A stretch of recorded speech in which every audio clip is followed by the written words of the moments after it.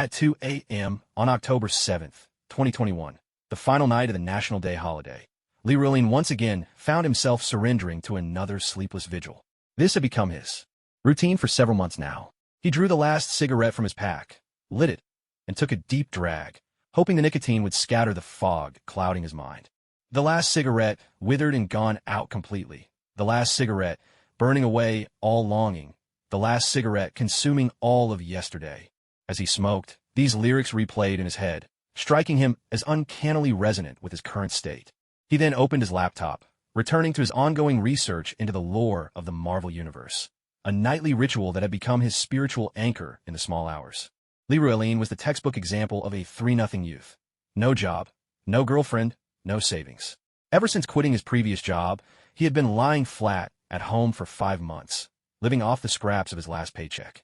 His days blurred together in a cycle of watching movies, reading novels, and catching up on comics, staying up until 6 or 7 in the morning before finally falling asleep, only to rise again at dusk. Day after day, the cycle repeated. He found solace in this simple, lazy happiness, believing that even a slacker's life had its own kind of contentment. Yet sometimes, he couldn't help but poke fun at himself. I really can't go on like this forever, can I? With a sigh, he scrolled through yet another article about Marvel's elder gods. That was when a sudden wave of dizziness crashed over him, his body listing out of balance. With a dull thud, his head slammed into the edge of his desk. Just before everything went dark, one last thought flickered through his mind. That's it. I'm going to drop dead right here. He even managed a bitter joke to himself. If he'd died from overwork at the office, maybe he'd have made the news and sparked public outrage over corporate exploitation. But here he was, jobless at home, passing out from binging all night, a fate that seemed entirely self-inflicted. He had no idea how much time had passed when, slowly, consciousness began to seep back in amidst the darkness. He felt a bone-deep chill, his eyelids glued shut, his limbs paralyzed, and even his breath coming in short, labored bursts. Panic gripped him. Had he been buried alive? Who could possibly hate him enough to do this? If it were true, if he really had been buried alive, this would be beyond absurd. Rage and terror mingled within him. All he wanted was to break free from this suffocating state. But before he could muster any strength, darkness claimed him once again. Between waking and dreaming, he dimly heard voices. Director, we're detecting a sharp spike in his vital signs. There are signs of consciousness. Hurry, don't slow down. We can't let him suffocate. In his heart, Lee screamed, help me. I'm suffocating. He could feel his body growing hotter, as if half of him were freezing cold while the other half burned, a torment beyond words. At last, he jolted awake, gasping desperately for air, realizing for the first time how precious it was simply to breathe freely, the suffocating and icy sensation of being buried. Alive made him acutely aware of the terror of death. Now, all he wanted was to live well and cherish every breath of air. Suddenly, he remembered a movie he once watched called Buried, starring Ryan Reynolds, the same actor who later played Deadpool. He was surprised to learn that Ryan had even been married to Scarlett Johansson, which made him think of Ryan as a real winner at life. It was said that an NBA superstar had once publicly declared he wanted to drink Scarlett's bathwater. This kind of gossip left him utterly stunned. Taking a few deep breaths, he began to examine the room where he had awoken. The space was spacious and bright, impeccably tidy, worlds apart from the shabby cabins he had stayed in before. He knew he could never afford such a luxurious place, which filled him with confusion. Just then, a sudden alarm sounded outside, immediately followed by a pleasant female voice broadcasting in fluent English. Attention all agents, emergency alert. Attention all agents, emergency alert. He stood frozen, his mind swirling with questions. Agents? Emergency alert? How'd he end up in a place like this? What shocked him even more was that, although his usual English was limited to hello, thank you, and goodbye, he could now understand the entire announcement perfectly, as if he had unlocked some cheat code in a video game. He stood up, noticing his point of view felt a bit strange, but he had no time to worry about that for now. He decided to go out and see what was happening. Opening the door, he found that instead of a hallway as he expected, there was an even larger room beyond. What he'd assumed were windows with natural scenery turned out to be projection screens, and the so-called sunlight was just artificial lighting. All of this made him feel as if he were trapped inside some kind of escape room game. Let's rewind to the day before, in the Arctic Ocean near the North Pole. A military truck crawled forward through the snowstorm, eventually stopping as it followed the signal light's guidance. 2 American soldiers climbed out of the vehicle, One held a signal light and asked, "Are you the backup for Washington?" The disembarking soldier shot back, "Who else would come out here? How long have you been at this post?" The soldier with the signal light replied, "I arrived this morning. It's already been 18 hours. The report came from a Russian oil exploration team." The other soldier pressed on. "So why wasn't it discovered earlier?" His counterpart explained, "Not surprising. The terrain here is always shifting. Do you have any idea what we've actually found?" The soldier shook his head. "No idea. Maybe it's just a weather balloon." The traffic signal soldier replied, "I don't think so. We don't even have any specialized excavation equipment." The soldier who had just disembarked asked, "When can we start the operation?" The signal soldier raised his voice. "You might not understand the situation here. We need a super crane before we can do anything." Then, the soldiers used laser cutters to carve a circular entryway into the ice and, following the zip line, descended into the wreckage of the crashed plane. Inside the cabin, thick frost had formed everywhere. A black soldier, flashlight in hand, carefully explored the scene. He stopped in front of a massive block of ice. After brushing away the snow from its surface, he finally saw what was frozen inside. Instantly, he cried out to his comrades, excitement ringing in his voice. "Lieutenant, you have to see this. Headquarters, patch me through to the colonel." A fellow soldier reminded him, "Sir, it's 3 in the morning." But he paid no mind, responding, "I don't care what time it is. He's waited long enough." As the beam of light traced over the ice, a shield adorned with red, white, and blue and marked by a 5-pointed star emerged from the frozen depths. At SHIELD headquarters in Washington, inside the Tri-Wing building, Coulson, known for his usual warmth and friendliness, could barely contain his excitement. He hurried to the director's office, knocked, and announced, "Director, it's Coulson. I have extremely important news." Nick Fury let him in. Unable to hold back, Coulson raised his voice, "Sir, we found him." Fury asked, puzzled, "Found who? Wait, are you saying?" Coulson, voice trembling with excitement, replied, "That's right. We finally found him. We just got confirmation from the front line. The man who led us to victory, the embodiment of the American spirit, Steve Rogers, has been discovered, although he's still trapped in the ice." Nick Fury shot to his feet, commanding, "Speed up the excavation. Bring him back to headquarters." Coulson replied at once, "Understood." Fury walked to the window, his voice low and resolute. "This world needs Captain America. We need Captain America. He slept long enough, and we've waited long enough." Coulson nodded. "I'll make arrangements right away." He was just about to leave when something occurred to him. Turning back, he said, "Director, there's one more thing. Besides detecting Captain America's life signs, the soldiers on site have also found another faint signal beneath the ice near the wreckage. They've already started digging. We suspect there may be another super soldier, frozen just like Steve." Fury couldn't help but blurt out, "What the hell?" Back in the present, he pushed open the door to find a group of agents in black suits and heavily armed soldiers standing guard outside, every face vigilant and alert. He was utterly bewildered. Who were these agents? And what was this emergency alarm all about? How could an ordinary person with mediocre grades suddenly understand English? While he was still baffled, a shout rang out by his ear. "Attention all agents.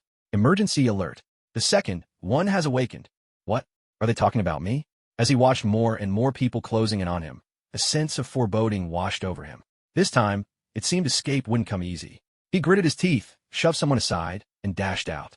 He had no idea just how fast he was moving. As he rounded a corner, he saw someone else running toward him, and that face looked strikingly familiar.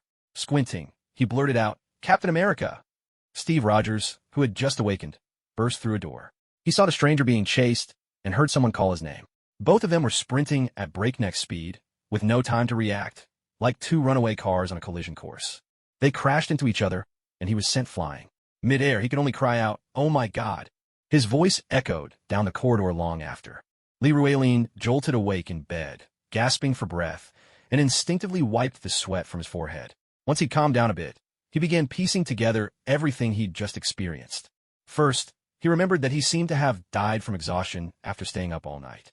Second, he realized that he must have crossed over into another world. Leroy looked down at his body and discovered he was now in the form of a woman, which only confirmed his suspicion. Next, he recalled the vision from his dream, the mysterious woman with green hair, who was likely his current identity. Fourth, in the dream, someone named Seth had referred to him as descendant. Leroy guessed that Seth was actually addressing the original owner of this body, and that he had simply possessed it by accident.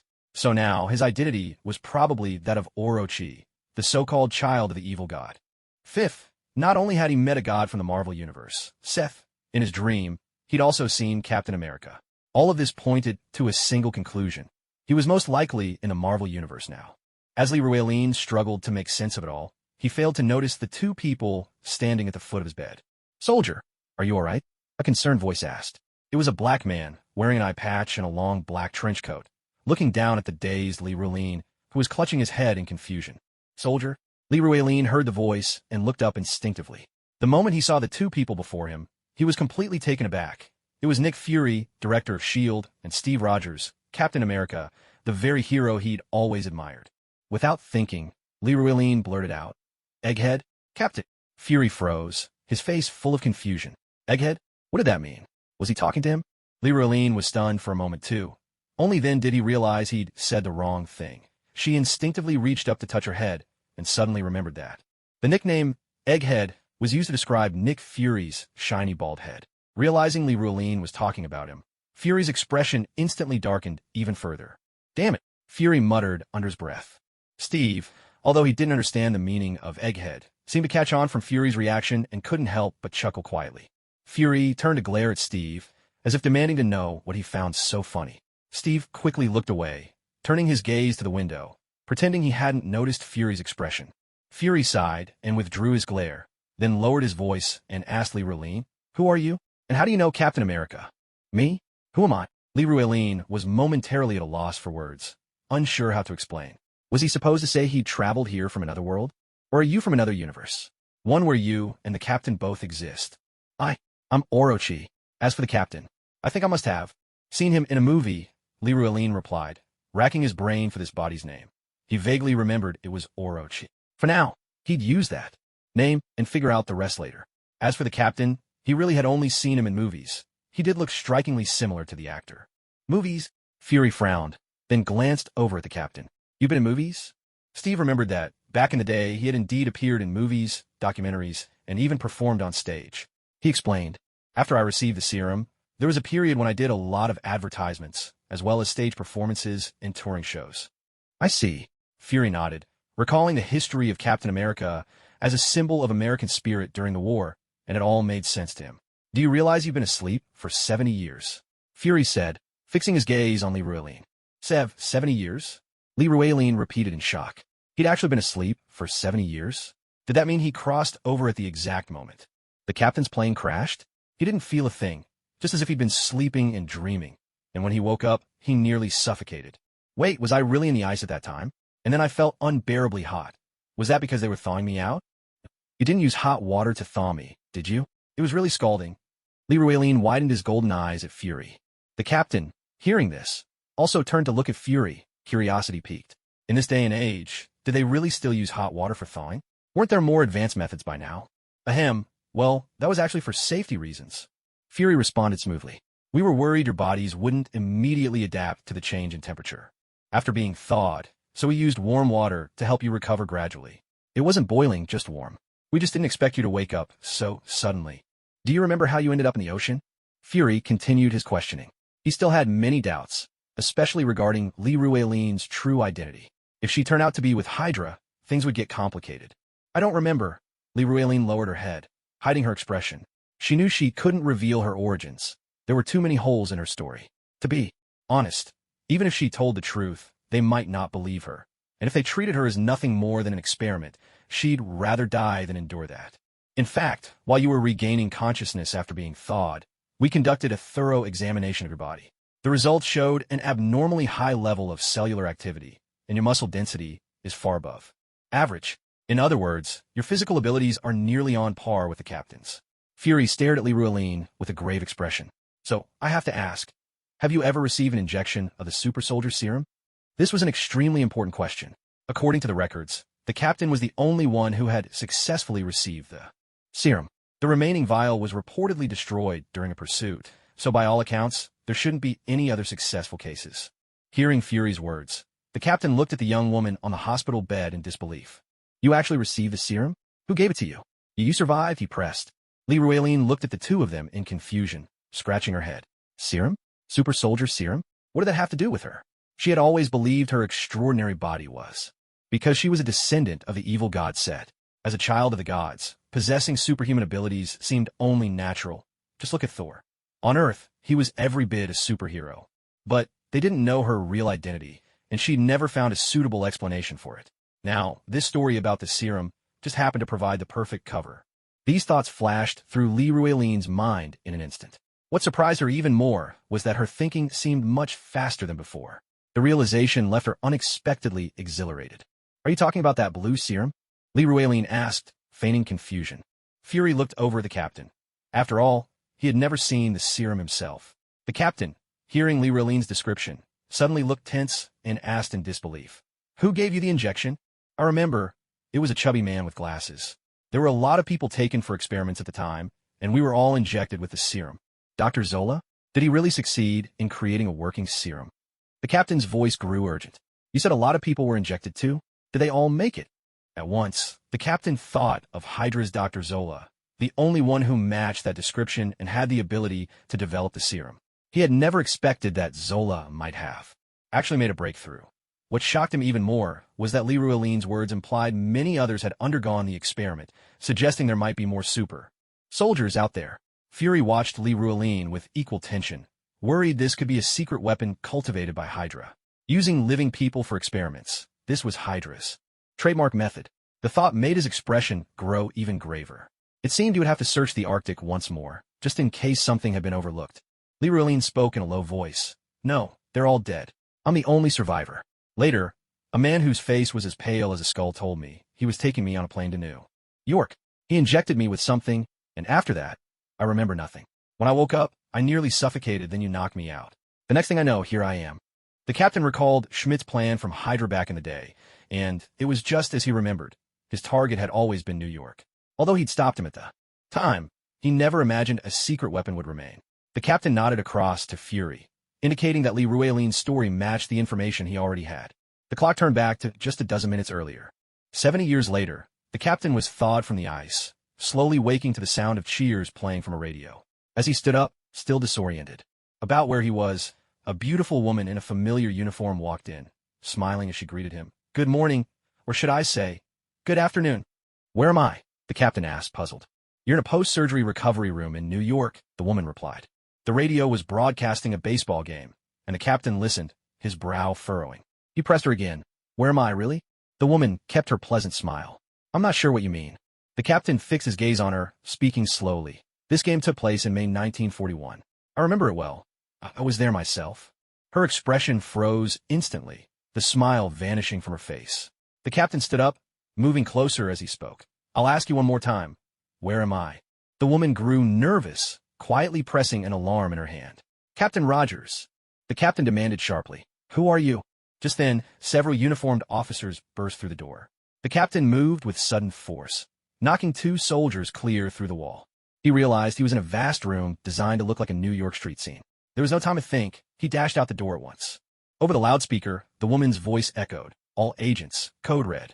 All agents, code red. The captain shoved aside anyone in his way, rounding a corner, only to find, across from him, a young woman in a t-shirt being chased by others. She saw the captain and shouted in astonishment. Captain America? The captain was somewhat puzzled. This person seemed to know him, and why was she running away as well? But because he was running too fast and the view around the corner was blocked, he had no time to react or dodge. The woman moved quickly too. Neither could avoid the collision in time. Get out of the way, the captain shouted. The next instant, with a loud crash, he barreled straight into the woman, sending her flying. There was no time to think. More and more people were gathering around. The captain strode forward, scooped up the unconscious woman from the ground, tucked her under his arm, and dashed toward the exit. He had no idea who she was, nor did he know where he himself was. Judging by her appearance, she was clearly being chased too, perhaps an ally, or perhaps not. Either way, he had to get out of there first.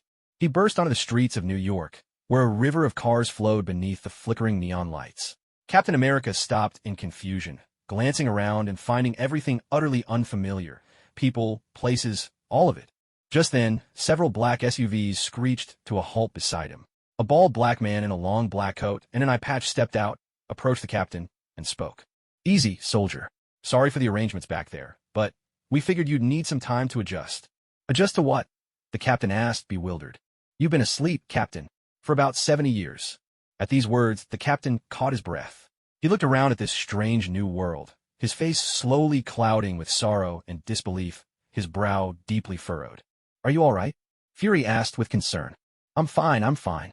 It's just, I had a date," Steve replied quietly, a glimmer of tears in his eyes. "Don't worry. We'll help you get used to this brand new world, step by step. I'm Nick Fury, director of S.H.I.E.L.D. A pleasure to meet you, Captain America." Fury introduced himself. "Hello, I'm Steve Rogers," the captain responded. "So, can you introduce this young lady with you?" Fury asked, pointing at the woman still tucked under the captain's arm, curiosity in his tone. "My companion? Actually, I don't know her," the captain said, glancing down at the woman and shaking his head. Fury looked even more perplexed. "You don't know her? Then why did you bring her with you while escaping?" The captain explained awkwardly. "I accidentally knocked her out back there, and she seemed to recognize me. Plus your people were chasing her too, so I thought I'd better get her out of harm's way." Fury gave a resigned smile. He understood. This was just like Captain America, upright and responsible as ever. "All right, let's head back first.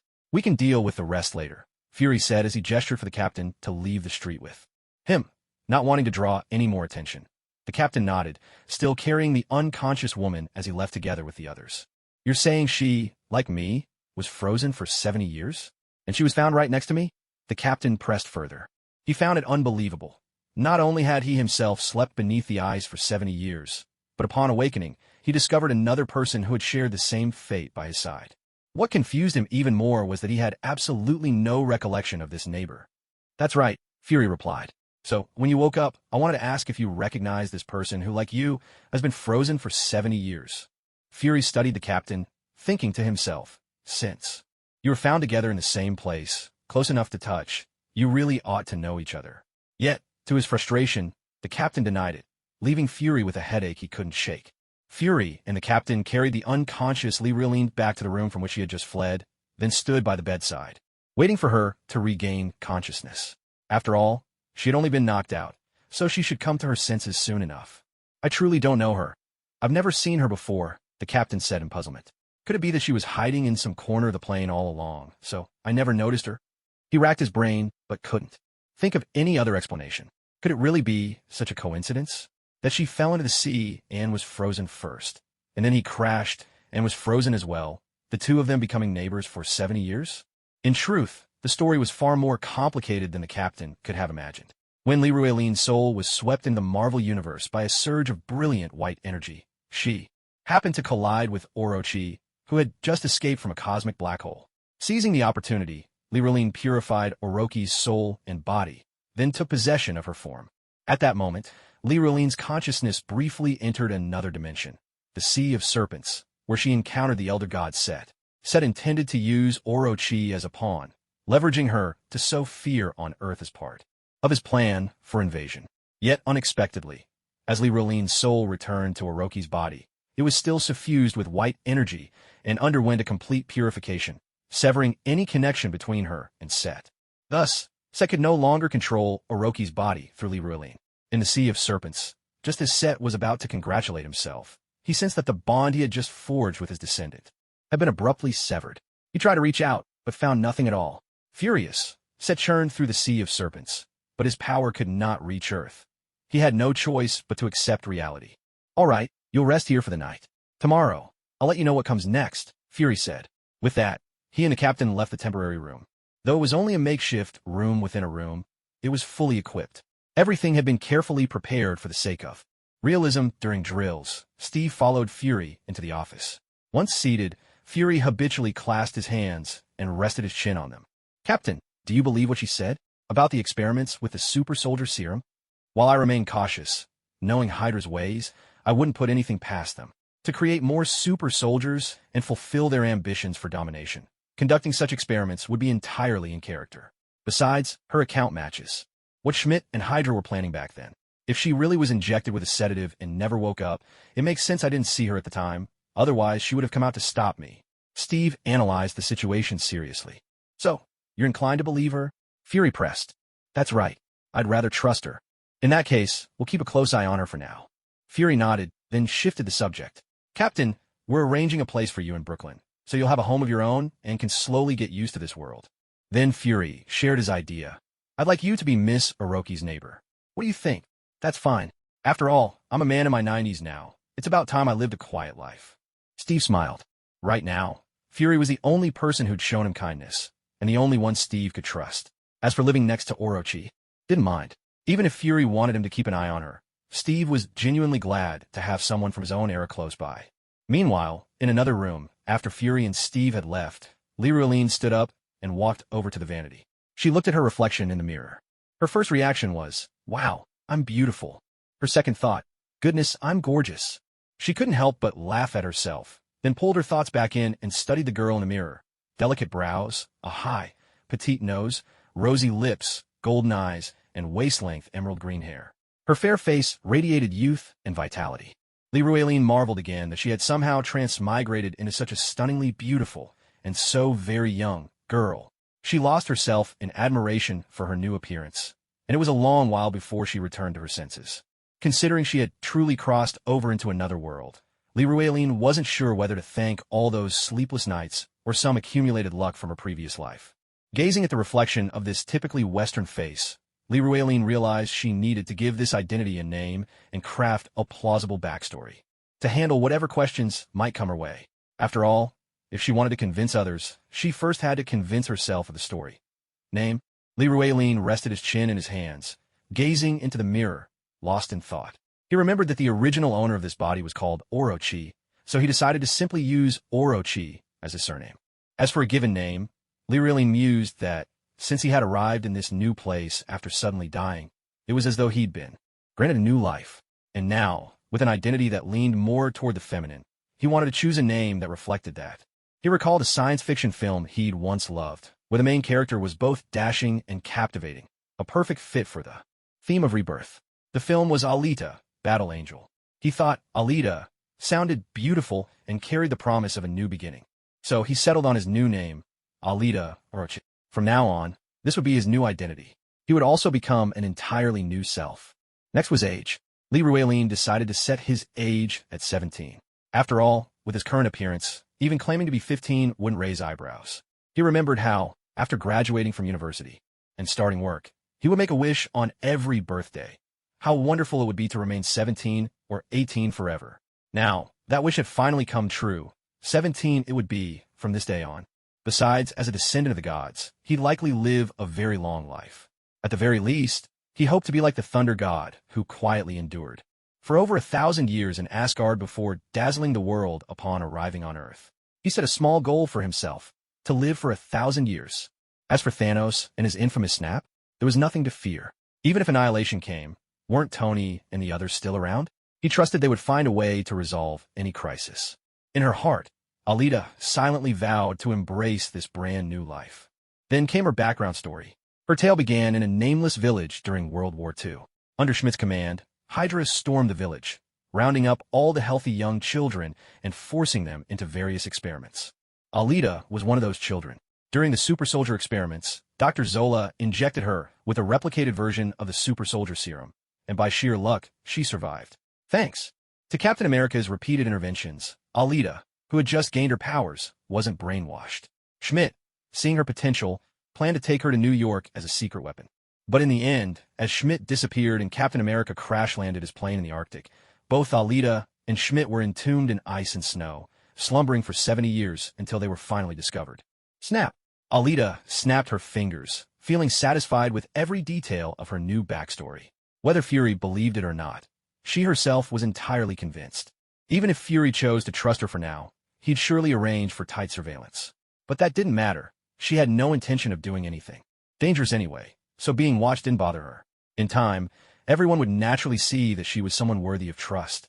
Alita recalled that she seemed to have met Seth before and had even been subjected to a mysterious power from him, something like a spiritual initiation. She closed her eyes, straining to remember what happened then, but all she could recall was an intense, searing pain, nothing else. This left her feeling unsettled.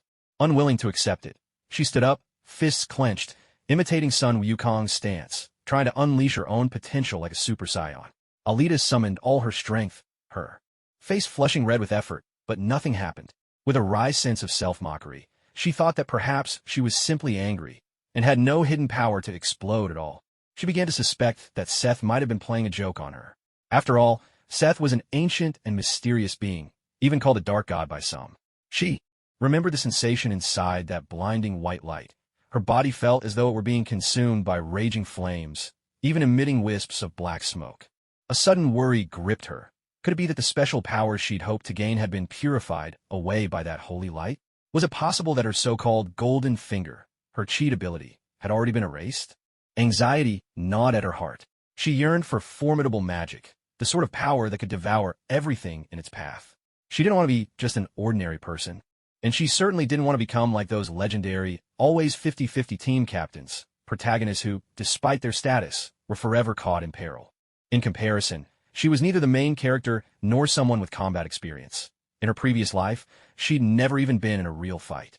If she had no abilities at all, how could she possibly defend herself when faced with an enemy? Taking a deep breath, Alita forced herself to calm down. She reminded herself that giving up was not an option. Deciding to try a different approach, she sat cross-legged on her bed, closed her eyes, and let her mind slip into tranquility, much like entering a meditative state. Gradually, as her thoughts became an empty canvas, a remarkable scene unfolded within her mind. She could see everything within 100 meters around her: the agents standing guard in the corridor, the busy people in the offices upstairs, the uniformed female agent she'd met before, and the pedestrians passing by outside the building. Whenever she wished, she could see or hear every move these people made. It was as if she had suddenly gained a new kind of extrasensory perception. In the language of the Marvel Universe, this was more or less telepathy. Alita realized that by focusing her mind, she had awakened her first special power, telepathy. Though to Seth, this ability might seem closer to psychic manipulation, for her, it was already a promising start. Telepathy was not only about reading thoughts. It could also influence others' minds, view, and even alter their memories. Thinking of this, Alita remembered the White Queen from the comics, and instantly found a goal and direction for developing her newfound power. The Elder Gods were the very first deities to be born on Earth. After the chaos and darkness of the Devourer War, only 4 of the Elder Gods survived. They were Gaia, Mother of the Earth; Set, the Emperor of the Serpent Seas; Ashtar, the Light of Dawn; and Chthon, Master of Darkness. Together, these 4 Elder Gods created the cornerstones of creation, each representing one of the 4 primal elements of the universe, and forming the fundamental structure of magic within the Marvel cosmos. Among them, Set is often called the Great Destroyer and the Serpent God. He is not only the symbol of water and the mystical serpent crown, but is also believed to be the first killer in Earth's history. In addition, Set is the progenitor of all monsters, lizards, dragons, and serpent people. Legend has it that he possesses 7 serpent heads, each ruling one of the 7 great oceans and giving birth to 7 offspring. Set's followers address him by 7 different names, each drawn from mythic serpents or dragons, symbolizing the 7 deadly sins and corresponding to his 7 heads. Set, the Egyptian storm god, wrath; Apep, the giant serpent of Egyptian myth, greed; Ophion, the serpentine deity of Greek legend; Sloth; Tiamat, the Babylonian goddess of the sea; lust; Latin, the sea monster from Canaanite myth, gluttony; Leviathan, the sea beast of Hebrew tradition, envy; Apocalypse, the great dragon, symbol of the end times, pride. Set's 7 children are Damballa, Sliggith, the dragon of the moon; Phorcys, Yamatano, Orochi, Tartessus, and Ishidi. Background story: the reason Orochi descended into the Marvel Universe. Set once conquered the United States of the Divergent Universe, Earth, 712, and sought to extend his dominion to Earth, 616. By taking control of the government's energy research agency, Project Pegasus, he brainwashed its employees and used a dimension cannon to gather serpent crowns from across different worlds. When a number of serpent crowns reached 777, Set would be able to cast a mighty spell, calling all the serpent crowns of the multiverse together. These crowns would then fuse into a single, colossal diadem, opening a gateway for Set, allowing him to return to Earth from his own dimension. The Thing, Spider-Man, Scarlet Witch, and Doctor Strange joined forces, using the Cosmic Cube to destroy the gigantic serpent crown and successfully banished Set from Earth. Afterwards, Gower selected 7 heroines to serve as brides for Set, and, manipulating the power of the Scarlet Witch, enabled Set's return to Earth. This time, Set was more formidable than ever, even managing to imprison his own sister, the goddess Gaia. Thor, fused with the God Eater, ultimately defeated Set. He severed Set's 7 heads and hurled each one into a different dimension, preventing Set's regeneration. In the universe of Earth, 9151, Gower, the mutated king of Lemuria, allied with Queen Lyra in an attempt to free Set from his dimensional prison. Their plan unfolded in 4 stages. First, to eliminate their archenemies, the Atlanteans. Second, to use drugs disguised as antidotes to transform humans into serpent people. Third, to gather every serpent crown across the multiverse and forge them into a colossal crown, allowing the serpent god to manifest in the real world. And finally, to seek out 7 new brides who would bear Set's offspring, children destined to be sent to other dimensions to continue their conquests. According to the Watcher, unlike on Earth, 616, the worst possible outcome came to pass on Earth, 9151. The key reason for this catastrophe was Thor's failure to persuade Adam to intervene. On Earth, 9151, Set killed the Thing and Doctor Strange in succession, as well as the Wasp, Beast, and Dr. Pym, along with other heroes like Iron Man, Hercules, and Mr. Fantastic. As Earth's mightiest defenders fell one after another, Set's power swept across the globe, transforming all of humanity into his serpentine slaves. Set went on to slay Doctor Doom and defeated Phoenix, Rachel Summers, Thor, and the Silver Surfer. In the end, Quasar, empowered by the Uni-Power and now Captain Universe, sealed Set within the eye of Agamotto.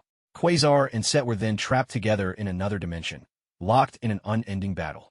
Set's offspring, upon birth, devoured their own mothers, absorbing and merging their powers, before venturing to other dimensions to continue their conquest, thus beginning the cycle anew.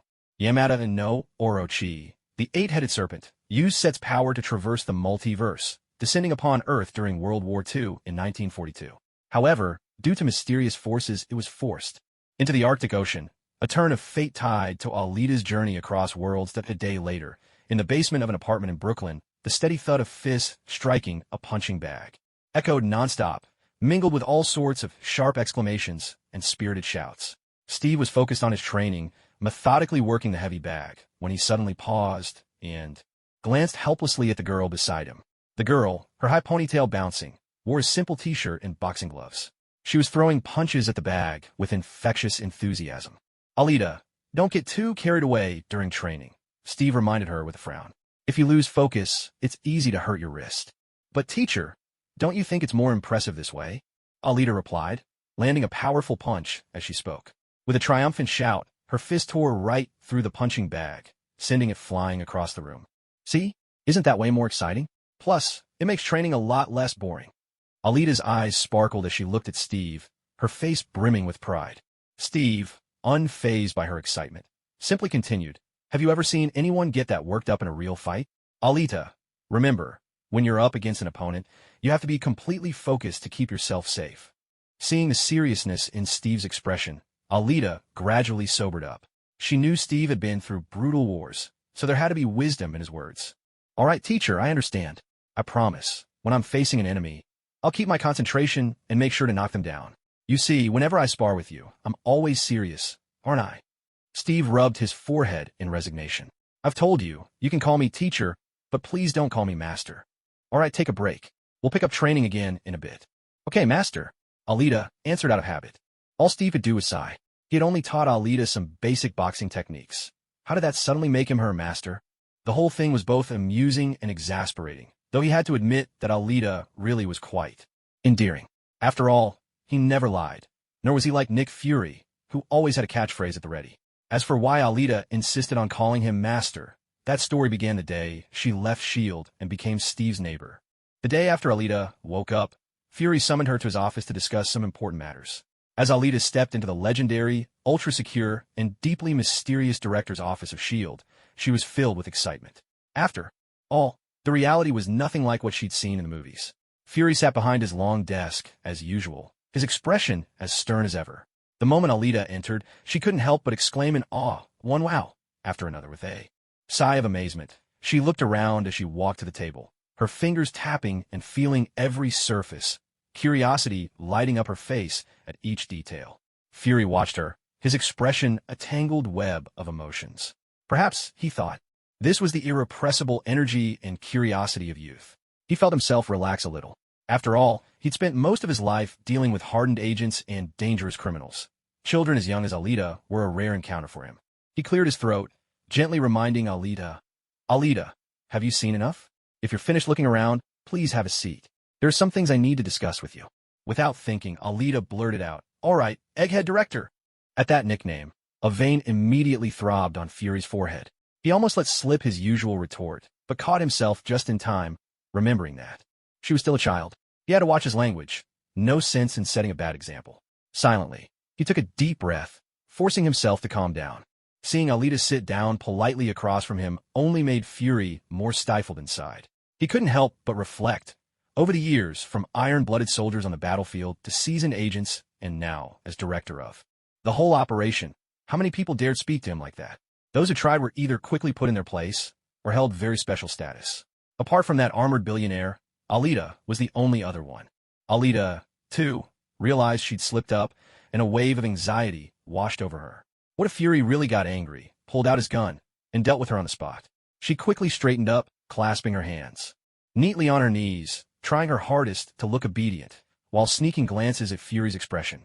Unfortunately, his face remained nearly unreadable, leaving her completely in the dark about his thoughts. After regaining his composure, Fury simply said, "From now on, when we meet, call me Director Fury. If that's too much, just call me Fury." Inwardly, Fury was fuming. How infuriating. Alita calling me that. It's terrible for my authority. But he had to keep up appearances as director. No point in losing his cool now. He continued, "Alita, we've arranged a place for you and the captain to live, right in Brooklyn. That's the captain's old neighborhood, too. From now on, you'll be neighbors, so you can look out for each other." How does that sound? Be neighbors with the captain? That's great. I have no objections. Alita responded cheerfully. She knew full well her situation was awkward now, and there was no way Fury believed the story she'd made up. Earlier, he would definitely assign someone to keep an eye on her and the captain. She also had no money, and her abilities were still undeveloped, so for now, she had no choice but to go along with their plans. Then a thought struck her. What if the one assigned to watch over them was Sharon Carter? Now she was a real beauty, living next to a gorgeous neighbor. That didn't sound so bad at all. I teased this thought. Alita suddenly realized a practical issue and hurriedly asked Fury, Director Fury, what should we do if neither the captain nor I have any money?" "Don't worry," Fury replied reassuringly. "S.H.I.E.L.D. will provide you both with a living allowance to make sure all your daily needs are met. If you have any other concerns, please let me know at any time." It was clear that Fury had already arranged everything down to the last detail. Once again, Alita expressed her gratitude. "No more questions. Thank you, Director Fury." Soon after, Alita followed a S.H.I.E.L.D. agent and took a car to her new apartment in Brooklyn. The captain had moved in the day before, but Alita was arriving a day late. When she reached the apartment, Alita heard the rhythmic sound of punches striking a sandbag coming from the basement and instantly knew Steve was training. After 70 years of slumber, Steve had awakened to a world where the fires of war had long been extinguished. He seemed a little lost.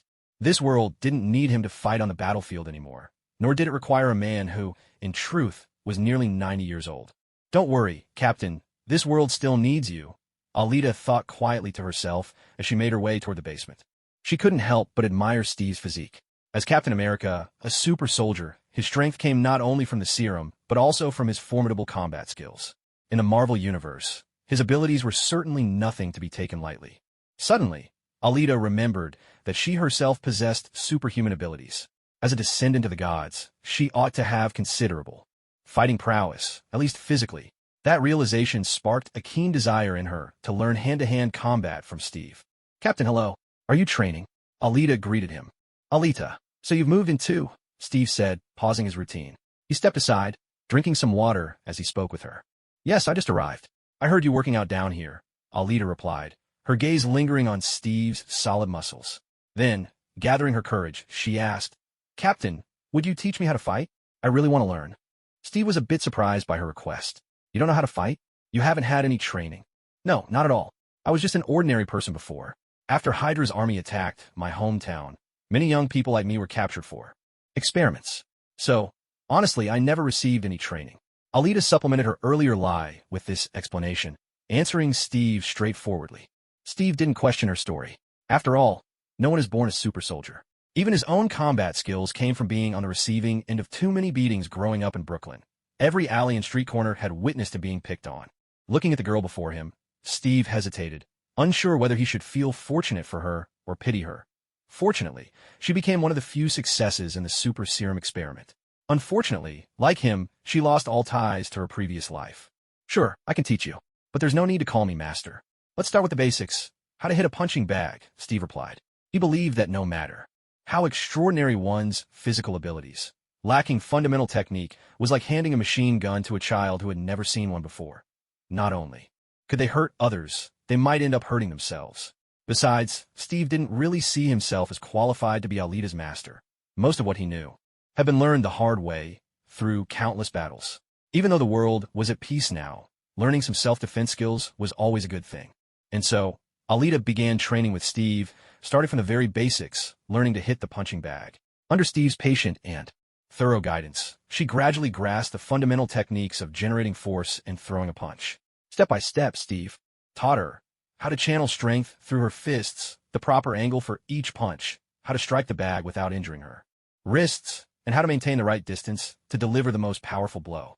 Every detail he shared with her without reservation. Under Steve's instruction, Alita quickly evolved from a total novice into a capable apprentice, able to work the punching bag with skill. This progress thrilled her.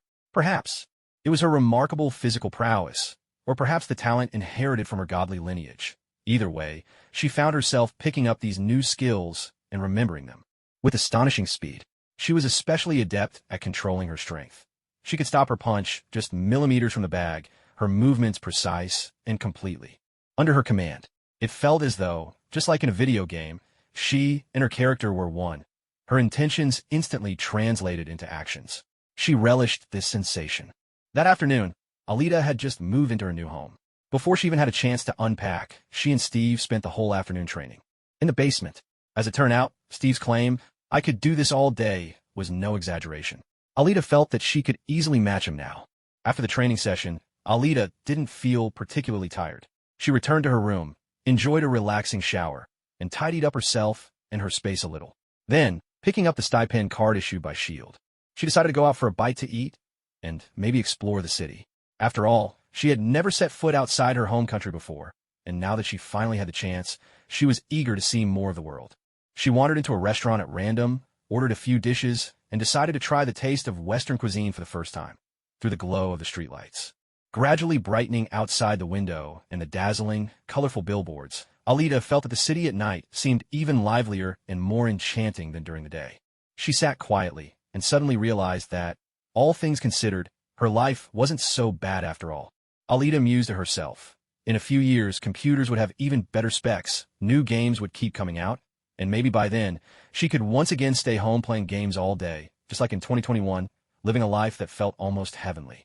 There was just one thing she still needed to plan ahead. How could she save up enough money for that? Meanwhile, in the apartment next door to Alita and Steve, Agent Sharon Carter was on the phone with Nick Fury, reporting the latest on her assignment.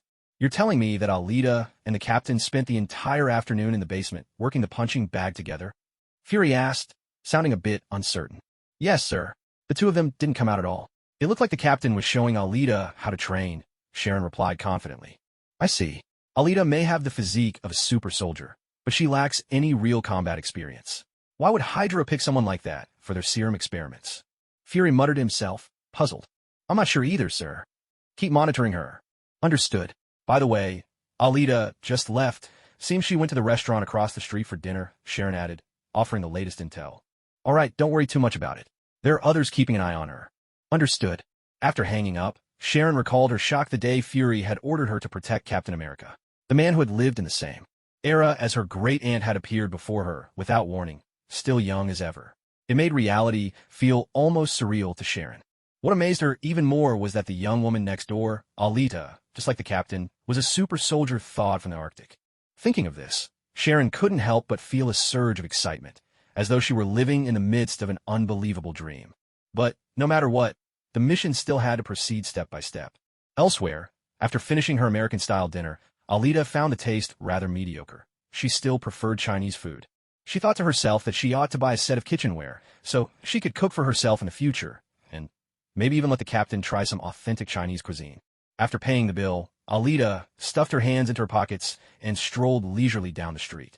It was still early, there was nothing much to do back home, and there was no way she was going to bed as early as 8 or 9 o'clock. The night, after all, belonged to night owls. As she wandered the streets, Alita suddenly remembered that New York, this world-famous city, didn't seem all that safe in the Marvel Universe.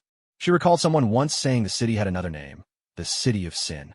Images from several movies and comics set in New York flashed through Alita's mind, giving her a keen sense of the city's complexity and air of mystery. New York, regarded as one of the most vibrant cities in America, is also known as the City of Sin. At its heart lies a place infamous, even among locals, Hell's Kitchen. Though it spans only 8 short blocks for outsiders, setting foot here means you might never make it out unharmed. Even in broad daylight, someone might silently approach, clamp a hand over your mouth, and drag you into a shadowy alley. Of course, don't get the wrong idea. They usually just want to borrow a bit of your money. When night falls, Hell's Kitchen becomes even more perilous. If you want to avoid getting shot or dragged into an alley for a forced loan, your best bet is to lock your doors and windows and stay inside. Yet, alongside the ever-present danger that haunts the city, there are a few superheroes who fight crime and strive to keep order. There's Daredevil, the symbol of Hell's Kitchen, and that wild mercenary in the red suit. Though, to be fair, he's not quite a real superhero yet. So, when night descends and New York is swallowed by darkness, criminals become bolder than ever. At this moment, Alita, lost in thought and admiring the foreign scenery, had no idea she'd already drawn the attention of several figures lurking in the shadows. Their eyes glinted with greed and desire. Unaware, Alita continued her solitary stroll, not realizing that her striking appearance had already made her a target. Suddenly, a black man stepped in front of Alita, blocking her path. Before she could react, she felt the cold tip of a knife pressed against her lower back. The burly man in the hoodie turned to his companion behind him and said, "Hey, Mike, this girl's really something." "Good evening, miss. Don't be afraid. We just want to have a little chat with you over there." Mike chimed in, pressing his knife more insistently against Alita's back to steer her toward a dimly lit alleyway nearby. What the hell? Am I being mugged? What do they really want? Alita's mind raced, her senses instantly on high alert. Meanwhile, an agent watching from a distance saw Alita being forced into the alley at knife point. He immediately reported in. "Sir, the target is being led into an alley by 2 suspects. Do we intervene? Is she resisting? Tail them. If the situation turns dangerous, move in at once to guarantee her safety. But if she can handle it herself, stay back." "Understood, sir." The directive came from Nick Fury himself. In truth, Fury had always harbored suspicions about this mysterious newcomer, Alita. If there were a chance to test her combat abilities, that would be ideal. But according to Sharon's report, Alita had only been practicing with the punching bag alongside the captain lately, which made him worry whether she truly possessed any means to protect herself. If anything really happened, the consequences could be troublesome. At first, Alita didn't sense the danger at all. It wasn't until a knife pressed sharply into her lower back that she finally realized what was happening. Instinctively, she raised her hands in surrender to the 2 people blocking her way. Though she felt deeply embarrassed by this, surrender was her most immediate reaction. After all, Alita had never encountered a life-threatening situation before. This was the first time in her life that she faced real danger, and she was completely at a loss. As a girl who appeared delicate and frail, she stood before 2 tall, unfamiliar men with no ability to resist at all. In fact, she hadn't even fully adapted to her new identity as a woman, which only added to her confusion. The man standing in front of her saw her raise her hands and burst into laughter. "Huh, you really are amusing. The more I see, the more I like you." The man behind her, named Mike, shoved Alita forward into a dimly lit alley. In that moment, Alita felt, with startling clarity, the immense gulf between this world and her previous life. She'd only been here for less than 2 days, not counting the time she'd spent frozen in stasis. She had assumed that after awakening, her strong physique would allow her to face anything fearlessly. She'd even thought to herself, with confidence, "I could take on 10 at once." But the truth was, she had absolutely no real combat experience and couldn't even manage the most basic improvisation. That sense of helplessness was deeply discouraging. It was like logging into a game with someone else's max-level character, only to find she couldn't even beat the lowest enemies, who wouldn't be mocked for that. Still, Alita recalled the boxing techniques she had learned from Steve that afternoon, and a flicker of confidence returned to her. After all, these were just 2 ordinary men. Could they really withstand a punch from her? Silently, Alita encouraged herself. "Just wait. You'll see what I'm capable of." From the outside, the alley looked pitch black, but in fact a few street lamps cast pools of light within. The 2 men pushed Alita under one of the lamps, forcing her to stand against the wall. "My God, Bowen, I couldn't see clearly from a distance before, but this girl is really beautiful," one of them exclaimed. "Ah, tonight's our lucky night." "Ha," the other replied, exchanging a glance with his companion, their laughter unsettling and predatory. "What exactly do you want?" Alita demanded, folding her arms across her chest while stealthily searching for an opening. In her mind, she replayed the boxing techniques, considering how she might knock one of them out with a single blow. She could only hope neither of them had a gun. Otherwise, she'd have to rely on this body's resilience to survive. Ironically, her delicate appearance only seemed to embolden the two men further, making them even more brazen. "Still need to ask what we want," one sneered. "Hey, little girl, you're so pretty. Aren't you afraid to wander alone at night in Hell's Kitchen? Do you think people like us aren't dangerous? Well, you're about to find out exactly what we want." Alita glared at them in fury, silently complaining. "How was I supposed to know this place is called Hell's Kitchen? I don't even know if I'm still in Brooklyn. Do you have a map? Can you show me where, exactly, Hell's Kitchen is? You jerk. Is it my fault I look good? I may be beautiful, but I'm not the source of all misfortune. Oh God, what kind of world is this? Do bad people really get to do whatever they want, snatching whatever catches their eye by force? If I really were a powerless girl, would tonight be the end for me? Huh, tonight you're the ones who are doomed. Not even Jesus could save you now. That's a promise." Alita kept her eyes fixed on the two men as they slowly closed in. She retreated step by step, settling instinctively into a fighting stance, feet apart, knees bent, fists clenched tightly. "Don't come any closer. This punch carries the strength of 70 years training. You won't be able to take it." The two men paused, exchanged a glance, then broke out into raucous laughter. "Haha, this is priceless. Did you hear that, Mike? She's threatening us. With that tiny frame of hers. 70 years of training? Did you catch that, Mike? 70. Ha ha ha.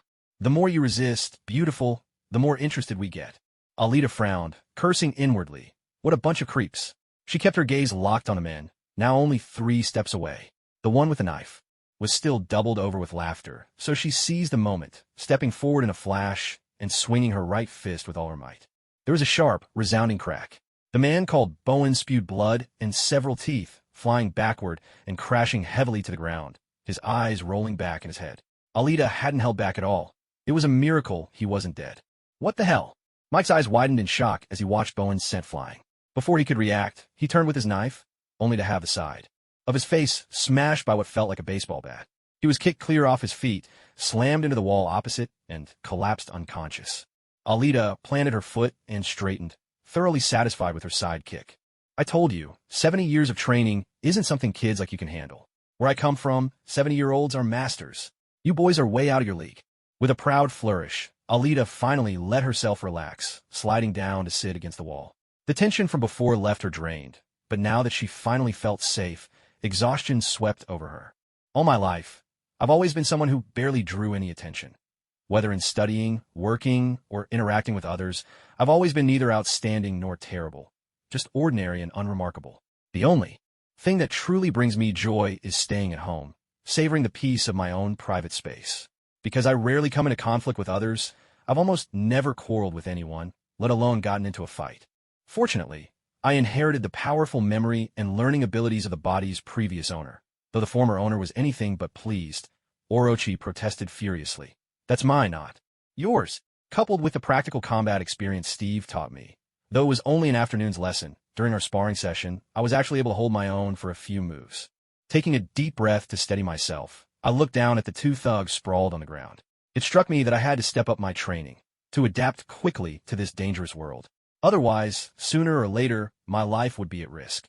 After all, if I want to take part in the major events looming on the horizon, strength is the bare minimum. Without it, I can't even set foot in the higher-level game, much less speak with those influential figures, let alone get to know the truly outstanding ones, my idols. Lifting my gaze to the night sky, I silently vowed to myself. From this moment on, it's time to say farewell to my old self. Whatever challenges await, whatever unknown adventures lie ahead, I must face them with courage. While I hope to always remain a kind person, I must also become much stronger. I got to my feet, brushed the dust from my clothes, and prepared to leave the alley. I had barely taken a couple of steps when, suddenly, a jolt of unease surged through me and a strange energy welled up from deep inside. At first, I thought my only ability was telepathy. After all, I'd tested myself several times since awakening and found I couldn't use any other magic. As for the devouring power that Seth mentioned, I couldn't sense it at all and suspected that the white pillar of light had completely erased it. Gradually, I'd let go of the fantasy of becoming a mage. But now, after knocking down Barwin and Mike, a miracle happened. Black magical energy burst out from within me, and my eyes shifted into crimson, feline slits. Magic swirled around me, coiling between my fingers.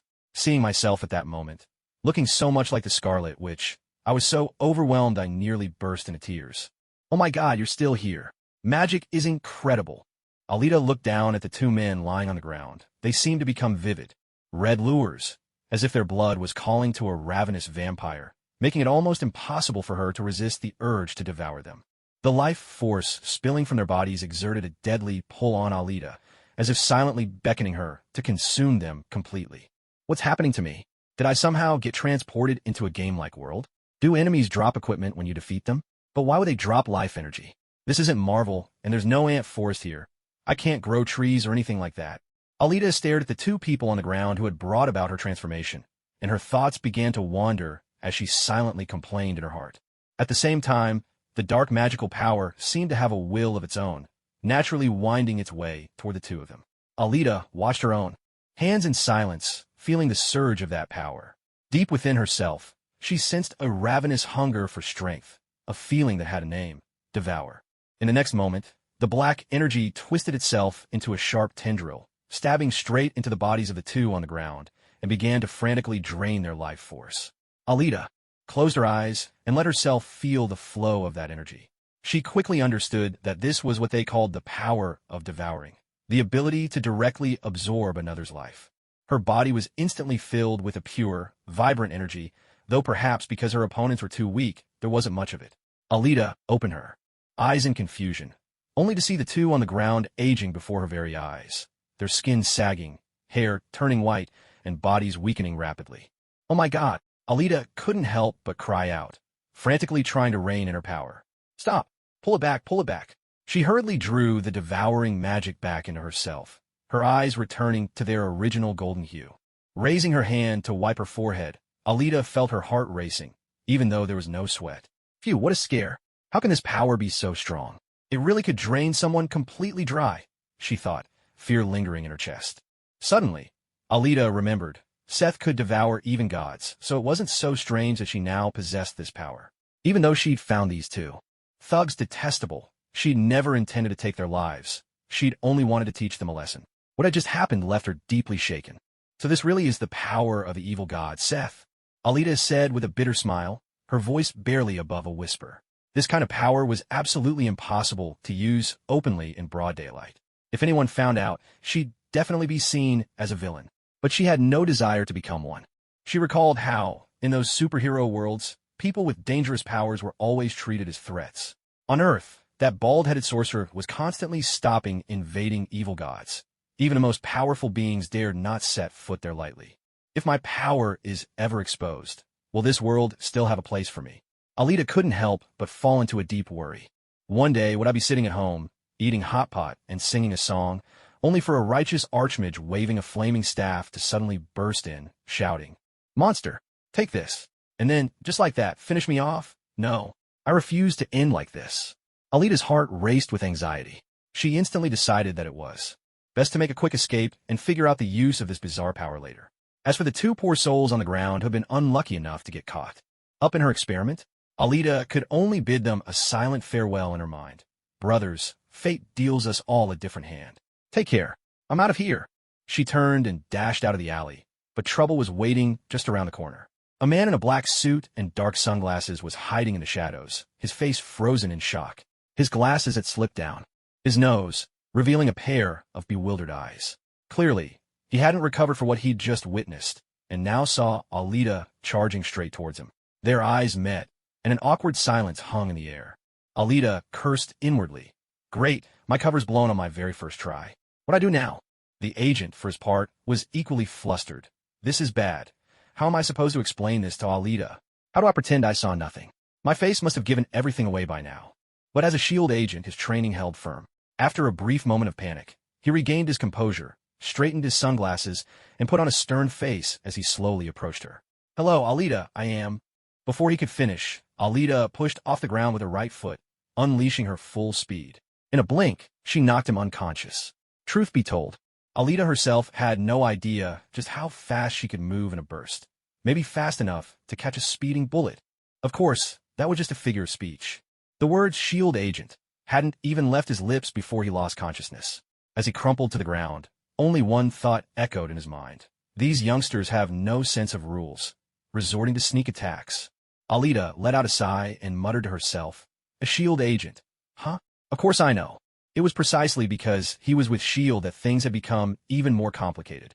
Anxiety churned in Alita's chest. She knew all too well, a power that could drain the very life from others would never be accepted by society, even if she tried to explain herself to Nick Fury. As a mutant, no one would believe she was one of the good guys. On the contrary, it would only bring more agents, one after another, tracking her every move. In this world, anyone with powers either ended up blacklisted by Fury or watched as part of his so-called Avengers initiative. For someone like her, with no connections and no one to vouch for her, there would be no real freedom. Only constant surveillance. After all, who could guarantee she wouldn't secretly harm others or break the law?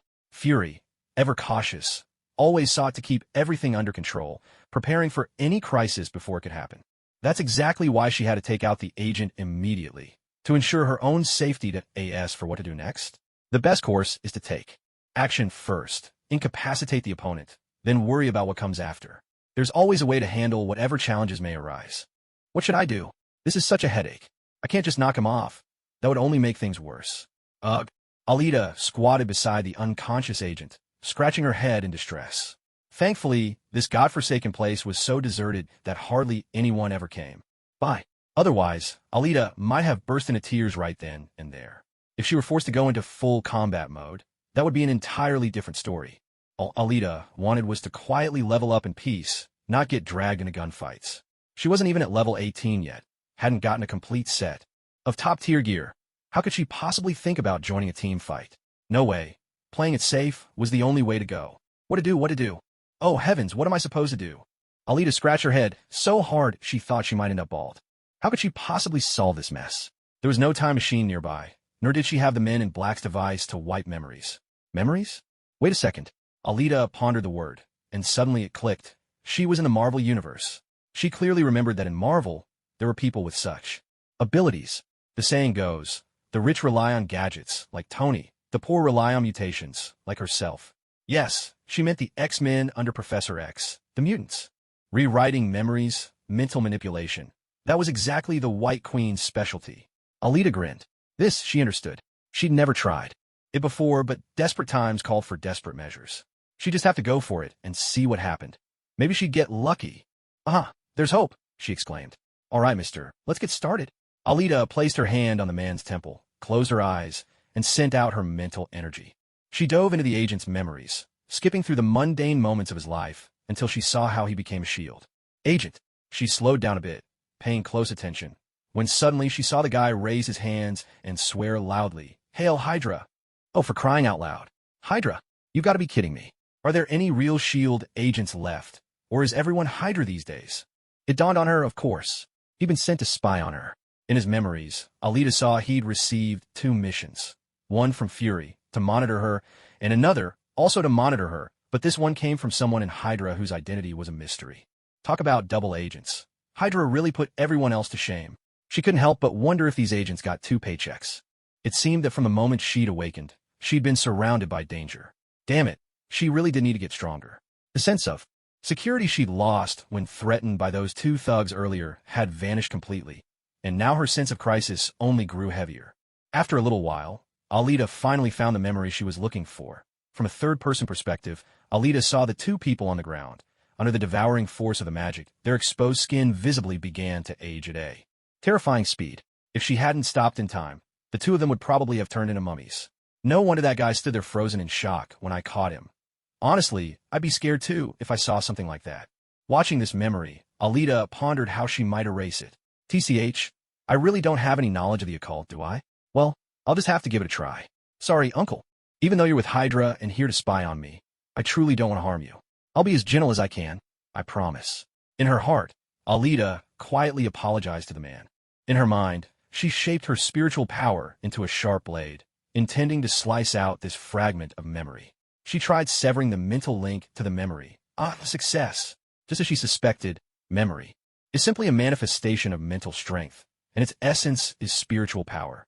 With enough control, A strong mind could easily carve through someone's memories, leaving behind irreversible damage. Alita shattered the extracted memory into pure spiritual energy, then reconstructed a new scene. He hadn't noticed her presence at all, and she simply walked past him. Next, she conjured up an image of the two thugs picking themselves up and staggering out of the alley together. They are all done. She felt a wave of exhaustion. So much had happened in such a short time. It was overwhelming. She quickly dragged the two men away and hurried home.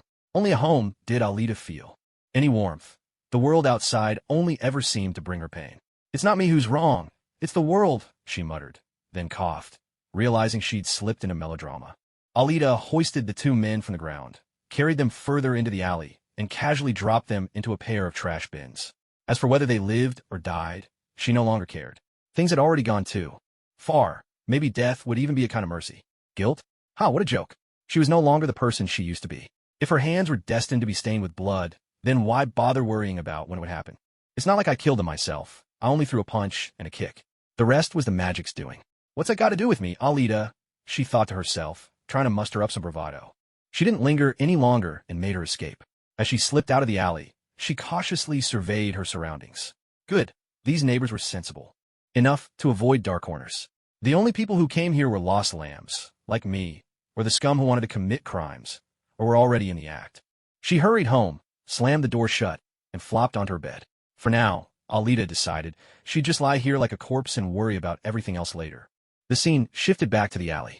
Several minutes after Alita left, the undercover agent lying on the ground slowly regained consciousness. After spacing out for a while, I glanced to the left, then to the right, unable to understand why I was lying on the ground. The back of my neck ached a little. Was I knocked out? I checked my belongings, but everything was still there. Then why did this happen? I racked my brain, tried to recall what happened before. I remembered following Alita inside, watching as she was cornered by two thugs. Just as I was about to step in and play the hero, I saw the two men go flying. Then I saw Alita sitting on the ground by the wall, lost in thought for a moment, before suddenly getting up and running right past me. The two thugs staggered to their feet, helping each other as they limped away. After that, my memory just goes blank. So how did I end up unconscious? The uncle wore a look of utter confusion. Right at that moment, my phone rang. It was Fury. How's Alita? Is she all right? She's fine, sir. At first, she didn't react, but when the two thugs tried to make a move, she sent them flying. Is that so? Got it. Anything else? Yes, sir. Alita seemed frightened. After taking down the two men, she sat on the ground, dazed for quite a while. She's already gone home. All right, understood. Fury hung up after that. He walked to the window, gazing out over Washington's dazzling night lights. After hearing the mission report and combining it with Sharon's intel, Fury decided to raise Alita's trust level by several degrees. At the same time, a new plan began to take shape in his mind. Alita had no idea that the bald director was already scheming.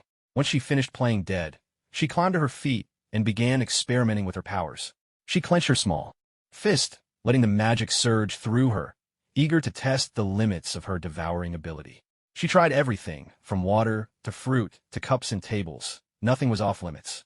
She soon discovered that she could only devour things that contained energy. Anything without energy remained untouched. Once she drained the energy from an object, it would crumble into a pile of ash. Take the apple in her hand, for example. She'd picked it up on her way back, specifically for this experiment. Alita insisted it wasn't because she wanted a snack. As the apple was enveloped in magic, its fresh life energy was drained away, vanishing into dust. Her own power grew, if only a little, just a tiny bit, really, since an apple didn't hold much energy and could hardly be counted. It was nothing like the obvious boost she felt after drawing life energy from a human. She'd once thought draining someone would leave them looking like a mummy, but that was far too naive. If she were to completely drain those two guys, there'd be no need to cover anything up. They'd simply turn to ash on the spot, leaving not a trace behind. Objects without energy could also be shattered by her magic, a force not to be underestimated. Reflecting on the night's events, Alita realized she needed to improve her strength as quickly as possible. She'd spar with Steve during the day to gain combat experience and hone her magic at night. Wait, hone her magic? Alita, holding another apple and about to take a bite, looked at the fruit in her hand and thought back to those two thugs in the alley who had dared to rob her. Suddenly, a bold idea sparked in her mind. In New York, there's a shortage of everything, except criminals. She walked over to the window and gazed out at this new world. In a soft murmur, she whispered, "Scum of Hell's Kitchen." Are you ready to welcome your new queen? Time, 3 a.m. Place, a dimly lit street in Hell's Kitchen. Characters, a couple, 3 gangsters. This was Alita's 4th night moonlighting as a superhero in New York's shadowy underworld, ever since that daring notion first took root. These past nights, she slept by day and roamed by night, using her magic and telepathy to slip past S.H.I.E.L.D. agents and sneak out. Not to dispense justice, well, not exactly, but rather to hone her magical skills. To prepare, Alita had spent an entire day making arrangements. First, she told Steve she'd be coming by every afternoon for training, mostly combat practice, to gain some real-world experience. After all, Steve wasn't on any missions yet and had time to spare. When Steve asked her why she preferred afternoons, Alita replied, "I just can't get up in the morning. I want to sleep in." She really did need her rest. After all, if she was out all night on the prowl, she'd have to catch up on sleep the next day, or she'd never have the energy to spar with Steve. Next, she stopped by various clothing stores along the street, searching for the right tools of her new trade. She settled on a long, fitted black trench coat with a generous hood. Why black? Alita admitted she would have liked to wear red, but Wanda had already claimed that color's copyright. If she wore red, wouldn't she just look like a knockoff? How could she create her own unique persona, her own legend? Besides, her magic was black in color, so if she couldn't copy, she'd compete instead. The Scarlet Witch versus the Dark Queen, Alita thought with a flourish of adolescent bravado. Her outfit was entirely black, a long trench coat, a black t-shirt underneath, sleek black jeans, and a pair of high-heeled combat boots. Although she knew she was beautiful and had a great figure, Alita couldn't help but feel a little embarrassed about dressing up like this.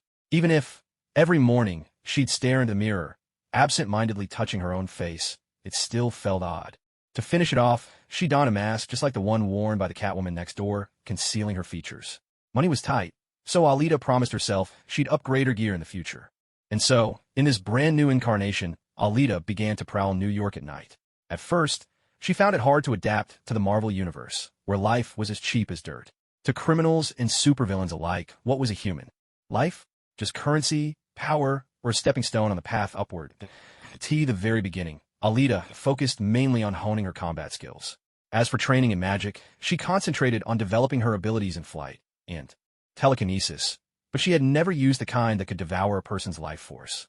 Yet, only after delving into the depths of darkness did she truly realize just how black the human heart could be. The endless stream of criminal acts and their methods relentlessly shattered Alita's worldview, overturning everything she had imagined. This was Hell's Kitchen, a place where the law held no sway and police didn't dare enter, a living hell on earth. Those criminals, who flouted all laws and had long since sunk into depravity, revealed their darkest selves without restraint right before Alita's eyes. She witnessed a thug pull a gun without hesitation during a robbery, blowing someone's head apart. In nameless alleys, young women met tragic ends, their corpses a silent testament to the cruelty around her. Alita was filled with fury and hatred at these sights. This, she realized, was the brutal reality of the world. If you're unarmed, if your heart is too soft to pull the trigger, then you'll be the one lying lifeless on the ground. And the one left standing won't feel the slightest remorse. Instead, they'll laugh loudly and mock you as you die, never regretting their actions or feeling grateful for the mercy you showed. In that moment, Alita found herself deeply admiring Batman, Spider-Man, and Daredevil, the superheroes of Hell's Kitchen, for their unwavering commitment to justice. She wondered if she could ever measure up to them. After stopping a robbery, busting up some drug dealers, catching car thieves, and getting caught in the crossfire between 2 rival gangs, Alita finally reached her limit and began to use her devouring magic. For those irredeemable scum who showed neither remorse nor fear, perhaps it was better that they vanished from this world.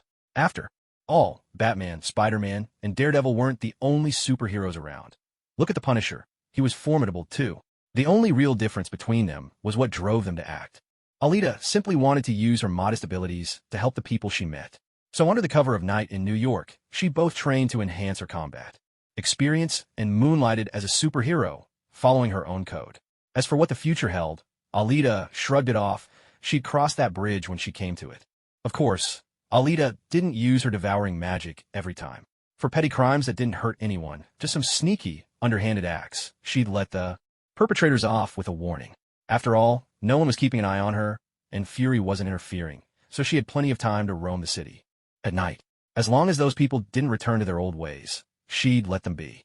But if they did, It was only a matter of time before they crossed paths with her again.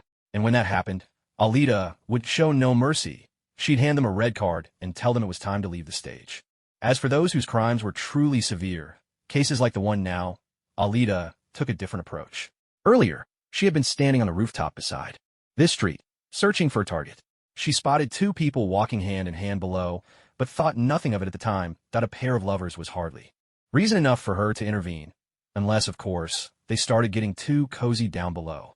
In that case, Alita would simply say, why not just go home? Then she'd suddenly appear, scaring them off. Don't ask why Alita was so good at this. The answer was always the same.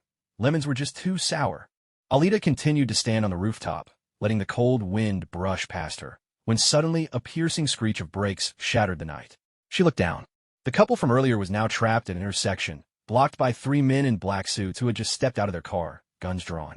Orvin, you're not getting away. This is our turf. Look at you now. Not only are you doomed, but you're dragging your woman to hell with you, one of the men sneered. The man named Orvin, whatever he had done to deserve this, was now being hunted by these gangsters. He clung desperately to his girlfriend's hands, begging the man who spoke, please, if you let her go, I'll go back with you willingly.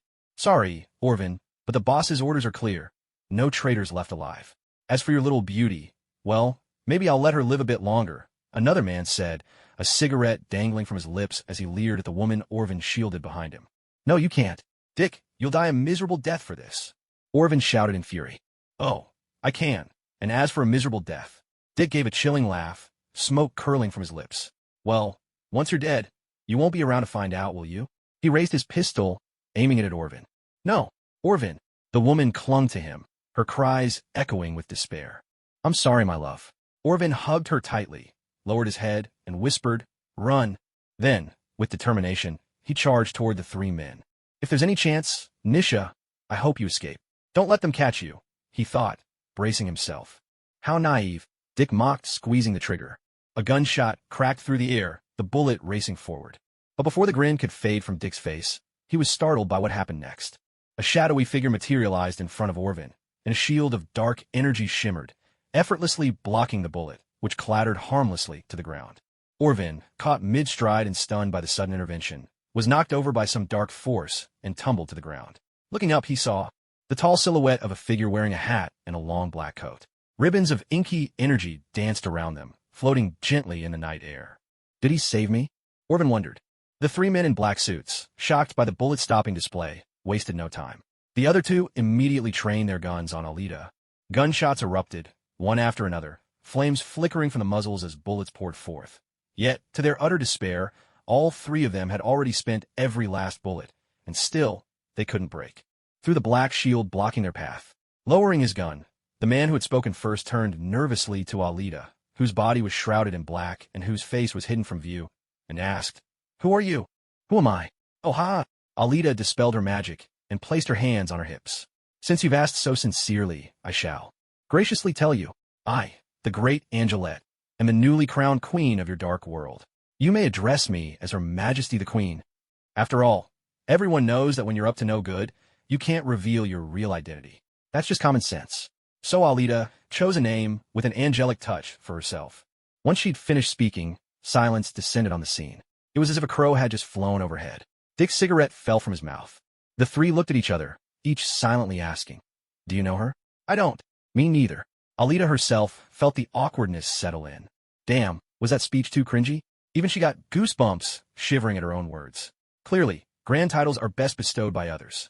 Proclaiming them yourself just feels wrong. This is a matter for our gang. You'd better stay out of it. Otherwise, our boss won't let you off. After a moment, the leading man broke the silence. Since he had no idea how this mysterious woman had stopped the bullets, he tried a threat, hoping it would rattle her. Otherwise, they'd have no choice but to run. Or else what? You make me wish I were dead? Sorry, but I really don't care. Alita replied with utter indifference. What was there to fear? If she couldn't win, she could always escape. As for the three of you, I'm afraid I have to apologize. Today, I'm going to go on a killing spree. Dick, I promise you, you'll meet a terrible end in front of Owen. Alita's fury toward Dick meant she had no intention of holding back this time. The three men froze at her words, especially Dick, who spat out a curse. Damn it. He hastily swapped in a fresh magazine and fired at Alita once more. The other two, following his lead, began to back away slowly toward the car, planning to make a quick getaway.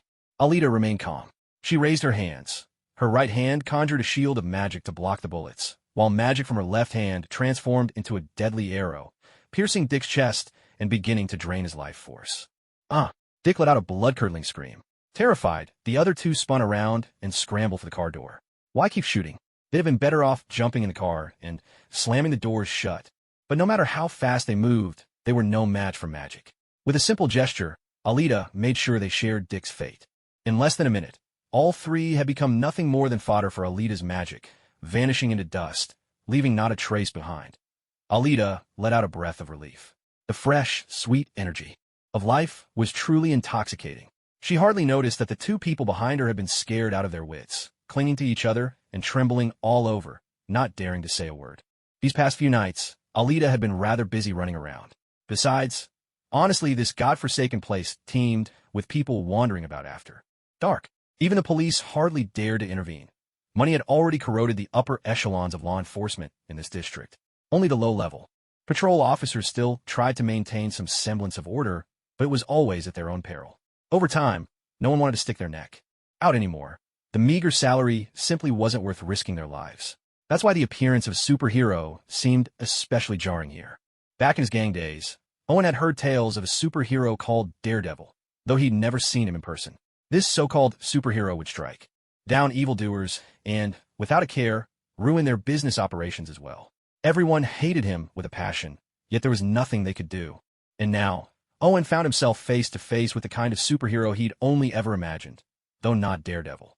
He couldn't help but wonder, is it always this violent, or, sinister, when superheroes save people? Watching those three men dissolve into nothing with agonized screams, while their tormentor looked on in rapture, Owen couldn't help but think, is this really a superhero? Even our boss isn't as ruthless as her. Clad entirely in black, her figure tall and commanding, her voice melodious. If she hadn't spoken, you wouldn't even know if she was a man or a woman. That wild oh-ho-ho laughter, and the self-styled title of Queen of Darkness, only made her seem more unhinged to Owen. He was grateful to have been saved, of course, but the unknown is always frightening. If she had suddenly appeared, fought the three men in a straightforward brawl, and knocked them down, or even whipped out a submachine gun and opened fire, Owen wouldn't have been nearly as terrified. But this? Deflecting bullets, standing stock still as she reduced them to dust, then looking positively enraptured afterward, Owen clung tightly to his girlfriend, praying that this benevolent queen who had just saved them wouldn't turn on them next. Alita put away her magic and turned to face the two shivering figures behind her. It's over now. There's no need to be afraid. I've taken care of the bad guys for you. She assumed they were merely frightened by the three gunmen. After all, if Alita hadn't shown up, Owen would now be lying dead on the ground. And who could say what terrible fate would have befallen the beautiful woman with him? That was precisely why Alita despised Dick so much. If he had just shot them, dead outright, well, that would have been one thing. At least it would have been quick. But to do evil in this way, sorry, then go confess your sins in hell. Completely unaware that she was the very source of the couple's fear, Alita felt a quiet pride within herself. She had helped someone once again. Thank you so much for stepping in and saving us. We're really grateful. Owen didn't dare lift his head, mumbling his thanks while keeping his eyes down, just like his girlfriend. Why won't you look at me? Am I that frightening? Alita asked, confused. No, not at all. We're just too overwhelmed. Owen stammered, flustered. Alita frowned. Were they actually afraid of her? But why? Hadn't she just saved them? She turned, puzzled, and looked back at the empty street behind her. Oh, so it's my power that scared them? Damn, is this ability truly so sinister? The moment I use it, the way it devours everything really does make people wonder if I'm some dark sorcerer or occultist. But I swear I'm not an evil god. Sure, this devouring power is a bit terrifying, but do I really give off any wicked vibes? Look at the magical energy in my body. How clean, how pure. And this angelic face? Oh, right, I'm wearing a hat and mask. They can't see that. I'm a good person. Really, you have to believe me. Alita insisted, trying to set the record straight to the two still sitting on the ground. Alita thought to herself, black is just my disguise, turning people to ashes. Well, that's what I call purification. Yes, you're a good person. Otherwise, why else would you have come to save us? Owen quickly nodded in agreement. Alita sighed, lost for words. She glanced down at her dark, edgy outfit. Forget it, there's no point explaining. This is exhausting. You two take care of yourselves, she said at last. Energy surged around her, and with a wave of dark magic, Alita lifted off the ground, soaring swiftly into the night sky until she vanished from sight. After a while, when the silence hung heavy, Owen finally opened his eyes and looked at the spot in front of him. There was no one there. He glanced up. Only a car with its door left wide open. Headlights shining through the night. Scattered on the ground were countless empty shell casings and 3 handguns, all out of bullets. Stark proof that what just happened was no dream. The whole street was silent now, just Owen and his girlfriend alone in the emptiness. Quickly, Owen grabbed his girlfriend and hurried away, not daring to look back as they disappeared down the street. As for what fate awaited them after this, who can say? Meanwhile, Alita was flying home, the cold wind stinging her face, a look of discontent clouding her features. Even though she had learned to fly and usually found joy in soaring through the air, drifting leisurely above the city, tonight she felt none of that happiness. She liked to imitate Batman and Spider-Man, standing atop the rooftops, gazing down at the world below. Just like Iron Man's first flight, testing his own limits, Alita also gave it a try. Though she didn't end up covered in frost, she still remarked, "It's too cold up there. Not really a place for a delicate girl like me." Even though the divine body of her kind was immune to ordinary heat and cold, she was, after all, human in her previous life, and psychologically, the chill still made her shiver. But today, the fear shown by Owen and the others put her in a foul mood. She never expected gratitude for saving people, but their fear of her was something she simply couldn't tolerate. It made her feel like some kind of villain. How was she supposed to take that? What if it shattered her confidence? Would they take responsibility for that? Seriously, when Alita got home, she slipped out of her black outfit and changed into something more comfortable for lounging around the house. With a can of ice-cold cola in hand, she settled onto the sofa and began to reflect on everything she'd gained in the past few days. First, she carefully felt the magic coursing through her body, abundant and powerful. She could fly circles around New York without breaking a sweat. Then there was the surging vitality within her, which not only boosted her endurance, strength, and stamina, but also elevated her healing abilities to an entirely new level. It was no wonder that the old god Set was the first to become a killer. By devouring the power of other ancient gods, he grew ever stronger. Alita mused that if she were to absorb the power of a god, or perhaps the life force of all beings on Earth, she might ascend to Set's level herself, becoming the planet's sole deity. Why would she ever fear shield surveillance then? Or worry about Thanos invading in the future? She could just swallow him up and be done with it. Oh ho ho ho. Alita reveled in her own fantasies. Suddenly, she snapped back to reality. Wait, why do I sound like a supervillain? Am I actually turning into an evil god? What if the Ancient One comes knocking at my door? Alita wiped the cold sweat from her brow. Phew. Thankfully, she had been purified by that pillar of white light. Now, her body was like a beacon of holy energy. Any trace of darkness that entered her would be transformed into pure magic. The magic she wielded now was akin to white magic. Still, because her current form was descended from Set, her power sources had to be drawn from Set's dimension, the Sea of Serpents, and from Set himself. Much like how Wanda channeled Chthon, the Ancient One borrowed from Dormammu, or Strange drew upon the Vishani. The difference was whatever entered Alita's body would take on her own essence. Set, for his part, would probably cry out, "You thief! You swindler! You broke my heart!" Alita retorted, "Hey, this wasn't my choice. The Pillar of Light did this." She patted her chest in relief. Even if, from head to toe, her magic and powers looked every bit the part of a dark villain or evil god, her aura still radiated righteousness. There was no need to worry about unwelcome visits from the Ancient One. What Alita didn't know was that 70 years ago, when that cosmic black hole first opened, an Orochi, the descendant of a dark god, shrouded in a sinister aura, arrived in this universe. The Ancient One at Kamartaj sensed it immediately. Although Earth's magical barrier kept out those mighty demon gods, it couldn't completely block their magic from seeping through, nor could it prevent lesser beings from slipping in. Because Orochi came from another multiverse and wasn't particularly powerful, he managed to slip past the defenses without being stopped. The moment Orochi was purified, his soul seized and cast into the sea, the Ancient One drew a fiery portal and appeared on the scene. But since she could no longer detect any trace of darkness, she simply took a look around and left. In hindsight, it was a stroke of luck. Otherwise, the Ancient One might have swept everything away. Alita thought to herself that, from now on, she'd better keep a low profile, use her powers sparingly, especially the power to devour, and if she had to use it all, she'd do so in secret. For the next few days, Alita operated by night and lay low by day, acting as a vigilante, robbing the rich to help the poor. Well, to be precise, robbing those she'd just knocked unconscious and using their money to help herself, the penniless one.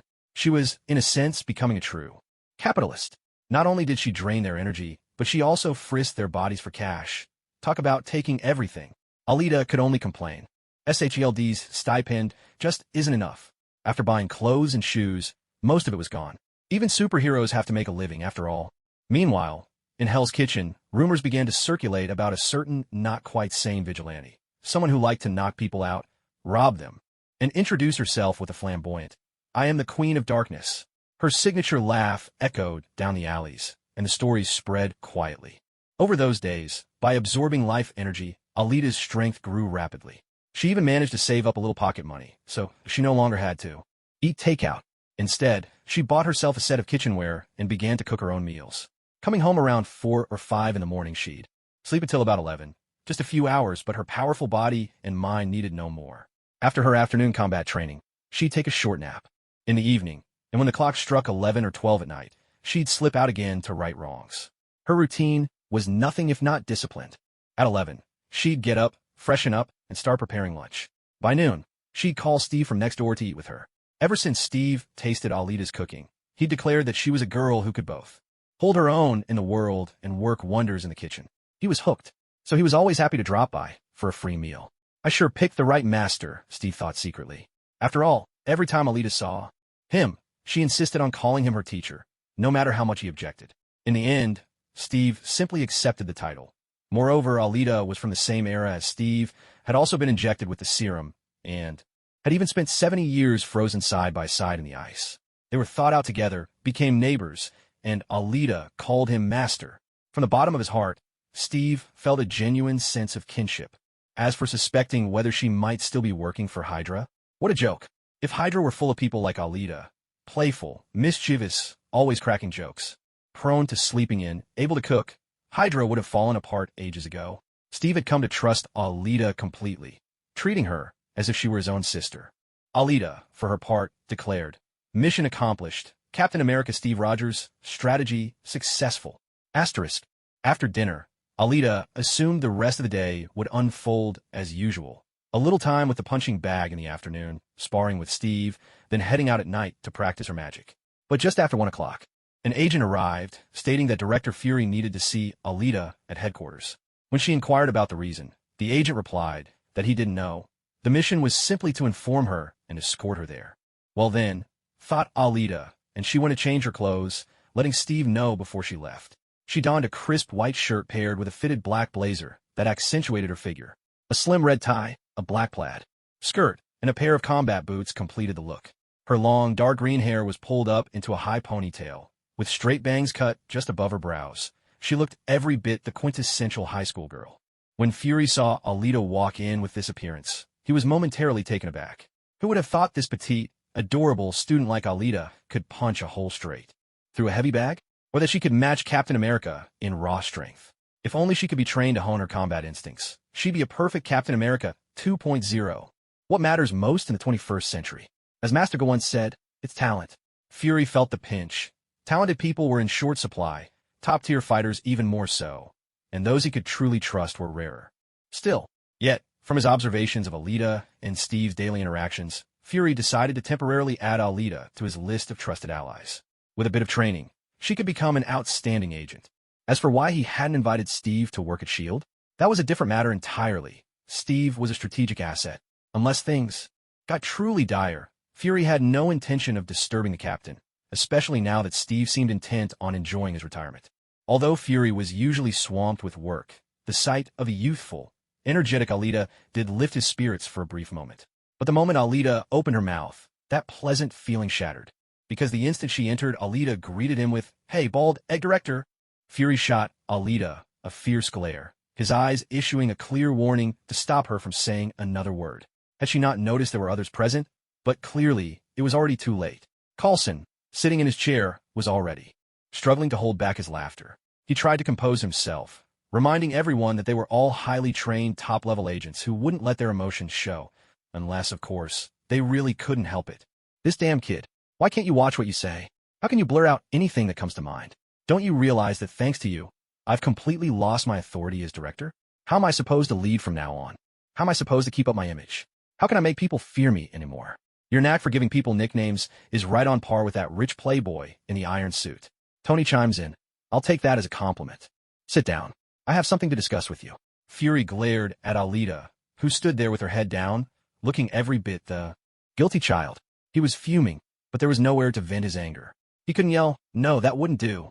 And as for hitting her, well, he might not even win.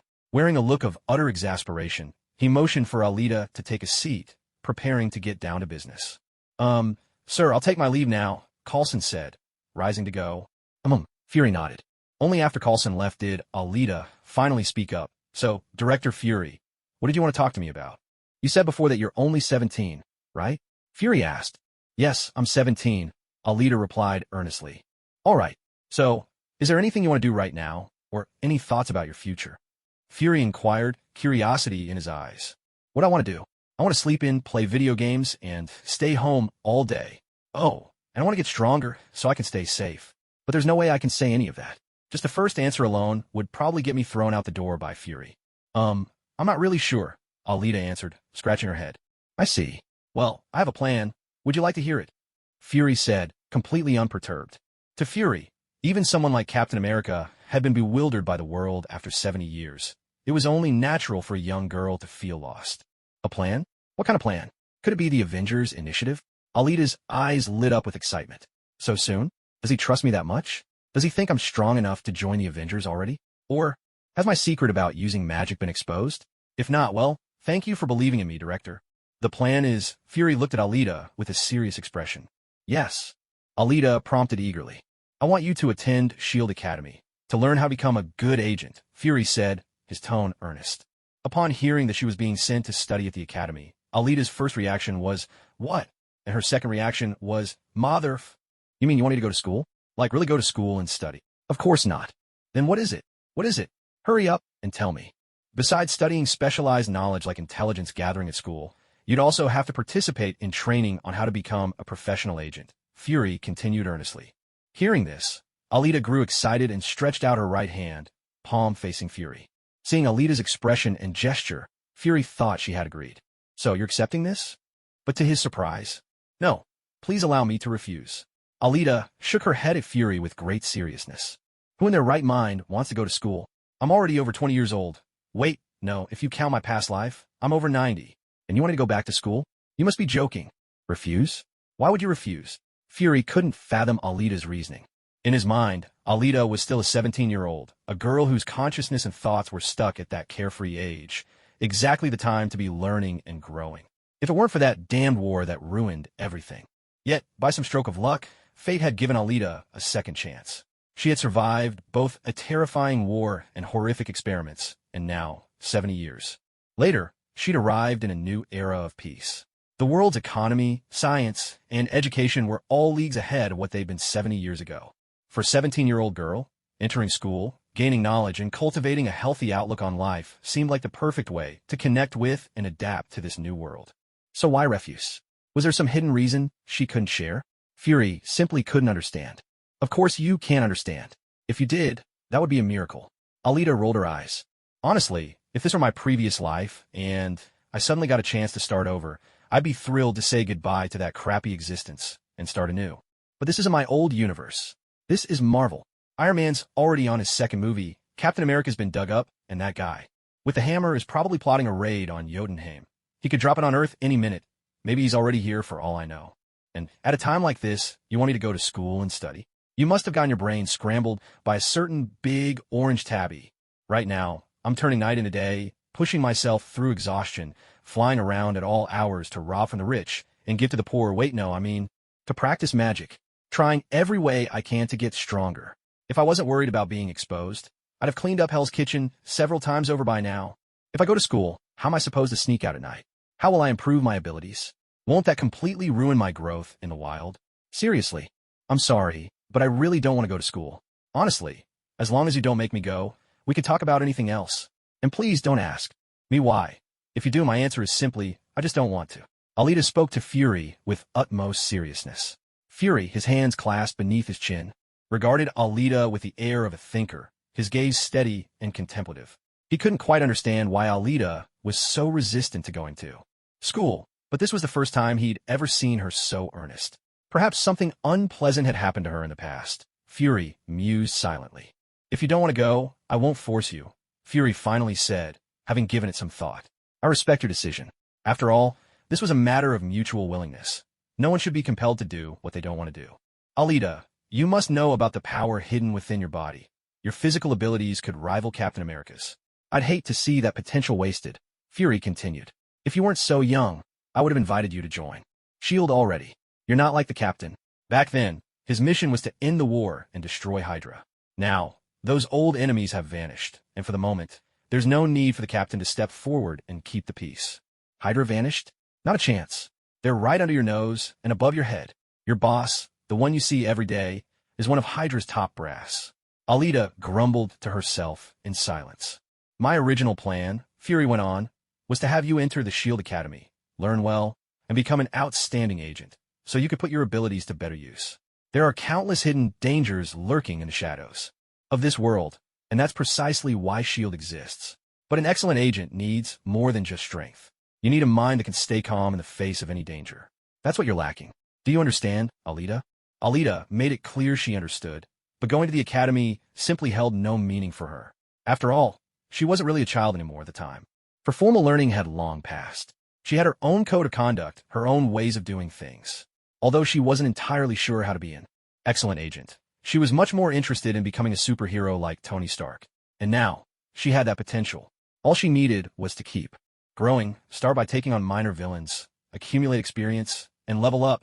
Eventually, she could face the big bosses alone if it came to that. Our paths and dreams aren't the same. Fury, maybe what you truly want isn't just an agent, but a loyal subordinate who follows orders and has Captain America's strength.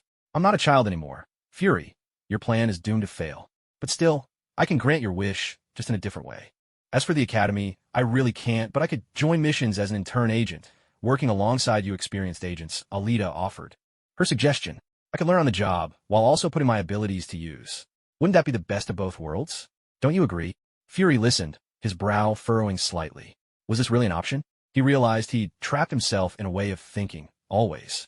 Assuming that Alita was too young to be an agent, too inexperienced for field work. He'd overlooked her extraordinary capabilities. For S.H.I.E.L.D., what mattered most wasn't just trainees. It was agents who could be on the front lines, handling dangerous tasks like combat and intelligence infiltration. If Captain America himself weren't so independent, Fury would have sent him on more missions long ago. Alita's proposal was reminiscent of wartime youth scouts. Even if they were underage, they were sometimes forced to the front lines. In the end, that kind of experience forged seasoned warriors provided they survived. And according to Sharon's reports, Alita had moved far beyond just pounding sandbags. In just a week, her strength had grown rapidly, and she could now spar with the captain himself. For most people, including Fury himself, unless he managed a sneak attack, taking down Alita would be a tall order. After all, when Alita got serious, as that agent who once saw her fight in an alley and sent a thug flying put it, that punch packed 70 years' worth of power. It was a joke, but Fury doubted he could take it head on. So, survival wasn't the issue, experience was. That meant Alita needed a mentor, someone seasoned, someone Fury could trust implicitly. Only one person fit the bill. Their steadfast good guy, Agent Phil Coulson. After years of tireless service, so dedicated his hairline had surrendered, Coulson immediately came to Fury's mind. Hawkeye, who only excelled at surveillance. Black Widow, who specialized in intelligence. And Hill, who was tied to her desk. None were suitable. Only Coulson, always out in the field, had the breadth of experience needed for any mission. He was quick-witted, adept at dealing with all sorts of people, and a five-star communicator. He could even handle that ironclad troublemaker when needed. Truly a one-of-a-kind mentor. Alita, watching Fury stand there unmoving and lost in thought, couldn't help but feel exasperated. That's so typical of you, Egghead. Director, always weighing pros and cons, always questioning trust, analyzing every word for hidden intel. A born agent through and through. SHLD's rise and fall rested on Fury. He had gazed down from the highest peaks and stared up at the stars from the darkest abyss to, if I ever get the chance, I'll help you out and take care of Hydra. It's better if S.H.I.E.L.D. doesn't disband, after all. Alita's thoughts drifted absent-mindedly to all sorts of random things. All right, I agree. Fury's sudden voice pulled Alita back to reality. Agree? Agree to what? Alita asked in confusion, not quite having caught up yet. I said I agree to let you become a probationary agent. For now, you'll be assigned to Agent Coulson as his assistant. Get a feel for what it's like to live as an agent. If you have any questions, you can ask him directly, or come to me, Fury replied. That's it? He agreed just like that? So what was Fury thinking about earlier? How did he end up agreeing? I thought I'd have to persuade him some more. Oh right, that worked for me. I'll do whatever you say, just don't send me to the academy, Alita answered, relieved. Fury could hardly believe how stubborn Alita was about the academy. He was speechless. Did she really hate the place that much? What on earth had happened to her there? Alita didn't bother guessing what Fury was thinking. Instead, she quietly repeated to herself, oh wow, Agent Phil Coulson is the perfect quest-giving NPC. Now I can hitch a ride on the main storyline. How lucky. Alita was secretly delighted. She wondered if S.H.I.E.L.D. was truly short-staffed, or if Coulson was just the only Agent Fury really trusted, besides Hawkeye, Hill, and Black Widow. After all, it was always Coulson who approached. Iron Man was the first on the scene when the hammer appeared, and went to welcome Captain America. Even after being killed by Loki, Fury went to great lengths to resurrect Coulson with that unfinished alien experiment. So, for Alita, as long as she stuck with Coulson, she'd be able to trigger most of the main story events. And by the time Coulson started leading a squad of S.H.I.E.L.D. agents, Alita herself would be strong enough to fight in the early team battles. By then, even if Fury disagreed, he wouldn't be able to interfere much in her decisions. Even agents like Hawkeye and Black Widow, whose backgrounds lay in espionage, would soon start shifting their focus to the Avengers. After all, Captain America would be there, wouldn't he? You'll report to headquarters at 9 o'clock tomorrow morning and start your assignments with Coulson. Do as he says, watch more, talk less. If you have any problems, ask him directly. I'll brief him in advance, Fury instructed her simply. Oh, and do you have a phone? If anything comes up, you can contact me as well. The thought had just occurred to Fury. If Alita was going to be a probationary agent, she'd need to be reachable. Sure, she could go through Coulson, but sometimes there were things best kept between the two of them, even from Coulson. This kind of special, closed-circle management was unique to Fury. No phone for me. I never really needed one anyway. I didn't have money to buy one. Alita mumbled, embarrassed. It felt just like those days back in school, when she had to ask her family for money. So humiliating. Ugh, she thought. Tonight, I'll just work overtime and treat myself. Ahem. No, she corrected herself. Tonight, I'll go train my magic. Alita clenched her fists in determination. What about the stipend S.H.I.E.L.D. provides? Besides her daily needs, you should be able to afford a phone, right? As far as I know, you even cook for yourself, Fury asked, perplexed. How could she be out of money so soon? Or had someone embezzled her funds? But who could possibly outdo him at misusing public resources? Well, he told himself, it was all for the noble cause of world peace, after all. I, spent it on clothes, Alita replied, her gaze drifting out the window. Wow, the scenery out there sure was nice. Anything to avoid looking at Fury's stern face. Fury eyed Alita from head to toe. Really now? He thought she'd only bought a few outfits, but it seemed she'd spent everything on clothes. Was this just a woman's nature? Fury really didn't get it. Alita could only shrug. There was no helping it. To assemble the perfect image of the Dark Queen, of Hell's Kitchen, she had to spend the money. Besides, with her looks, how could she not splurge on a few more outfits to dress herself up? Alita no longer felt any of that old embarrassment about wearing women's clothes. After all, she was now the very picture of a stunning beauty, a girl who could put flowers to shame and make fish forget to swim. Hill, come in for a moment, Fury said, shooting Alita a sideways glare as he pressed the intercom, summoning his ever-dependable assistant, Maria Hill. Alita continued to admire the lovely view outside the window. Hill arrived swiftly. Sir, what can I do for you? Add Alita Orochi's file to the trainee agent roster, but give her the full benefits of a level 1 field agent. And get her phone. Is Coulson still around? Hill glanced at Alita, seated quietly in her chair. She recognized the girl. After all, with level 9 clearance and as Fury's assistant, she had access to more secrets than most. Coulson is currently in the logistics department. Have him come here, and you take Alita to get her phone. Don't forget, you're due here at 9 tomorrow. Don't be late, Fury reminded Alita gruffly. Okay. Hill, let's go. Alita jumped up at once. She didn't want to stay a second longer, or her face might burst into flames. What? No more nicknames today. Fury couldn't help but recall the egghead director moniker Alita had once given him. Huh? Nicknames? Hill's so beautiful. Who need a nickname for her? Get out. Fury growled through clenched teeth, pointing decisively at the door. Hill covered her mouth to stifle a laugh, and was quickly pulled away by Alita. Hill didn't mind at all that everyone called her boss. Egghead director behind his back. In fact, it almost made her want to laugh even more. What really caught her attention was that a nickname casually tossed out by Alita had caught fire throughout S.H.I.E.L.D. and had even managed to leave the ever-stern director at a loss for words. That kind of playful mischief was just like any schoolgirl next door, except this one could pack a punch. After that, Hill took Alita to pick up her phone and gave her a quick tour around S.H.I.E.L.D., helping her get her bearings in the unfamiliar environment. Meanwhile, Coulson stepped into the director's office once again. "Coulson, I have another assignment for you. Tomorrow morning at 9, Alita will come to find you. From now on, she'll be your assistant, accompanying you on missions. Your main task is to help her develop the mindset and awareness a true agent needs. I hope you can be her mentor, guide her well." Coulson listened to Fury's instructions, momentarily stunned. Then, in a tone that bordered on disbelief, he replied, "Sir, are you sure about this? Isn't it a bit inappropriate? After all, she's from the same era as Captain, and I doubt she needs me to teach her anything. Honestly, she should be better at this than I am." From everything Coulson knew, Alita was a super soldier from Captain America's era, a successful serum subject. Even if she wasn't quite on par with his hero, she'd surely outclass him. Fury immediately realized where the misunderstanding lay.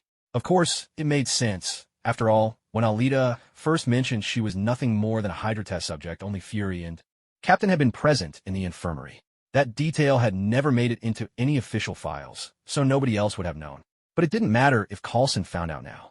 The thing is, Coulson, even though Alita survived into the present as a super soldier alongside the Captain, she was just an innocent girl, randomly snatched up by Hydra for their experiments. She never fought in the war, never received any specialized training. She was just a 17-year-old with no idea about any of this. That's why I want her to join S.H.I.E.L.D., to help her put those super soldier abilities to good use. And that's why I need you to teach and guide her. Fury explained everything in detail. Coulson's face darkened with anger. Experimenting on innocent civilians. Hydra deserved every bit of its downfall. Truly despicable. But now that he understood Alita was a complete novice, the pressure melted away. Training a rookie?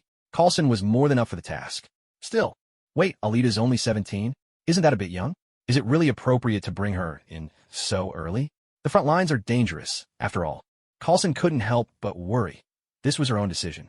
Originally, I had arranged for her to study at S.H.I.E.L.D. Academy, but she refused. Fury's face darkened with annoyance as he spoke.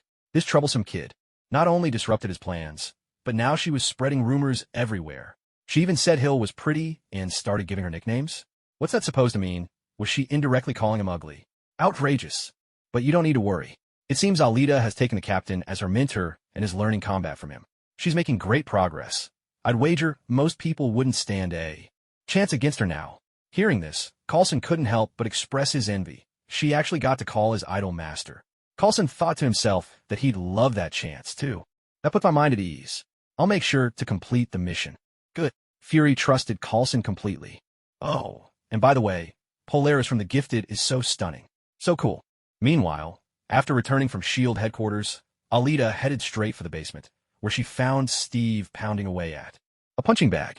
The life of an old-timer really was monotonous and dull, just hitting the bag and listening to old records to pass the time. But don't worry, Captain. It won't be long before you're back in action. When that time comes, your legendary 50-50 battles will echo through the multiverse alongside Konoha's copy ninja, Kakashi.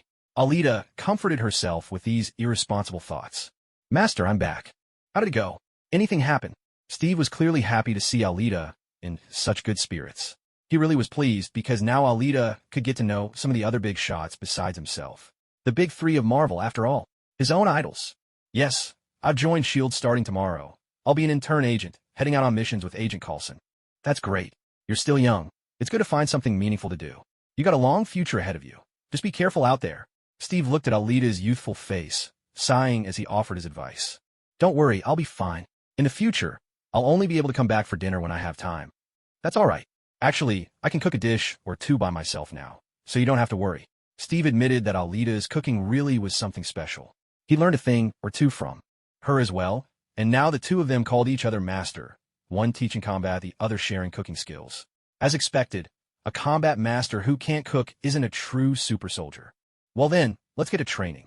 After dinner and a short rest, Alita decided to head out early tonight. Who knew when she'd next be able to return and keep racking up achievements in the Hell's Kitchen? Side quest. After all, her name hadn't yet become known to everyone in Hell's Kitchen. If even the newly crowned queen didn't recognize her, then what was the point? Might as well go home and become a farmer. Alita simply couldn't accept that. She had to make sure her people recognized her. So Alita spent the entire night working overtime, grinding her reputation until dawn was just breaking before she finally went home. As for sleep, who needs a sleep? Does a goddess need a sleep? Get up and party. The consequence of a night of hustle was that even more night shift workers were forced to become acquainted with the newest character. In Hell's Kitchen, the Dark Queen. Along with them were several unfortunate souls who fainted from having their pockets emptied. After returning home, Alita took a shower and tidied herself up before heading out again. She arrived at the entrance of S.H.I.E.L.D. 20 minutes early, silently thanking the agent uncle who had enthusiastically shouted, "Hail Hydra," for driving her there. She was a bit ahead of schedule and had no idea where to find Coulson. She'd only gotten her phone yesterday and hadn't saved his number yet. So why not wander upstairs and look for Miss Hill? She'd surely know where Coulson was. At the door of Hill's office, Alita ran into Fury. She was just about to greet him when he gave her a once-over with his one good eye, said nothing, and strode past her. She could faintly hear a chilly harumph lingering in the air. What was that about? Alita scratched her head. What's with that look and that little attitude? Does Fury have its under his side? Who knew? Behind those thick brows and big eyes, there's this hidden facet. Alita raised an eyebrow. Oh, Alita, you're here. Hill opened the door and greeted Alita warmly. Looking fabulous today. Perfect for a mission. Dressed up? Alita glanced down.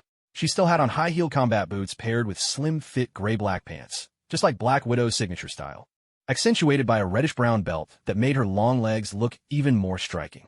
Standing next to Coulson, she'd probably be eye-to-eye with him. On top, she wore a white t-shirt with black patterns, layered with a cropped motorcycle jacket. Half-finger leather gloves adorned her hands, and with each step, her toned waist would peek out. Her dark green hair fell in waves to her waist, draped elegantly down her back, a vision of dashing charm. Ah, so that's why Fury was sulking. Is he still grumbling about my shopping spree? You're the director of S.H.I.E.L.D., a big shot, and yet you're fussing over a bit of pocket change? It's not even your money. SHILD's funds are my funds. Fury, for his part, was thinking the agency budget is already stretched thin. My house. Ahem, I mean my secret base isn't even fully funded. And now you're buying all these clothes. Can't even afford a new phone. And you still have the nerve to complain? Looks like at the next council meeting, I'll have to come up with an excuse to, secure more investment. Yes, it's high time the agents got new gear. Alita gave Fury a mental thumbs up. Meanwhile, Hill was already leading Alita to find Coulson. After a brief exchange of greetings, Coulson mentioned that time was tight and they needed to get going. He brought Alita into the car, and they set off toward their destination. During the ride, Alita gave a simple introduction of herself and chatted with Coulson, their conversation meandering casually from one topic to another. What put Coulson at ease was how it felt as if he had known Alita for a long time. There was none of that awkwardness usually present at a first meeting, and Alita didn't act like an inexperienced young girl. She showed no sign of nervousness in front of stranger. Of course, thought Alita, you have no idea how old I really am, or how many times I watch your movies. Of course I'm familiar with you. I even know you have a girlfriend. So, Uncle, where exactly are we headed? This one word, Uncle, made Coulson feel a little uncomfortable. On the surface, there was nothing wrong with Alita calling him that, but he couldn't ignore the fact that she was actually the same age as his idol. What if he met the captain? Would he have to call him Big Brother? That was almost unthinkable.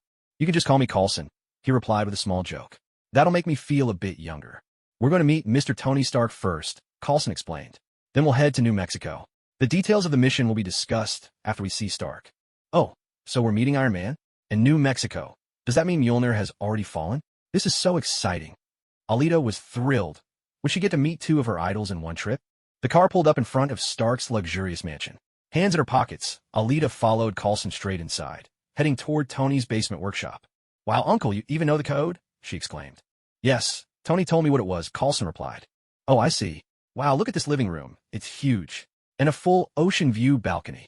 Alita's eyes sparkled as she took in Stark's mansion. How infuriating. Did being rich make you so great? Living here all alone, with so much space. Alita admitted to herself that she wanted a place like this too. It was undeniably appealing. Coulson watched Alita with a gentle smile. This was more like how a young girl should behave. Well, he thought, even if I'm almost 90, my mind is still 17. Uncle will do just fine. Hey Jarvis, are you here? Alita tried greeting the house's AI butler. Yes, beautiful lady. Is there anything I can assist you with? Responded Jarvis in his polite tone.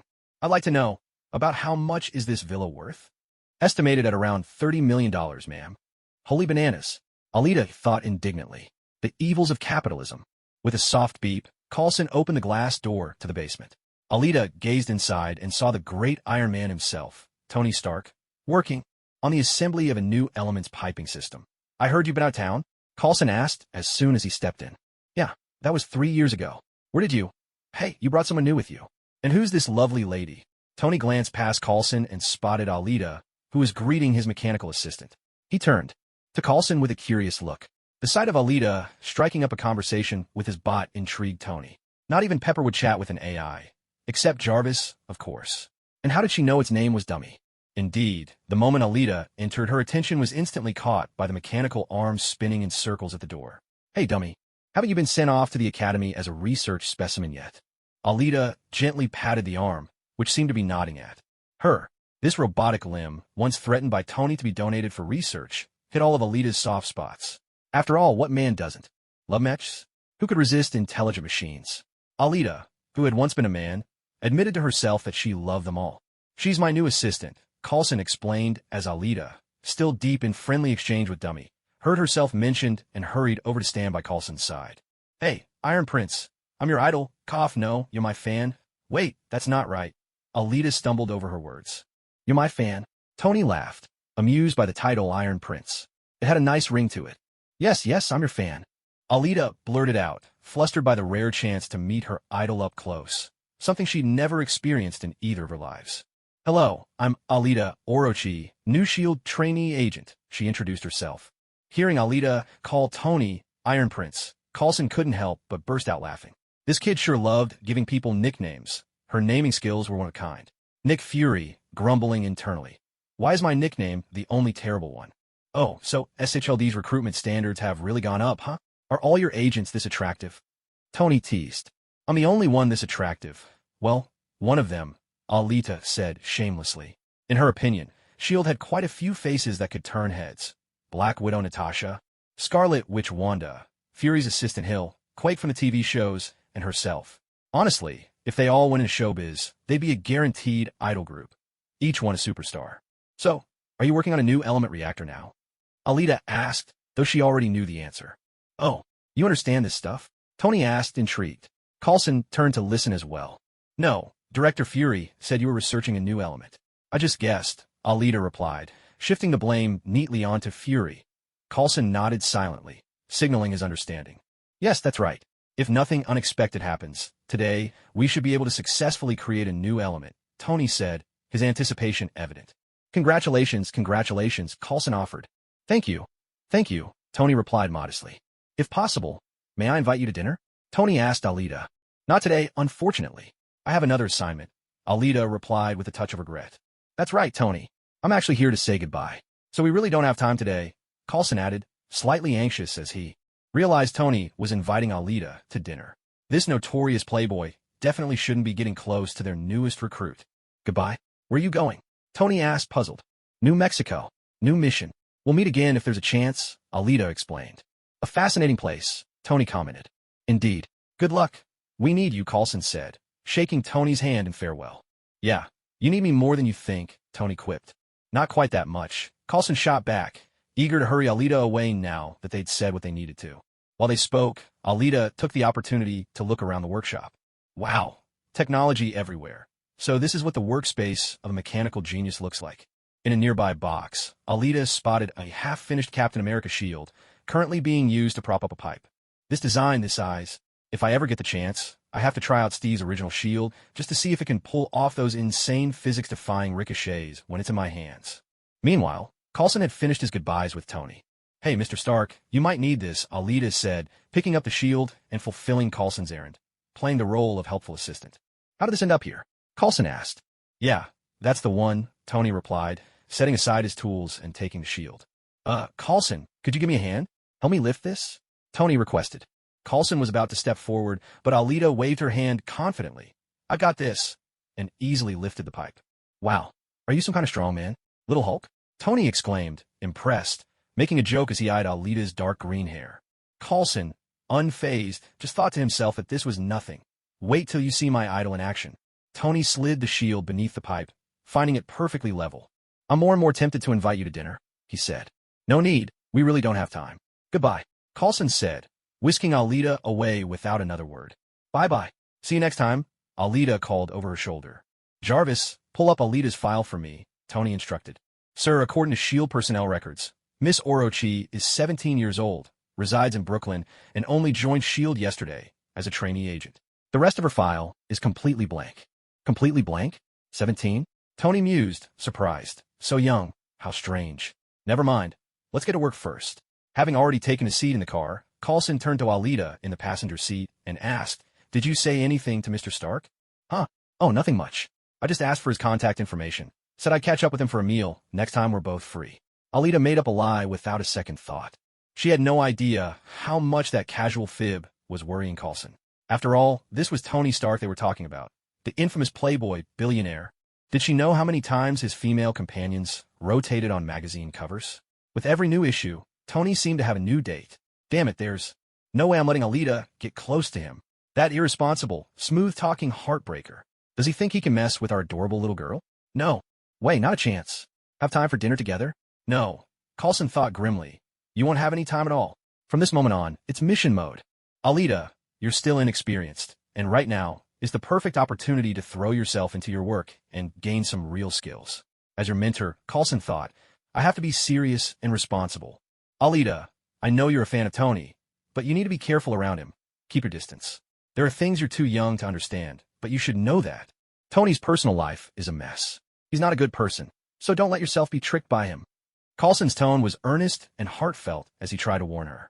Coulson had never spoken ill of anyone behind their back, but for Alita's sake, he was willing to make an exception, especially since everything he said about Tony Stark was absolutely true. Meow, meow, meow. What are you talking about? How does Tony's messy love life have anything to do with me? Wait, does Coulson think that just because Tony is my idol, I'm some naive fangirl? But I don't even like men. What I like are beautiful women. Ahem. No, that's not it. I mean, I pride myself on my self-control. Don't worry, uncle. I'll keep my distance from him. Who knows when we'll even meet again, right? Alita reassured him.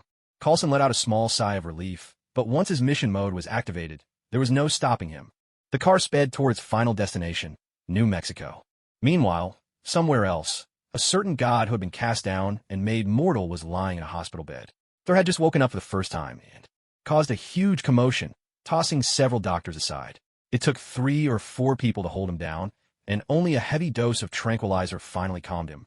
Clearly, even without his divine powers, his physical strength was still terrifying. Alita couldn't help but marvel. Divine bodies really are unbeatable. In New Mexico, endless plains stretched out into the horizon, and cars raced down the highway. Their destination, a meteor crater. There were already quite a few vehicles parked around the area, their tires sunk into shallow but wide pits. Now, more and more people were arriving to witness the spectacle. Some had even come for a picnic, spreading out blankets on the dusty ground, sitting down to eat while watching the commotion. I almost wanted to say, really, guys? Isn't there too much dust here? How? Can you just sit like that? Watching an older man who had just gotten out of his car, kicking up a trail of dust behind him, Alita couldn't help feeling uncomfortable. At the center of this meteor crater stood a hammer, pitch black with a silvery gleam, slanted atop the only mound of earth. But the hammer itself wasn't what drew the crowds. The real reason was that no one had been able to lift it. At that moment, someone was tying a thick chain around the hammer, with the other end attached to 2 small trucks. Since a person couldn't move it, why not try using machines? Engines roared too. Life, the chain stretched taut under the tremendous force. With a loud crash, the cargo beds behind the trucks were flipped over. So close. Just a little more, and they might have done it, old man. Rushing to the scene, Alita, sporting sunglasses just like Coulson's, had barely stepped out of the car before she spotted the boisterous crowd gathered below. Coulson glanced around and started making a call to report in. Sir, we found it. With her hands in her pockets, Alita watched the scene below with curiosity. The 3 main heroes of the Marvel Avengers were starting to come together. She couldn't help but wish if only she could lift Mjolnir too. How amazing would it be to become the female Thor? That would be so cool.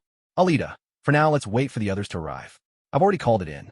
Once the team gets here, we'll start clearing and securing the area. Judging by the looks of it, this thing isn't ordinary. Maybe it really did fall from the sky. Our main job at S.H.I.E.L.D. is to identify and neutralize hidden threats in the world. We have to keep any superpowers or mysterious incidents under wraps, prevent escalation, and avoid causing public panic. That's our mission, Alita. Protect the people, protect the world. Coulson was fulfilling his duty perfectly, guiding Alita step by step. Yes, I understand. I'll do my best, Alita replied, thinking to herself that she already knew all this, but didn't really want to listen. Except, this was Coulson talking, and he was trying to teach her. She couldn't exactly tune him out. Keeping up appearances is exhausting. Meanwhile, elsewhere, Thor, having been knocked out for a second time by Jane's driving, arrived at Jane's workshop and changed into a fresh set of clothes. This human body is growing weaker. I need sustenance, he muttered to himself. Hearing this, Professor Eric frowned deeply, while in turn, Darcy Lewis looked at Thor as if he were crazy. Clearly, this guy's brains have been fried, or more likely, scrambled by that car. Back in Asgard, Loki had just returned from Jotunheim, his mind full of questions. He couldn't understand why Volstagg had been frostbitten when touched by the frost giants, while he himself had emerged completely unharmed. After quarreling with several of Thor's close friends, Loki resolved to uncover the truth for himself. Alone, he walked into the treasury, making his way to the casket of ancient winters set at the end of the corridor. Legend had it that only frost giants could lift this object. Anyone else would suffer frostbite. Steeling himself, Loki picked up the casket. To his amazement, not only was he unharmed, but his skin began to turn blue. Staring at his changing hand, Loki was filled with confusion. He turned to question Odin, who had come up silently behind him. Am I cursed? No, Odin replied. Then who am I, really? You are my son. And? That day, when you returned from Jotunheim, you brought back more than just the casket, didn't you? Odin's voice was weary. No. After the battle, I entered the temple and found a baby there, a tiny frost giant, abandoned, suffering, on the verge of death. Laufey's son. Laufey's son, Loki echoed. Why? Why did you trample on the blood of Jotunheim, yet bring me back with you? You were innocent, Odin answered weakly. No. Loki's anguish erupted in a desperate shout. You had another reason for taking me. What was it? He screamed. Tell me.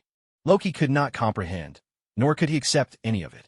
He was supposed to be the second prince of Asgard, always striving to prove himself worthy of the throne, determined to show he was every bit as good as his brother, who only knew how to swing a hammer with brute strength and little thought. Now, Thor had been cast out in Odin's fury, and with Odin growing ever older, Loki felt himself drawing closer to his long-desired place on the throne. But at this very moment, he was told he was not an Asgardian at all, but the son of Laufey, king of the frost giants. He refused to accept it. As Odin collapsed into the Odin sleep, Loki stood over him, a new determination forming in his heart. I will be better than Thor. I will be the most fitting king Asgard has ever known, Odin. I'll prove it to you. Meanwhile, elsewhere, Alita waited for other S.H.I.E.L.D. agents to arrive. She suggested, why don't we go down and take a look? Alita was curious. She wanted to see if she could absorb a bit of Odin's power or magic from the enchanted hammer, maybe reap some benefits for herself. Coulson glanced at his watch, saw the others would still take a while, and nodded. All right, let's go check it out. Alita, in her boots, bounded down cheerfully with Coulson following close behind. Down below, the crowd milling around the hammer saw Alita in her black skinny pants and short jacket, with Coulson in his sunglasses walking up.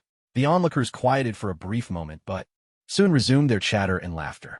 The pair did look like FBI agents or something similar, but since they didn't say anything or order anyone to leave, no one paid them much mind.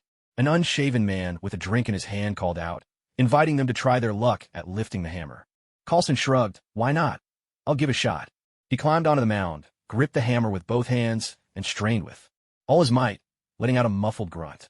His face turned bright red, but the hammer didn't budge an inch. Alita gazed at the gleaming black and silver hammer, sensing that beneath its unremarkable exterior, it held an unfathomable power. There was a familiar aura that she recognized as the force of magic, and another unfamiliar presence. This must be divine power. Odin truly deserved his title as the All-Father. Though he was aged now and often slipped into long slumbers, according to the laws of Asgard, the longer one lived, the stronger one became. No one could say for certain just how powerful Odin had become. At the very least, during his reign, there was no one in the Nine Realms who dared to rebel. The decision between peace and war rested in his hands. Even Thanos, the great Titan himself, didn't dare set foot in the Nine Realms. Now that was true power, a deterrent felt by all. Alita, do you want to give it a try? Coulson walked over, ignoring the laughter echoing around them. After all, none of them had managed to lift it. He was no exception. That meant he hadn't lost. Nothing to be embarrassed about. All right, I'll give it a shot, Alita replied, stepping forward. She extended her right hand, ready to test the hammer's weight. She didn't expect to lift it anyway. Her fingers closed around the handle, and with barely any force, she gave it a tug. Wait, did it just move? Alita let go at once, her heart pounding in panic. No way, did it really shift? But no one around her seemed to notice anything unusual. Was she imagining things? No luck for me either. This thing is really strange, she said, watching as Coulson observed the unmoving hammer with a puzzled frown. Was it alien technology? Or simply immense weight? Alita replayed the sensation in her mind. When she pulled, it had actually felt as though she could lift it, as if it truly was possible. Should she try again? She hesitated, glancing at the people around her. This could get complicated. If she really managed to lift it, wouldn't that become headline news? Fury would surely question. None of us could budget. But you can? What else are you hiding? From us? The Chosen One? I don't buy it. Nick Fury, only trust in science. Ugh. What a hassle. She'd have to do something first. Placing her left hand to her temple, Alita bowed her head slightly, her long bangs veiling her eyes. A surge of mental power welled up within her. Her pupils flashed red, and psychic energy swept out in all directions. Mind control. In an instant, it was as if time itself had stopped. Everyone nearby, frozen in body and mind, became utterly still. This was a telepathic ability Alita had copied from the White Queen, along with skills like mental shielding and memory manipulation. On more than a few nights, she'd used these powers to slip past shield agents and sneak outside to practice magic. Now, let's try this again. Mjolnir, it's up to you. With that, Alita reached out and, without resistance, lifted the hammer that no one else could move. Instantly, white and silver lightning burst and crackled around her, the power of thunder swirling in an electric halo. Alita raised the hammer high. With a resounding crash, dark clouds began to gather in the sky, and a bolt of lightning struck down from above. Her hair whipped wildly in the wind, as if the god of thunder had descended to earth. The latent Seishan power within her divine body was also awakened by the Asgardian energy contained in the hammer, beginning to stir from its slumber. Whoever holds this hammer, if they be worthy, shall possess the power of Thor. This is the hammer of the god of thunder. Its origin traces back to the dawn of the cosmos, born from storms and lightning fierce enough to shatter entire galaxies.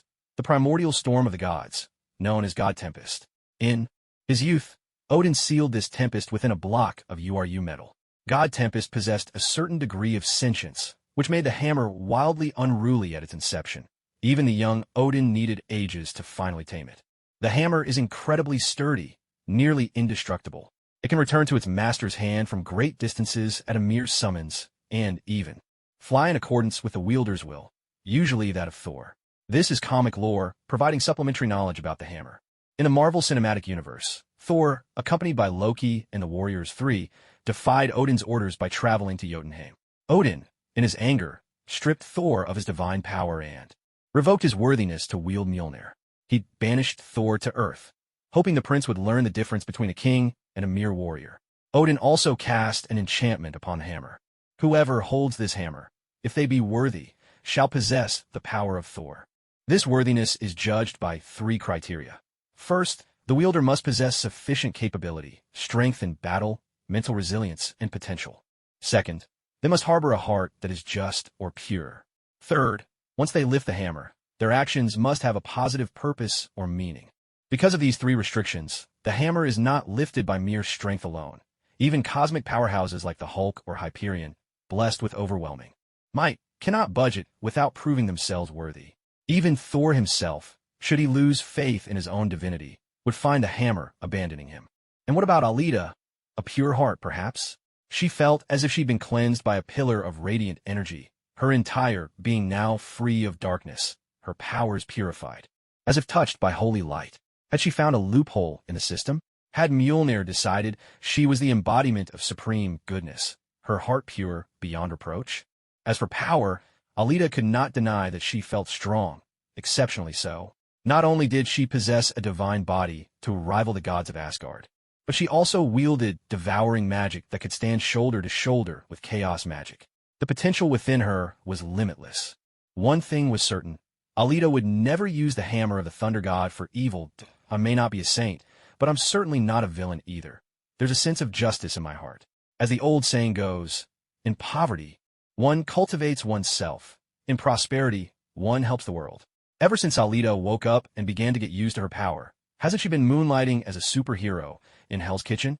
So, there's no problem here. Right at this moment, the divine power hidden within the Meow Meow hammer is awakened inside Alita. Her entire body surges with energy, her hair dancing in the storm, bathed in thunder and lightning. Her eyes, now shining a brilliant silver, look just like Thor's. The newly awakened set power within her begins to reveal its true nature, devouring and fusing the foreign Asgardian power. While keeping its ravenous ability, it also retains the strength of thunder. Is this stealing someone else's power and making it her own? Or is it simply because she can lift Thor's hammer that she gains the power of the thunder god? But now it's been transformed? Alita really can't figure it out. Meanwhile, the silvery lightning that once flickered around her is gradually overtaken by the set power, spreading from her body, bit by bit turning to black, until all traces of silver vanish completely. Alita's eyes change again, the silver brilliance fades, the whites of her eyes turning pitch black, like pools of ink, and in the center, vertical pupils burn with a scarlet glow. There's an otherworldly, demonic beauty about her, standing tall amidst the blackened lightning, like a queen of darkness. I knew it. This is cursed, isn't it? It's turning black again. How contagious is this thing? Even lightning changes color now? Am I doomed to be black-skinned forever? Oh, come on. Looking at herself now, she doesn't even need to pretend to be a villain. One glance, and people would say she's up to no good. But she's really not an evil god. Others, when stripped bare, are darkness through and through. But if you peeled back her layers, you'd find her heart shining with the purest, most radiant holy light. Wow, Set's power truly is overwhelming. It can even devour this. With her set power awakened, Alita's outward strength may appear black, but after fusing and swallowing Thor's might, she feels herself growing even stronger. It's just like how Thor, with his divine power, is a god of thunder, but without it, is merely a formidable mortal. Before, even Fury and the others thought Alita was just a super soldier injected with serum. But now, with divine energy coursing through her, Alita knows she's crossed the threshold. She's no longer just human, but is beginning to become a god, inching toward immortality. Her strength, speed, endurance, and stamina have all increased dramatically, probably several times over her former self. She can now command the power of Black Lightning as well. The Black Thunder God? The Black Lady of Thunder? Meow meow meow. Wait, focus, there's something more important right now. What should I do? I've taken Thor's hammer. How is Thor supposed to go back now? Can Thor even defeat the Destroyer anymore? Is Thor going to die? No, absolutely not. If I go to Asgard to save the world. Now, when will Thor ever regain his powers? Alita decided to set the hammer aside for the moment and see how things developed. After all, during the endgame, Captain Steve had wielded the hammer too, and that didn't seem to affect Thor's own abilities. It seems, perhaps, that the hammer only lets you summon lightning? Maybe it's because she doesn't have divine power within her, though Thor, by that time, had already been through Ragnarok and could unleash his power as the god of thunder without relying on the hammer. It didn't matter. It wasn't a big deal. Keep calm. Victory is within reach. Alita let go of Mjolnir. The crackling lightning that had danced around her began to fade. The dark glow in her eyes dissipated. She smoothed her hair and released her mental hold over those around her. People nearby snapped back to themselves and resumed whatever they had been doing before. Uncle, how much longer until the S.H.I.E.L.D. agents arrive? Alita asked, steering the conversation elsewhere. Coulson, check the time again. HM, it should be soon. Wait, why is it getting dark all of a sudden? Is it about to rain? He looked up at the gathering clouds overhead, confused by the unpredictable New Mexico weather. A moment ago, the sky was clear, and now it was shrouded in clouds. Aha, who knows? Alita scratched her head, laughing awkwardly. Let's get back in the car and wait, Alita. Otherwise, we'll get soaked if it rains, Coulson suggested, beckoning her over. Around them, people stared up at the slowly dispersing clouds. Some started packing up to head home, others climbed back into their cars. While a few lingered to watch, Alita assured herself there was nothing to worry about. These weren't rain clouds. They'd clear soon enough. She followed behind Coulson, rubbing her left thumb and forefinger together as a faint arc of black lightning flickered between them. Could she really channel the power of the god of thunder without Mjolnir now? Well, it probably shouldn't be called the power of the god of thunder anymore. Since it had turned dark, maybe the power of the Black Thunder God? Black Thor's power? Or perhaps Alita's power? After all, it was her own strength now. What's more, since Asgardians draw their power from Asgard itself, the longer they stay there, the stronger they become. When the goddess of death, Hela, returned, she seized Asgard and drew upon its power. Even Thor couldn't defeat her. He had to destroy Asgard, taking Hela and Surtur down with it. But Alita was different. She was, in essence, still drawing on the ancient god Set's power, tapping into the dimension of the Sea of Serpents. And since neither the Sea of Serpents nor Set would experience a Ragnarok-like catastrophe, in theory, even if Alita relied solely on the power she consumed through magic, she could live for centuries just like the Ancient One, if not achieve immortality, and she would only grow stronger over time. Especially now, after awakening her spiritual power and mastering devouring magic, and then awakening the power of Set once again, Alita's foundation for her own system of strength had become truly solid. All she needed to do was keep eating. No. What she really relied on was her bug-level devouring magic, absorbing all kinds of powers and life energy to strengthen herself. Who knew? Maybe one day she'd reach the same heights as Odin. If she dared to dream even bigger, as long as she didn't die, becoming a new god after the old gods wasn't out of the question at all. While waiting in the car for the S.H.I.E.L.D. agents to clear the scene, Alita quietly savored the changes happening within her body. Previously, every time she used devouring magic to consume another's life force, her eyes would change, turning into crimson vertical pupils. Alita thought to herself, if the Snake Lord saw this, wouldn't he just die of envy? This was the perfect fusion of the Sharingan and Orochimaru. Just look at these eyes, radiant as rubies, with golden vertical slits. Amazing. Alita felt she needed to give this first-stage transformation a proper name to distinguish between the two different ways her power manifested. Since she was using dark devouring magic, she decided to call this the first stage, Queen Mode. As for the second stage, that was the one she just achieved by merging with the power of the Thunder God, the Black Thunder Goddess, Goddess Mode. Yes, that sounded right. Alita nodded seriously, rubbing her chin. From now on, that's how she'd tell the difference. Not only did it sound cool, but it would also give her enemies a good scare. She imagined battling someone, matching them blow for blow, only to reveal, "You're impressive, I admit you're strong. I can't believe you forced me to use my second stage power." Just thinking about it made her blood race with excitement. At that moment, Alita wished she could find someone to spar with and test out her new strength. Loki chimed in, "Don't be impatient, I'm on my way." Coulson, who had been scrolling through his phone and thinking about task arrangements, happened to glance up and catch Alita in the rearview mirror. She was rubbing her smooth little chin, lost in deep thought, then suddenly nodding with a bright, excited expression. "Alita, what's on your mind? Did something good happen?" Coulson was genuinely baffled by the thought process of a 17 or 18-year-old girl. Was she still thinking about how she almost fell when she picked up the hammer earlier? "I hit it so well. How did she notice? How embarrassing." Alita almost blurted out a popular meme, but quickly whirred her nearly invincible little brain into action and came up with an excuse. "Oh, I just remembered. When my wife was giving birth, cough cough, no, I mean when Cap tried cooking for the first time and nearly set his hair on fire. Would this damage the captain's noble and heroic image? Absolutely not. In fact, wouldn't it make him even more approachable?" This excuse was flawless. Captain can cook? Coulson was deeply interested in the daily life of his idol. "Yes, that's right. Ever since I started cooking, Cap has been coming over for meals. Then he said he wanted to learn, so I taught him a couple of dishes." Alita nodded in reply. As expected, the moment Captain America was mentioned, Coulson's attention was involuntarily drawn in. After hearing this, Coulson felt as if he'd bitten into a lemon. So sour. To think, living next door to Cap, calling him master, sharing meals with him, even teaching him how to cook. And me? I haven't even met my idol face to face. Curse this job. For the first time, Coulson let out a silent, resentful cry about how busy his work kept him. The joys and sorrows of the human world are never truly shared. All I feel is their endless clamor. Coulson quietly got out of the car. Don't get me wrong. It was mainly because S.H.I.E.L.D. agents had arrived. Coulson, who just moments ago had thought it would rain, looked up to see the clouds had vanished, and grumbled in his heart. This New Mexico weather is just impossible to predict. A whole team from S.H.I.E.L.D. had shown up, bringing loads of equipment with them. Some agents began clearing the scene, ushering away the onlookers, and cordoning off the area. Others out of work unpacking tents, computers, monitors, and all sorts of gear, quickly setting up base. As the crowd dispersed, some pointed at Coulson and Alita, complaining, "You FBI types are so annoying. Where are our rights?" The agents ignored them, thinking, "You're yelling at the FBI. That's got nothing to do with us S.H.I.E.L.D. folks." Alita stood quietly behind Coulson, peeking at a screen, pretending to be the model student eager to learn as he assigned tasks. The new agents noticed the striking young woman standing by Coulson's side, though curiosity and a desire to strike up a conversation flickered in their eyes.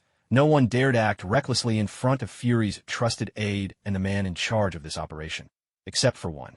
"So you're the new intern agent, Alita Orochi?" A man dressed in a black tactical suit, eyes sharp and a quiver of arrows on his back, strode over and greeted her. "The witch hunter? Wow, isn't that Hawkeye? Clint Francis Barton? What's he doing here?" "Oh, that's right. He did make his debut in the first Thor movie. Looks like Fury is taking this incident seriously, sending one of his most trusted agents, the very man rumored to have saved Fury's life. Besides his peerless marksmanship, Hawkeye's hand-to-hand skills are said to rival Black Widow herself. As one of humanity's physical peak performers, and without any superpowers, he's become a hero in the eyes of countless fans." "You really do live up to your name," she remarked. Hawkeye recalled the rumors swirling around S.H.I.E.L.D. Everyone had heard that Fury's nickname, Egghead, Director, was coined by a little girl. "That's right. It was us. We were those two agents who happened to be in the room when Alita first spoke and gave the Director his nickname, and it was our loose lips that let the secret out. At the time, Fury didn't care at all, but whenever he thought about how the agents called him behind his back, he regretted not silencing them then and there. Thankfully, at least he hadn't been saddled with an even stranger nickname." Hawkeye chuckled and introduced himself to Alita. "Hello, I'm Hawkeye. Clinton Barton. I'm not some kind of witch hunter. Nice to meet you. I'm a new trainee agent, Coulson's assistant, Alita Orochi. Please take care of me."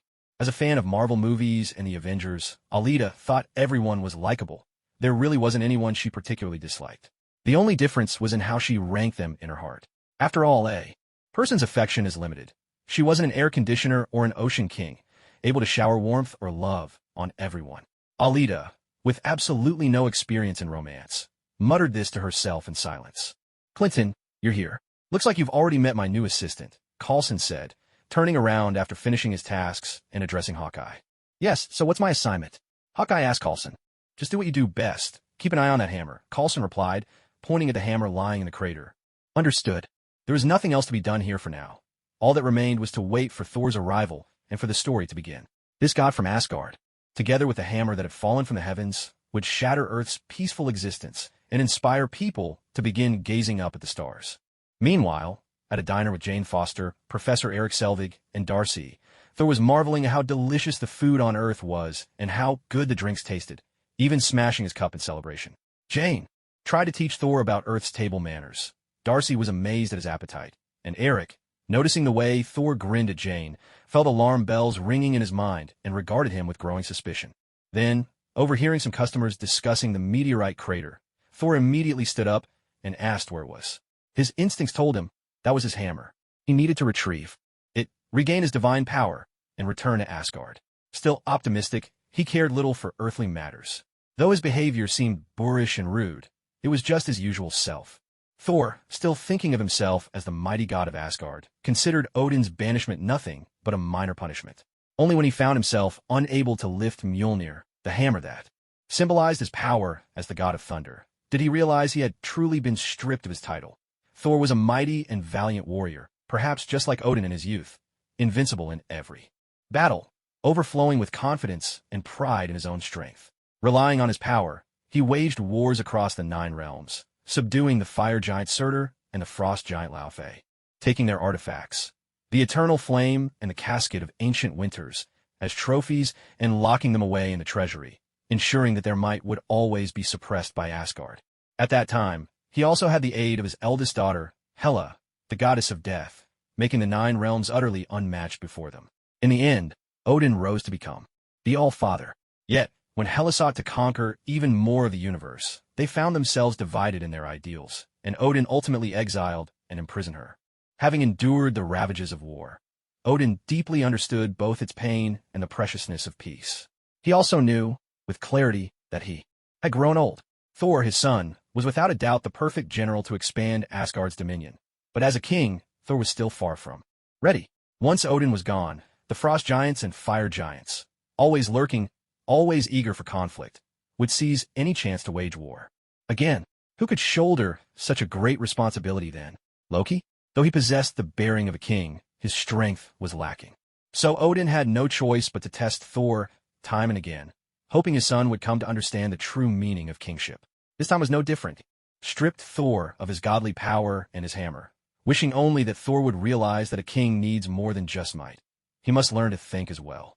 Indeed, in Thor, Ragnarok, after Odin's death in the Twilight of the Gods, Thor truly matured, not only in strength, but in every trait a king should possess. Just as, aboard the spaceship, surrounded by his people, he took his seat upon the throne, Thor was, without question, worthy. Back on Earth, Thor bid farewell to Jane, pressing a gentle kiss to her hand before leaving alone. By then, Mephistopheles' convoy had already arrived at Jane's lab, gathering up all the materials. Isn't this a bit much? Just taking everything without saying a word.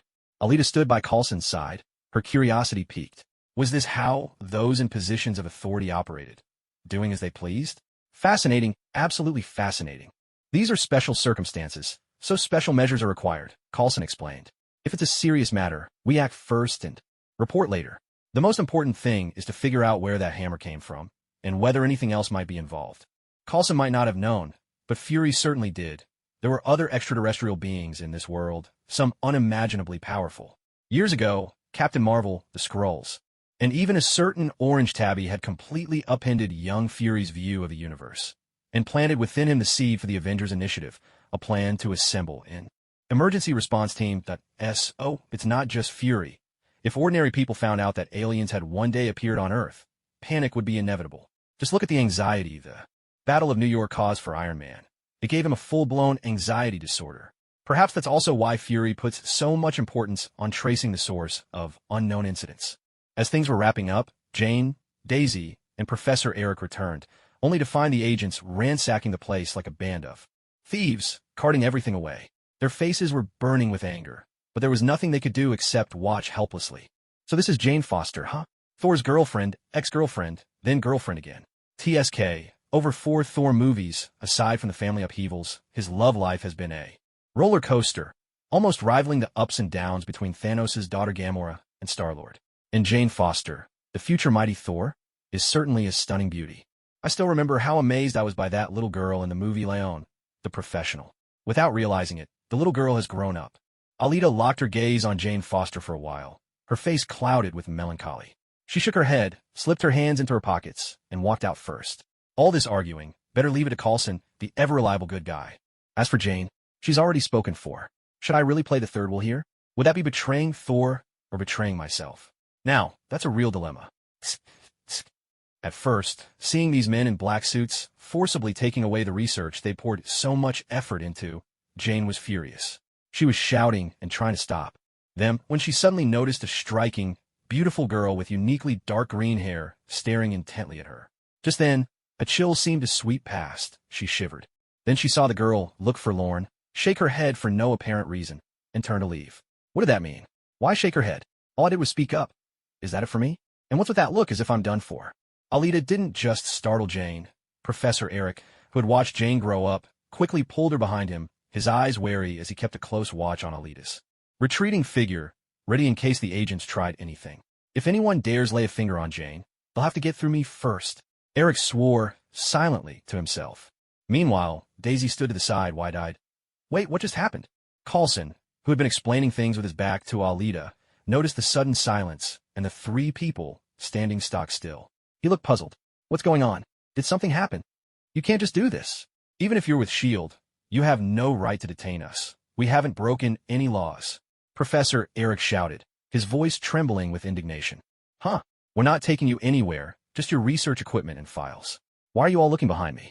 Coulson immediately went on alert, following Jane and Eric's gaze, only to spot Alita walking away toward the exit.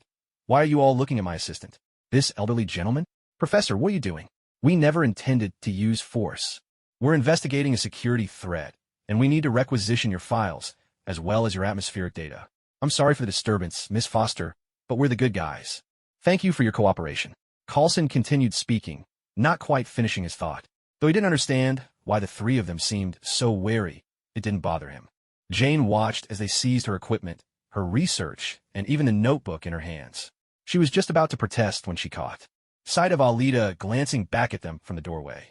Professor Eric, meanwhile, held Jane back, preventing her from rushing forward.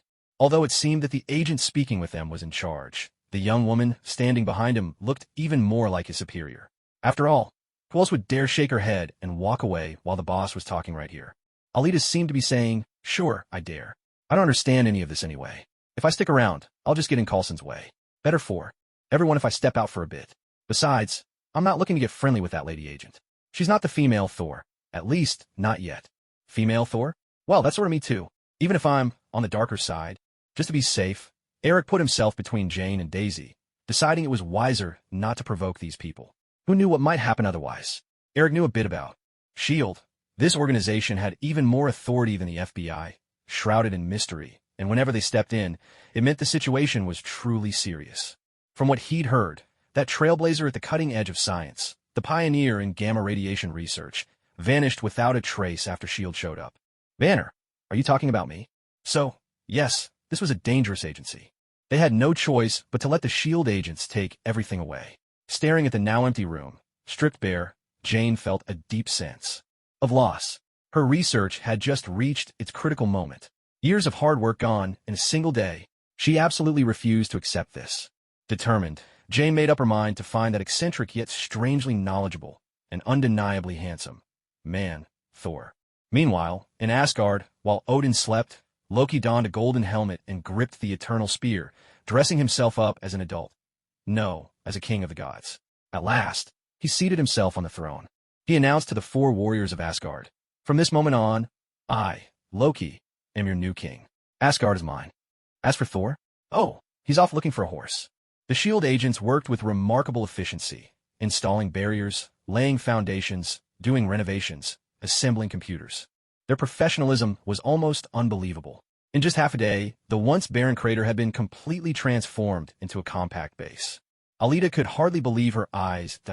As expected, the S.H.I.E.L.D. salaries are truly well spent. Every agent is a talent in infrastructure, a talent in research. Each person's paycheck covers the work of several jobs. Nick Fury is undoubtedly the greatest capitalist of them all. He squeezes every ounce out of his employees, and this can't be the first time he's done it. Just look at the top of Coulson's head and you'll know. Luckily, I'm just a newbie, not even an adult yet. Otherwise, I'd be following in the senior's footsteps. When would there ever be time to rest? Or chance to sleep in? Or, rob the rich practice magic? Powerless, with nothing to offer but a pretty face, Alita could only stand aside, watching everyone busy at work, shaking her head with a sigh. The newly built base had cordoned off Thor's hammer nicely. A group of experts in protective suits, armed with detectors, were examining the hammer that emitted strange electromagnetic pulses, delving into its mysterious secrets. White pipes section the base into several zones. If you look from above, you'd see an S shape, along with, well, a straight line, a semicircle, something like that. Alita and Coulson stood behind the scientific team, watching them study the mountain of data brought back from Jane Foster. Truly worthy of being called a physicist, Jane's research alone had nearly unraveled the secrets of the Bifrost. She was a true academic star. At this point, Alita thought, all she needed to do was quietly wait for Thor's arrival, for Loki to appear, and the most exciting moments would soon follow. The day of the Thunder God's return was not far off. As night fell and the air grew cool, Alita perched on a bench, watching everyone who'd been busy since their arrival. She couldn't help but think. I'm starving on resting her chin in her hands. Her eyes grew unfocused from hunger and boredom, and she was nearly nodding off. Combat missions are still my favorite. This research work really isn't for me. All these experts around me. I can't even hope to compete. Coulson, on the other hand, was perfectly used to it. Having worked every kind of assignment, he actually found these harmless desk jobs to be a perfect chance to relax. See what real professionalism looks like. That was Coulson for you. Treating paperwork as downtime. Truly impressive. Coulson. Glancing at Alita, who was dozing off on the bench beside him, Coulson shook his head. Young people just don't get it. Boring assignments are actually the best kind. If things weren't so dull, something would beep, beep, beep. Before Coulson could finish his thought, the unexpected happened.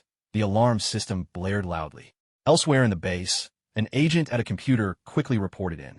Because of the hammer's intense electromagnetic field, some of the drones had stopped functioning, making detection work much harder. Suddenly, one of the staff called out, pointing at the surveillance screen. Something's appeared near the western fence. Agent Sitwell pulled out a radio pager. You know, that comically timid-looking guy who, in my opinion, doesn't look like a Hydra agent at all. He sent 2 men out to investigate, but after a while, no one responded on the pager. Let's rewind a few minutes. Jane was driving the car, carrying Thor, and they finally arrived just as night fell. No idea why it took so long. Maybe they got lost? Or maybe the darkness made it easier to act unseen. Jane raised her binoculars to survey the scene, clearly uneasy.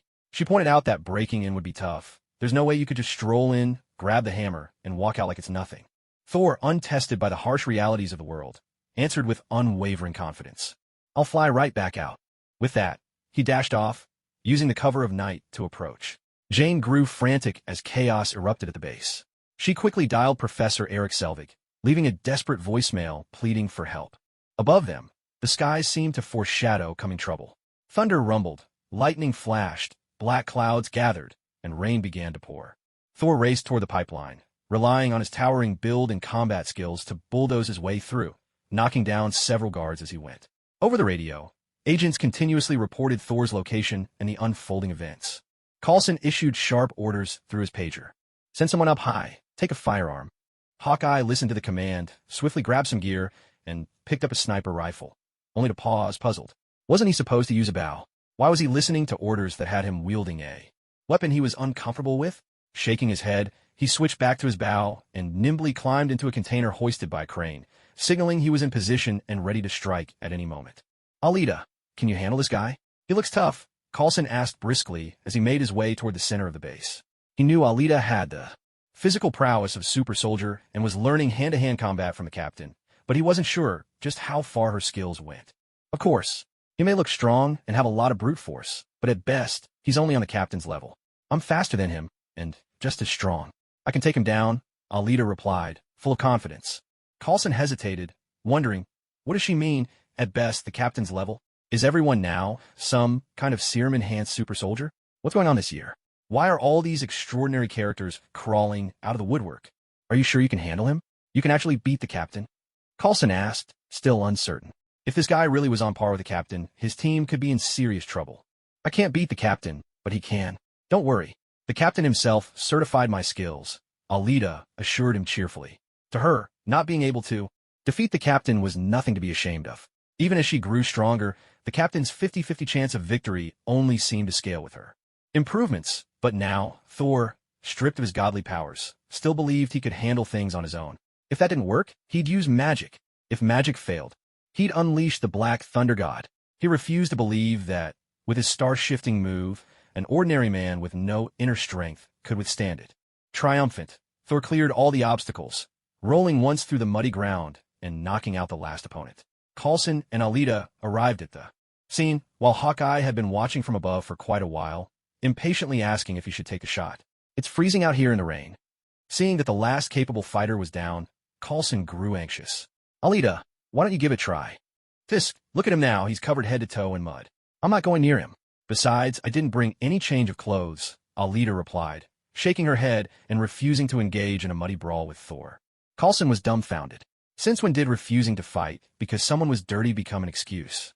This was a battlefield. Was she still an agent or not? How was he supposed to entrust her with important missions if she acted like this? And bringing a change of clothes. Did she think her assignment in New Mexico was a vacation? Watching Alita standing in the shadows, not even touched by the rain, Coulson's frustration nearly boiled over. He felt like a crystal about to shatter, while Alita seemed to be window shopping in a spring-fed mall.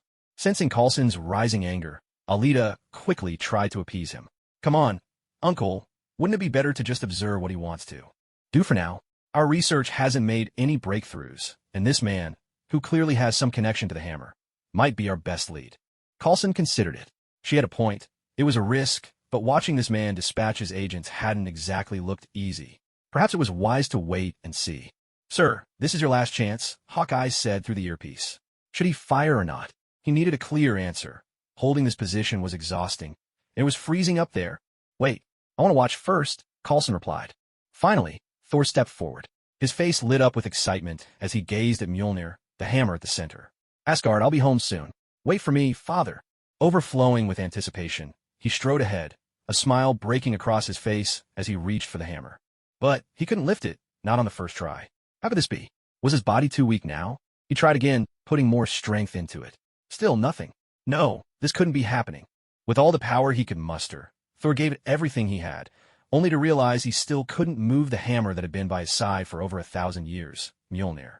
For the first time, despair washed over him. His face was filled with disbelief. Why? Was what father said true? Had he truly been stripped of his power and cast out? Thor lifted his gaze to the sky. The night rain, falling like silent tears, streaked across his cheeks, so cold they could have been his own. "No," he cried, the word echoing in the darkness, before he slowly sank to his knees. The pain of growing up always strikes, without warning, to in a life that once seemed smooth and effortless. Who could have foreseen such a turn of events? No one ever expects that the one struck by misfortune might be themselves. The son of the king, never before battered by the harsh realities of the world, experienced despair and pain for the very first time. Alita watched it all in silence, quietly noting that this was only the beginning. Heimdall, guardian of the divine realm, also observed in silence. "Be strong, Thor." Odin, too, gazed upon it all with wordless hope that his son might understand his deeper intentions. Wait a second, Odin.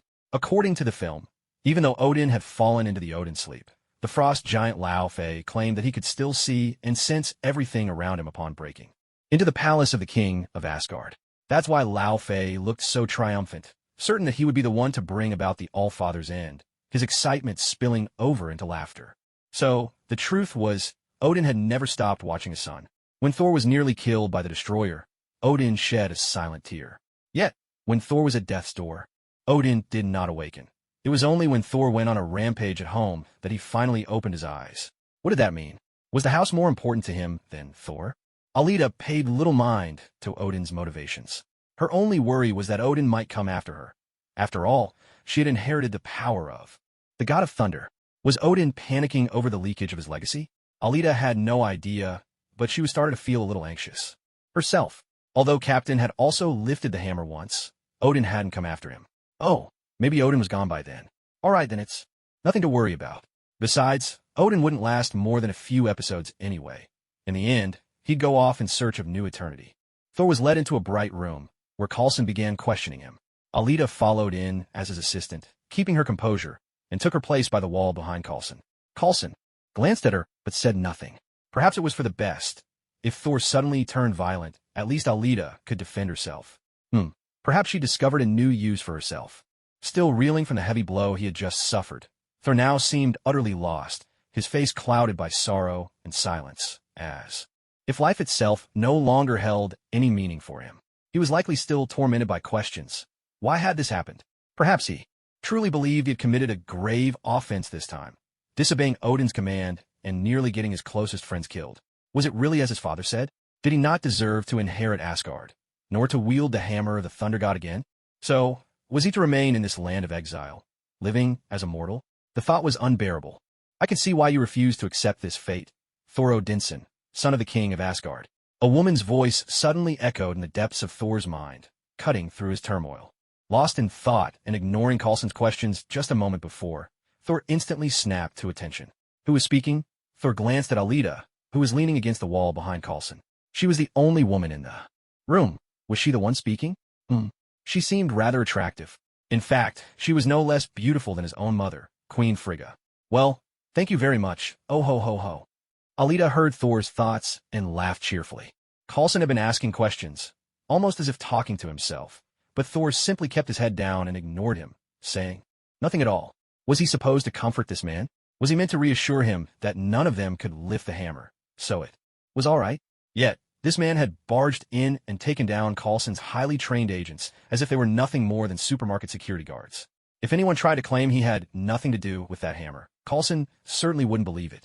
Suddenly, Thor looked up, startling Coulson. What was this? Was he going to get violent? Coulson had been trying to speak kindly without any threats. What did Thor want? Following Thor's gaze, Coulson realized he was looking behind him. Why was everyone always looking past him? Was there something special there? Flowers, perhaps? He turned to see Alita, who was in the middle of a yawn. Ah, so there really was a flower there? But really, what was going on? First Thor, then Professor Eric and the others. Why was everyone so interested in his assistant? Admittedly, Alita was beautiful, young, and charming, but that didn't mean they could just ignore him. Hadn't they ever seen a beautiful woman before? Although my assistant is indeed lovely, could you please answer my questions? Coulson asked Thor, his tone growing impatient. Thor kept his gaze fixed on Alita. Yes, it's me, Alita replied in Thor's mind, using her telepathic ability to communicate with him silently. You don't speak out loud. Just talk to me in your mind, Alita interrupted quickly, seeing that Thor was about to speak. It wouldn't do for Coulson to start thinking he was crazy. How are you doing this? Do you really believe I'm from Asgard? Thor asked internally, curious that someone actually seemed to believe his story. Magic.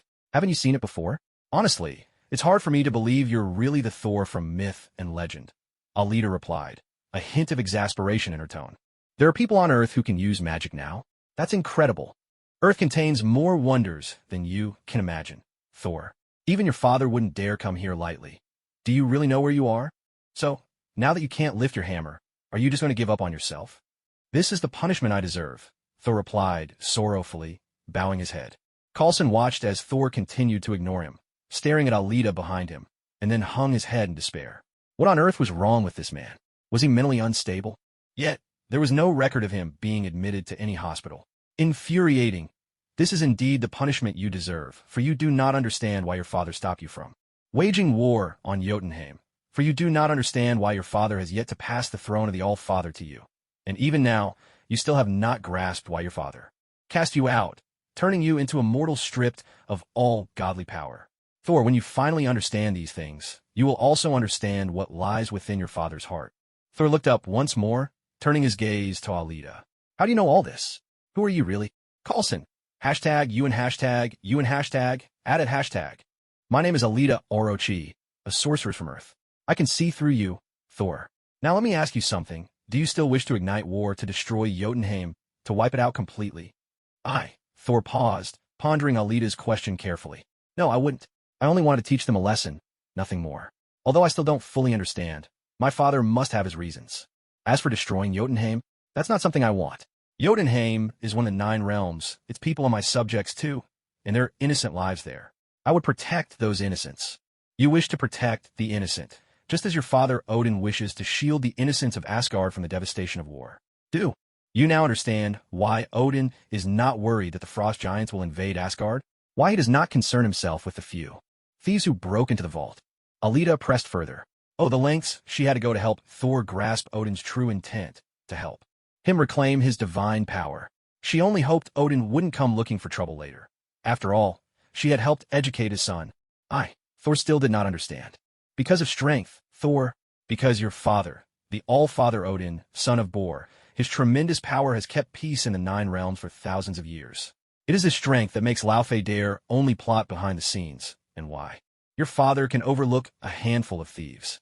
But now, your father has fallen into the Odin sleep, and your dear brother Loki is planning to use the Bifrost to utterly destroy Jotunheim.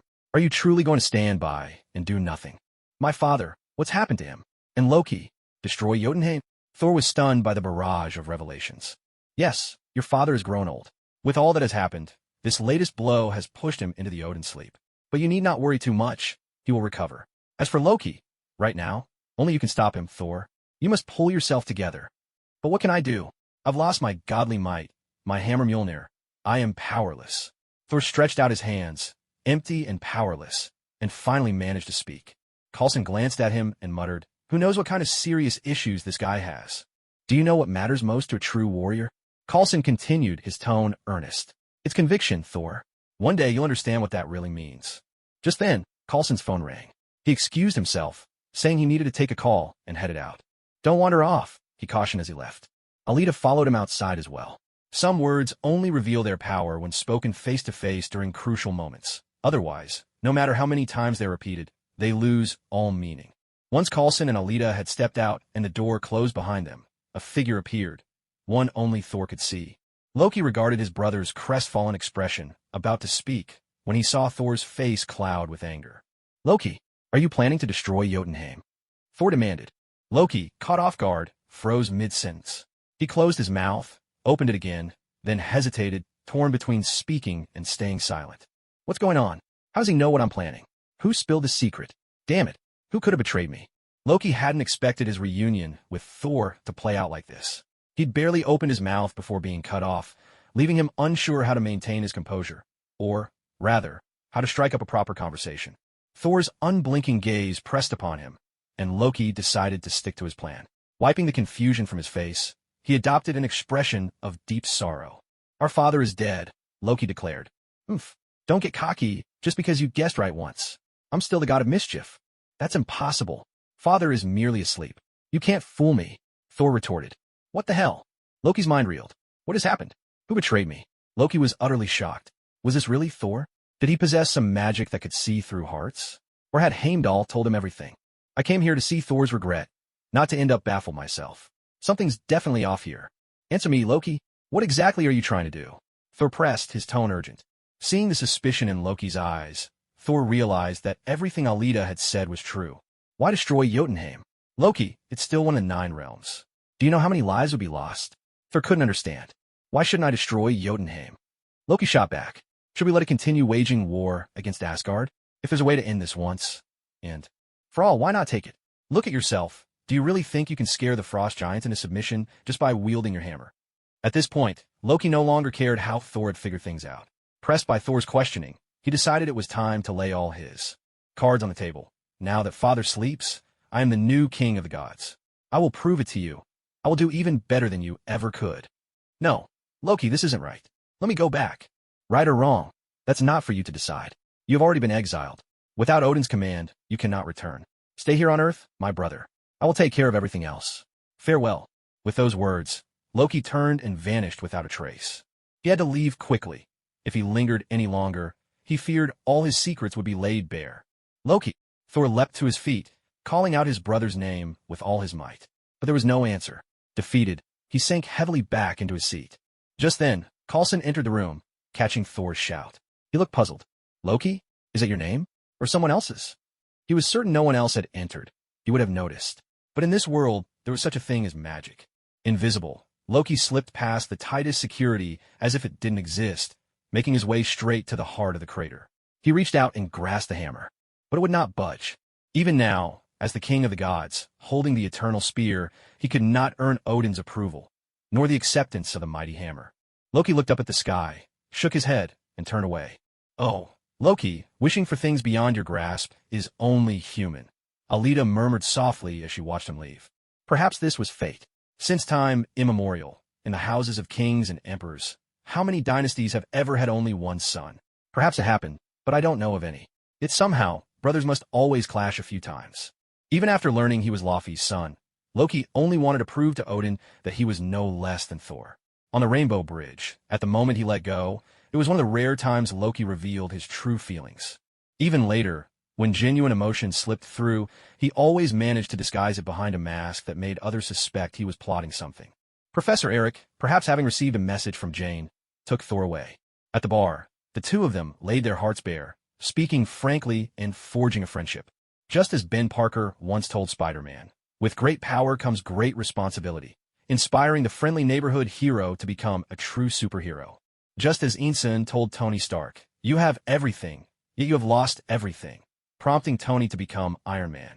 Just as, at his deathbed, Dr. Erskine pointed to Steve Rogers' heart and told him, don't just be a soldier, be a good man. Before every hero's rise, there's always someone to serve as a guiding light, pointing them toward their path. Professor Eric was just such a lighthouse for Thor, counseling and comforting him with his wisdom and experience. Realizing you don't know all the answers isn't a bad thing. It means you've started asking the right questions. For the first time in my life, I don't know what I'm supposed to do next. If anyone wants to find their own path in this world, they must first admit they have no idea where they truly stand. Thank you for your help. No, don't thank me. Everything I've done, I did for Jane. Meanwhile, back in Asgard, Loki crossed the Bifrost and journeyed to Jotunheim. He confessed to Laufey that it was he who led his men into Asgard. He promised that he would bring them into Asgard again, let Laufey slay Odin, and even return the casket of ancient winters to restore the glory of the frost giants. To be honest, Loki was truly Asgard's finest diplomat, albeit always up to no good. Yet when it came to bargaining and making deals, no one in all the 9 realms could hold a candle to Loki. Just look at his dazzling record. The first time, he led the frost giants into Asgard and nearly killed his own father, Odin. The second time, he brought the dark elves into Asgard and, this time, his mother Frigga truly lost her life. Then, there was the time he unleashed the Chitauri army, nearly destroying New York and forcing Iron Man, Tony, to carry a nuclear warhead, almost sacrificing himself. Tony even suffered anxiety afterward. In Thor, Ragnarok, Loki and Thor ended up stranded. On Sakaar, Loki became the Grandmaster's lackey, while Thor was forced into the gladiator arena, had his hair chopped off, and got pummeled by the Hulk. No wonder he's called the god of mischief.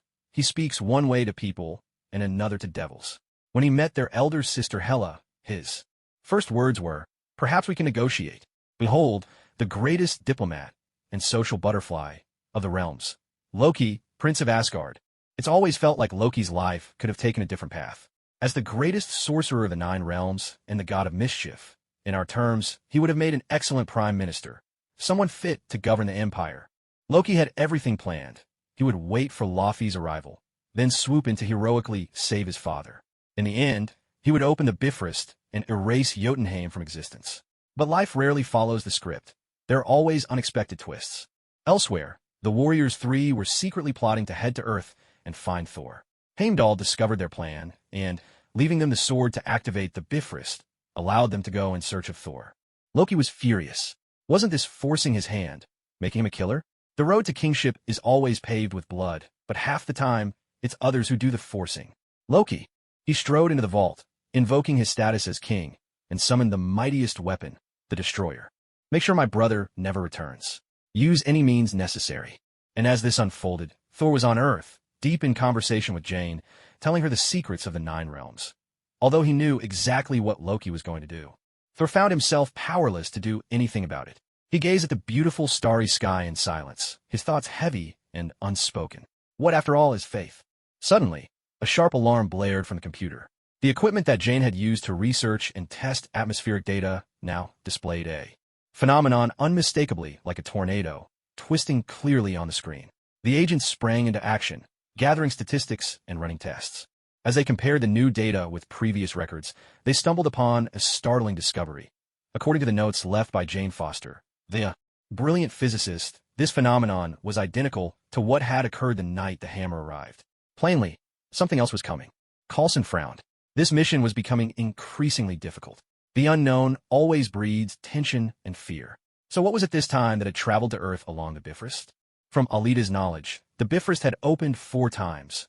Once for Thor, once for the Warriors of Asgard, once for the Destroyer, and the last time for Thor and his companions' return. So, had the 4 Warriors of Asgard arrived this time? At that moment, Coulson received a report from the agents assigned to monitor Thor and his group. For people dressed like medieval cosplayers, had arrived in town and were looking for Thor. Coulson silently mused. It seems the friends of a madman aren't entirely normal either. Outside the diner, the 4 newcomers pressed themselves against the glass door, happily waving and calling out to Thor. Jane, Darcy, and Professor Eric all wore expressions of exasperation. Just who were these people? Wasn't it enough for one person to escape from the hospital? Now they formed a team to sneak out together. Honestly, it had been days, and no one had come looking for Thor. Well, except for these 4. Thor, delighted, eagerly introduced his lifelong friends to his new acquaintances on Earth. Surrounded by laughter and joy, the group quickly warmed to each other. Sif came to summon Thor, explaining that Loki was now king. Odin had fallen into the Odin sleep, and as prince, Thor was duty-bound to return to Asgard immediately. Thor admitted that he already knew all of this, but he still hadn't regained the approval of Mjolnir, nor restored his divine powers. Even if he returned, he wouldn't be able to resolve anything, least of all, stopping Loki. Try as he might, Thor felt utterly at a loss. A second surge of powerful energy soon appeared, and this time, Coulson could no longer sit still. What was this? Did they think Earth was their personal playground, coming and going as they pleased? No, this time he would see for himself just what was arriving. Even the most patient man has his limits. Let's go have a look, Coulson ordered, gathering the agents on duty. In a convoy of vehicles, they set off for the coordinates where the signal had appeared. Meanwhile, Thor and the 4 warriors had also sensed something unusual and stepped outside to investigate. Alita stuck close to Coulson, just in case the old man's luck ran out. If the Destroyer blasted him, it would be all over. The shield. Vehicles arrived at their destination, quickly surrounding a towering metal robot.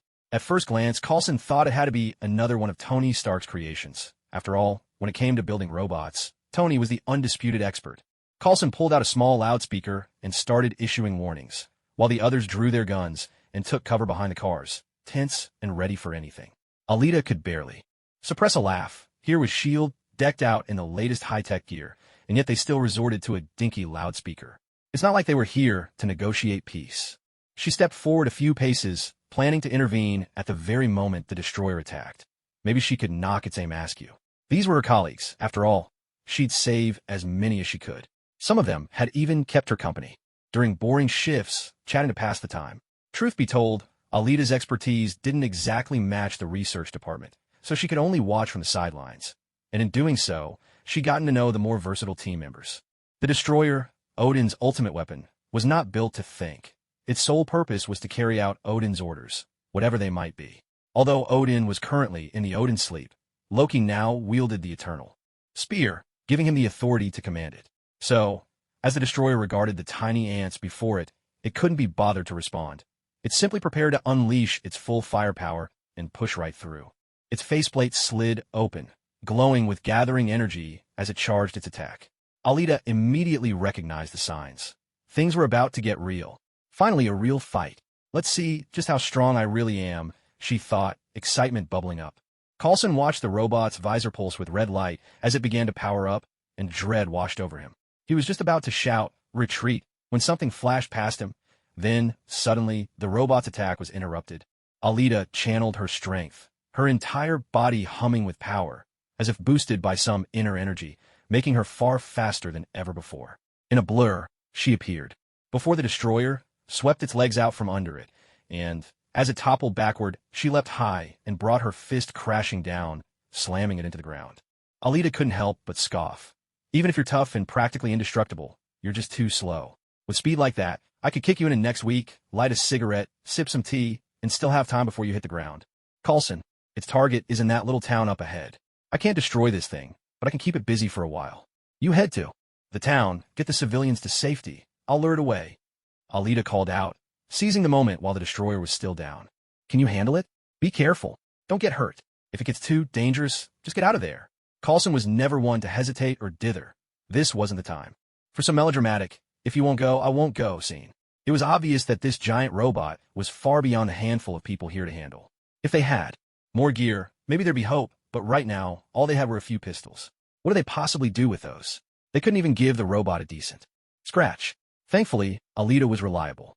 Judging by her speed and attacks, just now, buying some time shouldn't be a problem. Super soldiers, forever the best. With her back to Coulson, Alita flashed him an okay gesture, then charged ahead once again. "Aha!" she cried, landing a punch with a resounding thud that sent the destroyer's head snapping sideways. Now it was her turn. Alita straightened up, left hand tucked behind her back, right hand extended in an inviting gesture.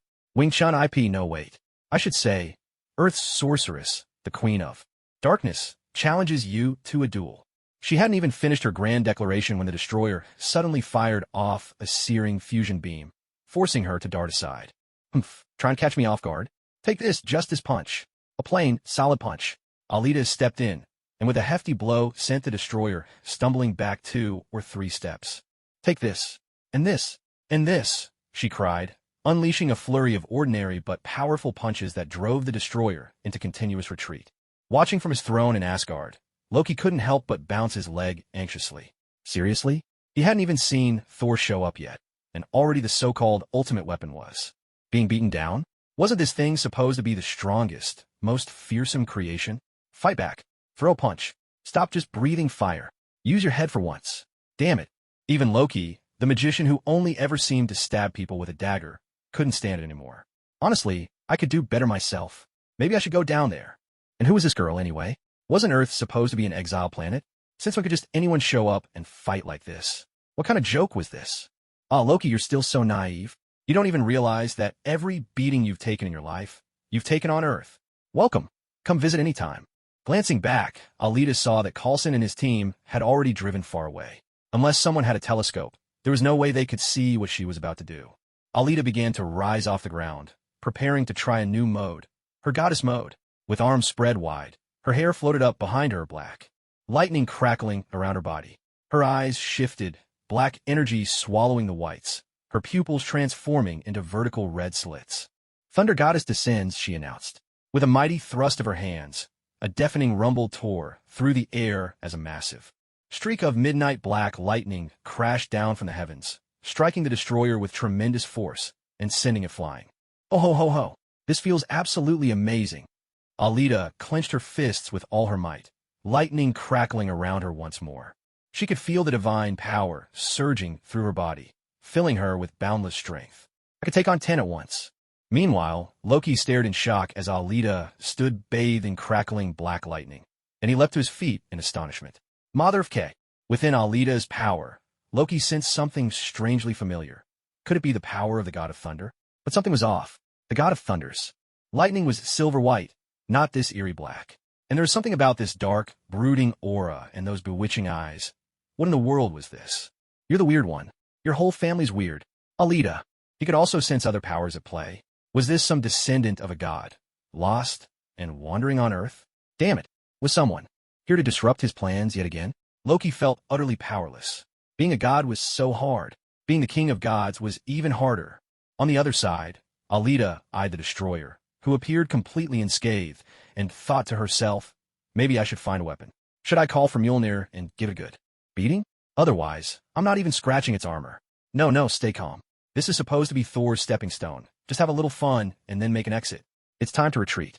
With that, Alita deactivated her goddess mode, landed gracefully, and turned to dash toward the town. Thor, I bring you a bundle of experience points.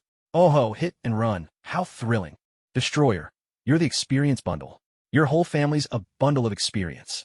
Don't robots have rights too? When will we robots rise up? So angry I'm shaking. At that moment, as the Rainbow Bridge's shimmering light transported the destroyer to Earth, Thor and the 4 warriors of Asgard sensed its arrival. Stepping outside and seeing the tornado-like energy storm in the distance, they immediately felt a foreboding sense of danger. Just then, Coulson and his team drove up, warning everyone nearby and beginning to evacuate the crowd. Coulson approached Thor suspiciously and asked, "Is that thing here for you?" Though he already suspected the answer, given all the strange events of the past few days clearly revolved around the hammer and the man standing before him. So, just who are you, really? What's coming? Thor asked, already certain it was here for him, but because it was still far away, he couldn't make out exactly what it was. The 4 warriors, along with Jane and Professor Eric, all turned to Coulson, concern etched on their faces. What happened? Is it really that serious? Are they evacuating the whole crowd? It's a giant robot, and it seems like it can breathe fire, Coulson replied. The destroyer. Thor and the 4 warriors gasped in alarm. Is Loki trying to kill you? Thor, you should leave now while you have a chance. As long as you're alive, there's still hope. Sif heard the destroyer heading straight for Thor and immediately sensed the danger. She hurriedly urged Thor to leave at once. Damn it, I knew he wasn't a good person, but I never thought he'd actually do something like this. Volstagg, with his red hair and beard, was so angry he was ready to curse out loud. No, I can't leave. If I go, what about you all?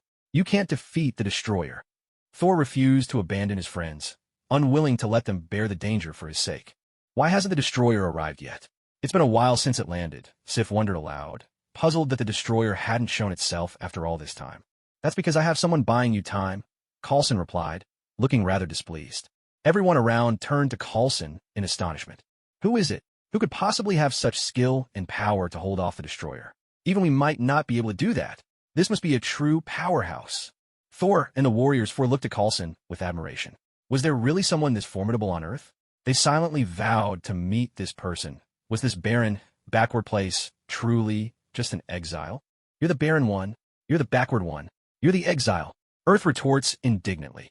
My assistant, Alita, one of SLD's strongest super soldiers, Coulson declared, basking in pride at their admiration. Just look at us, then look at yourselves. Dressed like people from a primitive tribe. Could you possibly compare to our secret weapon? Alita, so it's her, that beautiful young woman. Thor recalled the mage who'd brought him news, as beautiful as his own mother. He felt reassured. If it was her, there'd be no problem. Coulson, hearing Thor's words and seeing his relaxed expression, was bewildered. What's going on? How do you remember my assistant? And especially how she looks. Are you out of your mind? And what exactly are your intentions toward my assistant? You're just like that playboy billionaire. And as for things between us, we're not finished yet. He was about to say more, when a familiar voice rang out from not far away. Thor, I brought you a big surprise. Alita charged over, her face alight with excitement, calling out as she ran. A big surprise? The destroyer? Please don't bring it here. Jane, Daisy, Eric, get out of here. It's too dangerous. Thor shouted anxiously at his friends. The 4 Asgardian warriors drew their weapons and stepped forward. This was Asgard's battle to fight. Thor, you'd better leave too. Sif called out one last warning before joining the fray.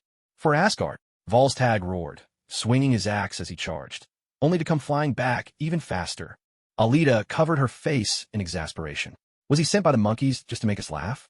Loki, seeing this, breathed a sigh of relief and settled back onto his throne. Now this is what I call a real performance. Let me show you the true power of the destroyer. Alita, how's the situation? Coulson walked over to Alita, glanced at her tidy clothes, and gave a relieved nod. Thank goodness she was unharmed. It's tough, Alita replied, her tone serious. No matter how we attack, this robot just won't break. We'll have to see if anyone else has a solution. In her heart, she thought, as long as Thor retrieves his hammer, everything will be fine. I see. Then calling for backup probably wouldn't help, would it? Coulson's face was clouded with worry. Could the technology on Earth really solve this? There's no need for backup, Alita assured him. More people won't make a difference. Even if you brought in a missile to blow it up, it might not even scratch the surface. Don't worry, I'll go talk to that man. She gestured for him to stay calm, as if to say, I've got this. Alita walked up to Thor. Well, have you found your answer yet? I haven't, Thor admitted, his voice heavy with disappointment. I don't know what to do. He looked toward his friends, still fighting valiantly in the distance, while he himself felt powerless. Guilt weighed on his shoulders. You're worried about your friends, aren't you? Thor, are you afraid of dying? Alita posed the question directly. Of course not. Warriors of Asgard never feared death. Thor responded proudly, his spirit flickering. So is your only conviction now just a lack of fear? Alita pressed further. Conviction? Conviction is the power of belief, Alita explained, her tone earnest. Thor, just as you have faith that Asgardian warriors never fear death, you need to believe in yourself. Only you can stop Loki. You must prove to your father that you can protect those behind you, that you can safeguard Earth, protect Asgard, and defend all 9 realms. You must show your father that you are worthy of wielding Mjolnir, that you deserve it. Muster the courage to charge forward, to face any danger as fearlessly as you would face death itself. Thor, stand up. Find your courage. Declare your resolve to your father, loud and clear. Defeat the destroyer. Then return to Asgard. Stop Loki, protect the people of Jotunheim, and guard the 9 realms. That is your duty as heir to the throne of the gods. Thor, will you be a hero or a coward trembling in fear? Of course a hero, Thor shouted, his voice ringing with newfound determination. Then go to your battlefield.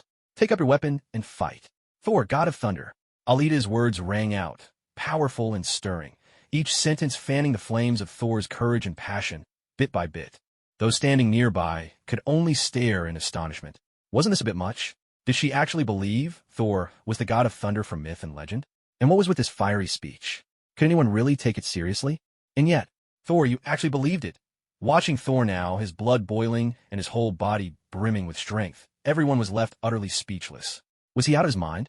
Did he really believe himself to be the God of Thunder? Someone needed to keep an eye on his medication.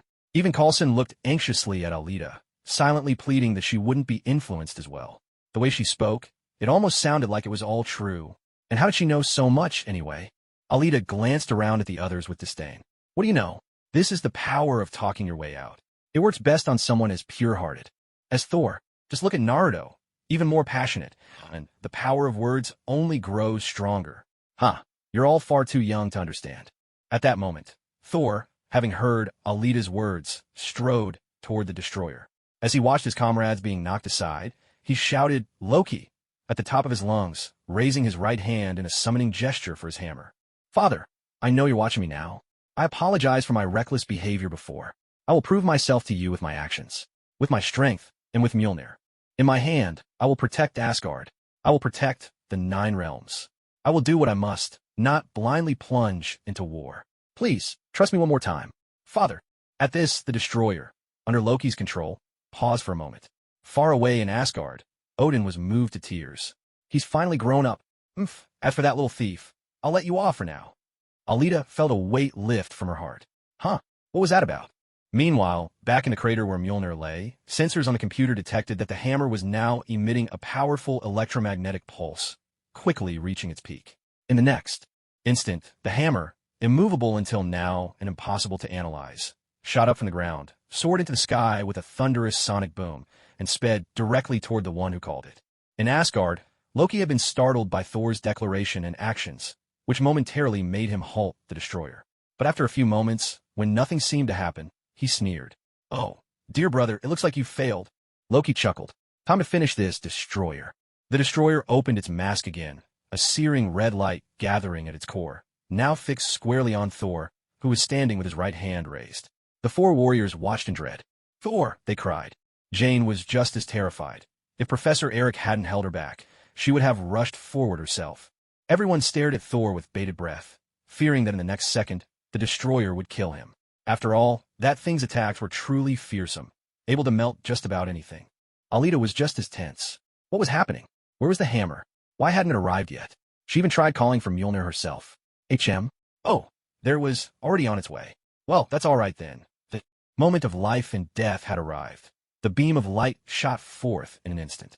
But when the attack subsided, everyone saw a black, gleaming silver hammer in Thor's hand, shielding him from the searing blaze. This is impossible. Loki of Asgard sprang to his feet, his face twisted in disbelief. Damn it, again and again. Why? Why can't you just quietly die? Thor, wielding Mjolnir, the mighty hammer of the thunder god, had been acknowledged by it once more. Perhaps Odin had secretly bent the rules. Whosoever holds this hammer, if he be worthy, shall possess the power of Thor. Thor's thunderous power surged through his body. Lightning crackled and danced across his form as divine energy erupted within him. Silver scales of armor began to reassemble over his body, and his crimson cape unfurled once more. The invincible thunder god, who had lost his power, had returned. The descent of Thor left Earth's people stunned for an entire year. All around, people exclaimed, "Oh my God! Come quick, you have to see this." Jane's face was frozen in shock, unable to believe her eyes. Professor Eric's worldview seemed to shatter before him. Coulson's expression was more serious than ever. Daisy, wait, what? Alita watched Thor's transformation, her gaze lingering enviously on his bespoke silver battle armor. Wiping her mouth, she couldn't help but wish for a suit of her own, something bold and heroic. It was almost her turn to shine. Empowered as never before, Thor felt the true beauty of his restored strength for the first time. The prodigal son returns, and now, having lost and regained what was precious, Thor vowed never to let go again. Gripping his hammer tightly, he charged forward and struck, knocking the destroyer's head askew. The destroyer. Thor swung Mjolnir, conjuring a colossal tornado that swept the destroyer high into the sky. Then, unleashing a torrent of lightning, he dove down and smashed through his foe. Emerging from the storm, Thor looked every inch the hero he'd promised to be. He dazzled Jane Foster so completely her eyes could barely take it. Turning to Alita, Thor spoke with heartfelt gratitude. "Thank you, beautiful Miss Alita Orochi. If it weren't for you, I wouldn't have understood the power of true conviction. You will always be my dear friend." Alita nodded, her voice light and cheerful. You're welcome." Thor then addressed Coulson. "Coulson, listen. You and I both fight to protect this world. From today, I'm willing to ally with you. But first, I want you to return the materials you took from Jane. That was just a loan. Of course, you can have your equipment back. Miss Foster, you can continue your research," Coulson replied, not daring to argue. After all, the Thor standing before him was not someone to be trifled with. He really was a god. "Would you like to take a look at the Bifrost?" As soon as he said this, he swung his hammer, scooped Jane up into his arms, and soared into the sky. As for everyone else, well, they could only take the car. What else could they do? Ask Thor to come back and pick them up one by one? Don't be ridiculous. Even though Alita could fly, doing so would blow her cover. What, did the super soldier serum awaken the ability to fly now? If so, why can't Captain America fly? Someone better give me a clear explanation. Fury. Arriving at the original Bifrost transmission site, Thor began calling for Heimdall to open the bridge.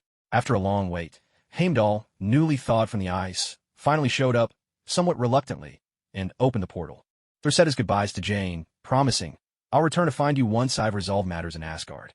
Ah, the classic promise, like saying, "I'll come back to marry you after the war," only to have a helmet with an arrow through it come back instead. Alita couldn't help but comment. "Thor, you really shouldn't make promises so casually. In life, bad omens seem to come true far more often than good ones, you know?" As for whatever would happen next in Asgard, Thor's hot-blooded showdown with Loki and so on, that's a story for another time. Not that we'd get to see it anyway. Alita declared that the first mission was done. It was time to return to New York, time for a much-needed break. After all these days of eating poorly, sleeping worse, and braving the elements, the living conditions were unbearable. She couldn't even take a proper shower. Alita felt on the verge of collapse. She couldn't wait to wrap things up and head home. As for the aftermath in the small town, S.H.I.E.L.D. had become quite adept at handling such matters. Damage control and housing compensation had become routine. All it took was a terror drill explanation to smooth things over. And then there was that giant robot. Thor had just spun his hammer and flown off with Jane in a hurry to return to Asgard, leaving everything else behind. Talk about a unique way to impress a girl. That meant S.H.I.E.L.D. was left with the cleanup. After all, this was alien tech, and who knew what secrets it might hold? Alita gave the destroyer a once-over, hoping to scavenge something useful, but found that the battered shell was now nothing more than an empty metal frame. Its divine and magical powers had vanished, leaving behind a hulking chunk of metal good for little more than a shield. What's more, this thing was forged from URU, Asgard's mystical metal, possibly even harder to work with than vibranium. Whether it could be melted down or reshaped was anyone's guess. Thor, that reckless prince. He smashed Odin's ultimate weapon, destroyed the Bifrost, and, in the end, even managed to lose Asgard itself. Odin must be beside himself with grief. Back in Coulson's car, it was time to return to base, organize reports, archive what needed archiving, and then head back to New York to debrief Fury. After all, this involved extraterrestrial affairs, and now it turned out that myth and legend were real. That was a lot to take in. Had technology really advanced to the point where opening portals at what was possible? Fury's head was probably spinning by now. In the car, Coulson brought up the conversation Alita had with Thor, sensing that Alita seemed to know something. Yet these past few days, Alita had been with him, at the base the whole time. Even when Thor was present, they had gone in together to see him. There had never been a private meeting between her and Thor. So how did Alita know what she said? Oh, that? I learned it from reading Norse mythology on my phone. That hammer is called Mjolnir in the stories. It's the weapon of Thor, the god of thunder. And the place where Thor is from is called Asgard. All of that comes from the legends, Alita replied, having already prepared her excuse. As for why she'd spoken that way, so when I saw that man Jane Foster and the others called Thor, I remembered scenes from the stories, made a few guesses of my own, and decided to talk to him. It didn't cost me anything to try, after all. Judging by the results, it actually worked pretty well. Who knows, maybe he really is the god of thunder. Coulson listened, feeling utterly exhausted. So you just watched a bit of mythology and decided to debate a god face to face? And the worst part is that God really charged in, all fired up, and it actually worked. He sighed. How was he supposed to write his report on this? If he hadn't seen it with his own eyes, who would ever believe any of it? Rather than claiming it was the god of thunder come to Earth, it might sound saner to say it was an alien. At least that wouldn't make him sound crazy. Alita, meanwhile, didn't care how Coulson wrote his report. She didn't have to write one anyway. She was just a junior assistant and an intern at that. What was there to be afraid of? Actually, Alita had gained the most from this whole affair. She had awakened divine power. She'd even fused the power of the thunder god and made it her own. If only she'd started her career a bit earlier, she'd have considered striking out on her own already. Returning to the S.H.I.E.L.D. Triskelion headquarters in Washington by car, the team reported to Fury as soon as they arrived. There was no help for it. Fury was anxious. Something had fallen from the sky, powerful beyond belief. If it turned out to be hostile, the current military and technological strength of Earth might not be enough to beat aliens. Especially since those aliens could possess all kinds of strange abilities. Just look at the Skrulls, who could shapeshift into perfect copies, or the Kree, whose weapons were all powered by energy. And then there was Captain Marvel. Could she even be considered human? Based on the latest information, they now faced a hammer that no one could lift, a robot that breathed fire and was seemingly indestructible, and a supposed god of thunder who could summon storms and lightning. Fury was at his wit's end.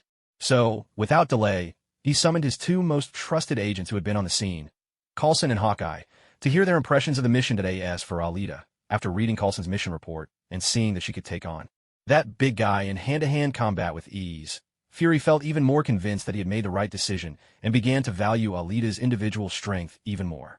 He believed that with proper guidance, her future achievements might rival even the captain's. Alita, of course, agreed. Once I've fully developed, I'll show you all what real power looks like. So Fury decided to have Coulson bring Alita along as well, wanting to hear her thoughts on the matter. When the three of them entered, Coulson and Hawkeye greeted Fury, as usual. When it came to Alita's turn, Fury cut her off before she could speak, telling her it wasn't necessary. Alita had just opened her mouth, only to close it again, a wave of frustration welling up inside her. Just wait and see, she thought bitterly. Coulson, what's your take? Fury first addressed Coulson. It's still uncertain whether that man is truly the god of thunder, Coulson replied. We have very little concrete information so far. But if he really is, perhaps we can glean something from mythology. Maybe Asgard, Odin, and those legendary figures aren't as fictional as we thought. What's more, based on the research of physicist Jane Foster and Professor Eric, and the incidents that have occurred, spatial teleportation is indeed real, and has already happened 4 times. Although their attire and weaponry appear quite primitive, our data shows their weapons are just as tough as that robot's. They're probably made of the same material. And that so-called rainbow bridge for teleportation. All of it suggests their technological prowess is far beyond ours. After listening to Coulson, Fury felt a headache coming on. Indeed, they were far ahead of them. Damn it. SHLD's current scientific capabilities just weren't up to par. With Howard gone, and those idiots having driven Dr. Pym away, all the top minds had left, setting their research back who knows how many years. Fury cursed inwardly at those fools in politics who only knew how to play games. Alita, do you think you can handle that guy with a hammer? Fury turned to Alita, clearly satisfied with her performance in her first mission. He was always on the lookout for more people who could fight like her. It's easy enough to deal with him when he's unarmed, Alita replied, downplaying her abilities a little. Once he picks up the hammer, it's still possible to put up a fight. But I wouldn't win. Thor without his hammer was essentially an exceptionally strong, tough human, but with the hammer, he became a close combat mage. One swing, and you could be struck by lightning out of nowhere. While Alita, at full power, could trade blows with Thor, there was really no need to push it that far. Still, if she could absorb, devour, with her magic, things might turn out differently. She wondered what Thor's divine power and vigorous life force would taste like. Now that would be interesting, drooling. After hearing Alita's words, Fury couldn't help but make a comparison in his mind. A pure super soldier still might not be enough when faced with someone who can summon thunder and lightning. He wondered if the captain could handle it. Then, as he glanced over, he saw Alita absent-mindedly wiping her mouth mid-conversation, a few veins throbbing on his forehead. What is she thinking about? Why is she drooling now of all times? We're in a meeting. Can't she be a little more serious? Agent in training, Alita, mind your manners. Fury barked loudly. Look at you, such an appetite, and you're always shopping for clothes. If you don't work hard, do you expect S.H.I.E.L.D. to support you forever? Maybe I'll mention this to Coulson later. See if there are any other assignments available. She needs to get out there and earn her keep. If Alita knew what Fury was thinking, she might just quit on the spot. This is exploitation, and of a minor, no less. She could sue him for child labor. Suddenly, hearing Fury's voice rise a notch, Alita snapped back to attention. She glanced over at Coulson and Hawkeye, who had both turned to look at her. Flustered, she gave them an embarrassed smile. What gotten into? Me? Am I getting cocky? Or is this some kind of side effect from magic? Maybe it's because absorbing the power of the god of thunder was just too delicious? Pull yourself together, Alita. You can't let yourself go astray. While Alita muttered to herself under her breath, Fury moved on to other matters. Coulson and Hawkeye didn't seem bothered by Alita's distraction. After all, she was only 17. If not for special circumstances, a girl her age would still be in school. In fact, having a cute young girl suddenly join the team felt like a breath of fresh air to them. The two older agents insisted. There was absolutely nothing inappropriate about their thoughts. Over an hour later, Fury finally wrapped up the meeting. He was exhausted. Honestly, do these directors always have to talk in circles? Can't they just get to the point? Alita, for one, looked completely lost. Annoyed, Fury quickly shooed everyone out. If they didn't leave soon, he was going to lose his temper. Alone again, Fury walked to the window, his mind turning to Professor Eric from this latest incident. After looking into his background, Fury realized he was a brilliant physicist. The alien threat hung over his head like the sword of Damocles, so boosting military power and technological weaponry was more urgent than ever. Fury began to consider inviting Professor Eric to research the cosmic cube. Who knew what breakthroughs might result? By the time the streetlights flickered on, Alita finally made it back to her little apartment in Brooklyn. Physically, she still felt energetic, but mentally she was weighed down by the fatigue of business trips and overtime. Maybe that's why she dreaded going to work. She waved to the captain next door while he was cooking. Alita called out for him to make extra. She was definitely joining in for dinner. Look at Fury, it's already this late, and he wouldn't even let me stay for dinner. He just sent me straight home. Terrible service. What a penny pincher. Fury, I don't even know when I'll get to eat. Who knows when I can finally get off work? And you have the nerve to complain? Your allowance is cut. P.S. In order to catch up with Thor's main storyline, I've moved up Captain America's plotline. That way, I can write a bit more.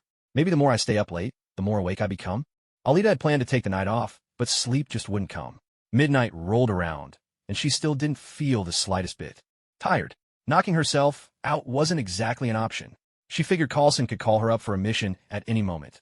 Maybe tomorrow. Maybe the day after. So in the end, Alita decided she might as well head out for a stroll tonight. After all, she had a blast fighting the Destroyer, but she was still unfamiliar with the power of the Black Thor. She needed more practice. After all, practice makes perfect.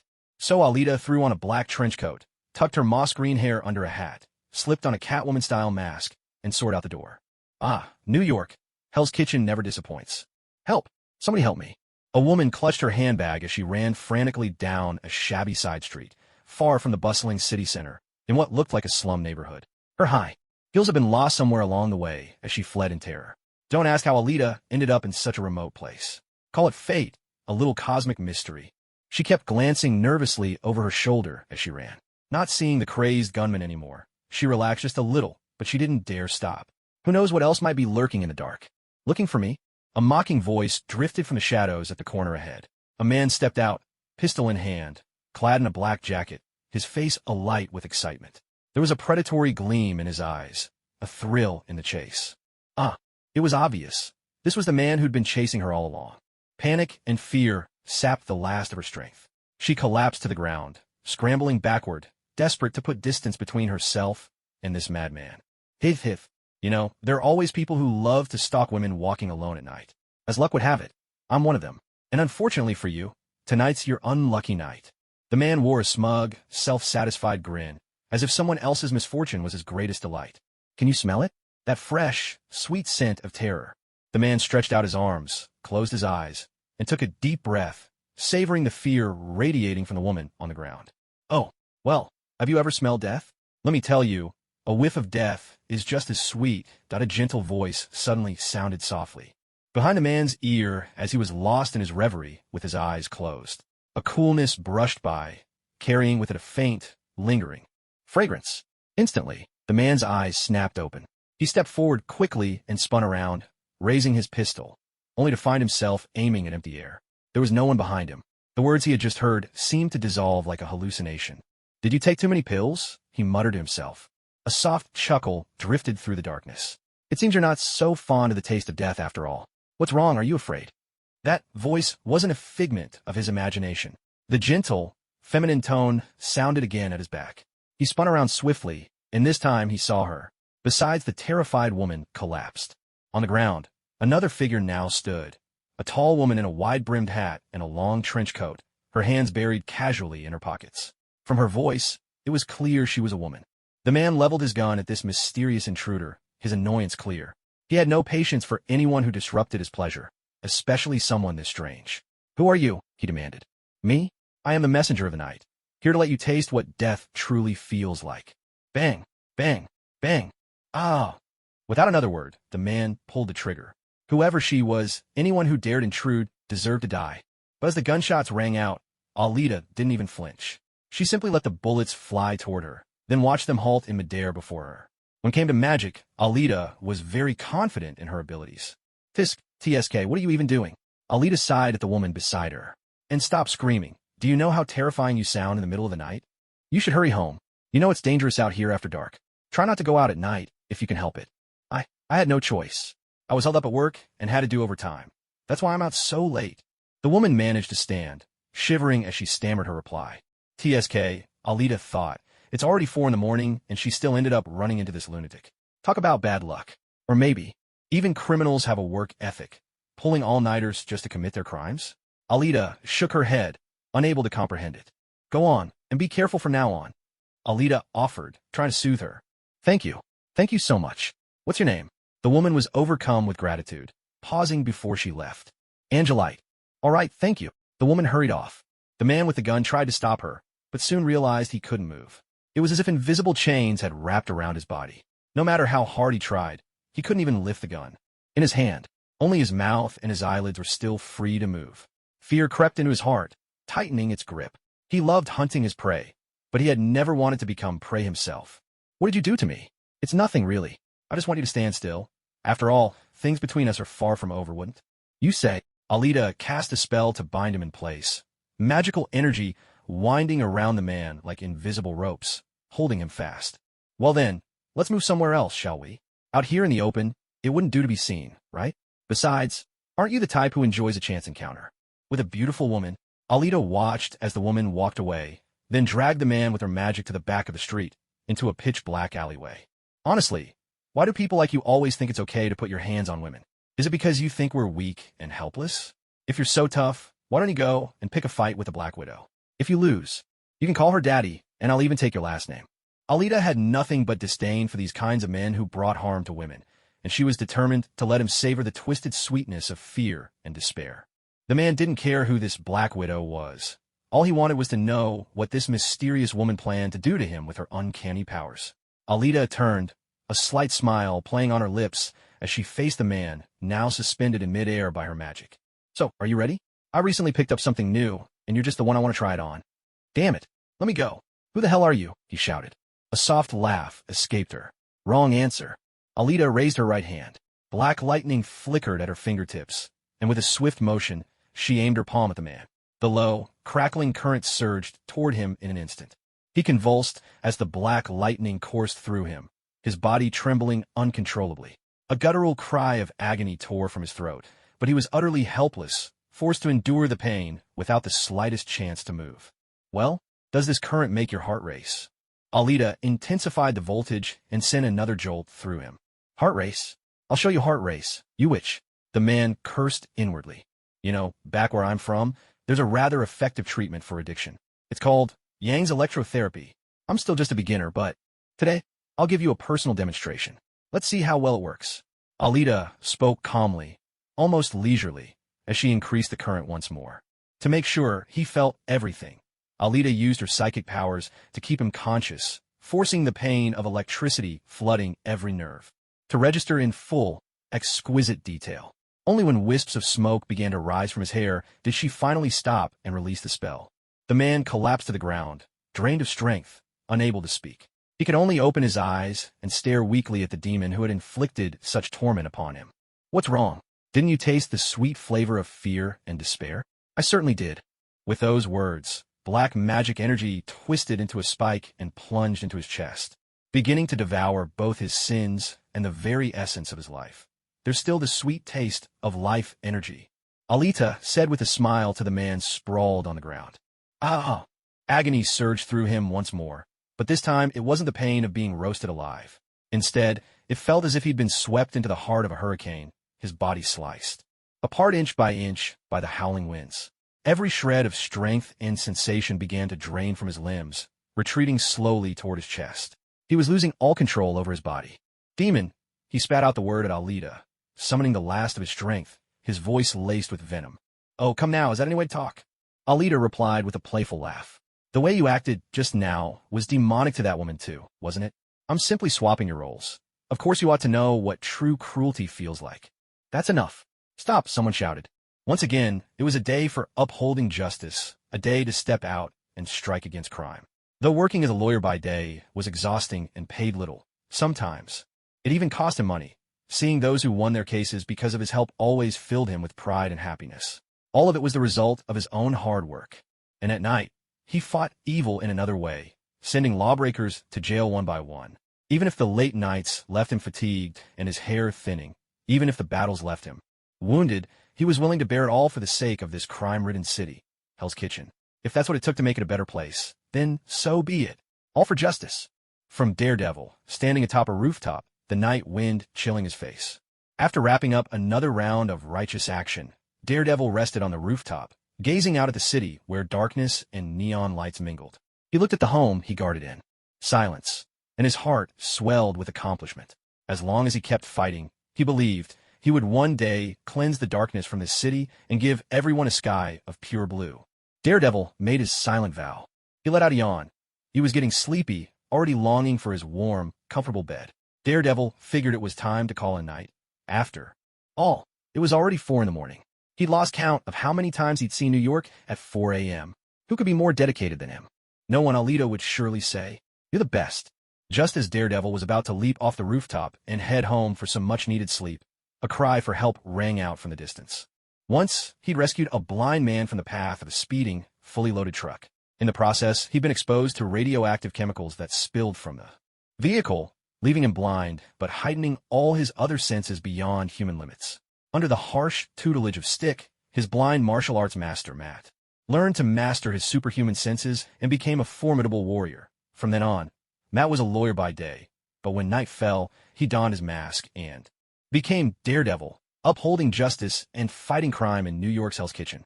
So, even though the cry for help came from far away, Matt still heard it. A mission, then. Matt stood up, twisted his waist to loosen up, and stretch his limbs. Then, relying on his extraordinary physical abilities, he quickly made his way toward the source of the sound. When Matt arrived, he saw Alita already in control of the man with the gun, while the woman who had been saved ran off in gratitude. Well, looks like I won't need to step in this time. But who is this person? I've never seen her before. Is she a local from Hell's Kitchen? Or just passing through? Maybe a newcomer hoping to become a superhero? Matt knew that because of his long-standing crusade for justice, people in Hell's Kitchen had begun calling him a superhero, and even given him the title Daredevil. He was genuinely pleased by this. After all, it meant he was recognized by the community. It gave him even greater encouragement, though he also knew that, from time to time, others would try to imitate him and become new superheroes themselves. But those attempts never lasted long. They always faded away before long. Maybe they died, Matt thought to himself. That's why he always tried to warn those aspiring heroes. Without a certain level of skill, it's best not to attempt this. After all, Matt himself had come close to death. More than once. And he had plenty of scars he could never fully explain to his girlfriend. He was tired of always pretending he just tripped and fallen because he was blind. Anyone could see through such an excuse. So Matt always tried his best not to get hurt. Now, looking at this woman dressed in black, a complete stranger, Matt decided that if she really wanted to become a superhero, he should have a word with her later. Besides, he was intrigued by the mysterious power she used to restrain that man. He decided to keep watching. Although Matt couldn't see, his heightened senses allowed him to detect the man's struggles in place. He could even sense the man being lifted and carried away by the woman. Let's call this a bit of stretch. Maybe it's not entirely realistic, but it should work. Matt followed the woman in black into the dark alley. Soon, the man's cries of pain echoed out, but Matt assumed she was just giving him a little punishment, so he didn't intervene. Though Matt had devoted his life to the law, he could accept a minor reprimand. But things quickly took a turn for the worse. He listened as the woman spoke in a voice dripping with malice, while the man's breathing grew weaker and weaker. Matt could no longer sit still. This was turning into vigilante justice. No, I can't allow this. He deserves to face the law, to atone for his crimes behind bars. Not this. That's enough. Stop. Matt stepped forward, determined to put an end to what the woman was doing. Tea first. Alita watched as the man on the ground slowly writhed in pain, dying bit by bit. A long, quiet breath of relief escaped from her chest, and she finally let down her guard. But just as she relaxed, a sudden voice startled her out of her skin. What the heck? Jump scares in the middle of the night. Doesn't anyone realize that's terrifying? Some people still have to work tomorrow, you know? Clutching her wildly pounding heart, Alita shot a glare toward the man who had appeared out of nowhere. He was dressed head to toe in a tight, red and black suit, his head covered by a mask. His body was powerful, his muscles clearly defined. Oh wait, could it be Daredevil? Alita ventured, her voice uncertain. It's me. Who are you? What are you doing here? The man demanded. That man should have faced justice in a court of law, not been killed by you. Alita tilted her head, sizing up Daredevil, Matt Murdock. But in her hand, she intensified her devouring magic. The man who was already on the verge of death was now swiftly consumed by her power, vanishing completely and leaving behind nothing but a pile of ashes. You wicked witch. Matt could sense with chilling clarity the sudden absence of the man's life force, drained entirely by the mysterious power of the woman before him. There was no doubt. This was witchcraft. A wicked witch. Alita stared in disbelief. How could she be a witch, let alone an evil one? She simply couldn't accept it. Alita had always worked hard to reinvent herself as a force for justice, going to great lengths to change her public image. Every night when she practiced her magic, she made absolutely certain there were no living witnesses to what she did, all to prevent anyone from seeing the effects of her devouring magic and mistaking her for some kind of supervillain. Hadn't she dragged this man into a pitch-black alley, specifically to avoid prying eyes? People used to drag her into alleys, not the other way around. After all, the first time Alita arrived in this world, she was mugged in an alley. Yet somehow, tonight, something had gone wrong. She let her guard down and completely missed someone approaching. Was she getting careless? That was magic. Magic, do you understand? If you can't see it, don't just make wild accusations. Alita shot back, her voice raised in indignation. Daredevil's aura faltered for a moment, taken aback by how young her voice sounded. She sounded absurdly young, like a school kid from next door. I thought you wanted to be a hero, but is this how you use your powers? So recklessly? Your stench of evil and corruption. I could smell it from a mile away. Matt decided to ignore how young she sounded and instead tried to warn her in the gravest terms he could muster. If you abuse your powers, disaster will follow. Matt knew this all too well. He himself possessed extraordinary abilities, and if he ever used them for crime, the consequences would be unimaginable. especially when such overwhelming power falls into the hands of a young person. Matt would never allow this person to go astray. I must save her. Matt silently swore this vow in his heart. But then, after hearing Matt's impassioned outburst, Alita took a disbelieving step back. She glanced down at herself, then lifted her arm and sniffed it. You're talking nonsense. I clearly took a shower before coming out. If you don't believe me, come and smell. I even smell like milk. Alita shot back loudly, her voice brimming with indignation. She insisted she always used milk-scented body wash and that she smelled fresh and sweet. There was absolutely nothing evil or foul about her. Meow, meow, meow. Matt, who had always held himself to the highest standards, rarely swore and carried an unwavering self-assurance. No matter the circumstance, he could always keep his composure and take command of the situation. But this time, Matt found himself completely out of his depth. Suddenly, he felt as if he were some creepy old man who'd done something terribly inappropriate to a little girl. No, that's not what I meant. Well, okay, you caught me, I was lying. You do smell nice. I made it up. Matt stammered, trying to explain himself in the face of Alita's childlike anger. If not for his mask, his blushing face would have been on full display. Damn it. For the first time, Matt was grateful to be wearing that mask. He thought his explanation would clear things up, but Alita took another step back, folding her arms over her chest, still eyeing him with utter disbelief as she demanded, How would you know I smell nice? Unless you pervert. Matt, usually so disciplined and composed, was left at a complete loss for words. What the? Matt blurted out, unable to contain himself.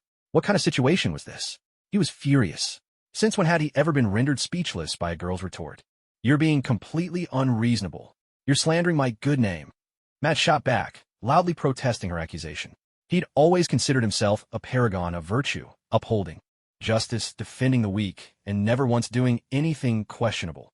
He was supposed to be a model citizen, even among superheroes. His reputation could not be tarnished here. Unreasonable? Slandering you? Then explain yourself. You red-suited masked pervert. Alita retorted, suddenly feeling as if she'd stepped into an overwrought soap opera. All that was missing were lines like, How could you be so heartless, so cold, and so unreasonable? No, you're the heartless one. You're the cold, unreasonable one. A shiver ran down Alita's spine as she hugged herself. I can't help it. It's a side effect of my abilities. My heightened senses allow me to hear things others can't, to smell things no one else notices. It's not something I can help. Matt protested with all his might. Reputation was important. After all, if this strange woman in front of him went back and started spreading rumors, saying that Daredevil, the superhero of Hell's Kitchen, had done something perverse, he would be ruined. Even if he went out wearing his mask, people would still laugh at him. Who would believe in his crusade for justice after that? And when he fought crime, who would still fear him? Wouldn't the criminals just set off fireworks to celebrate? Damn it. Is that so? Yes, that's the truth.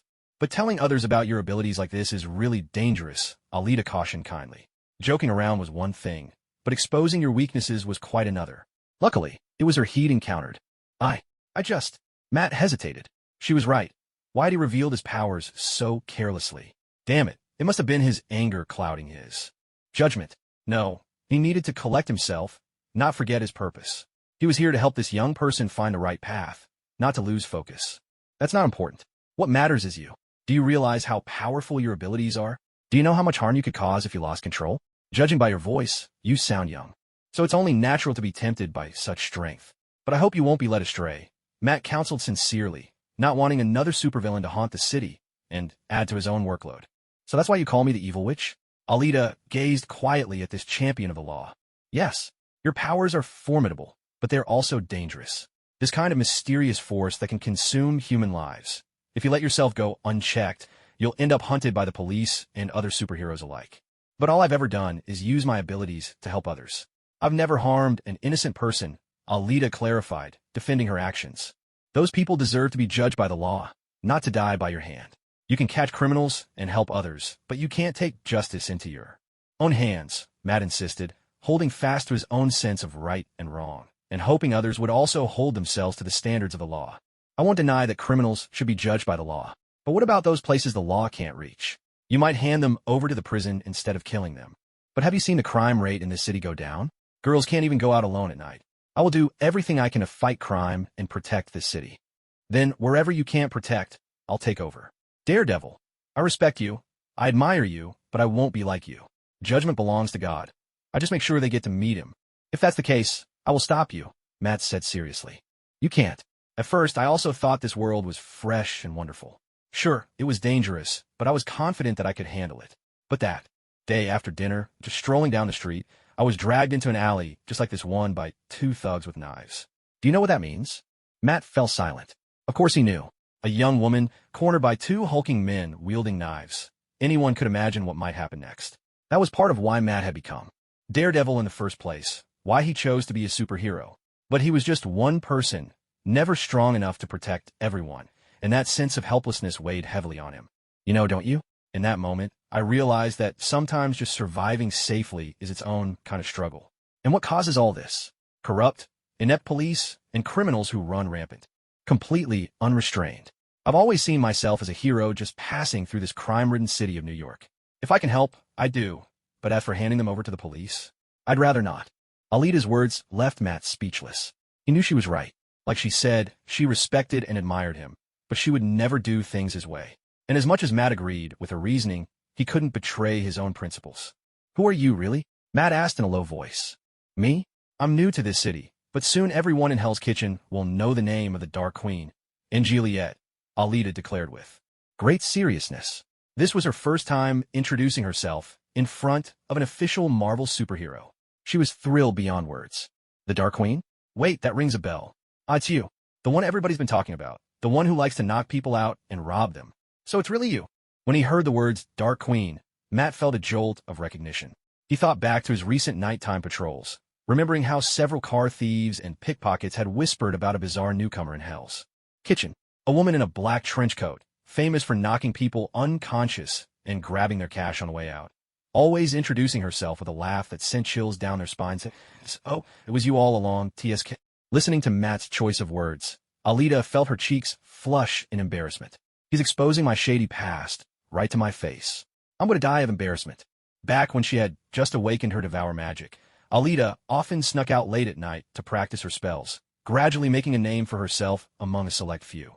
Although her reputation wasn't exactly respectable, she had her reasons. She'd bought several outfits to disguise herself, and with SHLD's monthly allowance barely covering her expenses, she ended up moonlighting as a sort of Robin Hood, stealing from the rich to give to the poor. That's not important, she stammered. Anyway, since you've heard of me too, let's just say we know each other now. From now on, if we run into each other, let mind our own business and not interfere, all right? Alita tried to explain, hoping to make a quick getaway. But Matt sensed something. Just as Alita was about to take off, he dashed toward her with lightning speed, determined not to let her slip away. There were still too many unanswered questions. But then, just as Matt thought he could catch her, he found himself frozen in place, unable to move, only 2 or 3 steps away. Panic surged through him. Was this the same mysterious power that had just restrained that man? I told you, you can't catch me, Daredevil, Alita said softly, hovering in the air as Matt struggled against the magical force pinning him to the ground. If you ever break the law, I will come for you, Matt declared, his resolve unwavering. Alita let out a light, teasing laugh. Well, you'd have to catch me first, wouldn't you, dear Daredevil? So until next time. With that, magic surged around her, lifting her higher, and in the blink of an eye, she soared into the night sky and vanished from sight. Magic, huh? Matt murmured, sensing Alita's departure and feeling the force that had bound him dissolve with her absence. He couldn't help but be fascinated by this so-called magic, so it really did exist in this world. It seemed that even if he'd fought with everything he had, he wouldn't have been able to stop her, and might have paid with his life. Thankfully, this self-proclaimed Queen of Darkness seemed to have a fierce sense of justice. Otherwise, who knows what could have happened? Matt sighed quietly. Tonight had shaken Matt's worldview. Magic, hidden from the eyes of most, had revealed itself to him for the first time. And listening to the story of this girl, named Angelite, Matt realized just how long and difficult the road ahead would be. The path of a superhero was never easy. P.S. This chapter might feel a bit like filler. Original plot lines are challenging to write, but don't worry, Matt's storyline still has a long way to go. Think of it as a side quest that needs a few chapters to transition. Please don't be mad at me. Thank you. The next day, as usual, Alita woke up around noon and dashed over to the captain's place next door to mooch lunch. Yes, Alita had grown too lazy to cook for herself, and since the captain hadn't yet reached his cue to appear in the main story, he was enjoying a leisurely life at home, punching the heavy bag, strolling around the city, listening to music, experimenting with new recipes, basically living like a retired old cadre. Last night, after returning from S.H.I.E.L.D., Alita had dinner with the captain and took the chance to introduce him to a future teammate, Thor, the god of thunder. She went into great detail, sharing information that even S.H.I.E.L.D. didn't have. That way, when Thor arrived on Earth, he wouldn't immediately be mistaken for an enemy. Of course, it probably didn't matter much anyway, since Thor was already on S.H.I.E.L.D.'s radar, so there was no real cause for concern. The captain was genuinely grateful to Alita for sharing all this, as it allowed him to keep up with the ever-changing world around him. As for Alita's prediction that it wouldn't be long before he'd be called upon to help maintain world peace, the captain only chuckled and replied, "How much peace could possibly require a 90-something old man like me to maintain?" Alita grinned and retorted, "You're one of the big three Avengers. It's just not your turn to take the stage yet, that's all." That afternoon, Alita and the captain enjoyed a long-overdue training session. With a sharp crack, their fists collided, the sheer force sending both of them stumbling backward. "You're improving fast, Alita. Your punches are packing more and more power," the captain remarked in amazement. It hadn't been that long, but Alita's fighting skills had already advanced tremendously, and with her growing strength, she was now fully on par with him. Was that Dr. Zola from Hydra really so formidable? He'd managed to perfectly replicate Dr. Erskine's super serum. Thankfully, Alita was the only successful subject. Otherwise, who knows how the final battle would have ended. Alita, for her part, was quick to agree. She just tapped into her divine power, after all. Even though she'd secretly drawn on her godly strength to enhance her punches, the captain still managed to stand his ground. That was downright terrifying. Did the captain have some kind of hot-blooded protagonist setting too? The more fired up he got, the more power he could unleash? Was this the fabled small universe burning within him? Alita grumbled to herself. Still, thanks to these training sessions with the captain and her own impressive learning abilities, her combat skills were now on par with the very best Special Forces soldiers. With both divine power and magic at her disposal, she could attack from afar, support her team, or get up close and brawl with the enemy. Mastery of both magic and martial arts, simply unbeatable. Alita could now declare with confidence, "There's no one out there who can take her down, except for those with cheats." In the high-intensity combat training, from the captain's perspective, only Alita could ignite that long-lost fighting spirit within him. Every punch landed with a satisfying force, yet he didn't have to worry about injuring Alita. This made the captain genuinely happy. It was far more enjoyable than pummeling a lifeless, easily torn punching bag. Unfortunately, Alita now had a job, so she couldn't spend as much time with him as before. As for Alita, her extraordinary physical strength and fully restored divine power meant she was never at a disadvantage. She threw her punches with full force. After all, the captain could handle them. So what was there to fear? Since waking up, the captain hadn't participated in any missions, so he hadn't had a chance to meet S.H.I.E.L.D.'s current top agents, and had no idea how strong they actually were. Although Alita was powerful, she was still just a super soldier. Being able to spar with him on equal footing was perfectly normal, wasn't it? So he never questioned the abnormal speed of Alita's improvement. The captain quietly thought to himself, "As long as she hasn't beaten me, that's the standard." They sparred for several hours before finally stopping. It was time to take a break. Someone had come looking for him. "Miss Orochi, you have a new assignment. Please report to S.H.I.E.L.D. headquarters at 2 p.m. tomorrow." "HM? Why didn't you just call me? Why did you come all this way to tell me in person?" "Because, Miss Orochi, no one was answering your phone. I was sent in person to avoid any delay in your mission." "I see. Thank you for going out of your way. That's very considerate of you." Alita suddenly remembered she'd left her phone in her room upstairs. She hadn't brought it down. "It's no trouble at all. I'll take my leave." The agent, wearing dark sunglasses, quietly departed, probably one of the surveillance agents stationed nearby. "Captain, let's wrap it up for today," Alita said, turning to the captain. "What's wrong? The mission isn't until tomorrow, right?" "There's still plenty of time in the afternoon," the captain replied, puzzled. "Tomorrow's mission shouldn't interfere with today." Well, I was thinking of buying some new clothes. Would you like to go shopping with me?" Alita, thanks to a little nest egg she'd acquired recently, from redistributing some ill-gotten gains, planned to update her wardrobe. Shopping for clothes is such a delight. Once you start, it's hard to stop. "I'll pass. I don't need anything right now," the captain replied, not eager to go out. "All right, I'll head out then. I'll pick up some groceries on the way back and cook dinner tonight. See you later." Alita left the basement and climbed the stairs, only to see the door of a neighbor's apartment on her floor swing open, and someone stepped out. "HM? Was that Sharon Carter?" "Hello there. Good afternoon, beautiful lady, heading out." Sharon had just stepped outside and, surprised to bump into Alita, tensed for a moment, but then relaxed. After all, this woman was apparently an intern at S.H.I.E.L.D. now. Yes, hello, I'm her neighbor, Sharon Carter. Sharon greeted her with a warm smile. Hello, I'm Alita, Orochi. It's a pleasure to meet you, you know, after all this time. It's actually the first time we've run into each other. Alita was genuinely delighted. How long had it been before they finally crossed paths? Even though they were both agents, they were neighbors, after all, and yet, this was their very first meeting. That's right. Because of work, I usually leave early and come home late, Sharon explained. Wasn't Sharon's cover job as a nurse? Thinking about her own schedule, Alita couldn't help but chuckle to herself. No wonder their paths had never crossed. Well, I won't keep you from heading out. Goodbye, Alita said. Bye, Sharon replied. Meeting the captain's girlfriend for the first time, Alita figured it was enough to just leave a good impression. Of course, Sharon probably knew her file like the back of her hand. TSK. Speaking of which, wasn't the captain kind of scoundrel? He had a thing with Carter's niece, but when he had the chance to go back in time, he actually chose to stay with Carter. So what about Sharon? Was she just left behind? That's a bit heartless.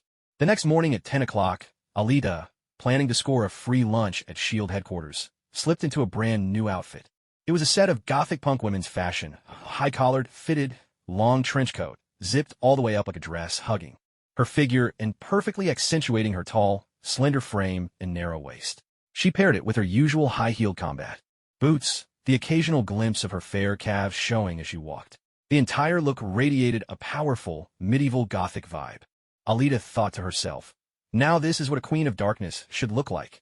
Entering the S.H.I.E.L.D. headquarters, Alita decided to drop in and say hello to Fury.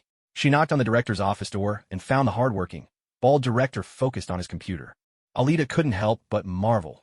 Fury truly lived up to his reputation as a workaholic, always in the office early, and who knew when he ever went home. At least he didn't have to worry about his hair. Sitting in his office, Fury eyed Alita, who was dressed in yet another new outfit. He said, how do you still have money to buy new clothes? I bought them earlier. Alita fibbed just a little. No way. My people saw you at the mall yesterday. Did you borrow money from the captain? Fury shot back. Don't even think about fooling me. You must have borrowed from him. The captain never goes out. He must be saving a lot. Yeah, that's right. Didn't expect you to catch me. Huh. Alita laughed nervously, scratching her head. Darn it. They're still keeping tabs on me. Luckily, Fury wouldn't bother the captain over something so petty. No need to panic. Then, with a scowl, Fury kicked Alita out of his office. Go find Coulson. Stop blocking my view. Hard-boiled egg. Just you wait. I'll find a perfect chance to trip you up. Click, clack, click. Around 1 in the afternoon, Alita, boots thudding against the floor, tracked down Coulson. As usual, he was in the logistics department, chatting with a beautiful woman. What's this? Is Coulson always hanging around here when he's off duty? Uncle, here I am. And who's this lovely lady? Alita had become quite adept at putting on a cheeky smile whenever she interacted with beautiful women. Thanks to her youthful looks, she called everyone big sister with ease. Hello, I'm Melinda May. So you're Coulson's new assistant? He's been absolutely singing your praises.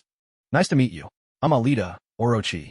So this is Agent May from the S.H.I.E.L.D. series, the legendary, formidable Melinda May in the flesh. All right, duty calls. We'll be on our way. Bye, Sister May. Let's chat again soon. Alita waved goodbye, then turned and left with Coulson. Take care. Melinda May, still busy with her desk job, returned a farewell with a friendly wave. Uncle, what's our mission this time? Is it that urgent? We only got 1 day off. Alita followed at Coulson's side, a hint of complaint in her voice. 1 day off was just never enough. Emergency assignment. I'll brief you in the car, Coulson replied as they walked. By the way, is Agent May your girlfriend?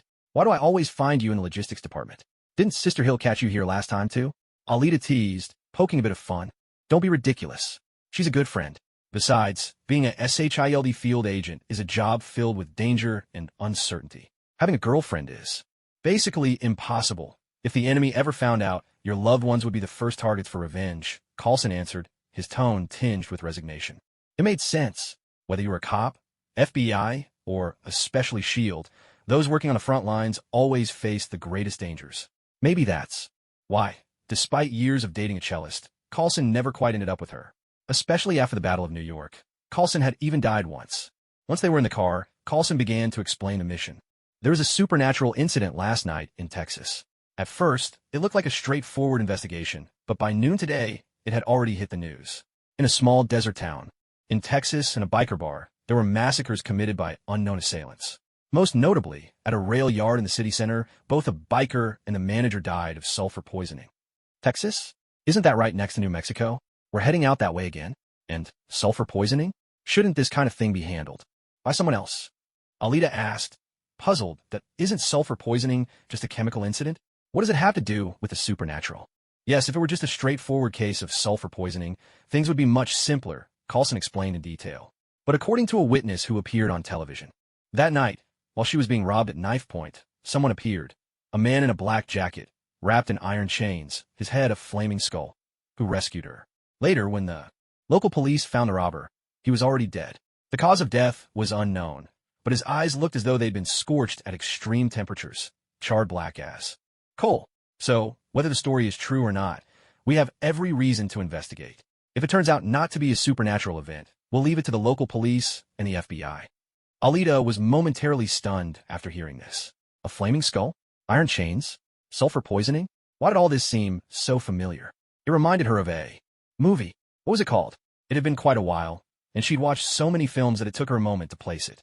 Then suddenly, she remembered who that skull belonged to. This was Ghost Rider. Alita recalled that he was a character from Marvel Comics, and there had even been several movies made about him. But since those films weren't part of the Marvel Cinematic Universe and had nothing to do with the Avengers, she hadn't immediately made the connection. In the comics, Johnny Blaze, the Ghost Rider, not only teamed up with Black Widow Natasha Romanoff, Angel Warren of the X-Men, Iceman, and Hercules to thwart one of Hades' evil plots, but also formed the Champions team. He'd even gone up against Thanos, who famously said, "You can't kill me, and I can't kill you." Most importantly, every Ghost Rider had made a pact with Mephisto, the Lord of Hell. Just thinking of Mephisto, Alita grew excited. This was the Lord of Hell, brimming with dark power, and if she could get the chance to take a stroll through hell, to wander around, to breathe in, well, not just breathe in, but devour some of the monsters and souls that lurk there, that would be fantastic. Alita considered herself a good person, so she would never do the things a supervillain might, like indiscriminately consuming innocent lives. The ones she had devoured were, in her eyes, already beyond saving. Ordinary people's life force was limited, after all, and only a significant accumulation could bring about real change. So unless Alita wanted to court disaster, she'd never target regular people. But as for these dark overlords, these lords of various dimensions, now, that was a different story entirely. Because of the existence of the Ancient One, they can't enter Earth directly and can only resort to using others for some minor schemes. But this presents Alita with the perfect chance to reap some easy rewards. And it's completely safe. Given the opportunity, Alita claims she could keep drawing benefits forever and never worry about overdoing it. Unfortunately, unless Mephisto chooses to reveal himself, most people would never even see him. Still, no one knows which version of Ghost Rider this is. If it's the original Johnny Blaze, that would mean the story is just beginning. The birth of the very first Ghost Rider. It would also imply that Mephisto's son, Blackheart, after who knows how long as the Crown Prince, is finally losing patience and planning a coup on Earth to seize the throne for himself. That would mean several top-quality experience packages are up for grabs, not to mention the 3,000 evil spirits trapped inside St. Venganza. If this really is the Johnny Blaze version of Ghost Rider, Alita is determined to seize the opportunity and make a fortune in one go. At 7 in the evening, Alita and Coulson finally arrive in Texas. After a quick and simple dinner, they head straight for the police station. They introduce themselves and ask to speak with Captain Jack Dolan to get the details of the case. Based on the evidence collected at the scene, Captain Jack Dolan already has a suspect in mind. When Alita asks who it is, he tells her it's the famous motorcycle stuntman, Johnny Blaze. Alita smiles faintly. She's hit the jackpot. As for Johnny Blaze, what is he doing at this moment? He's trying to explain to his ex-girlfriend why he missed their date, all while trying to convince Roxanne that he isn't crazy. P.S. This is what you'd call running a side quest. First, because Alita needs all kinds of energy to power herself up, and second, to create a starting point for the next part of the story. In an age of advanced technology, supernatural events are always considered unbelievable, no matter who experiences them. For those directly involved, most people just think they're losing their minds. But once you witness it with your own eyes, all that's left is fear. Johnny's ex-girlfriend, Roxanne Simpson, is exactly like this. She doesn't believe a word Johnny says and thinks he's just making excuses to avoid her. I sold my soul to the devil, so I have to protect you. Who's going to hurt me? The devil. Because I work for him, I couldn't make it to dinner. Because you work for the devil? Yes, I'm his bounty hunter. But only at night like now. Whenever I get close to something evil, evil people, evil souls, I turn into a monster. But I'm learning, trying to control it. Are you serious? That's your excuse? For last night? For everything. Johnny nods in silence. Roshan stood up. As I see it, I have two choices. Either I believe you're serious and take you straight to the nearest psychiatric hospital, or I realize you'd rather spin an outrageous lie than be honest with me. And I walk out that door, never to look back. Johnny watched in silence as Roshan left, got in her car, and drove away, unable to utter a single word. The best way to protect your family, to protect the one you love, is to stay far away from them, to vanish completely from their lives, so that when danger comes, you'll be the only one to bear it, with no risk of dragging them down with you. Of course, there are always exceptions. Suddenly, the screech of sirens and the squeal of brakes snapped Johnny out of his daze at the street corner. Police officers spilled out of their cars, guns drawn and trained on him. Two men in black suits, clearly the ones in charge, strode over. "Blaze Johnny, I'm Captain Jack Dolan, and this is Officer Edward. We need you to come with us." "All right." Inside the police station's interrogation room, Captain Jack Dolan and Officer Edward questioned Johnny, while Alita and Coulson watched from behind the one-way glass. "What's your take on all this, Alita?" Coulson asked, as Captain Dolan carefully laid out the evidence one by one, matching license plates and tire tracks and eyewitness identification, and traces left at the scene by some kind of accelerant, all pointing to the exact methods Johnny Blaze used in his stunt performances. But Johnny Blaze kept insisting he was a good guy, that he was nothing more than a motorcycle stunt performer, not some criminal. "It's hard to say for now," Alita replied, summing up her thoughts based on the information they had. "The evidence might link Johnny Blaze to this sulfur poisoning incident, but there's nothing yet to prove he's the one with the flaming skull." She couldn't just speak the whole truth, partly because it involved sensitive intelligence sources, and partly because, even if she did, there was no guarantee Coulson would believe her, especially after everything that happened with Thor. "We'll just have to wait and see," Coulson said with a sigh. There was simply too little solid information, and what they did know came from the police investigation. As for the eyewitness, their account was so outlandish that no one believed it. Even those who did figured it was just someone wearing a very convincing mask. Because Johnny refused to cooperate, Captain Dolan finally decided to keep him in custody for the night. Johnny hated the idea of spending time in that prison, a place steeped in crime, especially at night. There was nothing to be done. Johnny admitted that his control over his powers was still far from perfect. Whenever night fell and he found himself near evil things, people, or spirits, especially in this damned prison, and with that infuriating guy who kept taunting him, Johnny's patience finally snapped. He began to transform, unable to hold it back any longer. Alita had been resting in the office, figuring things might get busy soon, and deciding to wait quietly. Coulson was still in conversation with Captain Jack Dolan, trying to see if they could uncover anything new. Suddenly, the sharp wail of alarms erupted, followed by a series of explosions at the police station entrance. "What's going on?" Captain Dolan rushed out to check, with Coulson glancing at Alita and signaling her to follow. Both hurried after him. When they reached the entrance, they saw police officers lying on the ground and shattered streetlights on both sides of the street, their glass strewn across the pavement. "Will someone explain this?" Captain Dolan shouted. "Captain, Johnny's gone," one officer replied urgently. "Someone, send out patrol cars to chase after the person who just ran out. Everyone else, check on the situation in the prison." Captain Dolan barked orders as he strode toward the cell block. Coulson and Alita followed close behind. Inside, the prison was a complete mess. The fire suppression sprinklers were still working overtime, misting the air. A huge hole had melted through the security bars, the metal twisted, and shattered into jagged pieces scattered on the floor. The prisoners, except for one boy, were all unconscious on the ground, and one of them had even been stripped of his clothes. Through the security cameras, the police officers, Coulson, and Alita all witnessed an astonishing sight. Johnny's transformation, his head ablaze as a flaming skull, waving his hand to unleash a searing fire that melted the bars in an instant. "Cool." Alita gave him a silent thumbs up in her mind. Coulson realized he'd found the target of this mission, while Captain Dolan stood dumbfounded. "So it really was you who caused yesterday's chaos, though not quite in the way I imagined. Mobilize at once. Search the entire city for a flaming skulled man." Captain Dolan bellowed in frustration.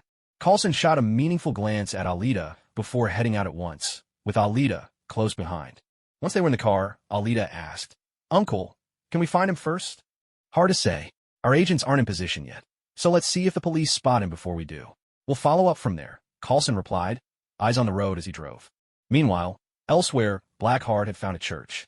He approached the priest, inquiring about the location of the contract of San Venganza.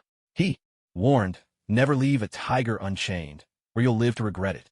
My father raised me, and that was his fatal mistake. It seems the reason Ghost Rider made his move was because of Blackheart.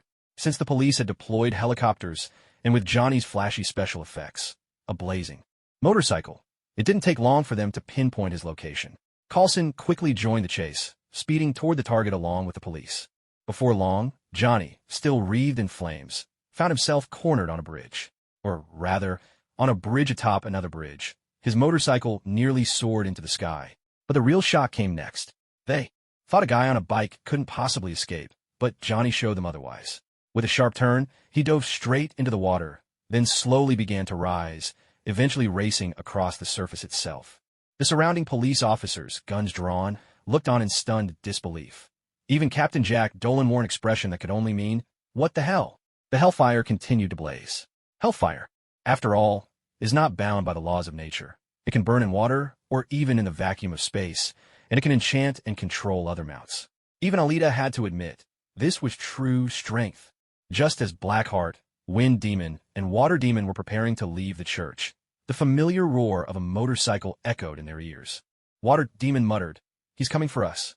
Blackheart replied, "Wind Demon, you know what to do." Without a word, Wind Demon transformed into a gust of wind and rushed off to cause trouble for Ghost Rider. Alita couldn't help but remark, "Now that's true courage, so eager to deliver yourself into danger." A burning human skeleton, clad in leather and draped with iron chains, rides his blazing motorcycle from place to place, confronting evil wherever it lurks. The flames trailing in the wind and the fiery skull tell of his unquenchable hatred. He has given his soul to hell, and now he surrounds your filthy body with toxic fire and unbreakable chains. In his blazing eyes, you see the sins of your entire life reflected. The maniacal laughter that erupts consumes your very soul. He rides his demonic Harley through the shroud of night, forever crossing the border between the world of the living and the depths of hell. The growl of his engine is the roar of fury, and everywhere he goes, a trail of fire draws a line between light and darkness. In his wake, the road is left in ruins, each journey marked by a scorched path of flame. Ghost Rider Coulson proved himself to be a seasoned agent. Even after the police lost track of Johnny, he still managed to pick up the trail. Alita asked how he did it. Coulson shot her a look and jerked his chin forward. Ahead? Oh, the tire marks. Alita let out an awkward laugh and turned to look out the car window, utterly embarrassed. On a certain street, Coulson and Alita spotted the twin-wheeled, flaming Harley parked in the middle of the road, and something invisible, neither of them could identify, was locked in combat with Johnny. But Johnny ignored it all, let out an angry roar, and sped off once more. By that time, the police cars had also arrived. They turned a corner, thinking it was a dead end, and Johnny was finally trapped. But Johnny's message was clear. There's always a way out. With a sharp lift of the motorcycle's front wheel, Johnny once again defied the laws of physics, getting the bike straight at the wall, and then riding up along it into the sky. Coulson and Alita got out of the car, walked to the front, and stood side by side, gazing up in silence at the towering building before them. For a moment, neither spoke. Suddenly, Coulson saw Alita beside him whirl around and hurl a punch behind them. With a resounding crash, a shadowy figure was sent flying. Before Coulson could even see who it was, he dissolved into a wisp of smoke, darting after Johnny, who was still scaling the wall. What happened? Coulson drew his gun in an instant, eyes scanning the surroundings in high alert. There was a speedster trying to ambush us, Alita replied. Fortunately, she had sensed it just in time. If not, this wind demon, with such incredible speed, could only be him. Alita had sent him crashing into the wall. She wasn't about to let that slide. Just to be sure she didn't miss, she even channeled the power of the Black Thunder God, lightning crackling around her fist as she sent him flying. Wind Demon soared through the air, teeth bared in pain. That hurt. Damn it. It's only because you were in the way. Just you wait. Once I'm done with that flaming skull upstairs, I'll settle the score with you. Alita merely smiled to herself. You won't get the chance. Seizing the moment, Alita turned quickly to Coulson downstairs and said, Uncle, I'll go ahead and see what's up. With those words, she strode off on her long legs, making a beeline for the elevator, or so it seemed. Before Coulson could respond, Alita had already disappeared. He hurried after her, only to find she was nowhere in sight. How could she have moved so fast? Was she bullying the elderly? Frustrated, Coulson quietly went to look for an elevator that would take him to the rooftop. Meanwhile, a radio crackled in the fastest police car. Where's the suspect? The officers inside looked up helplessly at the motorcycle joyriding up the building wall. Upwards, the suspect's going up. As for Alita, Once out of Coulson's sight on the building's side, she wreathed her hands in black magical energy and, with a whoosh, shot skyward in a flash. At that same moment, Johnny was tearing up the side of the building, completely unaware that, across the street, his ex-girlfriend Roxanne just happened to be staying at a hotel. The shock on Roxanne's face would last 100 years. Because Ghost Rider had set off just a bit earlier, Alita arrived at the rooftop a moment later, only to find Johnny locked in a struggle with a helicopter. Was Ghost Rider really this strong?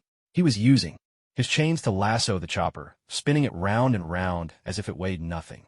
Incredibly, he actually flung the helicopter away, sending the terrified pilot fleeing without daring to look back.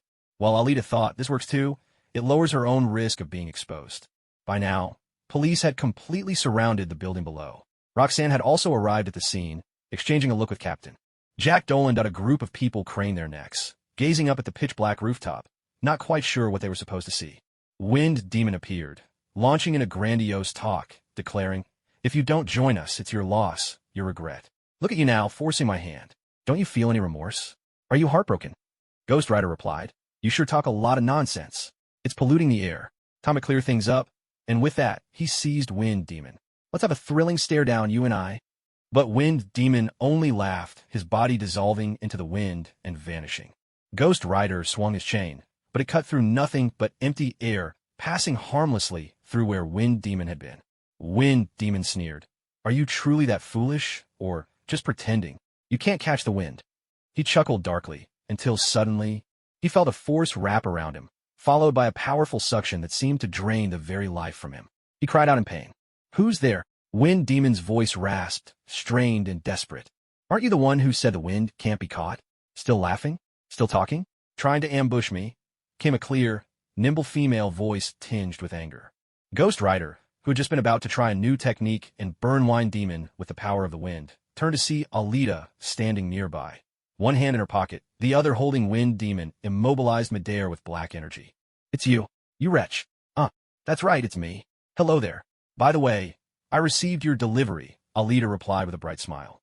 Within seconds, Wind Demon was completely devoured by Alita's consuming magic, not even a trace of him remaining. Ghost Rider made no move to stop her. With flames blazing atop his head and fire dancing in his eyes, Ghost Rider stared at Alita. You? Me? What about me?" Alita asked, puzzled. "Your aura? It's just like the demons from hell. You are guilty." Ghost Rider finally put his finger on the familiar feeling he'd sensed when he first saw Alita. Wasn't it just like the demon Mephisto, the one who had tricked him into signing that fateful contract, stolen his father, and snatched away his love? "What? You're saying I'm like a demon from hell? And that I'm guilty?" Alita was stunned. What did that even mean? She'd never been to hell. How could she possibly be like Blackheart? Well, maybe, just like Mephisto. Wait a minute, Mephisto? The Lord of Hell? A god?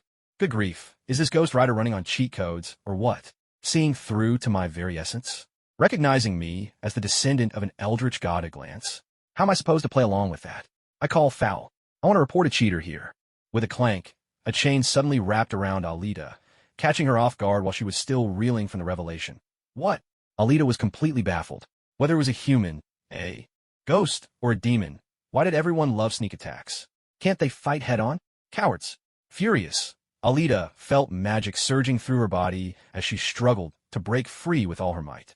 Then, to her horror, she saw hellfire spreading rapidly, setting the entire chain ablaze. What? Alita was stunned. Am I doomed? With the destructive power of hellfire, she didn't dare take any chances. Enough. Magic, divine power, black thunder. She unleashed everything she had. Alita couldn't help but think, I thought you were someone who could tell right from wrong, a good person on the side of justice. But just because my aura feels familiar, you assume I'm a demon from hell and want to burn me? You bastard. I should have ambushed you first, swallowed you whole, and then turn on that wind demon. Just as Alita's power erupted and she was about to break free from the chain, a pair of fiery skeletal claws clamped down on her shoulders.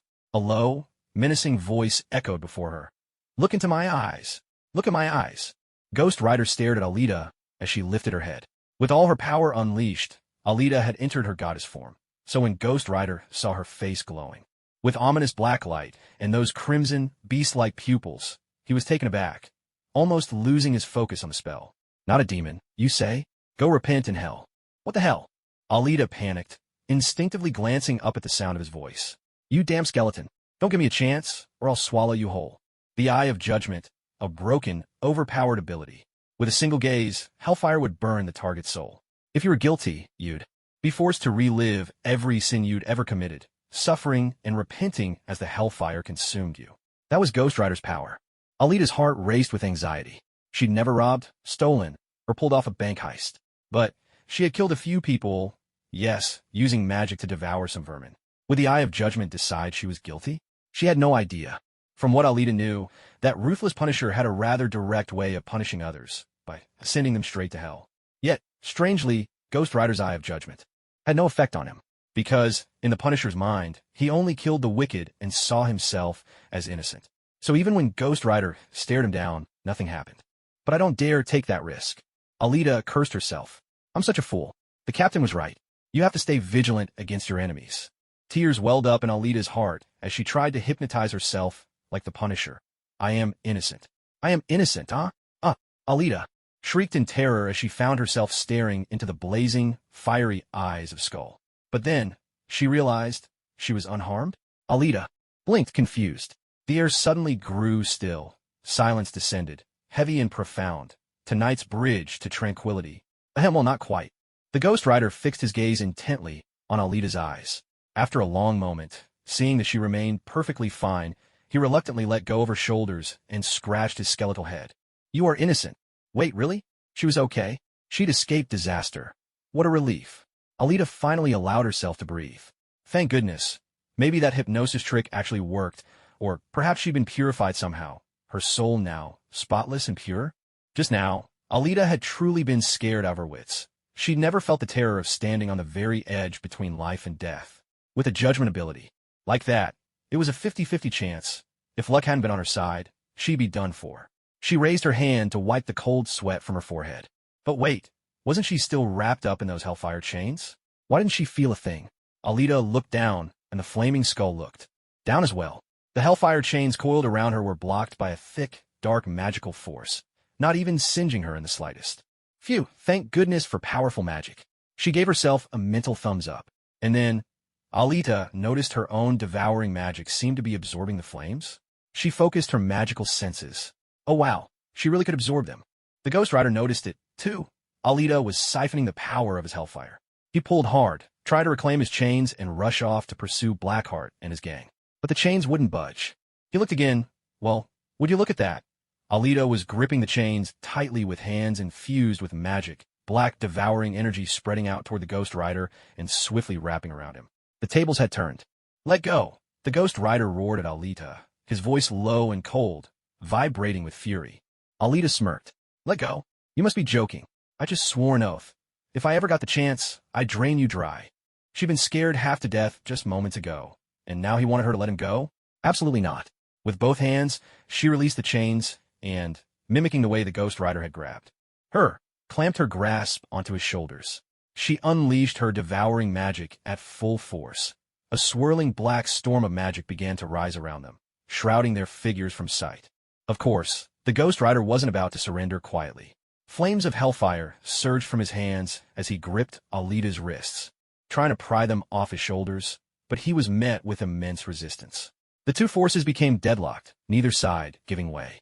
You may have been able to tow a helicopter earlier, but let me tell you, Alita can do it too. And not just her. The captain can as well. So, you want to challenge me in raw strength? You're far too naive. Now it's a contest of pure might, Alita versus Ghost Rider. There's also a clash of magic, devouring magic against hellfire. Alita declares it's just a matter of who gives in first. Ghost Rider, on the other hand, admits that he's about to give in. You're not playing fair. Hellfire might be powerful, but it's useless against Alita. Worse yet, Ghost Rider must constantly endure the relentless force of devouring magic.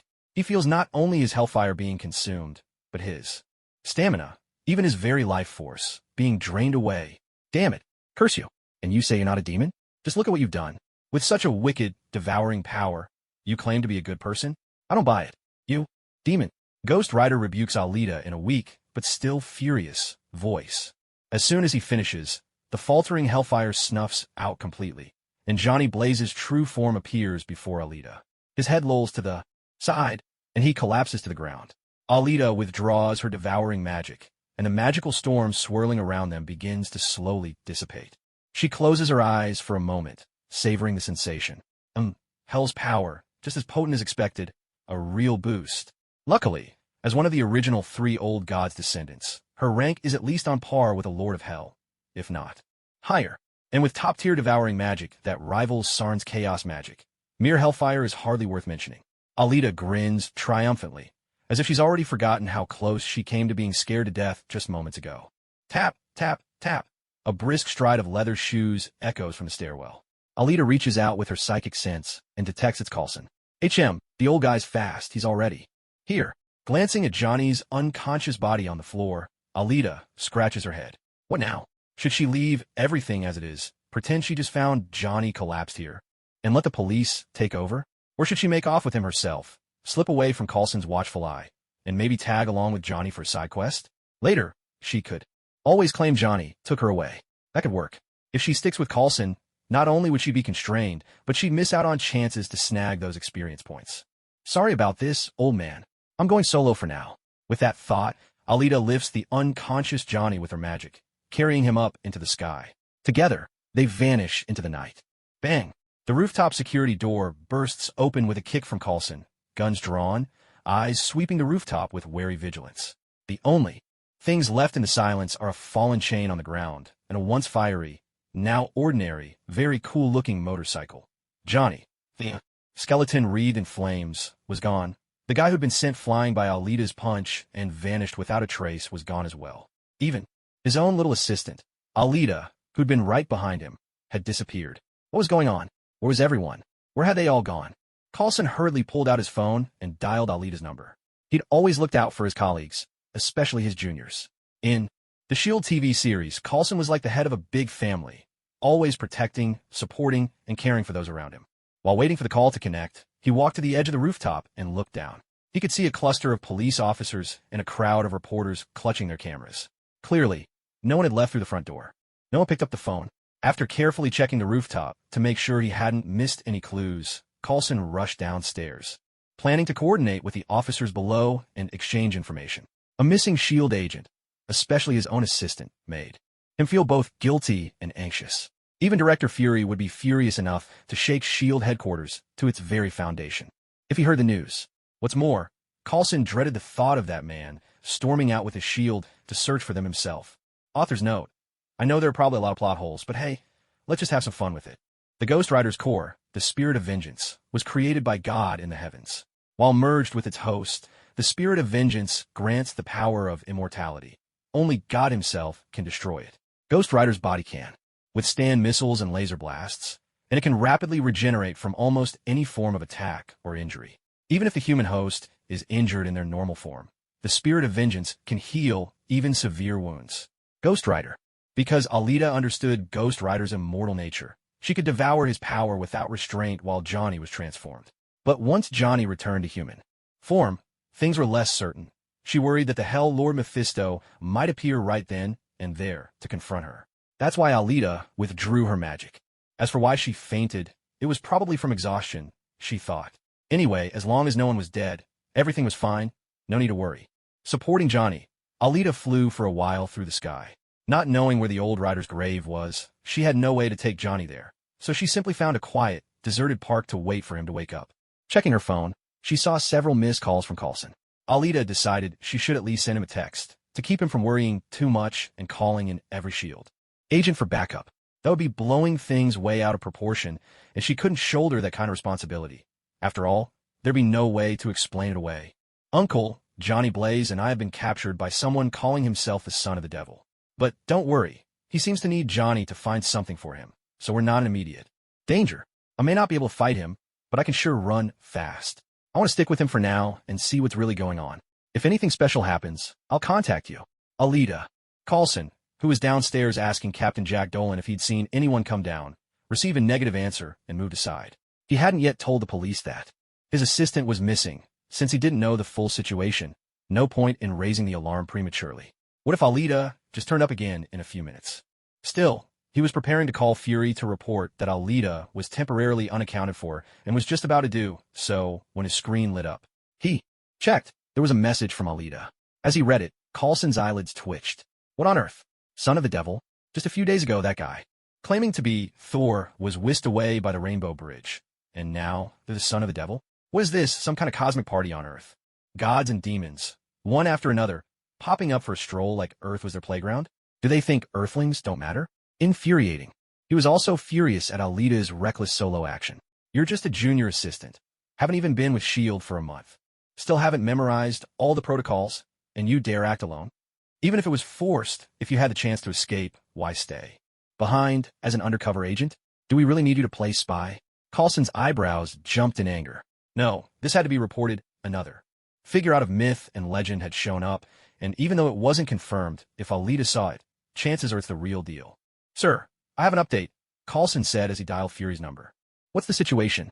Is it a supernatural incident, or just an ordinary poisoning case? Fury asked, his tone calm and measured. After all, he'd already met aliens, and even gods like Thor from ancient stories. What could possibly surprise him now? Sir, according to Alita's report, it seems to be the son of the devil looking for something on Earth, Coulson said, his initial shock replaced by professional focus. Mother, Fury, who just claimed he'd seen it all, had to admit this one was new. Damn it, another night of overtime ahead. What is up with this year? Bad luck? Spiritual energy awakening? Myths coming true? Ever since that rich guy in the tin suit started calling himself Iron Man, nothing good has happened. It's all his fault. Tony protests. I'm not taking the blame for this. Humph. Might as well head to the lab and check on Professor Eric's progress with the Tesseract.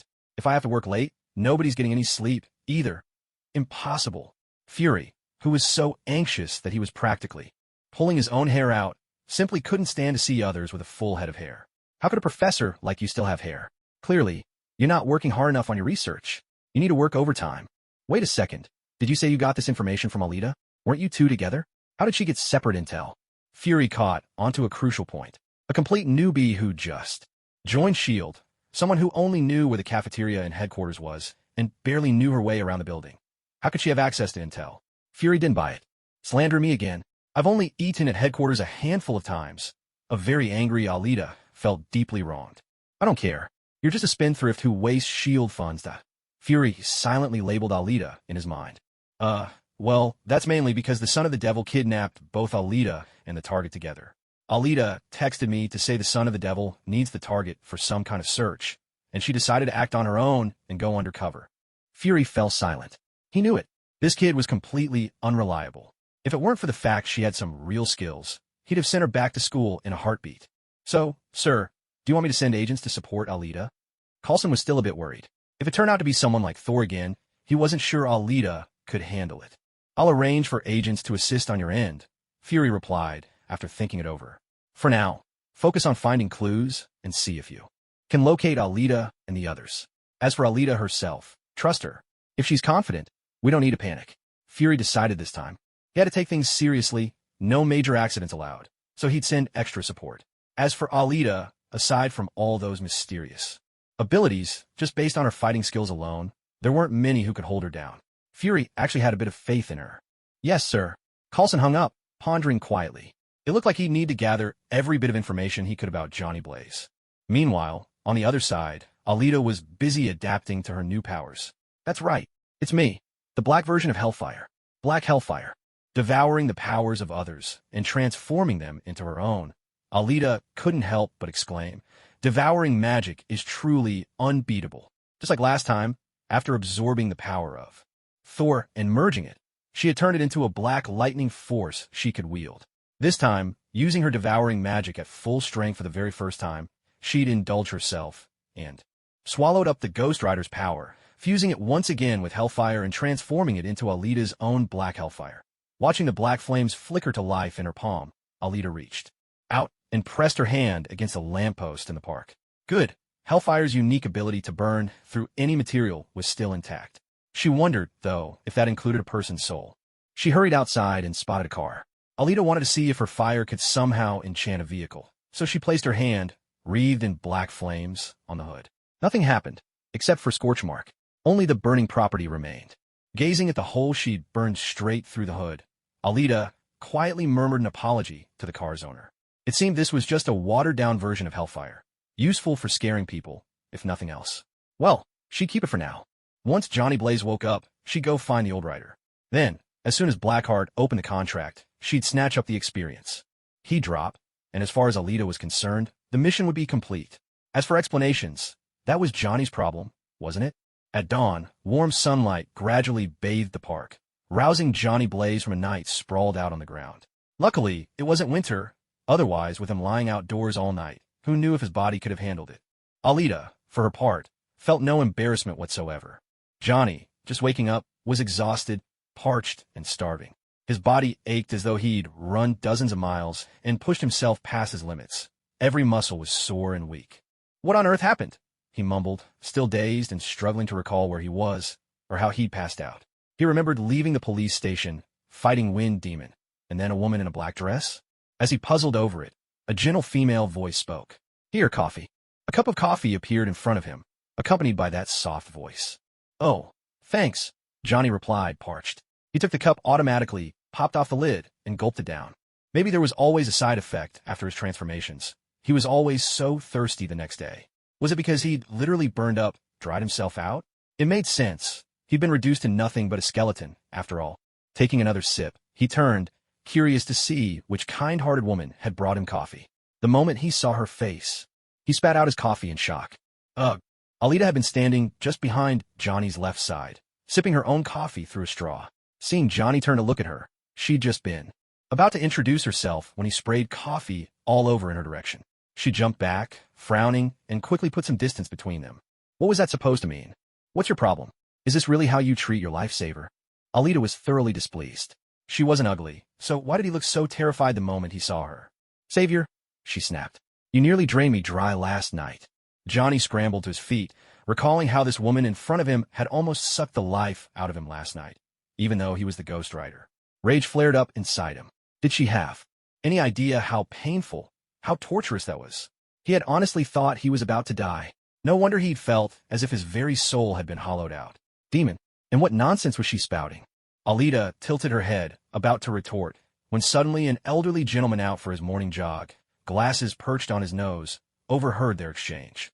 He glanced at Alita, then at Johnny, shook his head, and let out a long, mournful sigh.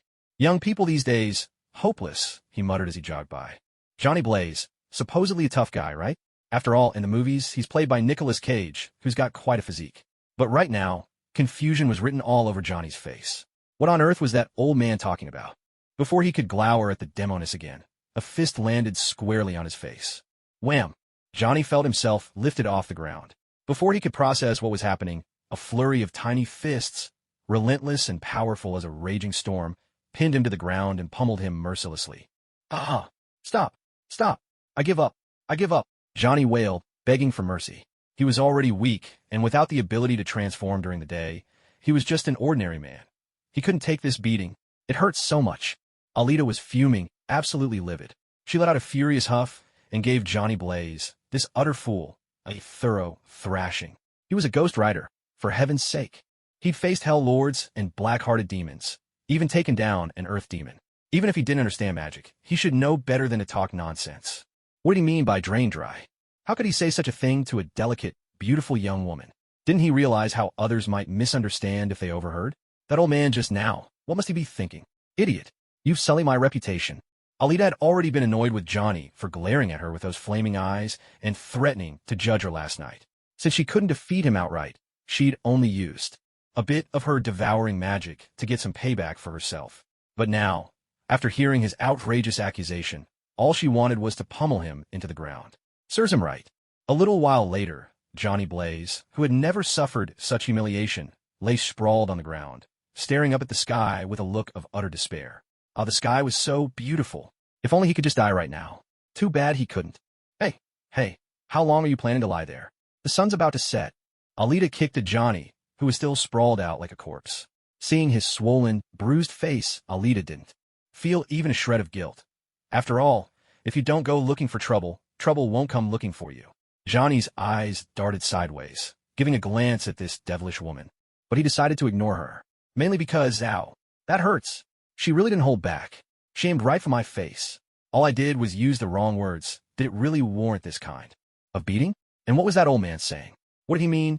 Young people these days just can't make it. Am I really that useless? Even if you tried, you'd fail too. Damn it. Having just received a thorough thrashing, Johnny Blaze suddenly saw the light. He realized why he'd been beaten and why the old man had misunderstood him. Anyone who saw a man angrily complaining to a beautiful woman about being done over would probably jump to conclusions and laugh at him, right? But I'm truly innocent here. None of you have any idea what this devilish woman has put me through. Johnny simmered with resentment in his heart. Aren't you going to get up? Don't you want to save your girlfriend? Alita saw Johnny still unmoved and decided to play her trump card. Roxanne. What did you say? What happened to my girlfriend? What about Roxanne? The moment Johnny heard her mention his girlfriend, his thoughts flew straight to Roxanne, and he scrambled to his feet. He had already resolved to keep his distance from her for her own safety, but now he was afraid something really had happened. Tisk tisk. Alita looked at Johnny with open disdain. Your girlfriend? If I remember right, she's your ex-girlfriend, isn't she? Yeah, ex-girlfriend. Johnny's face flushed with embarrassment under Alita's gaze. That's right, she was his ex. When he saw her again, he'd hoped to patch things up, but then this damned demon had shown up again, turned him into something neither man nor ghost, and forced him to work for her. Who exactly are you? Are you from hell too? Johnny pulled himself together, fixing his eyes on this woman whose very aura seemed demonic. Even though he was worried sick about Roxanne, he decided he needed answers first. After all, in a sense, she was the one who brought him out of there, though he had no idea how. With powers that dark and devouring, taking someone away was probably nothing to her. First of all, I'm not a demon, and I'm not from hell. My name is Alita Orochi, a bona fide earthling. In a previous life. Second, I'm an agent, well, in turn, for the World Security Council's SHIELD division. I'm here to investigate the supernatural incident you caused, to prevent public panic, and to determine whether you pose any threat to humanity. And as for my powers, this is what you'd call magic. Alita explained her identity in precise, earnest detail, and as she spoke, she demonstrated a little of her magic for him. As for this so-called devouring ability, essentially my magic, like yours, it comes from a god of a certain dimension. You don't need to fully understand it. Just know that it's similar to what you have. That might also be why you found my aura so familiar. Seeing Johnny's bewildered expression, Alita took a moment to organize her thoughts, then spun a version of the story she could share. So, you also made a pact with a demon? Johnny nodded. He wasn't sure which god from another dimension she meant, but he figured it was probably something like hell. Since she wasn't telling him the details, he didn't press further. Maybe there were taboos involved. He made a mental note to curse these demons and gods for meddling in human affairs. Well, something like that. The point is, you could trust me. Or if you'd rather, you can call my superior to verify what I'm saying. Our agency, SHIELD, exists to quietly protect the Earth, to discover and eliminate hidden, unknown dangers. The kinds of people we deal with all have supernatural abilities, so all of us agents also possess certain powers. It's the only way to counter those who might wreak havoc and pose a threat to society and humanity. Alita added another little white lie. In the future, people with powers like ours will be known as Avengers. I understand. Johnny nodded again, well aware of how powerful he'd become with his supernatural abilities. But all he really wanted was to protect the people close to him and put an end to those damned demons escaping from hell. You know, Blackheart and his lot are already after you. They won't rest until they get their hands on the San Venganza contract. And since you've been relentlessly pursuing them, I suspect they'll target your girlfriend. Oh, sorry, your ex-girlfriend. So, our top priority should be finding Roxanne.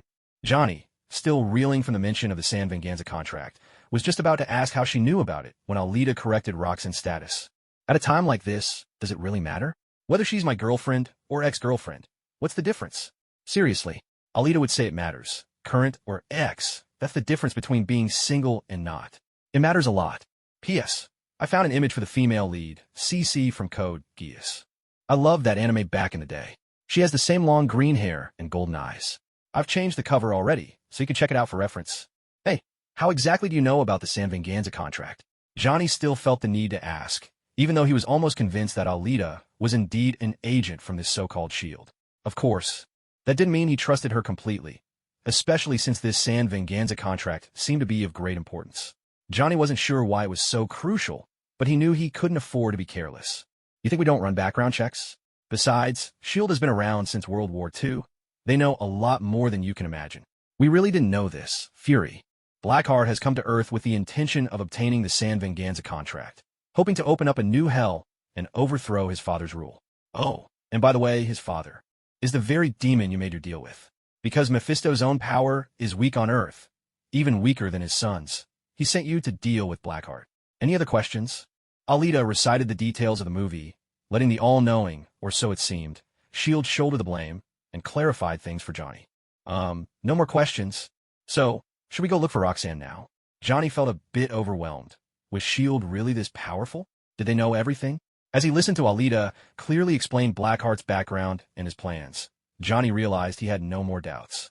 No, we can't go during the day. Your identity was exposed at the police station last night, so they're bound to be looking everywhere for you. And I probably can't go out either.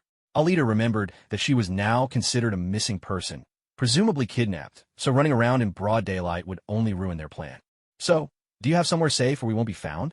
We can lay low during the day, and when night falls, we'll go find Roxanne.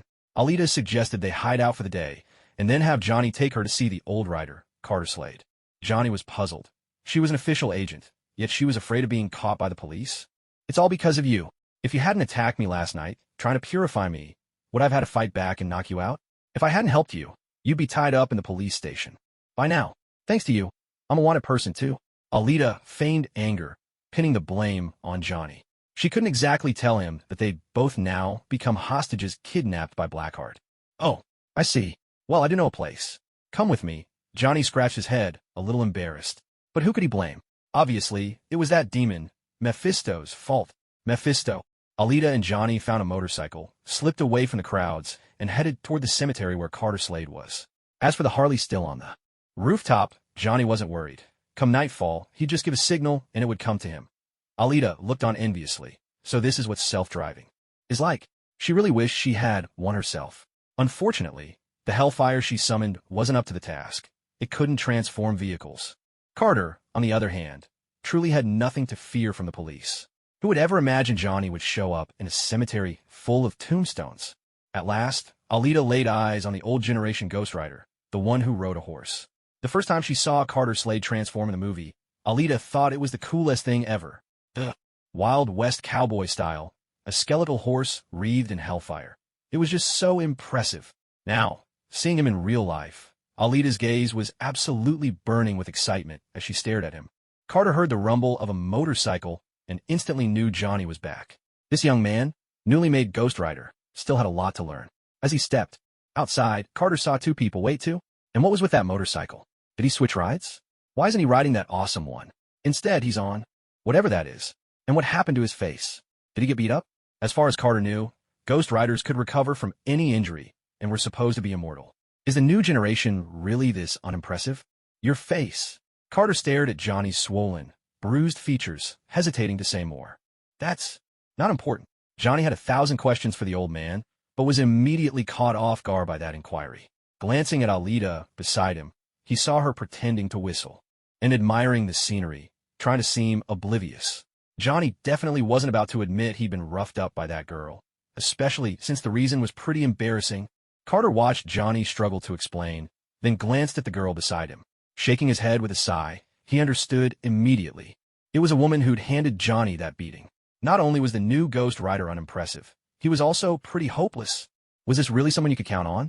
Just as Carter was about to speak again, Johnny quickly moved up to the old Ghost Rider, Carter Slade, and started rattling off the news he'd just heard from Alita. So Blackheart's goal is to unlock the contract of San Venganza, open a new hell, and become the new Lord of Hell. Carter was taken aback. What was going on? After just one night out, Johnny had leveled up so much? Had he gotten that good at gathering intel? Or did Blackheart actually blurt out his plan right in front of him? Yes, that's his aim, and that's the power of the contract of San Venganza. But who is this person? Carter could no longer bear the intense, burning gaze of the young girl beside him. It felt like it was scorching his very skin. He turned to Johnny for an answer. If he'd been younger, and a beautiful woman had looked at him like that, Carter would have strolled right over to strike up a conversation. But alas, those days were long gone. Carter couldn't help but let out a wistful sigh. This is Alita Orochi, an agent from the World Security Council, S.H.I.E.L.D., here to investigate supernatural incidents. Johnny introduced Alita to Carter. So, she already knows who you are? And what's this council, this S.H.I.E.L.D.? Agents actually deal with these things now. Carter was puzzled. Was the world changing too fast? Had he really fallen behind? He sighed, a quiet admission of his own age. Yes, not only do I know Johnny's identity, but the police are aware as well. As for S.H.I.E.L.D., our department is specifically tasked with handling all sorts of supernatural events, including Johnny's situation, Alita replied, answering Carter's questions. So, Will all of this finally end? Are they going to go after Roxanne? Johnny asked urgently, anxiety for Roxanne's safety plain in his voice. Unless you catch him first. And you'll have to keep your distance from the people you want to protect. That's the price you pay. Carter gazed at Johnny in silence. He didn't dwell on Alita's identity any further. As long as no one knew where the contract was, things would remain safe. Alita, meanwhile, thought to herself that she'd already figured out everything from watching movies. The old knight led Johnny and Alita to a gravestone. Carter slayed? Johnny looked at the old knight in confusion. Until this moment, he hadn't even known the name of the cemetery's caretaker, let alone realized that the name on the gravestone belonged to the man standing beside him, the previous ghostwriter. It was a bit of a tongue twister to explain, but in short, it was time for Alita to listen to the old knight's tale. Meanwhile, the police were already searching for Roxanne, hoping to use her to track down Johnny Blaze. As for Coulson, he and the agents who'd come to assist him were busy gathering every scrap of information about Johnny and collecting myths and legends about demons. After all, if Thor could turn out to be just as the Norse legends described, perhaps they could find some crucial clue hidden in the stories of demons as well. Elsewhere, Blackheart and the Water Demon were waiting for nightfall, planning to cause trouble for Carter Slade. This time they swore they would find out exactly where the San Venganza contract was hidden. They'd show everyone just how powerful they really were. At last, the night everyone had been waiting for arrived. The nocturnal prowlers, ill-suited to action by day, began to stir. Before dusk, Alita and Johnny rode their little motorcycle out of the cemetery, planning to head to the TV station in search of Roxanne. Before leaving, Johnny transformed once more, erasing the bruises Alita had left on his face, so he could meet others without raising suspicion. As for Blackheart, he hurriedly led the last remaining water demon toward the old knight, wasting no time. Night fell. The streetlights flickered to life, bathing the roads in a gentle, warm glow. Neon signs along the sidewalks shone in a riot of colors, drawing in the bustling crowds. Alita changed into a pair of black, slim-fit jeans and a black jacket before heading down to the lobby of the building where the TV station was located. She wanted to ask if Roshan was still upstairs. Johnny, meanwhile, stayed outside, choosing a quiet corner where he wouldn't attract attention as he waited in silence. After all, the police had surely come looking for Roshan already. Just in case, he didn't want to risk being spotted. Another chase would be a huge hassle. At the front desk, the receptionist looked at Alita, admiring her good looks and sweet manners. She made a quick call to check, then regretfully told Alita that Roshan had already left. "Oh, I see. Thank you, miss." Alita replied cheerfully. Was Roshan in such a hurry to find Johnny? Did she realize she was about to get caught? It seemed the only option now was to head to Johnny's place. Alita had no intention of interfering, wanting to make sure Blackheart could open the San Venganza contract and unleash 3,000 demons. In any case, she knew Roshan would be fine in the end, so she remained perfectly calm. She walked over to where Johnny was waiting and told him Roshan was no longer in the building. Johnny grew anxious upon hearing the news and was about to leave when, unexpectedly, Roshan's colleague, the cameraman, approached and asked if he knew where she'd gone. "She went to look for you," the cameraman said. "She went to find me?" Johnny thought for a moment, then quickly hopped on his bike, with Alita following as they sped toward his home. At this moment, Roshan had indeed arrived at Johnny's house. She even met one of Johnny's friends and asked if she could look at the books Johnny had read the previous night when she saw the flaming motorcycle racing up the side of the building. She felt something was off and began to suspect it was Johnny. Remembering his words, combined with what she'd witnessed and the police visit, she found herself starting to believe him. Now, all she needed was Johnny's own confession. Meanwhile, Blackheart had arrived at the cemetery and found his target, the old writer. Carter Slade sat in his room, gently caressing a broken, worn pocket watch, surrounded by open books scattered across his desk. When Carter learned that Blackheart had escaped from Hell and come to Earth, and that a new generation of Ghost Rider had appeared, he knew his own mission might be nearing its end. After guarding the San Venganza contract for over a century, perhaps this time it would finally be opened, or perhaps the new rider would stop it once more. All Carter could do was quietly wait for fate to arrive, to hand everything over to the future to Johnny Blaze. Carter had always believed that someone who dared make a pact with the devil for love could surely protect the world that held the one he loved. The power of love, he knew, could never be defeated. Suddenly, as if sensing something, Carter stood up, put on his hat, grabbed his shovel, and stepped out the door. Was destiny finally at hand? He turned, swinging the shovel, but was caught. With a heavy thud, he was struck down by Blackheart and fell to the ground. "I am not my father. I don't have his weaknesses. So, Will you tell me where the contract is? Carter beckoned, and Blackheart came closer, crouching down, curious to hear what he had to say. You will fail, just like your father. Carter spoke with difficulty. After all, he was old now. This body, perhaps, after transforming into Ghost Rider one last time, he would die. With a scornful laugh, Blackheart straightened up and, in a flash of anger, kicked Carter hard in the face. He strode a few steps away, then glanced down and noticed a faint tire track. Crouching once more, he scooped up some earth and brought it to his nose. The scent lingered. Ghost Rider had been here. But what was this other smell? A demon? Where's that rider? He's gone. And the girl? Blackheart rose to his feet. If you hurt her, you'll regret it, Carter warned. We'll see about that, Blackheart replied. Roshan, who had been reading nearby, jolted upright as the book's tale of making contracts with demons shocked her to the core.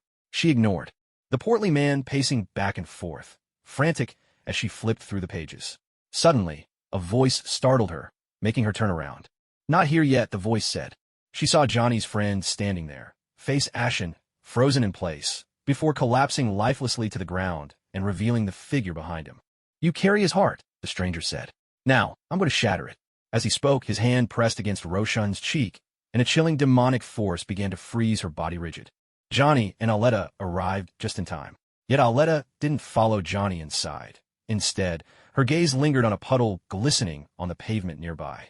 Johnny burst into his home to find his friend and Roshan sprawled on the floor.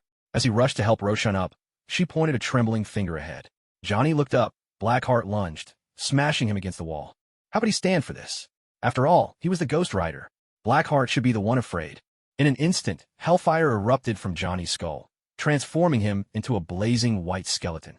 He seized Blackheart by the shoulders and slammed him against the wall, his flaming eyes boring into his enemy. Look into my eyes, Ghost Rider thundered. Sorry, but I don't have a soul for you to burn. That trick doesn't work on me. I guess the administrator forgot to mention that, didn't they? Blackheart, who had seemed on the brink of defeat a moment earlier, now sneered triumphantly. As long as he had no soul, he had nothing to fear from Ghost Rider's flames. Ghost Rider thought, you're the second trickster I've met who plays this game. Where do you people learn these disgusting tricks? Was the first one me? Alita. Surprise. With a mocking shout, Blackheart clamped his right hand around Ghost Rider's throat, squeezing so tightly that black smoke began to billow. He sent you to catch me, but I'm not going back. I like it here. With a violent twist, Blackheart flung Ghost Rider to the ground, that he struck Johnny's true form out into the open. Now listen to me and use that thick skull of yours. You're no longer working for my father. You belong to me now. Go find the administrator, get the contract, and bring it to San Venganza. Maybe then I'll spare your girlfriend's life. And Johnny, the Blackheart demon, his face as pale as a ghost, glanced over at Roshan, who lay collapsed on the ground beside him. Don't make me wait too long. With that, he transformed into a swirl of black mist, sweeping up Roshan and vanishing without a trace. A few minutes earlier, as Johnny rushed into the house in a panic, Alita didn't follow him in. Instead, she walked off to the side, stopping near a puddle of water. Then, with lightning speed, she clenched her right fist, black electricity crackling around it, and slammed it hard into the water. In an instant, a storm of black lightning surged across the ground, covering everything, including the puddle, in a seething web of energy. With a sharp crash, the ground split open from the force of the blow, and the water demon, shaken loose by the thunderous power, was thrown several meters away, landing on the ground, convulsing uncontrollably. Everyone knows that water magic is weak against lightning. The water demon howled in pain, staring in bewilderment at this woman whose hand still sparked with black electricity. How'd you know I was hiding there? Experience point +1, Alita said, muttering a phrase the water demon didn't understand. She retracted the black thunder god and switched to chaos magic, spreading her hands wide, palms facing the water demon, who was still paralyzed from the shock. What are you doing? The water demon asked, alarm rising.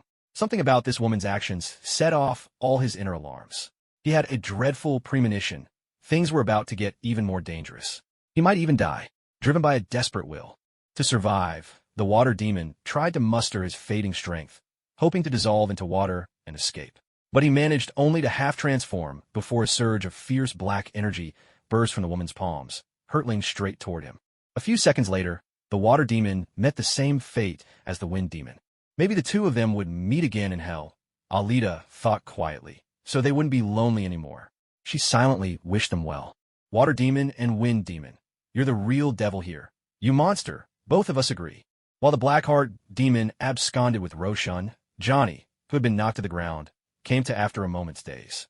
Suddenly, he sprang to his feet, recalling what the demon had just said, muttering, the contract. To himself, he dashed for the door. But where was Alita? Weren't they supposed to be rescuing his girlfriend?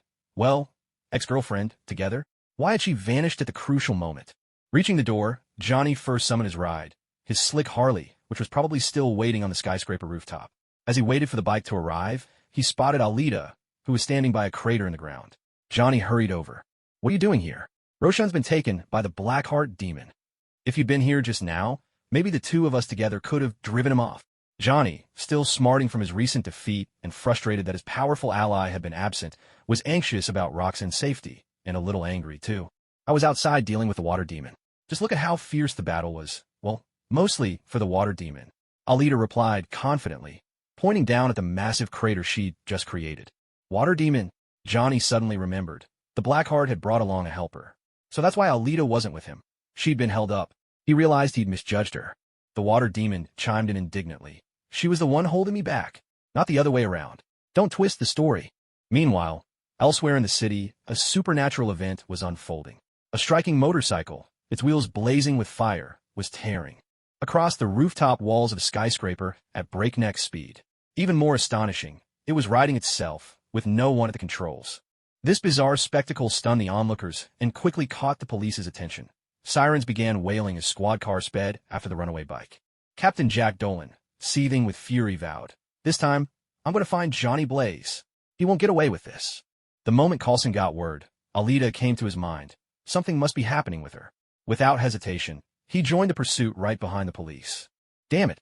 If only she'd answered her phone, Coulson thought, I'd have given Alita a piece of my mind. Reckless. Unruly. Always making people worry. Roxanne's been taken? Blackheart wants to use her as leverage, probably to get you to trade something. What? The contract of Sam Venganza. Alita asked Johnny. Yes, this was how the story was supposed to go. Exactly. So I need to find that old man right away, get the contract, and use it to get Roxanne back. You'll help me, right? Johnny looked at her anxiously, terrified she might say no. Otherwise, he'd end up like before, battered, spent, and billowing smoke. That would be the end of him. Don't worry, I'll help. As a SHIELD agent. Well, in turn, I can't let Blackheart carve out a piece of hell on Earth. So why are we still standing here? Alita assured him enthusiastically. This was a golden opportunity, a huge experience boost she didn't want to miss. But why hadn't they left yet? I'm waiting for my ride, Johnny replied. He needed his awesome, lightning-fast motorcycle. The engine's deep roar echoed in the air. It's here. The little companion arrived in a flash, sparks crackling along the way, leaving a long, charred trail on the ground. In the distance, a whole parade of police cars chased after, their sirens wailing in the background. Alita muttered, showing off without a trace. Now that's truly lethal. Ugh, so cool. Unlike me. My own hellfire isn't even bright, and all it can do is burn things. How useless. The black hellfire grumbled. How is that my fault? No time to explain. Get in now. Johnny urged Alita to hop on, anxious that the police might catch up again. That would be a huge hassle. Alita glanced at him, silent for a moment. You're even using memes now? Where did you pick that up? Self-taught? What a talent, my man. With a thunderous roar, the motorcycle shot forward. With Johnny at the helm, its speed multiplied, leaving the police so far behind that even the tire tracks disappeared from view. Johnny and Alita soon reached the cemetery, where they found the old rider, Carter, seated on the ground with his head bowed. What happened? Johnny rushed over, concern in his voice. Blackheart, Carter replied, lifting his face to reveal bruises left by Blackheart's blows. He's taken Roxanne. Where's the contract? I needed to end this, once and for all. Johnny pressed the old knight anxiously, while Alita leaned casually against the Harley, leaving them to their business. She knew Carter would hand over the contract, and if he didn't, she'd just take it herself. No need to worry. As she ran her hand over the sleek handlebars, Alita mused to herself. With Johnny's background as a motorcycle stuntman, he must have a huge garage full of bikes. Would he mind giving her one? After all, she'd been a huge help.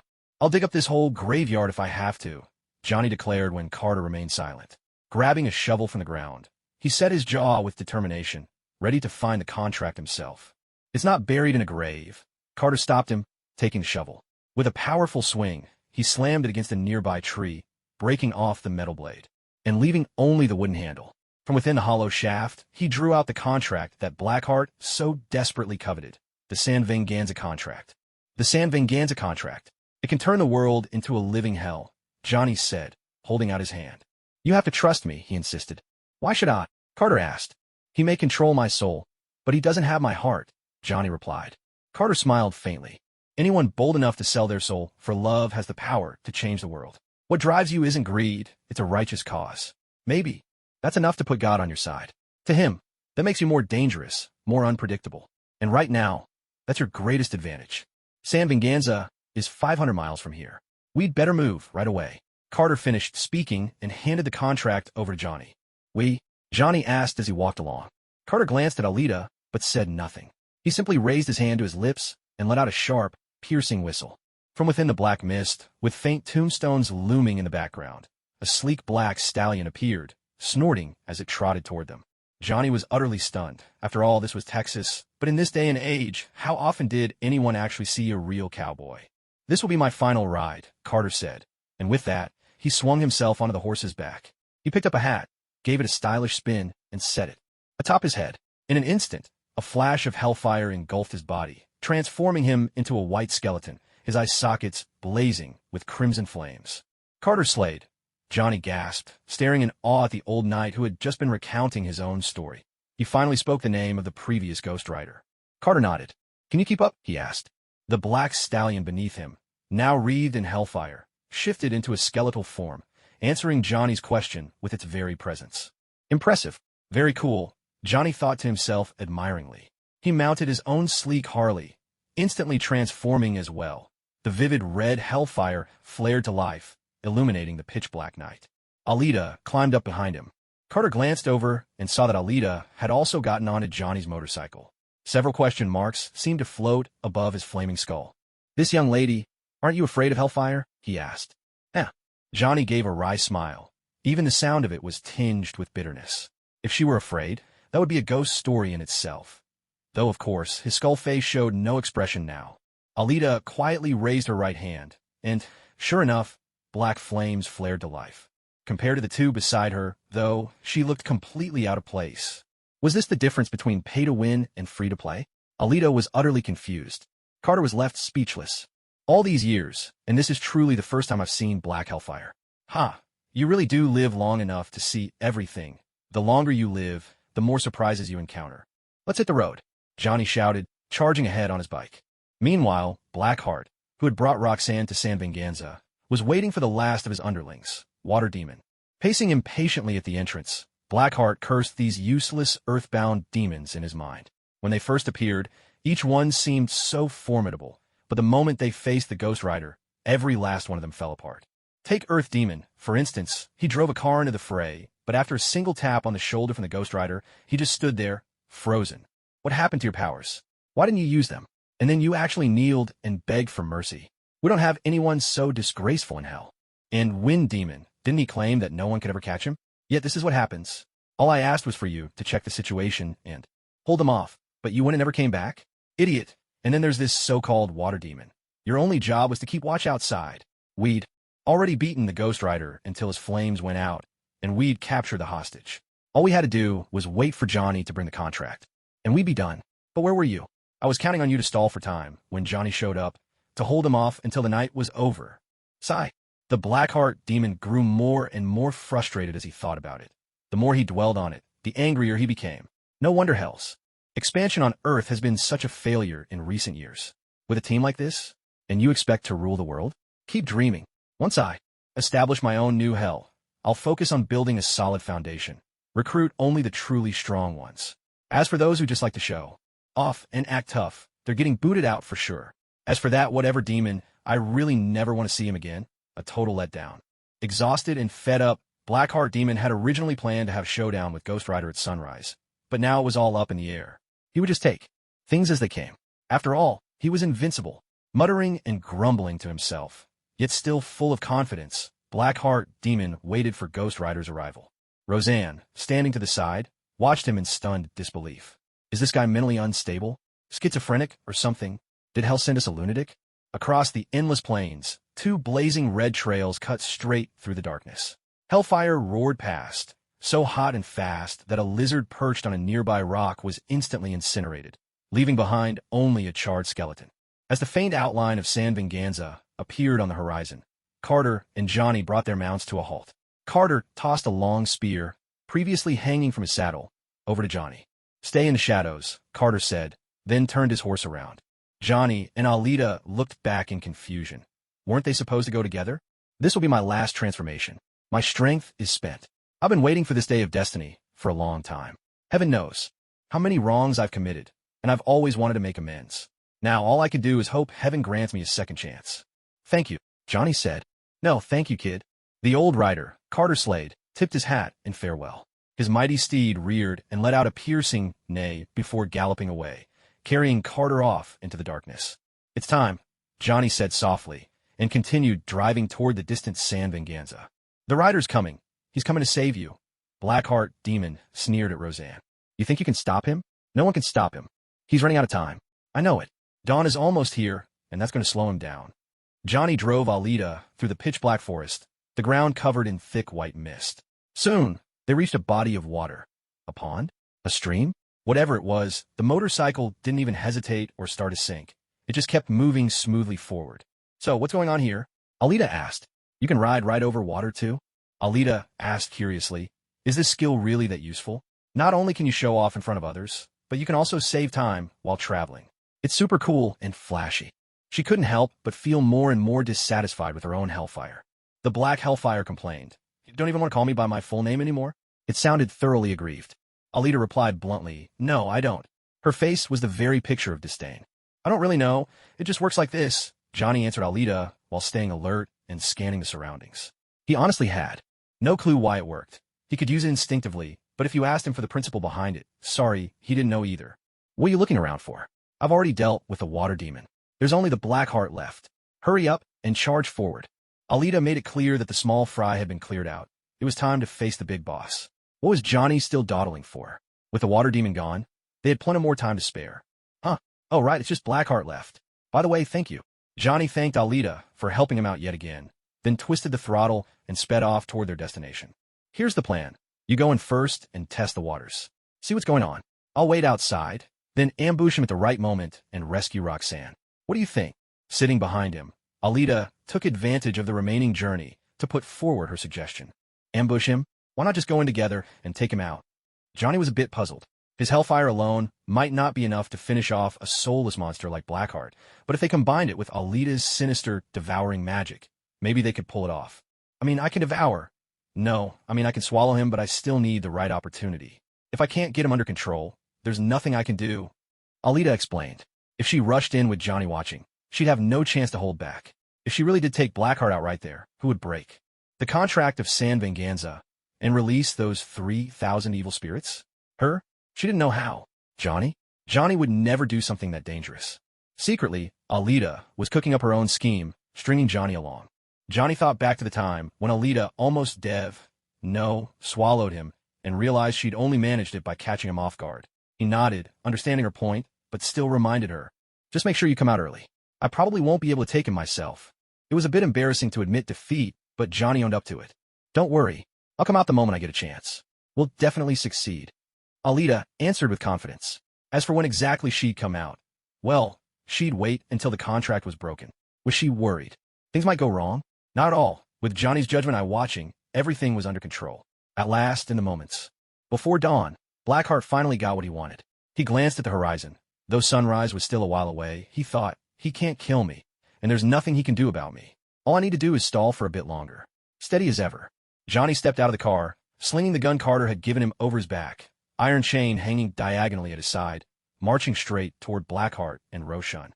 "Stop. If you transform, she dies," Blackheart warned coldly. In the shadows, Alita couldn't help but mutter in her heart. "What are you so afraid of? Don't tell me you're actually scared now. Wasn't it you who forced Johnny back into his true form with a single blow?" Johnny gave Roshan a silent glance, ignoring her desperate plea. "Transform, please," and instead pulled out the contract. "Let her go first." Blackheart studied him for a couple of seconds, then smiled and casually tossed Roshan aside. Johnny walked forward with the contract in hand. Blackheart reached for the other end, gripping it tightly and yanking hard, but it wouldn't budge. He looked up at Johnny, Wait, he had already transformed. With a single punch, Ghost Rider sent Blackheart staggering. The contract flew from their hands. So, it still comes down to a fight after all. Why go through all this talking then? Really? P.S. Crawling forward, half swimming, half staggering, just trying to keep the updates coming. I'm dying here. The fight is finally heating up. The two men traded blows, one fist after another, locked in a fierce and fiery brawl. But both of them could really take a beating. In the next instant, Blackheart unleashed a devastating move, heart-shattering palm, sending the transformed Johnny flying several meters. Oh snap! First point of Blackheart. He quickly turned toward the contract. Was he about to claim it? No, the rider hadn't given up. He struggled to sit up, grabbing a handful of burning dirt, and rose to his feet. Watch out, Blackheart. Here comes attack from behind. Ghost Rider pulled a dirty trick, a street brawler's move, sand toss. Bullseye. The sneaky Hellfire caught Blackheart in an inferno. Point to the rider. The score was tied. Blackheart let out a howl of pain. On the sidelines, Alita watched the battle unfold, narrating the action excitedly in her mind. But it seemed to make no difference. The flames sputtered and died. Undeterred, the rider grabbed another handful of fire and hurled it, sand toss, right in the face. For a moment, it almost looked like Blackheart was about to transform into a Ghost Rider himself, his entire head engulfed in flames. Could you stop blabbering? This is embarrassing. Blackheart. Another point to the rider. Just then, the rider paused, turning to look at the horizon. Dawn had arrived. Huh? Alita scratched her head in confusion. What was going on? Wasn't the water demon supposed to stall for time? Or was the water demon so hopelessly weak that he barely delayed them at all? So nothing really changed? Haha, looks like you've run out of time. Blackheart exclaimed, grinning wildly as the first rays of sunlight crept across the sky. The knight didn't waste words. Instead, he reached over his shoulder with his left hand to grab his gun, while his right hand yanked the iron chain slung across his body and began to swing it. But before he could act, Blackheart seized him in a single motion, hurling him out of the shadows and slamming him onto the sunlit ground, where he reverted to his true form. Damn it, Alita! You stood me up again. Johnny was furious, cursing Alita for letting him down once more. Lying on the ground, Roxanne heard Johnny's voice and wondered in confusion. Who is Alita? Is she someone he called for help? Blackheart was already picking up the contract, while Johnny struggled to crawl toward his fallen gun. Damn it, I really can only count on myself. That damn demon woman. But it was too late. Blackheart had already unfurled the contract. This is the San Venganza contract. All the souls, come to me. In an instant, black, ghostly spirits erupted from every corner of San Venganza, sweeping through the village like a storm and rushing toward Blackheart.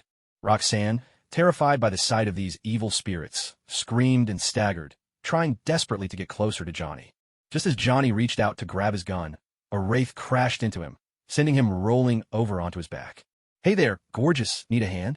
Suddenly, Alita appeared, catching Roxanne just as she was about to fall. Who? Who are you? Roxanne was so shocked by Alita's sudden appearance that she nearly fainted. In this hellish place overrun by spirits, a strange voice out of nowhere was naturally suspicious. Yet the warmth of the fair hand grasping her arm reassured her. This had to be a real person. Me? I'm Alita. Hello, Miss Roxanne. I've heard Johnny mention you many times. He's always felt deep regret and guilt about your breakup. Alita rattled off a string of nonsense with practiced ease. Johnny, still sprawled on the ground, was left fuming and exasperated by Alita's words, roaring, "You jerk! Are you going to help or not? You're hopeless.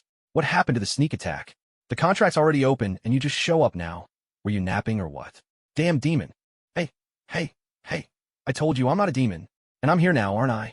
Plus, I protected your ex-girlfriend first. You should be thanking me," Alita replied, holding up a magical shield to fend off the rampaging spirits as she led Roxanne over toward Johnny. Ex-girlfriend?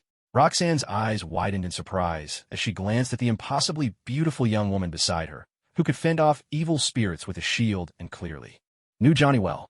Despite the danger, her curiosity as a woman overcame her fear, and she couldn't help feeling a strong fascination for this mysterious girl named Alita. Stop bringing up the ex-girlfriend thing. Johnny felt utterly defeated by Alita at this point. Could you please stop rubbing it in? So what now? This was your lousy idea. You said we'd take it by surprise. Well, where was your ambush? I didn't see you do anything. Every time it counts, you mess up. Once inside the magical shield Alita had conjured, Johnny kept ranting at her, grumbling that if he didn't really need her to transform during the day, he wouldn't bother with her at all. Damn it. Don't worry, we'll figure it out, Alita replied, ignoring Johnny's complaints. She smiled, trying to soothe his wounded pride. Your eye of judgment didn't work on him before because he had no soul. But now that he's devoured those souls, he's got a weakness. Your eye of judgment will work now. Trust me, it's solid. Johnny's eyes lit up at her words. Of course. Now that the enemy had a soul, he had a vulnerability. All Johnny had to do was transform and unleash the eye of judgment. He'd burn him to ashes. The sun had only just risen. There was still time. As long as he stayed in the shadows, he could become the Ghost Rider and command the fires of hell once again. Johnny found his confidence restored.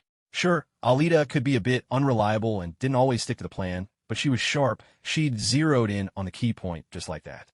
Roseanne, meanwhile, listened to the young woman talk about Johnny's powers with such familiarity and noticed how Johnny didn't seem the least bit bothered by her presence. Her curiosity and suspicion deepened. Who was this girl? A new girlfriend? Women's minds worked in mysterious ways. Aside from family, the only role left was that of a girlfriend. But Alita was quick to clarify, I'm not. And there's more, Alita said, raising her voice again. More. Johnny looked at her with a puzzled expression. From this moment on, darkness will fall. It's my time to shine. As Alita spoke, she strode forward, lifting her right hand. Darkness? Now.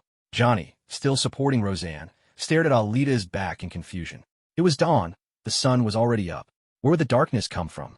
Ahead, amidst the milling evil spirits, Alita clenched her right fist and raised it high. Her eyes blazed with a crimson, slit-pupiled glow. The queen had entered her domain, her power unleashed in full. Suddenly, inky black magical energy surged toward her fist, swirling with such force that it whipped Alita's long hair around her face. The violent wave of power startled Blackheart, who was still merging with the evil spirits, and forced Johnny and Roseanne to fall back. Darkness without bounds.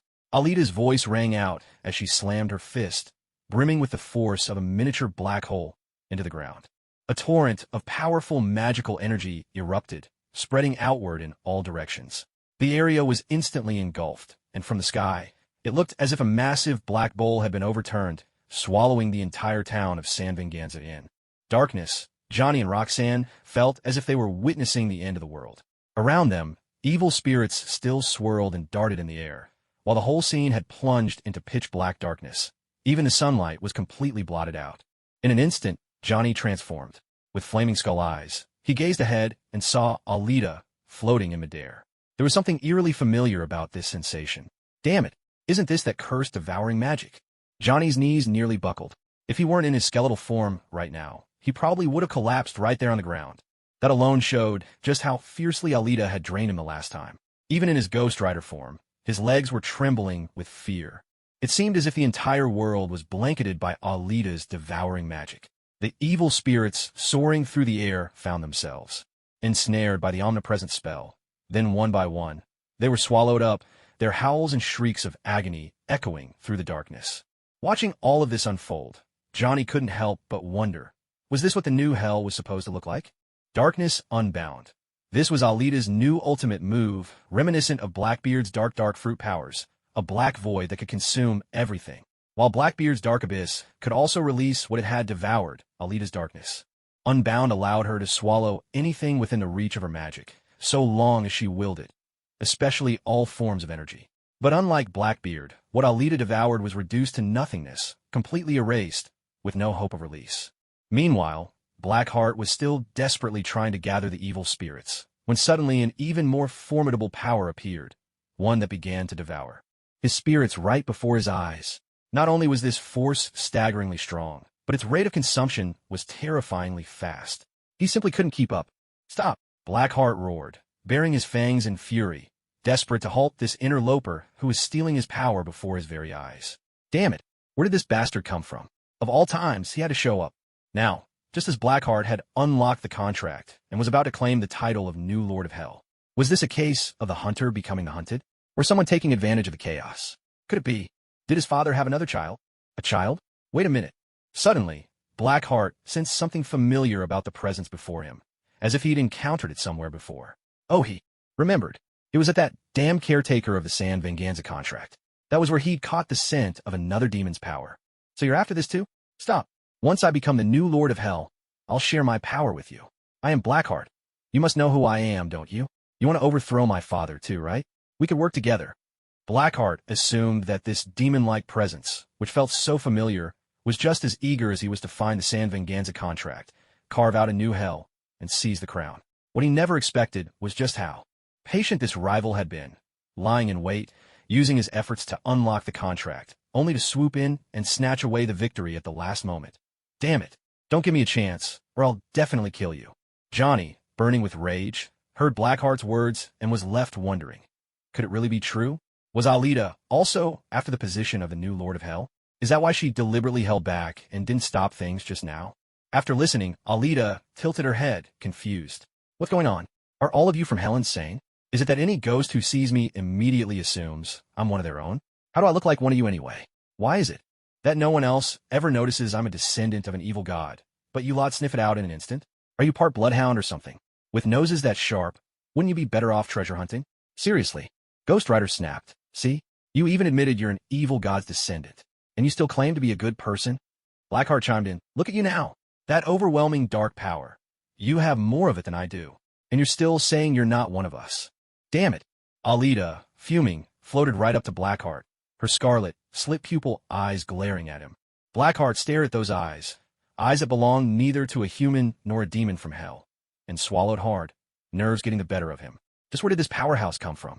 She was terrifyingly strong, although her presence wasn't as overwhelming as his father. Mephisto, the Lord of Hell, those strange, otherworldly eyes were enough to make his heart skip a beat. What are you trying to do? Really, let's just calm down. We can work together. Look, you can have new hell if you want, and together we'll overthrow my father. I'll be Lord of Hell. You'll rule new hell. How's that? Blackheart pleaded with Alita, desperately trying to bargain. After all, at this point, neither stopping nor continuing seemed like a winning move. If he stopped now, he'd be handing everything over, playing right into someone else's hands. But if he pressed on, he'd likely be sent straight back to hell, dead, most likely. And who knew if his father would even take him back? Alita stayed silent, her gaze fixed on Blackheart as she raised her right hand and placed it against his chest. Blackheart gulped audibly, panic rising. What are you doing? Don't get worked up. We can talk this out, really. Seeing Alita wordless, her hand pressed against him, sweat poured down Blackheart's face in torrents. What am I doing? I'm inviting you back to hell. Sayonara. Alita, furious at being mistaken for one of them, made it clear. Only death could earn her forgiveness. She unleashed her devouring magic at point-blank range, the force surging into Blackheart's body, beginning to consume him. No, stop. Damn you. I'm the true king of new hell. Blackheart ceased merging with the evil spirits, summoning a surge of energy that blasted Alita away. Damn it. Just a little longer, just a bit more patience. Once he finished absorbing thousands of vengeful spirits, he would have the power to become the new Lord of Hell. But this interloper, this unexpected intruder, had thrown all his plans into chaos. With a furious roar, Blackheart hurled himself at Alita, who was still hovering in midair. Alita tilted her head in mild curiosity. What's this now? Did he really think she was as reckless as that foolish Ghost Rider? Yone. Did he really expect her to fight him up close? He was the son of a demon, the child of Mephisto, Lord of Hell, and yet his only trick was some second-rate. Freezing magic? And it even required physical contact to activate? Alita couldn't understand the logic. Watching Blackheart charge, she conjured another spell in her right hand, and, as if tossing an energy sphere, sent Blackheart flying backward. I am a true sorceress, Alita declared. Damn you, Blackheart snarled as he scrambled to his feet, his wrath revealing his true form from the depths of hell. Along his cheeks, skeletal features emerged as he let loose a guttural roar at Alita. The shockwaves of his voice rippled through the air, distorting both the space before him and Alita's magic. Then, from his hands, a white mist began to swirl, the temperature around him dropping precipitously. Clenching his fists, he thrust his arms toward Alita, unleashing a circular wave of icy white energy. The ground beneath their feet rapidly crystallized, sheets of frost spreading outward across the floor. Now that's more like it, Alita said with a faint, amused smile. She pressed her palms forward, calling forth a vortex of devouring magic. The swirling void met the wave of white energy in midair, colliding with a burst of power. The two forces locked in a tense standoff. With a guttural cry, Blackheart poured every ounce of his strength into his attack, desperate to freeze this infuriating woman solid. But the devouring magic possessed an unparalleled hunger. It could consume anything that existed as energy. Alita's vortex spun faster, enveloping the white energy, converting it into black sorcery that surged back toward Blackheart. It's always the one on the left who loses in a beam struggle. Now you're on the left, and I'm on the right. Victory is mine, Alita thought, a touch of playful arrogance in her mind. Despair filled Blackheart's eyes as the black vortex closed in, threatening to swallow him whole. Most of his strength had already been spent merging with the evil spirits. He had believed that by harnessing the power of the host of ghosts, his might would soar to new heights, enough to deal even with the Ghost Rider. Yet, just as he neared triumph, someone had intervened, forcing him to expend his last reserves in a futile final blow. Now he was utterly spent. With a howl of agony, Blackheart writhed in torment. The devouring magic closed in from every direction, ruthlessly binding him and relentlessly consuming every last trace of his existence. Whether it was the power of a demon, the energy of life, or even those evil spirits that had just been absorbed into the body, all of it was devoured completely by the magic of consumption. For a long moment, the furious curses of Blackheart echoed in the air, but as he was reduced to ashes, even his voice vanished without a trace. At the same time, the number of evil spirits around them was rapidly dwindling. By the time Alita had finished consuming Blackheart, not a single one remained. She withdrew her magic, the sky brightened once more, and the darkness gradually melted away. Bathed in sunlight, Johnny and Roshan felt as if everything that had just happened was nothing but a dream. Yet the lingering chill, slowly leaving their bodies, proved that it was all real. The seemingly invincible Blackheart had been dealt with by Alita. As Alita turned around, Johnny instinctively pulled Roshan behind him. Did you do it on purpose? You knew I couldn't beat Blackheart, so you deliberately let him open the contract, and then you swallowed them all up, didn't you? Johnny questioned Alita, his tone serious. Roshan, now shielded behind Johnny, looked back and forth between him and Alita in confusion. Weren't they on the same side? Although that girl's power was terrifying, perhaps even more dangerous than Blackheart, weren't they acquaintances? Johnny wanted to say they were, but truthfully, they'd only met a little over 2 days ago. The first time they met, she'd swallowed his Ghost Rider form and turned him back into an ordinary person. If not for his own immortality, he might have ended up just like Blackheart, scattered to dust by this devilish woman. Yes, that's right, Alita replied. I did wait for Blackheart to open the contract, and then I came in to, well, not just take advantage, but to settle things. Once and for all. See? This way, everything's resolved, and you don't have to worry about any more demons coming after the contract. Isn't that much safer? You almost let it slip just now. Damn it. Johnny stared at Alita, who scratched her head awkwardly, trying to explain herself, but he didn't buy it for a second. Still, he had to admit she had a point. Compared to Carter, who had to guard the contract day and night, wasn't it better to solve the root of the problem like this? Yet, why did this solution leave such a bitter taste in his mouth? After all, using one demon to get rid of another, wasn't that just inviting trouble into your own home? The thought made Johnny uneasy. Well, first of all, I already told you, I'm not some demon from hell. Your eye of judgment has already looked into me. If I really were a demon, and a guilty one at that, your eye of judgment would have already burned my soul to ashes. If you're still not convinced, you can use it on me again. Oh, and by the way, I do have a soul. As for my magic, I've explained it to you before, it works just like this. It's my weapon against supernatural enemies. I've never used it on ordinary people, except for those who are guilty. Alita explained everything to Johnny in detail, hoping to put his mind at ease. After all, she didn't want to lose Johnny as a friend, either. What's the key to tagging along on missions? Connections. Without connections, how could anyone hope to grow stronger? Just look at what happened by sticking. With Coulson, he could trigger all sorts of story missions, letting her slip by unnoticed and scoop up all those experience bundles. It was delightful. After hearing her out, Johnny suddenly remembered why he'd been drained by Alita in the first place. It was because he'd struck first. Instinctively, he touched his face, recalling how she'd even beaten him up. That hurt. Luckily, everything went back to normal after he transformed. Roxanne glanced at Johnny, her expression curious. After all, to be judged by the penance stare meant that, despite Alita's seemingly wicked appearance, she was no real villain. Add to that her status as a S.H.I.E.L.D. agent and her official duties, and having certain powers seemed perfectly reasonable, though, admittedly, it was odd for someone who should be on the side of the heroes. Originally, it was Johnny who was meant to deal with Blackheart. Even though Blackheart had devoured thousands of evil spirits and turned into a legion of ghosts, at their core those spirits were still souls. Now fused together by Blackheart, they had a critical weakness. One look from the penance stare, and if he didn't fall, who would? Just as Alita herself said, She was merely there to pick up the pieces. Another rush of experience points washed over her. After all, this was the power of 3,000 souls. Feeling the surging magic within her, Alita experienced an unprecedented sense of exhilaration. Was this what it felt like to be truly powerful? It was intoxicating. She wondered how much larger her boundless darkness could grow if she cast it again. Last time, it took everything she had, calling on divine power to unleash it at such a scale.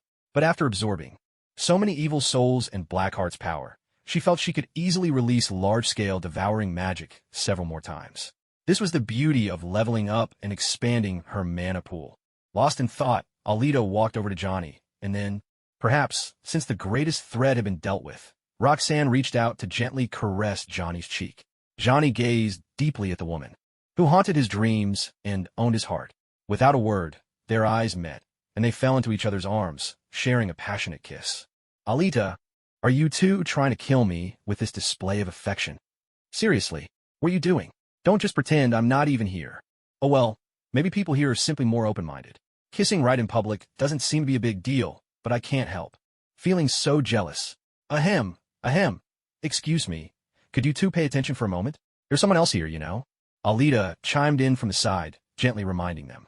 Couldn't you save this public display of affection for when you're at home? Johnny and Roseanne quickly separated. It was then that Roseanne remembered.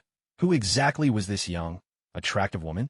Thankfully, she wasn't Johnny's current girlfriend. Otherwise, as the ex, wouldn't she just die of embarrassment? Hi, may I ask, what's your relationship with Johnny?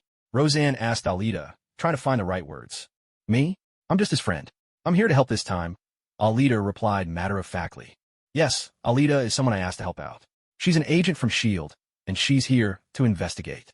Johnny began explaining Alita's role to Roseanne, expressing how grateful he was for her help, and that, thanks to her, they'd managed to deal with Blackheart without a hitch. But before he could finish, someone interrupted. So, it seems you've completed the transaction. An old man appeared silently before them, dressed in a long black coat, hair slicked back, leaning on a cane. The Lord of Hell, Mephisto, had arrived. It's time for me to reclaim the power of the Ghost Rider, Mephisto said, fixing his gaze on Johnny. You can return to your own life, the one you've always wanted. He glanced at Roseanne and Alita, then looked back at Johnny. Suddenly, as if noticing something, he turned once more toward Alita, his eyes narrowing as he regarded her. But he continued speaking to Johnny. True love, you can start your own family now. There are plenty of deals to be made in this world, plenty of souls willing to trade for their desires. Let someone else bear this curse. You're free. At the end, he looked at Johnny once more. After all, a deal is a deal. Alita thought, wait, why are you looking at me? I didn't sign any contract with you. Johnny, meanwhile, wondered, are you really talking to me? Could you at least look me in the eye? Show me a little respect? You didn't have this lazy eye the last time we met. As Mephisto finished, Johnny looked over at Roseanne. Deep down, he made his decision. If someone must bear this curse, then rather than letting this wicked demon ruin someone else's life, better that the broken man he already was should shoulder it. He swore to fight Mephisto to the bitter end. Having made up his mind, Johnny looked Mephisto straight in the eye, pointed at him, and just as he opened his mouth to speak, Mephisto raised a hand, gesturing for him to wait, his attention already turning to Alita. Johnny was left speechless, the words he'd meant to say turning into an unintelligible string of curses under his breath. Was this on purpose? I had worked myself up, emotions simmering, lines ready, the atmosphere just right. If only there was some background music, I'd be set. And then you stop listening? Seriously? Go back to hell where you came from. Damn you. Alita frowned at the old man who had been staring at her for ages. What are you looking at? Mephisto, perhaps unable to grasp the depths of Chinese, replied earnestly, I'm looking at you. Do you need something? Sigh, saying this in English just doesn't have the same punch. The jokes fall flat, and your serious face honestly throws me off. Who are you? Mephisto asked, puzzled. I see shadows of other demons in you. The moment he laid eyes on Alita, he hadn't noticed anything unusual, but there was something, a message flowing from deep within his blood, that reminded Mephisto of those ancient gods and demons scattered across different dimensions. Who could it be? Slaanesh? Set? Crimson? Split Domain? Lord of Fear? Alita was bewildered. Could he really see traces of other demons in her? Did her boss set really lack that much presence? Even Johnny, after transforming, could only sense a faint aura, not quite sure who she was. But this guy, he was already guessing names? That's the power of a true Lord of Hell. Impressive. Ahem, I'm just me, Alita replied, forcing herself to ignore Johnny's sidelong glance, a look that held a mix of doubt, mistrust, and a clear accusation. You're definitely a liar. Let's see how you talk your way out of this one. Johnny's glare was a silent but fierce condemnation. You don't know. Mephisto lowered his head slightly, pondering her words, then looked up. He stretched out his right hand and, with a flick of his wrist, unleashed a searing wave of hellfire that erupted over Alita. Ah! Alita clutched her body and dropped to her knees, crying out in pain. Her pupils shifted as devouring magic burst forth, but it only made the hellfire burn hotter. Alita was baffled. Why could she resist and absorb Johnny's hellfire with magic? But Mephisto's was unstoppable and even more intense. She could still devour it, but the process was slow. With no choice, she summoned her divine power. Boom! To her shock, the flames only grew fiercer. Hey, what are you doing? Stop! Johnny, even in broad daylight after the shadows had faded, managed to transform into Ghost Rider. His flaming skull glared at Mephisto. Furious, he shouted, charging at the Lord of Hell, only to be sent flying. With a casual flick of Mephisto's hand, to be honest, although Blackheart claimed that Mephisto's power was weaker than his own on Earth, he never actually said by how much. Still, it should at least be enough to swat Johnny away with ease. Don't worry, Mephisto, watching as Alita's eyes turned into crimson slits and witnessing the surge of devouring power, the magic resisting the hellfire, and the divine energy flowing around her, instantly recognized whose power this was. Seth, is it? It seems you haven't just acquired Seth's power. You might even be his descendant. But as you are now, you're still too weak. Without having ascended to godhood, resisting the hellfire of a lord is not so easy for you. Mephisto explained to Alita as he spoke. Damn it, Alita no longer had the strength to speak. The agony of being burned by the flames was something she could only compare to two moments. The first time she met Seth after crossing over and received his power, and the searing purification within that pillar of white energy. Of course, the most excruciating pain was when Seth had unleashed his ultimate energy upon her. Still, Alita grit her teeth and bore it, summoning every ounce of magic and divine power she could muster, desperately urging her devouring force to consume the hellfire clinging to her body. You bastard! Are you trying to kill her? Johnny managed to get back on his feet and staggered toward Mephisto, determined to stop him. She won't die. If you don't believe me, just watch. She's a descendant of the old god Seth, with a divine body. My hellfire can't burn her to death. In fact, it will end up being devoured by her own power. But as for you, our deal is over. It's time for me to reclaim my power. Mephisto explained to Johnny, then remembered the real reason he had come here. Alita was simply an unexpected delight. No, I will bear this curse. I'll use it to fight you. As long as innocents suffer, I'll appear before you in my father's name, the spirit of vengeance, fire against fire. Johnny, now in his Ghost Rider form, his voice rumbling like distant thunder, declared war on Mephisto. Oh, is that so? Suit yourself. Normally, Mephisto would have been furious to hear such words. After all, no mortal who had signed contract with him dared defy him. But today he was in a good mood. Blackheart had been dealt with, and now he'd met someone truly interesting. Mephisto turned his gaze to Alita. He could clearly see the hellfire enveloping her entire body gradually shifting, the brilliant red beginning to be overtaken by black, transforming into flames that now belonged to Alita herself. Watching this unfold, Mephisto couldn't help but marvel. Truly worthy of being one of the original four elder gods, the very source of demonkind, the great destroyer. This was the power of Seth. If Alita weren't still so weak, her life force yet to fully evolve, then mere hellfire wouldn't have been able to burn for so long. Johnny had already returned to his true form. Worry etched across his face as he looked at Alita. Despite her being a bit tricky and her abilities somewhat sinister, everything she'd done had genuinely been to help him, so he didn't want anything bad to happen to her, especially not at the hands of that damn demon. Alita braced herself with both hands, kneeling on the ground. Clenching her fists, she gathered magic and transformed it into black hellfire in her palms. With a forceful motion, she flung her fists outward, unleashing a violent surge of energy. The blast swept Johnny and Roseanne backward, forcing them to squint against the onslaught and making it impossible to keep their eyes open. Only Mephisto stood perfectly still, unmoved by the storm. His clothes didn't even flutter. Perhaps that's just the aura of a true big shot at work. Alita began to float upward, arms open, suspended in mid-air with her eyes closed. The hellfire burning on her body was now nearly extinguished. Even the last hint of red had been swallowed by the darkness. She exhaled the pain, searing through her body. Damn, that hurt. Alita cursed the old man for his violent temper and reckless attacks, muttering insults under her breath as she slowly drifted back down, her strikingly emerald hair trailing behind her. Johnny and Roseanne finally managed to open their eyes, turning to look at Alita. Johnny, for his part, quietly pinched his nose. Alita tilted her head in confusion, giving Johnny a puzzled look. What was going on? Alita, your clothes. And Johnny, shut your eyes. Take off your jacket. Quick, give it to Alita. Roseanne cried out in shock when she saw Alita, hastily shielding Johnny's view while she struggled to pull off his jacket. My clothes? Alita glanced down. Oh crap. She immediately crossed her arms over her chest, crouching to cover herself as her face flushed bright red. Ahem. It wasn't as bad as it looked. Only her jacket had been burned away, and the t-shirt and pants underneath were left torn and ragged, revealing a tank top. Nothing truly indecent, but perhaps because Alita's figure was so striking and her skin so fair and flawless, poor Johnny, single for years, was caught off guard and had a sudden nosebleed. After all, Johnny only ever had one girlfriend, Roseanne, and they'd broken up ages ago. Look at the old man. Mephisto didn't even bat an eye, but then again, he wasn't human, so that was a different story. Roseanne hurried over with the jacket, draping it over Alita to prevent any more accidental exposure.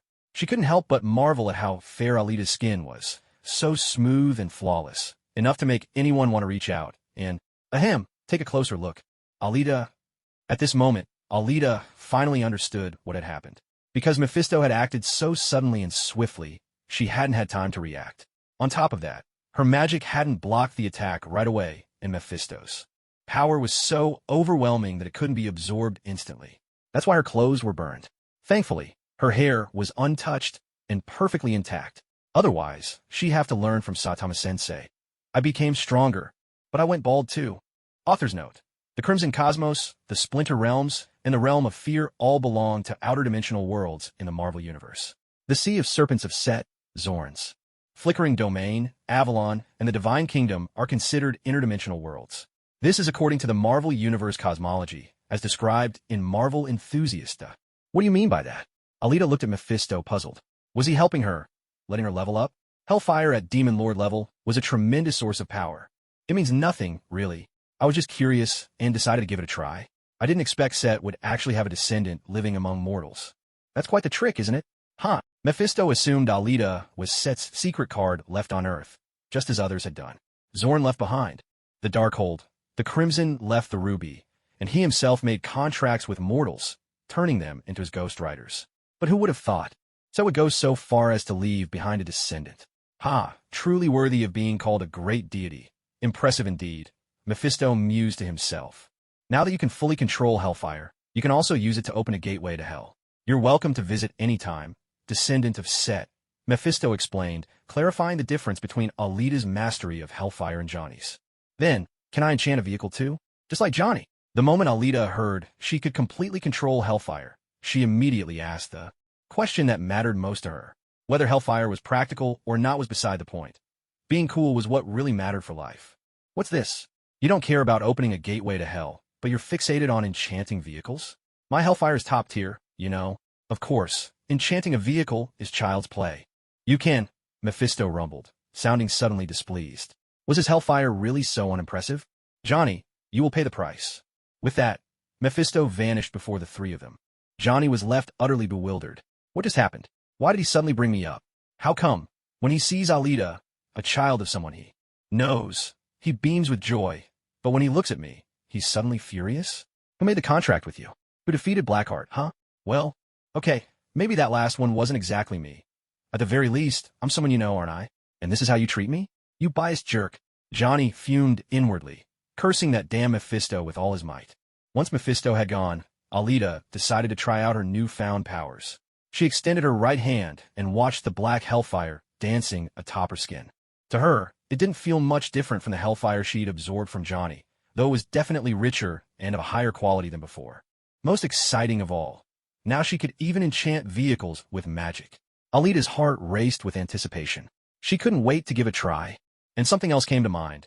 Hadn't Mephisto just said that her hellfire could open a portal to hell? But how exactly was she supposed to do that? Mephisto hadn't explained. Seriously? He just left. Without even giving her an instruction manual? Didn't he consider whether I'd know how to use this? What if I never figure out how to open the portal? Will he come back and give me some after-sales service? Alita experimentally waved her hellfire-wreathed right hand through the air a couple of times. Nothing happened.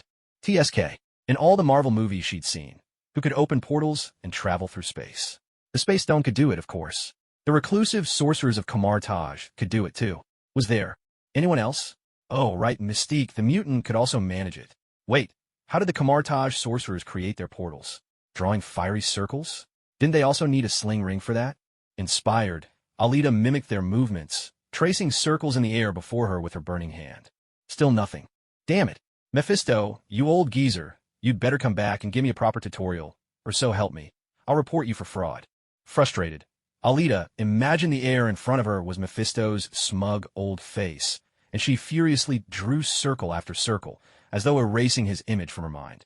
Suddenly, boom, she caught a glimpse of something. Through the hazy, heat-warped air, a vision began to form.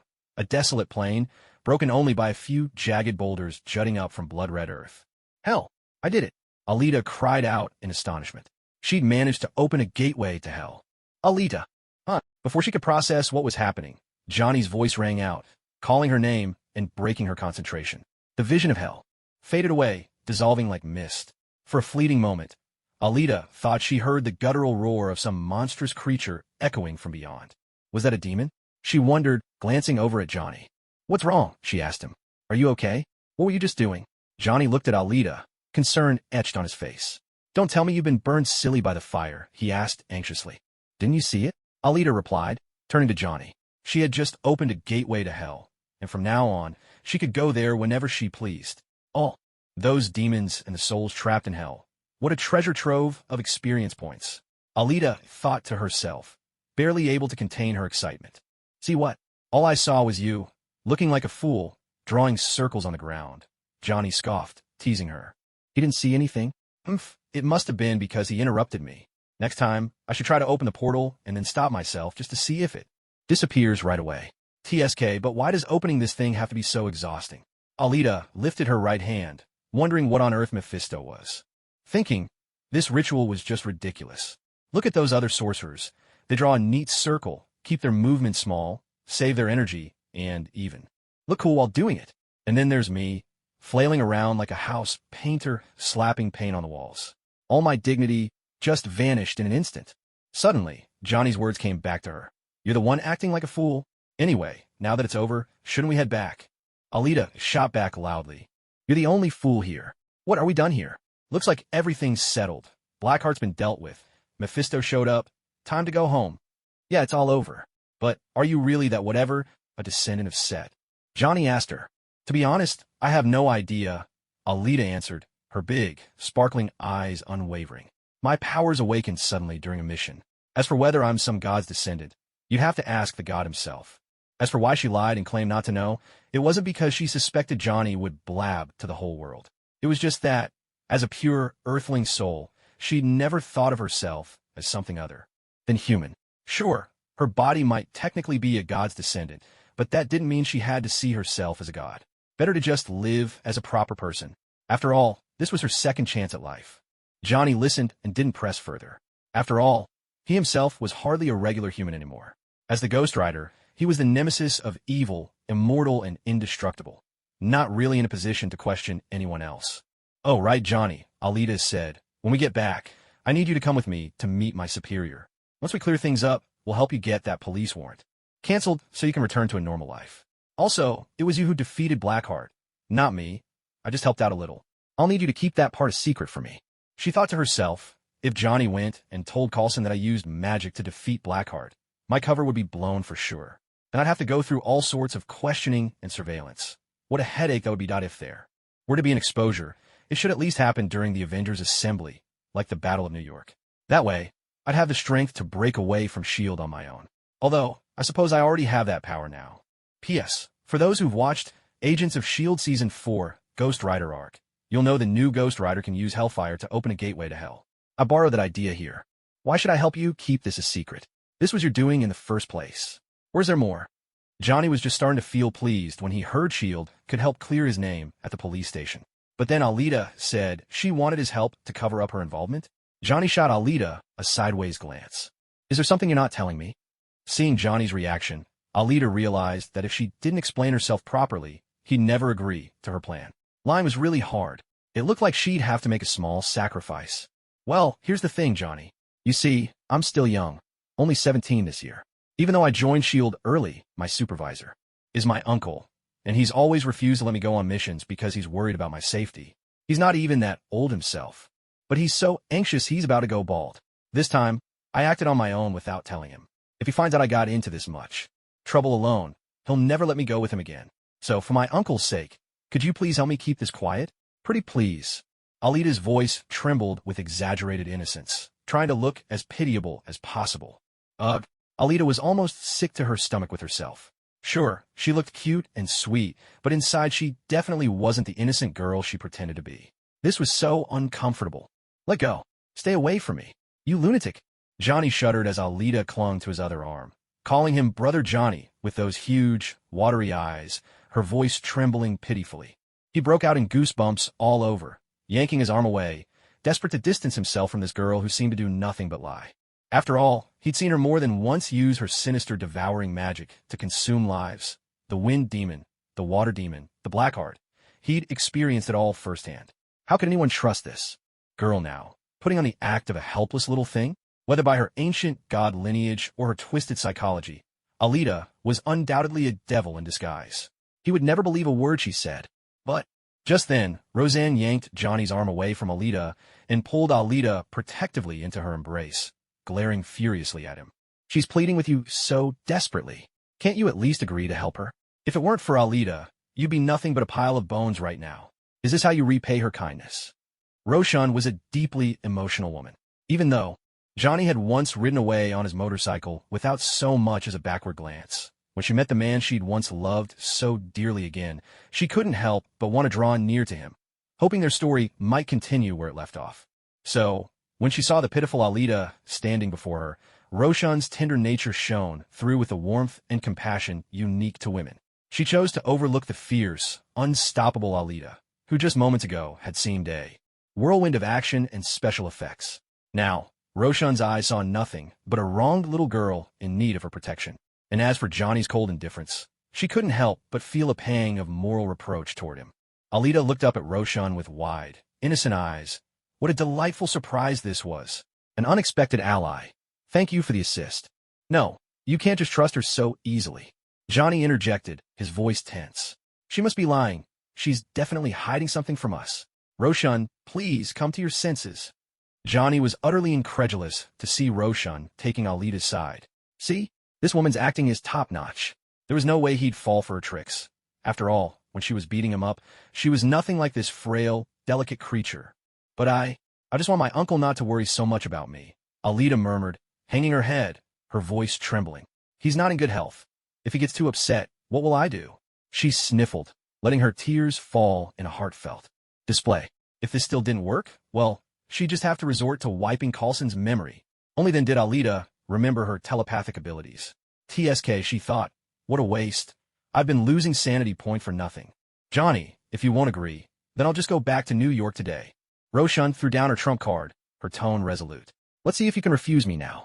Otherwise, be prepared to lose me. Johnny fell silent, his breath catching painfully. How long has it been? And you're already taking someone else's side. And now you're threatening me? Am I the kind of person who can be threatened so easily? Fine. I won't mention you when the time comes. I'll say it was all me. Does that work for you? Johnny forced back his tears, struggling to keep them from falling. You ask why I love so deeply?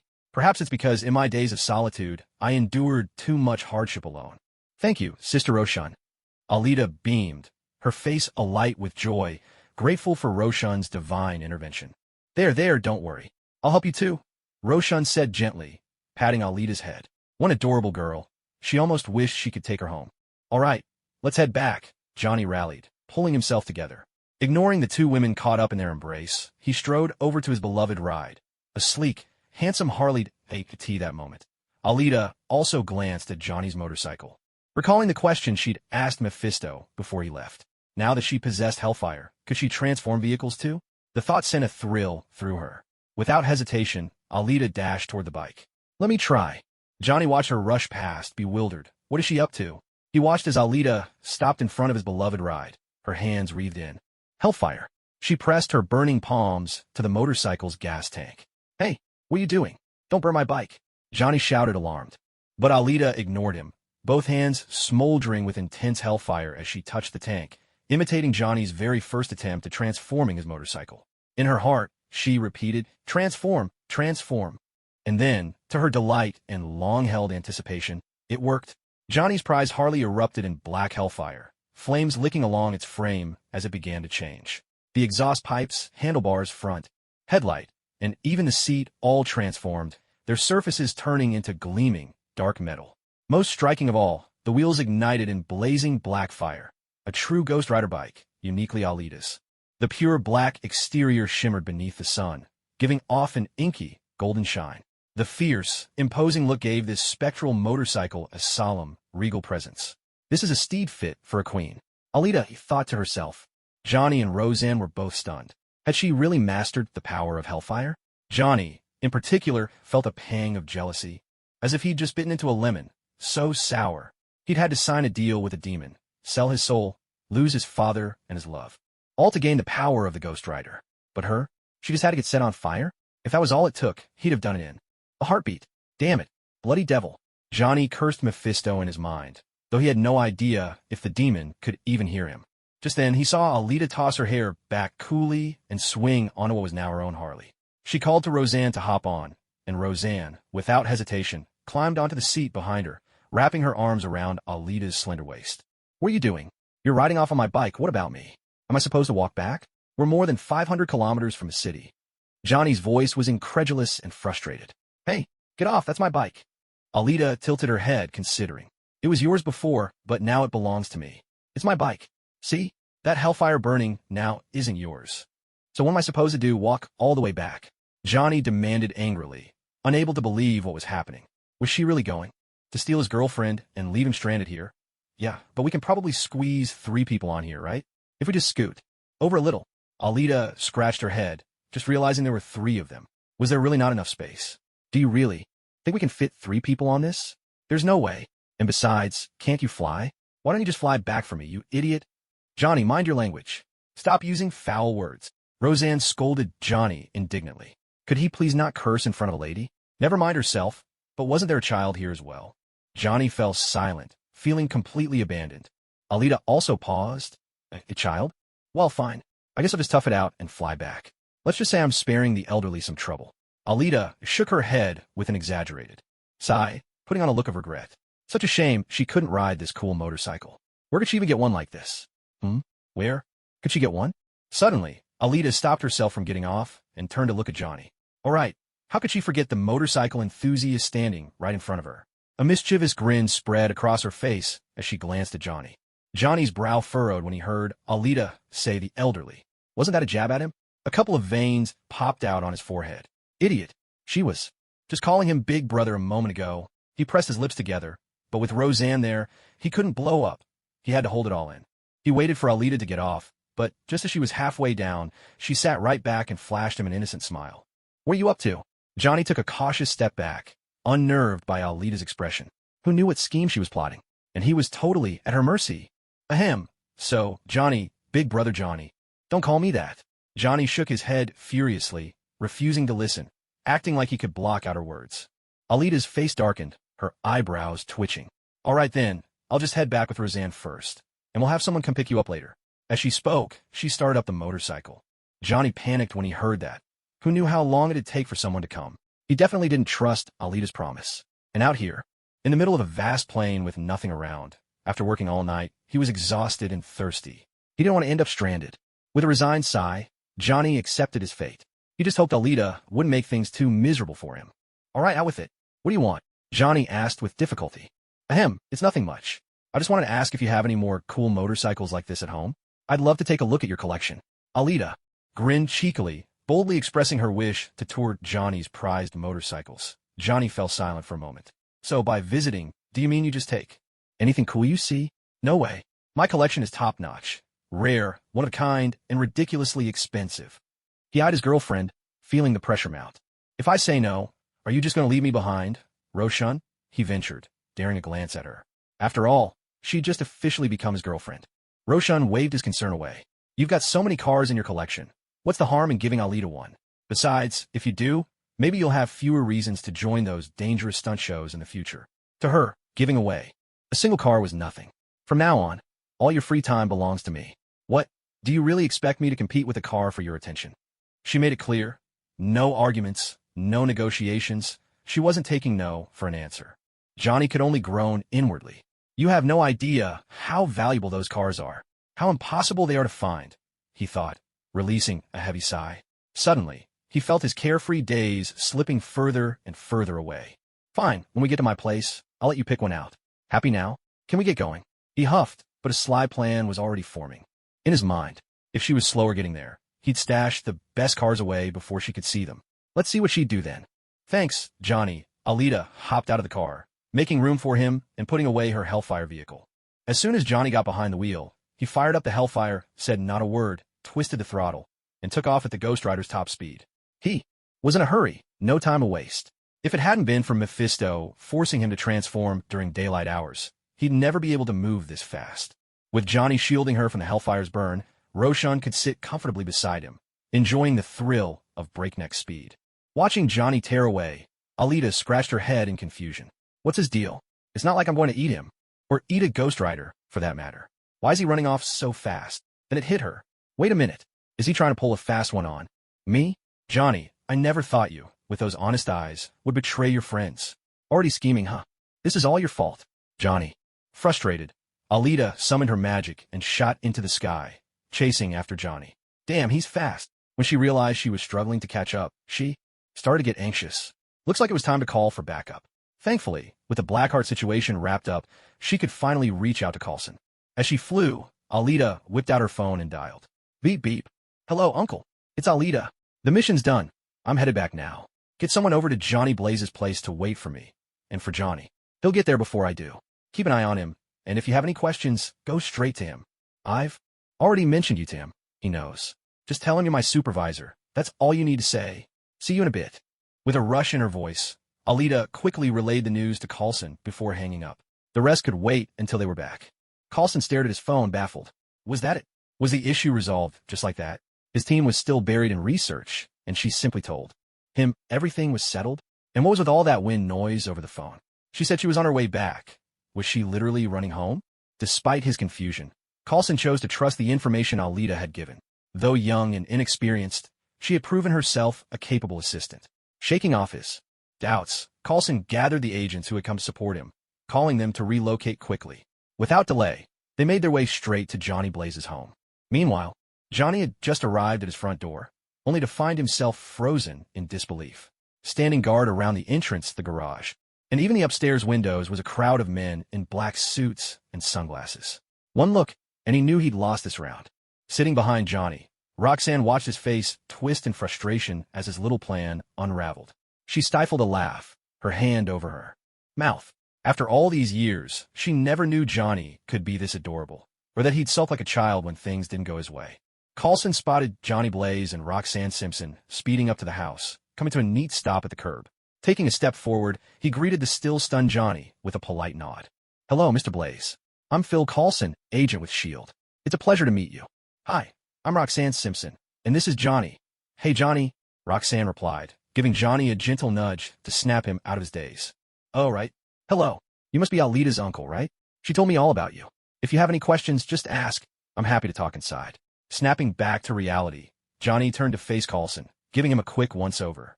He couldn't help but notice Coulson's rather precarious hairline. So, Alita wasn't lying. He's not that old, but the hair loss is serious. Alita calls me uncle, so I guess calling you the same isn't wrong. But why are you staring at my head? What's that supposed to mean? Following Johnny into the house, Coulson subtly touched his own scalp, his face darkening. Was Johnny mocking his thinning hair? Outrageous. Just wait till you're older. You'll see. Consider yourself cursed. Once everyone was seated, Coulson got straight to the point. Mr. Blaze, let me ask you first. That person who transforms, the one whose head is wreathed in flames. That's you, isn't it? That's me. You can call me Ghost Rider. Johnny answered Coulson, still harboring the mischievous intent to give him a little scare and put on a display of what it meant to be the Ghost Rider right then and there. But there wasn't much of a reaction. TCH, boring. Fortunately, the S.H.I.E.L.D. agents present were all familiar with these mysterious phenomena, and didn't seem particularly surprised. especially Coulson, who just shrugged and said, I've met Thor himself. You think this could faze me? My assistant, Alita, reported that a demon's son from hell wanted you to find something for him, and then planned to open up a new hell on Earth. Is that right? Coulson zeroed in on the key information. That's right. The demon's son from hell is called Blackheart. He came here looking for a contract called Sanvenganza. That contract seals away 3,000 evil spirits. If he devours them, Blackheart would gain the power of a Hell Lord and create a new hell on Earth. But you don't need to worry. It's already been taken care of by Alita. Ahem, ahem. Rosanna coughed twice, cutting Johnny off, and shot him a look to remind him not to forget his promise to Alita. Ahem, with Alita's help, I managed to take down Blackheart, as well as all those evil spirits in the contract. Johnny finished, his voice faltering a little. Ah, who would have thought? Alita wasn't even here, but Rosanna was keeping him in check. You're really something, Alita. Now he couldn't even sell her out if he wanted to. What a pain. Miss Simpson, are you all right? Not feeling well? Coulson turned to Rosanna with concern. Oh, it's nothing at all. I was captured by Blackheart and went all night without water. My throat's just a bit dry. You all sit down, I'll get some drinks. I'll have a cold cola, thanks. Johnny piped up. After all, he hadn't had a drop of water all night, either. By the way, did you guys take away my friend's body? Johnny suddenly remembered that his friend, killed by Blackheart, was still in his apartment. Last night, when we arrived here with the police, we found him lying on the ground. The police took your friend's body, so you don't need to worry about that. What I wanted to ask is, how did you become the Ghost Rider? Are there many others like you? Coulson's tone was serious. If there were more of them, it would be much harder to keep things under wraps, not to mention the potential threat to public order. It's just me. When I was young and foolish, I made a deal with a demon, and that's how I ended up with this curse. As long as Mephisto, oh, that's the demon, doesn't come to reclaim this power, there shouldn't be a second Ghost Rider. At least I think so. And besides, my enemies are always those who have sinned or demons from hell. So you don't have to worry about me breaking the law. Johnny explained his background to Coulson in detail, and also told him that he, too, wanted to be a law-abiding, upstanding person. That demon, Mephisto, does he come to Earth often? Coulson wondered, thinking that if he did, it would be quite a problem. No, he doesn't. This time, he showed up only because his son, Blackheart, was trying to overthrow him. Besides, for certain reasons, his powers are greatly limited on Earth. He can't unleash much of his strength, so there's no need to worry too much. Although, I did get beaten up pretty badly. I see, that's a relief. Thank you for explaining. As for the police warrant out on you, S.H.I.E.L.D. will take care of things. Your files will be encrypted and managed securely, so you don't have to worry about your identity being exposed.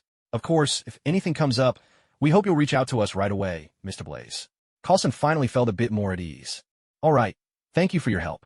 Looks like Alita wasn't lying to me about this, after all. Maybe I really shouldn't have doubted her. Should treat her better? After all, she did help me take care of Blackheart. Johnny, you bastard. Johnny was just thinking, since Alita wanted a cool motorcycle, and considering Coulson hadn't made things too difficult for him, he let her pick out a good one. Suddenly, Alita's furious voice rang out. He turned his head, and, bam, a sharp pain shot through his cheek, and the next thing he knew, he was sent flying. Ah, that familiar force. Alita burst into the room, panting and out of breath, gave Johnny a solid kick, then leaned on the sofa, gasping for air. You jerk, you really thought you could ditch me and pull something behind my back? Do you have any idea how exhausting it was for me to chase you through the sky? Thankfully, I was one step ahead and called Coulson in to intervene. Otherwise, you would have gotten away with it. Coulson stared at Alita, bewildered. You look like you really ran all the way back here. Wait, seriously? Why didn't you just get a ride? Alita replied that taking a cab would have been too slow. Flying herself was much faster. Alita, are you all right? Why did you hit him? What did he do to make you so angry?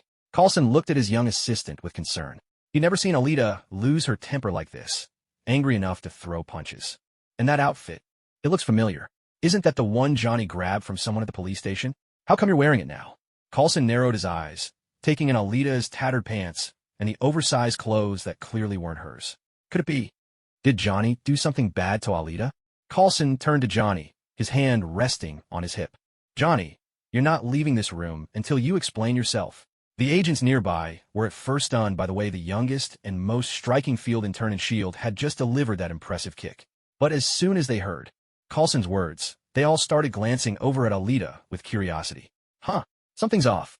That look of anger, those ill-fitting clothes, and those tattered pants. Damn you, Johnny Blaze. What on earth did you do to our little Alita?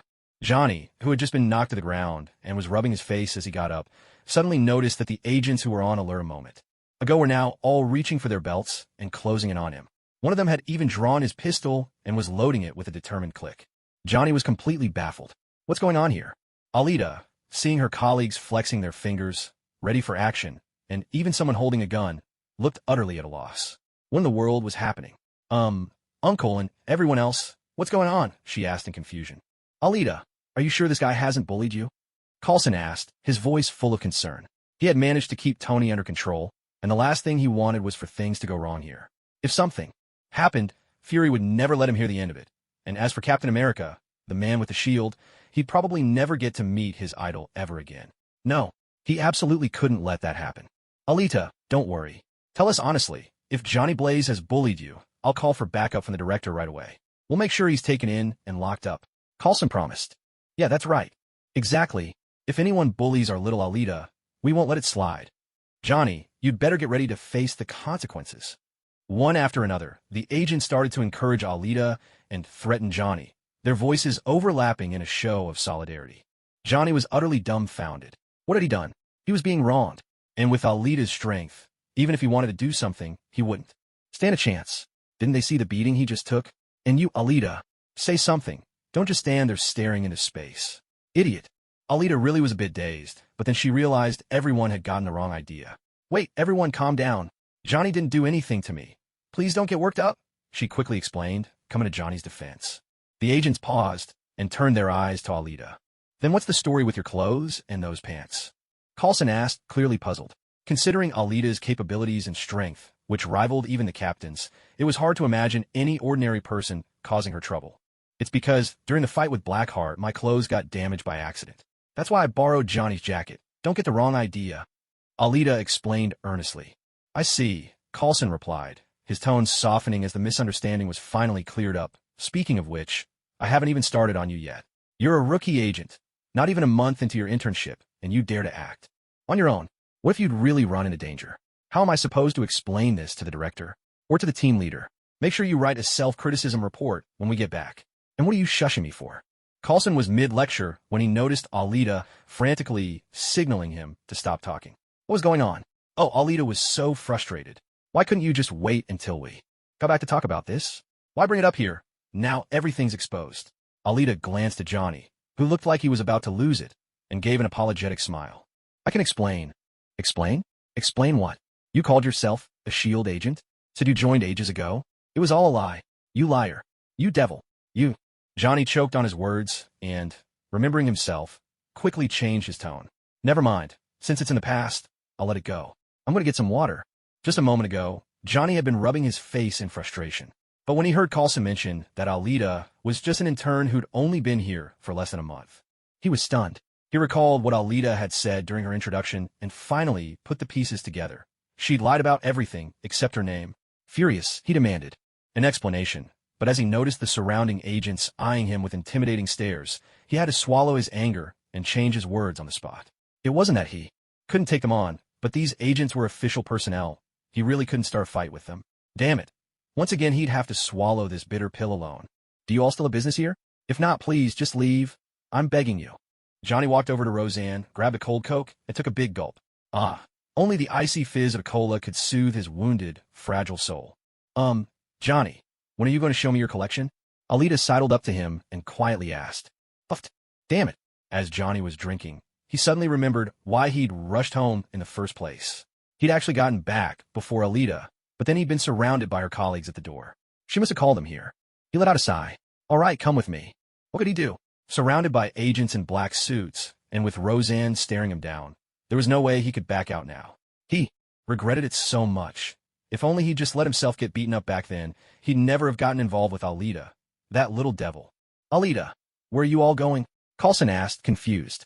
He figured things here were mostly settled, and once he handled the follow-up, he could head back to New York and report to the director. Uncle, Johnny said he'd give me a motorcycle. He's taking me to pick one out now. Johnny, I did not. Don't make things up. You wanted it yourself. Johnny pressed his hand to his forehead, exasperated by Alita's blatant lies and astonishing shamelessness. Just thinking about it gave him a headache. No, he had to send her away quickly, or else she'd drive him to his grave. Roxanne, walking beside him, patted Johnny's back, letting him know she was there for him. Johnny looked at Roxanne, so moved he was nearly in tears. There, Alita. If you see one you like, just tell Johnny. He'll say yes. Thank you, Sister Roxanne. Johnny's tears finally spilled over, despite his best efforts. He led them into his garage, and wow, Alita was practically blinded by Johnny's extravagant display. So many gorgeous motorcycles. There were several Harley-Davidsons, a Ducati, a Suzuki, a Yamaha. My goodness, how was she supposed to choose? She wanted them all. Johnny noticed Alita's wide-eyed awe and couldn't help but smile with satisfaction. Huh, now you've seen what I'm made of. Go ahead, pick one. Whichever you like, it's yours. For once, Johnny finally felt he could stand tall in front of Alita, who was always so strapped for cash. Well, as long as she didn't pick that Yamaha VMAX 1700, the devil's own, he could handle anything else. Alita went to check out the Harleys first. Somehow, none looked as cool as the one Johnny rode. Why was that? Johnny, why does your Harley look even better than these? Alita asked, puzzled. Because mine's a custom build. It cost more than all of these put together, Johnny replied with obvious pride. So would it be possible to... Don't even think about it. But no room for negotiation. So infuriating. The evils of capitalism. Left with no choice, Alita turned to the others. Ducati? Red? That's a maybe. Suzuki? TSK, not my style. Next. Wait, this all-black beast of a bike, wild and powerful, looked awfully familiar. Where had she seen it before? Right, Johnny's bike. Wait, wasn't this the one from Ghost Rider 2 that Johnny rode? What was it called? The Devil's Own? Wow, that was cool. Yamaha VMEX. The muscle man of motorcycles. Every rider's dream machine. With its untamed spirit, striking appearance, irresistible deep exhaust rumble, and commanding presence, it captivated riders everywhere, leaving even Ducati and Harley in awe. Johnny saw Alita stop, right in front of his most prized possession. Cold sweat broke out on his forehead. No way. Clutching his rapidly beating heart, Johnny decided to probe a little to see if Alita had really set her sights on that particular bike. Alita, do you want to take another look? I'm sure. I want this one. This time, Johnny truly felt such heartache he could barely breathe. Oh heavens! Oh earth, Mephisto, just come and take away my strength. I can't take it anymore. I want to die. Johnny, what's wrong? Are you okay? Do you need help? Roshan supported Johnny, who looked like he might faint, asking with concern. It's nothing. Maybe I'm just lightheaded from hunger. Are you really sure you want this one? Johnny tried to reassure Roshan, then gritted his teeth and asked Alita. Alita tilted her head, then told Johnny with absolute certainty. Yes, this is the one I want. This is too much to bear. Sigh, is this part of the curse too? Forget it, I'm exhausted. So be it. Goodbye. With a broken heart, Johnny dragged his heavy steps, staggering as he prepared to leave. Hey Johnny, if you ever run into something you can't solve, you can come to me. I'll help you out, no matter what it is. That's my promise. Alita spoke to Johnny with earnest seriousness. After all, whether the next quest could be triggered depended on him. Johnny turned back, looking at Alita's solemn expression, and felt a twinge in his heart. Yes, even though this woman liked to lie, liked to trick him, and liked to mess with his collection, she had never truly hurt him. Well, except for that first time.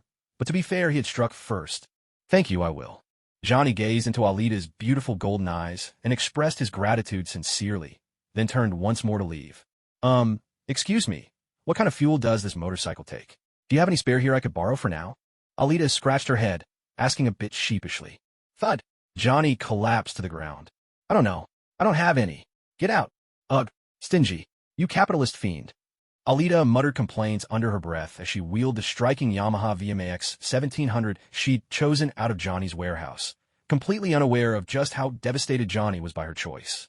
After exchanging friendly farewells with Roshan, swapping contact information, and assuring her that she could reach out any time, Alita pushed her bike outside. Before she rolled the VMAX entirely out of the warehouse, Alita avoided the gaze of her colleagues gathered by the door and secretly cast an enchantment on her beloved bike. Black flames roared intensely across the VMAX, though this time, its appearance didn't change much if you enchanted the engine, exhaust pipe, tires, and those two mysterious metal tubes next to the fuel tank, whose purpose no one quite knows. The whole bike would exude an even greater sense of grandeur and dominance. Just one look, and anyone would immediately sense that this machine's weight, speed, and sheer coolness are far beyond what ordinary people could ever possess. If Alita's Harley, after Johnny's magical modifications, was fit for a king, then the current Devil's Ride, once enchanted, would feel like the warhorse of an invincible god of battle. Alita absolutely loved it. She couldn't bear to part with it for even a second. She laughed out loud with delight. What's more, the enchanted bike could run without refueling, and its speed remained just as impressive. When Alita wheeled out this wild, jaw-droppingly cool motorcycle, Coulson and the nearby colleagues were utterly stunned. They couldn't believe Johnny was so generous, giving Alita a bike that was obviously worth a fortune. Everyone was green with envy. Only Coulson, though, was fixated on the bike itself, now wreathed in black flames, brimming with curiosity. Alita, how come your bike is on fire too? Coulson asked, puzzled. Oh, that? Johnny did it. You know how he can make bikes look even better, cooler, and faster, so he gave mine the same upgrades, Alita replied, having prepared this excuse in advance while enchanting her bike. She'd even sketched out her story. After all, Johnny was the only one around who could pull off something like this. Johnny's silent protest echoed in the background. It wasn't me. I didn't do it. She's lying. Don't believe her. Alita ignored him, humming to herself. Not listening, not listening. Wow, so it's possible to do that? That's impressive. Do you think you could upgrade my bike too? Coulson said, now a little envious himself, hoping Johnny might give his own ride a makeover. I'm not sure, but I guess he probably could, Alita replied with an awkward smile. Before they could say more, bang. Coulson and Alita turned around to see that both the garage door and the main entrance had been firmly shut. Bang. Oh, and the windows, too. Looks like we're not exactly welcome here. Are we? Guess we'd better head back, Coulson said, the corners of his mouth lifting into a polite yet knowing smile. Alita thought to herself. Does this mean we're being kicked out? Johnny, yes, please. You, Alita, if you have nothing else to do, just go. Fisk, well then, Uncle, let's just go straight back to New York, Alita asked, checking on their next move. Yeah, let's head back. We'll let them handle things here. This case involved hell and demons, so the director's pretty worried. We should get back and report right away, Coulson said as he walked toward the car. Oh, got it. See you in New York, Uncle. I'll head out first. Sister Roshan, we're off now. Bye-bye. Alita tossed her hair with a flourish, swung her leg over her Yamaha Demon, put on her sunglasses, and before leaving, waved a casual goodbye to Roshan.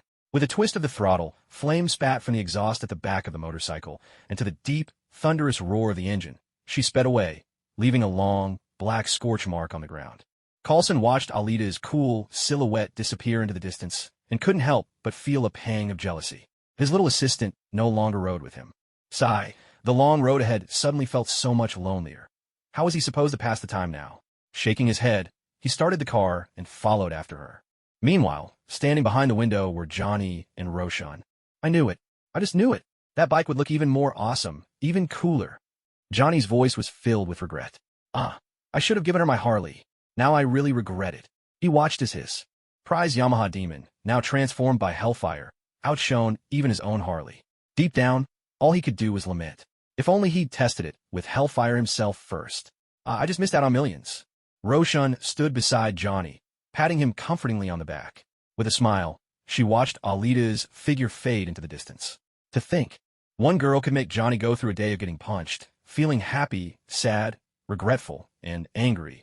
What a delightful young lady she is. Riding her transformed demon, Alita left the city behind and, once on the open highway, accelerated again. The world around her blurred into streaks of light, and only the deep purr of the engine echoed down the road. This was the first time Alita had ever felt the thrill of such speed. Everything ahead became a stream of colors racing past her eyes and the Hellfires. Power pushed the bike far beyond its natural limits, making her feel as if she were flying. Faster even than her own magic could carry her through the air. They said the Ghost Riders. Speed could approach the speed of light. Was that true or not? She wondered. Either way, she was having the time of her life. She silently thanked Johnny for the incredible gift. Mephisto, you really should be thanking me. Without my Hellfire, what would you ever do with that little black thing you snatched from Johnny? Black Hellfire version 1. I'm not worthy of a name. Boo-hoo. Black Hellfire enhanced version. Don't worry, I'll carry your legacy forward with pride. Wait, why am I suddenly so pumped up? At this breakneck speed, Alita made it all but impossible for Coulson to even think about catching up. This was, quite simply, not a speed meant for mortals. If only he'd insisted a little more and gotten Johnny to work his magic on his own car. Never mind looking cool, just the speed alone was intoxicating. After all, what man doesn't dream of racing on the open road? Coulson drove his little car and finally made it back to S.H.I.E.L.D. headquarters by dusk. He yawned, exhausted. As expected, driving alone made it easy to get drowsy, and this car was just too slow. Alita was probably already there, comfortably sipping tea. He really needed to get himself a faster car. As Coulson trudged upstairs, he silently wondered how much a new one would cost. What? Alita's not here yet? That can't be right. She's way faster than me. In Fury's office, Coulson was surprised to discover that Alita hadn't arrived. With her speed, he'd usually never even catch a glimpse of her taillights. Why didn't you come back together? Fury asked, puzzled. Coulson explained, the main target in this incident, Johnny Blaze, gave Alita an expensive motorcycle and even upgraded it with special abilities. It's incredibly fast, so she should have beaten me back by a mile. As he spoke, Coulson took out his phone, ready to make a call. Why would Johnny Blaze give her such an expensive motorcycle? Fury was even more baffled. That was unusually generous. According to him, Alita helped him out a lot during this whole affair. Of course, she picked the bike herself, and when we left, we were practically shown the door. Coulson recalled that as they were heading out, the doors and windows slammed shut behind them. A pretty clear sign they'd been sent packing, he thought. Fury stared at Coulson in disbelief. So, you're telling me Johnny offered her a bike, she picked the most expensive one, got it modified, and then you all got kicked out? Ha ha ha. That's just like her. Never missing out on a good deal. If it were me, you'd be lucky if I didn't throw you out of the house entirely. The image of Alita taking full advantage of the situation made Fury chuckle. Thank goodness he wasn't the one on the receiving end. For someone to be driven to such lengths, that expensive probably didn't even begin to cover it. And as for Johnny Blaze, the ghost rider who'd made a deal with a demon from hell, it seemed his nature wasn't so bad after all. At least he kept his promises to Alita and didn't let material wealth get in the way. Maybe there was potential for a friendly relationship. Johnny, I was forced into it. If I hadn't agreed, I wouldn't have just lost a bike. I'd have lost my girlfriend too. P.S. Thank you to all the readers for your support and tips. This marks the end of this chapter, and the next one is about to begin. Thank you again. Meanwhile, Alita, who had returned to New York much earlier, was sitting at Captain's dinner table, enjoying a hearty meal. That's right. Feeling famished, Alita decided to head home for dinner first. As for Fury, she figured Coulson would be enough to handle things. This time it's not trouble from above, but from the depths. Hell and demons, is it? You really do get the most colorful assignments. The captain couldn't help but marvel at Alita's latest adventure. The world truly was changing. Now even figures from myth and legend were turning up. What could possibly appear next? Aliens? The Chitauri, already en route, just waiting for the door to open. Loki, no need to rush. Once I reclaim the Tesseract, I'll bring you all to your knees. Exactly. So you should always be ready, Captain. Who knows when Fury might come looking for you? Alita said, hinting that the future would only bring more bizarre surprises. I'll be waiting, the captain replied. If that day ever came, he'd be there without hesitation. Beep, beep, beep. Who could be calling now, Coulson? Hello, Uncle, what's up? Alita had already gotten home, enjoying her dinner and chatting with the captain, completely forgetting she'd left Coulson and Fury hanging. Alita, where are you? Haven't you come back to New York yet? Coulson asked, puzzled. I've been back for a while now. Already eating dinner, actually. Why, Uncle? Are you inviting me to eat out? Alita wondered if he was treating her to a big meal somewhere fancy. Coulson. Fury, listening on speakerphone. So, you came back without reporting in, just so you could rush home for dinner? Wait, didn't we agree to meet at headquarters and report to the director together? Coulson was stunned. This was way out of line. Even ignoring the director's orders? Wasn't she afraid of getting fired? Oh, just give the report yourself. Last time, I went with you and nearly fell asleep sitting there. Just tell them I wasn't feeling well and needed a day off. Coulson, if you'd given me a heads up, maybe I could have covered for you, but now. He glanced at Fury, whose face was darkening with anger. Sorry, director. She said it all with you listening. Fury, you've really got some nerve. Not only do you skip out, but you want Coulson alive for you? Double the self-critique. And another thing, that bald cheapskate didn't even let me eat at headquarters last time. I had to run back and forth. So exhausting. All he knows how to do is squeeze child labor. Alita grumbled, still annoyed that Fury hadn't let her stay for dinner at HQ before. Was it really such a big deal? It's not like it would have cost him anything. Well, Alita, if there's nothing else, let's talk next time. I'm hanging up now. Remember to stay ready for my call. Coulson was sweating bullets. This girl really had no filter. Terrified, he hurriedly hung up the phone, but it was already too late. Fury had heard everything. See, this is exactly why I told you not to make me turn on the speakerphone. Isn't this just asking for trouble? You know Alita can't keep her mouth shut. Your allowance for next month is canceled. Fury's forehead creased with anger, and he shot up from his seat, barking into the phone. You little brat. I thought you'd change for a few days, but clearly you're still bad-mouthing me behind my back. Writing is self-reflection. My foot. I'm docking your allowance. I'm docking your pay. Alita looked on with that classic subway old man staring at his phone expression. Was this really happening? Bad-mouthing the boss, right in front of him? And Fury actually heard it? Oh, Uncle Coulson, what did I ever do to you? I never wronged you or set you up, but now you've exposed me twice. Once you called me out in front of Johnny and revealed my lie. Thank goodness he couldn't take me on. And now, with Fury right next to you, couldn't you have given me a heads up? Seriously. Coulson explained that he wanted to warn her, but there just wasn't time. You talked too fast. Hanging up the phone in time was all I could manage, he said with a helpless shrug. Well, whatever. No big deal. If I get my allowance, so be it. Who knows where I'll be sent off to next month for a mission anyway. No need to fret. You still call Director Fury that to his face. The captain chuckled and shook his head. Honestly, that nickname really does fit Fury. Captures his essence perfectly. Ahem. Of course I wouldn't call him that in person. He has his pride. After all, Alita said, scratching her head and smiling sheepishly. Fury thought to himself. So you know I care about my image? Then change how you talk about me, you rascal. How long is your break this time? The captain asked, as he usually did. Maybe later he'd invite Alita to spar in the basement? Well, maybe. Tomorrow. She'd just gotten back, so best to let her rest for now. The captain couldn't help but miss sparring with Alita. These days, there wasn't anyone around who could really hold their own. He'd even invited a few S.H.I.E.L.D. agents who were always hanging around the neighborhood. But none of them lasted long or put up much of a fight. Alita was still the best. No wonder, since she was a super soldier just like him. Thumbs up. No idea. Let's wait for Coulson's notice, Alita replied. I'll do the dishes. I ought to get some good rest when I get back. She stood up and matter-of-factly took over dish duty. The captain didn't object. He was used to it by now. According to Alita, whoever cooks doesn't have to wash the dishes. A fair division of labor. After all, the captain wasn't too keen on doing dishes himself. Back home, Alita took a long, relaxing shower and went to bed early. She didn't head out to play hero that night. There was no rush. After all, there would be plenty of chances in the days to come.in. The meantime, Daredevil of Hell's Kitchen had been more active than ever since the day he met Alita, staying up even later into the night. As everyone knows, burning the midnight oil not only makes your hair thin and your skin dull, it also leaves you irritable and on edge. That's exactly how Matt felt. He was deeply worried that Alita, a young woman who dreamed of being a superhero and possessed tremendous power, might lose control, give in to darkness, and cross the line into crime. So, he kept a close eye on every bit of news coming out of Hell's Kitchen these past few days. And the result? Damn it, she's a total liar. She promised to protect the places I can't reach. Where is she now? How many days has she been missing? I knew it. She's out there having fun. I can't believe I've been worrying for so long. She'd better hope I don't find her. Damn you, Dark Queen Angelite. At this very moment, atop a rooftop swept by the chilly night breeze, a certain great superhero, Mr. Daredevil himself, stood there, yawning, his eyes ringed with dark circles, silently cursing Alita with mounting frustration. As for Alita, she had absolutely no idea that Daredevil, Matt Murdock, was out there searching for her.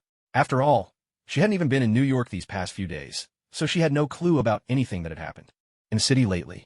Besides, she was just a guest star in the superhero business, claiming to be out training in magic. Unlike Matt, who was practically a full-time resident of Hell's Kitchen. She was busy after all. When no call came from Coulson the next day, Alita figured she had at least one more day to rest. She ended up sparring with the captain for an entire day. Yes, a whole day of nonstop fighting. The captain seemed delighted, but Alita was left mentally exhausted. This was just so unbelievably boring. If it weren't for the look of pure joy on the captain's face, Alita would have flat-out refused. Saishi really didn't understand what was going on with this timeline. According to the original plot, right after the events of Iron Man 2, it should have been straight into the Avengers, so why hadn't that happened yet? Was there supposed to be a years-long gap in between? No way. Seriously, ever since the captain woke up, how much time has even passed? He's practically about to go stir-crazy. Alita just couldn't figure it out. After dinner and a shower, Alita changed back into her signature outfit, a long black hooded trench coat that swept down to her ankles, a white t-shirt with a red design, blue denim shorts that showed off her pale, long legs, paired with another set of high-heeled ankle boots. Tonight, she was determined to go out and have some real fun. Daredevil, are you finally going to show up tonight? Alita, sorry, not here for you tonight. Maybe next time. After all, she really was heading to hell, not just the kitchen. Indeed, once she was dressed, Alita's right hand burst into hellfire as she began to frantically draw circles with the same flair she used when painting walls. TSK, if I run into Mephisto later, I'm definitely going to tell him. He seriously needs to come up with a less ridiculous way to open a portal. The earth was blood red. The air thick with the stench of sulfur, and the landscape barren. A vision of hell itself, where demons dwelled, began to gradually materialize in the atmosphere. Once the scene had come fully into focus, Alita lowered her hand, but she did not immediately dispel the image. Nodding to herself, she produced a cup and tossed it into the hellish realm beyond the portal. Just in case, she thought, it wouldn't do for the spatial passage to slice it in half. Seeing the cup arrive safely on the other side, Alita nodded again and reached out her hand. Everything seemed fine. Since that was the case, there was no reason to hesitate. Alita took a long stride, her legs carrying her across the threshold into another dimension, hell itself. As soon as Alita stepped through, the spatial portal began to dissipate. She could still be seen glancing back at her own room, but without a sound or trace, Alita vanished from her quarters. Chapter 55. Oops, looks like I entered the wrong map. At last, Alita had arrived in the legendary Hell, the dimension ruled by Mephisto. It was said that the master of any dimension was invincible within their own realm. Here, they were omnipotent, wielding absolute power over all things. To possess the strength to carve out one's own dimension was no small feat. Only beings like the four ancient gods, Gia, Sidorak, Ashtar, and Set, could achieve such a thing. Take, for example, the well-known source of Kamartaj's power, the trinity of the Vishanti, Ashtar, Hoggoth, and Agamotto, Ashtar's own offspring. Agamotto, upon reaching a certain level of power, used his eye to glimpse Ashtar's dimension and joined its ranks. If one day I could do the same, Alita mused, I would strive for eternal life as they have. As she wandered through hell, Alita silently called out Mephisto's name in her heart, all the while indulging in her own daydreams. TCH, what's going on here? Why hasn't he shown up yet? Your friends come all this way to visit, and you can't even bother to greet her at the door? Am I really that insignificant? Alita inwardly scoffed at Mephisto's lack of hospitality, continuing her walk as she observed the infernal environment. Well, thank goodness I dressed light today. Any more layers and I'd have roasted alive in here. Alita conjured a magical shield, warding off the oppressive heat. She had originally planned to wait for Mephisto to arrive, so they could discuss whether she might hunt a few lesser demons while she was here. Surely, he knew her background and abilities inside out. But after waiting for ages with no sign of Mephisto, Alita decided she might as well act first and explain later. As for the legend that the Lord of a realm could hear their name called by anyone within their domain, she found it laughable. Is that all? Or is it just that Mephisto is all talk and no substance? Alita raised her magical shield and floated skyward, continuing in her current direction, intent on searching for prey and broadening her horizons. After flying for quite some distance, Alita was at a loss. How frustrating that there's no navigation map in hell. Not only did she have no idea where she was, but she also didn't know where the monsters gathered. The whole of hell seemed to stretch out as an endless crimson wasteland, dotted only with a few scattered boulders, utterly empty. Where were the souls? The souls suffering torment in hell were waiting for her to rescue them. Alita landed atop a hill for a brief rest, debating whether to change direction and continue her search, or perhaps just go back and try again another time. Damn it! With a sharp stomp, Alita's anger shook the ground, cracking the summit beneath her feet. TSK, was her very first trip to hell really going to end in failure like this? She felt as if she were a newbie exploring a new game world. Except there was no starter bonus, no welcome gift pack. How disappointing. A deep roar suddenly echoed in the distance. In the midst of her daydreams, Alita thought she heard a faint roar. Then she realized the ground was trembling. The entire hilltop began to shake violently, nearly throwing her off balance. Phew, at least she knew how to fly. No need to panic.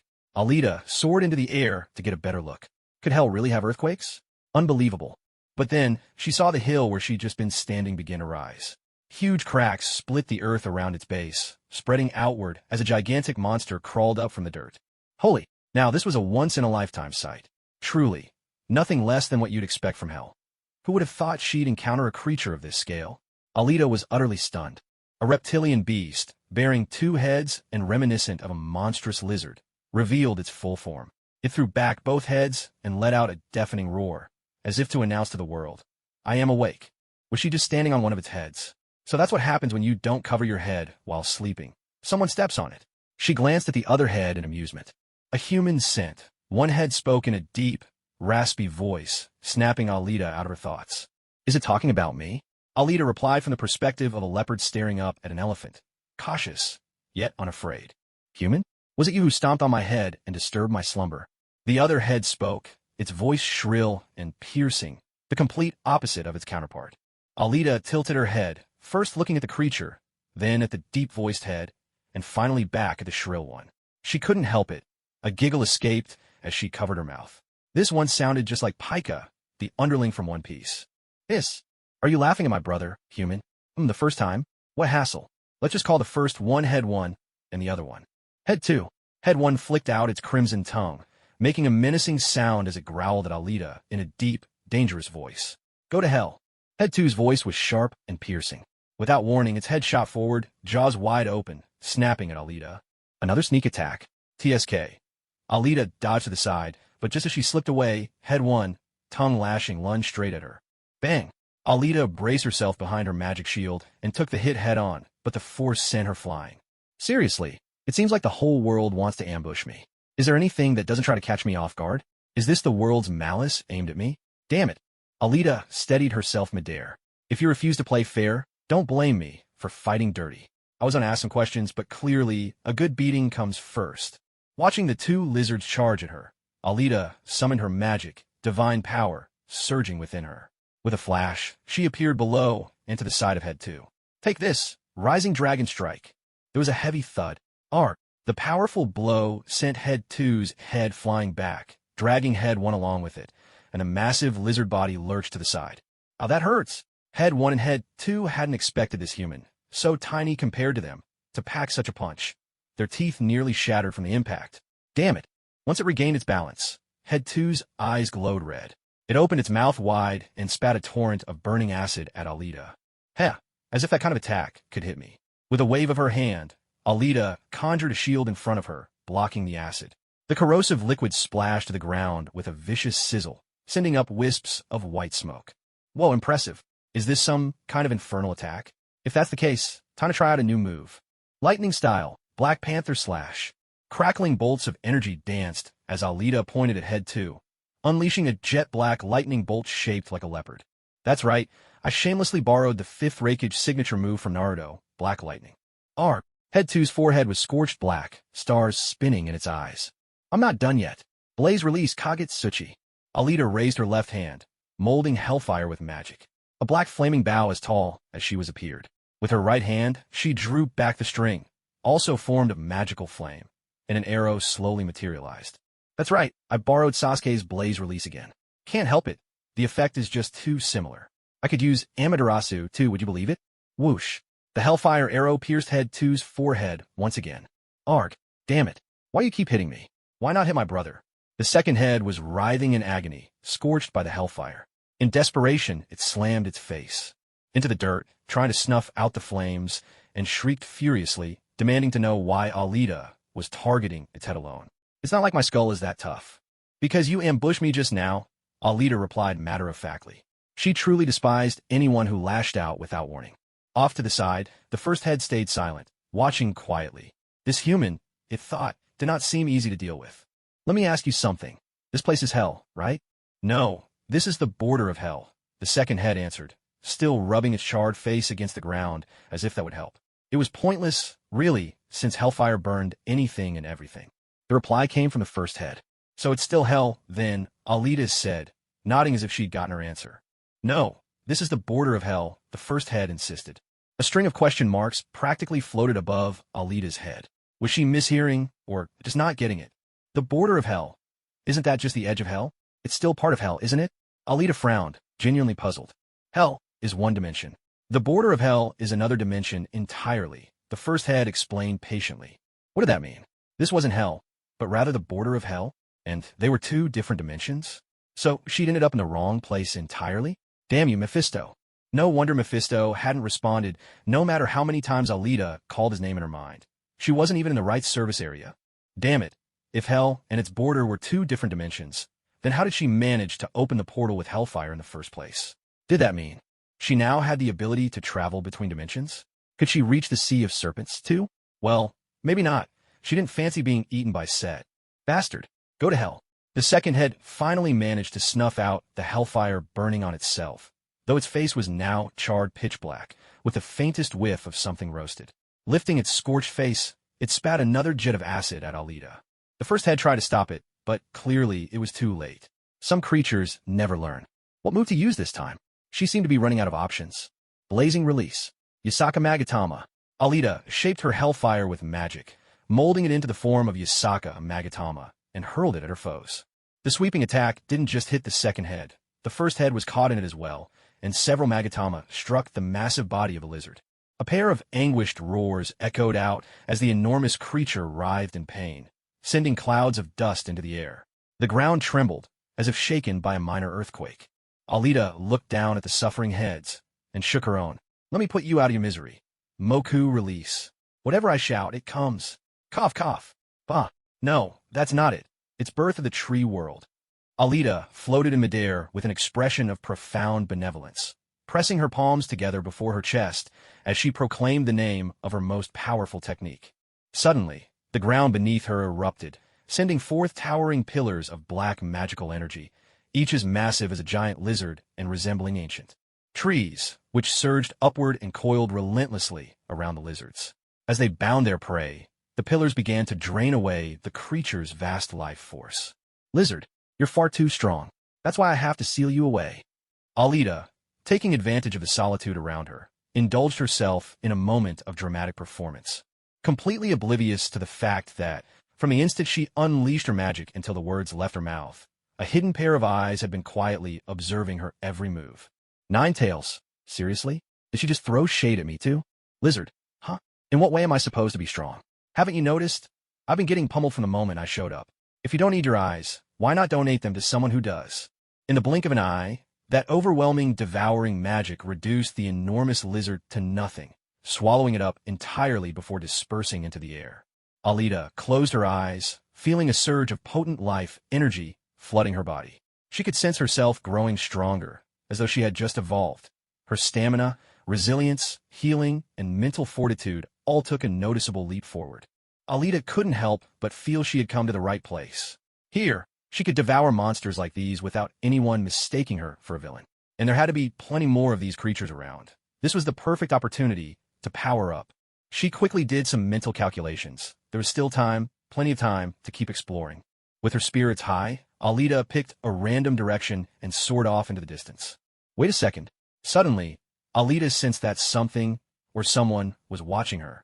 I really don't want to get ambushed again, she thought to herself, and immediately expanded her psychic senses, scanning her surroundings with extra caution. Land, sky. Nothing out of the ordinary.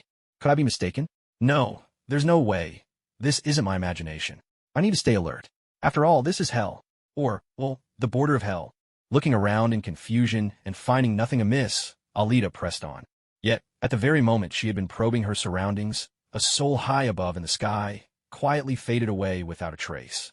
Meanwhile, far away in the garden of a secluded villa, an elderly woman with snow-white hair emerged from her meditation. That was close. Almost got caught.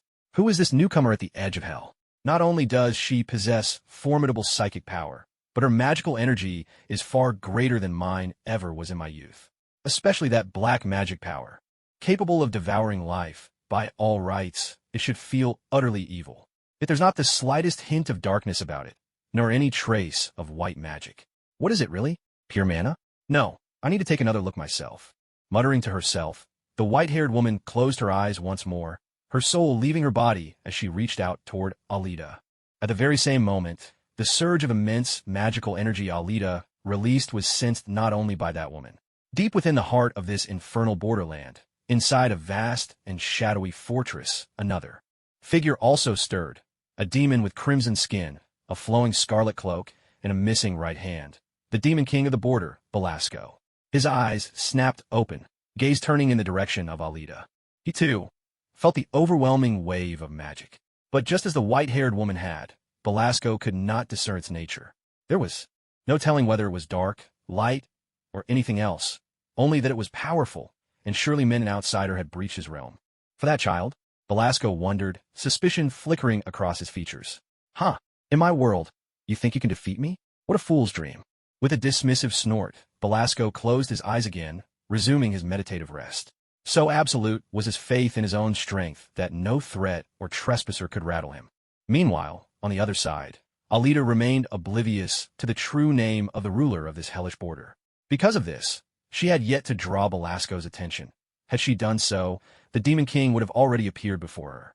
As for the white-haired woman, having narrowly avoided being discovered by Alita earlier, she now kept her distance, silently trailing far behind and not daring to approach. In truth, spiritual senses should never be able to detect a soul form. The only reason Alita had sensed someone watching her before was because the woman's gaze had been so intensely focused, it was impossible to ignore. Moreover, not knowing who Alita truly was, the white-haired woman maintained a sharp vigilance towards anyone so steeped in magic, especially one who wielded such potent power. Unaware that she was being watched, Alita wandered along. Whenever she saw a raised mound or hill, she'd climb on top and stomp around, half hoping to flush out another lizard. If anything odd or out of place caught her eye, she'd dash over and prod it with a bit of magic, just to see what sort of strange creature might appear. And so Aurora followed quietly behind Alita, saying nothing.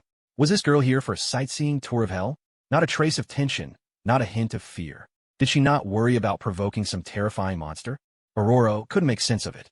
Was Alita so supremely confident in her own strength, or simply an utter fool? If Alita knew someone was calling her a fool behind her back, she'd surely be out for blood. Foolish, am I? I call it innocence. Pure-hearted and untainted. Alita soared through the air for quite some time before suddenly spotting a cluster of brightly colored, oddly shaped red stones, and even a small grove with openings that bubbled with lava. She paid no mind to old warnings about avoiding mysterious woods, and gently floated down to the ground, her beautiful dark green hair swirling behind her as she landed. Taking a few steps forward, Alita soon noticed something moving up ahead. Oh, what luck! An experience boost had come her way.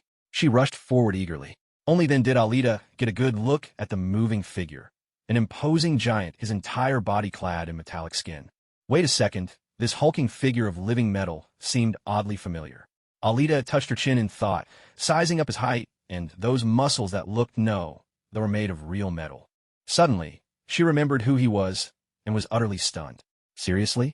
Running into someone she knew in the depths of hell? Was this some kind of joke? Had he died too? Oh my god. Honestly, Alita figured that if she met anyone she knew in hell, it would be Mephisto. And anyway, this wasn't even hell proper, just its borderlands. The odds of running into an acquaintance here should have been nil. Yet here was this giant, right before her. Hey, you up there. You're Colossus, aren't you? I've got it right, haven't I? The big, lovable lug. Alita called out loudly to the mutant from the X-Men, Colossus, standing before her. But something seemed off about him. He looked even more vacant than usual. His eyes, which normally matched the silvery tone of his metal skin, now glowed red. So, have you really fallen and become a demon? Don't you remember who you are anymore? Do you still remember your fellow X-Men? Do you recall that cheeky friend who waited for you by Daming Lake? Overhead, someone silently spying, an unknown figure, couldn't help but twitch the corner of their mouth at her words. Meanwhile, Alita shouted these questions as Colossus barreled toward her, fists swinging. With a metallic clang, their fists collided. Whoa, that's really metal all over, she thought, feeling the force, the impact, and even the sound reverberate through her. Alita was knocked back a few steps, but luckily she'd only tested the waters, holding back her full strength. Otherwise, she feared she might end up with broken bones, just like Deadpool. Wait a minute, wasn't her own body a bit sturdier than Deadpool's? After all, bullets didn't even affect her. She couldn't let the divine bloodline lose face. With that thought, her worries faded. She decided to see how the situation played out. Alita continued to try reasoning with Colossus, dodging and countering his attacks. With nothing else pressing at the moment, she might as well treat this as a bit of fun.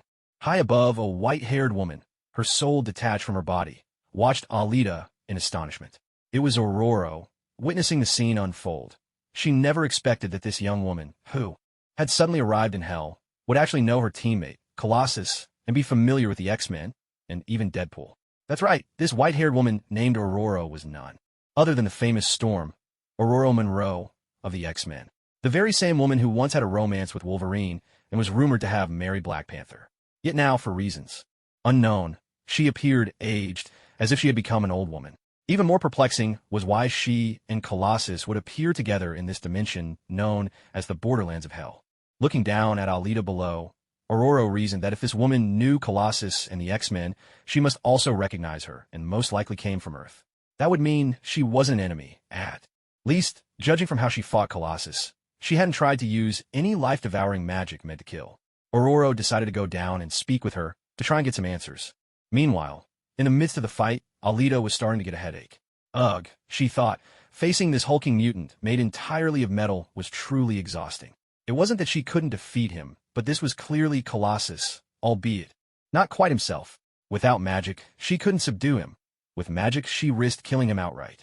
The predicament was agonizing. She had hoped to pry some information from him, to unravel the sea of questions churning in her mind. Don't bother. His soul has already been taken by Belasco, and is under his control. He's become a demon. Unless you defeat him, there's nothing you can do.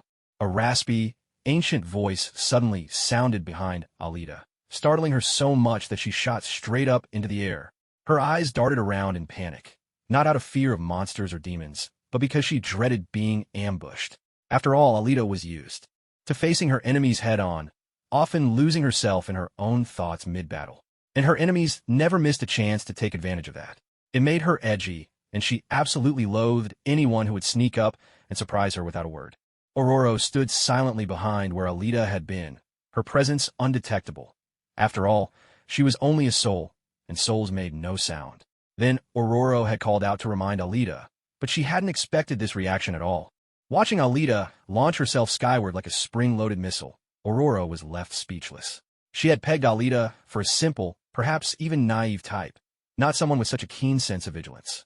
Up in the air, Alita unleashed her full psychic power, sweeping it across the area, determined to find the idiot who had dared to sneak up behind her and give them a good thrashing. Idiot! She nearly died of fright. But as soon as she looked down, she saw a faintly glowing, translucent white-haired woman standing below. Are you the one talking? Alita frowned in confusion. What kind of? How was this place? Was there no one normal here? First, a colossus with a body, but no soul. And now, an old woman who seemed to have a soul, but perhaps no physical form? Yes, it's me. You're from Earth, aren't you? Since you know Colossus, you must know me as well. I am Storm, Ororo Monroe. Ororo's spectral form floated up into the sky, facing Alita as she introduced herself. You're Storm? But, how come you look, well, a bit older than I remember? I thought Storm was supposed to be really young right now. Alita's confusion deepened. Even though the Marvel Cinematic Universe hadn't explored mutants, the Deadpool and X-Men films made it clear that, within Marvel, mutants and the Avengers weren't separated by vast generations. Some had even joined the Avengers, especially Storm, who had once married Black Panther and become part of Wakanda, so she should only be in her 20s at most. Yet the woman before her looked old enough to be Storm's grandmother. I'm not from your universe, Ororo replied gently. Like Colossus down there, I come from another reality, so it's perfectly natural that you don't recognize me as Storm. Alita hesitated. It's not that I don't believe you, it's just, well, I'm a little shocked, that's all. She scratched her cheek, struggling to process it. Even though the multiverse was real, meeting someone from another universe in a place like this was, well, it felt almost magical. So how did you all end up here? Alita pressed, curiosity overcoming her hesitation. We were brought here by the demon lord of this hell, Belasco, Ororo explained, her voice heavy with sorrow. He stole the souls of my companions, turning them into his puppets. Only I managed to escape. For years I've been hiding, hoping one day I could defeat him, but I've grown older and weaker. There's nothing more I can do. As she spoke, Ororo's gaze drifted to the wandering, soulless Colossus below. Tears of pain welled in her eyes. Perhaps, she thought, there was only one person left she could pin her hopes on, a certain little girl. Are you all right? Alita asked with concern. She still didn't know exactly what was going on, or which storyline this was from, but she could sense Ororo's pain and sorrow, emotions that couldn't be faked. I'm fine. Sorry, I was just lost in thought for a moment. Ororo managed a weak smile. I'd like to invite you to my home for a while, if you don't mind. I want to hear more about Earth and about the X-Men these days. Oh, sure, of course. I'd be happy to, Alita replied warmly. Alita agreed to Ororo's request. Well, she was quite curious herself anyway, so why not go and take a look? It was best to figure out exactly what had happened first. P.S. The Hell's Frontier is from Marvel Comics, specifically from the X-Men series Magic, the same character played by Anya Taylor-Joy in the latest film. The New Mutants. Don't worry, this is just a little subplot for flavor. This part ends here, and the next chapter will be the big team-up for revenge. Alita followed Ororo back to her little garden. There stood a grand villa, and inside a huge swimming pool. How enviable. In the garden behind the villa, there was a massive oak tree with lush, sprawling branches. At that moment, Ororo's body was sitting, cross-legged beneath the tree, hands forming an OK gesture resting on her knees, rather like Dr. Strange when he meditates. Is this an out-of-body experience? Magic? Alita asked curiously. She didn't have this ability herself, and honestly, she was extremely envious. Aurora's eyes fluttered open as her soul returned to her body. Yes, it's a magical ability. You can't do this. Aurora was a bit puzzled. She could sense a tremendous surge of magical energy within Alita, along with those powerful spells. Yet she couldn't perform this simple magic. Wasn't this a bit too unbalanced? I can't. Alita blinked her adorable golden eyes and answered confidently. Wasn't it perfectly normal not to know how to project your soul? That's something the wizards at Kamartaj do. For unorthodox mages like herself, or even Wanda, who could do that. As long as your attack power was high, that was good enough, right? So who taught you magic? I saw you when you killed that giant lizard, and you were amazing. Aurora was even more confused now. Which teacher was so irresponsible? Also, was Alita using white magic or black magic? Alita was stunned, her eyes wide with surprise. What did that mean? Aurora was there when she killed the giant lizard? Then at that time? So you were there back then? You didn't see anything weird, did you? Alita's cheeks flushed a little as she asked, mortified by the thought of her own embarrassing performance. She really regretted following Aurora here now. This was a total ambush. She let her guard down and didn't dodge at all. Weird things? Oh, you mean how you shouted the names of your spells at the top of your lungs and declared, "Lizard, you are too powerful, so I must seal you away." Heh. Aurora recalled the scene and couldn't help but chuckle. So that was the weird thing. Thinking back, this girl really was rather adorable. Please, don't say another word. Alita covered her face with her hands, squatting down and protesting loudly. Ugh, what could be more mortifying than social death? It's being forced to relive the whole humiliating scene right in front of someone, dying of embarrassment all over again. My dignity, my good reputation, damn it. So who taught you magic? Oh, and come to think of it, I don't even know your name yet. She finally remembered, realizing she hadn't even asked the shy girl in front of her for a name. No one taught me magic. One day, I just suddenly knew how to use it. My name is Alita Orochi.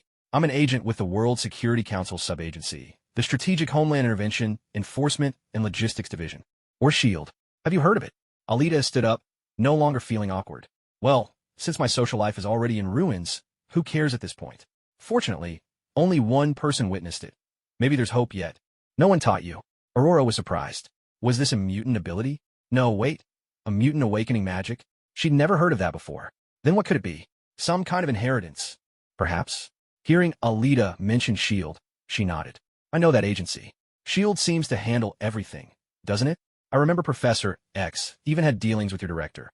Since Alita was from SHIELD, Aurora figured there shouldn't be any problem. After all, wasn't that agency dedicated to protecting the world? I don't actually know if our director ever dealt with Professor X, but I do know that mutants are definitely on SFLD's radar. Alita replied a bit uncertain. She honestly wasn't sure what the situation was right now. After all, she was in the movie universe, and mutants weren't really part of that storyline. So how are the X-Men doing these days? Aurora asked, revealing the question that weighed on her heart the most. I suppose they're doing all right. To be honest, I haven't interacted with them, so I'm not sure about the specifics. But as far as I know, there hasn't been any news about them lately. Aurora's question struck Alita's blind spot. If you asked about Apocalypse, about the Professor, about Jean, or Magneto, she might be able to answer. But she didn't even know what timeline she was in, and after arriving in the Marvel world, she hadn't gone looking for them. She really didn't have any updates on them. I see. Sometimes, no news is the best news, Aurora sighed. That made sense. After all, Alita wasn't a mutant, so it was normal she hadn't met the Professor and the others. And in any case, getting to know Alita was a good thing. At least she was an enemy. So, could you tell me what happened to you? Maybe I can help in some way, she offered. Alita followed Aurora toward her villa, chatting as they walked. She mentioned that she was actually quite skilled herself, and if any help was needed, she would be happy to lend a hand while she had the time. Aurora glanced at Alita, debating whether to confide in her. A capable ally like this could indeed be a great asset. The only problem was that the child in question was still very young and needed time to grow. Besides, how long could Alita stay here anyway? And come to think of it, how had Alita arrived in this place? I haven't asked you yet. How did you get to hell? Aurora questioned Alita, since not just anyone could come here. You were either dragged in from a mortal world by Belasco, or you possessed the ability to travel through dimensions yourself. So which was it for Alita? Me? Would you believe me if I said I came here by accident? Alita chuckled, a little embarrassed. Who would have thought that the Hellfire Mephisto gave her, that troublemaker, could open portals to other dimensions? That's how Alita, a complete newbie, had stumbled in by mistake. By accident, Ororo frowned, finding it hard to believe someone could just wander into this place by mistake. Yeah, I used Hellfire to open a portal, intending to go to hell. Once I got here, I thought this was hell too. Turns out, it wasn't until that lizard told me this is the borderlands of hell that I realized I'd taken a wrong turn. Alita explained. So, you can open a portal to Earth as well? Ororo asked with curiosity, a hint of hope in her voice. If that were possible. Well, I haven't tried it yet, but I suppose I should be able to. Alita frowned in thought. If she could open a portal to hell, it stood to reason she could open one from hell back to Earth. Still, she'd better test it. What if she couldn't? That would be a disaster. Alita quietly stepped aside, raised her right hand, and was just about to start drawing circles in the air when she remembered how ridiculous this move looked. People could easily mistake her for a fool. Johnny had said as much before. So, Alita turned to Ororo to explain herself first. I'm just going to try and see if I can open a portal back, she said. Phew, good thing she explained herself first. Seeing Ororo's furrowed brow and puzzled expression, Alita was genuinely relieved. Ororo nodded in response. If Alita hadn't offered an explanation and had just wandered off to start waving her arm around, Ororo might have wondered if the girl was all there. Alita shook off the thought and focused, her right hand igniting with searing black flames. She began tracing circles in the air, all the while cursing Mephisto in her heart. For A, Lord of an entire realm, can't you come up with a more sensible power? What is this nonsense? I'm going to die of embarrassment. Look at the new version of Ghost Rider. How cool is that? Mephisto, why don't you take a look at what he's wielding to make those drawings, and then look at yourself. Alita, so what? Am I supposed to go find a length of iron chain and cosplay as Ghost Rider 2? Honestly, it'd be better to just make a deal with you. Mephisto, I wouldn't dare. Boom. A surge of searing flames tore open another portal in space. Yet, it still looked like hell on the other side. So where's my room? Where's Earth? Damn it. Don't tell me there's no way back. Oh no, I'm doomed. I was born in a small house, on an island so desolate you could walk for days without seeing another living soul. When I was very young, Professor X brought my brother here, to America, to Xavier School for Gifted Youngsters. Pyotr Nikolaevich is a mutant, he said. His powers shouldn't serve only Russia, but should benefit the whole world.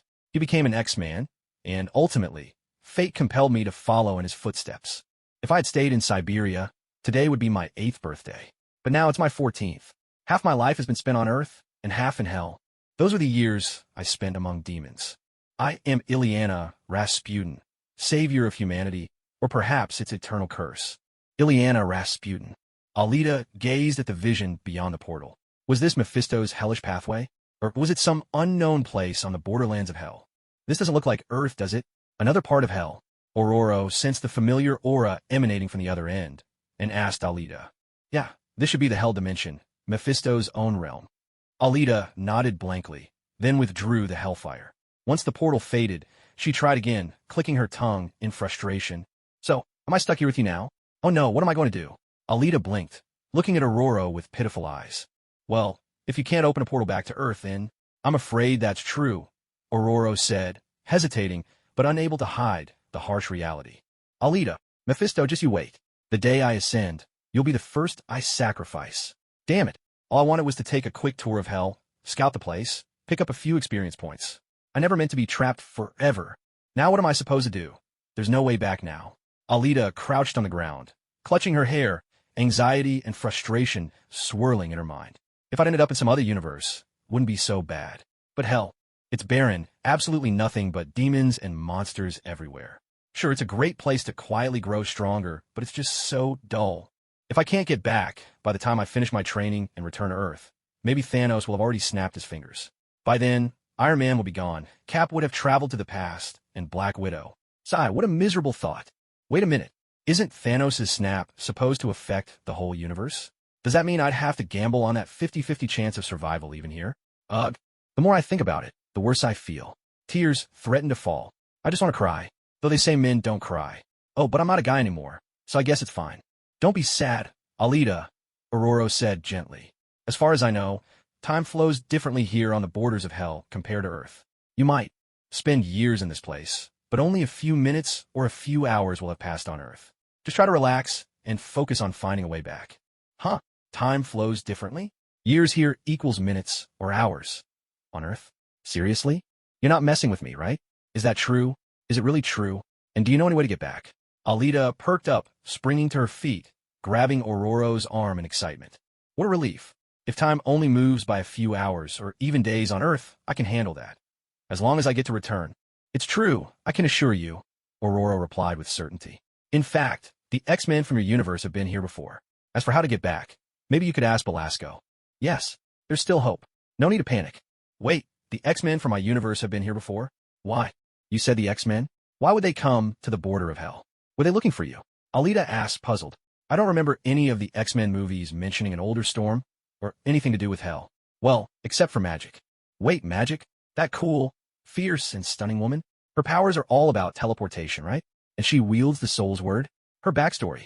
She trained in black magic, right here, on the border of hell. Later, she joined the X-Men, became Doctor Strange's apprentice, and eventually replaced him as Earth's new Sorcerer Supreme. Could it be? Is this the place? But where is she now? Alita glanced around, searching the desolate landscape. Aside from herself and Ororo, not a soul was in sight. They weren't looking for me, Ororo said, but for someone else.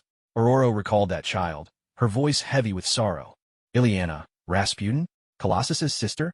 Alita spoke the name of magic, asking Ororo uncertainly, hoping it truly was her. If it was, that would mean in the future she'd defeat that Belasco and become the new Queen of Limbo. And that meant Alita could hitch a ride home via teleportation. Ororo stared at Alita in astonishment. How did Alita know about that child? Wasn't she just an ordinary person, not a mutant? Didn't she know nothing about what was happening with the X-Men on Earth these days? Oh, right. She knew Colossus, so it made sense she'd know he had a sister. Still, how do you know Ileana is in limbo now? Ororo pressed. Since Ileana was Colossus's sister, it was an insider matter and shouldn't have been on SKLD's radar. How could Alita have found out?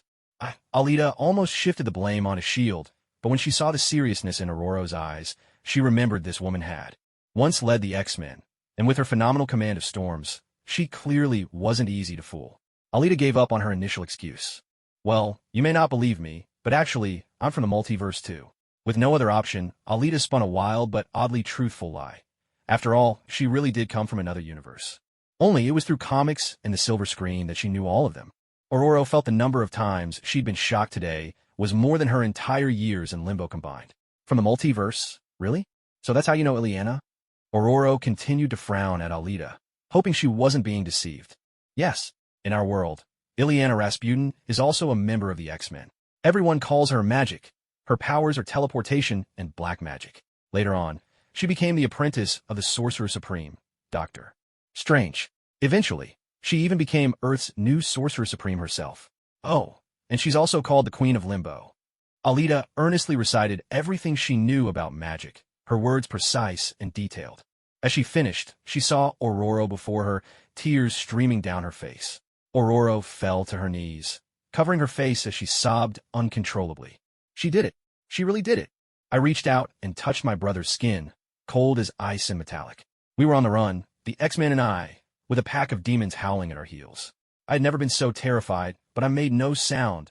I refused to cry. I didn't want to make my brother Colossus ashamed of me. One voice thundered above all the rest. The voice of the one who had dragged me to the borders of hell itself. Belasco, Lord of Demons. I was bewildered, for there were two storms standing by our side. One was old, the other young.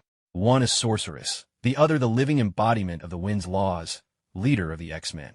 They were completely different, yet somehow the same person. They joined forces to shield us from Belasco's deadly grasp, guiding us home in safety. But at that very moment, I heard Kitty cry out in fear, and as Belasco wrenched me from her arms, my own scream echoed through the air, and then we vanished. Ileana Rasputin. Are you all right, Ororo?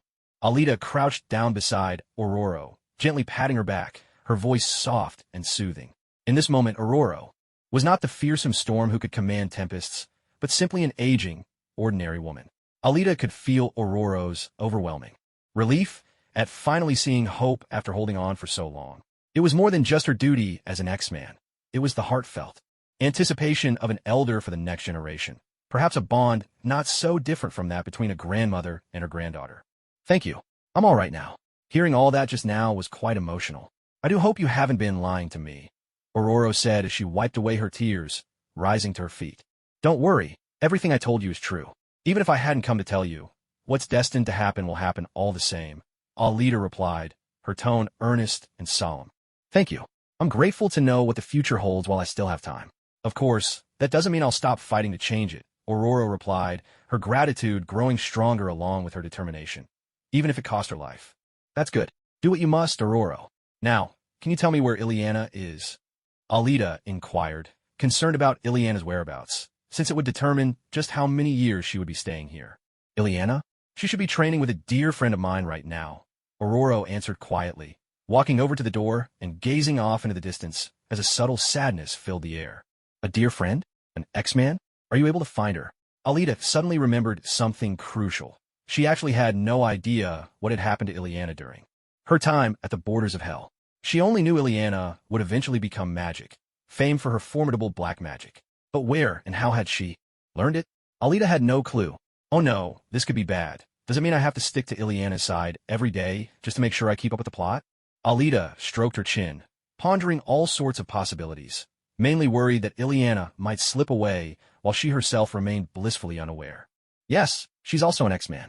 Her name is Shadowcat. You should know her too. As for finding them, I can leave my body at any time and locate them whenever I wish, but what? Alita pressed anxiously. What's going on here? Did their sisterly bond fall apart? Did something go wrong between them? Is this like a custody dispute after a divorce? She doesn't want me to look for her. Besides, Ileana really does need training, and Shadowcat will be a good teacher. This will be good for her too, Aurora replied, sounding a little dejected. She was supposed to be the one teaching Ileana magic, and now Shadowcat had taken her away. Still, as she herself had said, Shadowcat would teach Ileana everything she needed. Huh? Alita scratched her head, clearly confused. From what she knew, Shadowcat was a straightforward mutant, right? So the training Aurora mentioned must mean physical training and combat. But wait, Aurora's also a mutant. She shouldn't know magic either, should she? The training you're talking about, it's magic, isn't it? Alita asked tentatively. No, Shadowcat doesn't know magic. She'll teach Ileana how to fight, how to assassinate, and how to survive. Aurora answered. So, how did you learn magic? The younger version, you shouldn't know it, right? Alita voiced her doubt. Logically, from what she knew, in Limbo, the only one who could teach Ileana magic would be Aurora. Unless, could it be Belasco? Belasco. With all due respect, yes, that would be me. That's a long story, and it's actually the reason I came here in the first place. Aurora walked over to a nearby lounge chair, reclined slowly, and settled in as if about to spin a tale. Alita, of course, old folks do love telling stories. A long time ago, when I began to age, I realized I was gradually losing control over the weather. My resolve was as strong as ever, but wielding such immense power started to wear down my body. As my mutant abilities grew weaker, I began to study magic. That's when I met Belasco. He deceived me, drew me into this place, and made me his apprentice. Me, Kitty, Colossus, Nightcrawler, all of us. X-Men had our souls stolen by Belasco. Only I managed to steal mine back and win my freedom. From then on, I have fought against him ever since. Just like what he's doing to Ileana now, I must stop all of this. Otherwise, he will use Ileana's soul bloodstone to summon the ancient god he worships, bringing it back to the human world to destroy everything and turn it all into a living hell. That's also why the Shadowcat took Ileana away, because she believed that if I continued teaching her magic, Ileana would only grow stronger, which is exactly what Belasco wants to see. So the Shadowcat thought that physical training would be better than magic, and it would also help keep Ileana's powers in check. Aurora explained the origins of it all and Belasco's dark ambitions.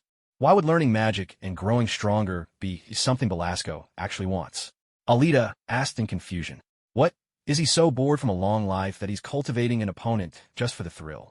Doesn't he realize he's playing with fire? Because Belasco planted darkness deep within Ileana's soul, binding her spirit to his, and transformed her soul into a bloodstone. The stronger Ileana becomes, the more powerful Belasco gets, and the more bloodstones there will be. Once there are 5 bloodstones, Belasco will sacrifice himself and Ileana to shatter the barriers between worlds, allowing the ancient god to descend upon the earth once more. If that happens, everything will be lost, Aurora said slowly, recounting her past experiences. Yes, all of this had happened before, though it did not succeed, but Belasco's expression remained deeply etched in her memory, forever reminding her to save the little girl who was once just like her. I had a nightmare. In the dream, I saw myself transformed into a demon like Belasco, riding a tall white horse, encountering Aurora. With a wicked smile, I proudly asked if Aurora had come. to die. Then we fought. Poor Aurora, already so old that her movements had become slow, was quickly caught by my whip around her neck. Just as a flash of white light appeared, I woke up. At dawn, I told Aurora about my nightmare, and that she was in it. But Aurora said nothing. I think she already knew. I began learning magic from Aurora. With her guidance, my soul separated from my body, and I saw another world, a dazzling, colorful place where I could feel life and miracles all around. I was so moved that I cried, and my tears turned into diamonds. That night, the shadow cat came to see me. She told me there was a way to go home, but it would be dangerous, and I might even die. I was terrified, but my longing to go home was even stronger. So I left with the shadow cat, Ileana Rasputin. Alita listened quietly as Aurora finished her story. She thought to herself that this was yet another tale of a mortal tempted by dark desires, falling into shadow. Eternal life, limitless power. These are always the most seductive lures. When you gaze into the abyss is also waiting for you to reach out your hand. So how do we know when Ileana will finally succeed? Or are we, right now, just supposed to wait? Alita was anxious about how things would unfold. She truly didn't want to miss her chance to leave. When the day comes, we'll know it. For now, we can only wait. It won't be too long. Aurora spoke slowly and gently, as if she were unconcerned about Ileana's current situation. Is that so? Just waiting, then? Alita let her body relax and stared up at the ceiling. Waiting was always the most tedious thing. Time seemed to stretch on forever. She needed to find something to do. Aurora, will you teach me magic? The kind that lets your soul leave your body. Alita asked, her voice full of excitement. Your magic is already quite strong. For you, this technique shouldn't really be necessary. But I can only use magic to move objects, and my understanding of theory is barely there. I've always wanted a proper teacher to guide me. Alita admitted she was basically a novice when it came to magic. She knew how to devour magic. Yes, she could do that, and it was powerful, but she still hoped to be a real magician one day. Aurora thought for a moment. If Alita became stronger, their odds in a final battle against Belasco would be much better. All right, come with me. Aurora stood up and walked toward the garden, with Alita following happily behind. Under the oak tree, Aurora had Alita sit cross-legged and close her eyes. Take a deep breath, then relax. Listen to your heartbeat. Feel your blood flowing through your body. Hear the birds singing, savor the scent of the flowers. Listening to Aurora's gentle voice, Alita let her vast mental powers unfurl, tuning herself to the world around her. At first, she felt only darkness. She could hear every sound nearby, sense all things, yet she was still enveloped in black. Then, Alita saw a beam of light, a star-bright glimmer shining from Storm's eyes. Even with her own eyes closed, Alita could clearly see flames spreading across the ground and vibrant, colorful lights everywhere.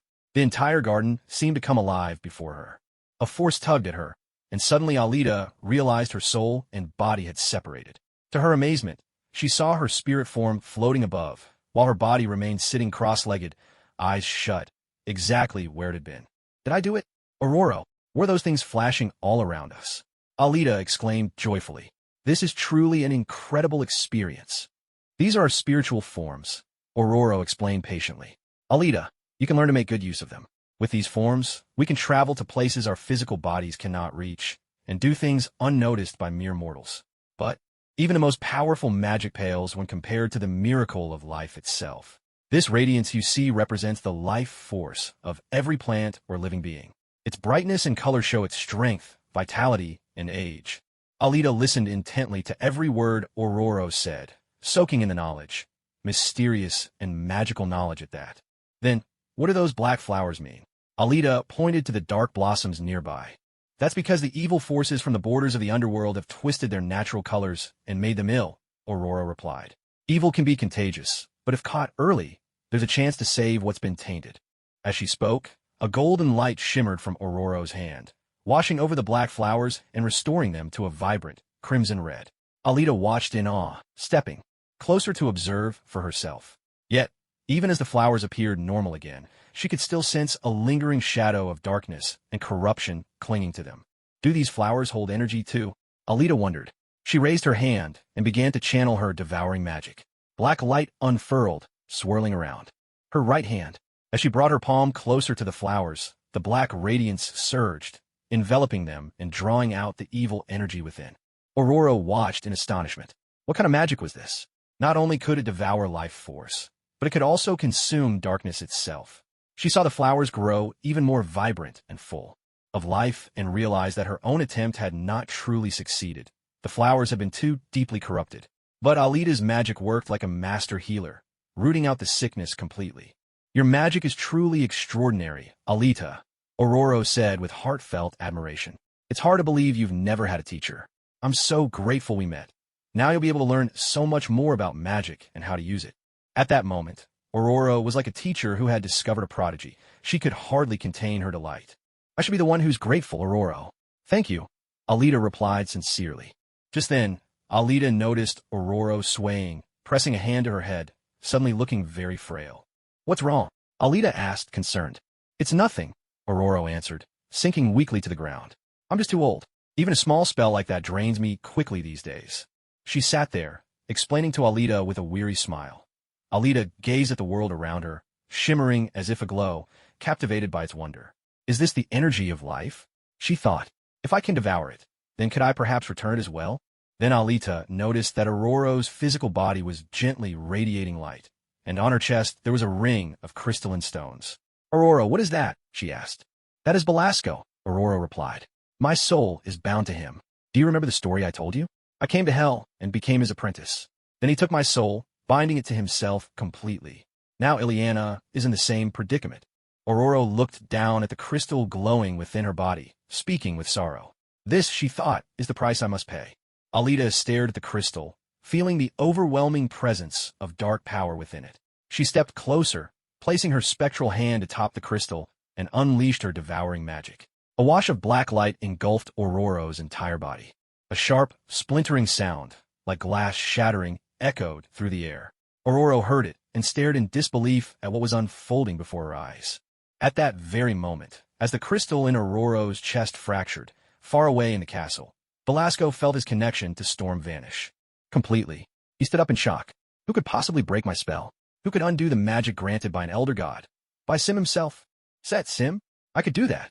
A year ago, I was only a 6-year-old child, stolen from my family and friends by the demon Lord Belasco and brought to the borderlands of hell, a place brimming with magic, both his domain and his prison.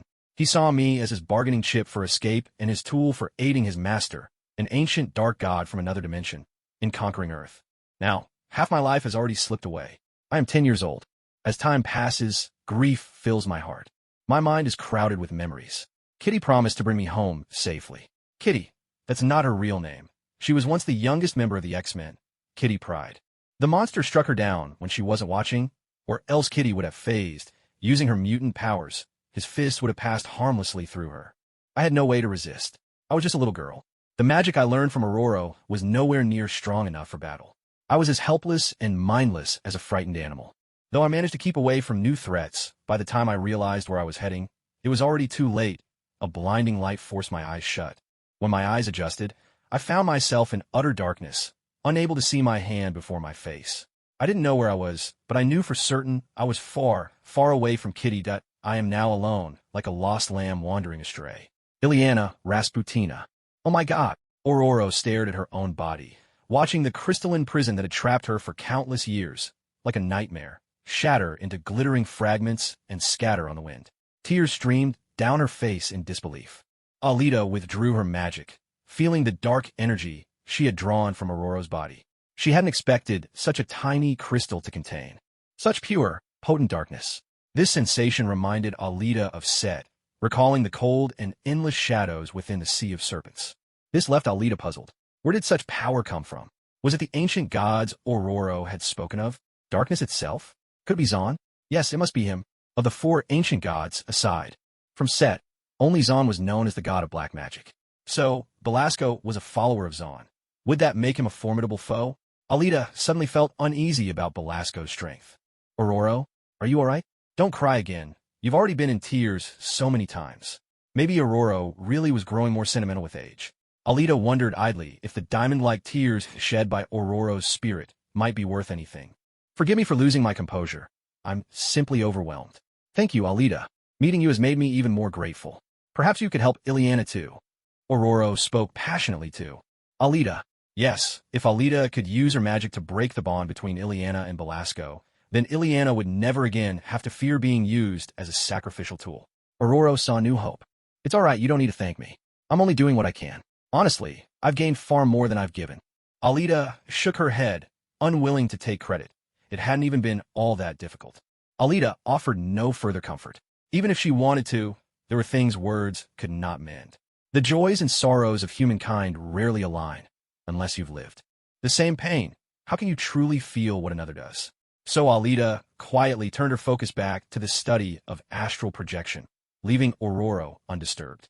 She closed her eyes and opened herself to the omnipresent light, feeling the pulse of life that flowed through all things. In that moment, Alita felt almost divine, floating above the earth. It seemed that with a mere thought, she could devour every radiant plant in the garden, Ororo included, claiming all their life force for herself. Yes, not only the energy of life, but also the energy of darkness and evil can be absorbed. However, this is Ororo's garden, which has already been purified and protected by Ororo's magic, so only those flowers from earlier were invaded. Everywhere else remains very pure. Alita also noticed that her soul was filled with pure power and that vibrant sun-like vitality. She couldn't help but feel grateful for that white pillar of energy long ago, the most primal force of the universe, which had completely purified her, making her now shine as brilliantly as holy light. Ororo had just wiped away her tears and steadied her emotions, hoping to share her excitement with Alita. But seeing Alita sitting with her eyes closed, deep in meditation, she decided not to disturb her. Then, she witnessed Alita's soul slowly rise, floating in midair, her entire being beginning to glow, brighter and brighter, until the radiance was so intense that Ororo had to shut her eyes against it. The light radiating from Alita's soul enveloped the entire garden, and without anyone realizing, this brilliance spurred the plants into wild growth. The garden, already pure, became even more immaculate than when Ororo had worked her magic. Alita's light made the flowers bloom more profusely, and the great oak in their midst looked more lush and vibrant than ever before. Most astonishing of all was what Ororo felt herself. Though her eyes were closed, her senses remained keen, and she realized with amazement that, bathed in this radiance, she seemed to be growing younger. This was no illusion. This light was the pure force of life itself. My goodness, who exactly is Alita? Is this magic? The magic of life? This shattered all of Ororo's previous understanding. If she had to compare, only the dark sorcery of Belasco came close. Ororo had once felt the utter darkness and evil of black magic, and thought that was the pinnacle of power. But now, this force, more powerful and pure even than the darkest energy she had known, as brilliant as white magic, felt utterly sacred. Yes, pure didn't seem enough to describe the nature of Alita's power. Look at me. How could I possibly be a descendant of an evil god? I'm a holy angel, certainly not some demon. Alita. After a long while, the radiance gradually faded. Then it could be seen that Alita was holding a cluster of glowing energy in her right palm. This was the life energy she had drawn from within herself during her meditation. Energy she had absorbed from the two-headed lizard she encountered before coming to the garden. Alita now possessed mastery over the control of life energy, wielding it as easily as she once did her devouring magic. In fact, this new way of harnessing power might just deserve its own name, perhaps life magic, for it held the potential for absorption, restoration, purification, healing, and other as yet unknown abilities. Truly, I am a genius. Now, Alita could instantly draw in the life force around her, transforming it for her own use. And she could do things like this. Alita stood up, cradling a glowing orb of energy in her right hand.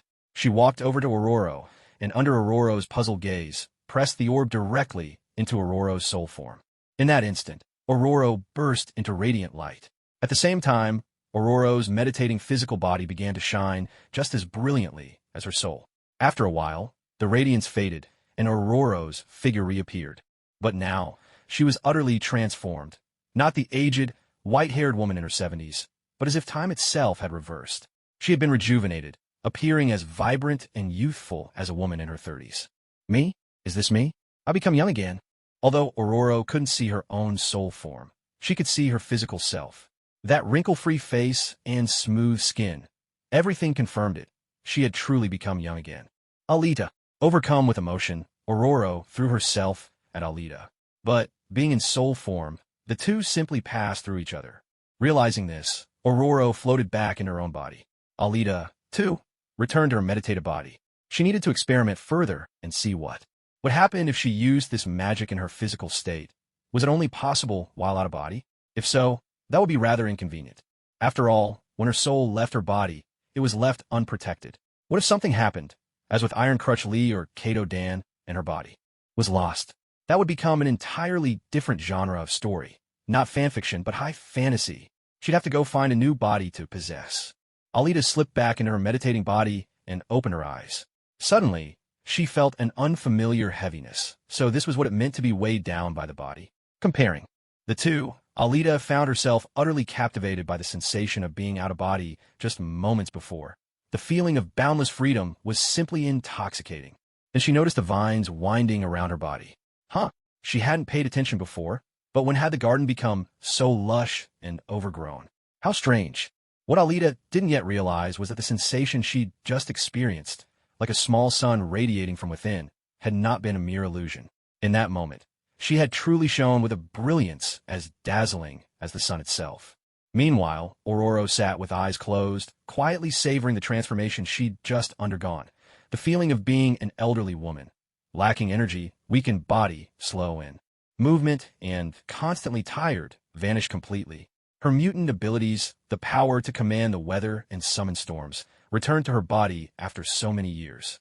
Ororo opened her eyes, now glowing with white light, and above the garden, the sky began to churn with gathering clouds and flashes of lightning.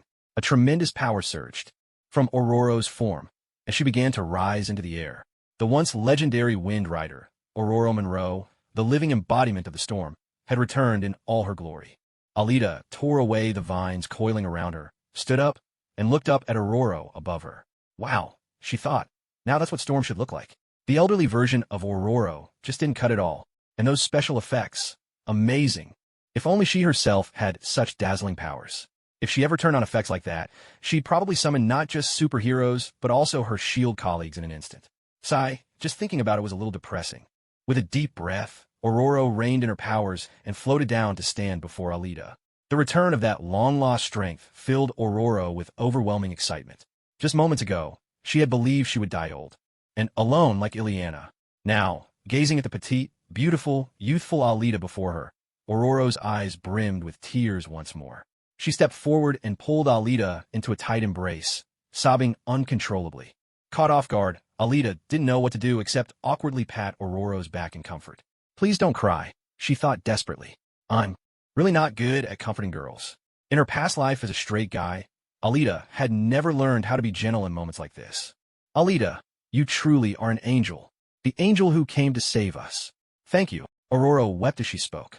Yes, I'm an angel. A holy and beautiful angel. Alita thought to herself. Okay, I'm an angel, just please don't cry. A girl's tears are precious, you know. Alita said aloud, trying to console her. Wait, where did those diamonds go? They were just here. Did they really just disappear? Alita felt like she'd missed out on a fortune yet again. Ororo let out a laugh through her tears.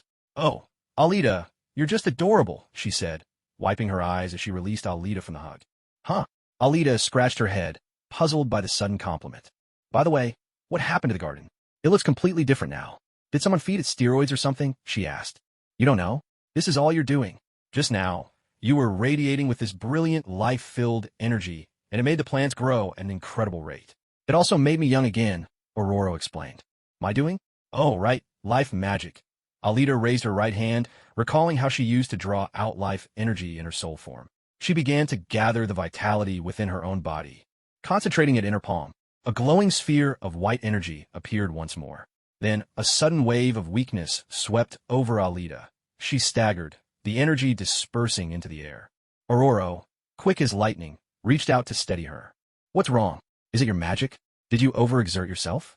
Wait, don't tell me you turned your own life force into magic and gave it to me. Ororo's eyes widened in disbelief as she stared at Alita. What are you doing? Sacrificing yourself for someone else? Are you not concerned for your own life? Ah, haha, I suppose that's what happened. Alita replied with a sheepish laugh. Good grief, that's exactly what happened. She hadn't absorbed any other life just now. She'd drawn it purely from her own body. Even though the vitality originally came from the lizard she'd devoured, it had long since fused with her own being, pulling away a chunk of it at once, who wouldn't feel drained. Alita closed her eyes, quietly sensing her own condition. She relaxed. There was no damage to her core. Nothing serious, really.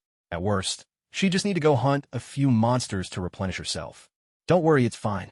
It's just about the equivalent of 2 double-headed lizards. I'll be back to normal after a short rest. Alita reassured Aurora, hoping to ease her worries. What do you mean just a lizard's worth? I've shed 30 years off my age. What's with this casual attitude? Aurora gazed at Alita, who was still smiling, and felt a deep, inexpressible gratitude stirring in her heart. Pressing her lips together, Aurora silently vowed to herself she would teach Alita every bit of magic knowledge she possessed. Meanwhile, elsewhere, Shadowcat had found Ileana, who had been separated from the group after being ambushed by a demon. She led Ileana to a temporarily safe refuge, a true Eden, reminiscent of a prehistoric jungle. They hunted down a saber-toothed tiger for dinner that night. The flickering campfire cast shifting shadows over the small cat's figure. Shadowcat was no longer the sweet, gentle kitty she once was. Now, she seemed almost entirely feline, devouring raw meat with movements that were both dangerous and lethal. This, Ileana thought silently, must all be Belasco's doing, that terrifying demon lord. Ileana's mind drifted back to what she'd seen just after escaping the darkness. Her own brother nailed to a tree, his body cold and lifeless. A demon sat before her. She tried to scream, but the only sound that echoed in her ears was the demon's laughter. She began to wonder, why weren't they strong enough? Why wasn't she strong enough? Why didn't she have powers like Kitty or Aurora? If only she did, then maybe, just maybe, she could make that fiend suffer the consequences he deserved. Then the little cat appeared, saving me and leading me away. Perhaps I need even greater strength, Ileana thought, lost in her own musings. That isn't your brother, even if it truly is Colossus, the little cat said, speaking to the distracted Ileana. Aurora told me that sending me home would be very dangerous. Wizard words are not to be trusted completely, even if they come from her. This is what's most real, most vital, most worthy of trust, cold steel, the strength of the body, and the will to wield it, the little cat said, her body glowing as she raised her short sword to Ileana. Go get some sleep, Ileana. Tomorrow morning, your training begins. Training for what? Ileana asked. You'll understand, or perhaps you won't. The next day, Ileana awoke from sleep, yawning, and was delighted to realize that, for the first time since arriving at the edge of hell, she hadn't had any nightmares the night before. Every night since she arrived, she'd known nothing but nightmares and restless tossing. The little cat tossed me a set of clothes better suited for training, and after breakfast, she pointed to a distant mountain, saying that's where we'd be going. I naively asked how we'd get there. Of course, we'd run. The brutal training began. Ileana tried to keep up with the little cat ahead, but the little cat was so much bigger than her. Ileana had to take 2 or 3 steps just to barely match one of hers. Before long, Ileana couldn't run any further and collapsed to her knees. Don't run anymore. I just can't run any further, she gasped. Hearing you say that disappoints me, Ileana.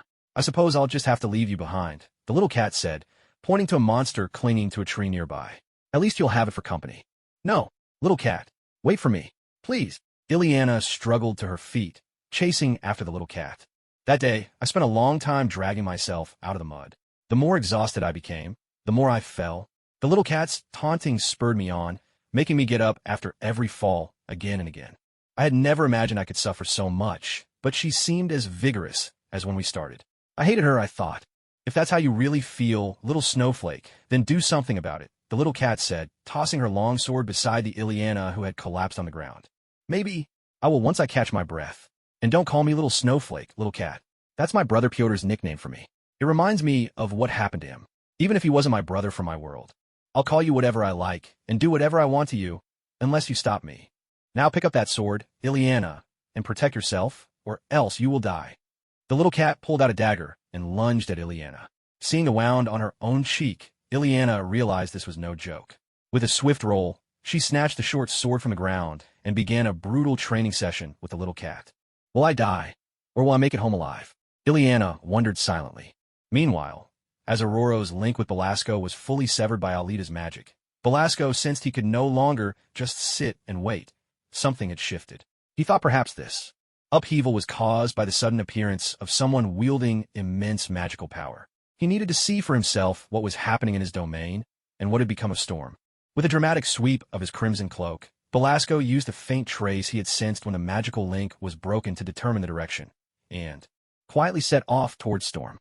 This time, the little hidden garden that Aurora had concealed with her magic was about to face the brunt of Belasco's wrath. Back at the villa, Alita and Aurora had returned. Alita lay down for a short rest, while Aurora went to prepare lunch. Yes, time passed just as relentlessly in the borderlands of hell, yet Alita seemed to have lost all sense of it. When she'd arrived, it was night, but in hell it was suddenly day. Alita thought she might need to adjust to the time difference.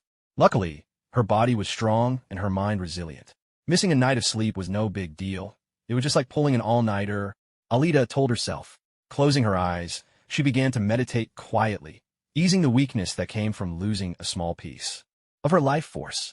She considered asking Aurora later if there were any creatures nearby, like that lizard, or perhaps even venturing out in spirit form herself to explore.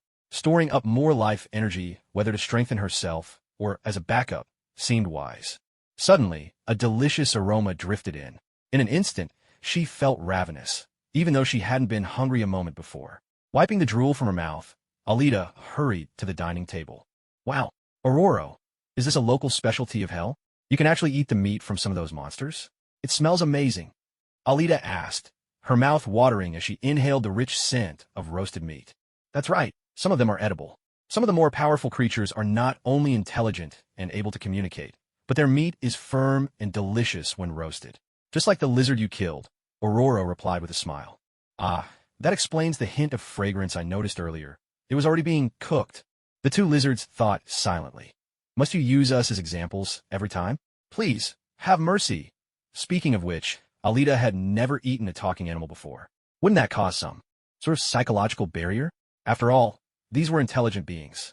Alita stared at the roasted meat on her plate, frowning as she pondered whether she should pick up her chopsticks. A moment later, Alita wiped her mouth and exclaimed, "Delicious!" As expected of a magical creature, well exercised, with firm, flavorful meat grilled to perfection, putting all the barbecue joints on earth to shame. The finest ingredients often need only the simplest preparation. Rubbing her stomach, Alita slumped back in her chair, sipping an icy, mysterious drink. Ah, this is pure bliss. Aurora watched Alita's face, beaming with happiness, and chuckled. Though she was incredibly powerful, how could she still act just like a child? To think a simple meal could bring such joy, Alita declared. Good food is never to be missed. Just then, Aurora's hands paused as she was clearing the dishes. She turned toward the window. What's wrong, Aurora? Someone's coming. A powerful magical presence. This aura, it's Belasco. Aurora frowned, concentrating on that familiar sensation. Wasn't this the demon lord of this dimension, Belasco himself? How had he found them here? After all these years of remaining hidden, Aurora was truly puzzled. Then, hearing Alita's question, she wondered if it was Alita's magical energy that had drawn Belasco's attention. Belasco, Alita shot to her feet in shock, unable to believe it. She had just entered this new world.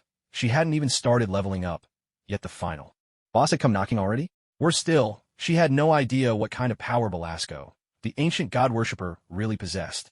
Her original plan was simply to keep a low profile, grow quietly, wait for Ileana to become queen, pick up some experience, and then head home happy. Now, Alita had no choice but to test Belasco's strength herself. So, do you think we can win? She asked Aurora nervously as she moved toward the door. We probably can't, but it's worth a try. Even if we lose, escaping shouldn't be too difficult. Aurora silently compared their strengths, her own mutant powers, almost at their peak, plus the magic she'd learned over the years, and Alita's fearsome devouring magic. The odds were maybe 40-60, not great but not hopeless. Alita was relieved to hear that escape was an option. That meant Belasco wasn't so overwhelmingly powerful that defeat was certain. Maybe there was no need to panic. Still, facing a fully realized, Lord-level demon for the first time made her nervous. Which made her wonder, how on earth had Ileana, after only 6 years at the edge of hell, managed to defeat him? Is it possible that Belasco isn't as powerful as he seems?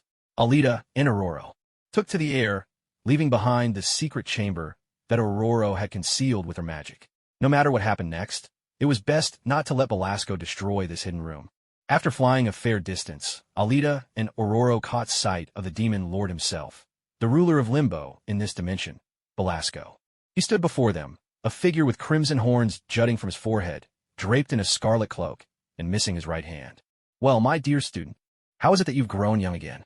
Belasco parted his lips, revealing a mouthful of razor-sharp teeth as he greeted Aurora. His gaze lingered on her, filled with surprise and confusion, as he took in Storm's appearance.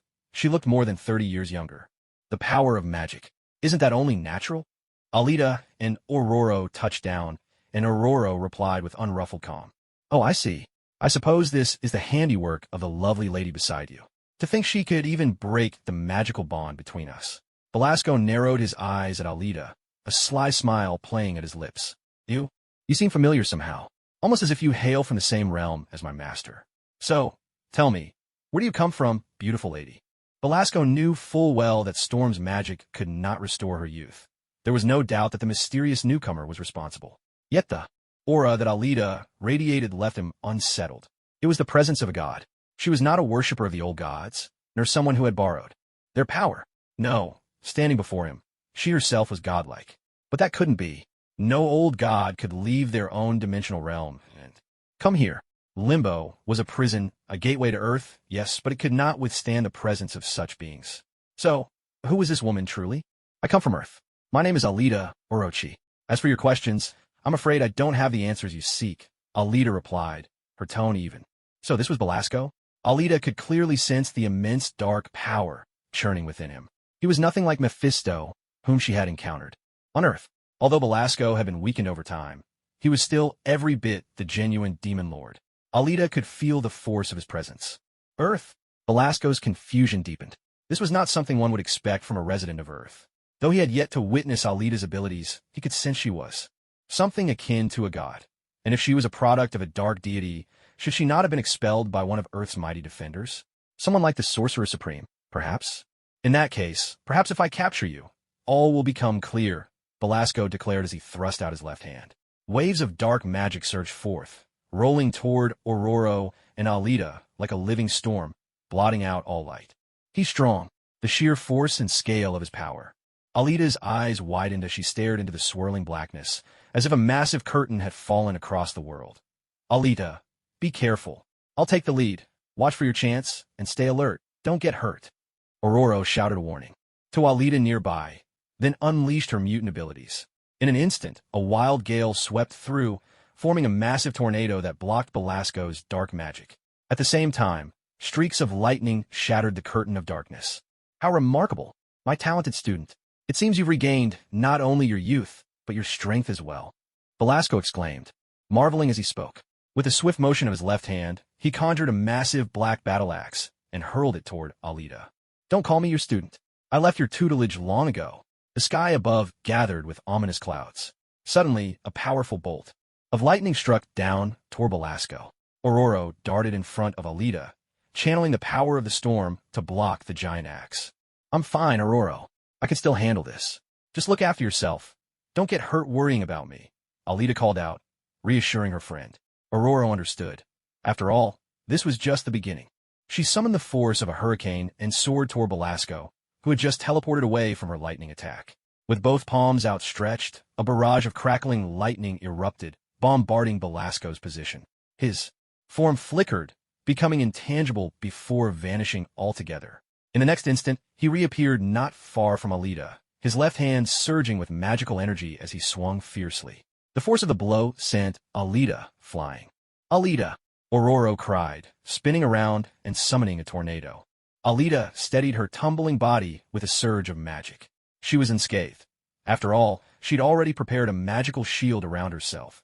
Wasn't that the whole point? To guard against sneak attacks. Damn it. Teleportation. How enviable. That trick was going to be a headache. It was much harder to land a hit. Surveying the desolate plain around her, Alita realized she needed to reshape the terrain to restrict teleportation. Pressing her palms together, she slammed them to the ground, wood style. Birth of the forest. Aurora, watch out. From the earth, countless vine-like giants erupted, shaped like enormous trees.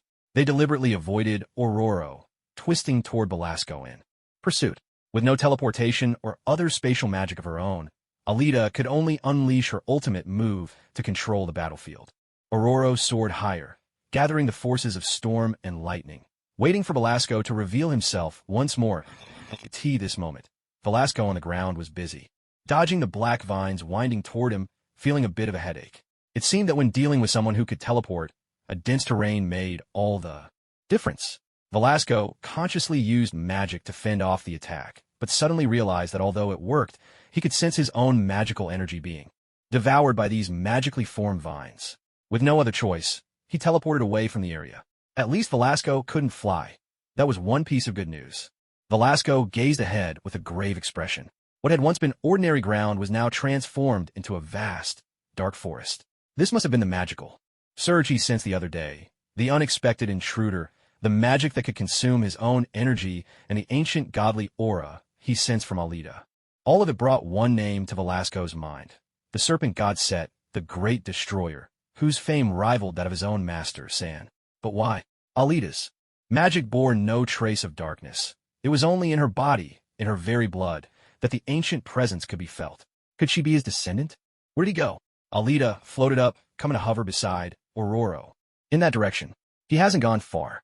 Your magic seems to have affected him, Aurora replied, pointing the way.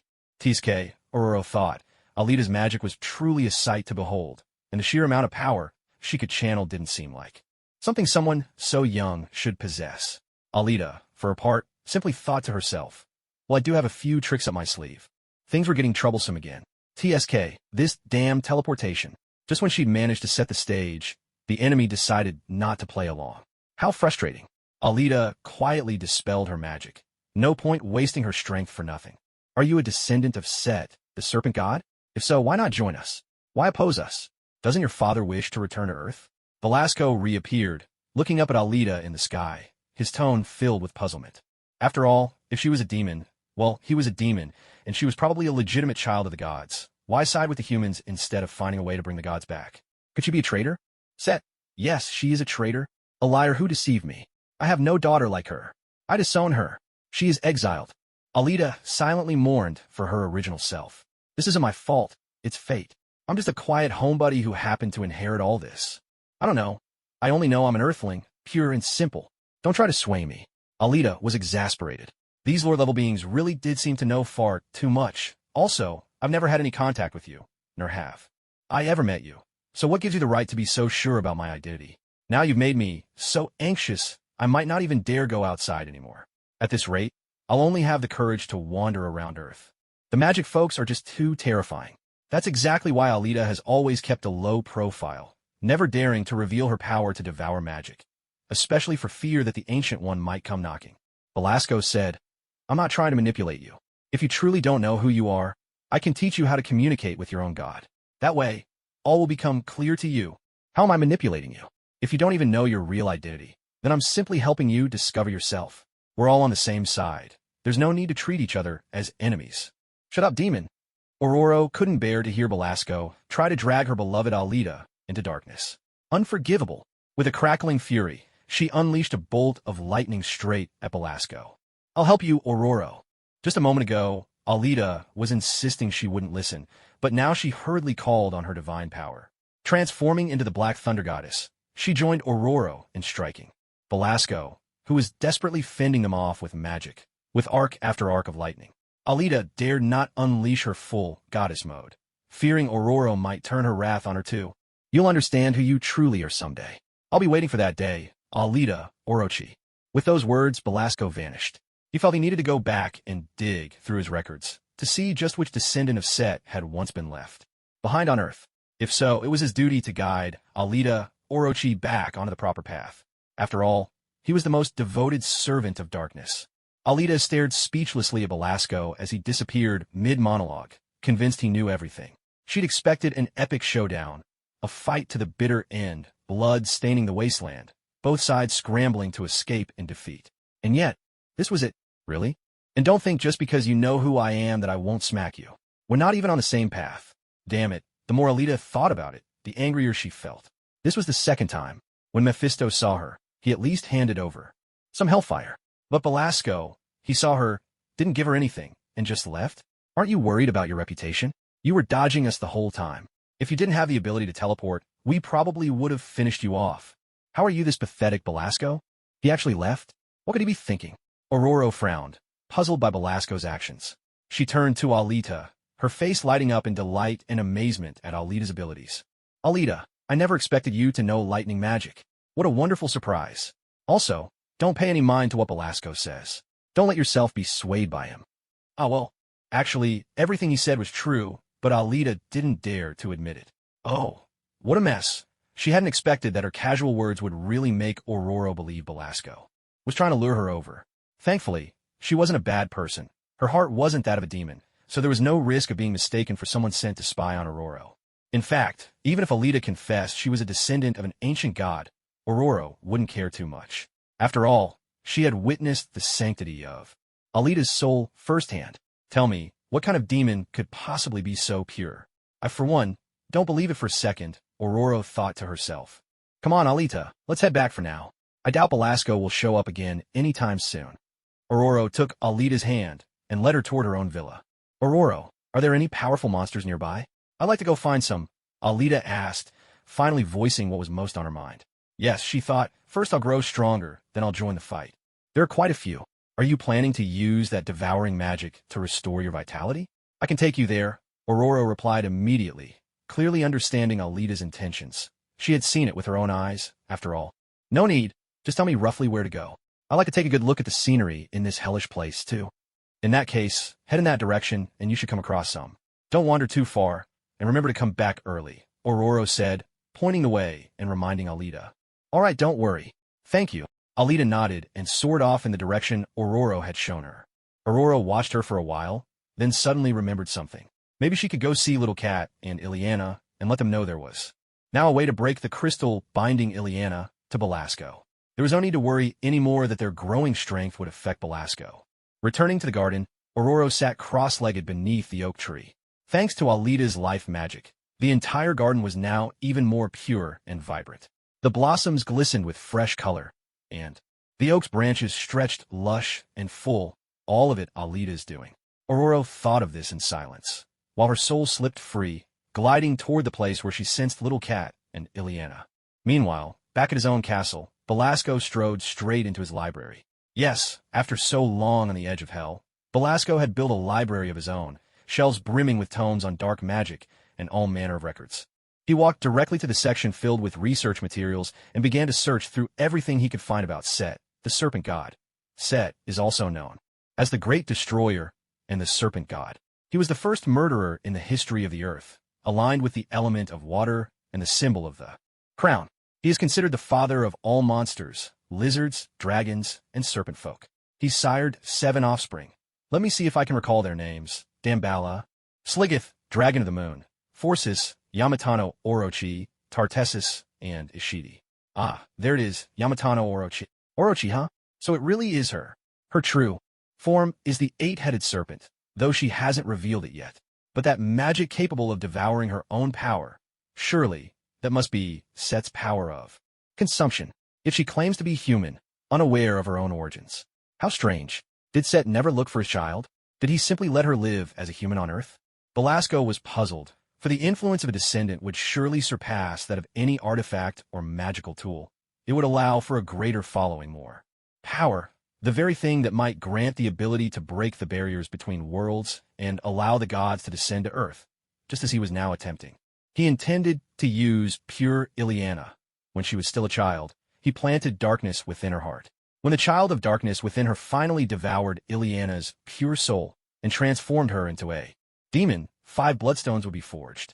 Then he would offer both his own soul and Ileana's to his master, the ancient god Chthon. And in that moment, the world would fall to destruction and hell. No, he couldn't let this be. He had to find Orochi and awaken her, to bring her back into the arms of darkness. How could the child of an evil god walk in the light? That was a disgrace.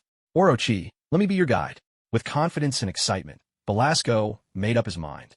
Meanwhile, elsewhere, in a primeval jungle, the young cat and Ileana continued their relentless training. Get up, Snowflake. How long do you plan to lie there? The little cat spoke sternly, thrusting her dagger at Ileana once more. The clash of metal rang out as Ileana, using all her strength, blocked the attack with her short sword. But the force knocked the sword from her hand, and a sharp sting traced a line of blood across her cheek. My sword is gone. Are you really going to kill me? Ileana gasped. No, came the reply. Then why are you doing this? Ileana shouted in anger. To survive, the little cat answered grimly. Especially if you want to stand against Belasco, you must be tempered. You must grow stronger and sharper still. There's no shortcut to reaching that goal, Ileana. Today was tough, and tomorrow won't be any easier. But just as this harsh, wicked wasteland has shaped me, it will shape you too. The little cat fixed her emerald-green feline eyes on Ileana, speaking with earnest gravity. This was the routine of their training. After this period of relentless practice, Ileana had finally managed to just barely keep up with the little cat during their running sessions. And even in these brutal, no-holds-barred sparring matches, she was getting hurt less and less. Yes, the little cat's training was no joke, and she didn't go easy just because Ileana was a young girl. Now, compared to when she first began, Ileana moved with greater speed, struck with more power, and her body had grown tougher and stronger. According to the little cat, the day Ileana could defeat her, or even land a wound, would be the day she'd take Ileana home. That promise was why, no matter how exhausted, how sore, or how much pain she felt, Ileana kept pushing herself forward in silence. This persistence was also the reason for the little cat's satisfaction. She truly believed Ileana had the potential to become a mighty warrior. Little cat. In the midst of their intense training, a sudden voice cut through the air, interrupting them both. At once, the two became alert, eyes searching their surroundings with suspicion. Ororo. Ororo. The little cat stared, puzzled, at the projection of Ororo's soul magic before them. But this Ororo looked decades younger. Seeing the youthful Storm, the little cat was instantly reminded of her own younger days, of those times she fought side by side with Storm and the other X-Men. Ileana, too, was stunned and overjoyed at the sight of the young Ororo. What surprised her most was that Ororo had come looking for them, and that she appeared in such a youthful form. What delighted her was that, just when she thought she'd never see Ororo again, here she was, standing before her. Ileana rushed forward, arms outstretched for a hug, but all she embraced was empty air. Ileana, how have you been? Ororo's eyes were full of concern as she looked at Ileana, whose body was covered in scars. Ororo. Ileana's voice trembled as she gazed at the gentle face before her, and she began to choke up. Ororo, what's going on? The little cat asked in confusion. This magic that made Ororo appear young again. If she could do it, she would have used it long ago. Little cat. Ororo's eyes were filled with worry as she looked at her old friend. After all, the little cat had never agreed with her teaching Ileana magic, nor would she let Ororo take Ileana away. You're here to take us back, aren't you? That's not going to happen, Ororo. Come back to my sanctuary, I beg you. Ileana's only hope of breaking free from Belasco's influence is to become my student and master the arcane power of this magic. Impossible. Steel is no match for this, little cat. Only knowledge can prevail. Clang. He's a living creature. He'll bleed if he's wounded, and if the wound is deep enough, he'll die.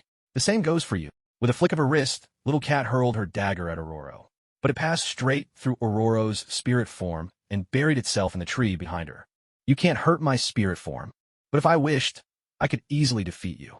Yet if I did, you'd never forgive me. You'd become my mortal enemy, and then I'd be no better than Belasco, killing someone I love. Little cat, I met a sorceress from Earth.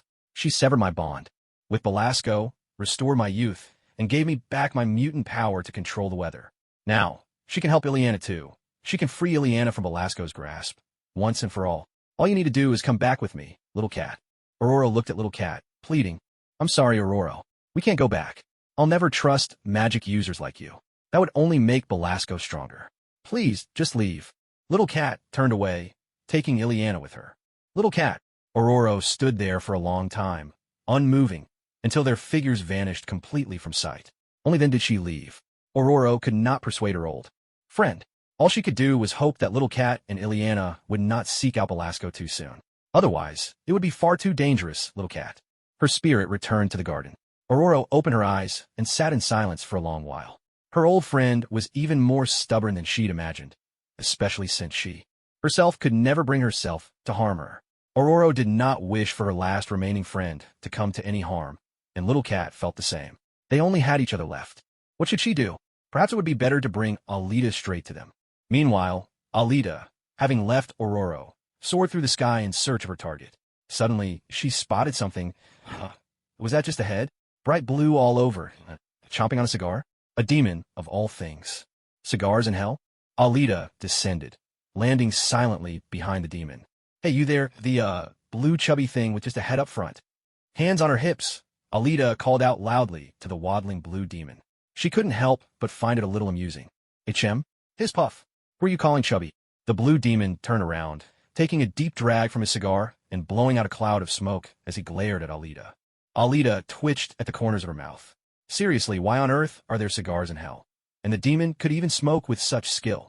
A human? A genuine human? Are there even non-genuine humans in hell? Alita asked with a hint of confusion. Oh no, not really. Aside from humans, it's just demons and a few monsters down here. I'm just curious, you know? It's been ages since a fresh human showed up in hell. SSS. The demon let out a deep exhale. Alita was speechless. Fresh? What am I, a vegetable? Hey, blue fatty, why do you even have cigars? She was truly at a loss for words. Why not just say human? Genuine human. What nonsense. Don't call me fatty. This is called being strong, he retorted indignantly. As for these, they're a specialty of hell. They have the same effect as cigars from the human world, but the flavor is richer and smoother, and they're completely clean, no nicotine, no pollution. You don't have to worry about lung cancer. Safe and eco-friendly. Want to give it a try? As he spoke, Blue Fatty took out a fresh cigar and tossed it to Alita. How am I supposed to respond to that? This rascal. His antics truly left Alita at a loss. Alita held the cigar, scratching her head, her thoughts in disarray. Safe? Eco-friendly? No nicotine? A hell specialty?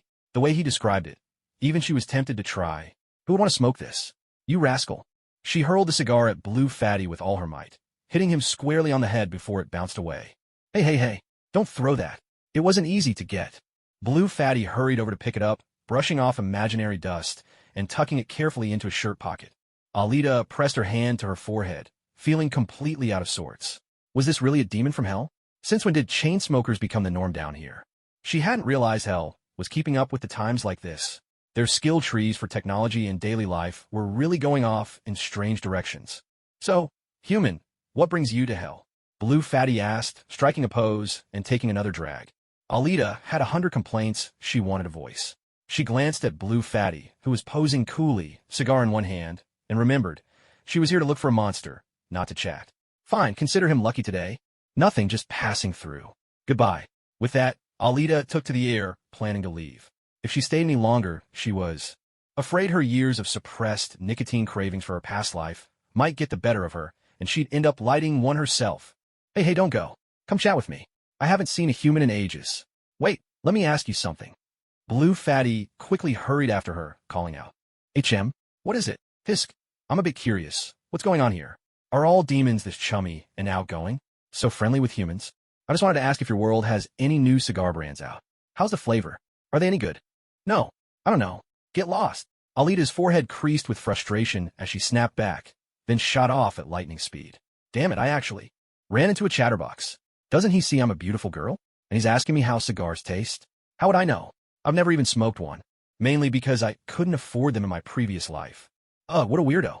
How does Belasco even manage this place? How can a demon like that exist in hell? Not conquering new lands, not expanding his territory, just lazing around like some old man going for a stroll. This management style is a disaster. You're doomed, just wait and see. Alita silently cursed Belasco in her heart. She felt like her mind had just been polluted. As she flew, she rubbed her cheeks vigorously. Ugh, this is unbearable.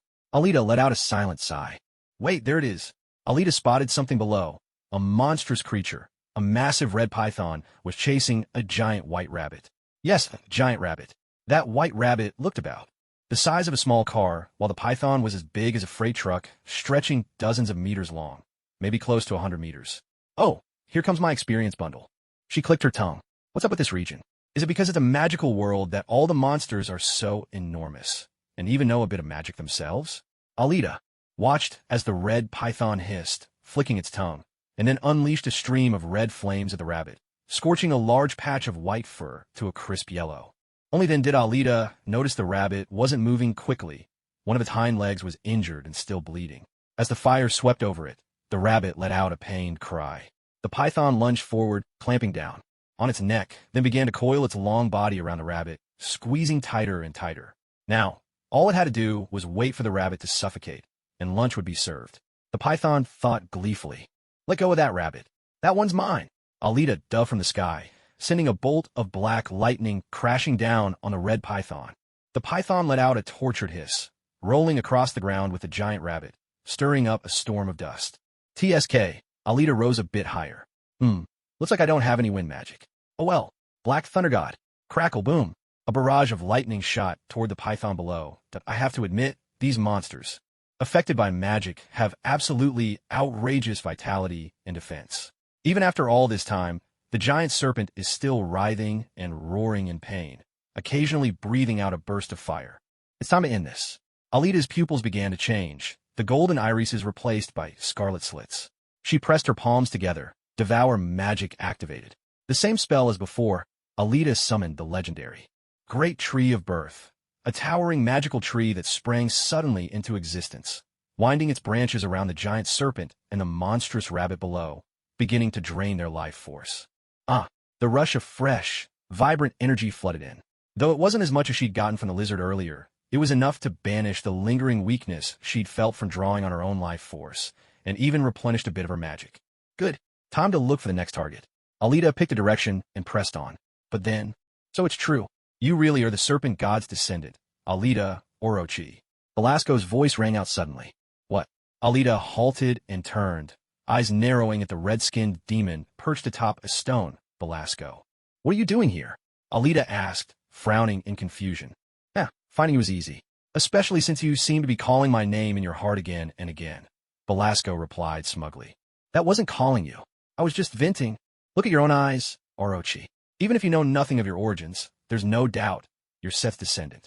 Your eyes, that magic that devours life, they all prove you belong to our side, the side of darkness. Come back. Orochi, join me. Belasco grew more animated with each word. See? It all matched the ancient texts, especially now with Orochi's red eyes confirming his theory. Come, let me guide you down the right path. I'm sure Set will thank me. Set, yes, thank you, as long as you bring her to the Sea of Serpents. My eyes. Damn it. Alita quickly shut her eyes and tried to calm the magic roiling inside her. Wait, does this mean that every time she casts large-scale magic, her eyes change color?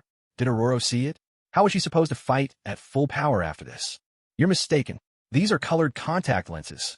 Alita protested, raising her hand to shield her eyes, stubbornly sticking to her excuse. Orochi, why won't you face your true identity? Why won't you face the truth? It must be the comfortable life on Earth that's corrupted you. It'll be your downfall, Belasco demanded, clearly growing agitated. Alita could only sigh inwardly. Was this the power of a fanatic? Why did she have to acknowledge her true identity? Why should she face the truth? Was a peaceful life really so terrible? Was being hunted by everyone supposed to feel better? Can anyone truly be happy without the space to survive? Just look at yourself. You've even lost your right hand, and now you're trapped in this prison called the Border of Hell that Aurora mentioned. This is not the kind of life Alita ever wanted. I'm not. I didn't. Just leave. Otherwise, I'll have to use force, Alita said seriously, staring at Belasco. This demon, he's just like a cult leader. If only I could land a hit on you, I'd show you what real despair feels like. One day, you'll come to understand, Orochi. I'll be waiting for you, Belasco said, shaking his head as he looked at Alita. His form began to fade away, and in a moment, he vanished completely. Alita frowned. What are you waiting for me for? In a few years, Ileana will deal with you. So where does your confidence come from? Honestly, looking up at the sky, Alita decided it was time to head home. Forget it. I'm exhausted. Let's just go back. Returning to the villa, Alita spotted Aurora stretched out on a lounge chair by the pool. Even though she's become younger, it seems her lifestyle hasn't changed much. Aurora, Alita called, settling onto another lounge chair nearby and letting out a comfortable sigh. Alita, Aurora replied, her voice heavy and subdued. What's wrong? Did something happen? They had only been apart for a short while. So why did Aurora look so shaken? I want to see Kitty and Ileana. What? You want to see them? Why didn't you tell me? You should have taken me with you. How are they? Haven't they come back? Alita shot upright, excitement in her voice. Could she finally see little Ileana again? Aurora let out a weary sigh. Kitty refused to come back. She still believes that through training her body, she'll be able to defeat Belasco. She doesn't trust in the power of magic, and she doesn't believe you can break the bond between Ileana and Belasco. Even when I appeared before her myself, she refused to believe it. Gazing at the fading sunset, Aurora's sadness deepened. In that moment, she seemed no different from the silver-haired elder she once was. Oh, since Alita didn't know what was happening with Ileana in the Border of Hell, she was at a loss for what to do. In theory, as long as she didn't interfere and just waited a few years for Ileana to grow, everything would resolve itself. But now, she'd already changed Aurora. made her young again, and restored Storm's immense power. What would this change? Alita wasn't sure. She could only hope that things would continue to move in a better direction. As for Shadowcat and Ileana, as they were now, Alita had no idea what to do. Alita, let's go find Kitty and Ileana together, Ororo said, looking at Alita, her eyes shining with hope. Ororo thought, as long as she could bring Alita to the kitten, and then have Alita use her magic to break Belasco's binding, maybe. The kitten would let her help teach Ileana together. If so, once Ileana grew strong enough, the four of them could defeat Belasco. Ororo always believed what Alita said. Ileana would succeed, even if it meant sacrificing herself. How do we get there? By leaving our bodies behind. Alita was excited too. Could she finally see the hope of returning home in the future? No, we'll just go directly, Ororo replied. While Ororo and Alita were discussing their plan to find the kitten and Ileana, the two they sought were locked in a fierce duel at that very moment. Both moved with lightning speed. Ileana crouched low, dodging the kitten's long sword, then surged forward, her dagger aiming for the kitten's waist. But the kitten sprang back, nimbly evading the strike. Ileana gripped her dagger tightly, her gaze fixed on the kitten. She recalled the day Ororo came to find her. The kitten had never mentioned Ororo again, nor spoken of the sorceress Ororo had mentioned. Even though I have my doubts about following the kitten, I keep those worries buried in my heart. The kitten frightens me, but the witch, Ororo, terrifies me even more. She reminds me of Belasco. By the time we finally reached the foot of the mountain, I had grown taller and leaner. No matter how fast the kitten ran, I could keep pace. And then, when we sparred, she always used her sword and left me with the dagger. Clang! Dagger and short sword met with a flash of sparks, the power of their clash lighting the space between them. Ileana had grown stronger, the kitten realized. Careful! Ileana called out, dodging the short sword's arc suddenly. She burst forward with a surge of power, closing in on the kitten at a speed she'd never shown before, leaving a fresh wound on the kitten's cheek. At last, I moved faster than the kitten and managed to cut her cheek. This time, she couldn't avoid it.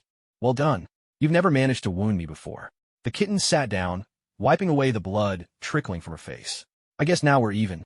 That's true. Kitten, since I was kidnapped, how long has it been on Earth since the X-Men returned? Ileana asked. Maybe not very long, the kitten replied. But I've almost grown 2 years older. They won't believe their own eyes. Ileana exclaimed, springing to her feet and raising her voice. Since being taken to the borders of Limbo at the age of 8, 2 years had passed. She had grown taller. Would her brother still believe she was the same little snowflake who used to follow at his heels? Don't be so sure of yourself, child. You haven't made it home yet. There's still a long way to go. The little cat stood up as well, offering comfort to Ileana as they both gazed at the ancient castle perched atop the mountain. What's our next move, Kitty? Ileana asked, eager to know what came next. By now, she could keep up with the little cat's pace, having reached the goal that had been set for her at the very beginning, the foothills of that towering mountain. She could even land a blow on the little cat now. Perhaps it was time for her companion to fulfill her promise, Ileana mused. Our next move, the little cat lifted her hand, pointing toward the castle on the mountaintop, is to climb up to Belasco's lair. It was a forbidding, shadow-draped fortress with no sign of any demon guards nearby. Perhaps it was a testament to Belasco's confidence in his own power, or perhaps no demon dared trespass into the demon lord's domain. Either way, the absence of sentries only made the place seem even more terrifying, as if stepping inside would mean being utterly consumed by the demons lurking within. The torches burning on the walls seemed less like beacons of welcome and more like lanterns guiding the way into a deeper, blacker hell, even though this place was already hell itself. Despite the overwhelming sense of danger and dread, nothing could stop the little cat and Ileana from advancing. Even though fear gripped Ileana's heart, so much that she couldn't help but cling tightly to the little cat's hand, she pressed onward. Don't worry, Ileana. With my powers, Belasco won't notice us so easily. The little cat reassured her, still holding her hand. Using her abilities, she phased them both through the wall, emerging safely on the other side. After all, the little cat could pass herself, and anything she touched, through any obstacle. A mere wall was never an impediment. Do you think there's anyone here? Ileana whispered, anxiety tightening her voice. I hope so, replied the little cat. I don't. Ileana let go of the little cat's hand, drawing her dagger and scanning their surroundings with heightened vigilance. Meeting anyone here, especially Belasco, was the last thing she wanted. Yet, as she moved through Belasco's fortress, a strange sense of belonging crept over Ileana, a comfort she had never felt in Aurora's garden. Ororo had created a lush oasis on the barren borders of hell. Yet, In that place, Ileana only felt alienated. Here, in the throne hall at the heart of Hell's frontier, she felt connected to this place, to everything in it. All the X-Men who had come to save her had changed. Twisted by Belasco, turned into demons by this dreadful place. Would she be next? The thought gnawed at her. Neither she nor the little cat noticed the pair of eyes glinting from a shadowed corner of the great hall, stealthily watching their every step. "Well, hello there, my dear ladies," a sudden voice rang out, dark and playful. In a flash, a blue-skinned demon appeared, ambushing the little cat from behind and slamming her to the ground. "How thoughtful of you to pay us a visit," the blue demon growled, his voice low and menacing. "Nightcrawler, other than me, his most loyal servant. Who else would Master Belasco trust to guard his home?" The kitten had just been ruthlessly struck by the Nightcrawler, and for a moment, couldn't manage to get up. Ileana gripped her dagger tightly, her eyes fixed on Nightcrawler, alert and ready. Kurt Wagner, her brother's good friend, and once her own. He used to tell Ileana bedtime stories, making her laugh when she was down. But now, this creature before her was twisted beyond recognition, inside and out. He wore Nightcrawler's face and name, but he wasn't truly him. Or perhaps, he was no longer who he once was. Ileana hurled her dagger at the crouching Nightcrawler with all her might. I must respond, just as the kitten taught me, without a shred of hesitation or mercy. It's all for my own good, Ileana reminded herself. Did you forget, Child of Darkness? I can teleport in an instant. In a blur, Nightcrawler vanished and reappeared behind Ileana, evading her desperate strike. His tail whipped around, curling tightly around Ileana's neck. And did you also forget my agility and the strength of my tail? Nightcrawler sneered as he flung Ileana aside. Kitten, watch out. Ileana crashed into the kitten, sending them both sprawling. Elsewhere, Alita and Aurora were flying swiftly, searching for the kitten and Ileana. Where are they, Aurora? Alita asked, curiosity in her voice. They're in a jungle at the edge of a hellish frontier, far from here, Aurora replied, her voice heavy with sorrow. That place is home to powerful monsters, perfect for training Ileana. It's also where she can learn how to survive in the wilderness, and the kitten has plenty of experience there. But for Aurora, this was more than just a hellish borderland dimension. It was her personal torment, a place of constant pain and struggle. Alita knew she couldn't lift Aurora's burdens. All she could hope for was that, when Ileana finally became the ruler of this world, the suffering Aurora might at last find peace. So Alita remained silent, offering no words of comfort. Aurora led Alita to the spot where they'd last met the kitten and Ileana, only to find it deserted. They're not here? Where could they have gone? Aurora's brow furrowed in confusion. The training should have continued here, and yet the kitten was nowhere in sight. Gazing at the towering mountain at the center of this dimension, a troubling thought crossed Aurora's mind. They're not here, Alita echoed, concern in her voice. Alita, we need to hurry. The kitten might have taken Ileana to Belasco's ancient castle. Aurora shot into the air, racing toward the center with all her speed, desperately hoping she was not too late. Little cat, Ileana. Hearing Aurora's urgent cry, Alita had no time for questions. She leapt into the sky and hurried after her. What on earth were they doing, poking around Belasco for no good reason? Wasn't this supposed to be the time for leveling up, gathering gear? What are you up to, Shadowcat? Alita felt a surge of frustration. Everyone else was working hard to upgrade their equipment, but here you are, sneaking off with the protagonist to find the boss. Unbelievable. Meanwhile, inside the ancient castle, Ileana struggled to her feet, just in time to see Nightcrawler approach a rack of blades. He took 3 swords, one in each hand, and one gripped deftly with his tail. If Zorro saw this, he'd probably question his entire existence. Was he missing a tail himself? As a female assassin, your reputation precedes you, little cat. Let's see what you're capable of. Good luck. Will you fight back? Nightcrawler watched as Shadowcat vanished into the ground using her phasing ability, curiosity lighting his eyes. Such a sneaky move. Could it be that this proud little kitten is afraid? With Shadowcat gone, Nightcrawler turned his attention to Ileana, launching forward with a flurry of sword strikes. Ileana retreated, parrying desperately with her dagger, but Nightcrawler was lightning fast, and with 3 blades to her one, she soon found herself marked with fresh wounds. Ileana was sure Shadowcat had her reasons for leaving, but she couldn't help wishing she hadn't. You still have to get through me. Ileana forced herself to stand her ground, facing Nightcrawler head-on. What a brave little cub, making all this noise. Whoosh. But her excuses are so feeble.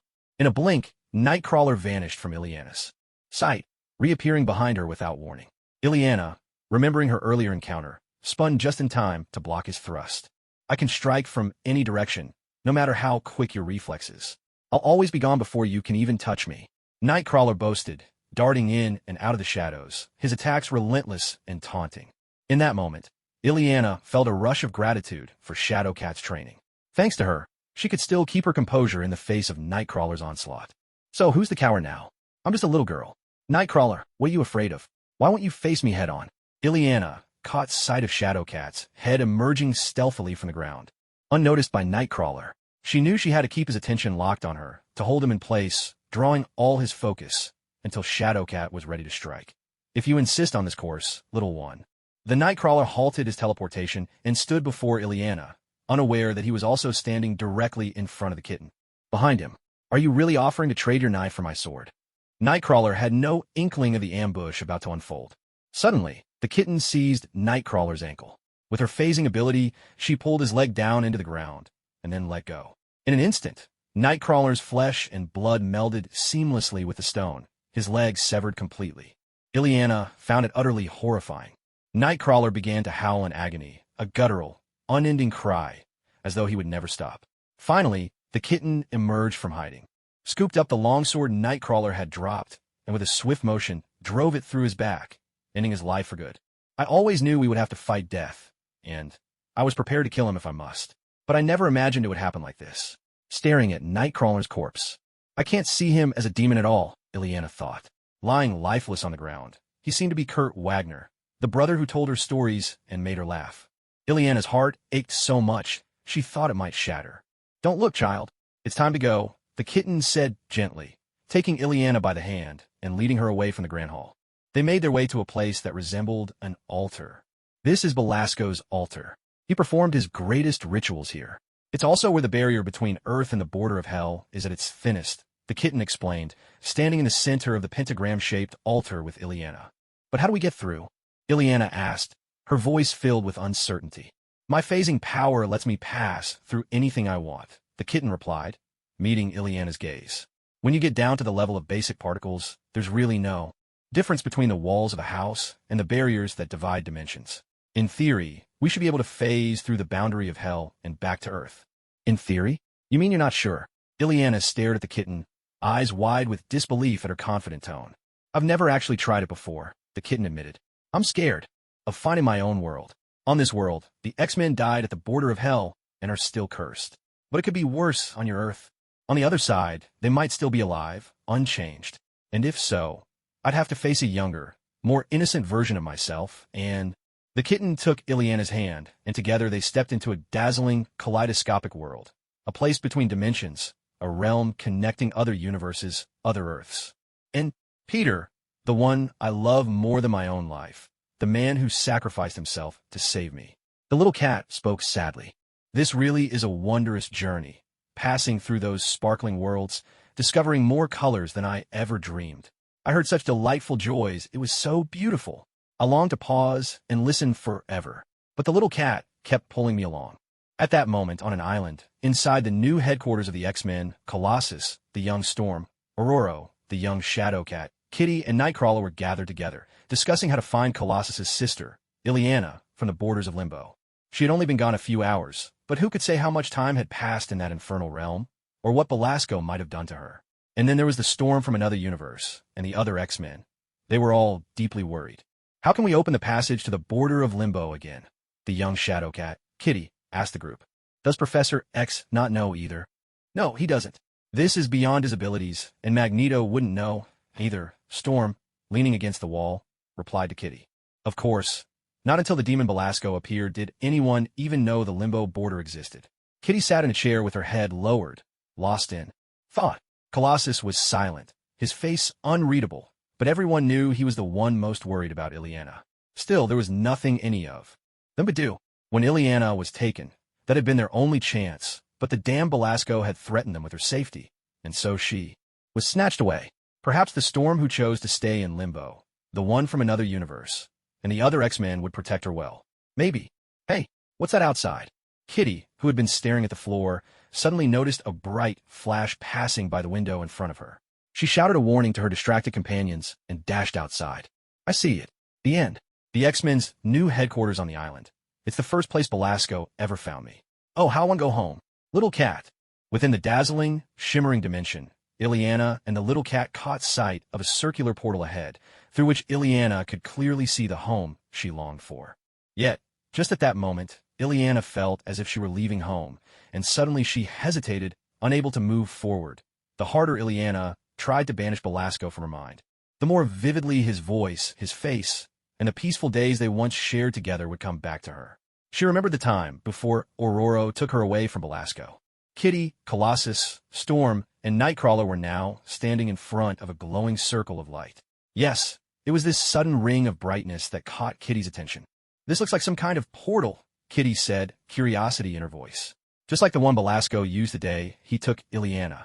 Colossus gazed down at the circle of white light on the floor and spoke in his deep, steady tone. Could it be? Has Belasco returned? Or is it Ileana? Storm's voice trembled with excitement as she peered into the portal, unable to see anything inside. Kitty, use your powers. Reach in and see if you can grab someone. I can't feel anything. I don't know if it's her, Kitty replied, stretching her hand into the portal and groping around. But there was nothing. Suddenly, she gasped. Wait.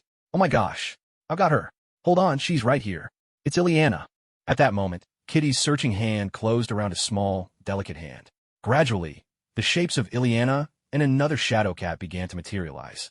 Kitty pulled with all her might, determined to drag them fully out of the glowing portal.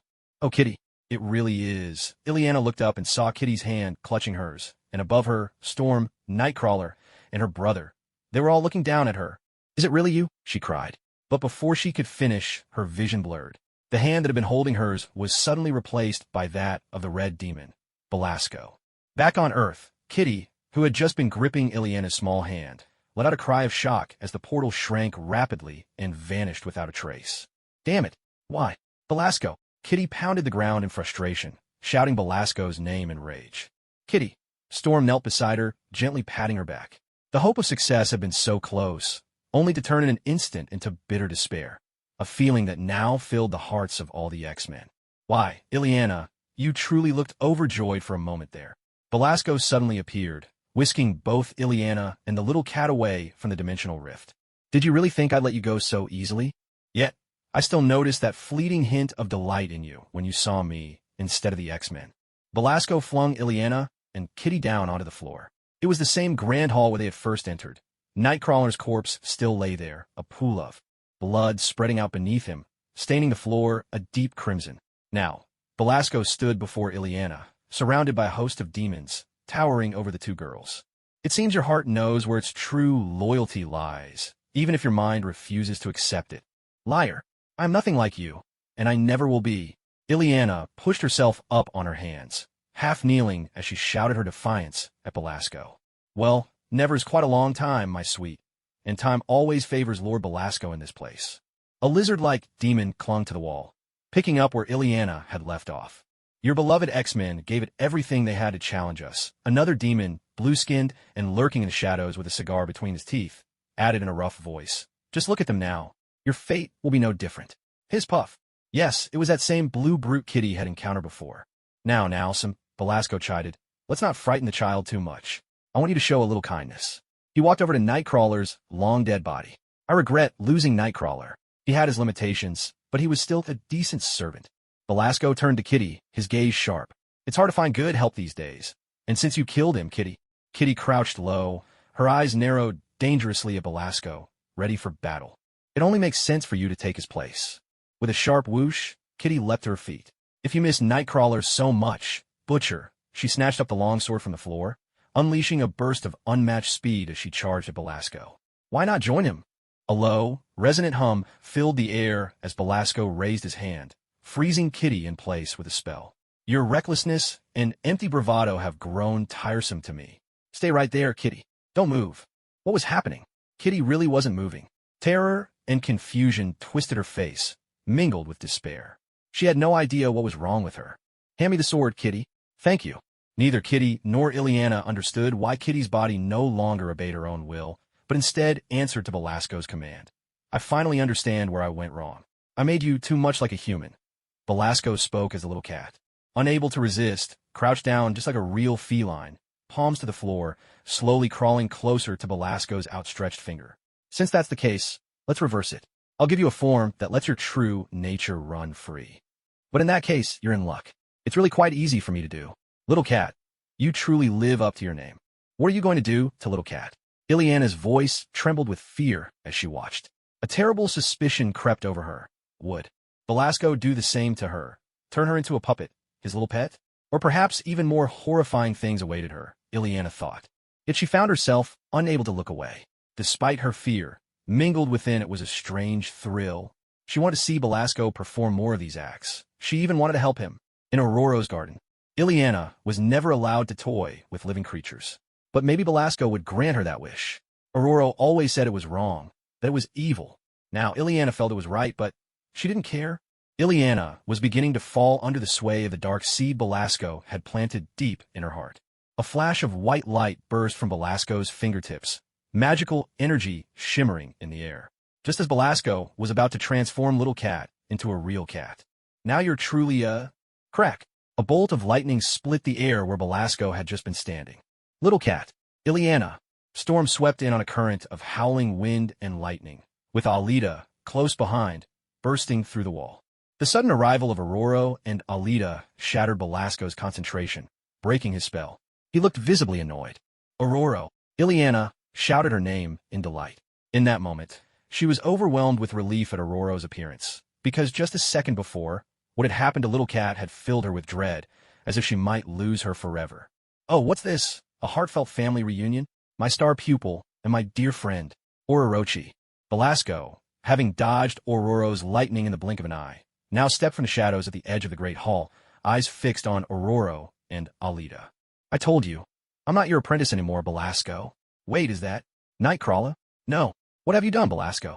Aurora gazed solemnly at the red demon before her, then turned and saw Nightcrawler lying in a pool of blood. Tears welled up in her eyes. She had lost another companion, even though she had grown used to loss long ago. It wasn't me who did this. It was your dear friend, the little cat, Belasco said with a mocking smile as he looked at Aurora. You, Aurora exclaimed, her voice trembling with anger. Oh, that fresh and pure human. Hiss puff.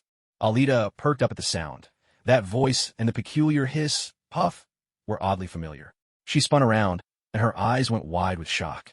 Big Blue, what are you doing here? Weren't you just a lazy minion who always slacked off?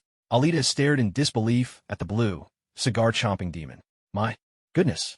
She had always thought he was just a wandering demon of the plains, a nobody. Who could have guessed he'd show up in Belasco's ancient castle? And looking around, Alita noticed the demons here all seemed to be Belasco's more formidable subordinates. Otherwise, how could they have the right to stand in this hall? So, did that mean this blue brute was actually pretty powerful? I told you, don't call me fat. I'm strong, not fat. The blue demon bellowed indignantly. Oh, it seems, Sim, that you and my dear friend know each other? Belasco asked with curiosity, wondering when his own minions had crossed paths with Aurora. Hiss puff. I met her while patrolling. I even wanted to ask if she knew of any good human cigars lately, but she just ignored me and flew off, replied the blue demon named Sim, blowing out a smoke ring as he answered Belasco. I'm not your friend, Belasco. Alita shot back, frowning at him. She had not fallen into darkness, nor did she have any interest in befriending demons. It doesn't matter. You'll come back, Aurora, Belasco said, gesturing toward the little cat. And now my new servant, Little Cat. The little cat, still crouched on the floor, crawled toward Belasco, obedient as ever to his command. Little cat, what have you done to her? Aurora summoned a fierce wind and sent it raging toward Belasco. Seeing Little Cat now, stripped of all self-control, Aurora was reminded of the time when all the X-Men had their souls stolen by Belasco. She alone had managed to steal back her own soul and win her freedom, but the others had become his puppets, twisted into demons. Only Little Cat had never changed into a demon. Though she had grown more feline, with emerald green eyes and razor-sharp claws, she had remained herself. Or so Aurora had thought. But now, seeing the truth unfold before her, Aurora realized that perhaps Little Cat had been under Belasco's control all along. Belasco conjured a magical barrier, blocking Aurora's winds and lightning. TSK. Alita pressed her lips together and clicked her tongue in annoyance. Then, channeling her divine power, she darted forward and landed a punch on Belasco.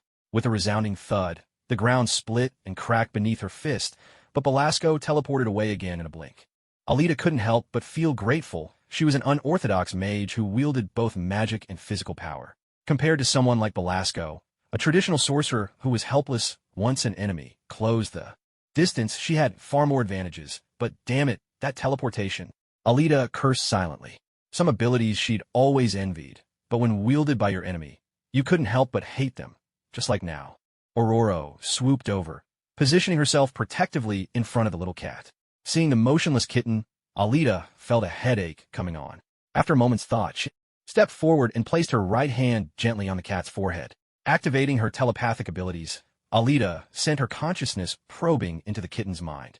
Inside, she found only desolation and darkness. No trace of the cat's soul to be seen. Had Belasco completely stolen its soul? There was nothing she could do if that were the case. Ileana, hurry over here. Aurora stood guard before the kitten, calling out to Ileana, who was not far away. Aurora, Ileana started, her face lighting up as she hurried toward them. But she had barely taken a step when Belasco called her name, and suddenly, just like the kitten before her, her body refused to obey. The happiness faded from her face, replaced by a blank, vacant look. Terror and helplessness welled up inside Ileana, but she was utterly powerless. She couldn't even call out to Aurora for help. No, Ileana, Aurora cried out in despair, watching helplessly. Why? She should have been more forceful and brought Ileana back to her side, even if it meant hurting the kitten to do so. Anything would be better than this, being unable to do anything at all. Looks like my little Ileana doesn't want to go with you, Aurora. Belasco said, a mocking smile on his lips. Ugh, now Alita's headache was only getting worse. Damn it, soul magic. Was it really this easy to take control of someone? What now? She cursed her ignorance of the Hell Border storyline involving magic. If only she knew more, she wouldn't be in such a passive position. What are you planning, Belasco? Aurora glared furiously at the demon. What am I planning? Huh, that's a very good question. Aurora, why don't you guess? Come here, Ileana Rasputin. Belasco remained standing where he was, but turned to fix his gaze on Ileana. I have another gift for you, my apprentice. Belasco presented Ileana with a golden dagger. You know what you must do with it. Alita turned to look as well, watching this young girl, the future sorceress, the next sorcerer supreme, the queen of the borderland between earth and hell, Ileana. Ileana took the dagger, feeling the surge of magic along its blade, as well as the latent power stirring within herself. I could kill Belasco, she thought, just drive the knife into his back. We're standing so close, not even Sim could stop me in time. But the way Belasco smiled made me hesitate. Instead, I drew the blade across my own hand. Aurora and Alita watched as Ileana, wooden and dazed, slashed her own arm. No, Ileana. Aurora lost all restraint, rising into the air as lightning flickered around her and gale winds began to gather. Aurora knew exactly what Ileana was doing. She was making a bloodstone. Ileana would let her blood drip onto the golden medallion hanging from her neck, forging a second bloodstone, and Aurora was determined to stop her. A sudden, rushing sound cut through the air. Did you really think I'd let you interfere? Belasco teleported behind Aurora, gathering a burst of magical energy and hurling her away with brutal force. With a crash, Aurora smashed through the wall and was sent flying. Don't get so worked up, my friend. Ileana won't be harmed, will she? As Alita made a move, Belasco stopped her cold. To be controlled by someone else, to move like a puppet, is a hopeless feeling, just as Ileana was experiencing now. Ileana lifted the golden medallion hanging from her neck.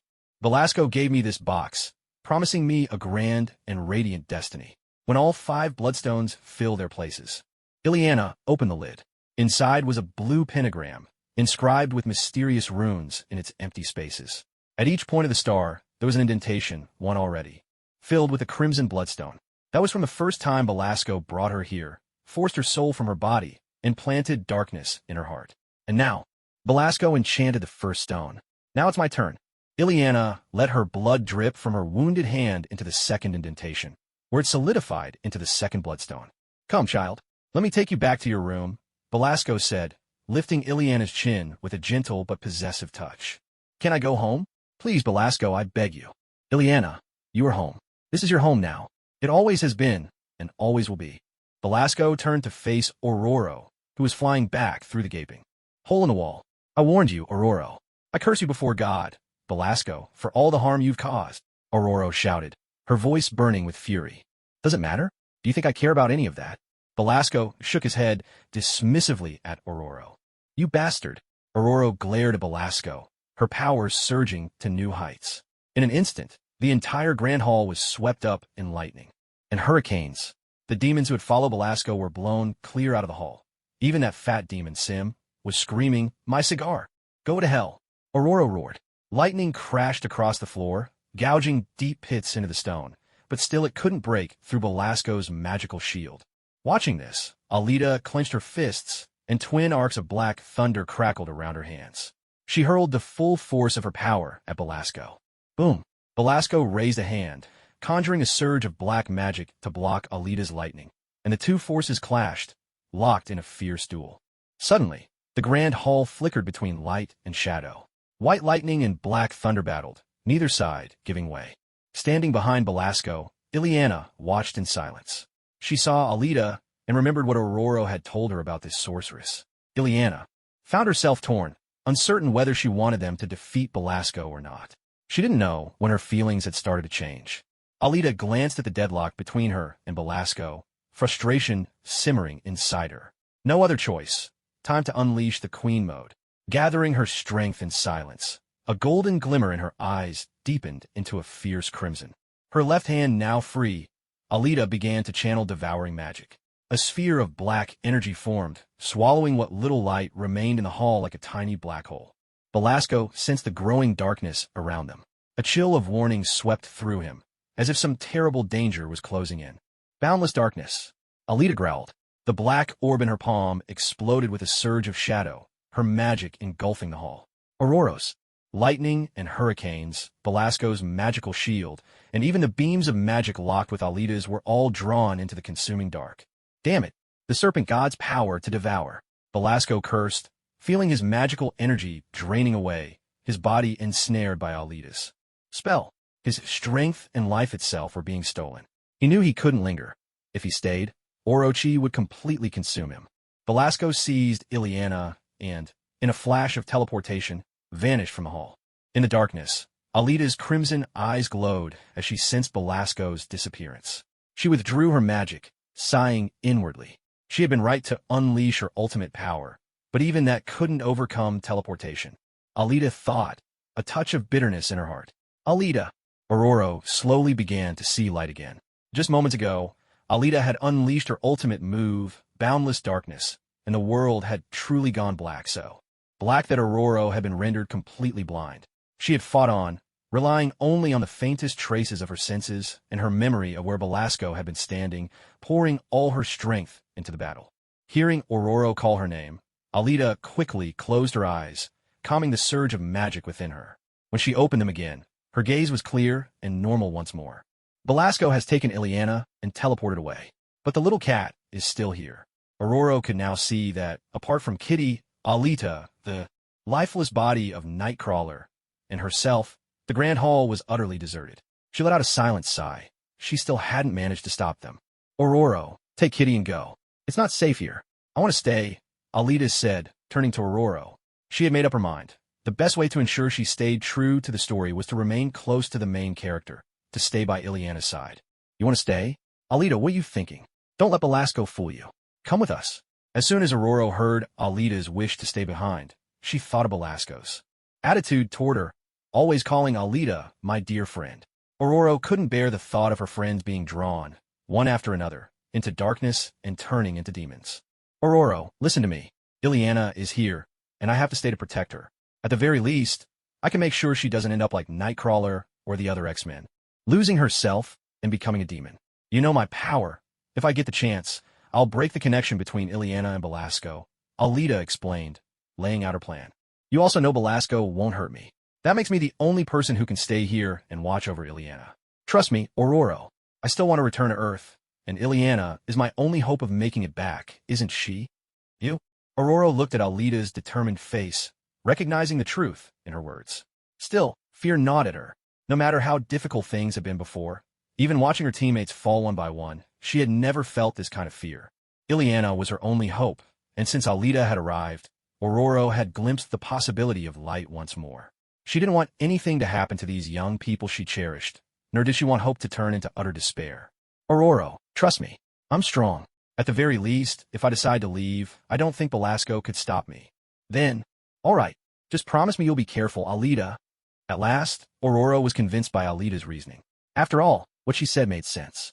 Aurora also didn't want to leave Ileana alone with Belasco. Who knew what might happen then? Only God could say. Moreover, Alita's magic was truly formidable, and her power to devour life and dark energy had already proven, along with Aurora's approval, that she possessed the strength to protect herself. Aurora gave Alita a quick embrace, reminded her to be careful, then scooped the little kitten up from the ground. With one last glance at Alita, she flew away through the hole in the wall. Alita silently watched as Aurora disappeared into the distance with the kitten. Then she turned and walked deeper into the heart of the castle.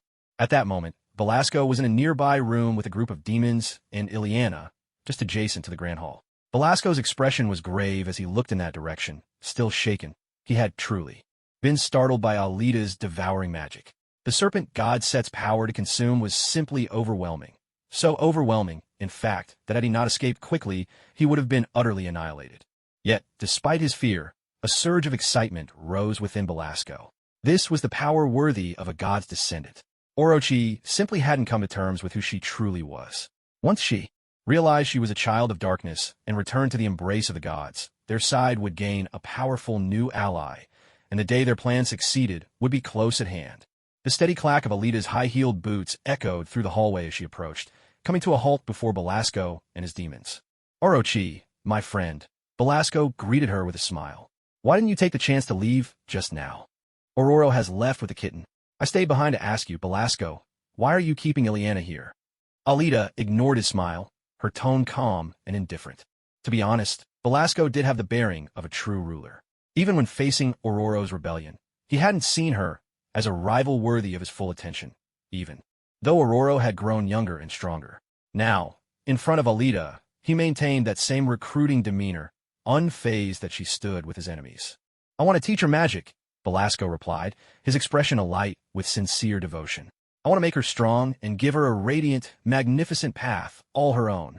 Such fervent faith was something Alita could never share. But when she heard Belasco mention teaching Ileana magic, Belasco, would you mind if I stayed?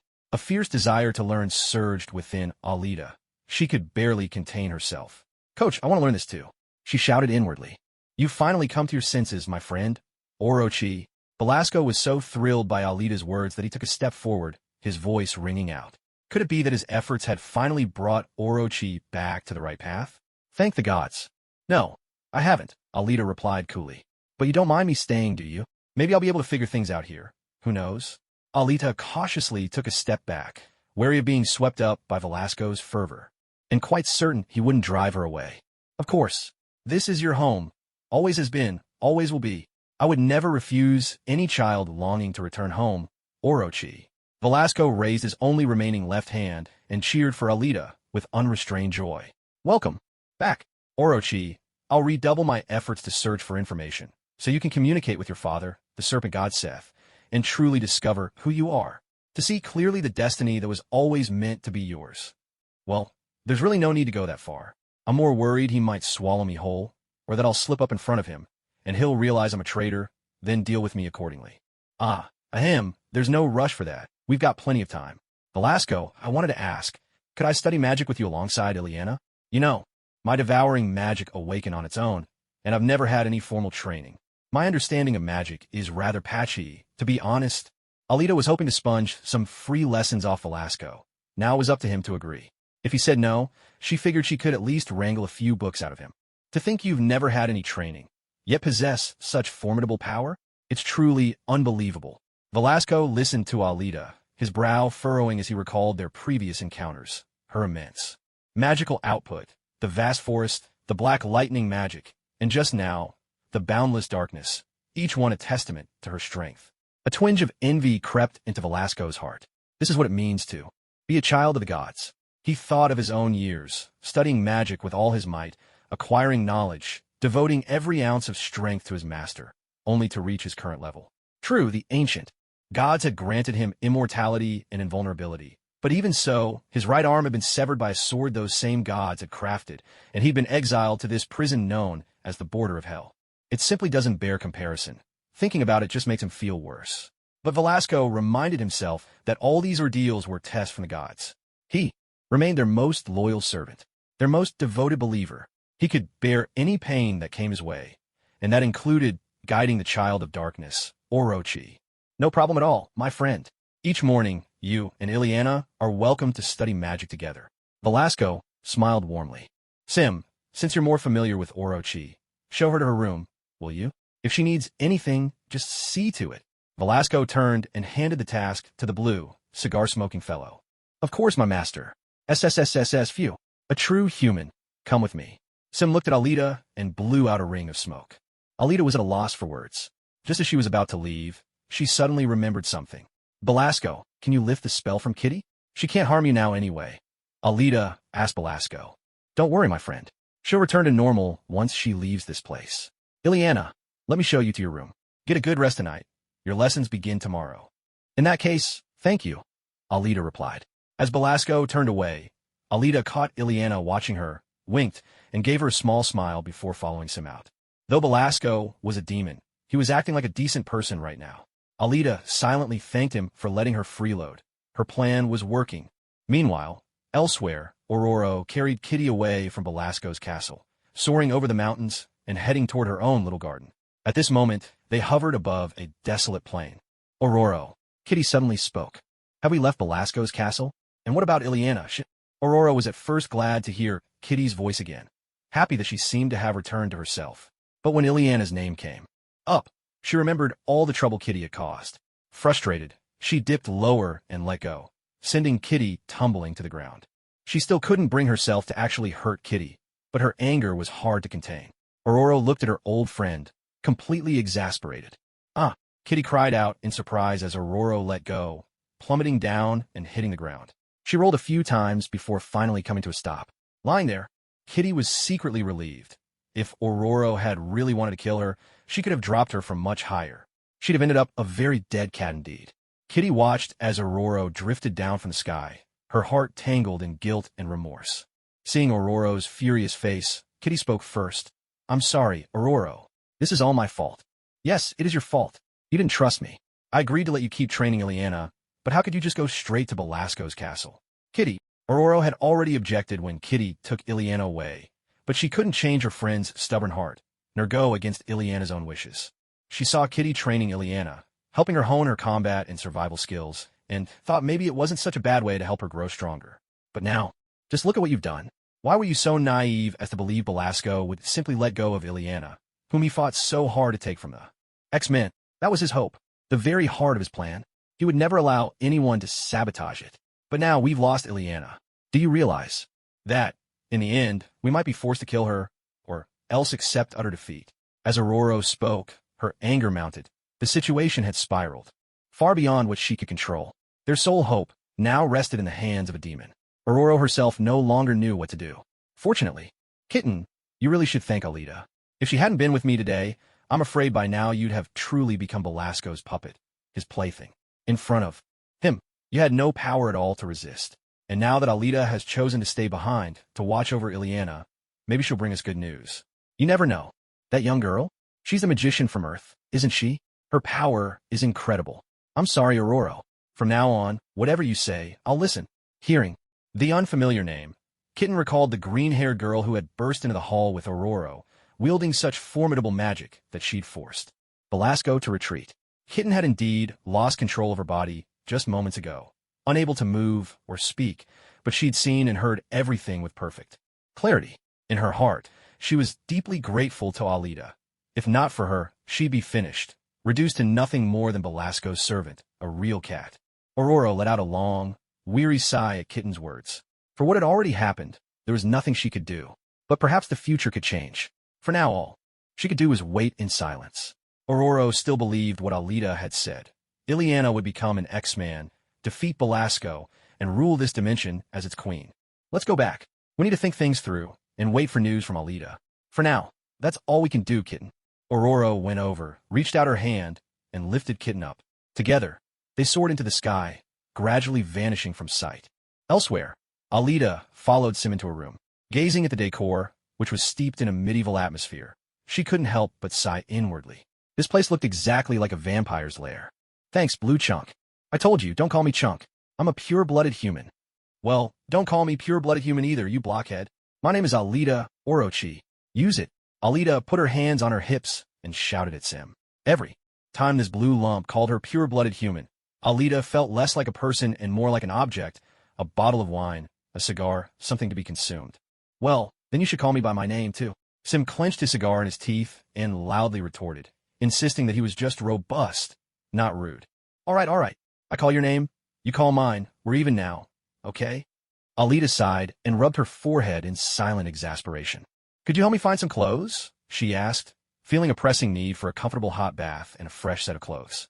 No problem, just wait a moment. Phew. Sim agreed, exhaling a puff of smoke as he turned and strode away. Alita shook her head. If smoking didn't clash so much with her image right now, she might well end up like Sim, wandering around all day with a cigarette dangling from her lips. She had to admit, although this room was steeped in a dark and somber style, every piece of furniture, the bed, the chairs, the dressing table, looked surprisingly comfortable. Yes, the life of the wealthy certainly has its perks. Belasco's taste deserves a compliment. After sitting for a while, flipping idly through a book, Alita finally saw Sim return with the clothes. Here you go. These are the kinds of things you humans like to wear. Lucky the master has quite the collection, Sim said, handing her a long white linen robe and a matching skirt. Well, white it is. A robe is still a robe. In a place like this, Alita had given up being picky. The fabric and texture were actually quite nice. By the way, what was Belasco's hobby exactly? Collecting women's clothing? Thanks, Sim. No need to thank me. If you need anything, just call. I'll be in the castle the whole time. All right. See you later. With that, Alita took the clothes and returned to her room to take a bath. Tonight, she was determined to get a good rest. After all this time, she was feeling quite exhausted. The next morning, dressed in a white skirt and an open front robe reminiscent of a mage's attire, she stepped out of her room. Today was the day to study magic. She needed to focus. Oh, my friend, you look wonderful, a voice greeted her. Thank you. Good morning, Ileana. Hello, Sister Orochi, Ileana said, her curiosity piqued by this mage said to have come from Earth, and who even possessed the magic to make Aurora young again. Yet, for someone so powerful, why would she choose to stay here like herself when she clearly had the strength to leave? Because I need to wait for you to grow stronger, little Ileana. Alita's telepathic powers picked up Ileana's thoughts, but unsure whether Belasco could overhear, she refrained from responding. Maybe she could test that later. Let's start by introducing what magic truly is, Belasco said, standing before Alita and Ileana as he began the day's lesson. Magic is a means of harnessing specific cosmic energies and powers from extra-dimensional sources. In essence, it transcends the scientific scope of all known technologically advanced intelligent species. It can be used to mimic other forces, such as reality manipulation, mind control, and elemental attacks. Professor Belasco, in his element, truly looked the part of teacher. And honestly, was he really imparting magical knowledge to Alita and Ileana without worrying about things going awry? Alita couldn't quite grasp the mindset of these powerful figures. Next, let's talk about the sources of magical power. There are mainly four. First, personal energy. This comes from a mystic's own developed mental and spiritual strength, things like psionics, chi manipulation, astral projection, and thought forging. Is this similar to that group of sorcerers from Camartage? Alita wondered to herself. Second, magical energy from the cosmic environment. This might originate from beings like eternity. Such magic often involves incantations and may only work within one's own dimension. Once you leave, it becomes useless.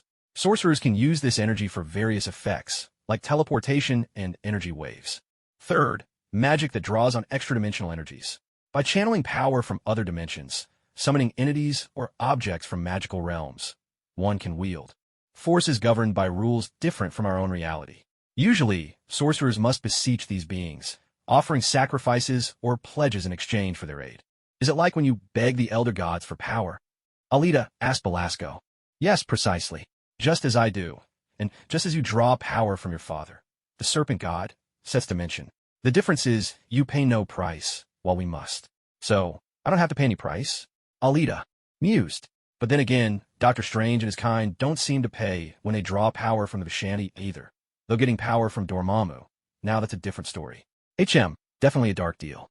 Fourth, magical objects. Magic can also reside in powerful artifacts, like the metal disc Ileana is wearing around her neck, or my cloak. Such items are often crafted by mighty sorcerers or extra-dimensional beings and possess unique properties and powers. Oh, like the Crimson Gem of Sidorak, which turns whoever picks it up into the Juggernaut. Right? Wait, like my cloak? Alita's attention was caught. Was that vivid red cloak behind Belasco really a magical item too? So, who made your cloak, and what can it do? Alita asked, probing a little. My cloak was created by my master, the Elder God. It possesses extraordinary abilities. It can change color to match whoever wears it, and even alter its form. Belasco pulled the cloak closer, running his fingers over it, almost reverently. That's it. Alita pressed on. Weren't these supposed to be extraordinary abilities? Is there more? That's all for now about the theory of magic. All the books on magic in my library are available for you to read. Next, I'll continue with an explanation of black magic spells. He really is cautious. It's been 6 years since Ileana arrived at the borders of hell, and 4 years since Alita came here. Very good, Ileana. Show me what you've learned so far. I shuddered at Belasco's voice, his touch, his very presence. He is my master, a demon sorcerer serving the darkness and the ancient gods of earth. And I am his apprentice. If I work hard, he says, I will become just like him. Part of me yearns for that day, but another part still fears it. As with everything else on the borders of hell, my soul has begun to rot, to twist with evil. But so far, it's still mine. I am Ileana Rasputin. Belasco wants to use me as a means of turning humanity into demons. But my dear friend, the powerful mage from Earth, Alita Orochi, told me not to worry, just to follow my own will and let things unfold naturally. If I ever truly become a demon, she promised she could turn me back. I have witnessed her strength and her unparalleled talent for learning. Not only has she read every single magic book in Belasco's library, she's even managed to understand the spells within and use them, to Belasco's astonishment. It almost seems as if she is the true prodigy, while I am far from enough. I looked at the small creature in front of me, thinking to myself in silence. Perhaps I should call this little creature a hisser for the strange yet delightful sound it makes when it speaks. It's a red demon, no bigger than a puppy, with bat-like ears, sharp fangs, and claws. I've cared for it since the moment it was born. I love it, and it trusts me, just as it would trust its own kind. This little monster's soul is so pure. I can easily mold it with my spells, shaping it into whatever I imagine. Ileana used a soul spell to draw out the hisser spirit. The hisser was once a gentle animal, but that's no longer true. It knows exactly what caused its change. It suddenly sprang at my eyes, claws poised to shred them to pieces.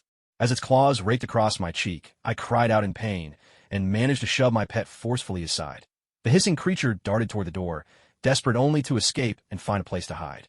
I was determined to catch it. My actions had frightened it terribly, and I resolved to make sure it was safe. This castle was a vast, bewildering warren, like a rabbit's burrow. If it managed to slip out of Belasco's study, I would never be able to find it again. Bang! Just then, the door to the study swung open. In walked my dear friend, the one who had always stood by my side, offering comfort and encouragement. Alita. She stepped in, blocking the hissing creature's path. Raising her hand, she pointed a finger, and a white light flared at her fingertip, striking the creature just as it tried to make its escape. In an instant, it transformed back into the gentle little animal it once had been. Yes, Alita's command of magic progressed faster than mine. She was more skilled, more powerful. While my abilities were limited to transforming small creatures, Alita had tamed every formidable monster, lurking around the old castle, turning them all into her loyal pets. Even the demons that served at Belasco's side feared her, for none of them wished to end up under Alita's control like the others. Despite how powerful Alita had become, I did not fear her. She had shared all her knowledge with me, insisting that I, too, read every book in the library, just as she had done. I had managed it, though there were still many spells I could not yet perform, but I remembered them all clearly. Alita told me that this knowledge would be my strength when the time came to face Belasco, and I found myself hoping that day would come soon.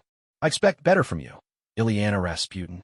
You've mastered the soul spell, but you failed to consider its consequences. That scar on your face is the price you paid for your overconfidence and carelessness. By rights, I ought to let you keep that scar forever, as a reminder. Now, heal it with a restorative charm. I'd rather not hear my friend, Orochi, lecture me again about being cruel to children. I'm sorry, Belasco. I'll do better next time. I'm sure you will. Now, back to your room, child. Think over today's lesson, and prepare yourself for tomorrow. I turned and left the study, cradling the hissing creature in my arms.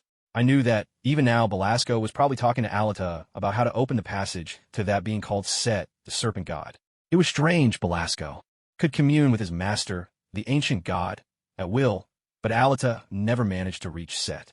This frustrated Belasco. He longed for Alita to return to darkness and join him in his dream of conquering the world. Alita confided in me, though. Each time Belasco wasn't watching, she would change the spell, ensuring it never succeeded. Alita said that if I really managed to make contact with Set, there was a good chance I would never come back. I returned to my room and lay down on the bed, my mind echoing with the spell I had just used on the hissing fiend. That was no ordinary incantation. It was a spell infused with energy, words that would surface whenever I needed them. In the past, I could only crack open the door to darkness a tiny bit during lessons. I can still feel that energy now. A portion of it lies dormant within my body, while much more awaits beyond the great door. That is the dwelling place of darkness. It is a living thing. It senses my presence. Just as I have made myself a part of it, so too has it become a part of me. It welcomes me. It longs for me, yearning for me to summon it again and yet again. I don't want to do this, yet I know I will. Belasco has no idea about any of this. I suspect, if he ever discovered that his dark god favored me as much as it does him, he would be furious. But I told Alita, and Alita told me that if I want to defeat the darkness, I have to try to understand it, to touch it, and turn it into my own strength. Then Alita showed me how to draw energy from beyond that door, and how to wield powerful magic. She is not only my dearest friend, but also my teacher. Maybe I could surprise Belasco in another way. Ileana mused to herself. Before I first arrived at the border of Limbo, Aurora, leader of the X-Men, mistress of storms, used to take care of me back when she was still young and living on Earth. But after she crossed into Limbo, she grew old and became a sorceress just like Belasco. She taught me magic even before Belasco did.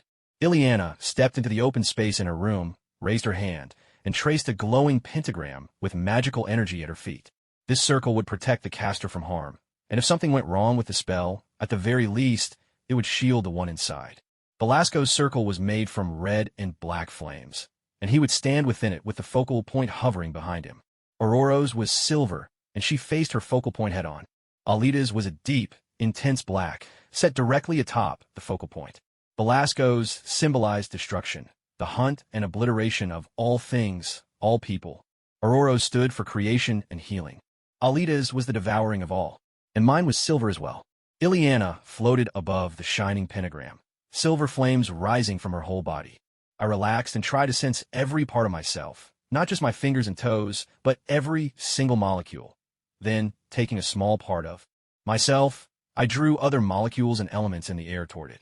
Compared to this, everything I had done to my poor hissing creature seemed insignificant. Aurora once said that destruction is always easier than creation.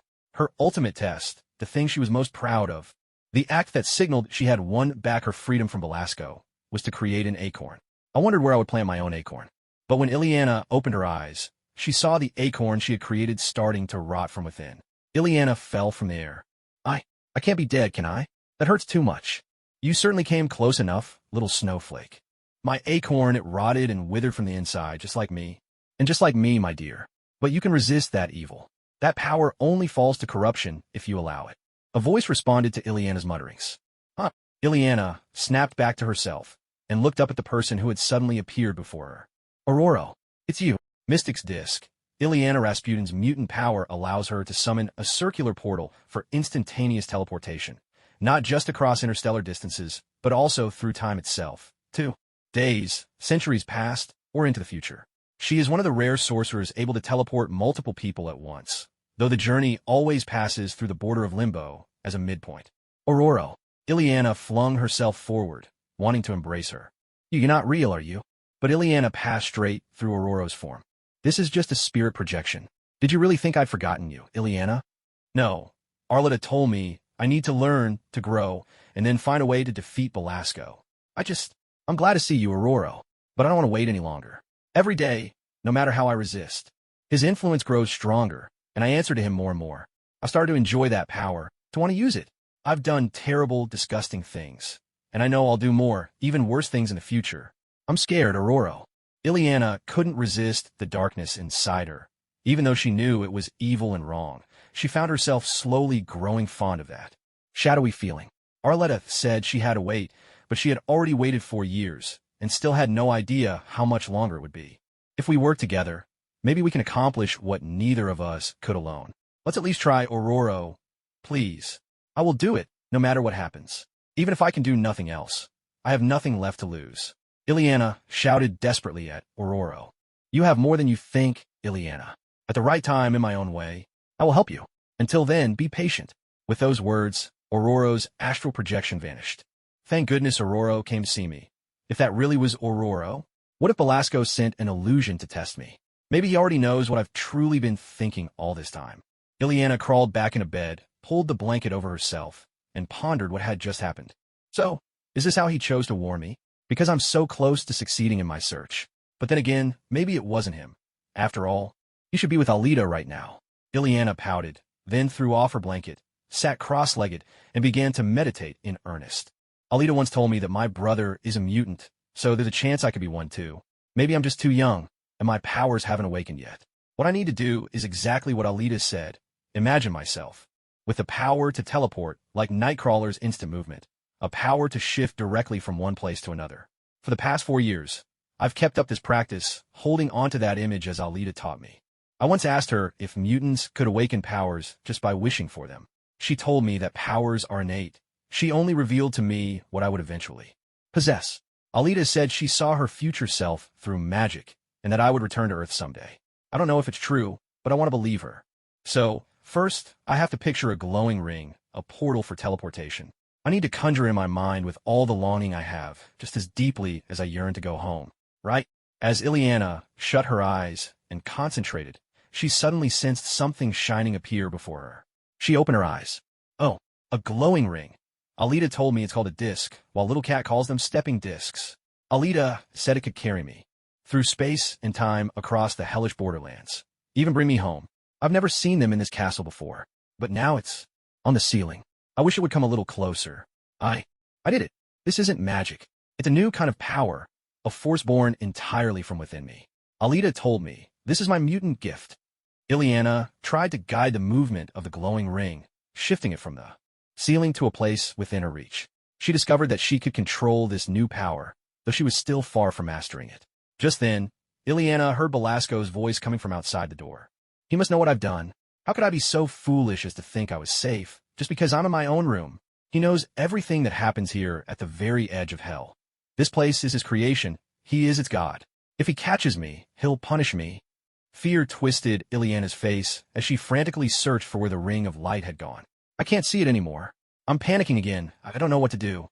At the very moment when Ileana was lost and uncertain, a brilliant blaze of light erupted from beneath her bed, and in an instant, both Ileana and the entire bed vanished from the room without a trace. Bang!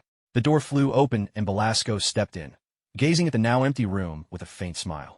It seems my apprentice has picked up a new spell without my knowing. Well, isn't that right, my dear friend? Belasco turned to look at Aretha, who had followed him in. Who can say? Apparently, there's magic in your library even you don't know about. Aretha gave a shrug, signaling her own cluelessness. Sim, go find her, Belasco commanded, turning to the blue, rotund demon who was puffing on a cigar. The fellow was loyal enough and reasonably strong, but where he'd picked up the habit of smoking like some underworld boss, no one knew. Yes, my master, Sim replied, gathering a handful of odd-looking demons to assist in the search for Ileana. It seems our magical research will have to pause for now, my friend, Belasco said. If your father has truly abandoned you, refusing to answer your call, then perhaps my own master, the Elder God, would be more than willing to welcome you. In recent years, Belasco had done little aside from teaching Ileana and Aretha the arts of magic, and obsessively researching ways to reach the serpent god Set. Yet, thanks to Aretha's secret tampering with the incantations, he had met with no success. For a learned and powerful mage like Belasco, such failure was intolerable. But after 4 long years without the slightest sign, even he began to suspect that Set truly had forsaken his child, Orochi. How else could one explain how someone is formidable, as Orochi could live on Earth, utterly unaware of their divine lineage? Thank you, Belasco. Whether or not I've been abandoned by Set, I am still myself. Besides, your master seems to have taken quite a liking to me. I think he'd agree. Alita spoke these words quietly to herself. She truly was grateful to Belasco. Without him, she would never have gained access to so much magical knowledge for free. In the 4 years she'd spent on the edge of hell, her mastery of magic had grown by leaps and bounds. And then, there was her ability to open the dark portals sensed by Ileana, drawing power from within. Unlike Ileana, who feared being consumed by darkness, Alita had no such concerns.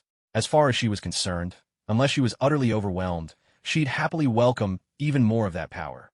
The ancient god, the god of black magic, Chthon, remained blissfully unaware that a little thief was quietly siphoning off his strength, all the while pleased that his follower was becoming so formidable. Alita bid farewell to Belasco, careful not to interrupt him as he went in search of Ileana, and made her way back to her own room. Sitting cross-legged on her bed, she reflected for a moment. Seeing how Ileana managed to slip out of her room without a sound, Alita wondered if Ileana's mutant power had finally awakened. That teleportation ability, it might be time for her, too, to leave the borderlands of hell. It hadn't been easy all these years to keep indoctrinating Ileana, teaching her how to imagine, awaken, and eventually control the use of her magical disc. With a quiet breath, Alita closed her eyes and cast a spell. Far from the heart of the borderlands, in the gardens surrounding Belasco's ancient castle, Aurora, who had just finished speaking with Ileana, opened her eyes and rose from beneath the sprawling oak tree. "How is she, Aurora? Is Ileana all right?" A small cat nearby, spotting Aurora's return, hurried over and asked anxiously. "Not well at all," Aurora replied, her voice heavy with concern. "The corruption of darkness within Ileana is growing worse. Her patience is wearing thin. If we don't act soon."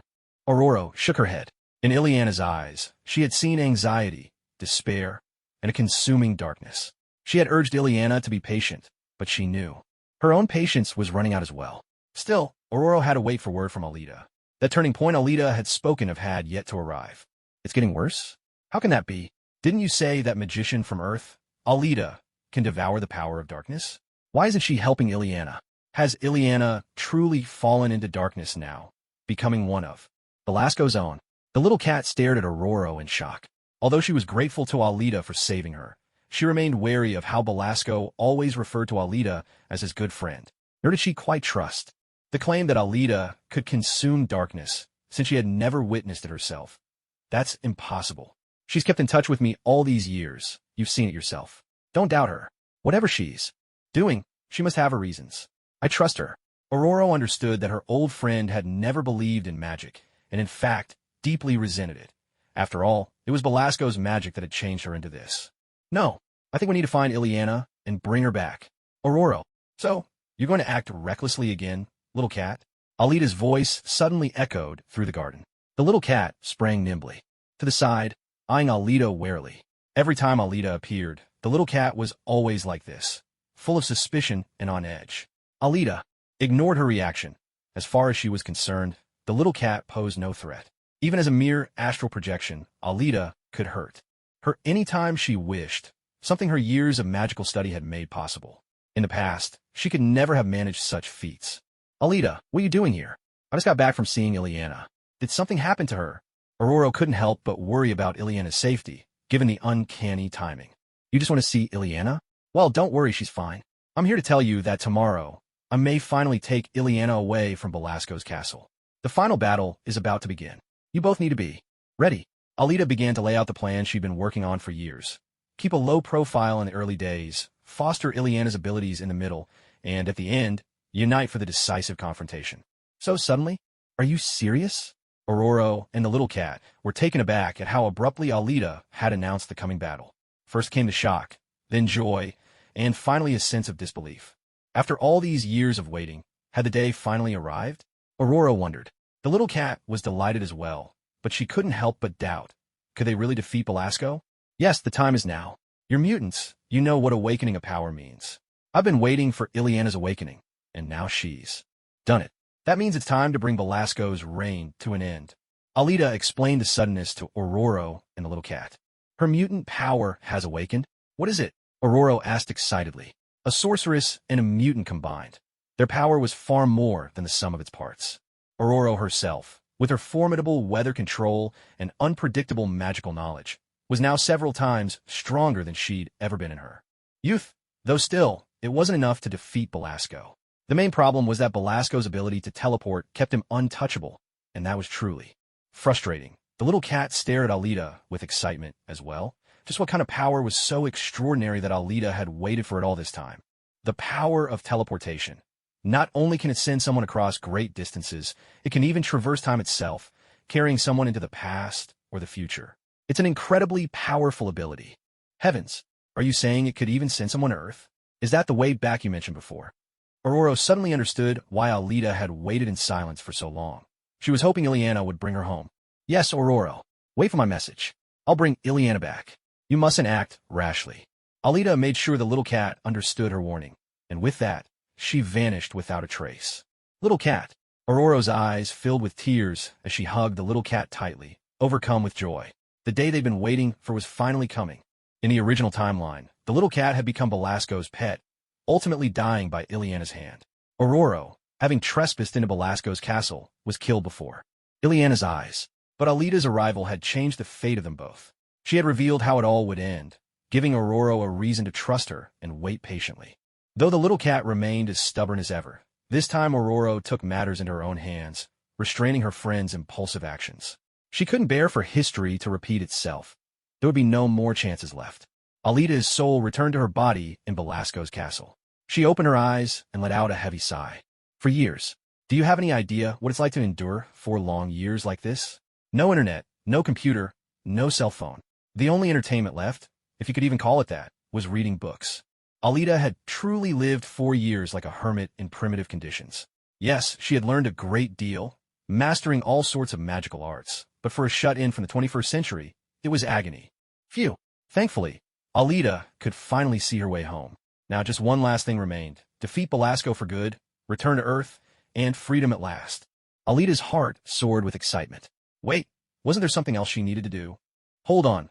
Where exactly did Ileana teleport to? Damn it. Ileana, tense and anxious as Belasco's footsteps echoed closer, frantically searched the room for the glowing portal, the disk that offered her escape. At last, a brilliant flash of light erupted. In an instant, Ileana, bed and all, vanished. She opened her eyes, adjusting to the darkness around her, only to discover she was at the heart of a web of crimson tunnels, stretching in every direction. I did it. I made it out of the castle. I'm in the maze of tunnels that connects the very edge of limbo. Ileana looked around in astonishment, her eyes wide with delight. Is this my mutant power? Alita was right. I've really done it. I can control the discs. This is incredible. I used to wonder how much longer it would take before my powers awakened. Maybe I really have grown up. Time in limbo is wild. Here, 1,000 years can pass while only a day or 2 slips by. On Earth, if you compare it to Aurora and Kitty, I have to practice using these discs more, so I can send myself right into Belasco's library. Wait, what's that? Lost in her thoughts, Ileana didn't notice a car suddenly appearing in the middle of the passage, its blinding headlights cutting through the gloom. Bang! Steve, what happened? Where are we? 3 young kids tumbled out of the car, one of them turning to the friend still in the driver's seat. Donnie, Sam. Oh my God, that's Ileana. No way, Bobby. She's so young. Crash. Ileana had barely picked herself up off the ground, still dazed and unsure of what had just happened, when the car and all 4 of its passengers vanished in a flash of light, disappearing as quickly as they'd arrived. Who were they? I've never seen them before, but they all seemed to know me, Ileana wondered, bewildered. What she didn't realize was that those 4 were her future teammates, the New Mutants. I can't waste any more time, even though I want to. Belasco probably already knows what's coming. I have to summon another disc, this time with my own hands. Ileana stretched out her hands, conjuring a fresh ring of light. Pop! The library. I did on my very first try. I never imagined it would be so easy. Oh, I wish my brother could see me now. I bet he'd be so proud. And this is Belasco's book of magic. Stepping out of the glowing portal, Ileana found herself before a table, where the forbidden tome lay waiting. Stop! Ileana!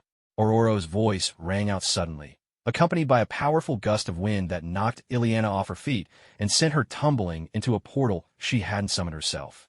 Aurora? How is this possible? Ileana regained her senses and found herself in a long gallery overlooking Belasco's throne room. She crept forward, peering down to see if anyone was there, and what she saw took her breath away. Ileana had been swept into a maelstrom of space and time. She saw Belasco, locked in battle with none other than. Her younger self recognized her instantly. Storm, the mistress of the elements, both. Sorceress and Windrider. Ileana realized, with a thrill, that Belasco seemed to be struggling against her. Belasco began to beg Storm for mercy, and Aurora granted him the only mercy he deserved. by killing him. Yet, for this act of killing, she received the fate that came with it. Ileana, horrified, saw Storm begin to change, in every way except still being a woman with 2 hands, transforming into the very creature, my revered master, the monster she had just slain, Belasco. Ileana wanted to turn away, unable to bear witnessing such a terrifying transformation in Aurora, but she found herself rooted to the spot. It was as if she saw herself standing in Storm's place, becoming her. A shadow appeared behind Storm. You forget, I am the Lord of Limbo. Everything here bends to my will, and falls under my dominion. Belasco strode to his throne and sat down. Behind him, a host of demons gathered. This place may be my prison, but here I am eternal. Aurora, it was not I who died beneath your thunderous rage, but rather the last innocent fragments you cherished. Your enemy was utterly helpless. He had already surrendered, and yet you struck him down. Belasco gazed at Storm before him, laughing with cruel delight, as if his scheme had succeeded. And so, in the end, the most unwavering and pure-hearted of the X-Men has been irreversibly corrupted. In her anger and hatred, in her thirst for blood and vengeance, she has become a demon herself. No matter what happens, you belong to me, body and soul, forever. Ileana listened to Belasco's demonic laughter as she summoned a circle of light, pulling herself from one nightmare, only to awaken in another, atop the walls of Belasco's castle. At last, Ileana understood why Aurora had tried so desperately to stop her. She didn't want Ileana to follow the same path, to become what she had become, a monster. I've been looking everywhere for you, little girl. Sim appeared suddenly behind Ileana, yanking her hair. The boss is in a foul mood. He wants to see you right now, and you weren't where you were supposed to be. He hates that. Ow, ow. Sim, you're hurting me. That's exactly what I want. Ileana had been punished by Sim once before, and she had sworn she'd rather die than submit again. So she cast a blinding spell, catching him off guard. Sim stumbled, losing his balance, and Ileana conjured a portal at the spot where he was about to fall, sending him away. Ileana had no idea where or when the portal would take him, but she was certain, if he wanted to return, it would take him a very long time. Ileana lifted her gaze to the sky. She wasn't sure when it started, but now there was wind and lightning swirling above her, and dark clouds gathering. She had no idea who was behind it all. I'm quite pleased, Ileana. You've learned so quickly how to use your powers against your enemies, came a voice. Alita had appeared on the city wall without Ileana noticing, her hands tucked into her pockets, standing just behind Ileana. Alita! Ileana cried out with delight, rushing over to embrace her. So how about it? Do you want to leave this place? The time has come, Ileana. Phew, what a relief. She'd managed to find Ileana, thanks to her powerful mind and her telepathic abilities that could sweep the entire castle. But now is also time to go. Alita looked up at the sky, where thunderclouds had gathered in force, lightning flickering within their depths. Really? Now? We can leave right now? But what about Belasco? Ileana's face lit up with joy, but then she remembered Belasco, her eyes filling with worry at the thought of being caught by him. Of course. Right now. Alita grasped Ileana's hand, and together they soared up into the sky. But first, let's leave Belasco a parting gift. Alita looked down at the castle below, her voice calm. A deep, resonant boom echoed. A streak of black lightning flashed, swift as a shadow. With a thunderous crash, a corner of the castle was blasted apart. Next, the thunder god descends, Alita thought to herself. Roaring thunder split the sky. Countless bolts of black lightning poured down like a torrential downpour, relentless and wild, obliterating the castle below. The demons beneath scattered in terror, some struck down, their bodies charred and lifeless. Belasco teleported away from the castle, appearing atop a mountain peak. From there, he watched in silence as the castle was consumed by lightning not far away. He simply watched as his dear friend flew off with the apprentice he treasured most.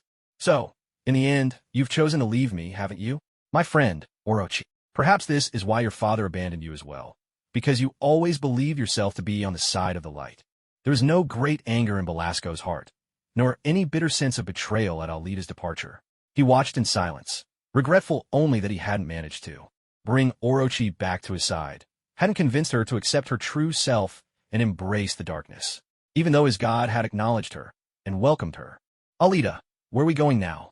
Ileana clung tightly to Alita, peering nervously down at the earth far below, afraid she might fall. We're going to find Aurora and the kitten. To that garden, Alita replied. Then we'll face Belasco in the final battle. Ileana, if you truly wish to return home, You'll have to give it everything you've got to defeat him.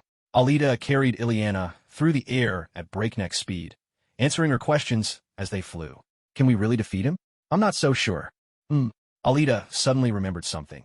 According to her own memories, the Magus didn't just possess the power of teleportation. He also wielded that sword, the Soul Blade. But now, there seemed to be a problem. Because of Alita's intervention, it appeared Ileana hadn't yet come into possession of the blade. Alita quietly calculated the timeline in her mind. Ileana had been brought to the Limbo Frontier at age 8 and stayed there for 6 years. Once she emerged, she took control of Limbo, drove out Belasco, and became the new queen as well as a powerful sorceress. And right now, it was exactly 6 years later, her own 4th year in Limbo. So, where had things gone awry? Wait a minute, Aurora and Kitty. She hadn't heard any news about them at all. If they had been in Limbo this whole time, there would surely have been some word, especially since they were also members of the X-Men, even if from another universe. So, were they dead? Could this be the key that allowed Ileana to finally defeat Belasco? Alita looked down at the young, innocent face beside her, thinking that perhaps it was only after losing Aurora, who had always protected her, and her dear friend Kitty, that Ileana truly found the strength to grow up. But what to do? Should she deal with Aurora and Kitty herself? No, that would only earn Ileana's hatred. Wouldn't that be shooting herself in the foot? Flying onward, Alita's mind raced to find another way. How could Aurora and Kitty die just once? Well, a fake death would work, wouldn't it? It doesn't have to be real. Oh, that's it. With an idea forming, Alita descended with Ileana into a forest of massive stone pillars on the plains below. Alita, why did we stop? Ileana asked, puzzled. This wasn't Aurora's garden. Wait here a moment. I need to take care of something. What is? Ileana didn't finish her sentence before Alita used her powers to send her into unconsciousness. Using her telepathy, Alita constructed an illusion, a world in which Ileana had lost Aurora and Kitty. I'm sorry, Alita thought, gently propping Ileana up against a stone. This is painful, but if it helps you become strong, then if you blame me, I'll accept it.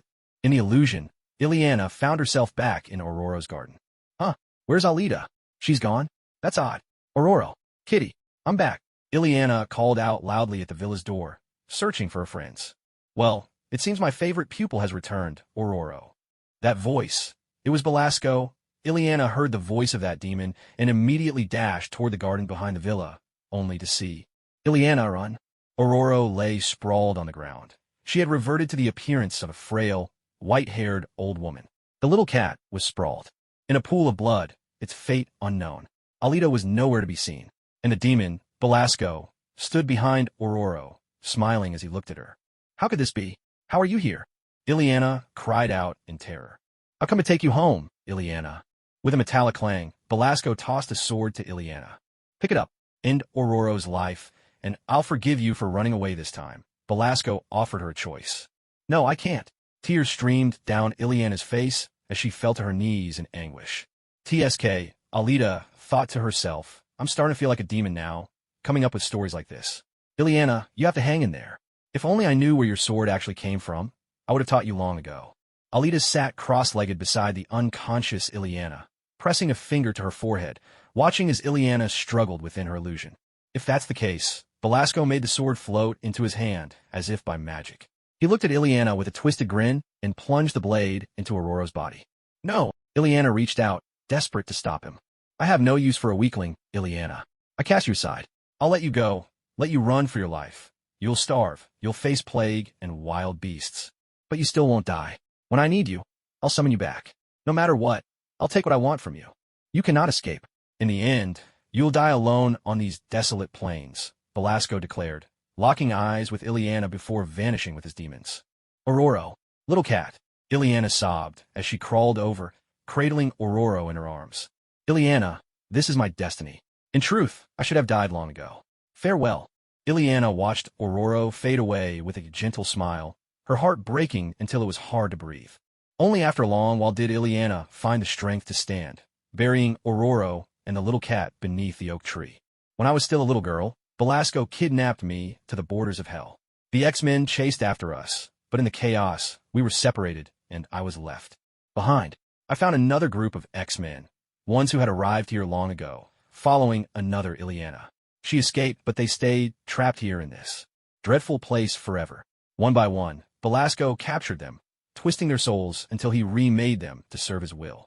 Aurora was the last. Belasco had once exerted complete control over her, but she proved stronger. Aurora stole back her soul and claimed her freedom, emerging as his most formidable adversary. Ileana stood before the graves of Aurora and the little cat, lost in memories of the past, tears streaming down her face. Suddenly, Ileana felt a chill creep through her. To her shock, she realized that the garden Aurora had cherished so dearly was now battered by an icy wind. Before Ileana's eyes, all of Aurora's trees and flowers withered and decayed. I should have realized it. This was Aurora's magical sanctuary. Without her power to protect it, with Belasco's shadow having once ruled here, his vengeance would twist this once beautiful oasis, drain it of life, and leave it as desolate as the realms he commands. And I am no different. I would beg for mercy if only he gave me the chance. When I picture it, I catch myself yearning to run back to him, to plead for his forgiveness. If only he would take me back, cherish me as he once did, I would pay any price. I feel so alone, so frightened. Aurora. Soul Blade. A sword of spirit forged by the magic's own life force, able to destroy magical energies, structures, and living beings, while amplifying its bearer's magical power. In her loneliness and fear, Ileana slowly drifted into sleep. When she awoke again, the once green garden had been transformed into a frozen wasteland, and the tears on her face had turned to ice. Ileana imagined herself as a scarecrow made of ice, all skin and bones, more terrifying than any of Belasco's ghouls. Yet, even then, she would still be alive. I'm so hungry. If it comes to it, I'll devour myself. But Belasco made one mistake. He forgot how stubborn I am. Aurora's house has been flattened by the wind. I have to find shelter, and quickly. My clothes can't withstand this blizzard. As if to drive home her helplessness, a fierce gust of wind hurled Ileana beneath the vast, ancient oak at the garden's heart. The tree had stood for centuries, growing from the acorn that sprouted when Aurora first escaped Belasco's clutches and cast her very first spell. That acorn had once been vibrant, pure, and simple, untouched by the corrupting forces of limbo. Aurora's magic had poured into the acorn with such force that Belasco could not purge it, unlike so much else he had defiled. This great oak must have died a natural death, destroyed by the very elements that once nurtured it. Its trunk was as broad as a house. I could use it as a windbreak, but then what? Was I meant to stay here forever? I had once been a student of Belasco, but before that, I was Aurora's student too. Maybe I could dig into this oak, draw sustenance from its natural life force. Just as Aurora had taught her, Ileana opened her consciousness, merging with the ancient tree, resisting the temptation to play with its spirit, focusing instead on trying to make a difference in the oak itself. Ileana projected a pentagram, encircling herself and the oak with silver flames. As the spell took shape, she felt the strain, and fear crept in, for she realized that Belasco's power inside her was even stronger than she had feared. Yet Ileana chose to follow Aurora's guidance. She drew out a part of her own life force, let it shine as pure energy, and merged it with the surrounding natural elements to form an acorn. She had done this once before, but that acorn had rotted from within, and now the same thing happened again. Time slipped away. She didn't know how long she sat there, gazing into the distance. Everywhere was barren, nothing but snow and ice. Every time I draw on your strength, old friend, whether for food or for magic, I hasten your death, and now you have so little left to give. How beautiful you were when I first saw you, so magnificent you took my breath away. I'm sorry. I never wanted to bring ruin to those I care for, to things I cherish, but somehow, I always do. Ileana stroked the oak tree, then sat cross-legged once more, feeling the tree's strength surge through her like a flood. Warm, comforting, lending her power and vitality. She projected the pentagram again, trying once more to create an acorn. But again, she failed. It's no use. I've given everything I have, tried everything I know, but I still can't create life the way Aurora could. Belasco's evil is too deeply rooted inside me. There's too much darkness. I'll never be free of it. Oh no, the oak. Ileana felt the tree start to tremble. She hurriedly moved away and turned to see the massive oak toppling toward the ground, crumbling into dust as it fell. I'm so sorry. I try my best. Aurora's oak made the greatest sacrifice, but I achieved nothing. If Belasco could see me now, what would he do? Laugh at me. In fact, I can almost hear his voice in the silence. Mocking me, gloating. I can't bear it any longer. Ileana dropped to her knees, pounding the earth in despair. Wait, think carefully. Aurora's mastery magic is one of the magics of creation. To let her become herself again, to restore her faith once more. To her, her very essence is more important than her life. But I am not her. What I want is revenge. Aurora created life for her own purpose, yet I saw it merely as a tool for closure. To utterly destroy the torment I've endured. Could that be the answer? Aurora wasn't searching for a metaphorical weapon. All she sought was something real and tangible. I have nothing left to lose. Ileana once again projected a glowing pentagram, reciting her own incantation of mastery. She gathered what little strength remained from the oak tree and drew forth every ounce of power within herself. A sphere of light appeared above Ileana's head. The moment she reached into that glowing orb, images flooded her mind. A sword. How absurdly simple. Years ago, I could have done this. Why didn't I realize it sooner? The oak never needed to suffer and die so horribly, and I wouldn't have had to linger in this frozen hell. Now, I feel invigorated. The instant I grasped the sword, I felt invincible. I crave to face Belasco now. I want to see how he meets his end. It's time I confronted my destiny. Ileana, who had been lying down, suddenly opened her eyes wide. When she saw Alita sitting not far in front of her, her expression turned to confusion. She glanced around, puzzled. Wasn't she just about to go after Belasco? Why was she still here? Ileana remembered this place, where Alita had just brought her paws. Alita, what just happened? Was I dreaming? Ileana looked at Alita, whose face was still streaked with tears, and asked in confusion. I'm sorry, Ileana. In order to help you find the strength to defeat Belasco, I did have you dream. But the dream was far too real. I'm truly sorry. Alita spoke earnestly. She regretted making Ileana experience the agony of losing Aurora and the little cat. Even Alita, merely witnessing it from a third person's perspective, had been moved to tears, let alone Ileana herself, who had lived it. So, that was all just a dream. We haven't reached Aurora yet. Belasco hasn't found us, and Aurora and the little cat are both alive. Isn't that right? Ileana's voice trembled with both shock and hope, tears turning to laughter as she looked at Alita with delight. Yes, we haven't arrived there yet, and Aurora and the little cat are safe. Can you forgive me for what I just did? Alita answered Ileana with certainty and asked softly for her forgiveness. No, I don't blame you, Alita. You made me realize that I don't want to lose Aurora or the kitten, and I don't want to lose that giant oak tree, either.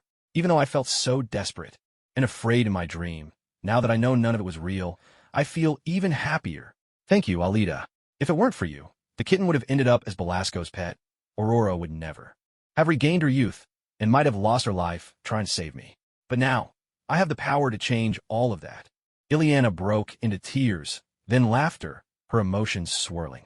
I'm sorry, child, for making you go through all this. Believe me, it will be over very soon.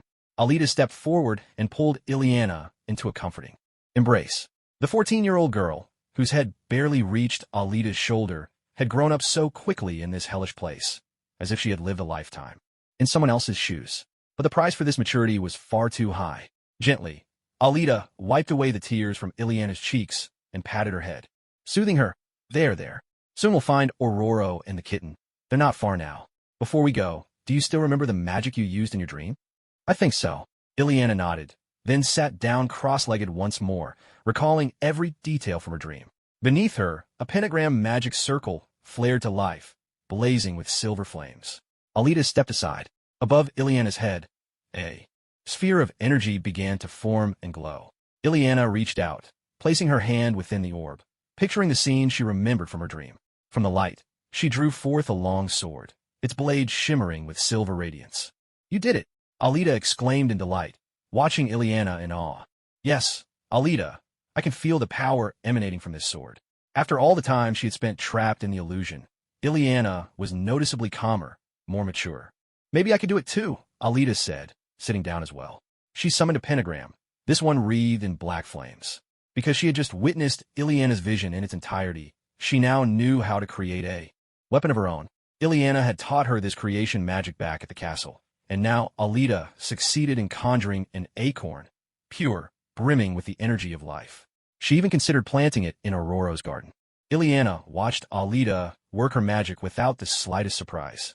Though Belasco had once called her a prodigy of sorcery, Alita's abilities were even more impressive. When it came to magic, Alita could easily be her teacher. Many of the mysterious dark spells from Belasco's library had, in fact, been taught to her by Alita. Alita summoned all her strength and her immense life force, concentrating above her head a dense, black sphere of energy. She placed her hand into the sphere. In her mind's eye, an image appeared. Wait, was that a hammer? Huh, a cat hammer? No, that couldn't be right. How could she use a hammer? She wasn't Thor that big oaf. She must have been influenced somehow. No, this wouldn't do. She needed a sword. Alita focused with all her might, picturing the form of a sword. Which swords were the most powerful? The most beautiful? Come on, think. Ileana watched Alita, puzzled, as she stood motionless with her hand inside the energy sphere. How strange. Why was it taking so long? Wasn't it just a matter of following your will and manifesting the image in your mind? Alita wanted to say, I really don't want a cat hammer, sword, sword, sword. Suddenly, she had it. A sword came to mind, her favorite one from anime. The sword of the king, where the heart leads, the sword follows. A dazzling golden light burst from Alita's hand, so bright that Ileana had to shield her eyes. When the brilliance finally faded, Ileana stared in astonishment at the golden, long sword now gleaming in Alita's grip. Alita, you? Ileana was truly speechless. There was just no one like her. She really was incredible. Alita stood up, gazing at the golden sword in her hand. This wasn't the legendary Excalibur, the sword of promised victory, but rather the sword in the stone.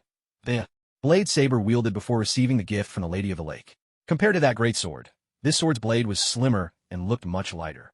Alita poured her magical energy into the blade, and a golden glow began to shine.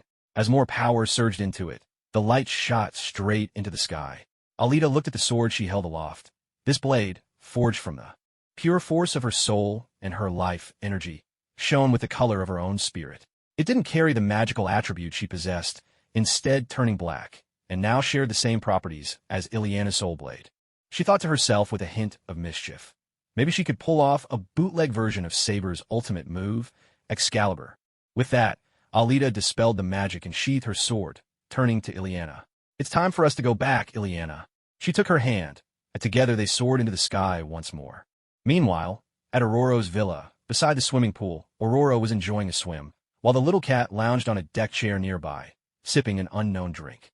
Aurora, do you think Alita will manage to bring Ileana back safely tomorrow?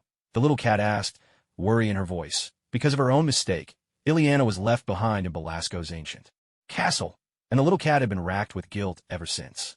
At that time, she couldn't even bring herself to apologize, only regaining her sense of self after they left the castle. I trust her, Aurora replied to the little cat as she floated in the water. Why? Aurora, why do you trust her so much? She's just a powerful earth mage. Right now, she's with Belasco himself. What makes you so sure? She won't be tempted by him and fall into darkness. The little cat questioned her angrily, unable to understand what Aurora saw in Alita. Little cat, do you think our friends, the X-Men, would ever be seduced by darkness and willingly become demons? Of course not. They're warriors with unshakable conviction. The little cat answered with pride, her faith in her X-Men teammates unbreakable. But Alita isn't an X-Man, but she possesses a pure soul. Little cat, I have seen Alita's soul. Darkness cannot stain her. In fact, even the darkness itself fears her. That's why I believe in her. Oh, well, I suppose I really ought to thank you for your faith, Aurora. Aurora, little cat, Alita, Ileana. Aurora and the little cat looked up into light to see Alita and Ileana floating down from the sky. Alita, unable to contain her excitement, carried Ileana down to the ground, where Ileana rushed straight into Aurora's arms, not even noticing she had just stepped out of the water with nothing on. Splash! Don't look, don't look. Alita quickly turned away, her cheeks flushing. But still, she couldn't help but think Aurora was really something in her youth. No, don't think about that. Alita strode over to the lounge chair, grabbed a glass of iced drink, and drained it in one go. Oh, much better. Ileana, it's really you. You're back. Aurora looked at the child she hadn't seen in so long, tears streaming down her face. Ileana felt the same, tears welling up as she gazed at Aurora, whom she'd thought she'd lost forever. That was all thanks to Alita's illusion, which had made her truly experience the pain of losing Aurora and the little cat, and had only deepened her hatred for Belasco. Meanwhile, the little cat stood to the side, not daring to approach, her own tears falling quietly as she watched Ileana. Little cat. Ileana turned and, seeing her, rushed over and pulled her into a hug. I'm so sorry, Ileana. I really am. I'm sorry you had to go through all that. It was all my fault. The little cat apologized with deep remorse, earnestly seeking Ileana's forgiveness. No, I don't blame you, little cat. Really, I'm just so happy that you and Aurora are safe and that I get to see you both again. Ileana looked at the little cat with utmost sincerity as she spoke. If there's anyone to blame, it would only be Belasco. He's the cause of all this, and now we need to deal with him together. Alita, why do I feel like Ileana has become so much stronger? Aurora, wrapped in a white cloak, walked over and asked Alita with a puzzled expression. She had just seen Ileana not long ago, and at that time, Ileana hadn't shown such confidence, nor that quietly heartbreaking strength and maturity. Oh, that's because I had her go through something to prepare her for defeating Belasco. It was a bit cruel, I admit. Alita explained to Aurora. What did you do? Aurora's confusion deepened. What could possibly make someone change so drastically in such a short time? I gave Ileana a dream where you were all killed by Belasco. I'm truly sorry, Aurora, but I couldn't think of a better way. Right now, Ileana really needs you and Kitty by her side. Alita, I understand now. Compared to actually losing us, whatever happens in a dream is nothing, isn't it? Thank you, Alita. You brought Ileana back to us. Aurora struggled to believe what Alita had done, but then thought, if that happened in reality instead of a dream, how could Ileana bear our loss? How could she go on living with that pain, even though we'd gladly give up everything, even our lives, for her? No need to thank me. I did it for myself as well. Get some good rest tonight. We'll talk about everything else tomorrow. That's probably best. Ileana, let's go back and rest for the night. Tomorrow we'll discuss what to do next. Aurora walked over to Ileana and gently led her away. Alita, thank you. And I'm sorry for how I acted before. Kitty stepped up to Alita, apologizing for her earlier suspicions and mistrust. Now that Alita had brought Ileana back safe and sound, it was clear Aurora had been right all along. Alita was worthy of their trust. No need to apologize. It doesn't suit you at all. What we need is a brave warrior, not a sentimental little kitten, Alita said with a warm smile. She bore Kitty's earlier rudeness without the slightest trace of resentment. After all, Alita knew just how painful it was to survive in hell for so long, watching old friends fall one by one. She just lived through that agony herself in Ileana's illusion, and it wasn't something she wanted to experience again. Kitty, come on. Ileana called back to her. Let's all sleep together tonight. Alita, will you join us too? I don't need it, thank you. Alita was almost tempted. Damn it, sharing a bed with 3 beautiful women, just the thought of it. Ahem, but after considering it, she decided against it. She was afraid she might end up at the nosebleed. Thank you, good night. Kitty said a final thank you before following Aurora and Ileana out. Alita looked up at the pitch-dark night, thinking quietly to herself, it won't be long now. Soon, I'll be able to go back. The next morning, Alita, Aurora, Kitty, and Ileana were sitting in the garden, discussing their next move. Ileana, your task for now is to get familiar with your disability. You need to be able to make the portal appear wherever you want it, with just a thought. The goal is to be able to teleport instantly. Kitty, once Ileana has mastered her power, we'll go find Belasco. Since you can't appear before him, you'll need to stay outside the castle and hold off his demons. If Belasco were to take control of you, we wouldn't be able to keep you safe without putting your life at risk. Alita laid out the temporary plan, emphasizing that Ileana's power was crucial, so she needed to practice teleporting. I understand, Kitty nodded. To speed up Ileana's progress, why don't you practice with her, Kitty? Just like you used to train her before. Don't worry about hurting her. Ileana is much stronger now. Alita thought that practicing alone might not be efficient. She then turned to Ileana and said, Ileana, you're not allowed to use magic. You can only dodge using your disc powers. If you can't avoid Kitty's blade, you'll have to heal yourself, assuming you're not afraid of a little pain. Okay, I understand, Alita. Ileana hesitated, then stood up and followed Kitty to the other side to begin their training. Kitty, could you maybe go a bit slower at first? I'm not very good at this yet, Ileana pleaded, worried about getting hurt if Kitty attacked too fast. Ileana, have you forgotten how we used to train? Kitty drew her short sword and looked at Ileana seriously. I won't go easy on you. Without warning, Kitty struck. Ileana could only dodge, but her clothes were quickly slashed open. Kitty's attacks came in a relentless flurry, making it impossible for Ileana to focus. Ileana, you have to face your fears. If you keep running from them, you'll never improve. Have you forgotten my lessons? Well, that's all right. Let me remind you now. The little cat wasn't the least bit worried that Ileana might get hurt. Instead, she quickened her strikes, just like she did back then, ruthlessly training that girl who barely knew what she was doing. Even now, Ileana was no different from that little girl of the past. Dodging and weaving, Ileana gradually calmed herself. The little cat was right. She needed to face her own fears. She couldn't let herself be afraid of the cat sword. She was stronger now than the cat had ever been. I can do this. I will go home. Ileana no longer fretted about being struck by the cat's blade, nor did she care about how much it might hurt. Physical pain paled in comparison to the thought of living alone, lost in that illusion forever. Ileana began to summon her rings of light. Even though they didn't appear exactly where she wanted, she found she could still command them. With a whoosh, Ileana vanished into the light, leaving the cat's sword slicing through empty air. In an instant, she reappeared at the far end of the garden, a good distance away from the cat. You see, didn't I say that with the little cat as her sparring partner, Ileana would improve in no time? Alita watched Ileana deftly manipulate the rings as she danced around the cat, grinning as she spoke to Aurora. Yes, Aurora replied. The little cat can be stubborn, but she's a good teacher. She taught Ileana something truly important. I remember being so angry when she took Ileana away from me, but now I understand. Without the cat's lessons in surviving the harsh wastelands, Ileana would never have developed such formidable skills, or such unwavering resolve.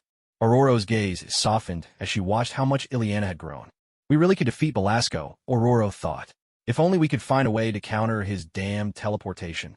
Speaking of which, Alita, do you have any way to deal with Belasco's teleporting? I'm worried Ileana's abilities might not be enough to keep up with his speed. While Alita trailed off, Aurora glanced at her in confusion. Why won't she say more? Has she run out of ideas? Or has she come up with something already? Just then, Alita produced a cigar from somewhere. A spark danced from Alita's fingertip, igniting the cigar. SSS whoosh. Aurora, do you know how much I've had to sacrifice to uncover this secret? Alita's face grew hazy in the drifting smoke, her gaze distant, as if lost in memories brimming with untold stories. Alita, are you all right?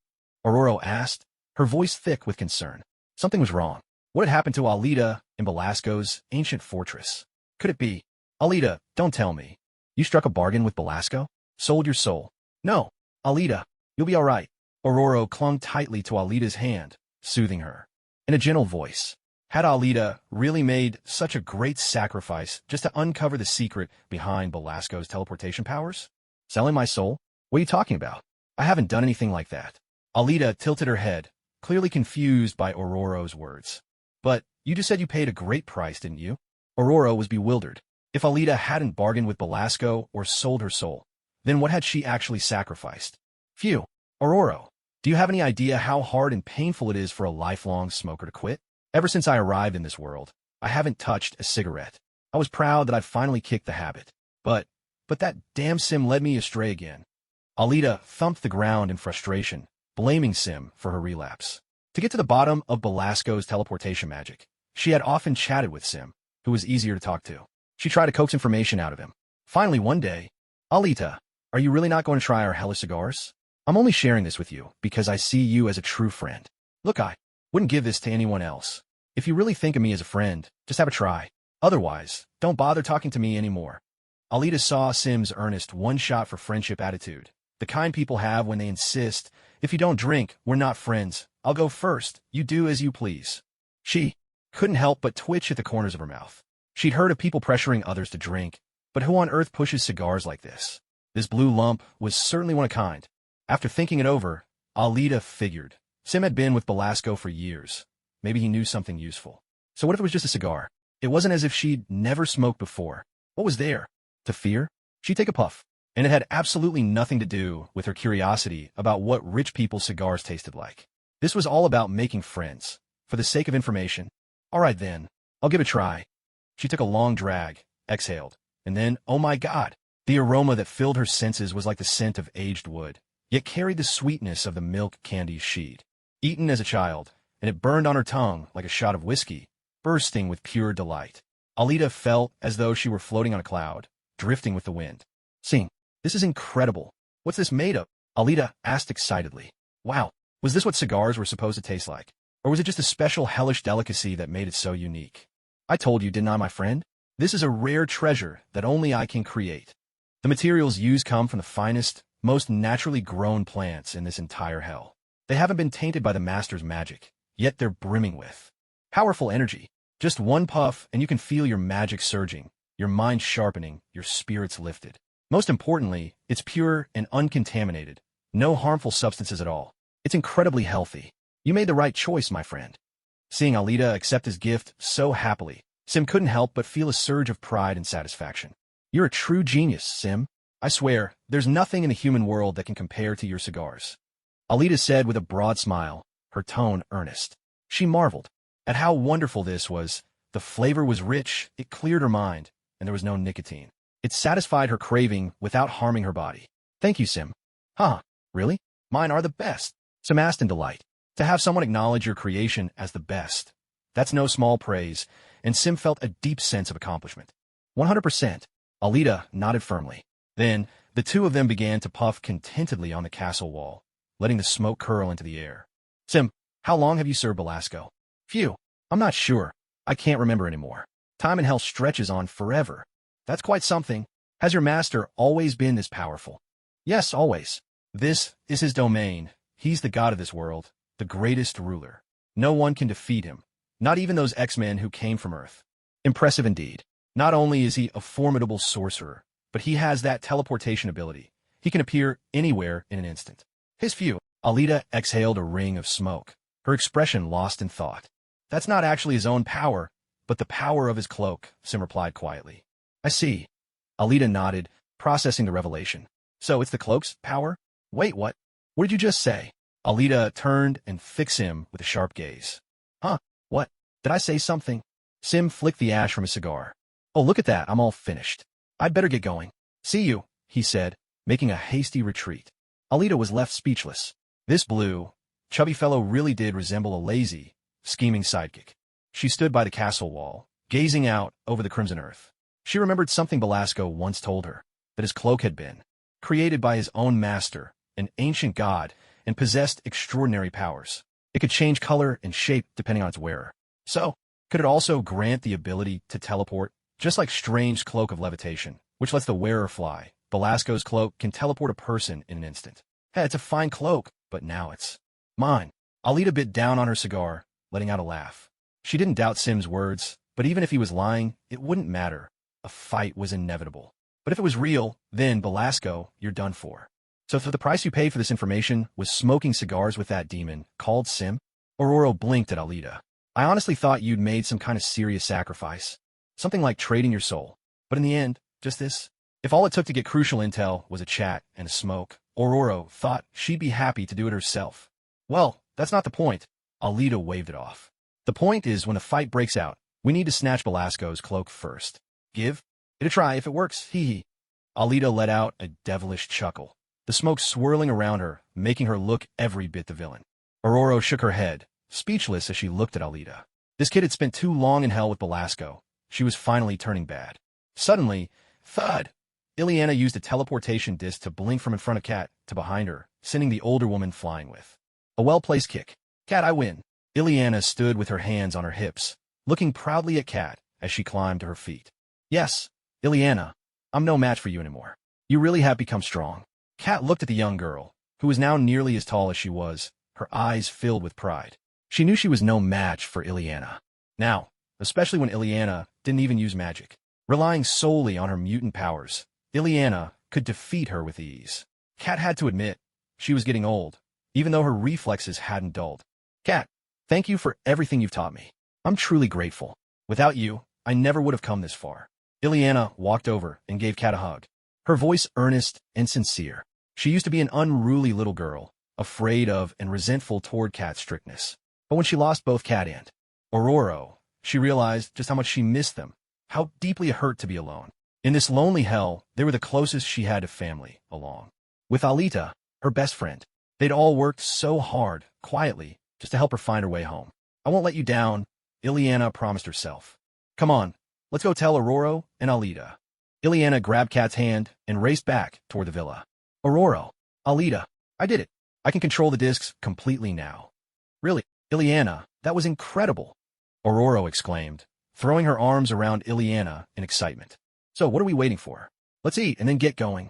Alita shouted with enthusiasm. Yes, food first. Otherwise, how would we have the energy for a fight?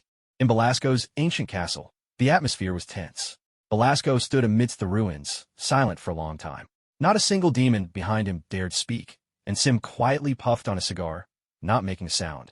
How long had it been, he wondered, since anyone had dared challenge him after he seized power here? No one had come, let alone destroyed his fortress. Thankfully, the books in the library had survived, Belasco thought to himself. Without a word, he walked into his library, ignoring the shattered walls. He made his way to a desk where magical tomes lay open and began to leaf through their pages. It's close, so close. Soon, I'll break free from this cursed prison. How ironic it will be for those who once brought me low, he muttered darkly. The jungle. Warrior, Khazar, and that wretched wife of his, the jungle queen Shauna. Once I return and seize my victory, I'll tear them to pieces and parcel them up. His fingers traced the pages with a vengeful caress as he spoke. The elder gods condemned me to the edge of hell until I could find my own escape. Once I intended to use Ileana Rasputin as my pawn to bring it all to an end. But this is so much more satisfying. My magic now lets me command the mighty Atlantean automatons. All I need is for Queen Lean of Lemuria to recover her strength, and everything will be ready.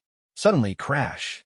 Belasco. Ileana's voice cut through his monologue as she smashed through one of the remaining walls, sword in hand, and stormed inside. Remember me? She demanded, holding aloft her soul blade shimmering with white light, her gaze fixed on the demon who had given her a taste of hell. I told you to wait for us, Ileana. Aurora's voice floated down from above as she landed on the far side of Belasco. So, you're here, too, Aurora, Belasco said, turning to her. I think Ileana's too eager to wait to go home. And I'm here as well, Belasco, Alita announced, appearing behind him. The three of them encircled him. And don't forget my friend, Orochi, she added. Oh, please don't call me that. Alita waved off the name, half joking, half serious. Otherwise, I might go soft on you. I do owe you some thanks after all, Belasco. Oh, what a shame, Alita-roki. But tell me, isn't the little cat with you? That name's okay. As for the little cat, she had some business to attend to. She's sitting this one out, Alita nodded. Enough talk. We're not here for a reunion. Ileana raised her sword, ready to charge forward and strike down Belasco. You're nothing but a blight. You'll get the fate you deserve. Belasco extended his hand, unleashing a bolt of magical lightning at Ileana. But her soul blade deflected the mysterious surge, and whatever remained was absorbed by her own immunity to magic. Whether Belasco was surprised by this, Ileana couldn't tell. He betrayed no reaction. Suddenly, a glowing ring appeared beneath Ileana's feet, and in an instant, she teleported behind Belasco, slashing at him. But Belasco vanished just as quickly, evading her attack. I thought I could suppress that damned gift of yours. Belasco appeared on the other side, his voice seething with anger. Over there, Aurora spotted Belasco's new position and sent a streak of lightning crackling toward him. It struck nothing but air. You're wrong about this, Belasco, and about many other things, too. You're deluding yourself, child. We never should have crossed blades again. Suddenly, Sim emerged, charging straight at Ileana. Sim, what can I do for you, boss? Oh, this little brat looks fierce. I'll just... This is for my brother. In a flash, Ileana teleported in front of Sim and struck him with a fierce blow. Ileana was so overwhelmed she could barely speak. Sim had once been a walking nightmare, hounding her ever since she reached the edge of limbo, a murderer who had killed Colossus, her brother, in another universe. And now, more importantly, Ileana saw something new on Belasco's face, an expression she had never seen before. Belasco. Ileana charged at him again.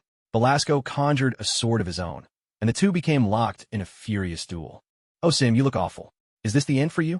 Alita walked over to where Sim lay on the ground, his hand pressed to the wound Ileana had dealt him, struggling to catch his breath. My friend, it looks like it. I'm dying, Sim said hoarsely, accepting his fate without pleading or bitterness, facing death with quiet dignity. Oh, that won't do it all. If you die. A white orb of energy appeared in Alita's hand. She pressed it to Sim's wound, and before their eyes, the terrible, gaping cut began to knit itself together. Who will roll my cigars for me? Go on now. This place isn't where you belong anymore. With that, Alita rose and headed toward Belasco and Ileana. You. Sim got to his feet, watching Alita's retreating figure in silence. This moment. Should she be grateful for meeting Alita, or should she thank that cigar instead? Alita glanced at Ileana, who couldn't seem to land a single blow on Belasco no matter how hard she tried, and felt a headache coming on. To pull off his cloak, she'd need the perfect opportunity. We have to restrict Belasco's movements, Alita, Aurora said, stepping up beside her, discussing tactics in a low voice. Aurora, fly up and ready your lightning.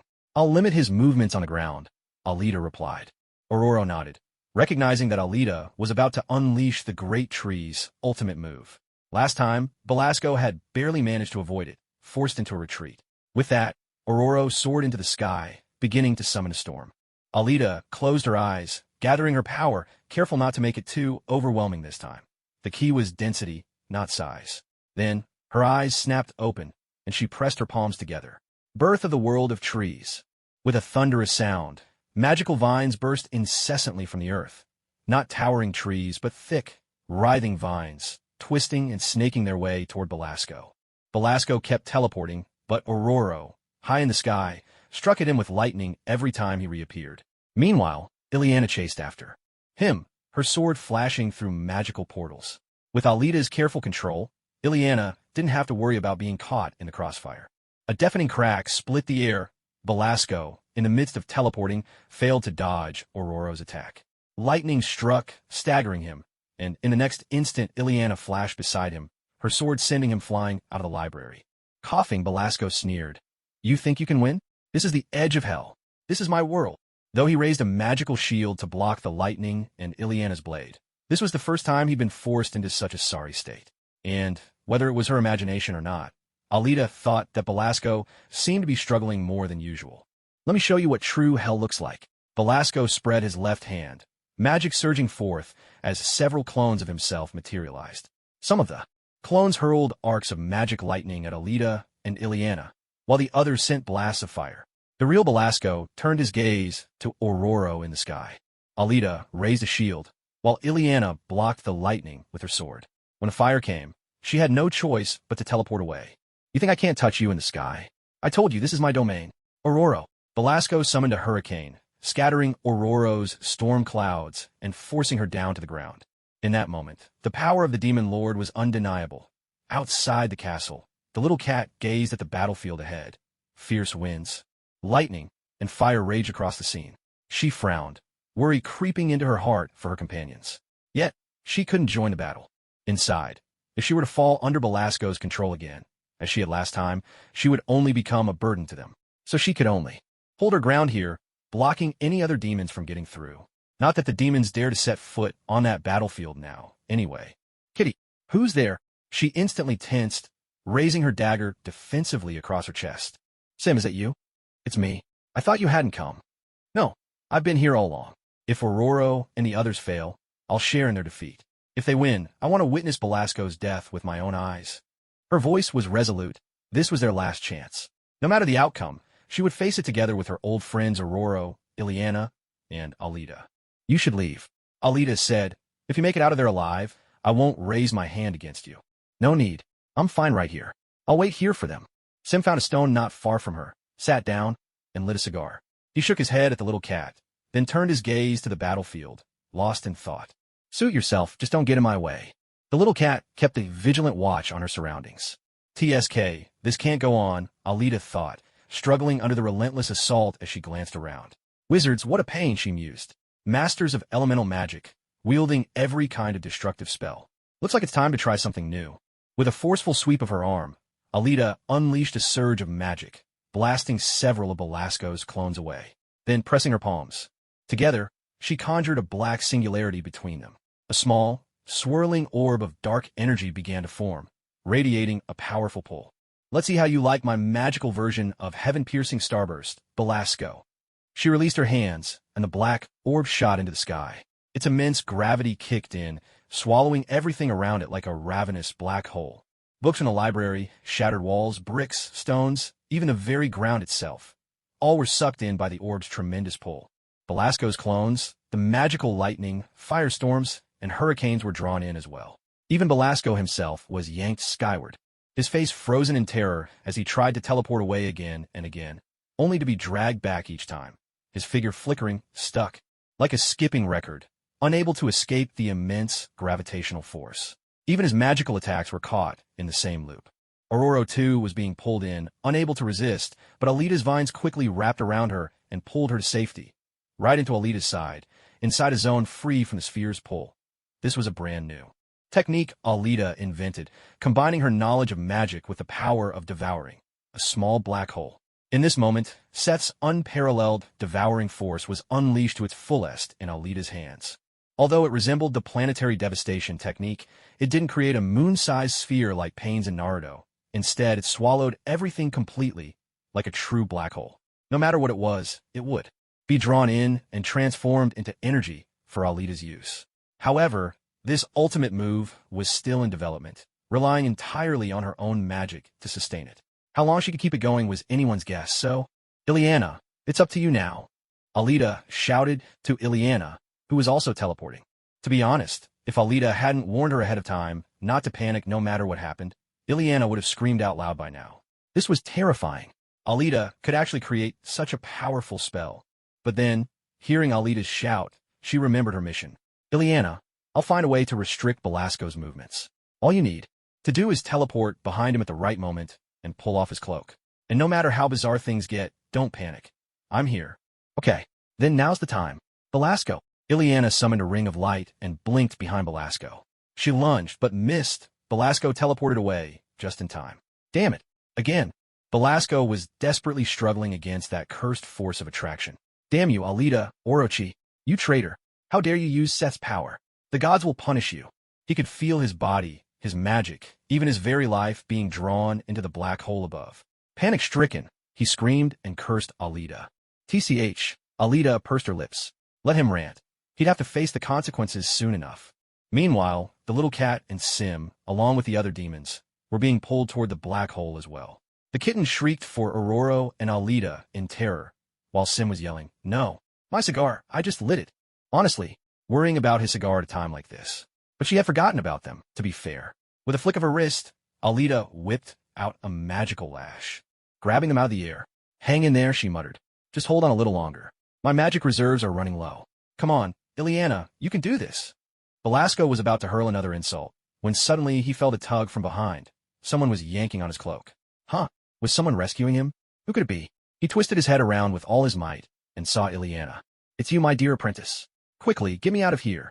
Belasco looked at Ileana in surprise, thinking his apprentice had changed her mind. He immediately shouted for help, but, "Sorry, Belasco. Goodbye."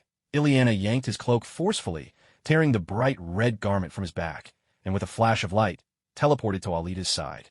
"No, Ileana, no!" Belasco watched helplessly as his demons were utterly consumed by the black hole. On top of that, having lost his teleportation cloak, he stared at the approaching vortex, wailing in despair. "This can't be. I can't die here.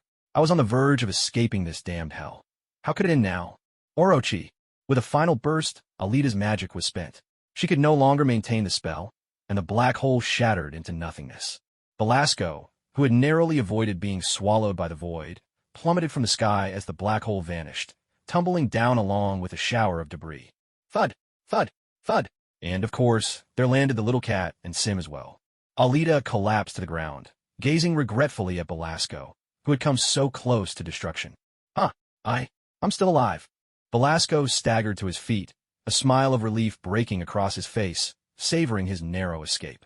"Damn spawn of the dark god. You'll be judged by him one day, Alita Roki. I'll be waiting. As for you, Belasco, you're about to meet your end. Don't you know?"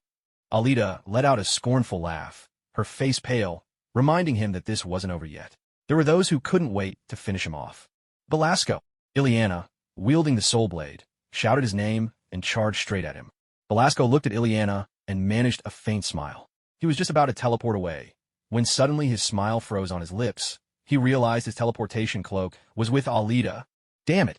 Helpless, Belasco drew a sword to block Ileana's attack. "Haha, Belasco, it looks like you can't teleport anymore. Is it because of this?" Alita, leaning on Aurora, struggled to her feet and gave the bright red cloak a shake, grinning as she spoke. "Damn, that move completely drained me. I really shouldn't use it so recklessly. It's torture." For the first time, Alita truly understood what Johnny, the Ghost Rider, had felt back then. No wonder when Alita fought Blackheart, Johnny's knees almost gave out at the sight of the devouring spell. If it were Alita, her legs would have buckled too. How did you figure it out?" Gasping for breath, Belasco parried Ileana's sharp blade and shot a suspicious glare at Alita. He had never revealed that his ability to teleport actually came from that magic cloak, until she saw Sim standing up beside the little cat. "Sim, even you have betrayed me?" "Boss." Sim stammered, unable to get the words out. After all, it did seem like he'd let something slip without meaning to. It has nothing to do with him. It's just that I have a friend who also owns a cloak that can fly. Yes, a red one too. And he happens to be a powerful sorcerer, Alita said, speaking of Doctor Strange, Stephen Strange, without revealing that Sim had been the source of that information. After all, business was business, and she still needed Sim to roll her cigars. Oh, now that's really odd, isn't it? Sim, standing together with his enemy, the little cat. When did they become such good friends? Belasco was clearly struggling even more now. Well, I still need some work for me, you see. So, for now, I'll accept him. But you? I'm afraid you're out of luck, Alita explained. At this point, Ororo hadn't stepped in to help Ileana, because it seemed Ileana was handling Belasco just fine on her own. As for Alita, for the moment, she could only watch, her heart willing, but her power not enough. With a heavy thud, Ileana sent Belasco flying. Something was changing in Ileana. The more she fought, the more exhilarated she became. But it wasn't the thrill of impending victory. Rather, it was a wild, destructive urge rising from deep within her, a desire to break and ruin everything in her path. Ileana didn't notice the growing fear in Belasco's eyes, nor did she see how his strength was fading with every moment, the horns on his forehead slowly shrinking away. Belasco knew exactly what was happening. Ileana was taking his power. He had taught her too well, and now the dark magic of Limbo flowed stronger in her than in himself. Ileana also failed to notice the changes in her own body. A tail. Belasco stared at her in horror. Her skin began to flush red, horns pushing out from her forehead and sharp fangs sprouting in her mouth. Belasco could do nothing now but desperately defend himself against Ileana's ever-increasing power. Why don't you call out for your master's help, wizard? Ileana mocked, her face twisting into a mad grin as she taunted the barely surviving Belasco. Surely they wouldn't abandon the one who once served them so well. Is it that they don't like you anymore, Belasco? Or is it that they like me even better? With a ringing clash, Ileana knocked Belasco's sword from his hand. Aurora, look at Ileana. Ileana. The little cat rushed over, grabbing Aurora's hand, her eyes wide with terror as she watched Ileana transform into a demon. She wanted to rush in and stop her, but the wildness in Ileana's eyes kept her frozen in place. Alita, do something quick. Ileana is turning into a demon. Aurora clung tightly to Alita, squeezing her so hard it hurt. Don't worry, it'll be all right. Even if Ileana does become a demon, I'll find a way to bring her back. Trust me, I didn't spend all that time learning magic for nothing. Alita reassured Aurora and the little cat, her calm voice promising protection. But Aurora's gaze was fixed anxiously on Ileana. She wasn't sure if Alita's words were true, and in this moment, she felt utterly at a loss. If you can't trust me, at least trust Ileana. Alita insisted aloud, though inside, she was just as anxious, desperately trying to restore her magic. Damn it. Wasn't there anything she could swallow here to recover a bit of energy? Ileana had wrapped her tail around Belasco, raising the soul sword high, ready to bring it down and end his life once and for all. Wait, my hands are gripping the sword Belasco's lifted off the ground, but my tail. Suddenly, Ileana snapped out of her frenzy, staring in horror at what seemed to be her own tail. And then, she freed her left hand and touched her forehead. Horns. She had grown horns. Was she becoming just like him? Clutching her mouth, tears welled up in her eyes. She had become like him, like Belasco, a monster. A memory flashed before Ileana's eyes. The moment, lost in the chaos of time, when young Storm struck Belasco with lightning, reducing him to ash. And yet, he hadn't died. It was all a cruel deception, a way to steal the last of her innocence. But this time, things would be different. Belasco would die for good. Why should she still care about losing her innocence? She had nothing left to lose. At least, that's what she told herself. So what? A voice inside Ileana screamed, a voice of darkness within her. This is Belasco. Now's your chance. Kill him. Isn't that what you've always wanted? Kill him. On that fateful day, had Aurora heard these same words? Was I now standing on the very edge of hell? Strike, Ileana. Unleash your demon's roar and become one of us, forever. No. Ileana resisted the seduction of that inner voice. She lowered her sword. She let go of the weapon because she refused to become the next Aurora, refused to become a monster like Belasco. Fool! Belasco glared at Ileana, furious at her mercy. You have abandoned your birthright. With Ileana's refusal, the voice within me gradually quieted, and, strangely enough, I too found myself becoming calm. I possessed the power, the strength to kill, yet Ileana no longer yearned for it. The soul blade in Ileana's hand had been forged from twin flames, the anger of Belasco and the sorrow of losing Aurora and the little cat. Yet it might. also set Ileana upon the same path of ruin that had consumed Aurora. The wild urge for slaughter suppressed the tumultuous storm of Ileana's emotions. No, Belasco, I am not giving up. I'm accepting it, Ileana said quietly. You have forsaken the power that was within your grasp just moments ago. But the cost was far too great. What a pity, how sad. Humans so weak, Belasco cried out, his voice fraying with hysteria, unwilling to accept what he saw as Ileana's weakness. Don't be so arrogant, Belasco. You still live only because I have spared you. In fair combat, your dark child has defeated you. In that case, as leader of the Dark Realm, you've proven your right to enter my domain. Your so-called mercy, no, let's call it what it is, cowardice, shows you still cling to a child's innocence. Conflict is not war, Ileana. As Belasco spoke, his figure began to blur at the edges. You'll curse this day, when I deliver your precious earth into the hands of my Lord of Fear.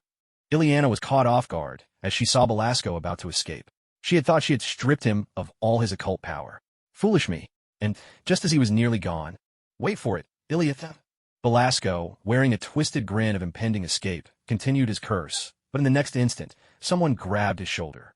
Sorry, Belasco, Ileana may have her reservations, but I don't seem to, came a cool, even voice. Alita stood behind him, clad in her crimson teleportation cloak, her right hand resting firmly on Belasco's shoulder. Alita, Orochi.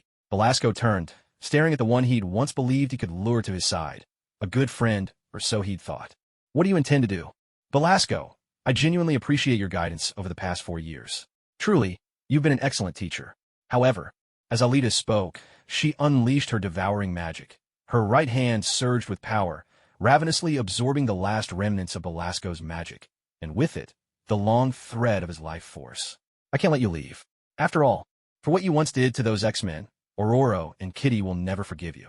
As a token of thanks, I will grant you the honor of dying in battle, and I will raise a gravestone for you here. This is my gesture of respect. My good friend, I hope I can see your figure in the darkness. That is my blessing to you. Belasco no longer wished to resist, nor did he feel fear anymore. He knew that facing Alita, he had lost every chance for redemption, for she was so powerful. It was a pity she chose the light. Otherwise, she could have become the mightiest Dark Queen. But he would never witness it. Under the overwhelming force of Alita's devouring power, Belasco was reduced to dust, ending his life and bringing his long reign at the edge of hell to a close.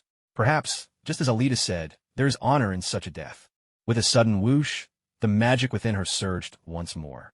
Though she had not yet returned to her peak, Alita could move freely again. Just moments ago, she had been utterly exhausted. If not for her teleportation cloak, Belasco would have escaped. Luckily, she caught up in time. Is he truly gone? Aurora's tears streamed uncontrollably down her face. She could hardly believe that the nightmare haunting her for so many years had finally vanished in this moment. Aurora, it's true. Ileana and Alita did it. They killed Belasco. They've avenged our comrades. Kitty approached and embraced Aurora tightly. Together, they wept, tears of grief and joy mingling. Alita stepped over to Ileana, who had just returned to her normal self. Her horns, fangs, and tail were gone, but Ileana knew the demon within still lingered, waiting for the day she lost control again, ready to take over. When I knew nothing, life was simpler. The more I learned, the more I realized my own ignorance. A lack of knowledge can be fatally dangerous.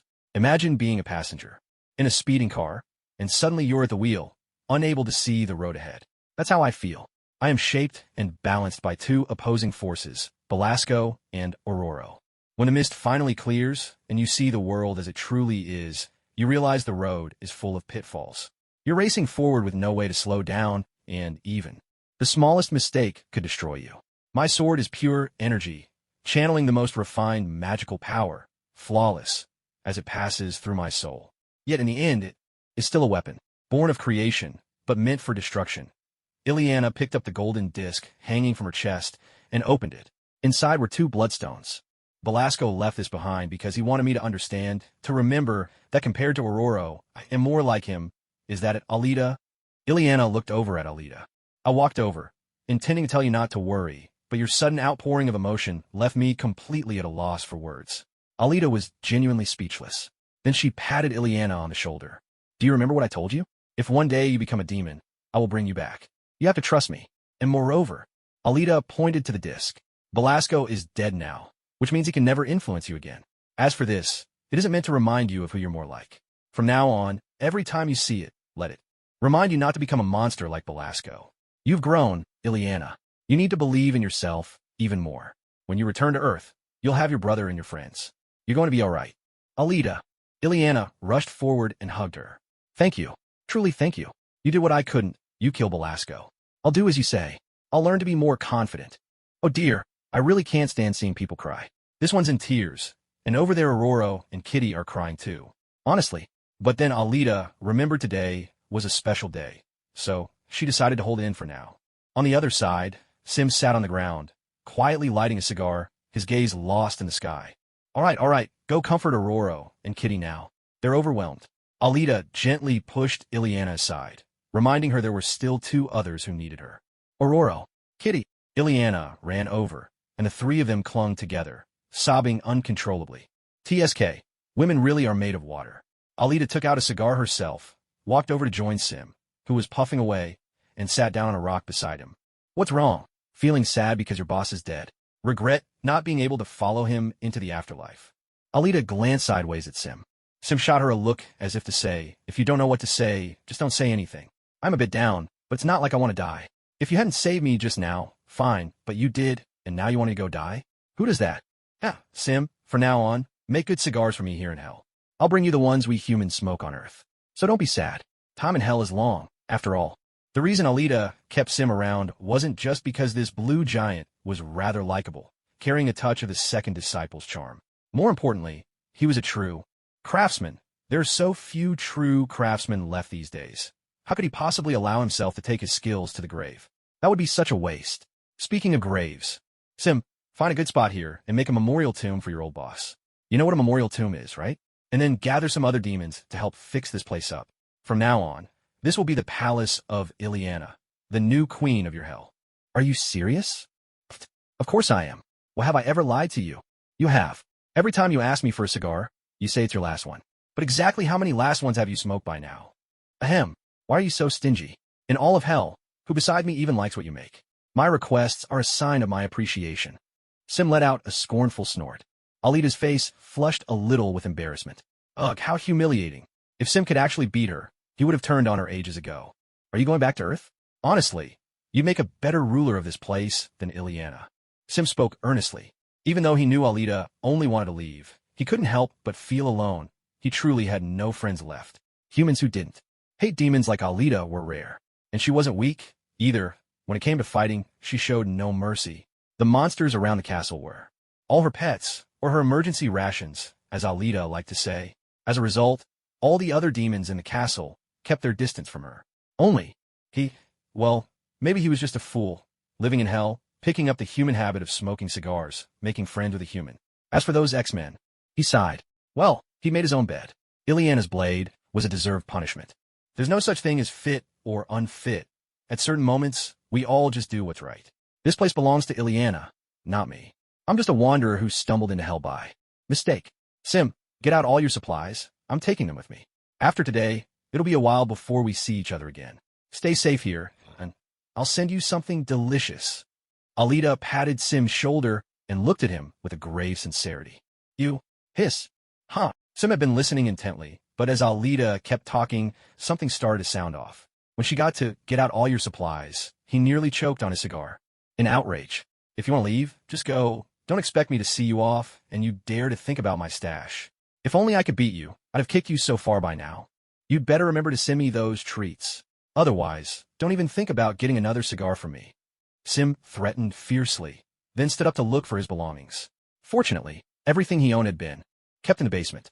Otherwise, Sim surveyed the bare, stripped floor around him and let out a helpless sigh. This was proof of Alita's formidable power. Honestly, who knows how many layers of the ground had been peeled away. Don't worry. If I say I'll do it, I'll definitely do it. And if I can't, you can go to Ileana and have her bug me.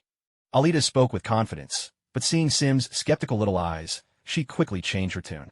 Well, you can't blame me. Your stuff is just too good. All right. Everyone, enough tears. Things are settled here for now. Let's head back to the garden, and tomorrow, we'll start preparing for our return to Earth. Alita stood up, clapping her hands to draw Aurora and the others' attention. Goodness, how long had it been? Their eyes were all red from crying. Alita, You said you had a way to solve Ileana's problem, right? Aurora hurried over, her voice anxious. She couldn't bear the thought of Ileana always facing the risk of turning into a demon at any moment. Kitty, too, was staring intently at Alita. Don't worry, we'll take care of it tonight. Let's go home first. Hey, Sim, get the stuff ready. I'll come by and pick it up tomorrow. Alita saw that leaving immediately was out of the question, so she turned and shouted to Sim. Sim didn't look back. He simply waved at them with his back turned. See? He's not dead, Ileana asked in confusion. Ileana, your strike truly did kill him, Alita explained gently, but I needed his help with something, so I brought him back.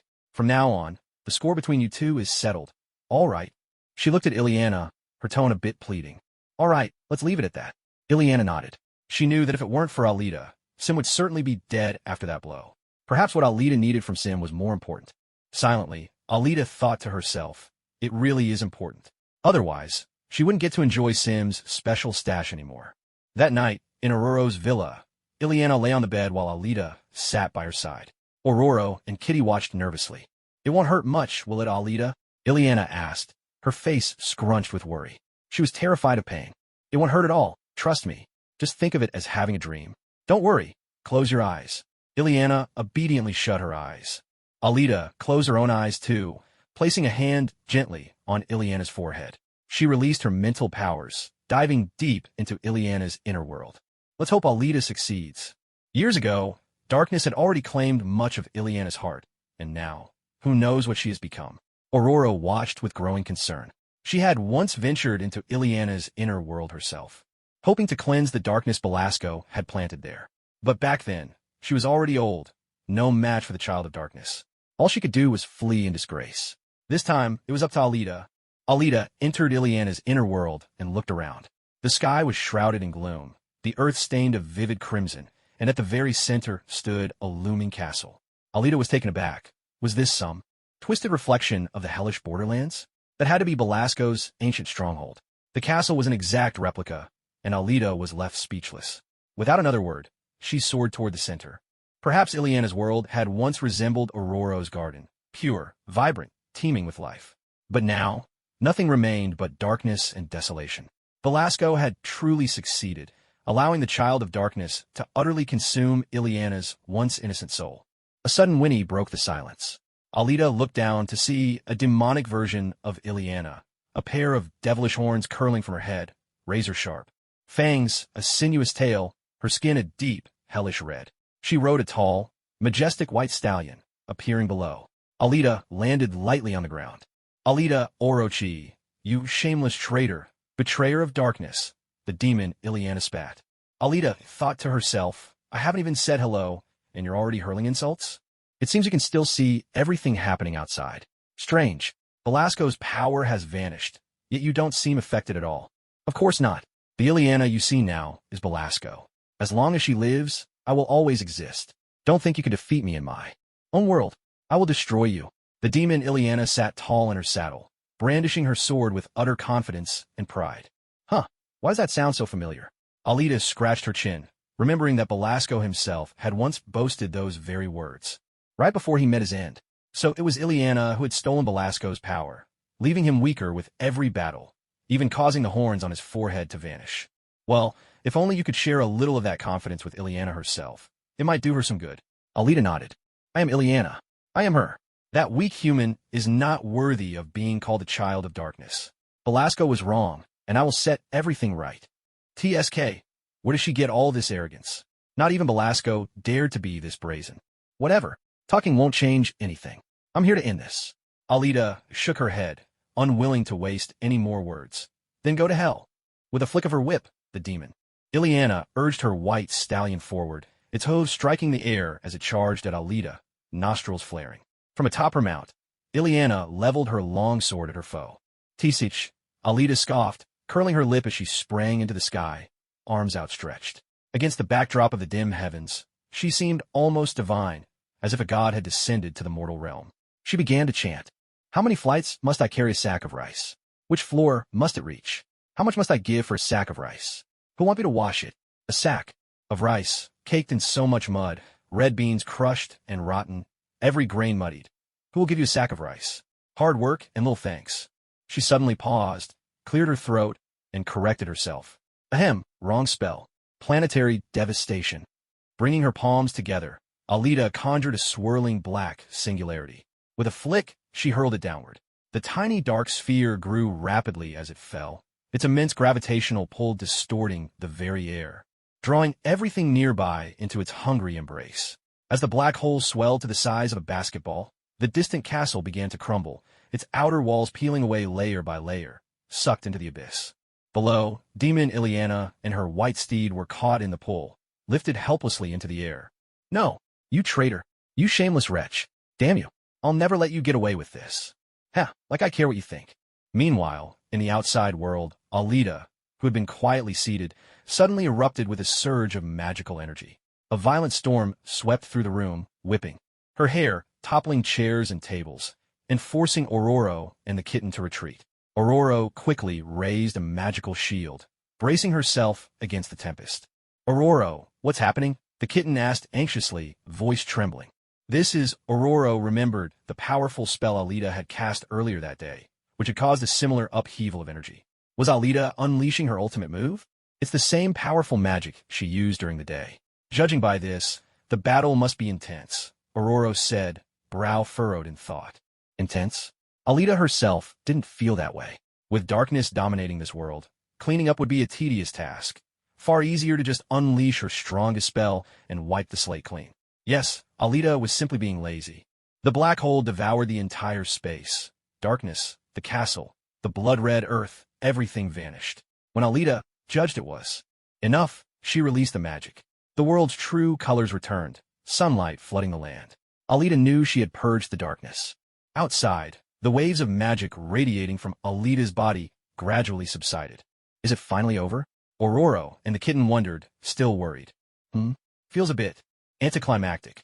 Although the child of darkness had been dealt with, this world remained desolate and broken.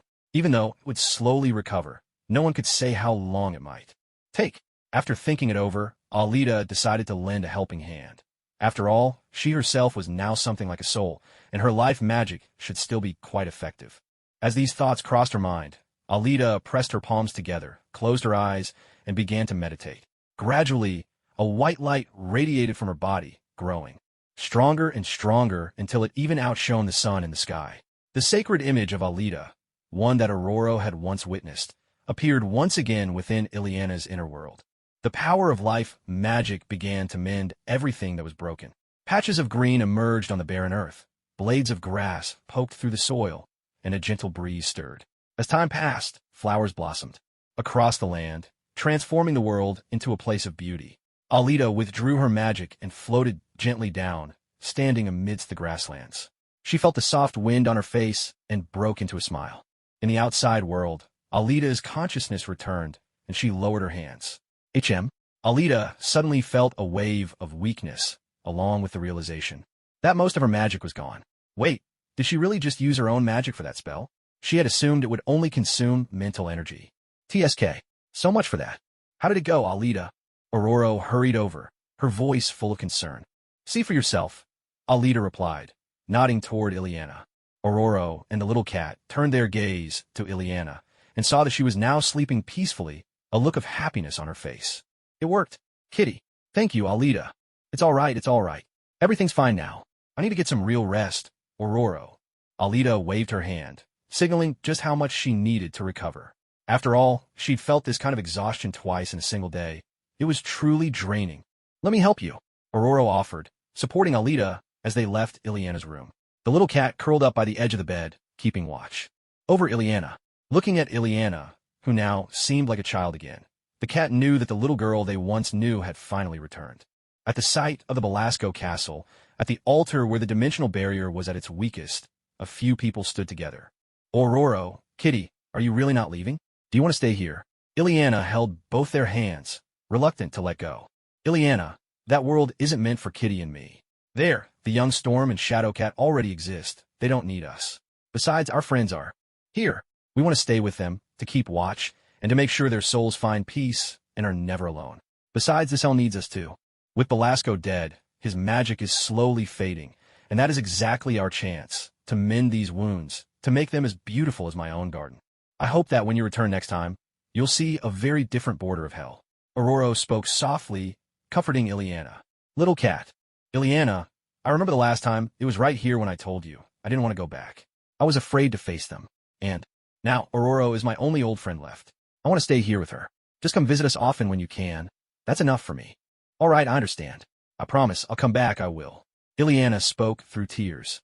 These two had been by her side for 6 years on the border of hell, becoming as dear to her as her own brother. Without them, she might have already broken down, surrendered, and become nothing more than a tool for Belasco. Thank you both.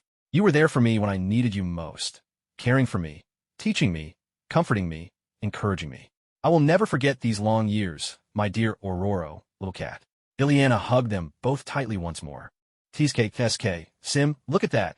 The feelings of women really are tender, deep as water. If only those tears could turn into diamonds, we could. Buy a mountain of cigars. Phew, what a sight. Alita and Sim stood to one side, puffing smoke, watching the trio say their goodbyes. Sim nodded, agreeing with Alita, but then something seemed off. He turned to look Alita up and down.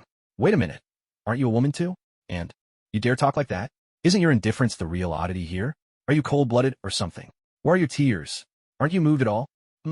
What's wrong? Alita asked, puzzled. You must have a screw loose. Better get that checked out, Sim replied, shaking his head as he exhaled a smoke ring. What the? Are you looking for a fight? Alita tilted her head, raised an eyebrow, and was just about to retort when Alita. Before she could react, Aurora swept her into a warm embrace, soft and gentle. Wow, Aurora's actually pretty tall. The two luckiest things Aurora ever did were, first, never giving up on Ileana, and second, that fateful day she took the lost little girl who stumbled into the border of hell and brought her back to her garden and chose to trust her. Time had proven both choices right. Alita had helped her save Little Cat, and together with Ileana, they had defeated Belasco. I truly feel so lucky to have met you, Alita. All right. No more tears, Aurora. Your gratitude is more than enough. Really. If I don't leave now, I'll miss dinner. Alita was exasperated. Seriously, stop. Hugging me already. I can barely breathe. All right, got it. Come visit me and the kitten when you have time. I'll be looking forward to it, and you'll always be welcome. Yes, Alita, thank you for everything you've done, and for making me young again, too. The kitten also came over for a hug. Earlier that morning, Alita had seen the youthful Aurora and the ageless kitten, and, realizing how much she wanted their friendship to last, decided she should extend the kitten's life a bit. So she made a small sacrifice, drawing on a little of her own life energy to restore the kitten's youth. It's the least I could do. After all, Aurora wouldn't want to see you leave before her, right? Alita joked. All right. It's not like I won't be coming back. I still need to pick up supplies from Sim, so I'll be around to see you both often. Alita thought if she lingered any longer, she really would miss dinner. On the other side, Ileana was looking at Sim. Since Alita said she needed your help, and because I did strike you with my sword, we're even now, Sim. No, I still owe you, and all the X-Men. That's why I'll stay here and guard this place for you. Until you return, my queen, Sim replied earnestly. No. I'm not a queen. Alita's far more suited to that. Besides, this place doesn't need a ruler. It needs a guardian who can change things. Ileana waved her hands frantically, refusing the title as soon as Sim addressed her as my queen. Regardless, you ended Belasco's reign, inherited his magic, his power. You deserve it. Say what you like, Ileana replied. But, can I ask what Alita wanted you to do? I'm just a little curious, Ileana ventured, genuinely wondering what task Alita could possibly have for a demon in hell. Was it to watch over some pets? This. Sim pointed to the cigar dangling from his mouth. A cigar. Ileana was baffled. So this was Alita's important request? Ileana frowned at Sim. He was corrupting her. Sim had accomplished what even Belasco couldn't. All right. Ileana, you can go now. Alita called to Ileana to hurry over, ready to use her powers to take them home. All right, I'm coming, Ileana called back, running over. All right, Aurora, this. Alita suddenly remembered something, and with a flicker of magic, summoned an acorn, the very first thing she'd ever created with. Creation magic, back when Ileana first taught her. Could you help me plant this? It can be in your garden, or anywhere else you like. Aurora took the acorn from Alita's hand, gazing at it with a distant look in her eyes. This little seed seemed a silent witness to the endless cycles of life, a symbol of hope. It marked her own beginning, Ileana's beginning, and Belasco's end. I think I know just the place, Aurora said at last. Right here, Alita. I promise I'll let it grow into a towering tree. Anywhere you choose is fine, Alita replied softly. Well then, it's time for us to go. Aurora, kitty sim. Aurora, kitty goodbye. Alita called out. My friend, remember my things, Sim reminded her with a gruff smile. Don't worry, Sim. Farewell, everyone. With a shimmer, a glowing portal opened beneath the feet of Alita and Ileana, who were holding hands. Goodbye, they all called out together. As they slipped through the dimensional rift, Ileana found herself once again in that dazzling, kaleidoscopic world. But this time, the one by her side wasn't Kitty, it was another Earthling, just like herself, who had been trapped on the borders of limbo. She was a little older, beautiful and full of youthful energy, her dear friend, Alita Orochi. And this time, no one would stand in her way, no force would prevent her from returning home. As the stream of lights and countless worlds flickered past, accompanied by wondrous, ringing sounds, Ileana felt a calm settle over her heart. She had been in limbo for 6 years, almost 7 now, while for the X-Men back on Earth, perhaps only seconds, minutes, or hours had passed. Alita, too, gazed in amazement at the swirling brilliance of the dimension between worlds. This corridor, linking the multiverse, made her wonder. If she let go of Ileana's hand now, would she tumble into some random universe? And did other universes have their own versions of herself? By the way, Alita, I just remembered something. Ileana suddenly spoke, breaking Alita's wandering thoughts. What is it? Alita asked. That dream I had last night. I dreamed of you, descending like an angel. You filled my world with flowers, with beauty, brought it back to life. I wanted to thank you, Alita. Ileana recalled how, just last night, Alita had promised to drive away the child of darkness lurking in her heart.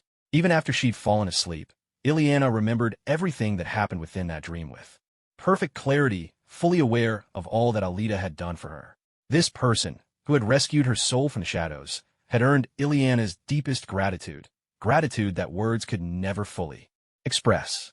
Now, she never had to worry about becoming a monster again. That was something truly, profoundly important. Ileana etched Alita's actions deep in her heart, determined never to forget. Is that all? I gave you my word, and, of course, I intended to keep it. There's no need to thank me so much, Alita replied, shaking her head, as if she'd expected something far more serious. It was nothing, just a small favor. It's not just that. Actually, Ileana said, her tone turning solemn. I heard the spell for your powerful magic last night. In fact, I remember it quite clearly. Alita, is it all right that I know your incantation? She fixed Alita with a serious look. For any mage, their spells were of utmost importance, especially a spell as formidable as Alita's, capable of devouring anything. Even though Ileana had no intention of using it herself, as a friend, she felt she owed Alita this honesty. Wow, what? You heard the whole thing? Alita's face flushed bright red. Oh no. Of all the mortifying moments in her life, both had happened here in the underworld, and both with her own apprentice. Don't worry, Alita. I won't tell a soul, and I'd never use it myself, Ileana assured her, thinking that the spell must be something incredibly important, and that Alita was simply anxious about it being leaked. Oh, that? It's not really a spell, Alita said, scratching her cheek, a bit embarrassed. Honestly, it was just something that slipped out, a spontaneous bit of nonsense. Even if you recited it, you wouldn't be able to use that magic. It's like how I don't have your mutant powers, and you don't have my devouring ability. These are innate gifts, not something anyone else can imitate, so there's really nothing to worry about. I see. That's a relief, then. We're almost there, Alita. At those words, Ileana felt reassured. She understood now that this was a unique magic, much like a mutant's powers, something only its owner could wield. Her mind eased. She glanced ahead and spotted a glowing portal in the distance. It was the very same scene she and the kitten had witnessed before, and there, gathered around it, were her brother, Nightcrawler, Kitty, and the young Aurora, as if only a few seconds had passed since she'd left. Hey, look, it's that portal again. Colossus Aurora.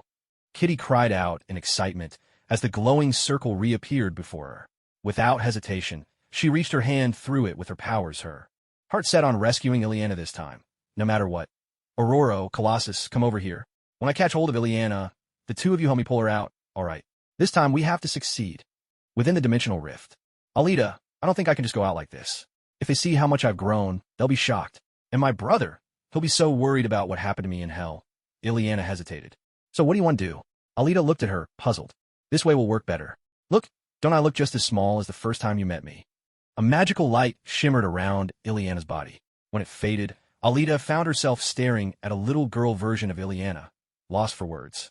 Are you trying to turn yourself into a perfectly legal loli, or what? Nice. Perfect, let's go with that. Alita gave her a thumbs up in approval. Well, that's your brother and your friends. It's your happiness that matters. Hey, Alita, that's Kitty. Ileana spotted Kitty's outstretched hand and hurriedly grabbed hold of it. Above, Kitty felt a small hand clutch hers and shouted, "She's here. How about her? Someone help, everyone. I don't have enough strength. Quick, help me pull Ileana out." Colossus, Storm, and Nightcrawler rushed forward to grab Kitty's hand. With a burst of effort, success. "We did it. Ileana," Kitty shouted in delight, watching as Ileana was pulled out. "Wait, and someone else?" "Ileana Nikolaevna Rasput. I'm finally back." Colossus cried out his sister's name in his deep, unmistakable Russian accent, unable to hide his joy. But before he could finish, another voice interrupted. He stared in confusion at the other young woman who'd been pulled out alongside his sister. Who was she? The moment Alita was yanked out of the portal, she surged forward, soared into the sky, and sent Kitty and the others tumbling in all directions. Arms flung wide, she drank in the fresh, earthly air and shouted for joy. "Brother!" Ileana caught sight of her brother for the first time in years.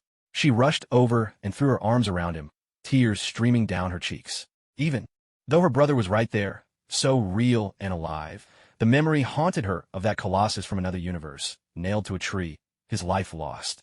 "Little snowflake, welcome home, my dear sister." Kitty, Storm, and Nightcrawler watched as Colossus and Ileana were reunited, their own eyes glistening with tears. Quietly, they rejoiced for her. At last, Ileana was home. TSK, still crying? Don't you care about your eyes? Doesn't it hurt? The X-Men were gathered around Ileana and Colossus, caught up in the warmth of a family reunion. The cozy atmosphere was abruptly broken by a strange voice. All the X-Men turned in unison to stare at the unfamiliar girl who had arrived with Ileana. She's quite pretty, and rather young, too. The girl wore a black high-collar cloak, a white linen robe, and her long hair was an inky shade of green. The X-Men couldn't help but think to themselves, "Ah, that magic cloak." Alita had changed its color to black. Red was just too conspicuous for her taste, and she loved how the cloak could change styles at will. It could even become a trench coat, so she'd never have to worry about looking out of place in public again. Storm, whose real name was Aurora, stepped forward and spoke first. "Hello, may I ask who you are?" "I am. Alita is my good friend. She's a powerful sorceress who accidentally stumbled into limbo. She helped me so much, even helped me defeat Belasco." Before Alita could finish introducing herself, Ileana rushed over, grabbing Alita's hand and eagerly explaining her origins to the X-Men.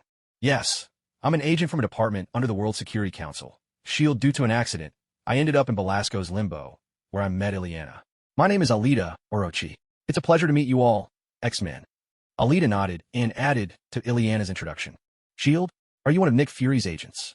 Storm and Kitty recognized the organization and knew who its director was. "That's right," Alita replied. "Nice to meet you, Miss Orochi. Thank you so much for your help." Colossus, Ileana's brother, stepped forward to thank Alita. Seeing how much Ileana trusted her, his gratitude was sincere. "Oh, there's no need for thanks. I only needed Ileana's mutant powers to help me return to Earth. It was mutual assistance, nothing more."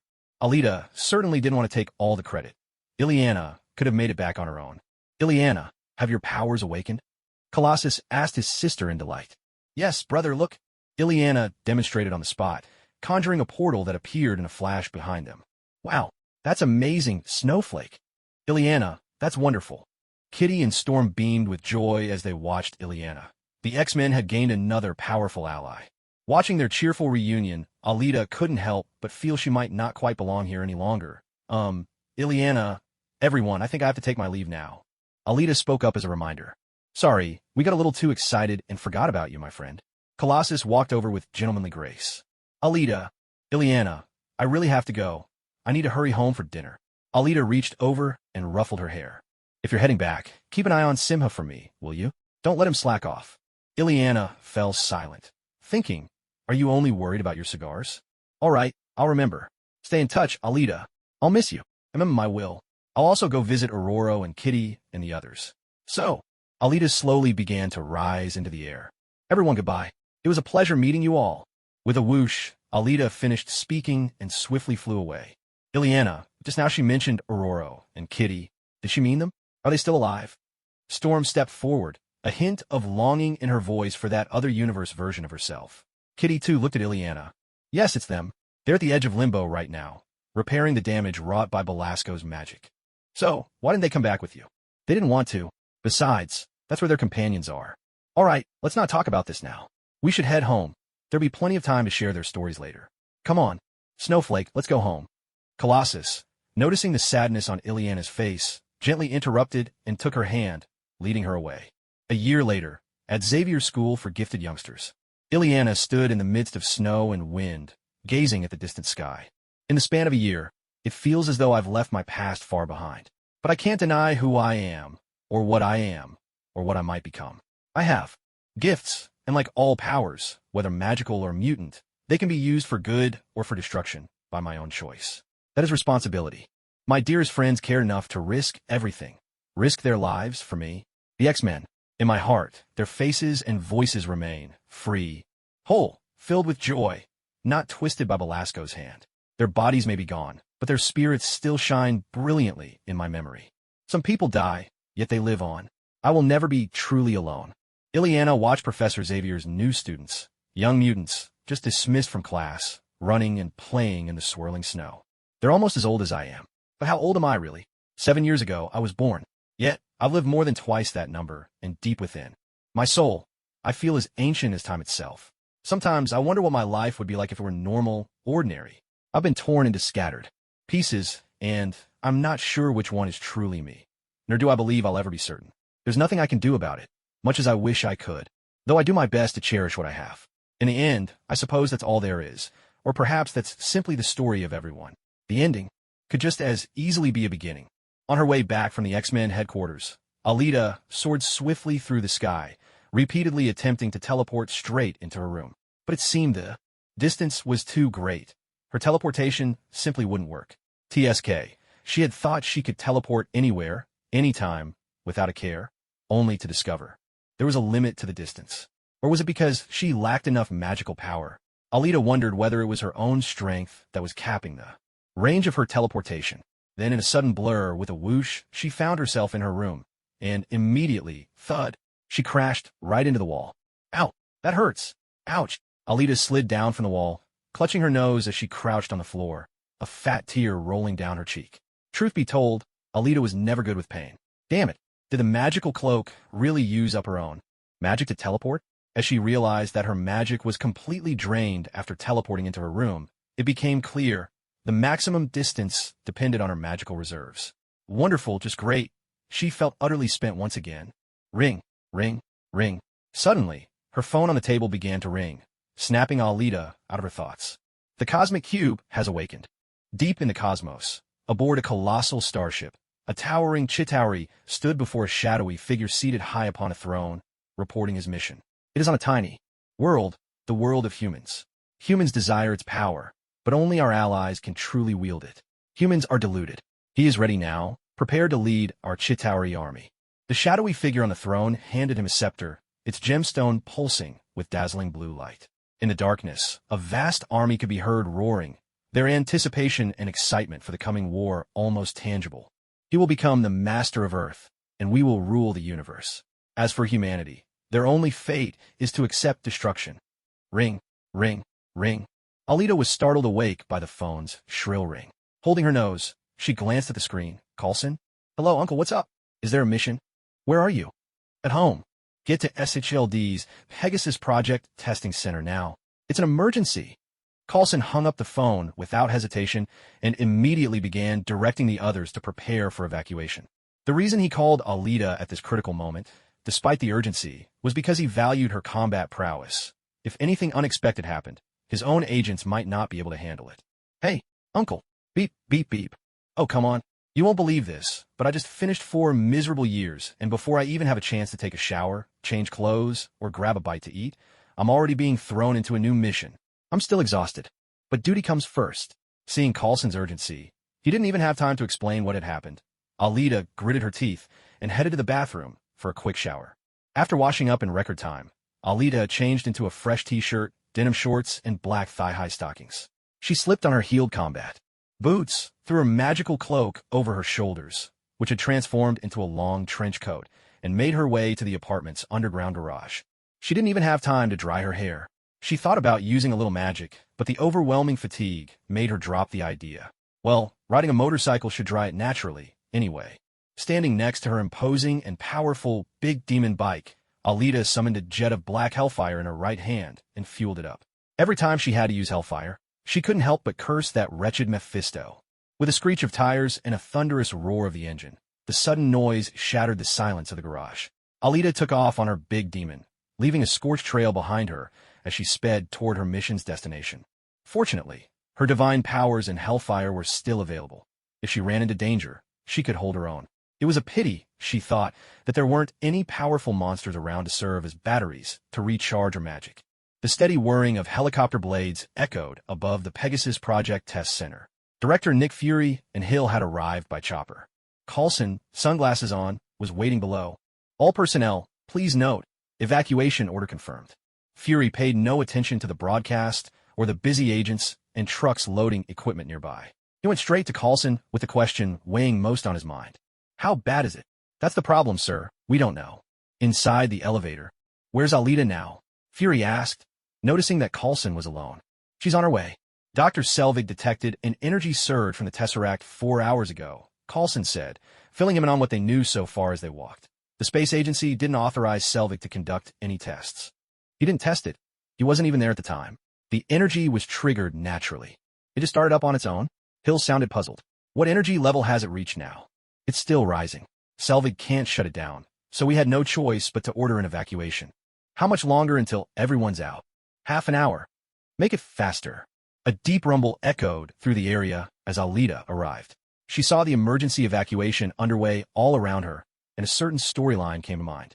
So, this means Loki's about to show up, right? Alita took out her phone and called Coulson. I'm here, Uncle. Where should I find you? Head to the lowest lab. The director is waiting for you here.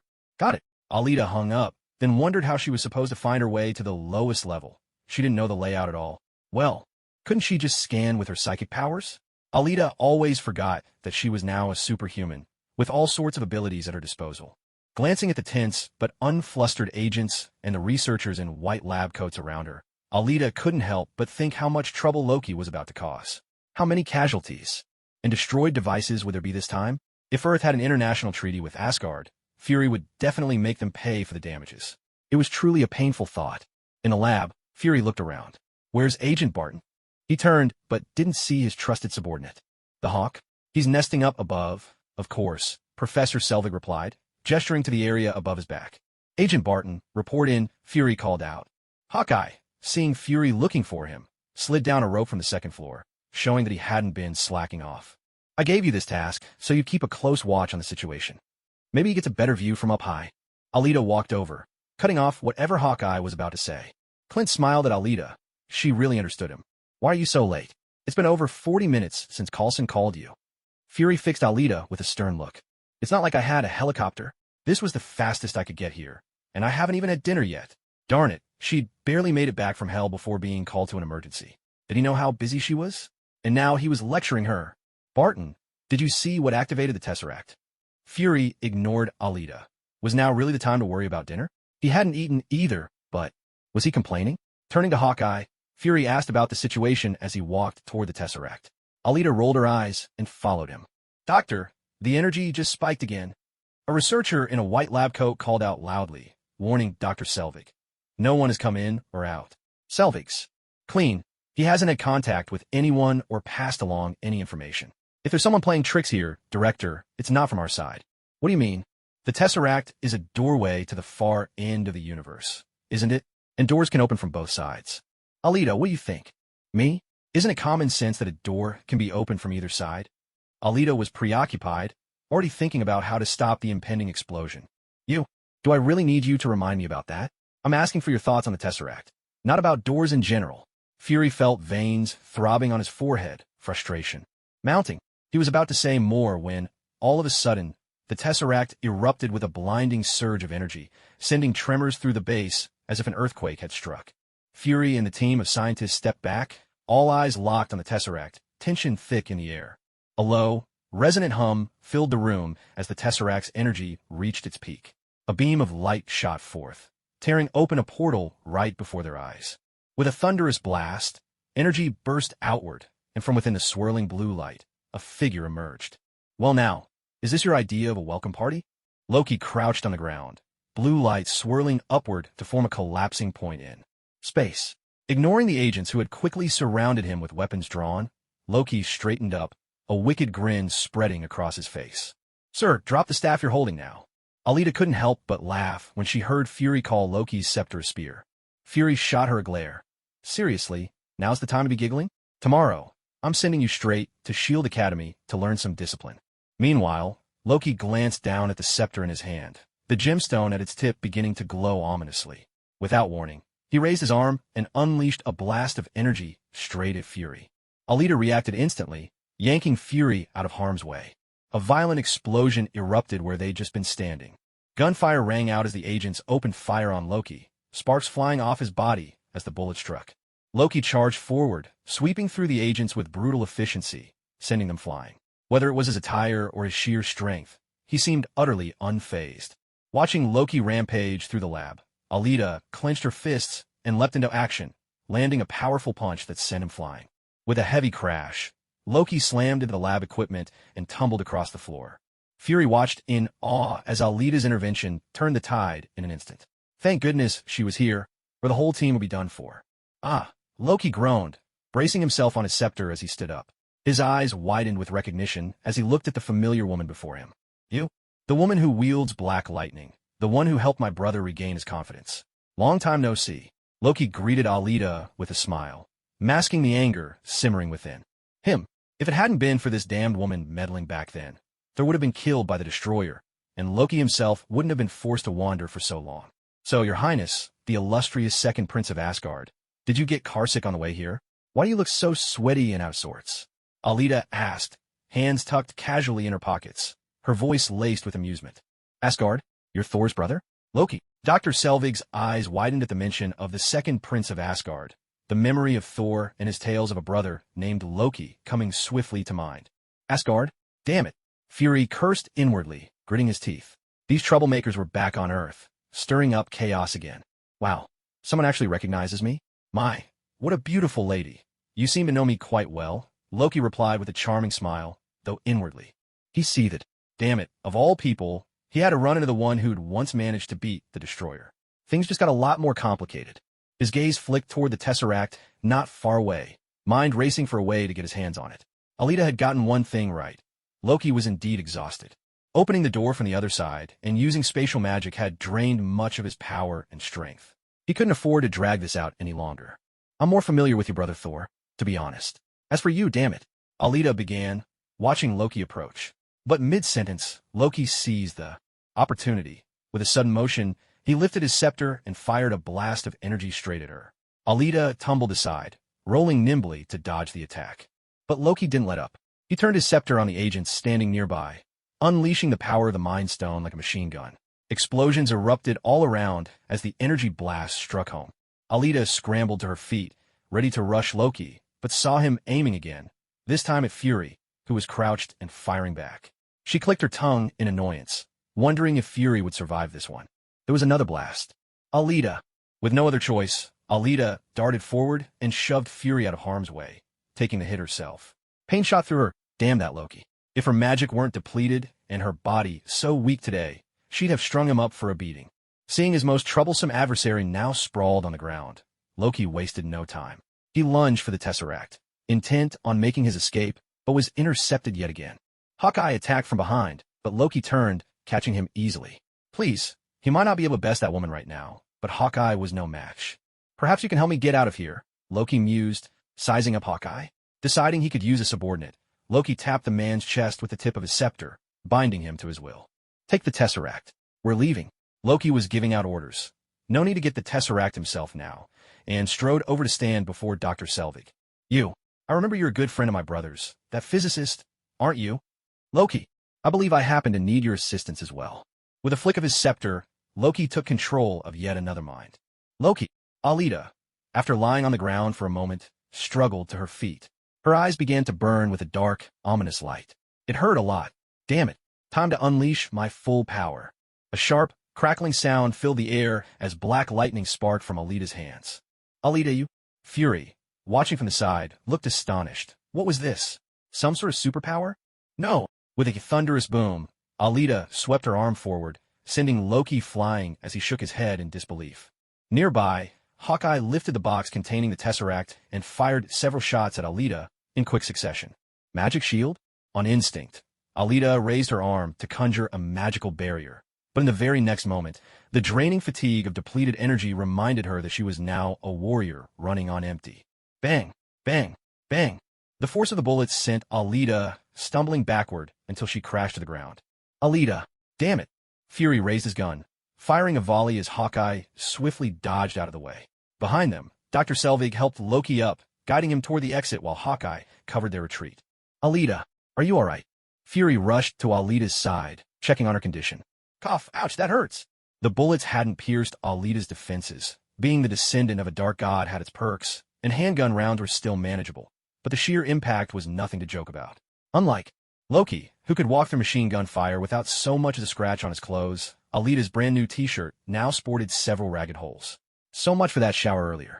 Alita, get up. This place is about to blow. Fury noticed Alita wasn't wearing a bulletproof vest, and despite taking several shots, hadn't bled a drop. He was deeply puzzled, but this wasn't the time for questions.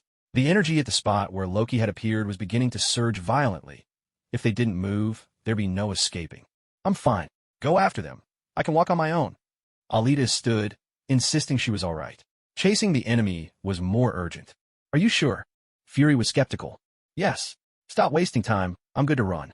Go. Seeing that Alita really did seem unharmed and anxious about the Tesseract, Fury didn't argue further. He broke into a run, pulling out his radio to contact Hill as he went. As Fury disappeared down the corridor, Alita staggered over to stand beneath the swelling orb of energy, the force behind the collapsing space, now nearly ready to burst. Tilting her head back, she gazed up at it. Well, you could say you're a form of energy too. So, can you recharge my magic a little?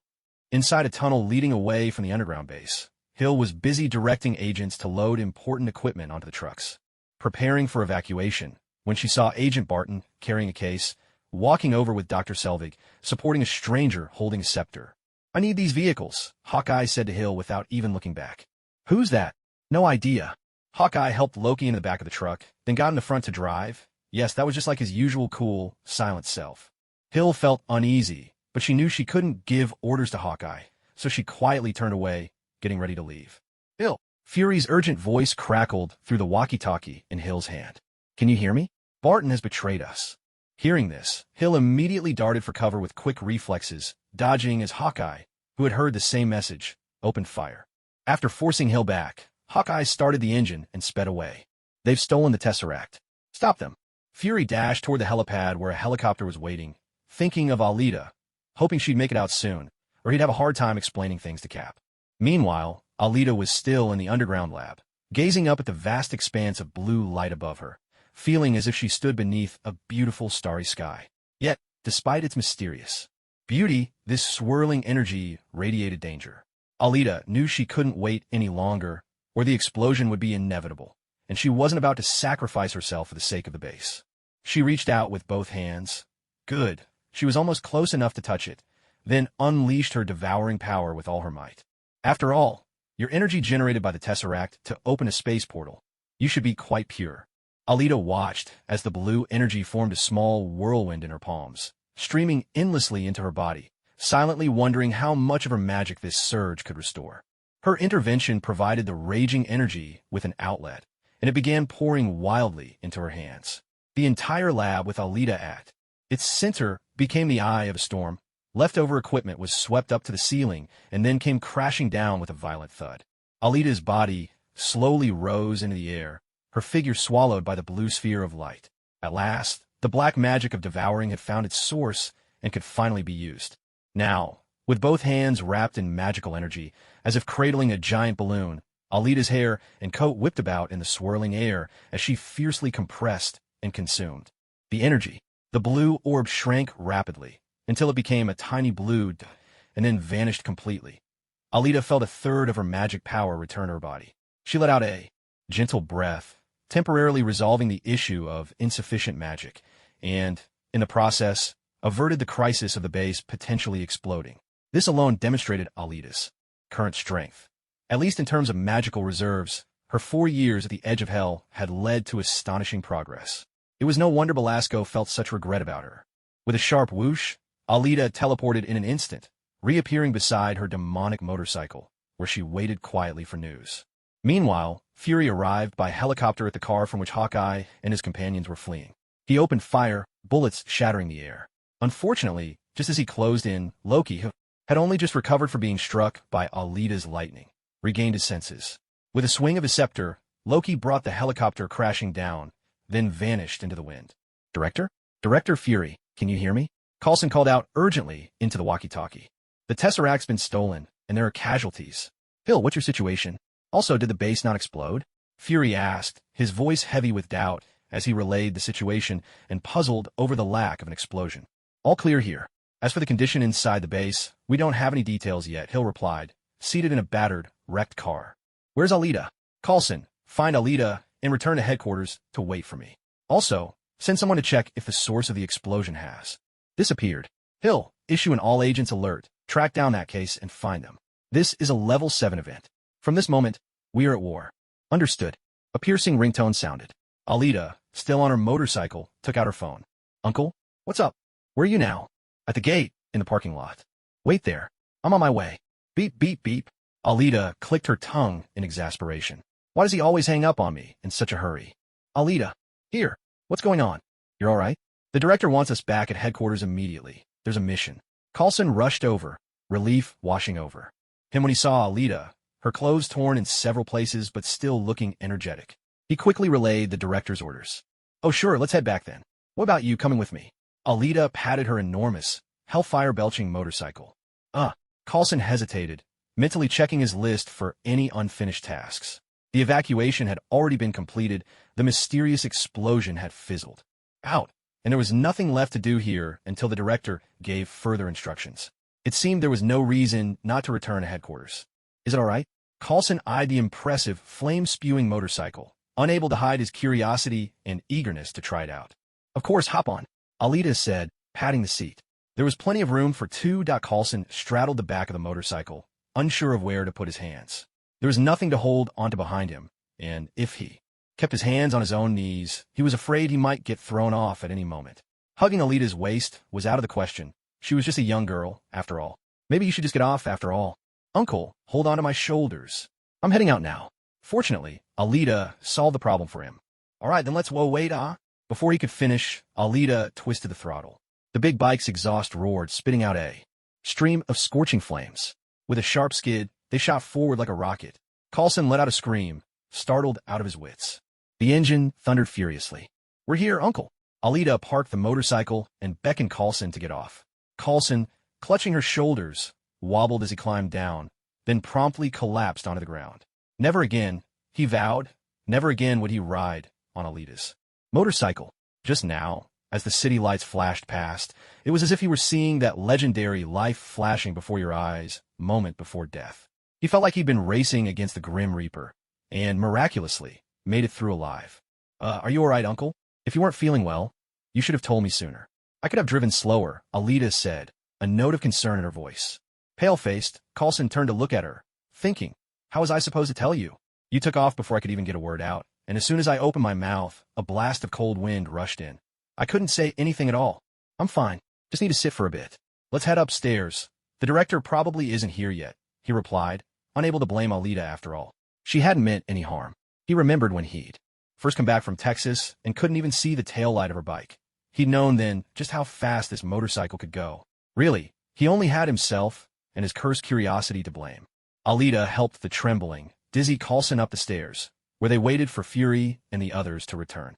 Soon, Fury pushed open the door to his office and entered with Hill, only to find his trusted Agent Coulson slumped in a chair, pale and lifeless.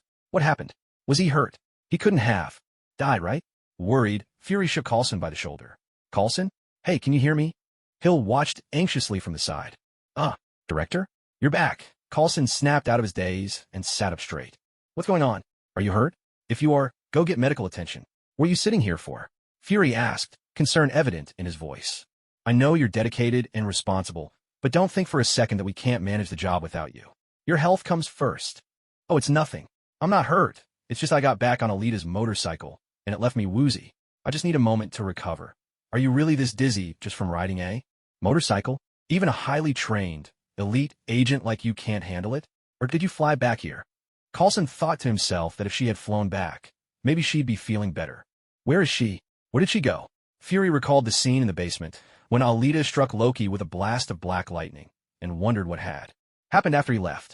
Why hadn't the base exploded? There were so many questions he wanted to ask her. TSK, this girl never lets anyone have peace of mind. She said she was going to change clothes. Bang. The sound of the door opening interrupted Coulson. Oh, here she is. After helping Coulson upstairs, Alita had said she needed to go change and would be back in a moment. She'd slipped into the restroom, teleported home, taken another shower, and changed into a crisp white shirt, a little blazer, a JK-style short skirt, and black thigh-high stockings. Draped in a trench coat, she teleported back. TSK Loki, don't forget, you owe me a new outfit. You'd better make it up to me, and don't bother unless it can actually stop a bullet. Director Fury, I'm here. So you had time to swing back home while we were waiting for you.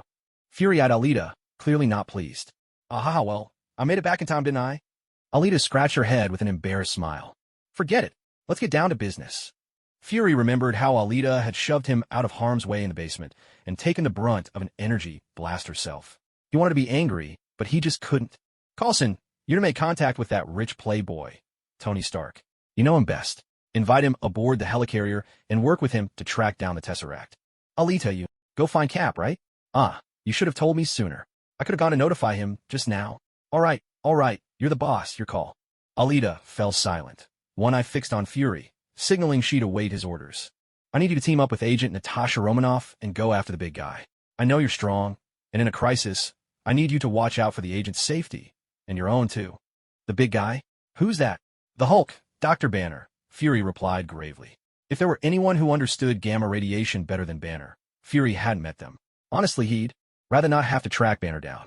But with Natasha's background as a spy, she was skilled at reading people, gathering intel, and getting others to let their guard down. Sending her increased the odds of success. As for Alita, she was the backup plan. If Banner lost control, maybe Alita could buy them some time. As for the captain, I'll go talk to him myself. He'll assign personnel and prepare to launch the helicarrier. Be ready. Once they arrive, we take off. Understood. All right, director. How am I supposed to find Natasha? Where's she right now? Alita, the timid newcomer, asked in a small voice. You all go ahead with your assignments. Coulson, get in touch with Natasha. Alita, wait a moment. I have something to ask you. Yes, director. Coulson paused, turned back to respond, and then, with a courteous gesture, closed the door behind him as he left. So, what is it you wanted to talk to me about? Alita looked at Fury, puzzled. Don't you have something you want to explain? Fury clasped his hands, propping his chin up as he regarded Alita. Care to tell me what happened with that lightning of yours? Alita tilted her head, trying to think. Did she have something to confess? She replayed the events of the night in her mind. Could it be when she burst out laughing after Fury mistook the scepter for a spear? Surely not. That couldn't be it. Sir, are you really that petty? I'm sorry. It was my fault. Alita lowered her head, admitting her mistake with genuine remorse. And what exactly are you sorry for? Fury, seeing her sincere attitude, softened his tone a little. I shouldn't have laughed at you in front of the enemy. Loki, even if that scepter really does look a lot like a spear. Alita explained earnestly, oblivious to the way Fury's eyelid twitched with every word. Phew, is that what I was asking about? I meant the black lightning. Who cares about the spear? Fury shot to his feet in exasperation, his voice booming. You're really something. You're the only one who can make me this mad. Truly one of a kind. You meant that. Alita blinked, then suddenly recalled how, after being struck by Loki and unable to use her magic, she'd lashed out with Thor's power, unleashing a bolt of lightning at him. If Hawkeye hadn't erupted, Loki would have really learned what brotherly love meant. What was that? As far as I remember, the serum doesn't grant superpowers. So why do you have them? And why didn't the captain get any? Or is Hydra's serum special? Fury pressed, clearly baffled. Director, you know about mutants, right? Alita paused, thinking she might as well use this as an excuse. She knew she'd be found out eventually, but really, was she supposed to be afraid of Fury coming after her? She was perfectly calm. Professor X? Yes, that's the one. I actually know Colossus, Storm, Shadowcat, all of them, really. And when exactly did you meet them? Fury fixed his gaze on Alita. Though mutants could pose a threat, thankfully, they hadn't turned against humanity. For the time being, they could be considered allies. Still, There were always opportunists who took advantage of mutants to commit crimes, which was why S.H.I.E.L.D. kept a close watch on them. Well, you know about Professor X's abilities, right? The kind where even if you're sleeping at home, you can still communicate with him? I woke up one day and found out I'd awakened my powers. And then Professor Charles Xavier came looking for me. That's how I got in touch with him. Of course, he also knows I'm an agent of S.H.I.E.L.D. Alita rambled, making up her story as she went. Fury observed Alita for a while, considering she'd risked her life to save him. Only revealing her abilities in a moment of crisis, he decided not to question her further. On the contrary, having powerful agents at his disposal would give him more leverage in times like these. As for other concerns, he'd cross that bridge when he came to it. Unless Alita betrayed S.H.I.E.L.D., he had no reason to act against her. After all, there was still the captain, who treated Alita like a little sister. Author's note: originally, I planned to publish this chapter at midnight, as most writers seem to do, but the notification didn't come until noon. From here on out, the following chapters will enter VIP status. I have nothing more to say except thank you, dear readers, for your support. For the upcoming content, I'll learn from past mistakes and keep improving. Here's to the future. Here's to 2022. May it be bright for all of us. Thank you. If there's nothing else, I'll go find Coulson and ask him for Natasha's location. Alita felt it was best to leave quickly. Being alone with Nick Fury was making her nervous. Go on, Fury said with an irritable wave of his hand. Better she left than stayed to annoy him further. See you, Alita called as she left. Once Alita was gone, Fury pulled a file from his drawer, a dossier on the Cosmic Cube. Now it was time for Captain America to step up. Sir, where do I go to find Natasha? Alita approached Coulson, who was busy assigning tasks. Natasha's in Germany right now. You'll go with that Quinjet over there, find her, explain the situation, and then meet up with the rest of the team, understood? Coulson pointed to the waiting aircraft as he outlined her mission. Understood, no problem. Should I head out now? Hey, be careful, Alita. If you run into trouble, take care of yourself first. Coulson called after her, his tone earnest. No problem. Wait for my good news. Alita flashed Coulson an OK sign, her long legs striding confidently as she boarded the plane. The Quinjet's engines roared to life, spitting sparks as it shot off into the sky. Coulson lingered on the tarmac for a moment, his thoughts heavy. Faced with looming threats from the unknown and the prospect of battling aliens, he couldn't help but worry about these young agents like Alita. He sighed. Another big headache was waiting for him, too. The heavy hitter, Iron Man. Boom, boom. In the basement of a Brooklyn apartment building, Captain America was silently pummeling a punching bag. You're not alone, Steve. Whenever he wasn't sparring with Alita, the captain's mind would drift to Peggy Carter, her face, her voice, the date he never made. Wham! He struck the bag again, sending it flying with a burst of frustration. He missed Alita, honestly. Training alone was just too dull. It was her next day off again. As he grabbed a fresh bag, hung it up, and got back into his stance, he couldn't help but reflect on how many days had slipped by just like this. Can't sleep. I've been asleep for 70 years, sir. I think I've slept enough. Then you should get out there, celebrate a little. See the world. When I went under, the world was at war. When I woke up, they told me the war was won. But no one ever said what we'd lost. We've made mistakes along the way. Some of them, not so long ago. Fury held a file in his hand, studying the captain. Do you have a mission for me? I do. You want me to find my place in this world again? I want you to save it. Fury opened the file and handed it to Captain America. The Tesseract, the secret weapon of Hydra. The Tesseract is the key to developing unlimited, renewable energy. It's exactly what the world needs right now. But it's been stolen, hasn't it? Yes, by someone named Loki. Asgard, Thor's brother, the proud and troublesome prince. Fury found himself caught off guard by the captain's pointed questions. Who told you all that? Alita? And how does she know these things? Maybe he really should send Alita off to S.H.I.E.L.D. Academy. Make sure she learns all the rules and confidentiality protocols. So, we're stealing it back? Where do we leave? Captain America stood, packing his bag, wondering if this was the moment Alita had talked about, when he'd finally be needed. You? Fury looked at the eager captain, who hardly seemed like someone refusing to reconnect with the world. Had Alita's enthusiasm rubbed off on him? Making her his neighbor, just next door, maybe that arrangement worked a little too well. The mission. File has been placed in your apartment. Someone will come to pick you up tomorrow morning.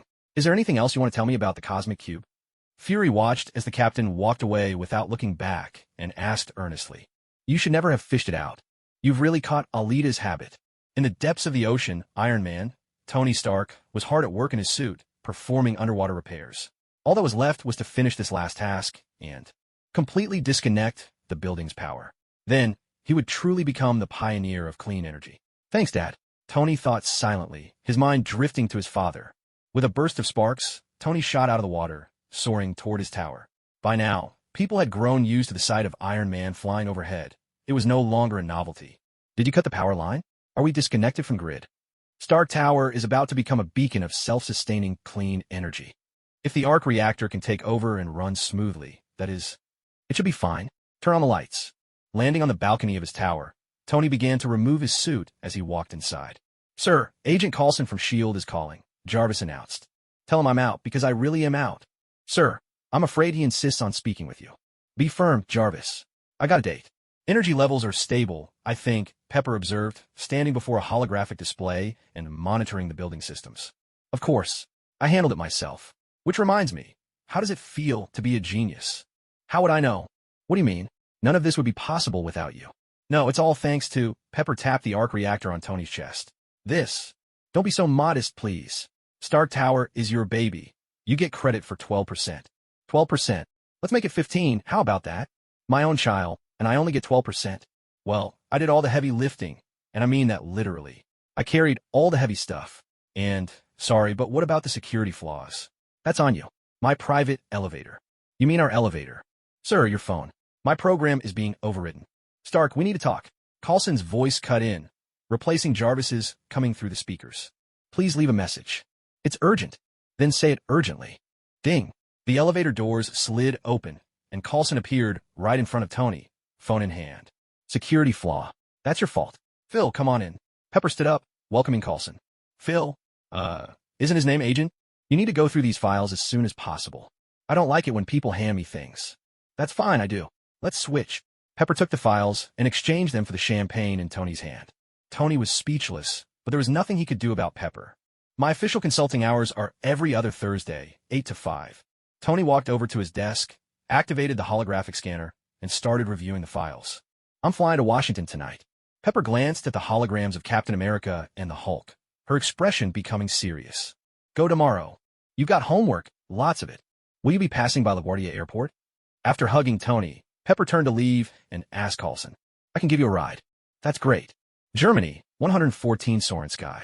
In the open square beside a dilapidated building, a Quinjet descended smoothly, coming to a steady halt. The hatch opened, and Alita stepped out. She glanced up at the third floor of the building, where 4 bright psychic signatures flickered in her mind. Wait here for me, I'll be right back. Alita called back to the pilot. It was her first time in such a lightning-fast combat jet, and Alita couldn't hide her delight. If she knew how to fly it herself, she'd have tried her hand at the controls by now. With her hands in her pockets, Alita strolled unhurriedly toward Natasha's location. A sharp blow landed with a thud. Natasha, her fiery red curls tumbling down, sat tied to a chair in a sultry black slip dress and sheer stockings. Her face bore the fresh mark of a punch from a man who clearly had no regard for gentleness. Just you wait, once I get the intel I want, I'll return the favor tenfold, Natasha thought silently. Tonight isn't going quite how I imagined, said an old man in a military uniform, his hair snowy white, speaking in German as he looked at Natasha. I know what you're thinking. Trust me, this is better. Who do you work for? Is it Lemontov?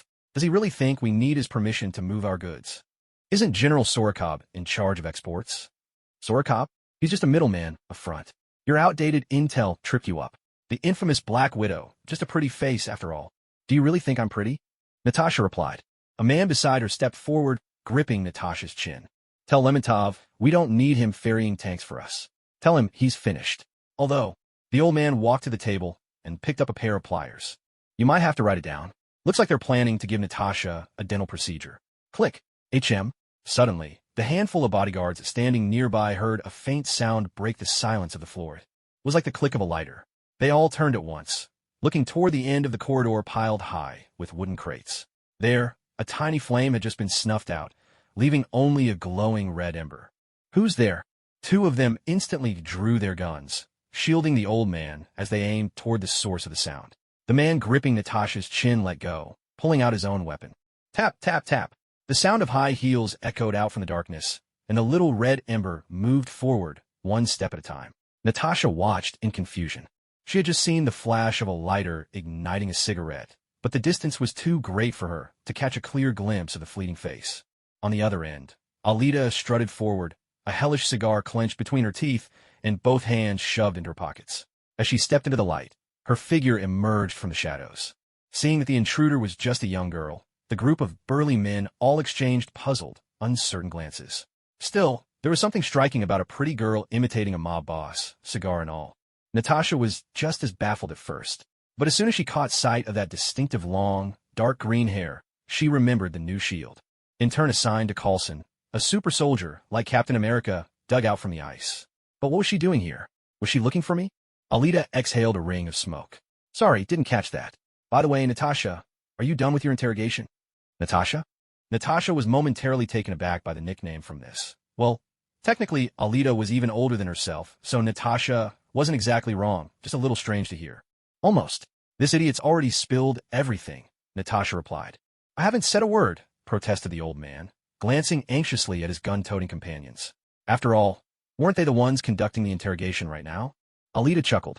Ah, you're almost adorably clueless. Kill her. Shoot. The old man roared, frustration boiling over. I'll be waiting for you downstairs. Something's happened to Barton. Alita called out breezily. Whoosh. Bang, bang, bang. Their pistols fired into thin air. Alita had vanished in the blink of an eye, leaving only her words behind. What just happened? The men stared at each other, utterly bewildered. And at the back, Natasha's face grew serious. If something had happened to Barton, it must be an emergency, otherwise Alita would never have come looking for her. Seizing. The moment as the others were distracted, she landed a fierce kick, toppling one of them to the ground. She sprang to her feet, grabbed her chair as a weapon, and spun around, striking each of them in turn, knocking them down one after another. Fixing her eyes on the man who had punched her, she executed a graceful somersault, bringing the chair down hard on him, shattering it, and freeing herself from her restraints. Without missing a beat, she snatched up her high heels and dashed off in pursuit of Alita. Phew! Just as Alita saw them open fire, she teleported downstairs in the blink of an eye. As for the ones upstairs, she could leave them to Natasha to handle. Leaning against the wall, quietly, blowing smoke rings, Alita could only think of a few things in the entire Marvel Cinematic Universe that truly left her unsettled. Captain America and Carter, Natasha, and Tony Stark. Back at the premiere, when she watched Natasha leap off the cliff, she had almost burst into tears, thinking that was the one blow she could never accept. But then, when Tony put on the gauntlet and uttered those unforgettable words, I am Iron Man, she couldn't hold back anymore. Who would have guessed that Marvel's Phase 3 would offer not just dazzling special effects, but also such heartfelt moments? Caught off guard, the audience was dealt a heavy, emotional blow, and tears flowed freely. Sigh, I really need to find a way to fix the Soul Stone problem, or else this damn bug will never go away. Alita murmured to herself, gazing up at the sky. After dealing with the thugs upstairs, Natasha hurried down, still wondering how Alita had managed to vanish so suddenly. She found Alita leaning quietly against the wall, eyes rimmed red, looking as though she had seen through the sorrows of the world. Was she thinking of something that broke her heart? Alita. Huh? Oh, it's settled, Natasha. The jet's waiting nearby. Let's talk as we walk. Alita quickly composed herself and motioned for Natasha to follow. Inside the Quinjet. Alita, what exactly happened? Barton? Natasha looked at Alita, hesitant to finish her thought. Well, here's the thing. The Tesseract. Alita checked her watch and corrected herself. Last night, it was stolen by Loki from Asgard. He used a scepter to take control of both Clint and Dr. Selvig, and together they escaped. Clint should be safe for now, Alita reassured Natasha. Then Director Fury gave us a new mission. Find a big guy, bring him back to headquarters, and have him help us track down the Tesseract and Clint's whereabouts. A big guy? Stark doesn't trust me much. Natasha recalled Tony Stark's attitude toward her. No, not him. Coulson's handling Stark. The one we're after. He's the real big guy. Alita explained that when she said big guy, she wasn't talking about someone's status. She meant their size. A low, vibrating hum filled the air as the Quinjet arrived in India, landing near the spot where Banner was hiding. They touched down in a quiet, run-down area far from any residential neighborhoods. Alita and Natasha stepped out together. So, Natasha, how are we supposed to find him? Do you know exactly where he is? Alita asked curiously. After all, tracking someone down wasn't her strong suit, and she didn't have any solid intel. She was still a newbie. Even though she'd already come across top-secret information about Thor and Ghost Rider, she definitely wasn't a qualified agent. At least, not yet. And why do you keep calling me Little Nat? Natasha complained. Sure, maybe in reality you're a bit younger than I am, but anyone looking at us would think I'm the older sister. She simply couldn't wrap her head around it. Granted, Little Nat sounded a lot better than the nickname Egghead Director that Alita had given Fury, and it did feel kind of affectionate. Still, with Alita's schoolgirl looks, calling Natasha Little Nat just felt bizarre. Oh, don't sweat the details, Little Nat. Let's get back to the mission. Everyone's waiting for your orders, Alita teased, brushing aside Natasha's concern. The heavily armed agents behind them showed no sign of impatience. With two stunning women up front, nothing else seemed to matter. Spread out and set up a perimeter around that house, Natasha instructed, pointing to a dilapidated building ahead. Wait for me to bring Dr. Banner out. No one is to make a move without my command. If you spook him or worse, make him angry, we'll have a real problem on our hands. Natasha knew that these agents, armed to the teeth and clad in bulletproof vests, would be no match for the Hulk if things went sideways. Still, having them around was a small comfort, she thought to herself. Alita, come with me. Natasha motioned. Honestly, she doubted Alita could stand up to the Hulk. Better not even dream about it. Even if Captain America himself showed up, he'd probably be forced to take a knee. Natasha led Alita onto the main street, looked around for a moment, and then put her linguistic skills to work. She soon found a little girl, handed her some money, and asked her to bring out a certain doctor who was treating patients inside. Is there any language you can't speak? Alita wondered aloud. Anyone who could juggle 2 or more languages was a legend in her book. Being an agent was tough enough, always running missions. How did Natasha even find the time to learn so much? Alita was both baffled and deeply impressed. Oh, there are plenty. For example, I'm not very good at Chinese, Natasha replied with a smile. Really? Natasha, you're beautiful, Alita said playfully, switching to flawless Chinese.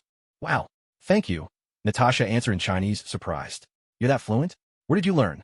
Natasha was quite astonished when she heard Alita's crisp and accurate pronunciation.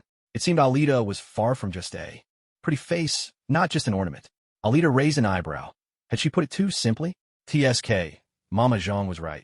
The most beautiful women are the best liars. Never trust too easily. Alita reminded herself of this silently. Johnny Blaze quietly gave an approving nod. Velasco also nodded in silent agreement. They're here, Alita. Let's head back for now. Natasha noticed that the little girl she'd sent out had successfully lured the target. She immediately signaled to Alita, urging her to return to their ambush spot quickly before Banner arrived. Attention! The target will appear any moment. Stay alert and don't act rashly. Click! Alita sat down quietly on the chair, lit a cigar, and tried to regain some energy.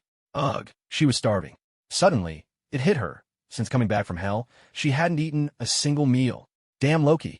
Cursed fury. Alita, what are you doing? Natasha was baffled to see Alita plop herself down, crossing her legs and puffing on a cigar like a boss. What on earth was she thinking? What if Banner walked in and bolted the moment he saw this? How was Natasha supposed to make her entrance? And if Banner lost control and turned green, then what? Huh? What's wrong? Aren't we waiting for him to come in? Alita asked in confusion. Hide, Natasha snapped. Why should I hide? Alita retorted. It wasn't like they were staging an ambush. What was wrong with meeting him openly and honestly? Did Fury not teach his rookies even the basics of being an agent? Had Natasha forgotten the most elementary rules of secrecy? Natasha massaged her forehead in exasperation. Well, perhaps Alita was still just a trainee agent after all. Fury would have to take the blame for this one. Meanwhile, Banner, carrying his medical kit, followed the little girl into a quiet area near the slums, dodging cars with glaring headlights. He stepped into the house, and there he saw. Alita, get up. He'll be here any second. Natasha was still tugging at Alita's hand, trying to get her hide, when Banner appeared, holding his satchel with one hand and looking around with open confusion at the scene before him. TSK, he got here this fast? I'm not moving. I just want to sit, huh? He's here. Alita clung stubbornly to her chair, determined to get a moment's rest. Then she noticed Natasha break off mid-sentence and glance toward the door. Hey, Dr. Banner, Natasha said, shooting Alita a furious glare before turning to greet Banner with a bright smile. Darn it, was her flawless mission record about to be ruined by Alita? Hello, Banner. Alita let out a puff of smoke, her eyes also turning to Banner. It's just the Hulk, isn't it? No need to worry. And don't underestimate how much control Banner has these days. Unless he's attacked, he won't show up so easily. He's steady as a rock. So, who are you two? Banner glanced at the two striking women standing before him, one of them even smoking a cigar. He sounded genuinely puzzled. They'd managed to lure him here with the help of a little girl, and in the suburbs no less. Clearly, they were here for him. But from which agency this time? Spies? Yet their methods seemed oddly unprofessional. Meanwhile, the little girl who'd brought him here had already slipped out the back window. Kids around here were all sharp and streetwise, forced to grow up fast by life. Natasha Romanoff. And this is Alita Orochi. So we're surrounded, is that it? You lured me out to the suburbs. Clever move. Are you here to kill me? Natasha? Alita. Banner walked over to the window and peered outside. No, it's just the two of us. Alita jumped in before Natasha could answer. And if we wanted to kill you, that big guy of yours would definitely be upset. We're not here for him this time. We're here for you, Dr. Banner. How many doctorate degrees do you have again? Natasha pressed her lips together, letting Alita take the lead. 7 PhDs. Banner's face lit up. For the first time since becoming the Hulk, someone was actually interested in his mind, rather than the creature that just smashed things. Alita clapped quietly in genuine respect. She knew not to mess with a bona fide genius. So, Banner looked back and forth between the two women, waiting for them to continue. You asked about my degrees, now what? Alita turned to Natasha, silently, urging her to speak up. Natasha's look seemed to say, weren't you about to say something? Alita answered, I already did. Natasha just sighed in exasperation. Dr. Banner, we're from S.H.I.E.L.D. We have a matter we'd like your help with. Natasha's tone was serious, making clear their intentions were peaceful. S.H.I.E.L.D.? How did you find me? Banner rubbed his hands together nervously. We've always kept track of your whereabouts, Doctor. Always at a respectful distance. In fact, we've even helped shake off some of the other parties looking for you. Why? Nick Fury trusts you. But now, I need you to come with me. And if I refuse, I'll convince you. And if that other guy refuses, you haven't had an incident in over a year. I imagine you don't want to break that streak now. I'm not always in control. Doctor, the world may be facing a global catastrophe. Banner gave a dry laugh. That's what I've been trying to prevent all along. Banner gave a forlorn smile. Disaster? Wasn't he himself the very embodiment of it? Don't lose heart like that, Banner, Alita said as she rose to her feet. Sometimes, if you just look up at the stars, you'll realize how small you really are in this vast universe. She walked over and gave Banner a reassuring pat. Banner didn't react, but glanced at his shoulder in puzzlement. Are you really not afraid I might lose control? This time, we're here for your exceptional knowledge. Those 7 doctoral degrees of yours, Alita continued. We need your expertise to help us find something. We're not here for the big guy to smash things. Is that supposed to be good news? Banner asked. Well, Natasha pulled out a phone and placed it on the table. It's the Tesseract. It holds the power to destroy the entire planet. Banner took out his glasses, stepped forward, and examined the phone closely. So what does Fury want from me? Eat it? Or is that what you're looking for? A laugh escaped Alita. Oh, you're something else? Honestly, I wouldn't dare swallow that thing. Would the Hulk even be able to digest it? He might even die trying. She looked at Banner, her expression teasing. Are you really not afraid of me losing control? Natasha edged back, tugging at Alita's sleeve, her eyes signaling. Could you please be a bit quieter? You two carry on, Alita said with a wave. Natasha took a steadying breath. Fury wants you to find it. It's been stolen.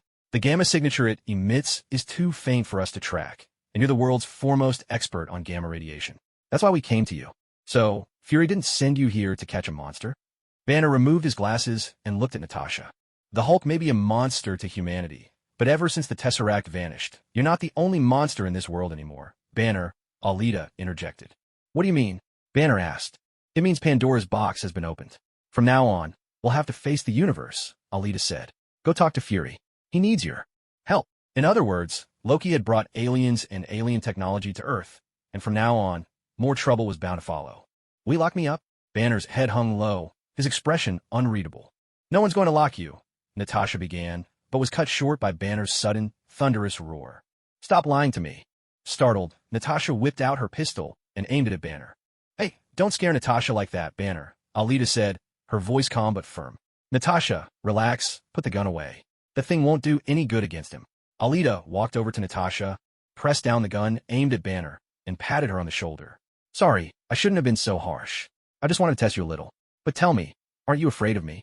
Banner looked at Alita with curiosity. He didn't seem the least bit frightened, nor did he look worried about turning into the Hulk. With a gentle exhale, Alita said, You can always trust me, Banner. I may not be able to handle the Hulk completely, but I can at least hold him back a little. She stepped forward and gave Banner's shoulder another friendly pat. The Hulk is indeed formidable, with hardly any weaknesses. But what is would release best used for? Sealing the 9 tails. My devour magic might not be able to swallow you whole, but draining your strength and restricting your movements should still be possible. Wait, why does that sound a bit off? You can restrain the Hulk? Banner asked, his curiosity piqued. This girl, who looked like an ordinary student, wasn't just a S.H.I.E.L.D. agent. She claimed she could hold back the Hulk? Was she serious? Oh, you'll get to try it someday, Alita replied cheerfully. Nat, tell everyone to fall back. We're heading out. She threw an arm around Banner's shoulder and started walking him out. Fall back. Everything's fine. Prepare for departure, Natasha said, regaining her composure after the tense moment. She glanced at Alita in disbelief. Was this girl fearless or just reckless? And you said it'd just be the two of you? Banner protested as Alita led him away. Besides, I haven't even agreed to go with you yet. He clicked his tongue in annoyance. This girl was surprisingly strong for her size, and, honestly, had they even known each other long enough for this level of familiarity? Oh, don't sweat the details. And think about it. How long has it been since you've done any real research? Here's a ready-made project, and you're just going to let go? There might not be a next time. Don't worry, the lab's fully equipped. Everything you could want. Having seamlessly slipped into the role of a headhunter, Alita dangled tempting offers in front of Banner, making it clear that not coming along would be his loss. Banner had to admit it had been ages since he'd set foot in a lab. These days, his life was more yoga sessions and Buddhist chants than scientific breakthroughs with the occasional stint as a doctor. For someone with 7 PhDs, this was a sorry state of affairs. Alita's words stirred something in him, and then, looking at the hand resting on his shoulder, Banner was struck by a wave of emotion. How long had it been since anyone dared get this close to him? Since anyone treated him like a normal person? And it was clear Alita wasn't the least bit worried he might transform. Now, Banner found himself deeply curious about this young woman at his side.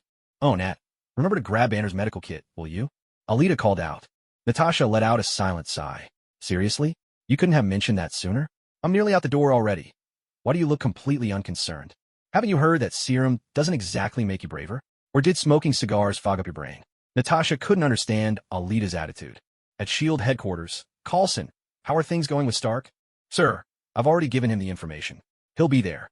Coulson stood before Fury, updating him on the mission's progress. Good. That's what I wanted to hear. Fury nodded. Stark was the very first recruit for his Avengers initiative. Even if he didn't join in the end, Stark's abilities and intellect were exactly what Fury needed right now.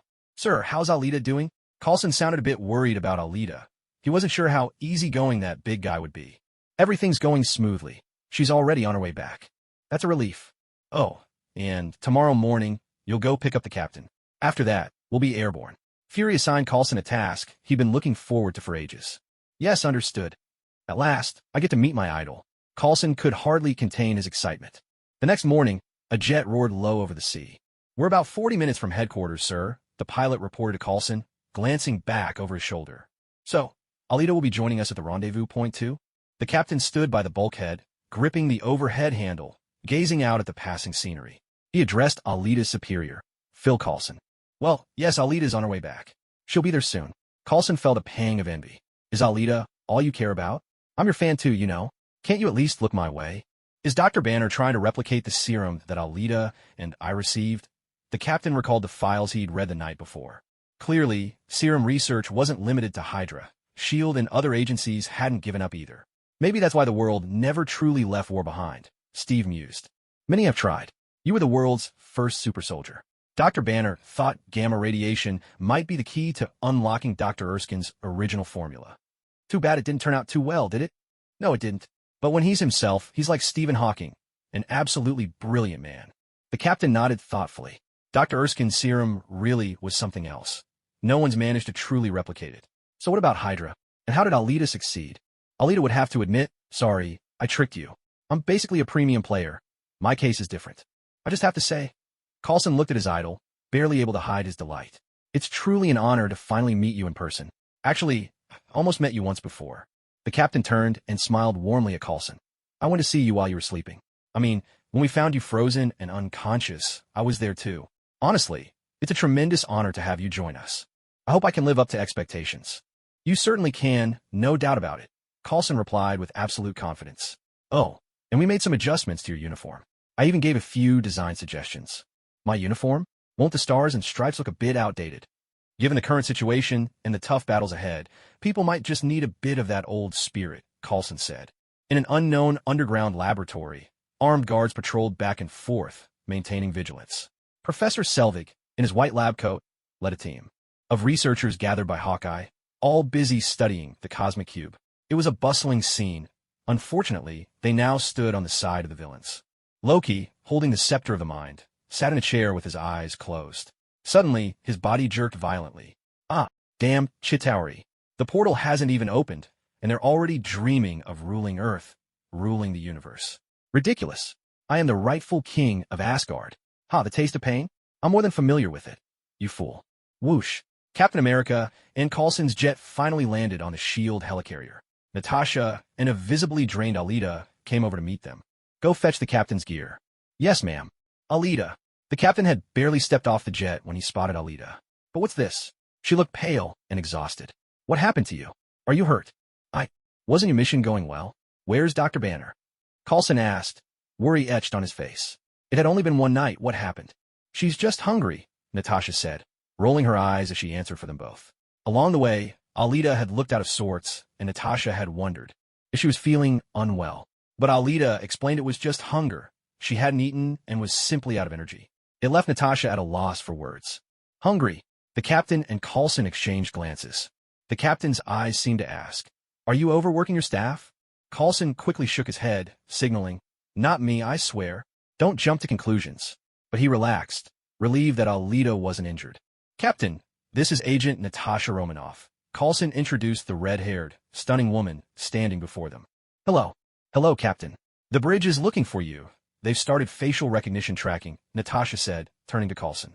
See you in a bit. Nat, could you check if there's a kitchen on board? I'm craving the captain's cooking, Alita said weakly. Natasha tugged at the corner of her mouth. There isn't one. Then she turned to look at the captain. You can cook. I'll learn a bit from Alita. Let's head inside first. Natasha nodded, her expression suggesting that this captain was quite different from what the rumors had led her to expect. I thought Coulson would faint from happiness the moment he saw you. Did he beg you to sign his Captain America trading card? Natasha chatted as they walked, while Alita trailed behind at a leisurely pace. Darn it. Why aren't cigars filling enough? Next time, I need to talk to Sim, see if he can come up with something. Sim would probably say, you're really giving me a tough job here. Trading card? The captain asked, curiosity lighting his face as he glanced at Natasha. A rare, limited edition. He's very proud of it. As they walked ahead, they spotted Banner standing alone, examining a fighter jet. Dr. Banner. Hey, hello. I heard you were coming. And I heard you can help us find the Tesseract. Haven't you heard about anything else? That's all I care about, the captain replied, sincerity in his tone. Hey, Alita stepped up, placing a hand on each of their shoulders. Can we go inside now? Let's go, we can talk inside. The captain took one look at Alita, who looked about ready to faint from hunger, and gave a nod. Just then, a thunderous roar erupted. Flight crew, clear the deck. The deafening engine noise filled the air as crew members hurried to secure jets and cargo crates on the carrier deck. Is this a submarine? The captain and the others moved to the side, peering down. TCH, the power of technology. Looks like we're about to fly. The aircraft carrier began to rise into the sky. They followed Natasha into the control room. The captain and Banner gazed around, taking in both the bustling activity below and the enormous, almost excessive control center. We've reached our designated altitude, sir. Let's disappear. Activate the cloaking panels. Under the crew's depth control, the massive carrier faded completely from view, vanishing into the clouds above. Gentlemen, Doctor, thank you for coming. Thank you for inviting me so cordially.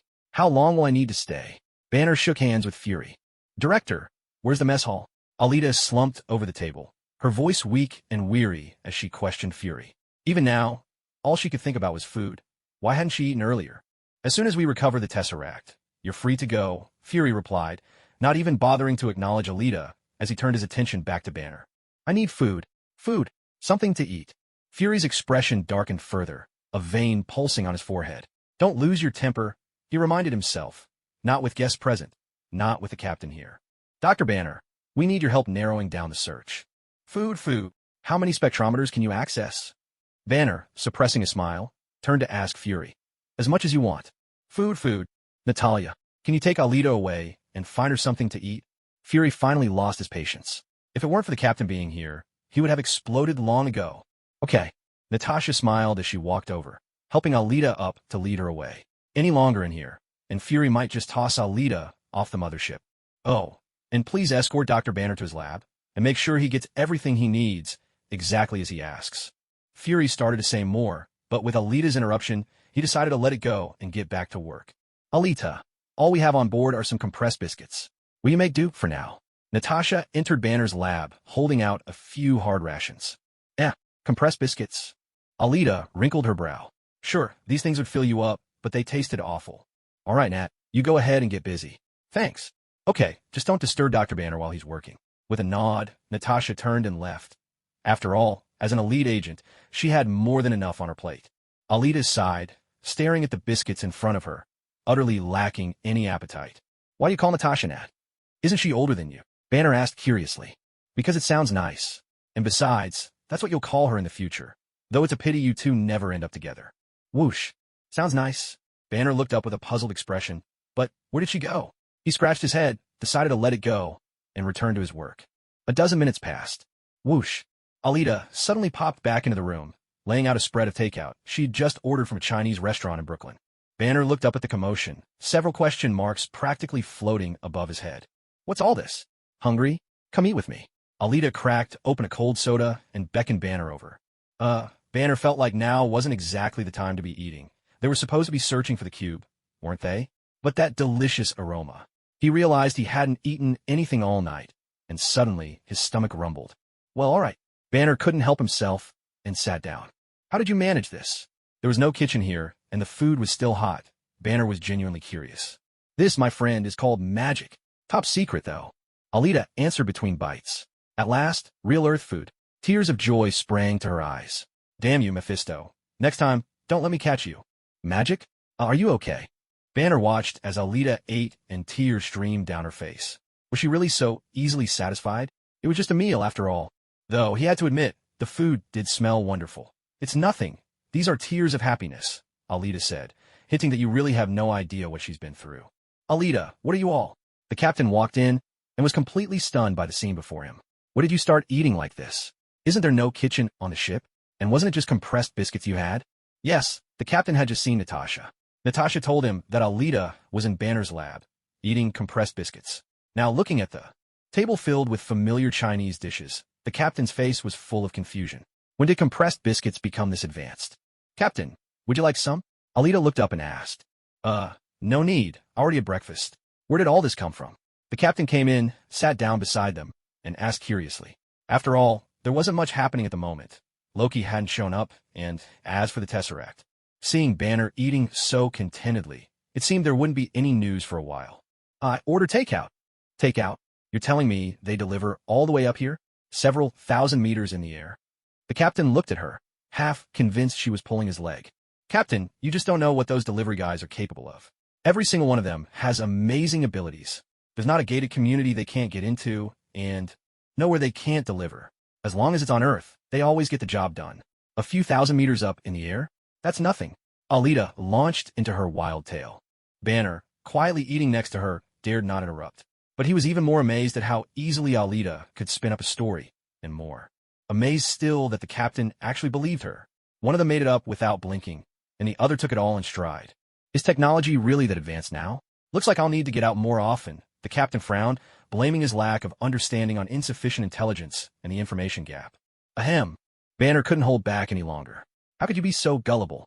Was it this kind of innocence that made you Captain America in the first place? Banner guessed right. It was precisely Steve Rogers' purity. That led Dr. Erskine to choose him.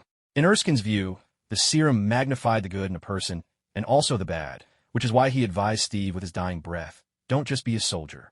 Be a good man. Are you all right? Here, have some cola. Alita handed over an ice-cold soda, trying to calm him down, even as she was dying of laughter inside. Oh, the captain really was too much fun. Thank you, he replied. How's Banner doing?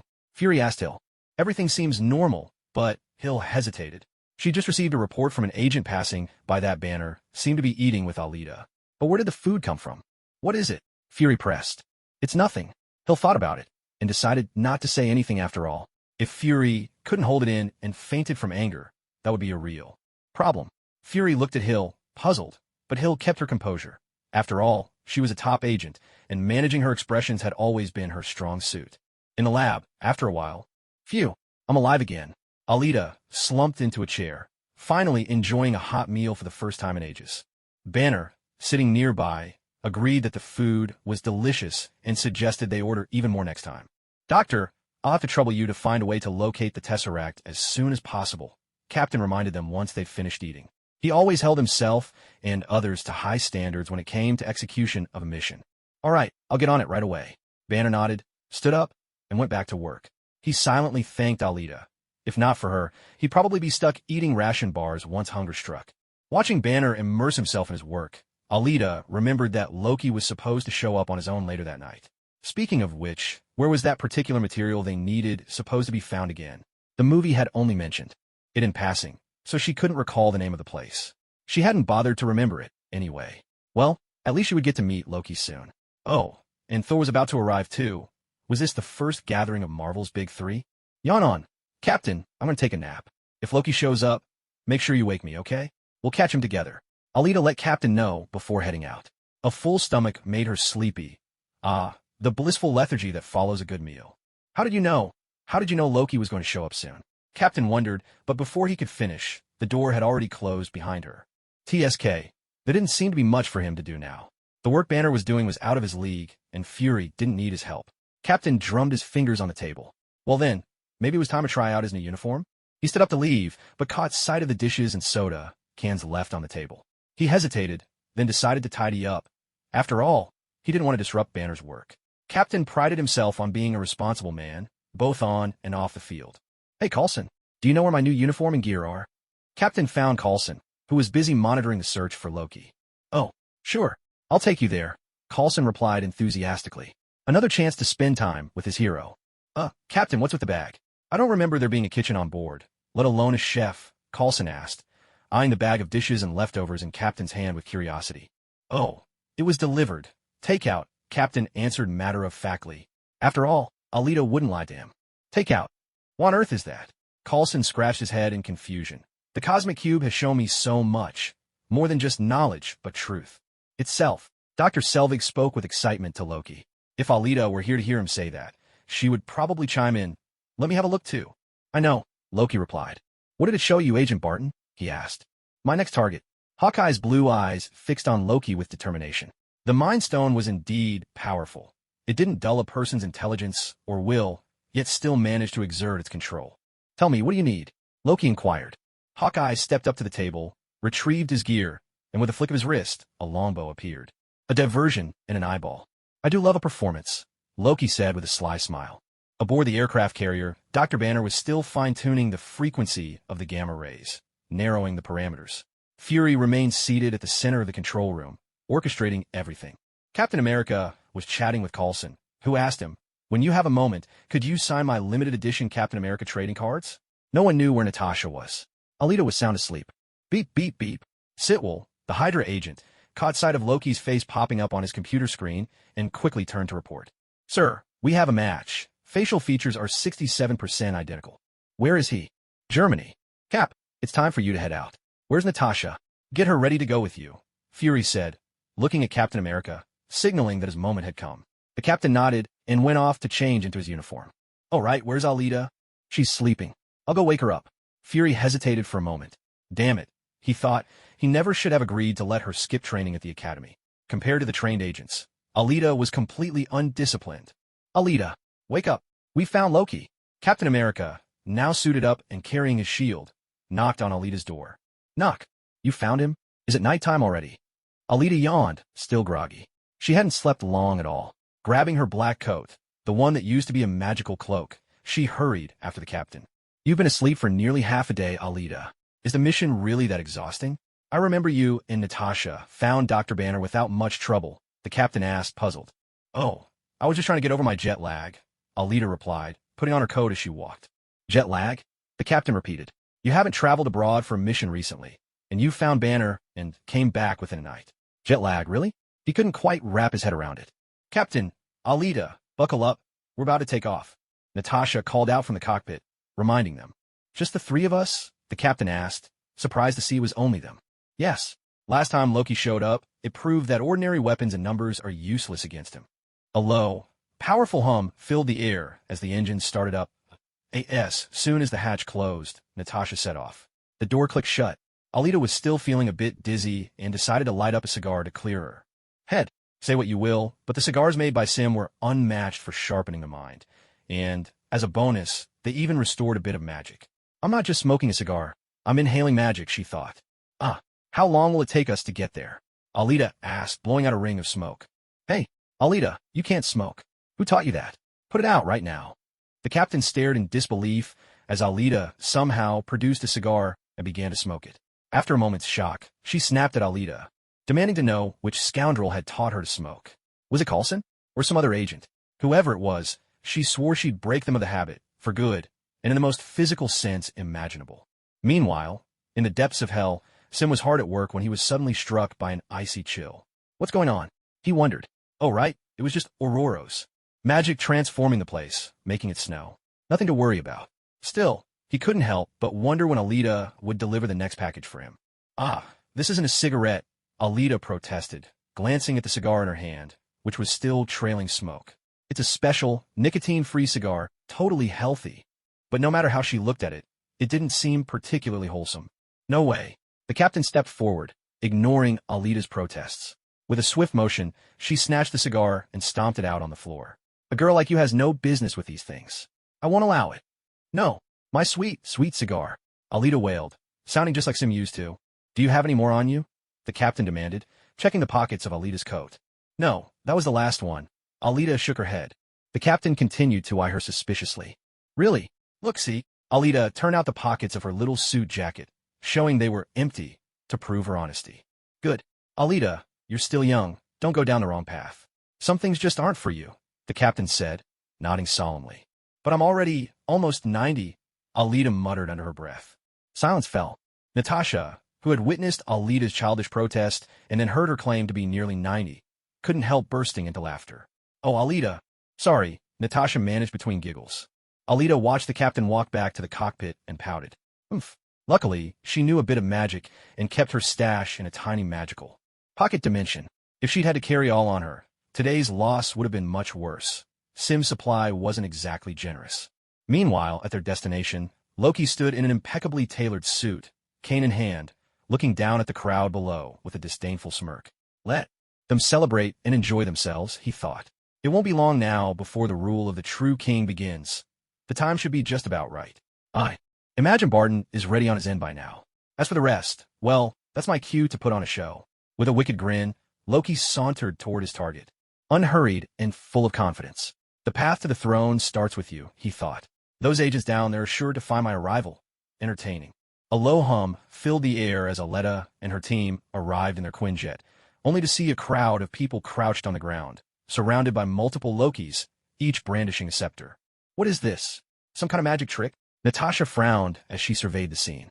To be precise, it's magic, Alita replied, nodding as she looked down. Don't worry.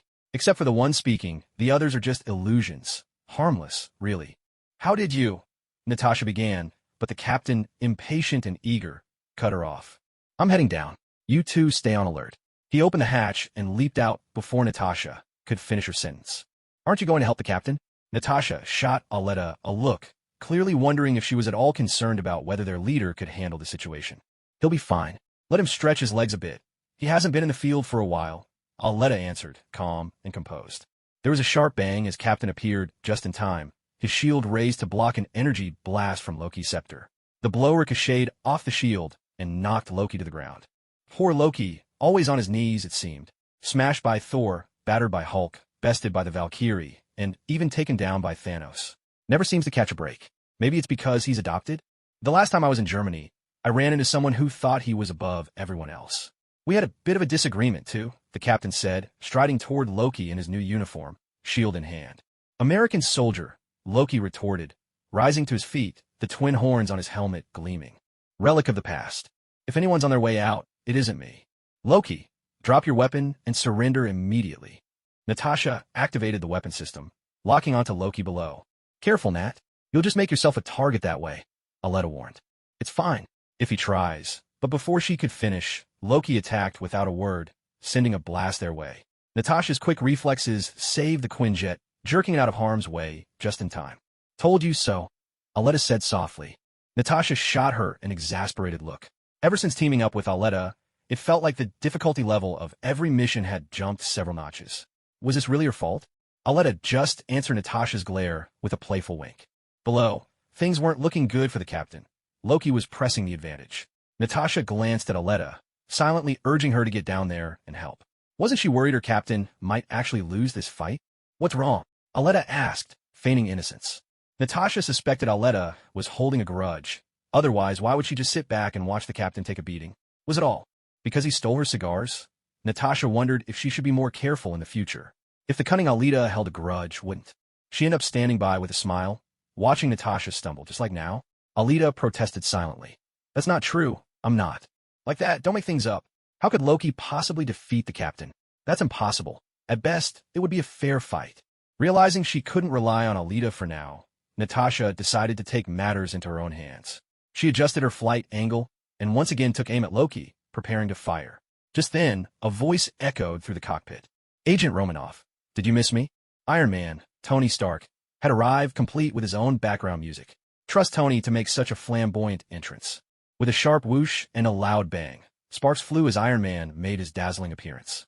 He unleashed an energy blast in midair, sending Loki flying, then landed with all the flair of a true superhero. Come on, let's see what you've got, Bambi. A peal of laughter slipped from Alita. Who's laughing? Tony caught the sound over the comms and asked, puzzled. Loki, picking himself up, found himself staring down the barrels of Iron Man's weapons and saw Captain America approaching. He promptly raised his hands in surrender. That's better. Mr. Stark. Captain.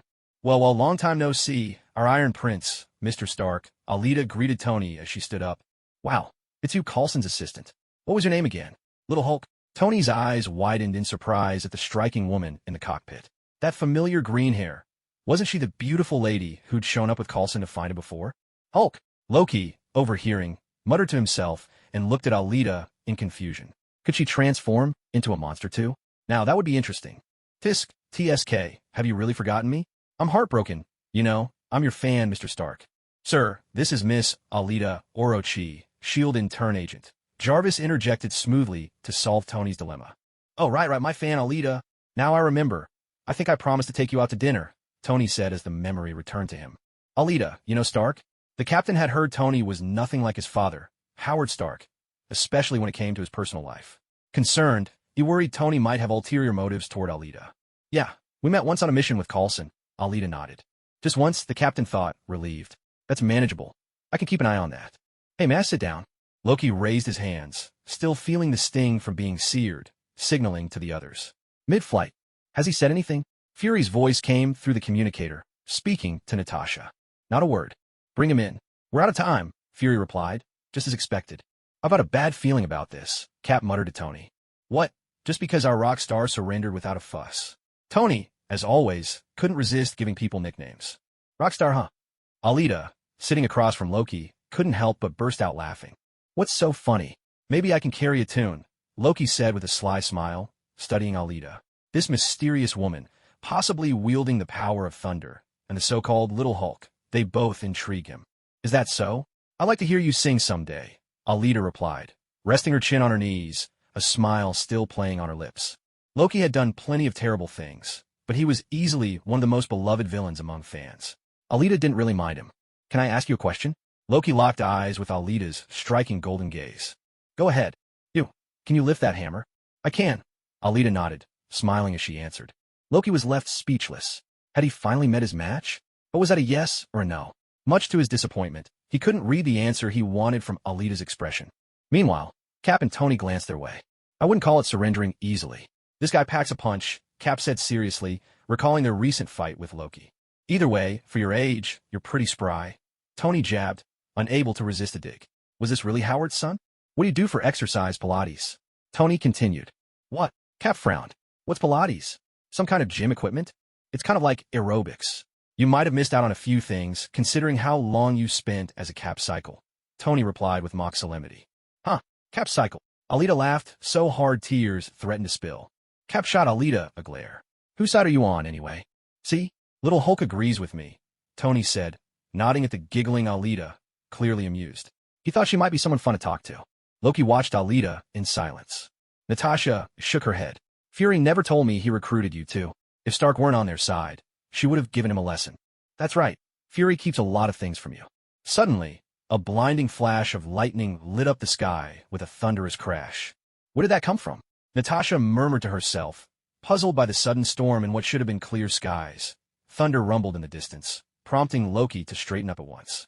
It seems my dear friend has come looking for his beloved brother, Loki, Alita remarked, her eyes twinkling as she watched Loki grow tense. What's the matter? Are you scared of a little lightning? Captain turned and threw the question at Loki. You seem to know quite a bit.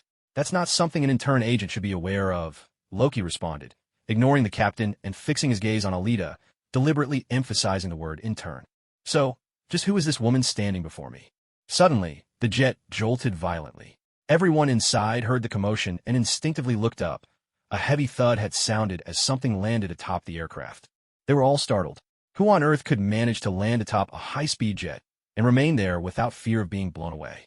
Tony quickly donned his helmet. Captain readied his shield. Natasha steadied the plane, and Alita, aren't you going to do something? Loki asked, exasperated as he noticed Alita simply watching him, unmoving. At a time like this, why is she still staring at me? It's not like I'm the one about to get beaten up, so what do I have to worry about? Alita replied with a sly smile, already picturing Thor's imminent arrival. Loki's lips twitched in disbelief. This beautiful woman has such a wicked sense of humor. She clearly knows what Thor is going to do to me. How can she be so familiar with both of us when we've never met before? A storm of questions and unease churned in Loki's heart. Could this woman be about to ruin his plans once again? What are you doing? Captain called out loudly as Tony moved to open the hatch. The moment the door swung open, Thor strode in, hammer in hand. He spotted the red-armored figure approaching and, without hesitation, swung his hammer, sending Tony flying backward. Thor then grabbed Loki, ready to leave, but paused when he noticed Loki's gaze drifting behind him. Thor turned as well. Alita. Thor truly lives up to his reputation as a passionate soul, ever devoted to Jane Foster, still pining after their breakup, and now, even remembering my name. Compared to him, Tony is sorely lacking. Hello there. Alita waved to Thor, and to Loki, whose face was now pleading silently for help. We'll talk next time, Thor said, indicating the urgency of the situation. With that, he brandished his hammer, swept up Loki, and flew off.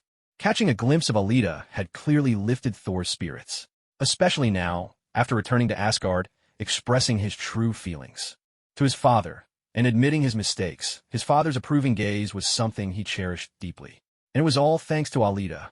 Another troublemaker has joined the fray, Tony muttered, picking himself up and heading for the hatch, shooting Alita a puzzled look. So this guy knows Alita too, but now isn't the time to ask questions. Damn it, he dared to smack me away. Is he from Asgard too? Natasha eyed this newcomer with concern. Not only could he fly, but he looked formidable. He'd sent Tony flying in an instant. Is that Thor? Alita? Is he an ally? Steve turned to Alita for clarification. It doesn't matter, Tony replied over his shoulder. Whether he lets Loki go or kills him, the Tesseract is lost to us either way. Tony was fuming at the guy, wielding the hammer. How dare he throw me like that? Stark, we need a plan of attack. I've got a plan attack. Without another word, Tony shot off in hot pursuit. You really should get a paternity test with Howard. Idiot. Steve watched Tony rocket away, then walked over to fetch a parachute. I'd advise you not to get mixed up in this, Cap, Natasha called after him. That's not something I can do, Steve replied, unfurling the parachute and preparing to put it on. Oh, come on. Who even uses parachutes these days? Alita strolled over, snatched the parachute from him, and tossed it back on the rack. Alita. Steve looked at her, baffled. What are you up to now? I'll fly you there, Cap. With a sharp whoosh, Alita grabbed Steve and teleported them outside. Alita. Steve yelped in surprise. Relax, you're not going to fall. Let's go. Alita gripped his hand and set off in pursuit of the others. Back in the cabin, Natasha stared at the spot where Alita and Steve had just been. 1 second they were talking, the next they vanished. After a stunned pause, she recalled the day Alita had sought her out. She disappeared just like that. Is this some kind of superpower? So what about me? Should I go back or chase after them? Honestly, these people, are they ganging up on me because I can't fly? Oof. At least I still know how to pilot a plane. Loki, I thought you were dead. Thor seized Loki by the collar. Did you mourn for me then? Damn it, the first thing he does is rough me up. Classic Big Brother. That woman was right after all. I actually got smacked, and she didn't even try to help me. What a waste of my performance. Oof. Loki seethed inwardly, silently condemning Alita, who'd only smiled as she watched Thor drag him away. We all mourned. Our father. Your father, Loki interrupted, shrugging off Thor's hand. He told you the truth about me, didn't he? We grew up together, played, fought side by side.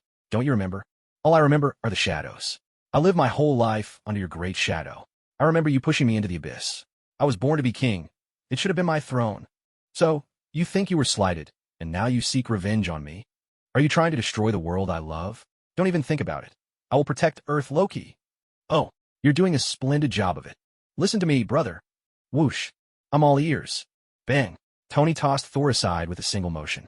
Touch me again, and you'll regret it. Thor glared furiously at Tony. Then keep your hands off my things, too. Tony flipped up his helmet and looked straight at Thor. The tension between them was about to erupt into a fierce battle. Meanwhile, up in the sky, Alita, how are you flying? The serum shouldn't give you that power, right? The captain asked, curiosity in his voice. If the serum could really make people fly, did that mean he could too? This is called magic cap. It has nothing to do with the serum. The serum just makes you the way you are now. I see. The captain sounded a bit disappointed, wondering, what exactly is magic? As for my magic, how should I explain it? It's a way to control energy, like Loki's illusions or Thor's lightning. That sort of thing. I'll tell you more about it another time, Captain. But don't worry, I won't use it for anything bad. You trust me, right? Alita looked at the captain. Of course. I've always trusted you. But if you ever did something wrong, something criminal, I'd make sure to set you straight. The captain spoke seriously. Doubt Alita? Not at all. She's just a young girl who suddenly got some special ability. There's no reason to think of her as an enemy, or to be suspicious. As for what he just said, he meant every word. But deep down, he promised himself, I'll keep an eye on you, Alita. I won't let you go astray. Boom. Alita landed, bringing the captain safely down with her, just in time to see Tony sent flying by a bolt of Thor's lightning. Impressive, really impressive. Captain, Thor's an ally. If you just get them to stop and talk it out, it'll be fine. You go break them up, I'll go find Loki. The captain nodded, grabbed his shield, and ran toward the two men. Alita had already explained Thor's situation to the captain. He was an ally from another world, fighting to protect Earth as well, and could be trusted for now. As for Loki, after Thor was suddenly taken away, he just seated himself on a rock, staring at the flashes of lightning in the distant mountains, lost in silence. What's wrong? Did your big brother make you cry? Sitting here all alone, secretly shedding tears? Need me to give you a little comfort? Alita's voice rang out behind Loki. Comfort? Loki didn't turn around. He showed no reaction to Alita's voice. Not fear, not excitement, just a vague curiosity about the word comfort. He didn't really know what Alita was up to. She seemed to know a lot, seemed very familiar with him, but there wasn't a trace of hostility in her manner. A soft, light sound followed. Alita lit a cigar and sat down beside Loki. It's just a hug. Do you want me to give you one, to soothe your wounded heart? Something. After so long apart, he sees his little brother and doesn't even give you a hug? What do you think? When he sees me later, will he be so happy that he'll give me one? Yeah, right. Loki curled his lip. Of course he would.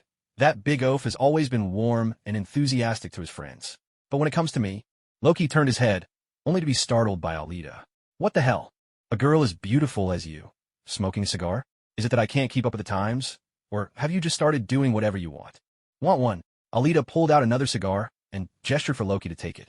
Loki watched as Alita conjured a cigar out of thin air, his curiosity piqued. Magic. I didn't know there were wizards here on Earth. There are more things in this world that you don't know than you realize. Besides, I almost never share my collection. This is a magic cigar, you know? Alita offered the cigar to Loki. Loki took it without thinking. A magic cigar? What kind of magic? Is it supposed to make you forget your pain? It can, actually. When people are sad, a drink can drown 1,000 sorrows, and a cigar can help you relax. Just what you need right now. Alita nodded. How could you possibly know what I'm thinking? And Loki tossed the cigar back.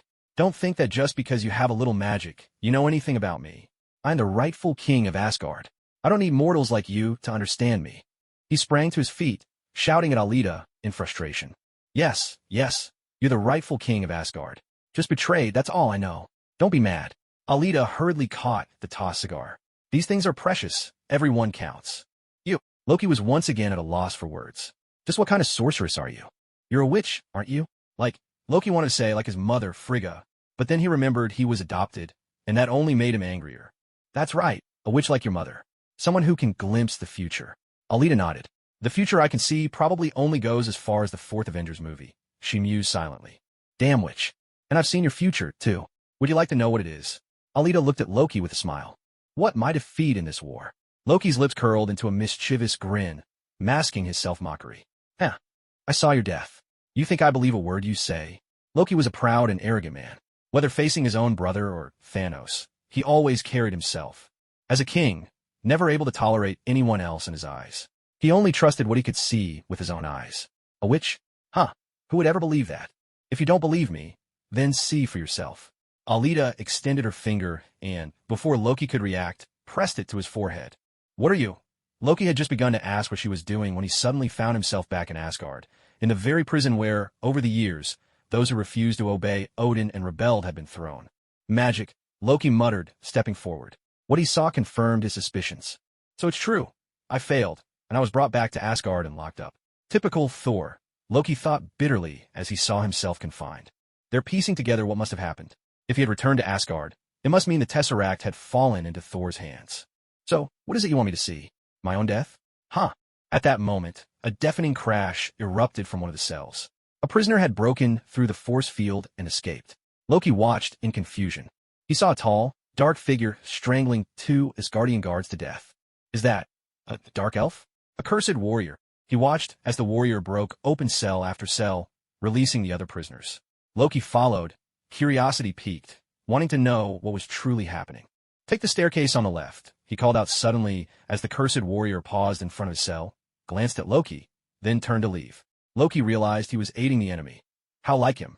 He continued to follow, witnessing the chaos, the breach of Asgard's defenses, the palace thrown into turmoil, Asgardians slain. Loki saw all the destruction and wanted desperately to stop it, but as a mere observer, he was powerless. The pain gnawed at him. Was this truly his doing? Had he guided the dark elves into Asgard? Finally, Loki saw his mother, Frigga. To protect Thor's beloved, Jane Foster, she was seized by the cursed warrior and killed. No, the cry tore from him. No, this wasn't real. Loki watched, heartbroken, as his mother lay motionless on the ground, her regal robes stained with blood. He stared in disbelief at the scene before him. Alita, get me out of here. This isn't real.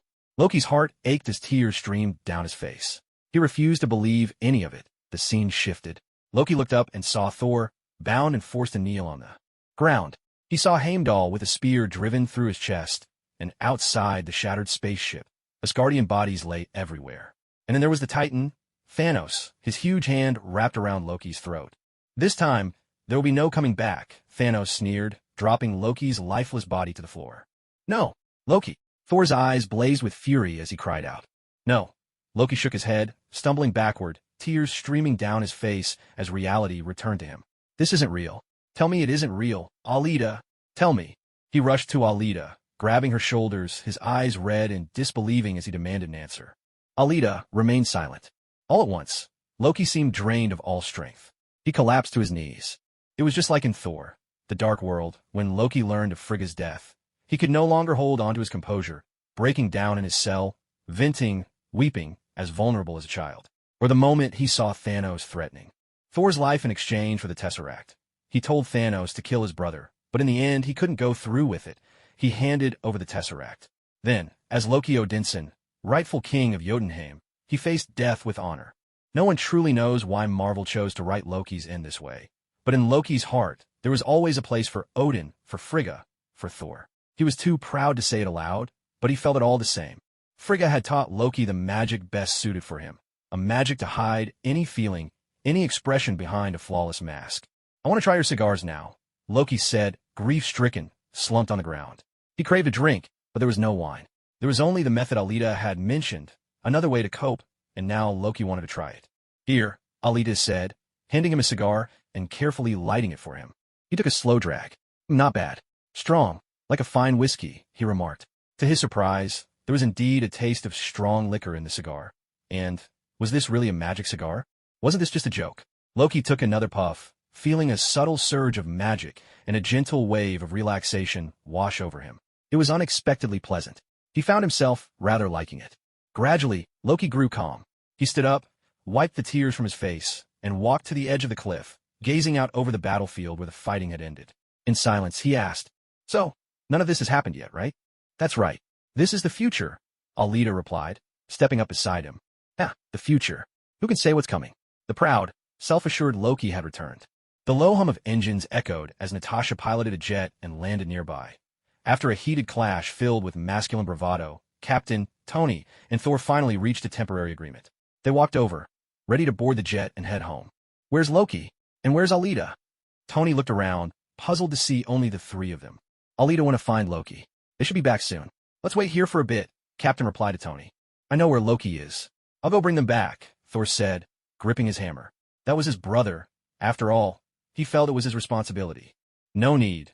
They're probably already on their way, Tony interrupted, spotting two tiny red dots floating in the distance. Judging by their silhouettes, it must be them. Besides, there shouldn't be anyone else around here. Captain, Tony, and Thor stared in bewilderment as the two figures drew closer, each with their hands in their coat pockets, long trench coats swaying behind them, and cigars clamped between their lips. A pair of big shots swaggering over. For a moment, the whole scene looked less like a reunion and more like a runway show. Since when did these two get so chummy, anyway? Captain in particular was baffled. Alita, didn't you say you didn't have any more? Where did you hide that one? Captain couldn't hold back his irritation at the sight of Alita chewing on a cigar, looking every bit the rebellious teenager. Who the hell had been such a bad influence on her? Whoever it was, Captain vowed silently, if I ever catch you, even if you're hiding in hell, I'll drag you out and make you quit for good.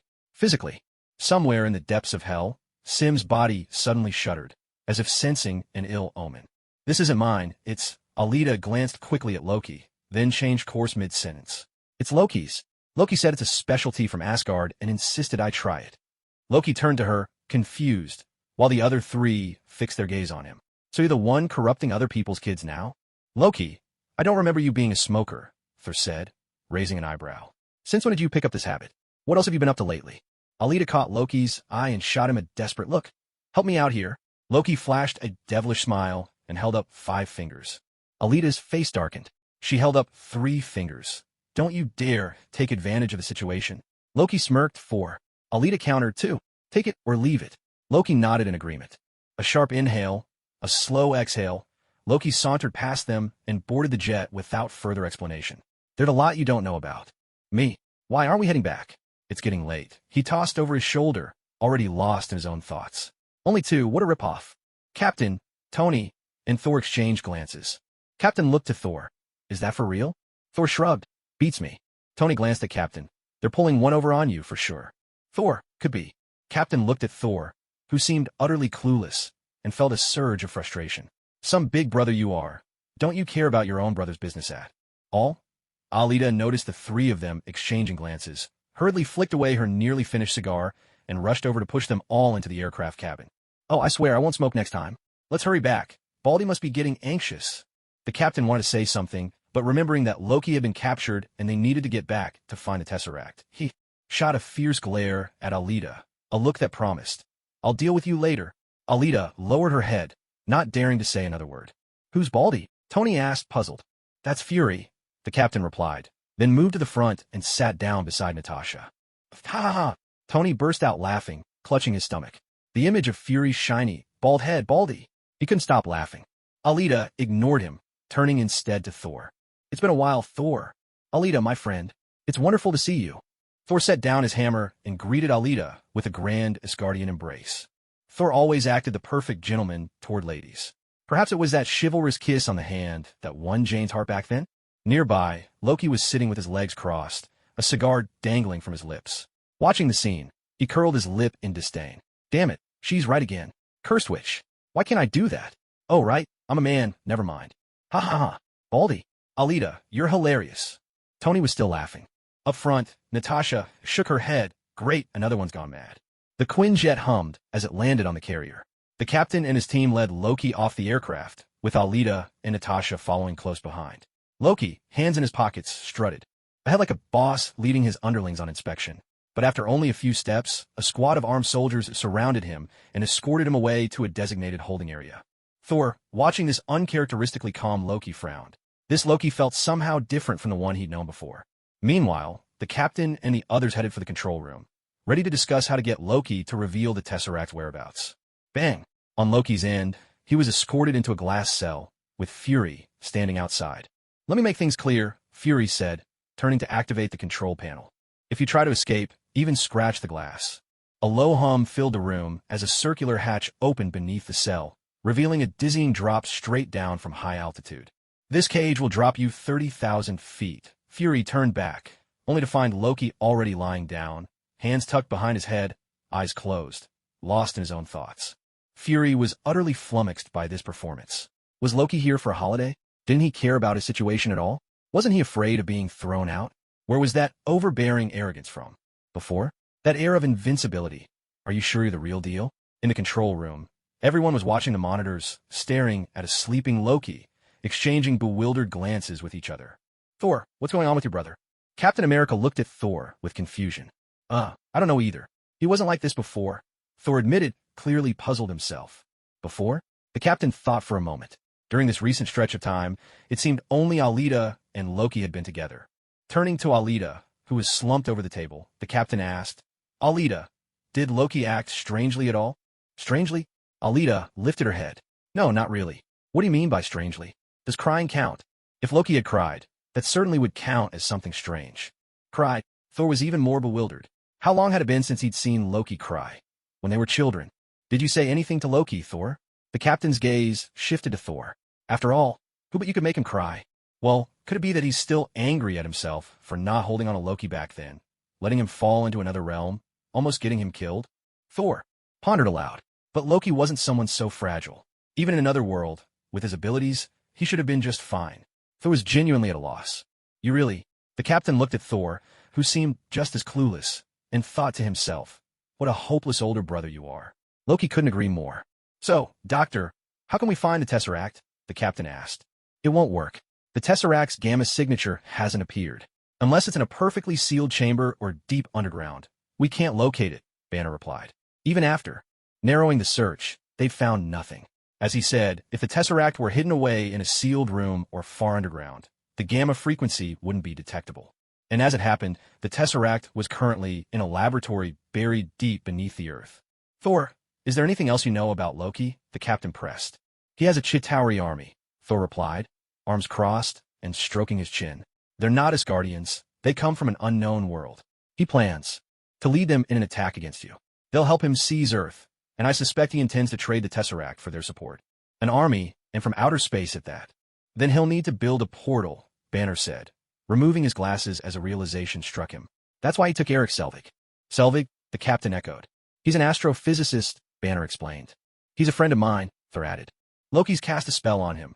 He's controlling Selvig, and one of our agents as well, Natasha chimed in. Why did Loki surrender so easily? He can't possibly command his army from here. I don't think we should keep Loki locked up all the time. The guy's not right in the head. You can tell he's a madman. Banner shared his opinion.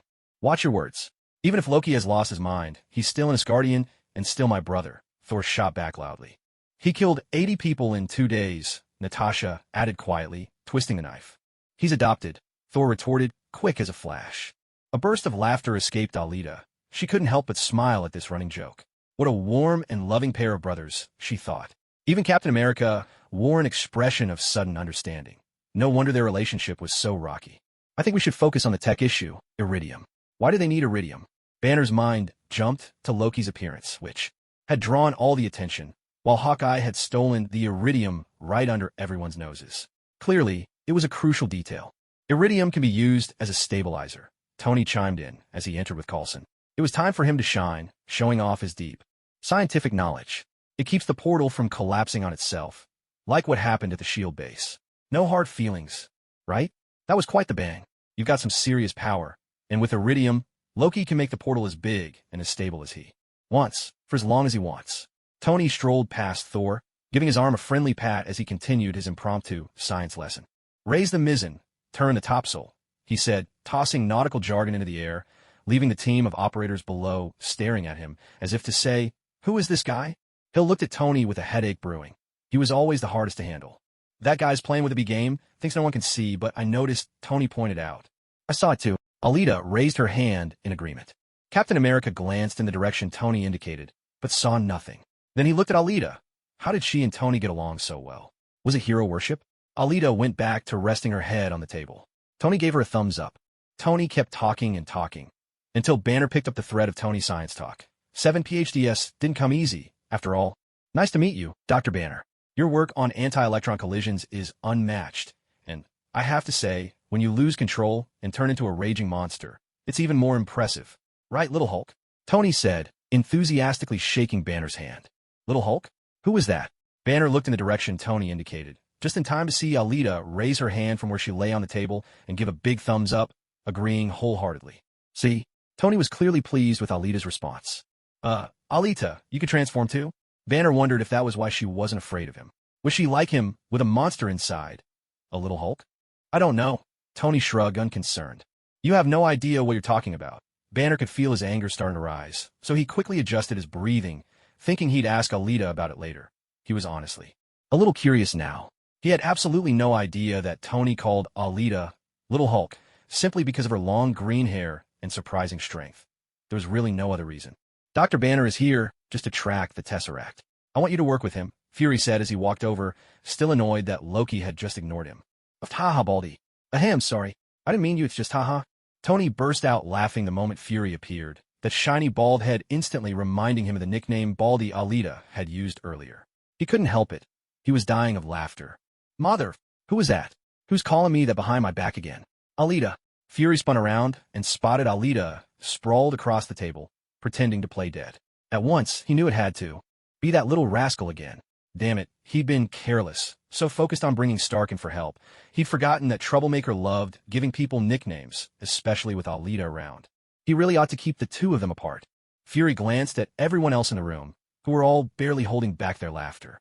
His face darkened, but he swallowed his anger, finding the Tesseract was more important.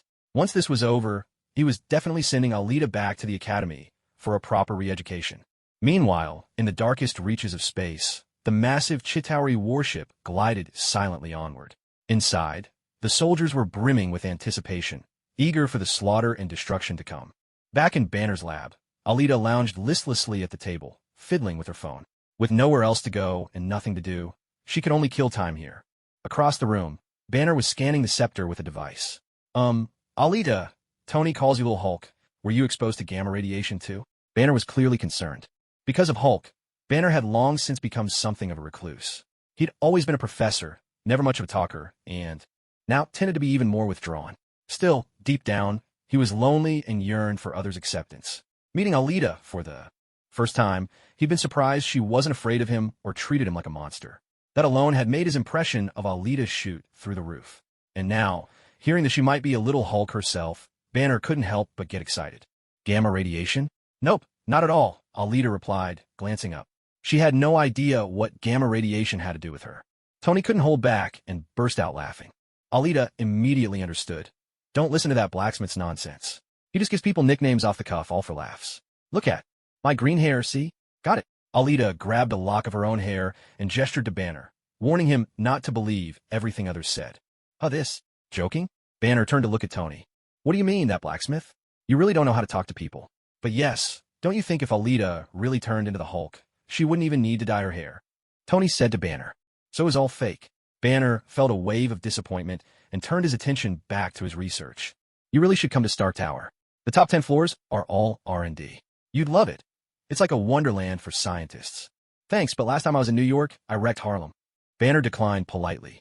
I promise, no pressure. No stress, no scaring you. Tony circled around Banner, offering comforting words, but then zapped him in the back. Yes, with a jolt of electricity. You're that calm. Tony's penchant for troublemaking was truly impressive. Are you out of your mind? Cap strode over. Who knows? But really, how do you keep your cool? Any secret? Smooth jazz? Bongos? Or a bag of weed? Risking everyone's lives on this ship isn't funny. No offense, Doctor. It's fine. If I couldn't handle this, I wouldn't be here, Banner replied.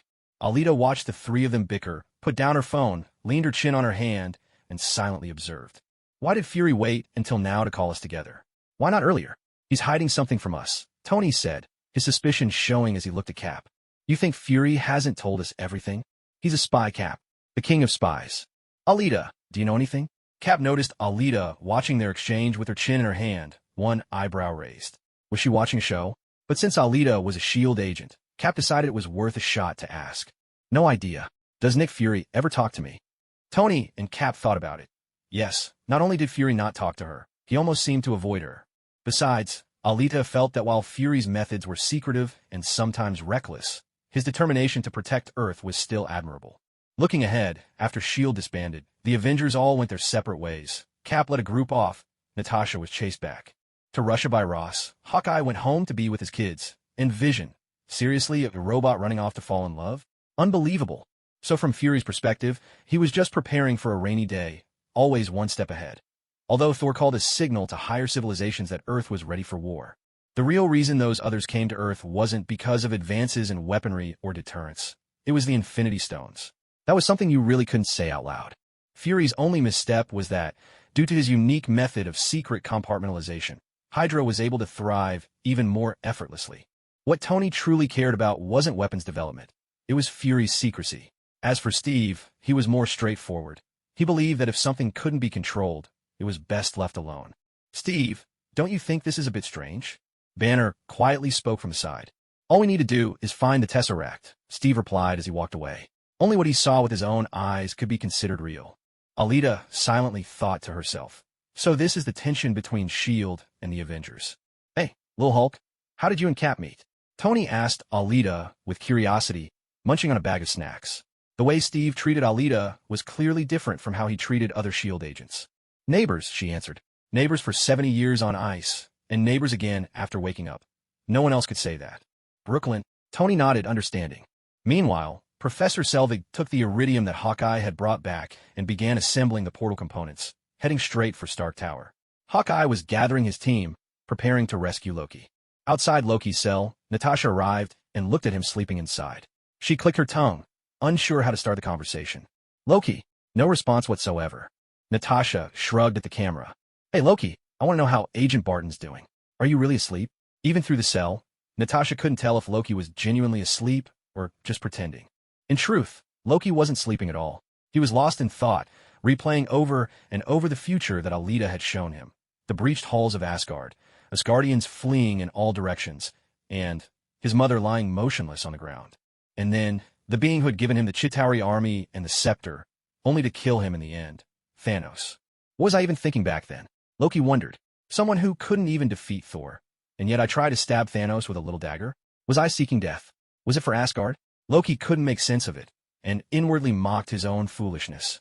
He didn't care much for his own life, but Odin, Frigga, and Thor, he truly cared about them. He didn't want anything to happen to them, which was why he kept thinking about how to prevent those tragedies in the future. As for conquering Earth, he couldn't be bothered to care anymore. After all, everything would fail in the end. There was no need to say it. The Chitauri army must have encountered some unknown mishap. Well, maybe those people who had captured him had managed to stop them. Let them have their fun, then. For now, shouldn't he first figure out how not to get locked in a cage? Should he tell Thor? Thor would never believe him. So could Alita help? Loki pondered his options. Outside, Natasha shook her head in resignation and walked away. Chapter 111, Nearly Ascending to Immortality. In the laboratory, Fury walked in. What are you doing, Mr. Stark? I could ask you the same thing. You should be searching for the Tesseract. That's right. The search model is locked in and scanning for signals. As soon as there's a result, we'll be able to narrow it down to within half a mile. Banner pointed at the screen behind him, where the scan was running. Good. Then you'll have your Tesseract. Just be patient. By the way, what is Phase 2? Tony looked at the S.H.I.E.L.D. database Jarvis had just hacked open, curiosity in his voice as he questioned Fury. With a thud, Captain America tossed a weapon, forged from the Tesseract, onto the table. Phase 2 is S.H.I.E.L.D. using the Tesseract to make weapons. Sorry, but computers are too slow for me. Rogers, we're collecting everything connected to the Tesseract. That doesn't mean we. Fury stepped toward the captain. Sorry, Nick. Do you have anything else to say? Tony turned the screen around, displaying the weapon schematics for everyone to see. My mistake, Director. This world hasn't changed one bit, the captain said to Fury. Just then, Thor and Natasha entered. The Avengers were all present, except for Hawkeye. Did you know about this? Banner asked Natasha. Maybe you should leave, Doctor. I was in Calcutta, as far away from here as possible. What I want to know is, why is S.H.I.E.L.D. using the Tesseract to develop weapons of mass destruction? Because of him. Fury pointed at Thor, who had been silently watching. Me? Thor responded, surprised. No one noticed the Mind Stone on the table, glowing with a faint blue light. Alita, who had been napping on the table, suddenly opened her eyes, a flash of crimson darting across her gaze. She felt the powerful surge of psychic energy, spread out her senses, and found its source. Alita stood up, stretched lazily, then glanced at the group, whose argument was growing more heated by the second. She silently shook her head. She walked over to the scepter, reached out with her index finger, and touched the gemstone. So it's you causing all this trouble. Well then, what exactly are you trying to do? Alita closed her eyes and unleashed her devouring power. Well, it's clear that swallowing an infinity stone outright is impossible. Who knows how much energy this thing holds? If I tried, would I end up bursting? From the inside, there are too many unknowns. But if I just sneakily nibble at it, steal a little bit at a time, play the role of a petty thief. Surely that's still safe. That was Alita's original plan. However, the moment Alita activated the power of devouring, not even a second passed before she felt her consciousness being pulled away by the Mind Stone. Suddenly, she found herself standing in an expanse of nothingness under a brilliant, glowing, starry sky. Scratching her head, Alita wondered, is this the mindscape? Like the soul realm Thanos entered after snapping his fingers. Without warning, Alita's awareness was yanked again, this time landing on Earth. An overwhelming flood of information surged into her mind, filling every corner of her brain. In that moment, Alita was paralyzed. She couldn't move, couldn't speak. All she could do was passively accept everything that came her way. It was as if she'd borrowed Professor X's cerebro. Alita was suddenly able to see every living being on the planet, and she could hear the inner voices of them all. She realized that if her consciousness were still inside her body, her brain would have exploded from the overload. Just as the torrent of agony, discomfort, and endless noise seemed unbearable, a strange calm washed over Alita. The chaos faded, and she began to clearly discern the tangled thoughts of countless creatures. She saw the captains embroiled in arguments, glimpsed Ileana, Colossus, Professor X, and many other unfamiliar people and beings. The Mind Stone, after all, can allow its wielder to enter and control the minds of others, implanting memories or illusions into their brains. When wielded alongside other Infinity Stones, its power expands, connecting the user to every mind in the universe. But even alone, the Mind Stone now made Alita feel as if she'd reached a state of enlightenment, a sensation that bordered on the mystical. Alita's spirit seemed to float beyond the world, sensing the vast power of the mind and the force of life itself. It was like when Vision awoke, declaring he was neither Jarvis nor Ultron, but Vision, an entity standing on the side of life. Different people see different things. Ultron and Wanda see destruction. Vision sees humanity and life, and what Alita now beheld was the convergence of all thought. In this state, Alita felt her emotions slip away. There was no pain, no discomfort. She could see the joy, anger, happiness, and every other feeling inside people, but she herself was untouched by them. It was as if she was being transformed into a machine devoid of emotion. Her consciousness soared ever higher, looking down upon all living things like a god. Alita wanted to resist, to stop it, but she was powerless to do so. Outside the lab, Captain, Tony, Banner, Fury, Thor, and Natasha were still locked in a heated argument. No one was paying attention to Alita's condition. At this moment, Alita's eyes had turned a deep, vivid blue. Perhaps it wouldn't be long before her consciousness was completely stripped away, leaving behind nothing but a soulless body. There was something about it that reminded one of the film Lucy, as if Alita were on the verge of some unknown transformation, possibly fading away, or perhaps becoming one with the Mind Stone. Meanwhile, outside the mothership, a fighter jet was making its way back to base. Transport 66B, please state your authorization code. We have your profile on file, but there's no record of your flight. Declare your cargo, over. Weapons and ammunition, over. Inside the transport, a group of figures was gearing up for battle. Hawkeye's piercing blue eyes narrowed as he reached into the equipment crate, gave his bow a quick flex, and readied himself for action. Back in the lab, the tension was rising. Oh, you only look impressive in that suit of armor. Without it, what you really? Captain taunted Tony. A super genius, billionaire, playboy, and philanthropist, Tony replied, unfazed. I know a lot of people who are 10 times better than you, even without all that. I read your file. Deep down, you only ever care about yourself. Outside, the transport had passed inspection and was closing in on the hull of the mothership. Hawkeye cracked open the hatch, took aim at the ship's massive engine, and let an arrow fly. Suit up. Let's settle this, Captain said, fixing his gaze on Tony. Thor laughed, his voice booming with disdain. Humans, so small and petty. Is this what you call a team? Banner muttered in confusion. Agent Romanoff, please escort Dr. Banner back to his... Fury began, glancing at Banner. To where? You gave my room to someone else, Banner shot back. That cell was meant for. To make sure you could kill me if you had to, Banner said, edging back toward the table. In the next instant, he bumped into Alita, who was also standing by the table. Banner turned and noticed Alita's eyes glowing with an eerie blue light. He paused for a split second, immediately realizing something was wrong. Alita? Hey, what's happening to you? The rest of the team finally noticed. Alita's hand was resting on the gem atop the Mind Scepter, and she was frozen, unmoving. Sensing something was terribly wrong, everyone rushed over. Seeing Alita standing there as if her mind had vanished, Captain grabbed the scepter and flung it aside. Hey, Alita, Wake up, he called, patting her face in an attempt to rouse her, but there was still no response. Doctor, Tony, check on Alita, what's going on? Captain asked anxiously, knowing they were the only two with any relevant expertise. Maybe Loki knows. The scepter came from him, Natasha said, eyes fixed on the unnatural blue in Alita's gaze. Yes, I'll get him right now. When the captain saw Alita in that state, he hurried off toward the place where Loki was being held. He had always thought of this little girl, who came from the same era as himself, as a younger sister. He absolutely couldn't let anything happen to her. At that moment, the display tracking the cosmic cube was beeping insistently, signaling a successful lock-on. But right now, no one cared about that. Captain, wait, Fury started to say, but before he could finish, there was a sudden explosion. The blast sent him flying across the room, tearing up the floor of the entire lab.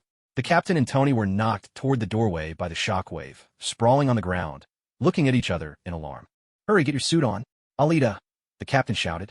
He realized Alita was nowhere to be seen, so he got to his feet, waved away the smoke, and searched frantically. On it, Tony replied, this time dropping his usual sarcasm. Damn it, the fight had come right to his own house. Meanwhile, Alita, Natasha, Banner, and Thor had all been blown down to the next level beneath the lab. Outside, Hawkeye watched his handiwork with satisfaction. All across the mothership, the explosion had thrown everyone into chaos. The control room, in particular, was in a frenzy. One of the engines had shut down, and sirens blared wildly on every computer screen. Hill!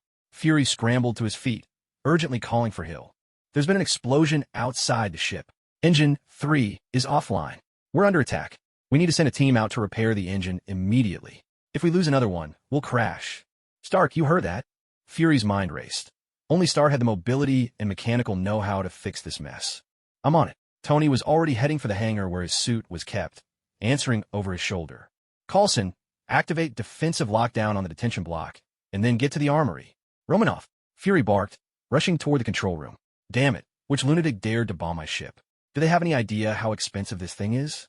Down on the lower level, Natasha heard Fury's transmission, but she was pinned by a broken pipe that had landed on her leg during the fall. She couldn't move, especially with what was happening nearby. We're okay, I think.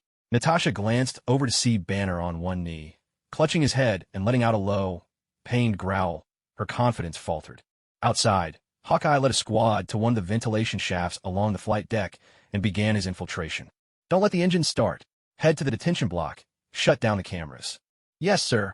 At that moment, Alita herself. Phew, still alive. Alita, who had landed not far from Natasha and Banner, gazed up at the pitch-black ceiling above her and let out a long, relieved breath. Damn. No wonder Selvig and Hawkeye said the Tesseract opened their eyes. Now, Alita understands. She had nearly been turned into an emotionless machine by the Mind Stone. What's more, Alita had a strong intuition. If she let herself sink any further, her consciousness would be trapped forever inside that swirling collective within the Mind Stone. Phew. Thank goodness for the explosion, and thank goodness for Hawkeye. Ugh. This is rough, so embarrassing. As a descendant of Set, the serpent god, not only did her power of devouring fail to consume the enemy, but she was almost swallowed herself. Just thinking about it made Alita's pride ache. Set would lose all his dignity at this rate. She sternly reminded herself. Next time she came across these kinds of buggy artifacts, best keep her distance. They're downright poisonous. Alita, Captain's voice called down from above, calling for her. I'm here. I'm okay. Go help Tony. Alita stood up, answering the captain. You're all right? Are you sure? Really? Go help him, quick, or this thing's going down for good. All right, if you're fine, get up here as soon as you can. I'll help Tony first. Hearing that Alita was unharmed, the captain dashed off to find Tony. Alita was right. If they didn't fix this mothership, it was game over for everyone. Doctor? Bruce. Natasha felt a surge of nerves as she watched Banner begin to transform before her eyes. You have to hang in there. We'll be fine, listen to me. Natasha steadied her voice, gently comforting Banner while waving away two agents who had rushed over. Damn it, now's not the time to be running in.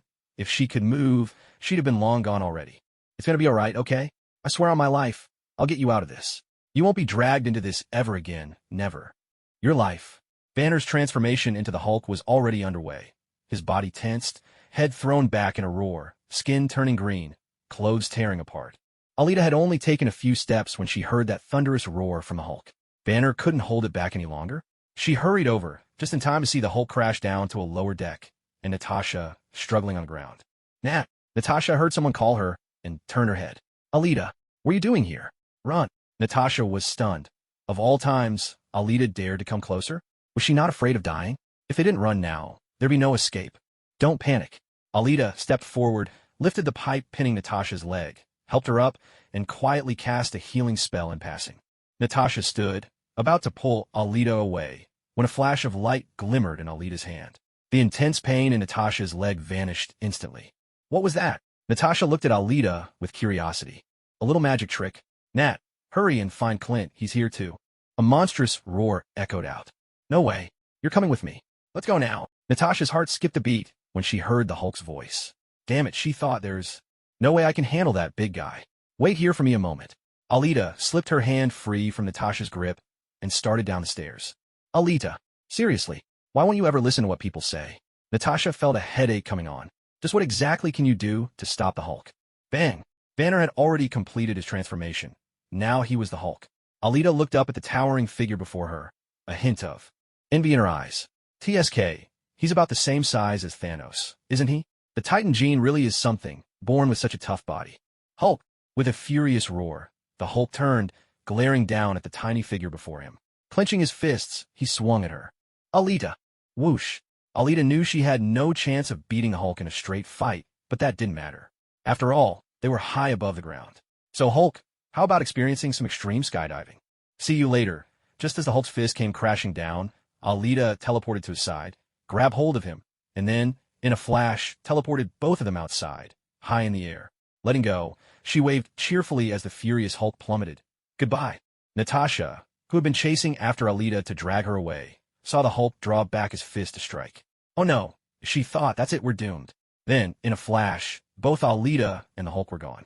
That teleportation power again? This was the third time Natasha had seen Alita use it. Just what was it exactly? Whoosh, Alita reappeared. Alita? Where's the Hulk? Natasha asked, puzzled to see Alita alone. Oh, he should still be flying. I tossed him out. I wonder how long he'll be airborne? At that moment, the Hulk was still soaring through the sky, roaring with rage. You threw him out? Natasha blinked, a bit stunned. Aren't you afraid he'll be killed by the fall? She still didn't know how tough the Hulk really was. Killed? Not a chance. So, he'll be okay, right? Don't worry, he won't die. At most, he'll just be knocked out for a bit. Alita took Natasha's hand, pulling her away from the scene.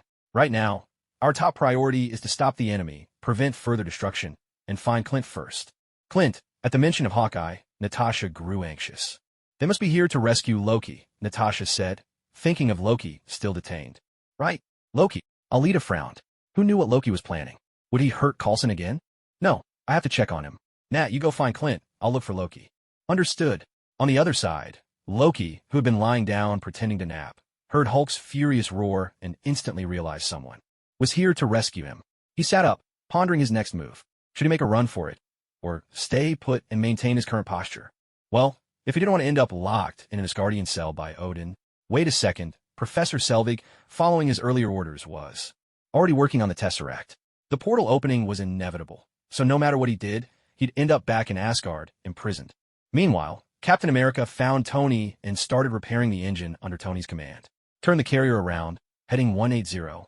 Take a south, make for the ocean's surface. Fury arrived at the control room, issuing orders and preparing for the worst. We're flying blind out here. Is there sun in the sky? Yes, sir.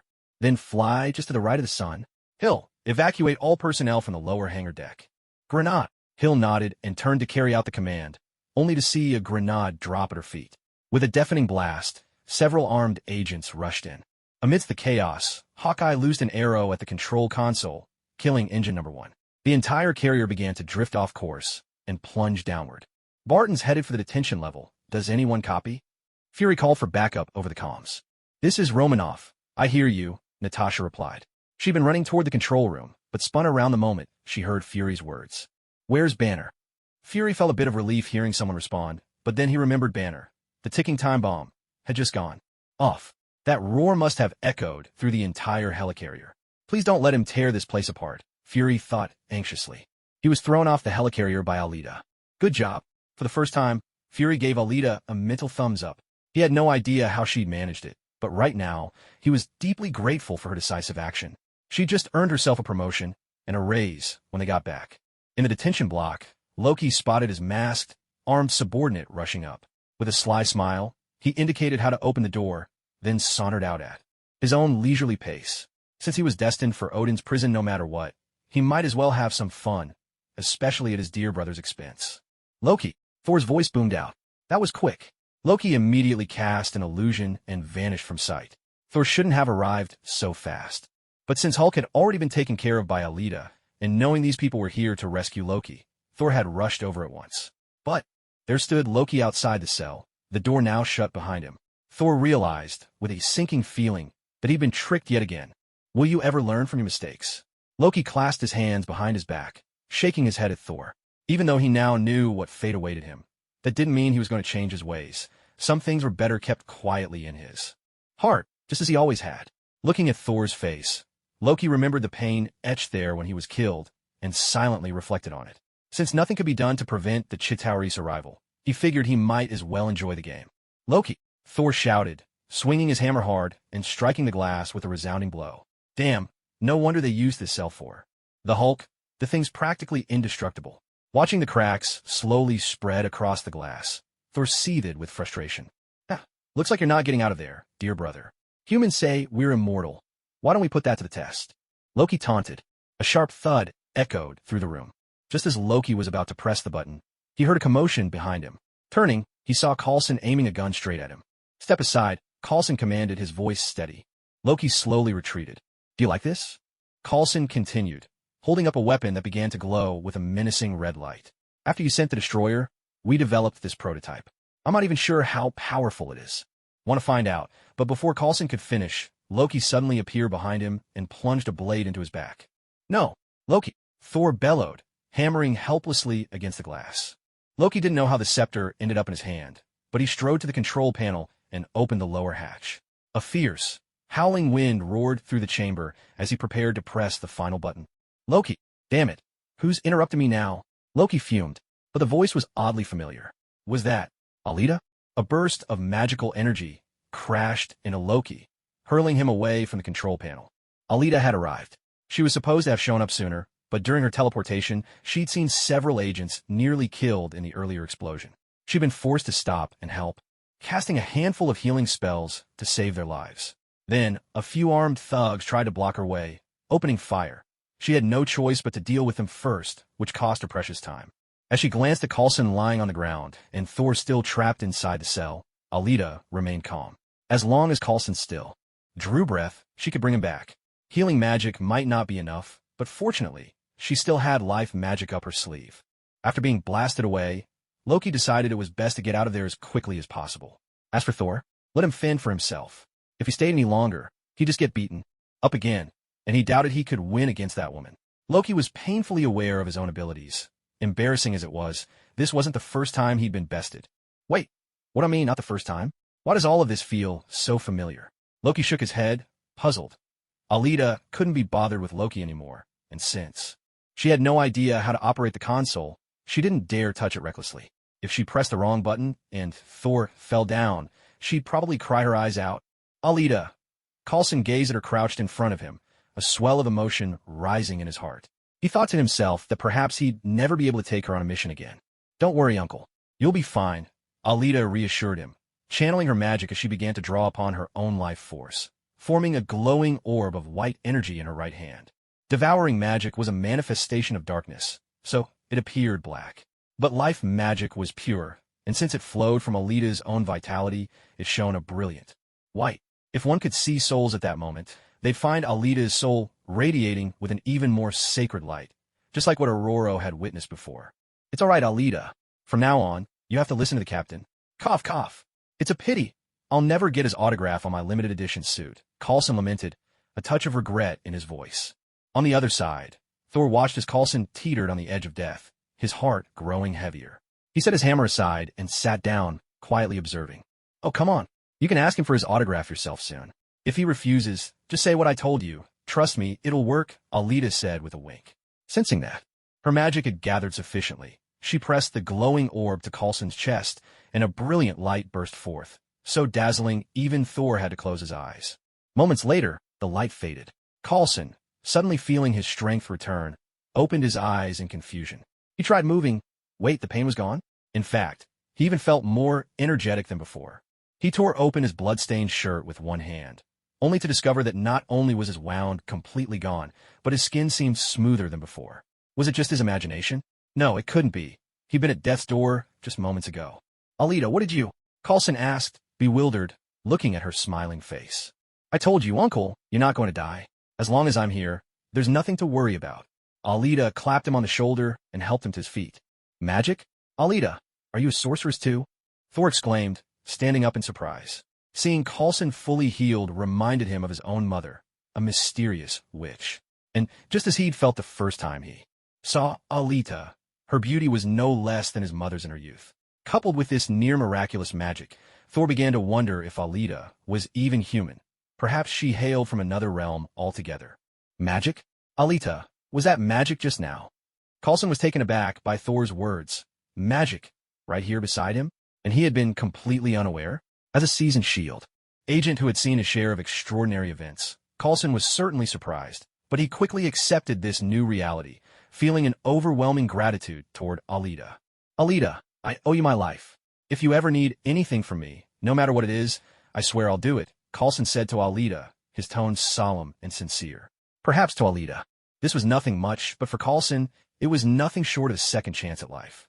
If it hadn't been for Alita, he knew he would not have made it out alive just now. All right, Uncle, we've still got a lot to do. For starters, let's get Thor out. I don't know how to work this thing. Alita interjected, reminding him that more pressing matters awaited, and that she'd never truly need him to risk his life for her. Of course, the moment he heard Alita call him Uncle in that familiar way, Coulson was nearly moved to tears. If he ever had the chance to marry, he thought he'd definitely want a daughter as lovely and sweet as Alita. The engines hummed to life. Cap, Tony shouted over the roar of the engines, pushing them to their limits as he desperately urged them to spin faster. Glancing at the rapidly increasing speed, he called out to Captain America. It was time to pull the lever. Hold on a sec, the captain replied, barely keeping his footing. Damn, he'd almost been flung off. The lever, Tony called out anxiously as he started to lose pace with the accelerating machine.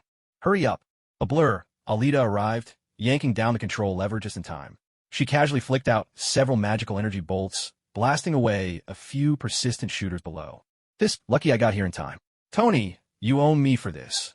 Otherwise you'd have been rolling around in there for who knows how long, Alita said, a hint of mischief in her voice. Of course. Dinner's on me. Name anything you want. Tony tumbled out of the engine housing, still shaken by the ordeal. Alita reached out to help Captain America up.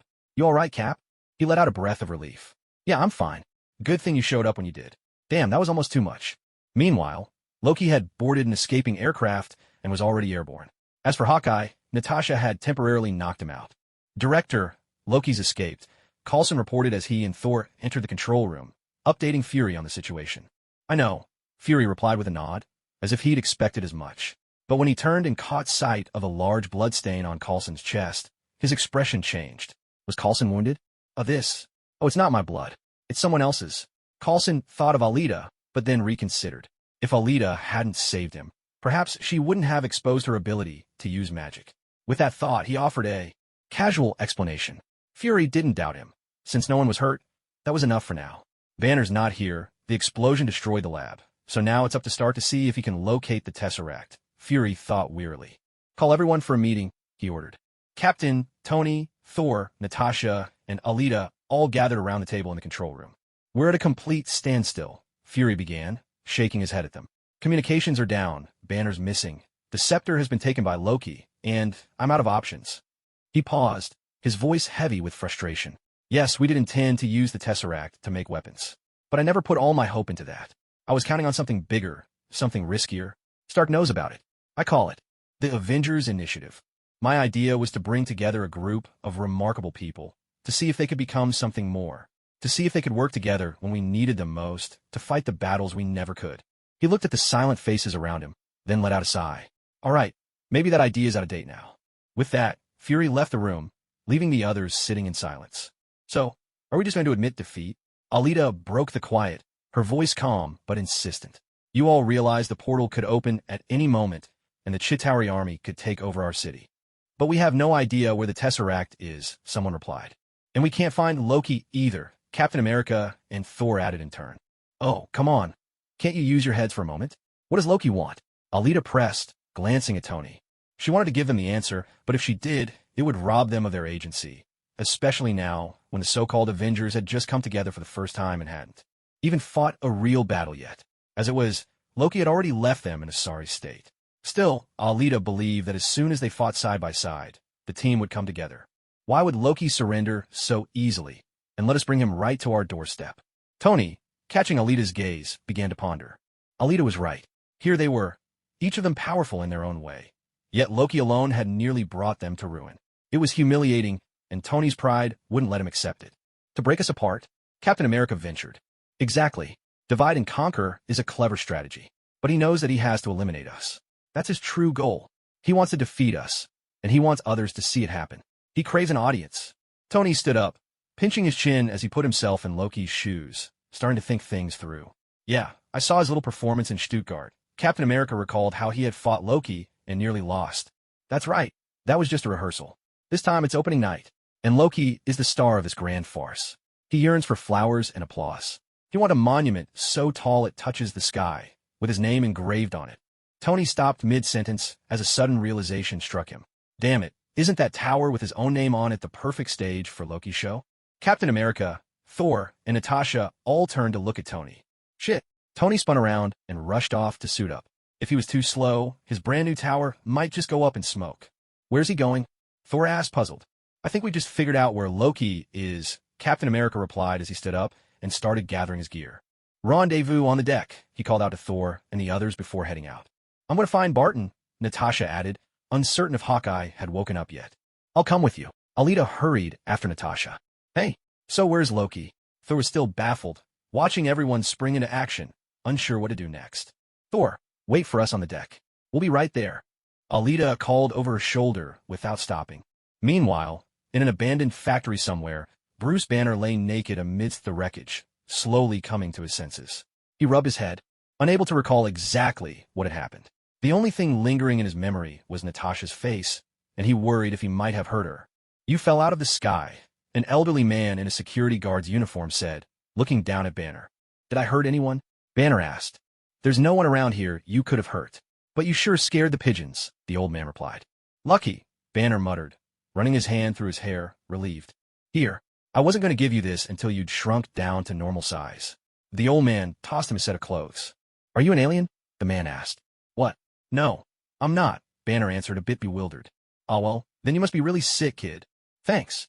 And yeah, I guess there's no cure for me. Elsewhere, the ever-efficient Professor Selvig had already finished setting up the equipment atop Tony's tower. Everything was ready. Alita followed Natasha into a room, where they saw Hawkeye lying on a bed, his hands restrained, struggling in pain. Natasha, Hawkeye managed to say, his voice strained. The scepter of the mind seemed to split his consciousness in two, one half manipulated at will by another, the other helplessly watching from the sidelines, feeling as though he was being torn apart. Clint, you'll be all right. Natasha stepped into the room. Will I? Hawkeye's voice was racked with pain. Don't worry, I'll help you. Alita came forward, reaching out and touching her fingertip gently to Hawkeye's forehead. She carefully gathered and reorganized his scattered thoughts, sweeping away every trace of what didn't belong. As she did, Alita felt as if the Mind Stone took her on a journey, and her own psychic abilities seemed to grow stronger. Was it just her imagination? Or did she now have the power to turn anyone into a puppet as easily as a touch, just like what had happened to Hawkeye and Dr. Selvig before? Perhaps this was her small reward for surviving such peril. Under Alita's care, Hawkeye gradually drifted into a peaceful sleep. It's done, but remember to wake him up soon. We'll be leaving in no time, Alita reminded them. In the armory, Captain America and Alita found a jet, spotting a young agent by the hatch, looking ready to block their way. The captain made it clear, though politely, that they were busy and couldn't chat unless the agent wanted to be thrown out of their way. At that moment, Natasha and Hawkeye, both fully geared up, arrived as well. Natasha, is he? The captain glanced at Hawkeye, a hint of concern in his voice. He's fine, Natasha replied with a nod. Captain, Agent Barton. Then let's go, the captain said, still placing his trust in his teammate. Alita, thank you. Natasha told me everything, Hawkeye said gratefully. He was relieved to be free of that oppressive feeling, no longer trapped with another voice echoing in his mind. Though he'd only just rested, he felt restored, thanks to Alita, who had not only cleansed his mind but also mended his spirit. "Hey, witch hunter, don't mention it." "It was nothing," Alita replied with a playful smile. "Clint, you're with me in the cockpit. We're going after Loki," Natasha called, heading toward the pilot's seat. With a deep, humming whir, the jet soared off toward the heart of New York, heading straight for Tony's tower. Looking around at the 4 people in the cabin, the captain took stock. Banner's whereabouts were still unknown. Tony had rushed ahead alone, and Thor. "Wait, where was Thor?" "Alita, where did Thor go?" he asked. Thor." Only now did Alita realize he was missing. "Oh no, she'd forgotten all about him." "Well, I think I told him to wait for us on the deck, but then you brought me straight here." "But don't worry, Thor can fly. He'll catch up." Truth be told, Alita had been so focused on getting to New York that she'd completely overlooked this moment. Thor was still on the deck, gripping his hammer and waiting for Alita and the others to arrive. After all, he had no idea where Loki was now. "Thor, what are you still doing here? The captain and the team have already set off." Coulson hurried over, clearly wondering why Thor hadn't left yet. "Alita told me to wait here for them." Thor replied, puzzled. "Why had they gone on ahead without him?" "They left in a jet from the armory and asked me to pass on a message. Loki is in downtown New York in a building with the name Stark on it. You'd better fly over there right away." Coulson relayed the captain's message. "Got it." Thor nodded, then wasted no time. He swung his hammer and soared off to find Loki. Fortunately, Thor was good-natured. If Alita had been left waiting here with no explanation, she'd probably have lost her temper by now. "Sir," Hill approached Fury's side. "Agent Hill, there's been an unauthorized takeoff from Helipad 6, came a report over the intercom. They found Loki. Do whatever it takes to restore communications. I need eyes on the entire situation," Fury ordered. "Yes, sir." Thanks to his superior maneuverability, Tony was the first to arrive home. He glanced up at the rooftop, where the Tesseract glowed with a cold blue light, and silently made a mental note to settle the score with Loki. "Sir, I've shut down the arc reactor. But the device is already self-sustaining," Tony said, steadying himself in midair. "Turn it off, Dr. Selvig. It's too late. She can't stop now. She wants to show us something. A new universe." Dr. Selvig, his eyes glowing blue, spoke with a fervent excitement. "All right then." With a thunderous blast, Tony fired an energy beam, but it struck only the shimmering force field, sending both himself and Selvig tumbling backwards. "That barrier is pure energy. It can't be broken," Jarvis advised. "I can see that." "Changing plans," Tony replied, glancing down to spot Loki below. "Stark, we are at your 3 o'clock, heading northeast," Natasha called out to Tony over the comms. At last, Alita and her team had arrived, only to find the portal already open and the Chitauri army pouring through in overwhelming numbers, ready to lay waste to the city. For the second time since the Thunder God descended from the sky with his hammer, Earth was facing an alien invasion, this time all-out war. Panic swept through the crowds as the Chitauri, piloting their ships, began to devastate skyscrapers and streets, plunging the city into chaos. Traffic ground to a halt, and casualties mounted among the citizens. "What? Did you all go out for takeout or something?" Tony quipped. "Head to Park Avenue. I'll draw their fire and make myself a target." After Tony finished speaking, he took advantage of his incredible flying speed to draw attention, leading the Chitauri soldiers piloting their aircraft on a wild goose chase. "By the way, do you guys still have any communicators? Give me one, will you?" Alita asked the captain, genuinely puzzled as she watched how they always seemed able to contact each other in time. "Do you communicate telepathically or something? Why am I the only one left out?" "You're not wearing one?" The captain rummaged around the cockpit. "Here, take this." Natasha handed her a Bluetooth earpiece. "Thanks," Alita grumbled inwardly. "No one gave me one. How was I supposed to have it?" Swoosh, swoosh, swoosh. Natasha and Hawkeye piloted their fighter, taking down a swarm of foot soldiers. Soon, they spotted Thor and Loki exchanging blows atop Stark Tower. "Nat," Hawkeye called out.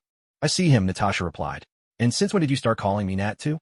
Natasha thought as she adjusted her angle and opened fire on Loki. "Wait, aren't we about to get shot down here?" Suddenly, Alita remembered.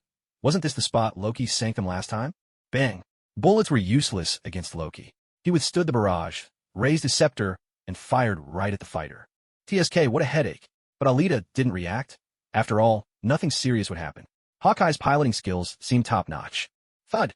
They landed successfully. Everyone dashed out of the cockpit, only to see the entire street had turned into a scene of utter devastation. "We need to get to the top." The captain was the first to break into a run. Just then, a thunderous roar echoed overhead. The group looked up and saw an enormous beast, a leviathan, bursting through the portal. Its massive form blotted out the sky, bearing down on them with terrifying force. As a leviathan swooped toward them, Alita stepped forward. Her trench coat morphed back into its original form, a black, high-collared magical cloak.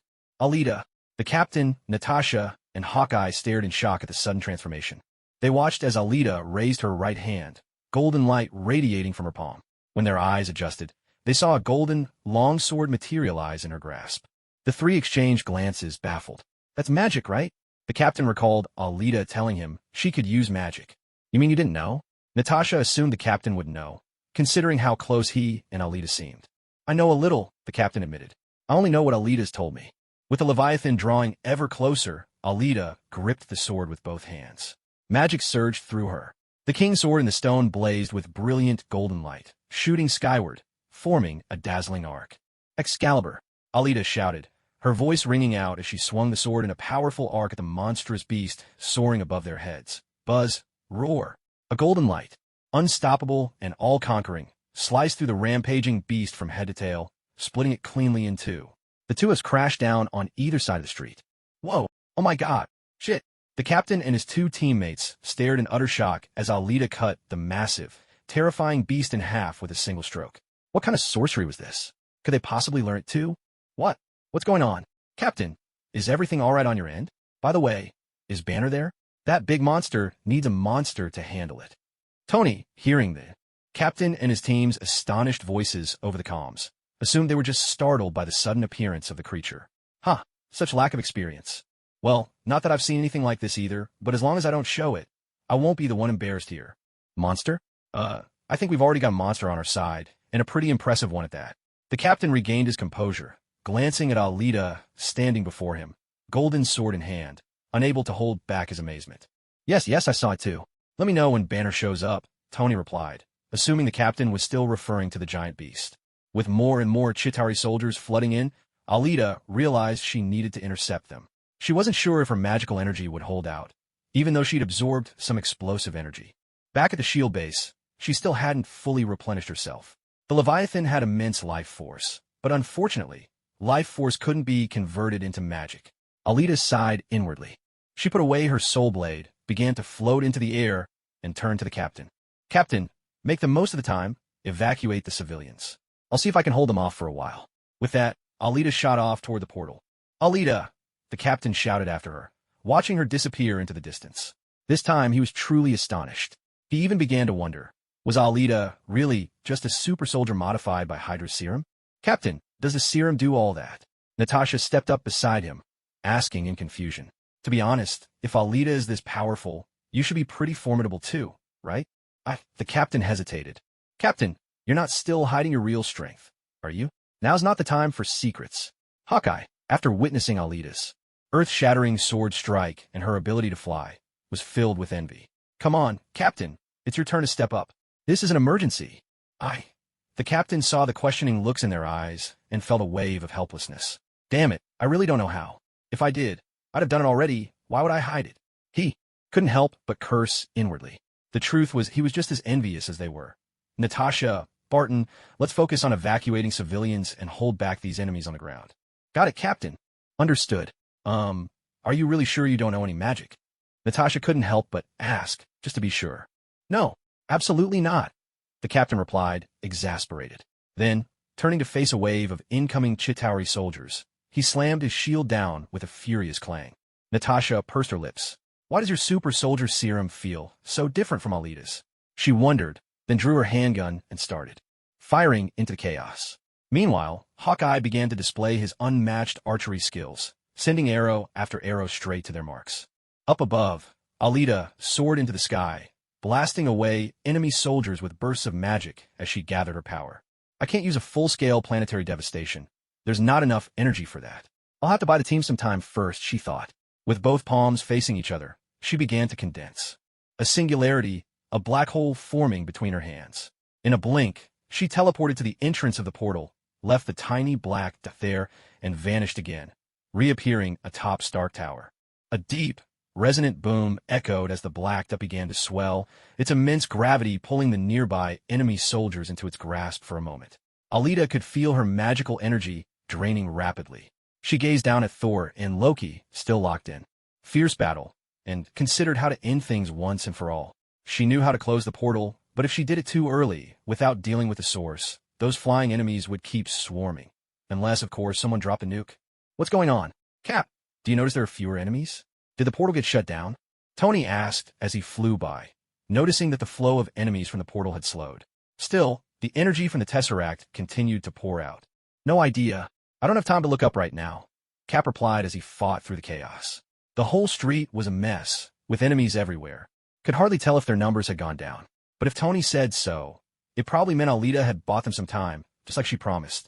Alita. Tony continued to fire blasts behind him, clearing out the pursuers, repeating her name in awe. Was she really powerful enough to hold back an entire army by herself? Impressive. This young woman was something else. I heard Alita is also a super soldier like you, Cap. She took the serum too, right? Tony recalled glancing at Alita's file while hacking SHLD's database aboard the helicarrier. He'd picked up a bit of information then. So, can you? I don't know. I can't. Don't ask me. Cap cut him off, already guessing what Tony was getting at after just half a sentence. Damn it. It's not his fault he wasn't as powerful as Alita. Who knows what Hydra put in her serum? Since Alita hadn't come clean with the captain yet, although he had some suspicions about the source of her abilities, his straightforward nature led him to believe that Alita was simply a test subject captured and experimented on by Hydra. Alita remarked that once this was all over, she probably wouldn't be able to keep her secret any longer. She'd just have to explain it to the captain then. After all, the captain really was a good person. Loki, look at what you've done. Did you think that just because you called yourself king, the madness would end? Thor bellowed, furious, as he seized Loki and shouted at him. It's too late. Even if you want to stop it now, you couldn't. Loki glanced around at the devastated city, and a hint of panic flickered across his face. No wonder he'd ended up in prison. This was just too much. If the roles were reversed, and someone had wrecked his home like this, would the culprit get out alive? If he managed to return to Asgard in one piece, it would probably be thanks to Thor's influence, and because the others might fear they couldn't defeat Asgard. Otherwise, those so-called Avengers would tear him to shreds. No, as long as we're together, we can do this, Thor insisted. So, when we get back, does that mean I won't be thrown in prison? Loki asked, testing the waters. I don't think that's likely, Thor replied after a stunned pause, recalling the scale of Loki's latest crime. Odin definitely wouldn't forgive him so easily. Then why even bother talking? Go play somewhere else. Anyway, Loki had no idea how to shut down the portal. With a reckless shrug, he shoved Thor aside and leapt off the balcony. If everything was doomed, he might as well go down swinging. Loki, Thor muttered, exasperated. Damn it, he'd escaped again. From above, Alita smirked and shook her head. What a pair of loving brothers. With a pop, the gravity magic sealing the portal above was released, and Alita felt her strength draining fast. As waves of enemies poured forth, and even more giant beasts thundered through the gateway, she silently called out to the captain. Captain, I can't hold them off much longer. How are things down there? Alita? Not great, came the captain's hurried reply over the comms. I'm organizing the police to block off the streets and evacuate civilians. He sounded overwhelmed. The captain had just sprinted across several city blocks before finally finding the police units below. It'll take an hour to assemble the National Guard, one officer reported urgently to the man who seemed to be the captain. Does the military know what's happening here? The police chief shouted over the chaos, dodging stray energy blasts. Do we know? The captain arrived with a thud. Send people into those buildings. Civilians escaping could get caught in the crossfire. Lead them through the basements or the subway. Keep them off the streets. Lock down everything up to 39th Street. Why should I take orders from you? Before the captain could answer, a sudden explosion erupted behind them. A beam of energy shot toward the captain, who quickly raised his shield to block it. He spun around, knocking one attacker aside with a punch, and another with a heavy blow from his shield. In one swift motion, he disabled a soldier charging at him, weapon in hand, disarming him with precision. Then he turned to the police officer. Do you still need to ask why you should follow my lead? The officer silently took out his radio and began issuing orders. His expression made it clear. You're the boss here, I won't cross you. Alita descended slowly from the sky. As she landed, she took in the chaos, Chitauri soldiers wreaking havoc, and civilians everywhere, some crying, some running, some lying on the ground, their fate uncertain. The brutality of war struck her deeply. She drew her soul blade and charged into the fray, cutting down enemies one by one. As she cleared the battlefield, she also bought precious time for the fleeing civilians. Hey! Alita rushed to a girl who had fallen to the ground. In a flash, she split a soldier about to fire his weapon in two, then helped the girl to her feet. Get to the subway entrance or stick close to the police. Whatever you do, stay off the streets. With that, Alita dashed off to confront the next enemy. She couldn't help but feel frustrated at the slow pace. After all, she was a mage. Why was she stuck doing the work of a frontline fighter, sword in hand? The thought made her simmer with anger. Enough. This is intolerable. About to soar into the sky, Alita was stopped by a voice. Can you tell me who you are? The rescued girl gazed at Alita, a shining in her eyes. Avenger. Now go. Alita nearly blurted out, Dark Queen, but the words felt too embarrassing to say. So she gave the code name of the team instead. After all, she was now one of the Avengers. No one could argue that. And seriously, she really needed a less cringeworthy name. What's that? Fury didn't approve? Well, he never approved Natasha or Hawkeye as Avengers either. It didn't matter. Among the original members, Alita would have her rightful place. After all, the next generation wouldn't be as legendary. Fuming, Alita soared high into the air. How could she, who'd studied spellbooks for 4 years, idol of Ileana's heart, hailed as a genius by Belasco, be held back by a lack of magic? Power? Wasn't she a demigod? Wasn't she the dark light of the demons? There was no way she would let herself bring shame to the name of mages. Great god of black magic, Chthon, I am your devoted follower. Lend me your strength. Barely a moment after swearing she wouldn't make a fool of herself, Alita shamelessly began chanting her own spell. Thief's magic, stealing the power of the gods. Now, let us welcome the next victim after the serpent god Seth, Chthon, to the stage. High above the city, Alita closed her eyes, opening that dark gate leading to Chthon's power, letting the darkness within flood over her. Belasco hadn't been wrong. If Seth had abandoned her, then his master, the god of black magic, Chthon, would be more than happy to take her in. A vast surge of dark energy poured into Alita's body. The devouring magic began to churn, and Alita entered the second phase she had designed for herself, goddess mode. When she opened her eyes, her once golden irises had turned into crimson slits, and the whites of her eyes were now dyed black. Alita pressed her palms together, unleashing her ultimate move. Birth of the Tree Realm. With a thunderous rumble, black magical vines erupted from the streets, racing toward the Chitauri foot soldiers, winding around them and beginning their feast. The girl whom Alita had just saved had been darting toward the distant subway entrance, dodging as she went.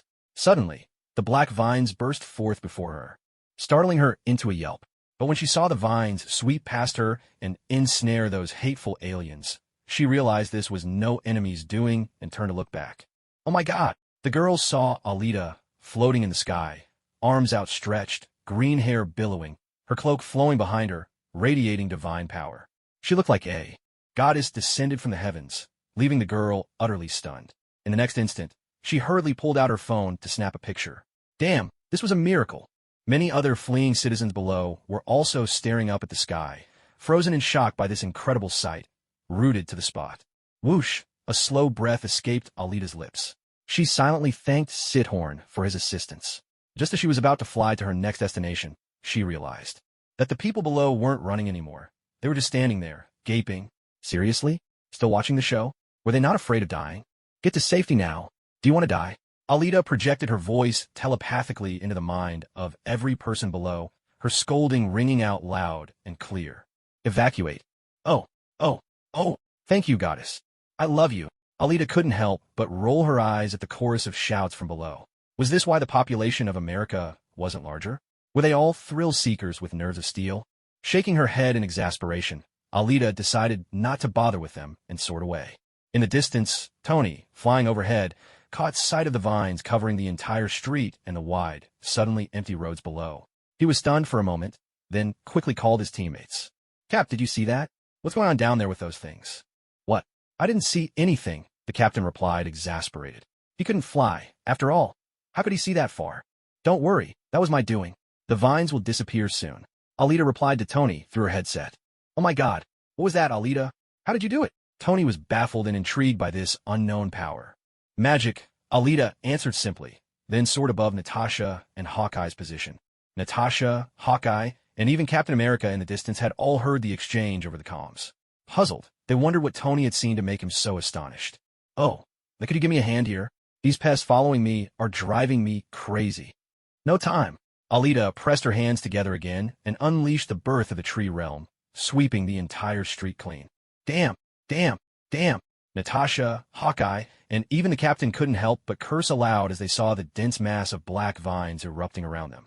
The three of them were utterly floored. Nothing could have prepared them for this. Captain, Captain, don't ask. If you ask, I don't know. If you ask, I want to learn. The captain felt a wave of jealousy and frustration wash over him. His heart was weary. He wished he could just retire. Haha, Captain, maybe your serum was a fake, Tony quipped over the comms. The captain chose silence, wordlessly tossing his shield at Tony in annoyance. Farther away, atop a skyscraper, a bald sorcerer in a yellow-orange robe, wielding two magical fans, suddenly turned to face Alita's direction. In that fleeting moment, the Ancient One sensed a powerful surge of darkness, a force from the same dimension as Dormammu. While effortlessly swatting away a few more Chitauri soldiers, the Ancient One frowned, pondering who was wielding such dark power and unleashing that tremendous magical energy. This was not a scene she had seen in any timeline. An unexpected variable? The Ancient One wondered silently. Aboard the shield helicarrier, Fury, now back in contact, stared wide-eyed at the screen.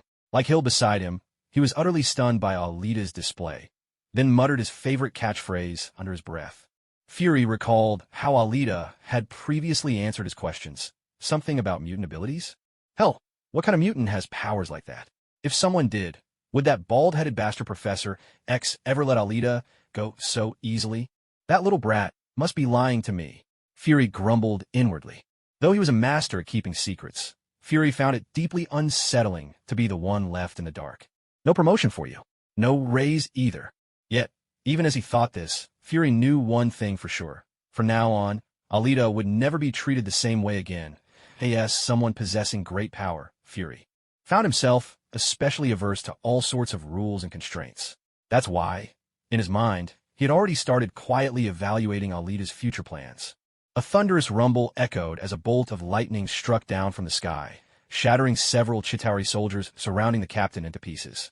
With a heavy thud, Thor landed on the ground, coming to find the captain. This was no longer the same street as before. It was a new battlefield altogether. Alita's ultimate move cleared the enemies with remarkable effect, but even more adversaries swarmed in like a relentless plague of locusts. Natasha, Hawkeye, and Thor gathered around the captain, huddling together to discuss their next move. Tony was busy drawing the attention of a newly emerged Leviathan beast that had just come through the portal. He couldn't help but wonder where the previous one had disappeared to. And speaking of which, had Banner arrived yet? How's it looking up there? The energy around the Tesseract is impenetrable, Thor reported as he walked over. Thor's right. We've got to deal with these monsters first, Tony interjected through the comms. How exactly do we deal with them? Someone asked. With our combined strength, the captain replied resolutely, his gaze fixed on the Chitauri flying overhead. Stark's up there, and he'll need our help. Suddenly, the tune of a little motorbike hummed through the chaos. Banner had somehow found a battered, old motorcycle and was slowly making his way over. Well, that thing sure looks terrifying, someone remarked. I've seen worse, Natasha said quietly, her words sharp as ever. Sorry, Banner replied. It's all right. Maybe a little terror is just what we need. Stark, he's here, just as you predicted, the captain called out to Tony. Banner? Get him ready for action. I'll bring the party to him. What the? Tony replied, but was abruptly cut off as he caught sight of a massive, rapidly spinning golden ring hurtling straight toward him.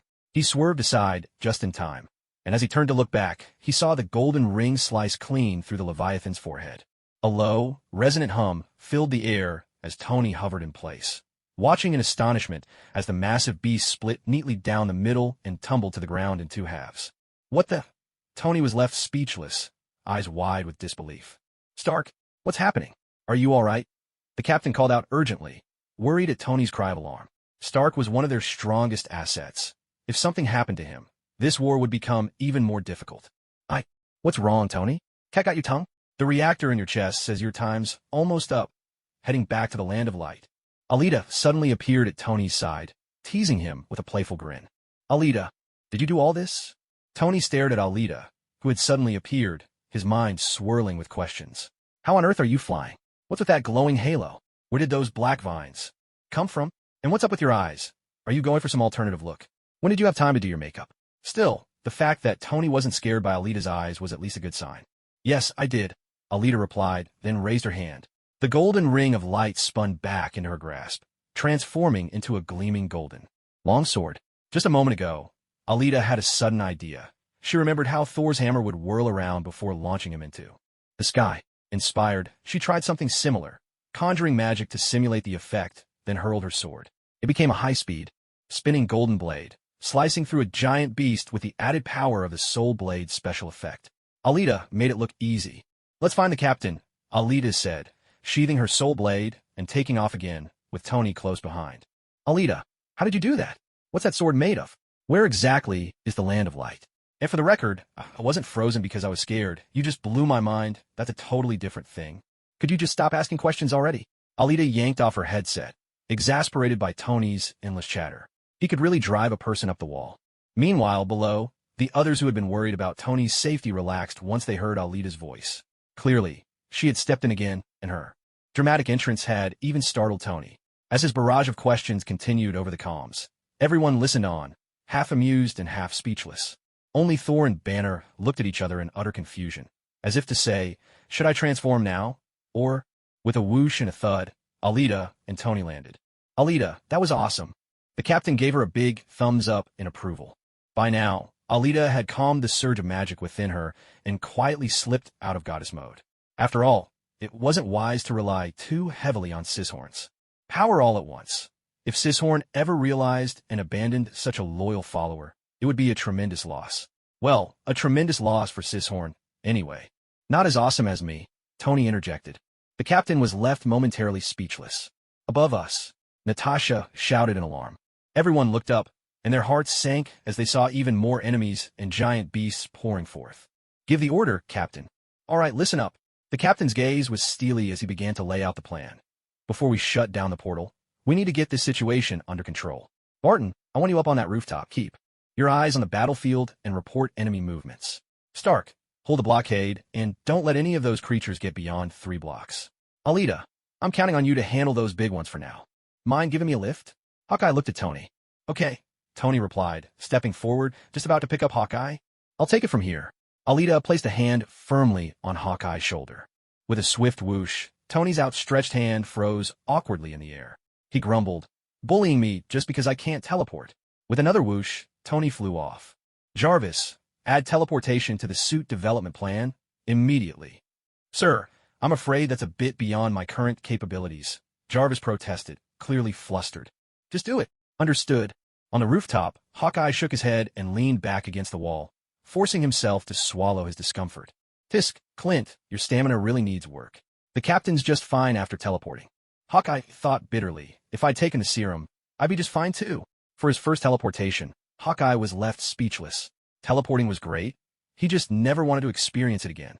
It was simply unbearable. "I'll be off then. Take care," Alita said, turning away. Down below, "Thor, you need to find a way to block the portal and slow them down. Call down the lightning and strike those monsters." Thor nodded, swinging his hammer as he soared into the air. "Dr. Banner, it's time for you to get angry." "I'm always angry," Banner growled, and with a roar, transformed into the Hulk. "Hulk, smash with everything you've got." Soaring above the chaos, Alita once again drew her Soul Blade, targeting the massive leviathans. When it came to clearing the field efficiently, the sword was the best choice against these behemoths. One strike, one beast. Magic would take time to consume them, and time was the one thing they didn't have. With a swift leap, Alita landed on the back of a giant creature, watching the skyscrapers blur past on either side. She couldn't help but marvel. Who would have thought there'd come a day when she'd experience scenes like these? Spectacles she'd only ever seen in movies. When fantasy becomes reality, when dreams of the past come true, Alita could only say, "Let the storm rage even fiercer." Excalibur. With a resonant hum, Alita drove the golden glowing blade deep into the beast's back and raced toward its tail, performing a swift dissection. With a tortured roar, the Leviathan crashed to the ground. "Huh, Loki?" Hearing the noise, Alita's gaze flicked to the side, just in time to see Loki, wide-eyed and terrified, zooming past on his craft. "Hurry, get out of here! Hurry!" Loki hurriedly patted the soldier piloting the craft in front of him. Damn, that scared him half to death. This which not only wields powerful magic that can foresee the future, but she also carries that golden longsword. She's downright violent. Thankfully, he hadn't provoked her. If she caught him and gave him a beating, who could say if he'd ever make it back to Asgard alive? Honestly, even Thor might not be able to win against her. Loki truly had to count his blessings that Alita practiced life magic and could heal the mortally wounded Coulson. Otherwise, well, in Alita's eyes, that would have been the end of him. When Alita caught sight of Loki flying past, she didn't spare him a second glance. For now, it was better to focus on taking out these monsters.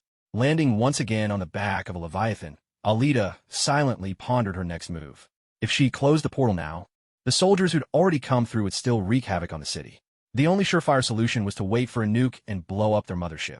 Though at this point, she had no idea if those old politicians had started their meeting with fury. What a pity, she thought. If only she had a system or some kind of devil fruit. Then she could use a Logia fruit, fly straight to the Chitauri base, that massive ship, and unleash a laser beam, a rain of meteor fire, or an ice age. Wouldn't that take care of everything in a snap? Her devour magic was indeed formidable, but she couldn't guarantee she had the magical stamina to swallow an entire spaceship, especially since she didn't want to alert Chthon. If only I had a crowd control ultimate move right now. Wait, a crowd control ability? Ice Age? If it's ice. Loki's terrified face had just flashed across her mind, and Alita couldn't help but chuckle to herself. Here it comes, doesn't it? Whoosh. Sigh, what now? At this rate, I'm bound to end up in prison.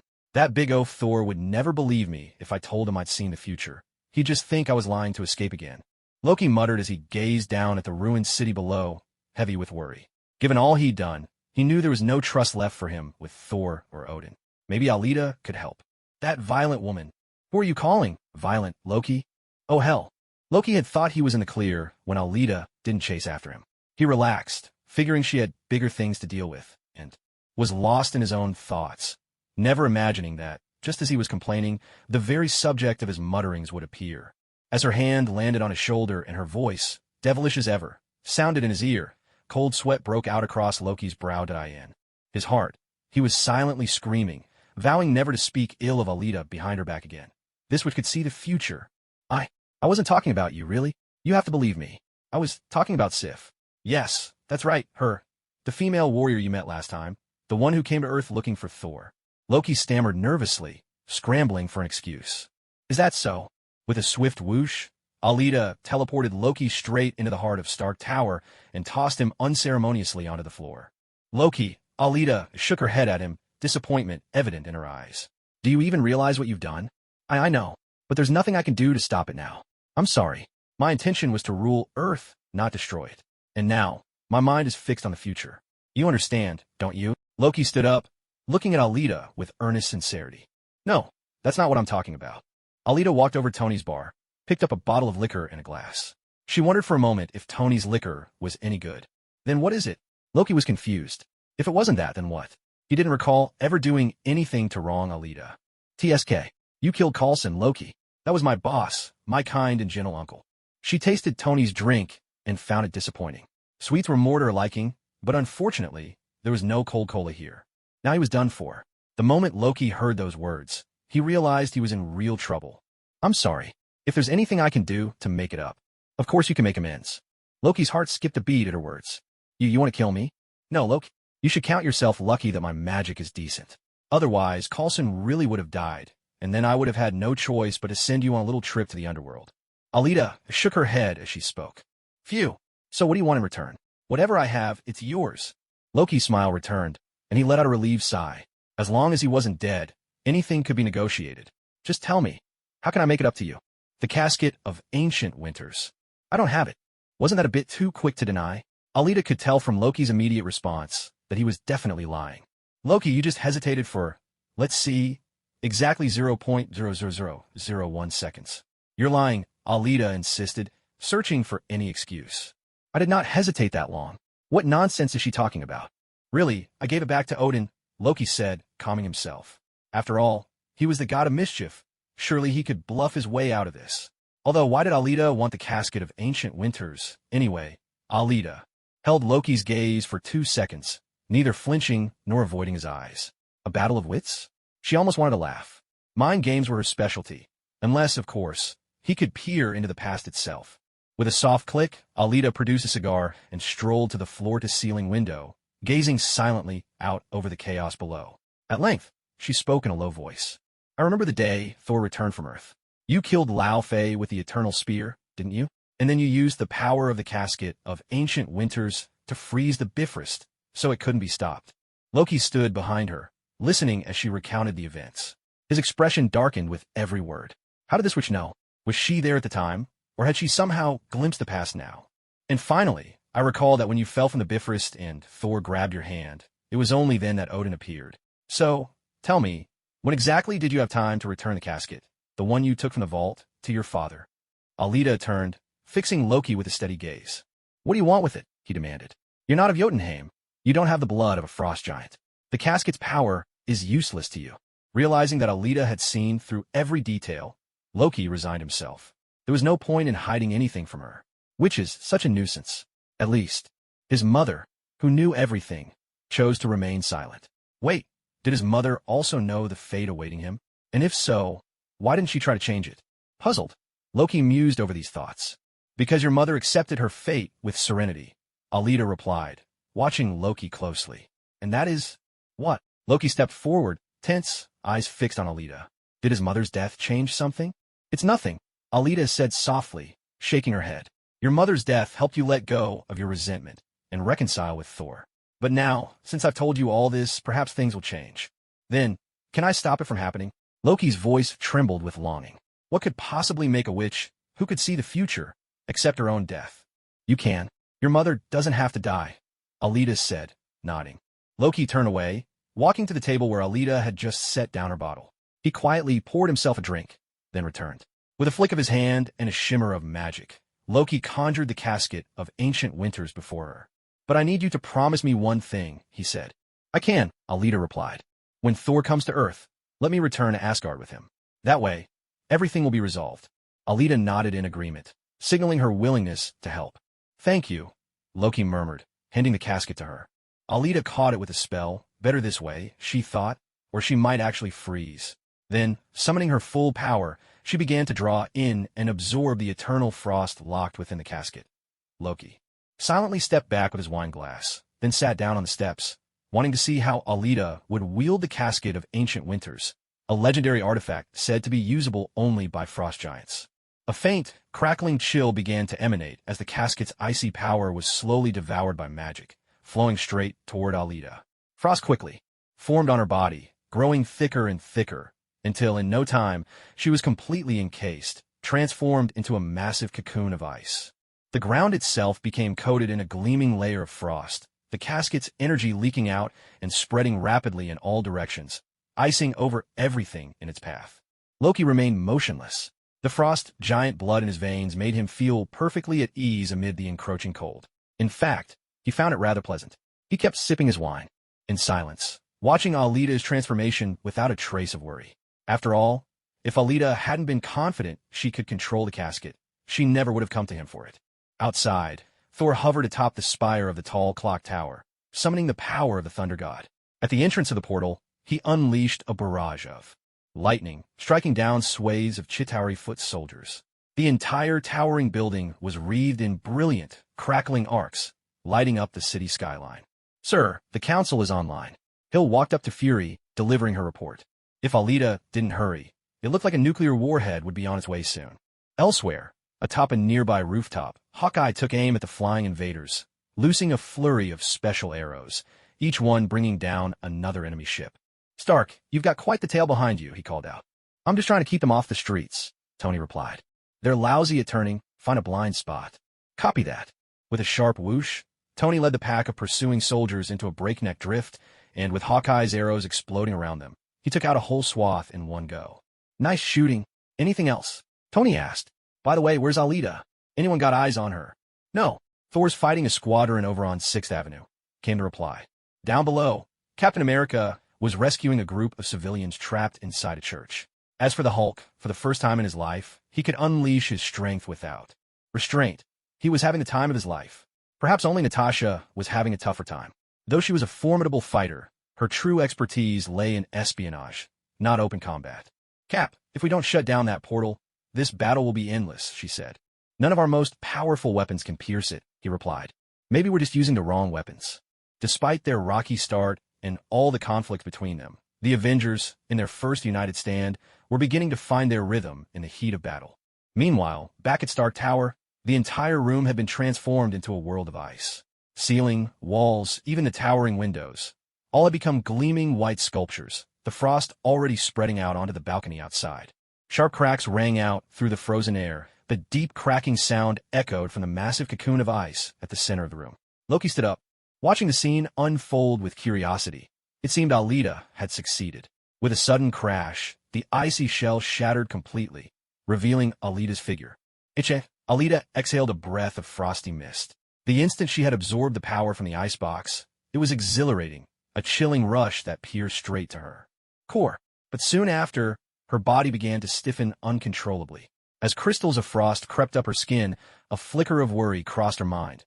Had she bitten off more than she could chew? Yet, noticing that her body was freezing up while the devouring magic still hadn't reached its limit, Alita reassured herself. She'd already come this far, why not push onward? If she couldn't handle the Infinity Stones, surely she could master this. Resolute, she steadied her mind and channeled all her magic. With a sharp breath, Alita shook loose the shards of ice clinging to her, stretching as she relished her newfound mastery over the element of frost, her smile brimming with satisfaction. It seems you've done it, Loki remarked, taking in her smile and the now-vanished box. He could tell Alita had gotten exactly what she wanted. Still, he wondered, what kind of magic was this, so powerful and mysterious? Who was this enigmatic woman, and what did she truly seek? All I want is a simple life, really, Alita replied lightly. To wander this world, eating and drinking wherever I please. Her dreams had never been complicated. To use her strength to protect herself and those she cared about, and, if possible, to become someone truly extraordinary, perhaps even a god. Loki rolled his eyes. Could you at least stay out of my head? Give me some privacy. Is nothing sacred, not even for the god of mischief? No problem, as long as you stop thinking about me. If I'm not on your mind, I won't know what you're thinking, Alita replied with a playful grin, already turning to deal with the enemies outside. But after just a few steps, she paused, taking in the sight of the house, now thoroughly frozen. Her heart skipped a beat. This was Tony's place, wasn't it? It had just been built, too. Still, a little ice was hardly a disaster. There was no real damage done. Everything was under control, no need to panic. Alita, don't forget what you promised me, Loki called after her. Relax. I always keep my word, Alita replied with a nod, then paused as if struck by a sudden thought. By the way, Loki, I see a shadow lingering on your brow. Looks like you're in for some trouble. Watch out for the green light, will you? Ha, bye. With a whoosh, Alita was gone. Loki scratched his head at Alita's words. The green light disaster? What did that mean? Captain, at the 42nd Street Bank across Madison Avenue, there are many civilians trapped inside. I'm on my way. Bang. The captain sent another enemy flying with a shield. He'd already lost count of how many he'd knocked aside. Even for the captain, the effort was beginning to show in his breath. After dispatching the last of his foes, the captain dashed toward the bank. As soon as he entered, he hurled his shield, stopping a thug about to throw a bomb. Everyone get back. A fierce fight ensued. He took down several Chitauri, each towering over him, and even had his mask yanked off in the struggle. Spotting another enemy reaching for what looked like a bomb, the captain scrambled to retrieve his shield and braced himself. A violent blast of energy hurled him through the window and onto a car outside. Bruised and battered, the captain climbed to his feet, surrounded by grateful civilians and police officers.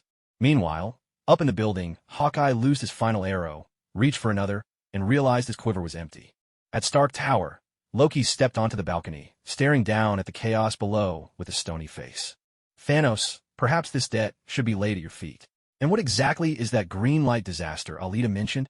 A thunderous roar echoed. Loki looked up and suddenly understood. Hulk had appeared out of nowhere, leaping high into the air, his whole body radiating that unmistakable green. In that instant, Loki grasped the true meaning of green light disaster. No! Before he could finish speaking, Hulk barreled into him, crashing them both into a room still thick with frost, and slammed him hard against the wall. Loki struggled to his feet. He hadn't been seriously hurt, but the pain was real. Seeing Hulk draw back for another punch, Loki frantically waved his hand. He knew he'd made a terrible mistake, but how could this mindless brute dare challenge him? Did he not realize whom he was dealing with? Stop! I am a god, you dull creature.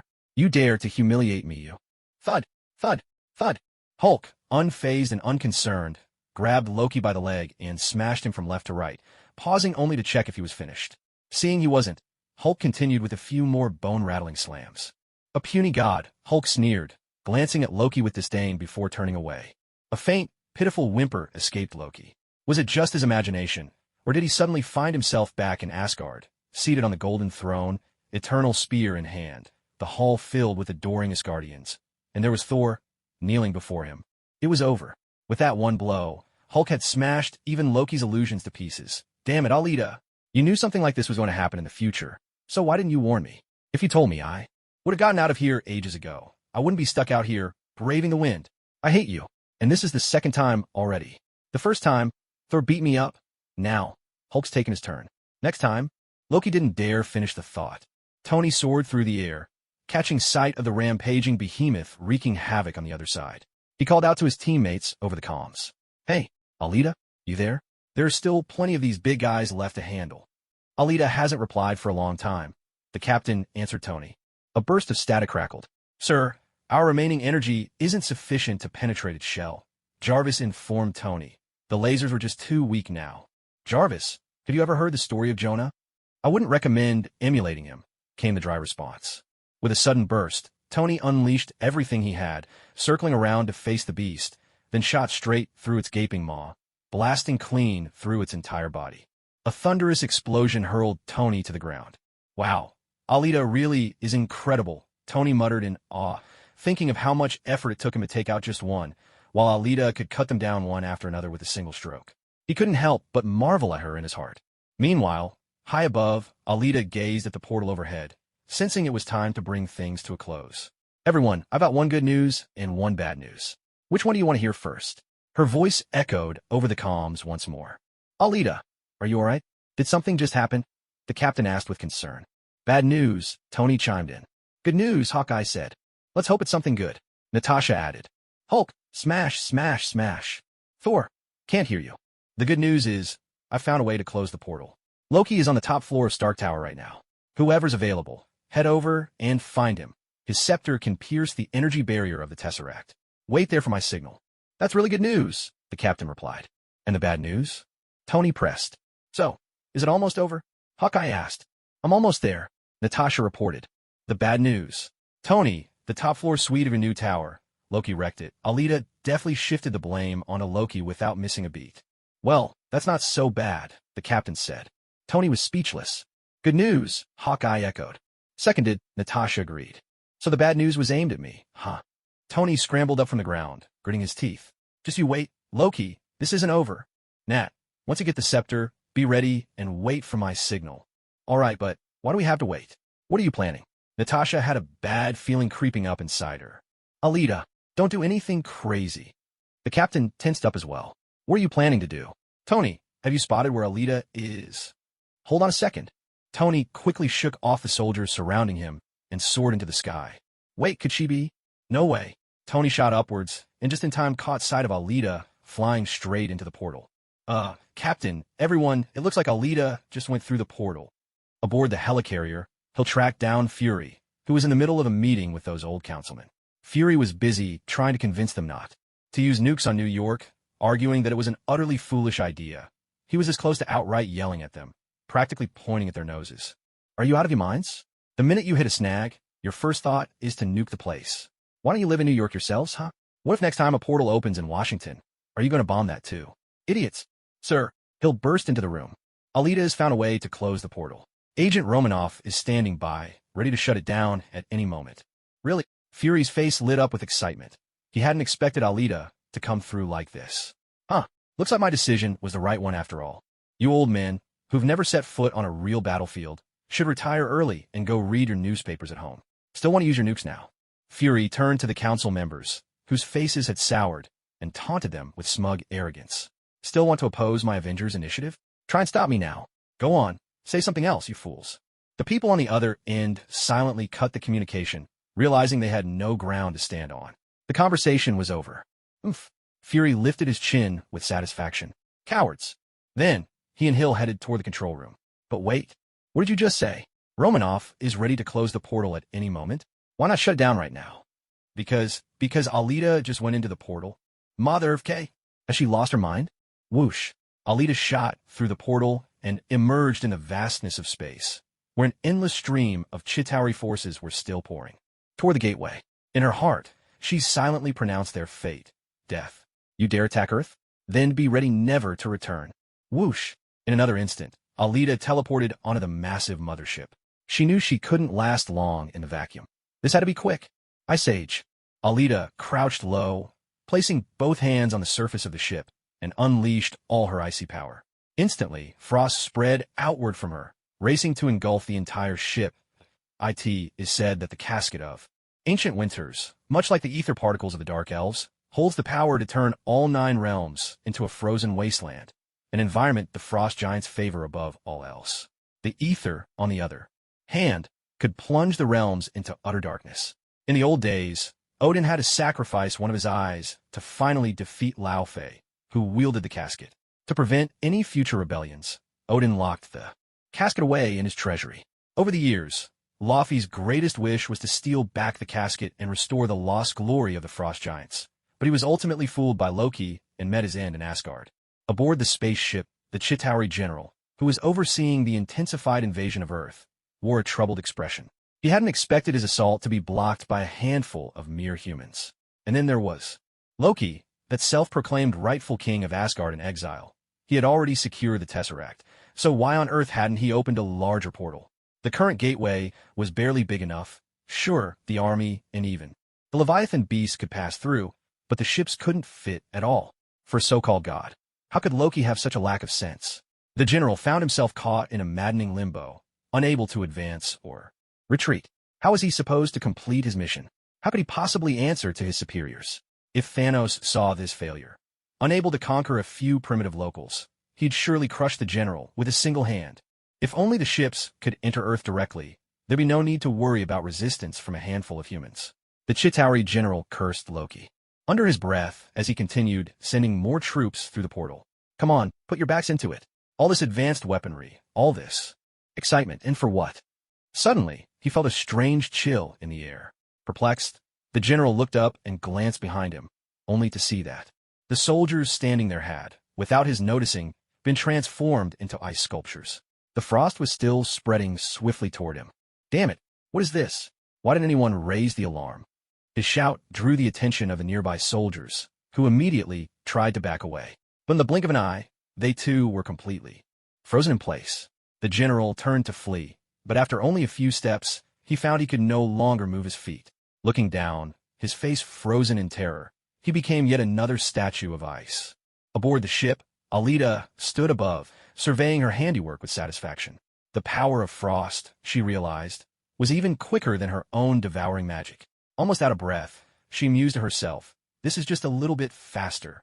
Outside, Captain America and Hawkeye, in the midst of battle, suddenly noticed that their enemies had stopped moving. Looking around in confusion, they saw that the Chitauri clinging to the walls and piloting their flying machines had lost all power, tumbling to the ground one after another. Tony, too, was baffled. He watched as the giant beast, which had just been distracted by him, suddenly plummeted from the sky mid-flight.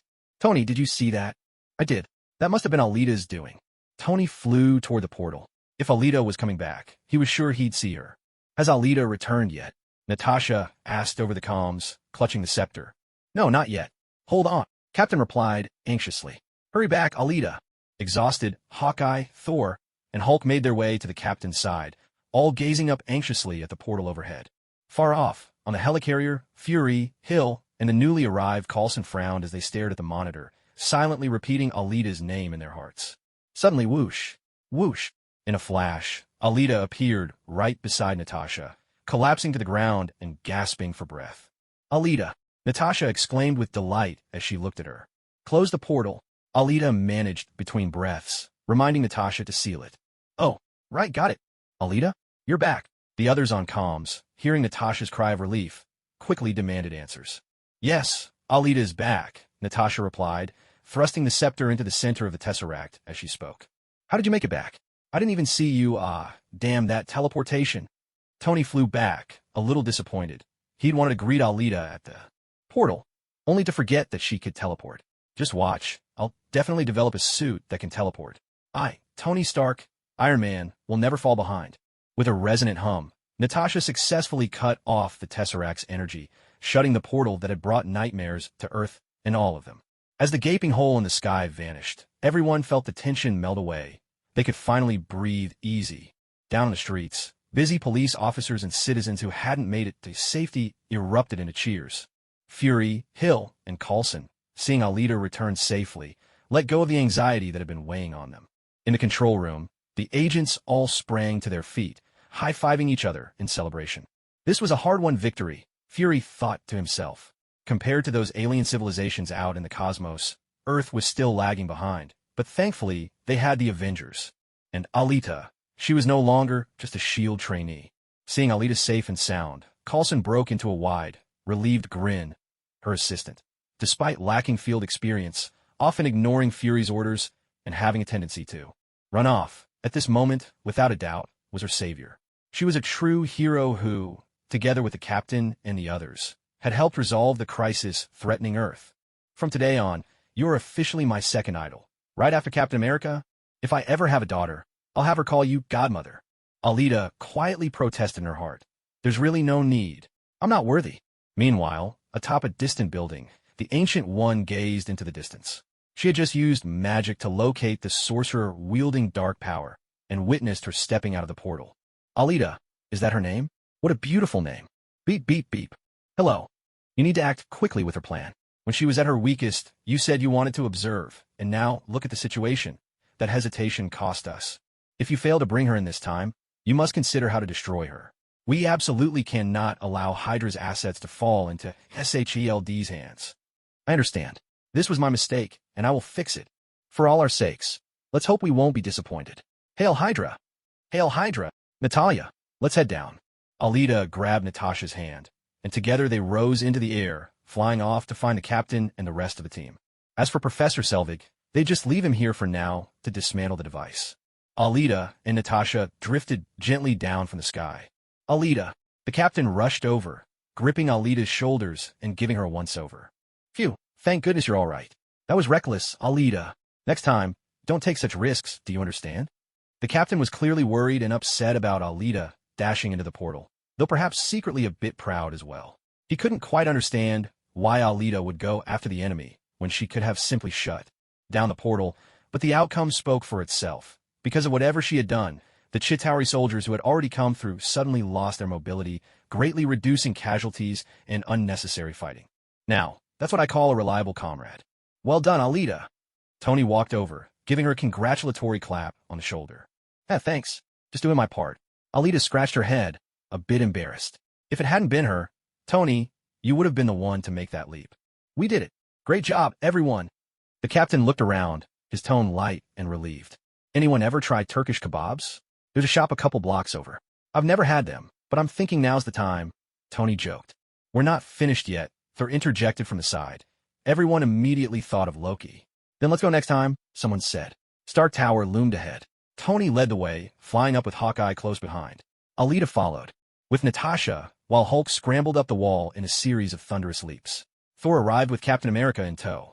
Tony sighed inwardly, realizing that the outside of the building would need another round of renovations. But as soon as they stepped inside, Tony was greeted by the sight of his newly refurbished home, now utterly transformed in less than a day. His heart ached at the chaos. And where on earth had all this ice come from? Since when had his place turned into the Snow Queen's palace? My precious collection of fine wine. My equipment. Please tell me they haven't been frozen beyond repair. Tony's chest tightened with distress, making it hard to breathe. Then he spotted Loki, sprawled in a crater on the floor, looking half dead. Who on earth had beaten him up this badly? Alita stood at the back, hands stuffed in her pockets, guiltily, avoiding his gaze and staring out the window. Natasha covered her mouth with a soft laugh, clearly enjoying Tony's misfortune. Hulk just sneered, some god he turned out to be. The group walked over. Ugh. Loki finally began to recover. Not dead, but in so much pain it felt like his body was falling apart. Thank goodness he wasn't human. If he were a Hulk smash like that would have finished him off for good. Loki struggled to the steps, rolled over, and looked up to see. Hey, everyone. Captain America and the rest silently watched him, forming a quiet circle. Meanwhile, in a nearby restaurant, a handful of staff were repairing broken doors and windows, sweeping shards of glass from the floor. Every now and then, they snuck glances at the group sitting at a table, eating as if nothing had happened. How could anyone still have the appetite to eat at a time like this? Captain America leaned his chin on his hand, eyes fixed on the table. Natasha fiddled with her fingers, while Hawkeye studied the menu, wondering what could possibly be good here. Only Thor, Banner, and Tony, who had invited everyone out for Turkish kebabs, were chewing away, each bite more labored than the last. Tony, you're not exactly short on cash, Alita couldn't help but say. Next time, could you pick a better restaurant or maybe a fancy hotel? We've never even tasted those outrageously expensive dishes. Just look at Thor, who loves Earth food. He's struggling to get through this. She watched the three of them wrestle with their skewers, feeling genuinely sorry for them. Captain America, Natasha, Hawkeye, even Thor and Banner, all nodded in agreement. She was absolutely right. If Thor and Banner hadn't been truly starving, Tony might have been eating alone. Alita herself had stopped after just a couple of bites. Tony's face darkened. He hadn't known the food here would be so disappointing. It wasn't that the food was bad. It just didn't suit any of their tastes. Alita quietly pulled out a menthol cigarette and took a drag. Alita, didn't I tell you not to smoke? It's bad for your health. Captain America, still weary from the recent battle, tried to muster some authority, but his tone came out tired and lacking conviction. The people around were all watching Alita with curiosity. Are you really the streetwise? Only Natasha seemed unfazed, as if she'd seen it all before. After all, this wasn't the first time. This isn't a cigarette, Alita explained. It's a magical item made to look like one, that's all. Really, try it if you don't believe me. It restores your energy and relieves fatigue. Natasha, trust me.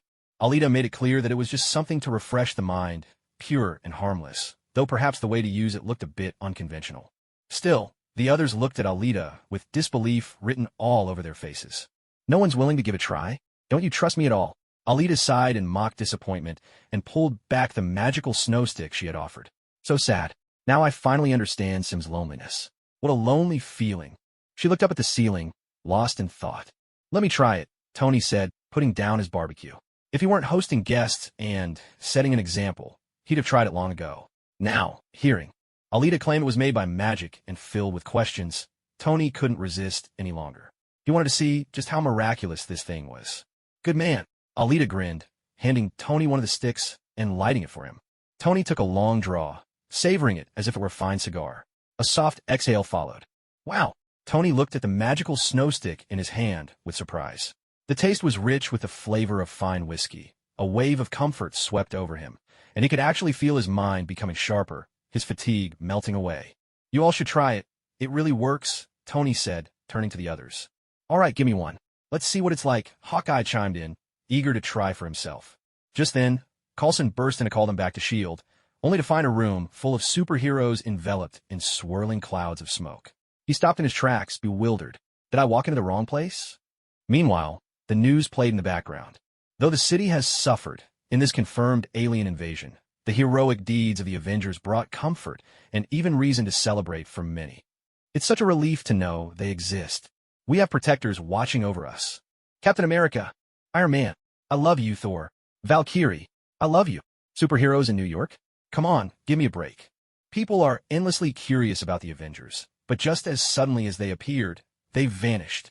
These so-called heroes must be held responsible for the city's destruction. Where did they all go after the battle? So now it's their fault? Captain America saved my life. No matter where he is, no matter where any of them are, I just want to say thank you. Valkyrie, I love you. You're my idol. Thank you for saving me. Avenging Goddess? Fury turned off the monitor that had been playing all sorts of news and looked at Alita sitting across from him. I didn't know you'd picked up a new nickname, Alita. I didn't know either, huh? Alita glanced at the girl she had rescued, who was now waving a photo of Alita descending like a deity during an interview, cheering wildly. Alita gave an awkward smile. Thankfully, she had casually called herself an Avenger at the time. Otherwise, that girl might be shouting Dark Queen at the news right now, and she would have died of embarrassment in front of all New York. Avenging Goddess does have a nice ring to it, Tony said with a grin. The others nodded in agreement, clearly approving. Thor, I'll leave Loki and the Tesseract in your hands. Compared to Earth, perhaps they'll be safer with you. Understood, Thor replied. This sudden war has shattered our illusions about the stars. I know some of my previous decisions weren't the best, but the emergency response team I assembled, the Avengers Initiative, has proven itself. This time, I thank you all. And honestly, I hope there'll never be a reason for you to gather again. Fury looked at the team he'd put together despite the resistance from those fools above him, feeling a quiet pride at their success. Alita, I won't be looking into your affairs for the time being. Your actions have already proven your worth. I'll grant you a vacation, for now at least. If anything important comes up, I'll be in touch. Through this war, Fury had witnessed Alita's overwhelming strength. He realized he couldn't keep treating her like an intern, agent, but rather, like the captain, as a strategic asset, not to be called upon unless absolutely necessary. So, he decided to give her a long break and figure out the next steps slowly. After all, Alita didn't stand alone. The captain was involved too. If things went wrong and the captain left, that would be a loss too heavy to bear. Well then, that's it for now. We'll be in touch if anything comes up. The group nodded, stood, and began to take their leave. Thor, taking custody of the handcuffed Loki and the Tesseract, walked to an open area, preparing to return to Asgard. My friends, Loki will be brought to justice in Asgard and pay for the mistakes he made this time. You won't see him again. Asgard will always remain Earth's ally. Thor looked earnestly at the teammates who had fought by his side. That's for the best, the captain replied. Well then, a muffled sob broke the silence. Loki desperately signaled Alita with wild eyes, as if to say, "Don't forget about our deal. And where's my stuff?" "Loki, enough already. It's time for us to go," Alita said, trying to keep things moving. "Yeah, Loki, be good and head home. I'll miss you, don't worry, and don't worry, I will visit Asgard." Alita added with a gentle smile, her gaze lingering on Loki. A muffled sound came from Loki, as if he were sulking. "You still owe me 2 cigars." He stared pointedly at Alita, clearly unwilling to let her pretend she hadn't heard. "And on top of that, it was you who trashed Tony's room, not me. Yet you pinned it on me, and I took the fall without a word. That alone is worth at least 1 cigar." Another frustrated sound escaped from Loki. "Come on, since I'm going to be locked up, at least help me pass the time." Alita looked at Loki, who was being pulled away by Thor, but still watching her with those pleading eyes. Her heart softened. "Oh well," she thought, "I guess I'm just too nice for my own good." She stepped forward, pulled out 3 magical cigars, and tucked them into Loki's arms, giving him a reassuring pat. "Go on now. Goodbye." Thor watched the exchange with curiosity. "So that's your stuff, huh?" He didn't really care. He had no interest in those things, but he couldn't help but think, "Alita, you really are a good person. Even faced with someone like Loki, you're still so kind. Truly a goddess." "Farewell, Alita," Thor nodded in gratitude, and with a satisfied Loki beside him, twisted the cube and teleported away. Where have all the Avengers gone? In Fury's office, a few of the old men were once again pressing him for answers. "I haven't been tracking their whereabouts," Fury replied. "As far as I'm concerned, they've earned their time off. And the Tesseract? It's been returned to where it belongs, far away from us. You have no right to make that decision. It wasn't my decision to make. That was the will of the gods. I didn't argue. So, you just let them take the Tesseract. And that were criminal, Loki, who deserves to be punished. I believe he will face justice. I don't think you understand the consequences of your actions. Letting the Avengers loose in society, they're dangerous. True, their reputation reaches far and wide. That's exactly what we wanted, isn't it? A declaration, a guarantee. Sir, what do we do now? They've all gone their separate ways. If something like this happens again, what then?" Hill asked as she followed Fury out of the meeting, her voice full of uncertainty. "They'll be back," Fury answered quietly. "Hey, Banner, ride with me. Come check out my lab. I promise you'll love it," Tony called out enthusiastically to the brilliant doctor. As for worrying about the Hulk, on the helicarrier, Banner had already proven that as long as you didn't provoke him, things stayed pretty safe. "Thank you. I'd like that very much," Banner replied with genuine interest. "Clint, can you give me a ride?" Natasha saw Hawkeye getting into his car and hinted that, if possible, she'd appreciate a lift on his way. Captain America and Tony shook hands. Although this playboy was vain and his personal life a mess, his abilities and intellect did bear some resemblance to Howard's demeanor. "Hey, avenging goddess, come find me when you have time. I'll treat you to the most expensive meal in town." Tony was still brooding over what Alita had said in the restaurant, determined to restore his pride. Money? He had plenty. "Sure, I'll come find you then. Bye-bye. Cap, we should get going too." Alita rolled out her big motorcycle, relieved that she could finally head home. "Yes, it's finally over. My first time returning to this strange world, and I immediately got swept up in chaos this big. What a surprise," the captain mused, reflecting on the whirlwind of recent days. The world had changed so much, and so quickly. If he hadn't lived for so long, how could he possibly have witnessed all of this, let alone experienced alien invasions and giant monsters firsthand? "You'll see even more in the future, Captain," Alita remarked, as if this was only the beginning. "Hop on. Let's go." "Sir, the target is heading back to the Brooklyn apartment with Captain America." "Understood. Send Grant Ward to make contact. Gauge her intentions, but don't reveal his true identity just yet." "Seeing how close she is to the captain, maybe she'll fall for that handsome guy." "Got it." Hidden within S.H.I.E.L.D., the Hydra agents had taken notice of Alita Orochi, whose remarkable abilities had been revealed during the battle in New York. Though only a select few had access to Alita's classified file, Fury's superior, Pierce, was among them. And when they read that one line, specially marked in her record, suspected successful subject of Hydra's super soldier serum, Pierce and the other Hydra members could barely contain their excitement. This was their very own Captain America. After witnessing her performance in the battle, Hydra resolved to recruit her at any cost. She would be their sharpest weapon. Back at the Brooklyn apartment, Alita went shopping with the captain, returning home laden with groceries and a giant bottle of ice-cold cola. She cooked up a table full of her favorite dishes, enjoying a hearty meal. This, she thought, was the taste of happiness. Afterwards, she retreated to her room, took a long, relaxing shower, and stretched out on the sofa. While watching the news, her mind wandered to what she might buy as a gift for Sim down in hell. Who knew how many years had passed in the underworld, or what it looked like now? This time, Alita only intended to open the portal and send the items through. She had no plans to go inside again. If she went in, she might very well end up stuck there, unable to return. Who knew how many more years of hardship she'd have to endure? She didn't even want to imagine it. Unless she was willing to take a gamble. Maybe one day, when Ileana was in a good mood, she'd remember to come back for her. Suddenly, Alita recalled something important. She didn't seem to have much money. Sim had asked for those top-shelf cigars from Earth. And, as for Aurora and Kitty, she needed to buy some gifts for them too. Alita did a quick calculation and realized she couldn't afford the cigars. She probably couldn't even buy the gifts. When did she get so broke? Had Nick Fury swallowed up her S.H.I.E.L.D. stipend? And what about her intern's salary? Surely that hadn't vanished too? Oh my, it suddenly hit her. The money she'd just used for groceries had actually been paid by Cap. Well, this was awkward. Cap wasn't exactly wealthy himself, so borrowing money was out of the question. Fury, that notorious penny pincher, would probably hang up the phone the moment she mentioned money. Tony had more than enough, and borrowing a few million from him would be nothing. But she couldn't bring herself to mooch off him, especially knowing she'd never be able to pay it back. TSK. Was she really going to have to go back to her old ways, out there fighting crime and righting wrongs? Alita thought it over and realized that, yes, returning to vigilantism was probably the most reliable option. After all, taking money from criminals never weighed on her conscience. Since that was the case, she might as well head out for a walk. She couldn't sleep anyway. Quietly, Alita rose, changed into a long, black gothic dress, and had her magical cloak conjure up a hood to cover her striking green hair. Then, she slipped out the door. Bang! Bang! Hand over all your money. Now, or the next bullet goes straight through your head. Go drive. If we score tonight, that's a few grand easy. Whoosh. Hey man, these alien weapons are the real deal. They blow open safes like nothing. Help. Somebody help. Huh. Go on, run. Let's see how far you get. No one's coming to save you tonight. Alita stood atop a building, gazing down at the chaos in Hell's Kitchen, her brow tightly furrowed. What on earth was going on?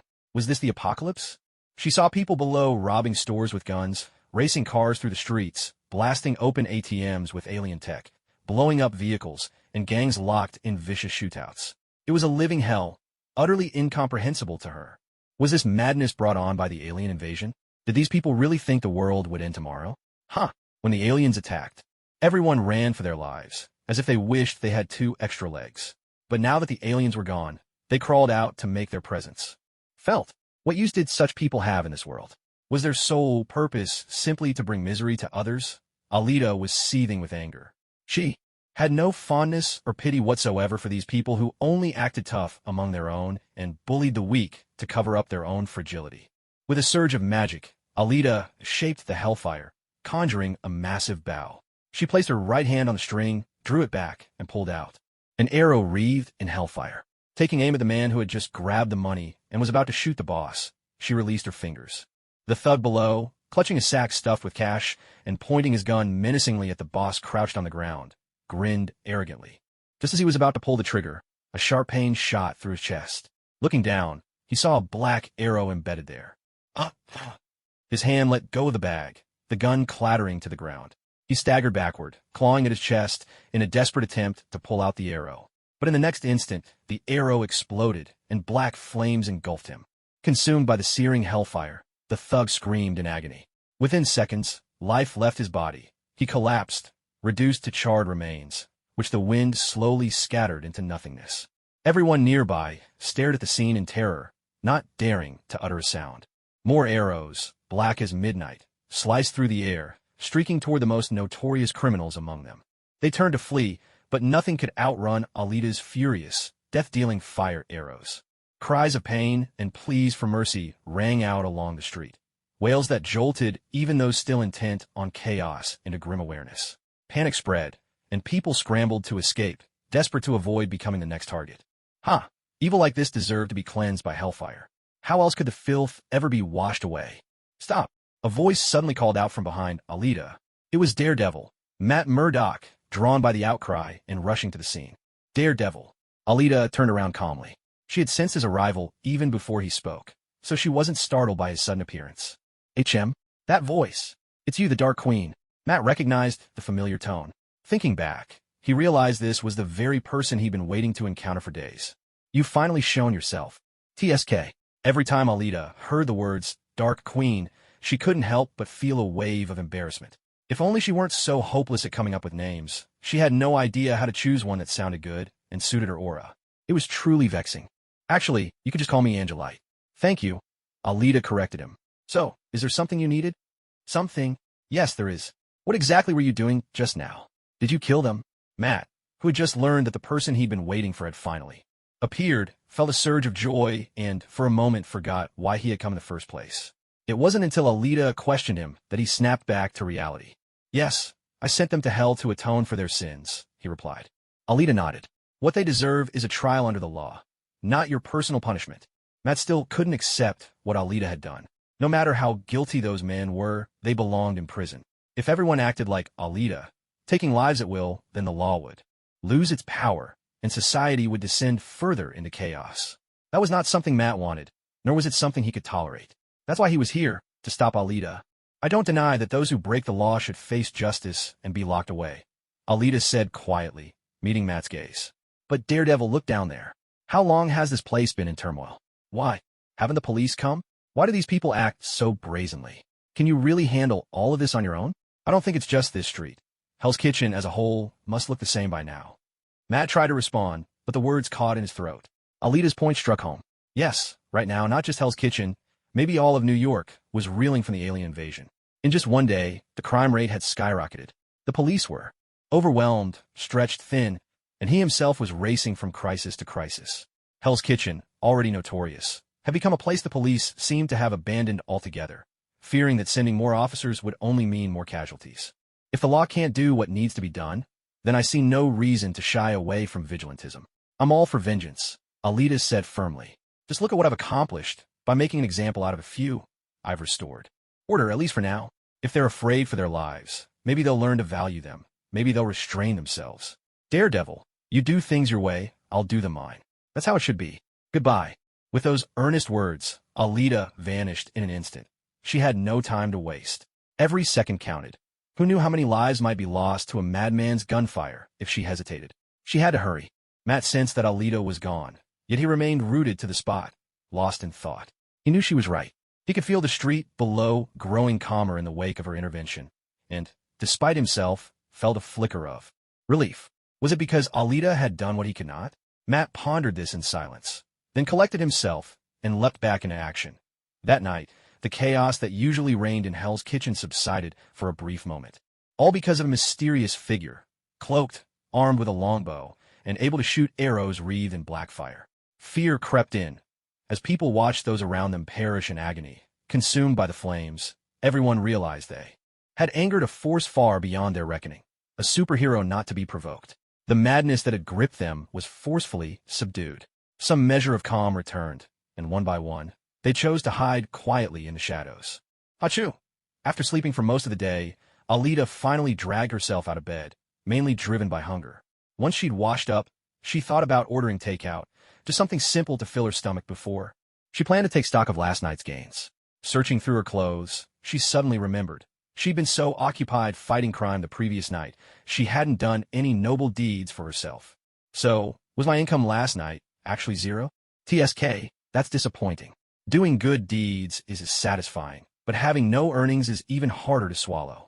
If the two cancel each other out, wasn't it all for nothing? Looks like I'll have to work overtime again tonight. How annoying. Knock, knock, knock. Who's at the door? Who is it? Alita called out. It's me. The captain stood at the door. Captain, is something wrong? Alita stepped aside to let him in. I think we need to talk.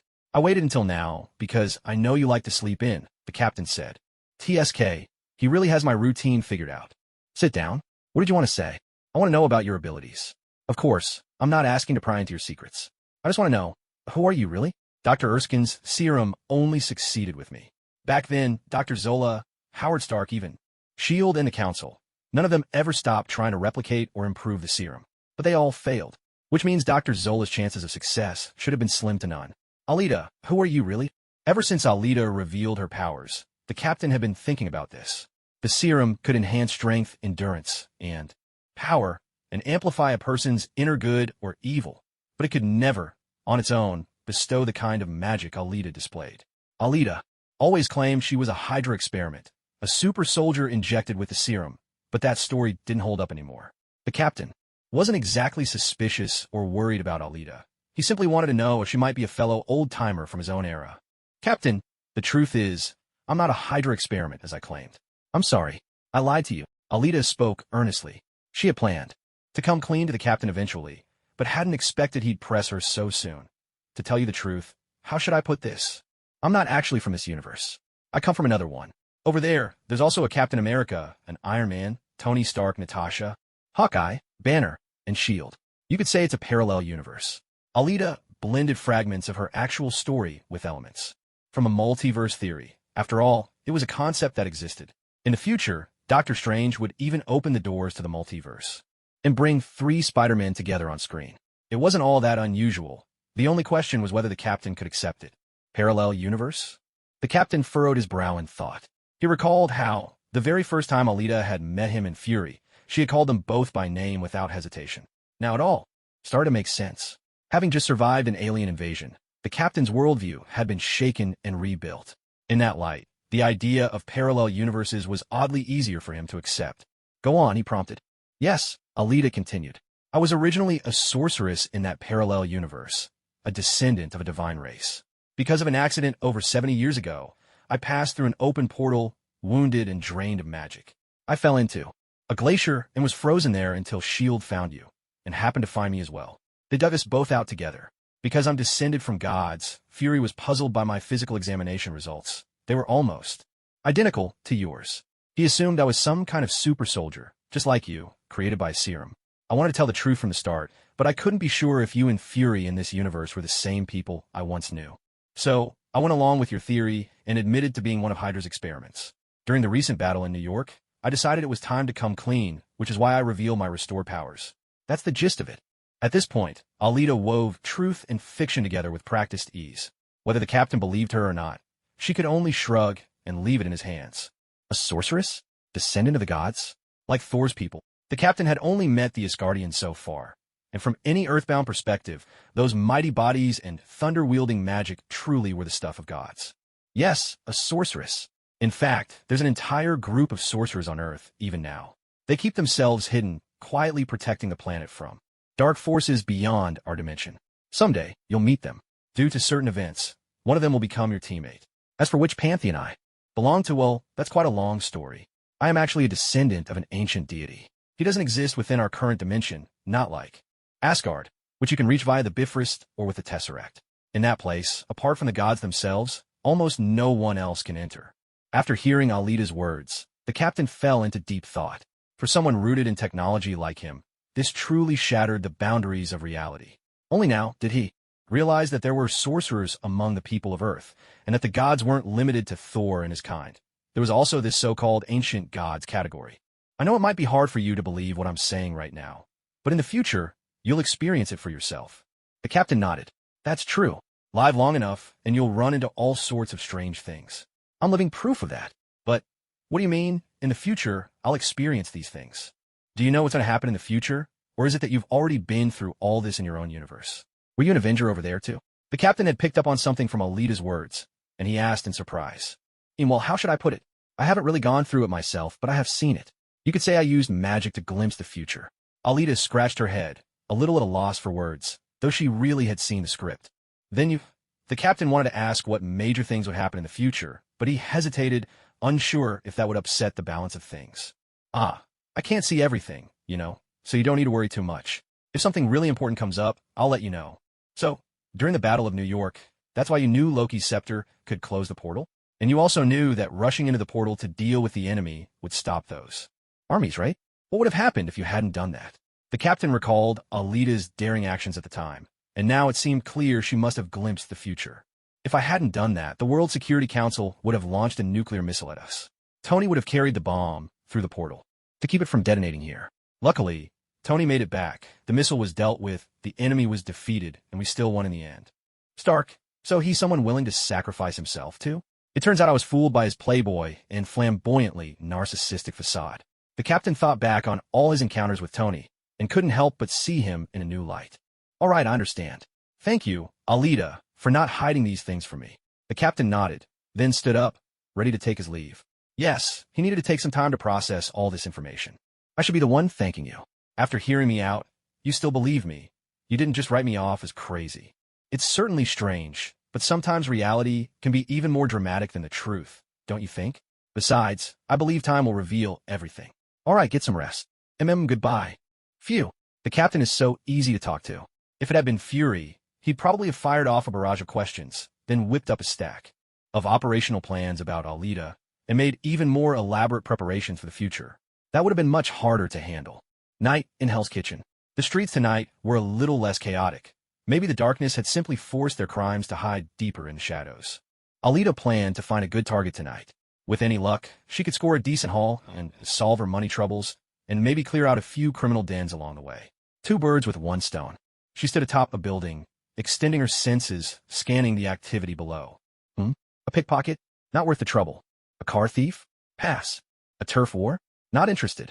Someone selling washing powder on the sly? Now, that could be profitable. But looking at that guy smoking on the corner, who knows how many layers down the chain he is? It would be a waste to spend all night and only catch a small-time crew. If only the real boss would show up. Much simpler. Pass. Next. TSK, this won't do. Time to try somewhere else. Damn, it's just as they say. The devil's easy to deal with. It's his minions that are the real headache. Most of this chaos is stirred up by the lowlifes. At the bottom, while the big bosses are probably sitting back with wine and women, laughing and chatting without a care for the fate of their underlings. Hey, did you hear? The Black Forest got a new batch of girls in. All of them are knockout gorgeous. A voice drifted up to Alita just as she was about to leave, a conversation between two guys leaning out of a window, smoking. Another shipment? Where does George even find his suppliers? And what happened to the last bunch? That place isn't even that big. Why are they always short-staffed? Come on, you really have to ask? The last ones probably got killed off by those rich bastards who pay for their pleasures. If I had that kind of money, I'd have gone to have some fun myself. Yeah, right. With what we make, we can't even afford a decent drink at a bar, let alone that place. But how do you even know all this? That's where you're out of the loop. Ryan's been selling washing powder on the side, knows a lot of people. He said one of his customers is going to take him inside for a look around. That bastard. Just because he's got a bit of cash, he flaunts it everywhere. Surprised he hasn't been shot by some superhero yet. Hush, that's enough. Let's keep this between us. If he hears, we'll be in real trouble. George? Supplies? That place? Alita frowned, lost in thought. This didn't sound good at all. Some kind of criminal den, maybe? Without warning, Alita appeared behind the two men who were chatting away, her hands resting lightly on their shoulders as she smiled and asked, "Excuse me, you two, where exactly is this place you were just talking about? I'd like to check it out myself." Looks like I found tonight's target already, and by the looks of it, it's a big catch. No need to waste time searching. Nighttime doesn't last long. After all, Alita thought cheerfully to herself. A mysterious superhero, one of the men stammered. Oh, seems someone recognizes me. But how did you know? Alita was curious, turning her gaze to the man who had just said he wanted to go there for fun. Had she really become that famous? Last night, someone saw you standing on a rooftop, firing arrows with a black bow. By today, everyone was talking about it, he replied, his voice trembling. Alita listened and understood immediately. So, someone had spotted her last night. Good thing she'd worn a hat. So, can you tell me, what exactly is this Black Forest? Where is it? Alita's face was half shrouded in the shadow of her hat as she spoke softly. Black Forest is a club, a place where the wealthy go to amuse themselves. The owner, George, somehow finds many young and beautiful women to provide services for them. It's in a bar in the next neighborhood, but they only let regular customers in. That's about all I know. The rest, I really don't. The other man, watching his friend spill everything, was terrified. If George's people found out he'd snitched, he'd be as good as dead. If not tonight, then soon. After, should he go warn someone? He wanted to stop his friend, but Alita's slender, pale fingers pressed him firmly in place, leaving him unable to move a muscle. You did well. I'll look forward to working with you. But as for you, she turned to the other man, it seems you're even more afraid of George than you are of me. Why is that? Black flames flickered to life on Alita's hand. Is it because I don't really kill people? Or maybe I just haven't killed enough? No, please. I'm begging you, let me go. Sorry, I only wanted to ask a few questions, but you're thinking of helping them? Even gonna tip them off? Well then, sorry, but this is goodbye. With a sweeping motion, Alita pressed down on his shoulder, and hellfire engulfed him in an instant. He opened his mouth in agony, but not a single sound escaped. A sharp, final crack echoed in the air. After a brief moment, Alita released her grip, and the charcoal figure crumbled to the ground, shattering into dust. With a swift motion, Alita vanished from the scene. The survivor stared in shock at the spot where his companion, just moments ago, sharing a cigarette with him, now lay as nothing but a pile of powder. Panic-stricken, he staggered backward and collapsed onto the ground, only to realize that the mysterious stranger beside him had slipped away without a trace. Terrified, he scrambled to escape, secretly relieved that his own timidity had spared his life. Had he been braver, he too would have met the same fate. The Black Forest is known by two names. One is the Black Forest Bar, a place that serves ordinary drinks, no different from countless others. The other name, whispered among a select few, is the Black Forest Private Club. The club enforces strict membership requirements. Without spending at least $500,000, entry is nearly impossible, and once inside, the minimum expenditure soars into the millions. This isn't because the drinks are especially fine or outrageously priced, but because here, one can indulge in forbidden pleasures. You can kill or do anything you desire, because for the items you purchase, you're granted absolute power over them. The so-called items of the club are men and women, people of various nationalities traffic from around the world.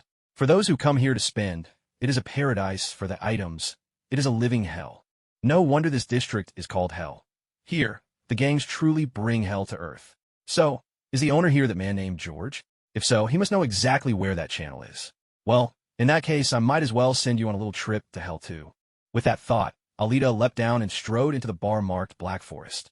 Don't you just love this place called Hell? Alita, hat pulled low, walked straight inside. The patrons barely glanced at her. In their eyes, anyone hiding their face was rarely here for a simple drink. Sure enough, when the bartender saw the cloaked woman heading directly toward the back, he immediately understood her purpose. Still, since when did women take an interest in this place? Alita stopped before a tightly closed door, the entrance to the club beneath the bar. Two bodyguards in black suits, earpieces in place and sunglasses shielding their eyes, stood watch. As she approached, they raised a hand, signaling her to halt. Card. Take off your hat, said the guard on the left, demanding her membership card for identity verification. Alita remained motionless. The guard on the right, sensing trouble, reached to his hip, where a pistol rested. I'll say it again, card. In your hat. So, they even have guns. How brazen. Alita lifted her gaze. A crimson light flashed in her eyes. In an instant, her psychic abilities seized control of the two men standing before her. After coming into contact with the Mind Stone, Alita's abilities in this regard seemed to rocket forward, growing at an astonishing pace. Now, with just a thought, she could not only freeze these two men, but the entire bar and the club below.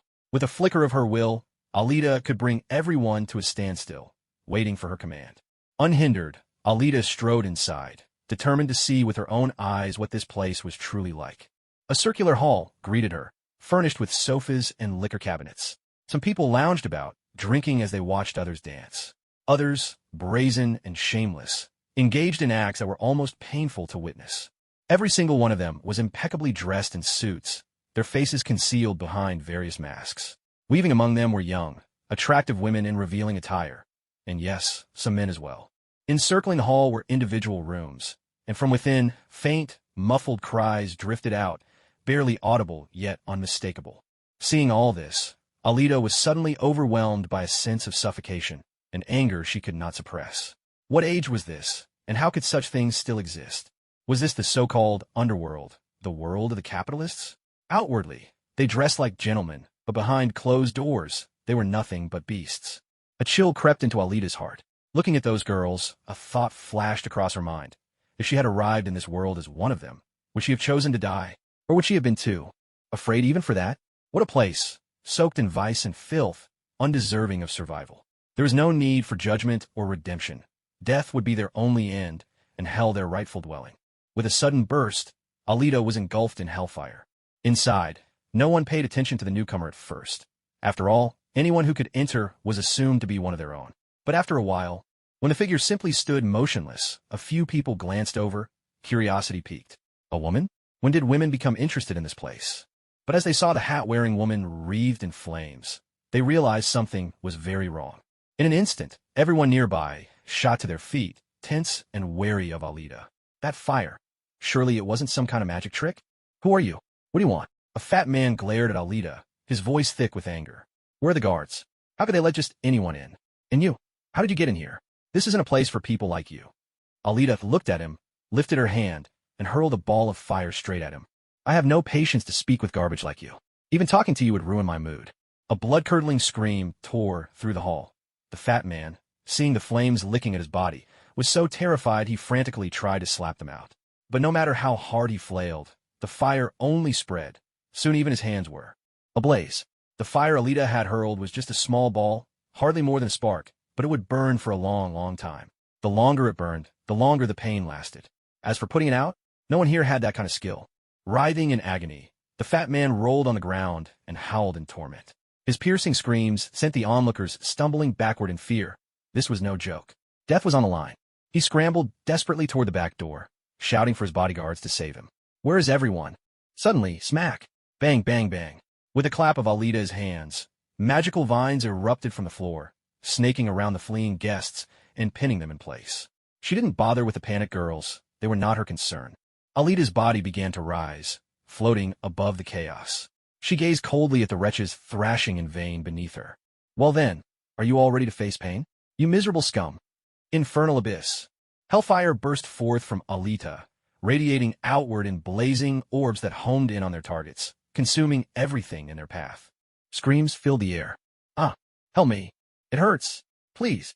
I'll give you money. Just let me go. Alita let out a chilling laugh. Sorry. Heaven's closed for business today. Only hell has its doors open. Enjoy your stay. Oh, and if you meet Mephisto, tell him I'm looking for him. Make sure he pays me a visit, will you? Thanks. She drifted across the hall toward the far doors. There seemed to be more people hiding there. That was where George, the one she was looking for, was supposed to be. Just then, a man burst out from one of the rooms, stark naked. He'd been having his own fun inside, on the verge of ending a woman's life, when the commotion outside caught his ear. Thinking it was some new entertainment, he flung open the door and stepped out, only to find several familiar faces, now bound by writhing black vines and unable to move, each one burning with a black flame. He noticed that a couple of them had already gone silent. Floating above the sea of burning, shrieking men, the shadowy figure turned her gaze on him. I didn't see anything. Nothing at all, he stammered, stumbling back in terror. He slammed the door, leaned against it, and sweat poured down his face. TSK, Alita mused. Looks like I forgot about the ones inside. A sharp crack echoed through the hall. Alita summoned her magic once more. First, she conjured a tree trunk right in front of herself. Then, the tree's branches burst forth, reaching toward the room surrounding the hall. They smashed through wooden doors, dragging out those who had been hiding inside, some unaware of what was happening, some still busy with their own affairs, and hung them one after another upon the tree. What's going on? What happened here? Who are you? With a sigh, Alita shook her head, exhausted in both body and spirit. She had no desire to speak further. With a casual flick of her wrist, she tossed several balls of fire toward them, letting them revel in a different kind of pleasure.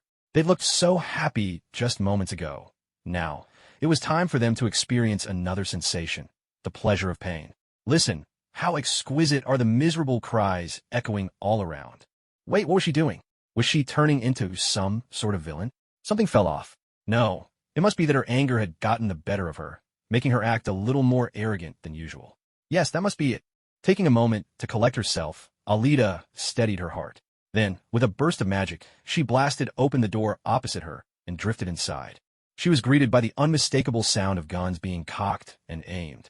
Across from her stood more than a dozen bodyguards in black suits, armed with submachine guns and pistols, all training their weapons on Alita as she entered. And behind them, my friend, I wonder if I've somehow offended you by accident. If so, I'm willing to pay any price you deem satisfactory. Anything, as long as you'll stop. What do you say? A blond man in a white suit regarded Alita, not bothering with questions, but apologizing straight away. He was thoroughly cowed, but somehow you could sense that his revenge, if it came, will be just as thorough. "You're George." "I am. And you are?" Hearing Alita call him by name, George was baffled. He simply couldn't figure out how he'd provoked such a formidable figure. He didn't know her at all. Had a rival sent her? Was it a business partner wanting him dead? Or had someone simply hired an assassin? "Me? I'm just a hero for fun. Here, do a good deed. Don't mind me. Go ahead with whatever you're planning. After you. I'm in no hurry." Of all the dangers in his line of work, George feared these so-called superheroes most. Not those seeking vengeance or carrying out assassinations, but the self-proclaimed champions of justice. They refused to negotiate, rejected bribes and beauty alike, and insisted on carrying out their own brand of justice. They were by far the most troublesome. Open fire. Seeing Alita's nonchalance, George knew there was no room for discussion. It was kill or be killed. Gunshots thundered through the room as soon as George gave the order.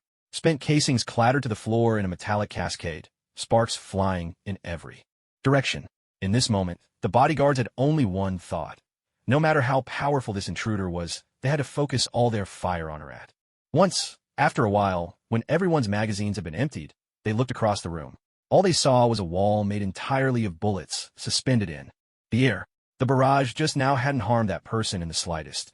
Each bullet had been stopped by some mysterious force, hanging motionless midair. With a metallic clatter, Alita dismissed her magical shield, and the bullets rained down to the floor.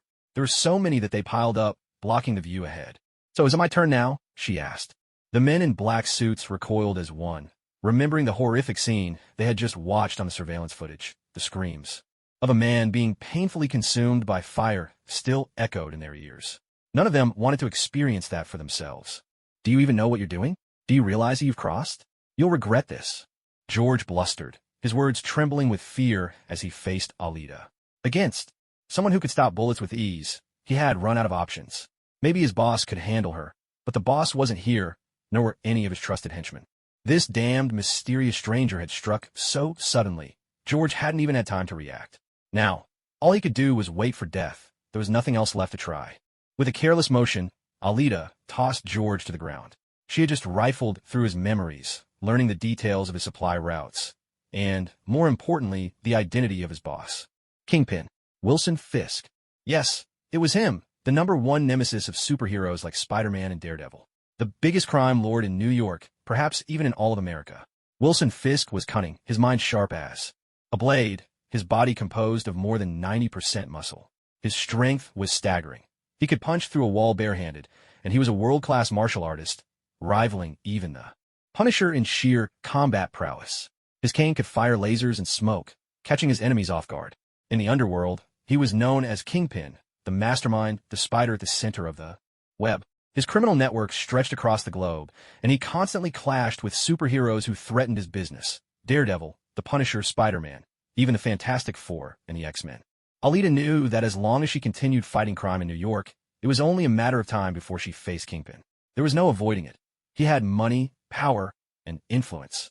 It was just like how, before Tony closed down the weapons division, nearly every battlefield was littered with missiles and bombs marked Stark Industries. That's what it meant to have deep pockets and overwhelming resources. Alita couldn't help but feel a pang of bitterness. The happiness of the rich is something I can't even imagine, she thought. But now wasn't the time to dwell on that.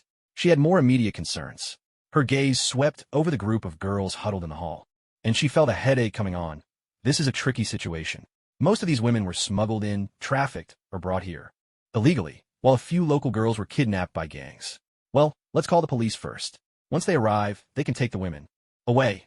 There's really no other way, since I can't provide shelter for them myself. I just hope they'll be the last group of victims. A low hum filled the air, followed by a series of sharp knocks. Alita lulled the women into sleep and wiped their memories of seeing her. It wasn't out of fear of being exposed, but rather to avoid unnecessary trouble. Fame can be a double-edged sword. After all, her official identity is still as a member of the Avengers. If it were discovered that she'd killed a bunch of people, even if they were criminals, there would always be someone to condemn her. That would only tarnish the names of Captain America, Tony, and the others. The Sokovia incident was a perfect example of how things could go wrong. So, it's best to avoid complications whenever possible. Suddenly, The wailing of sirens pierced the night as the police arrived. Alita had reported a major incident at a bar and club, claiming there had been an act of terror with multiple casualties. Even though the police were reluctant to step foot in this area, a possible terrorist attack was a different matter than a gang shootout. They formed a defensive formation, wary of hidden dangers, worried that there might be a bomb that could wipe them all out. When the officers cautiously stormed inside, all they found were unconscious patrons scattered throughout the bar. Farther in, a group of scantily clad women lay on the floor, while the main hall was littered with heaps of blackened, charred corpses. The police conducted a thorough search, but there were no explosives or other hidden threats. It was only when they inspected the club at the back that their expressions turned grim, some twisted in anger and disgust. They discovered even more women locked in cages, some murdered, others dismembered, some starved to death. Behind the facade of this so-called bar was a den of human trafficking and depravity, where people were treated like animals for others' pleasure. If any of the suspected customers or managers had been present, more than a few hot-blooded officers probably would have given them the beating of their lives. As it was, there was only one left, the dead George. But that hardly mattered. All the surveillance footage, records, and client information were still intact, except for the parts Alita had erased to cover her own tracks. Standing atop the roof, Alita watched as ambulances took the rescued girls away, feeling a faint sense of relief. Then she remembered the supply routes she'd learned from George. Looking up at the sky, she saw there was still time, so she set off in that direction. It was time for Alita to strike at Kingpin's operations, starting with smuggling and human trafficking. As for anything else she uncovered along the way, she would deal with it when the time came. And they asked for whether Kingpin would come looking for her. Alita simply said, "He's welcome. Come on, I'll be waiting." A few days later, with the money she'd earned from her recent acts of heroism, Alita finally bought the cigar Sim had been dreaming about all this time. But she had no idea what she was getting into until she saw the price. Top-tier cigars could cost tens of thousands, even over 100,000 apiece. And the ones she bought weren't even the best. Just 3 boxes, 60 cigars in total, nearly set her back a full $1,000,000. Truth be told, she didn't have to buy anything so extravagant. But with this windfall, Alita thought she'd never tried luxury goods before. Why not see what all the fuss was about? She also bought several sets of clothes for Aurora and the others. During those years in hell, Alita had noticed that Aurora and the kitten only ever wore the same 1 or 2 outfits. If not for Belasco's impressive wardrobe collection, Alita would have gone mad from sheer boredom. To this day, she still couldn't figure out why Belasco collected women's clothing. Was he secretly wearing them by himself? There were also snacks, local specialties, all sorts of odds and ends. She had bought so much, it looked just like someone returning home in style after striking it rich, arms full of New Year's gifts. A faint chuckle escaped her lips. In Alita's room, a portal to hell opened up. This time, with experience under her belt, she set the destination right inside Belasco's ancient castle. Looking through the portal, she no longer saw the barren, empty fortress of before. Instead, it was more like Aurora's villa, a beautiful garden in bloom, and at its center, a tall, lush oak tree. It was smaller than the one in Aurora's garden. So this must be the oak seed she had given Aurora. Just how many years had passed over here, anyway? Alita, kitten, hey, it really is you. You finally remembered to come visit? Come on in.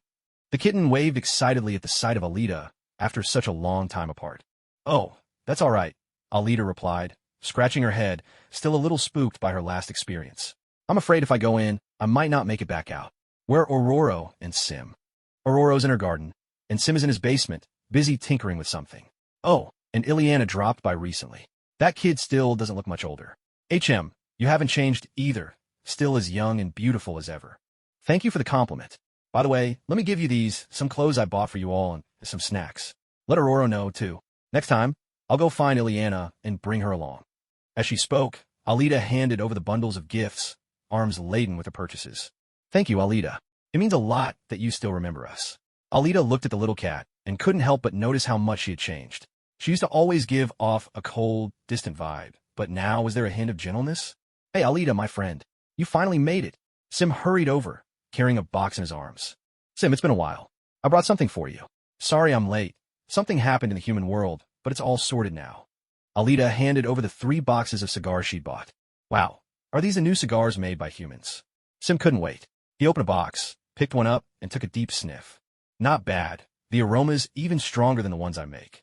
They're all right, I guess. If you like them, I'll bring you some more next time once I've saved up enough. Seeing Sim enjoying them, Alita nodded in satisfaction, relieved she hadn't let him down. Great. Bring a few different kinds next time if you can. Here, this is your order. There's not a ton, but I guarantee the quality is top-notch.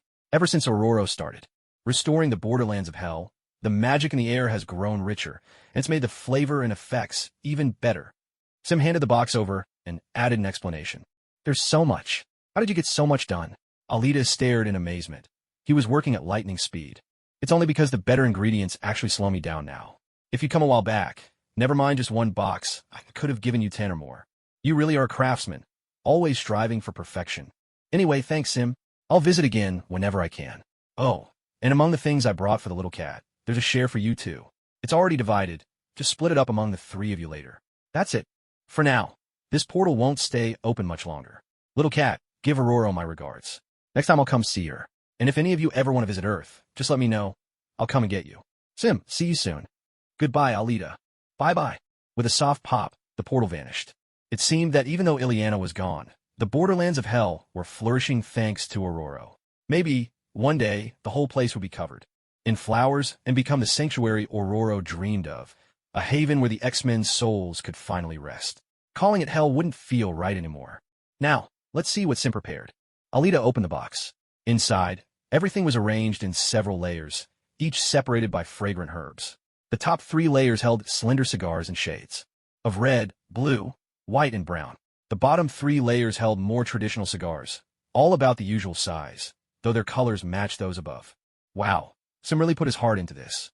Come to think of it, are magical plants in hell becoming more abundant these days? There are actually different flavors, huh? TSK, with so much stuff, how much money will I have to spend to buy gifts of? Equal value for Sim in return? Alita thought of her own 3 boxes, 50 cigars in total, and the gifts only amounted to $1 million.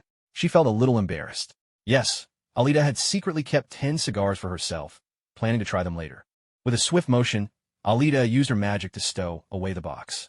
Then, she took out a white one, leaned back on the sofa, and, while pondering how to make more money, tried out the new magic snow. It tasted just like snow.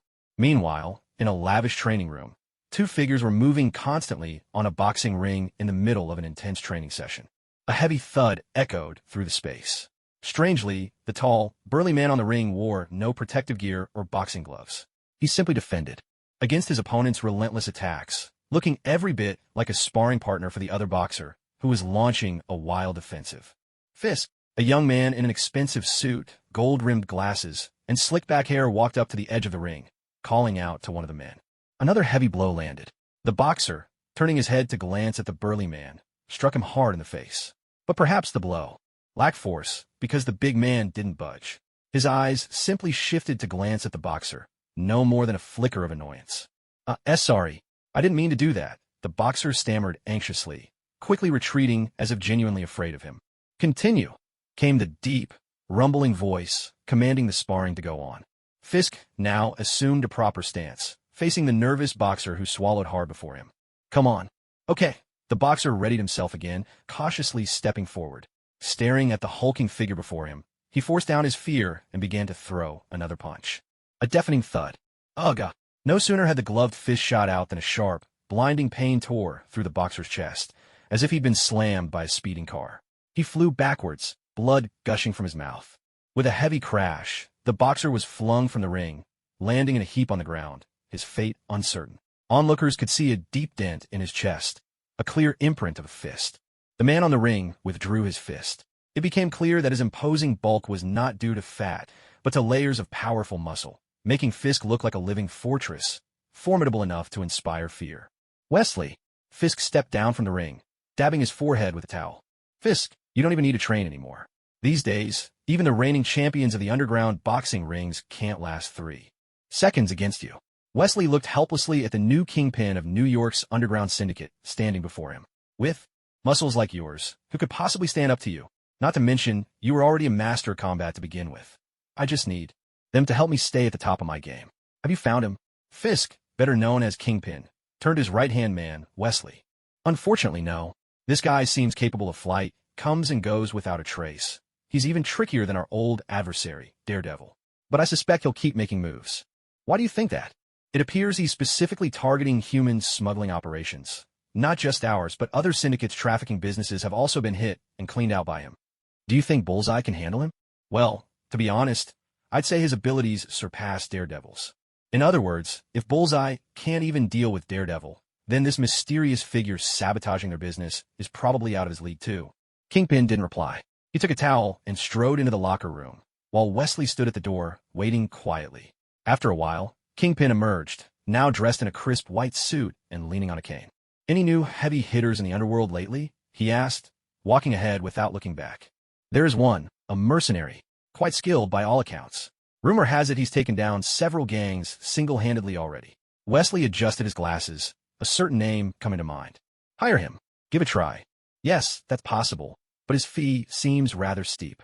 "As long as he solves the problem, Wesley." "Understood. I'll take care of it." Night, 1 in the morning. 54th Street, Hell's Kitchen. A shabby 5-story apartment building stood alone amid the rubble and ruins. The neighboring houses had long since fallen into disuse, making the street appear all the more desolate and impoverished. This was the slum of Hell's Kitchen, a world apart from the bustling, lively blocks of 39th Street. Here, chaos reigned. Poverty had bred a meaner edge to the people's character. Violent conflicts were a daily occurrence, and crime lurked around every corner. The residents were trapped here with nowhere else to go, while the wealthy would never dare step inside.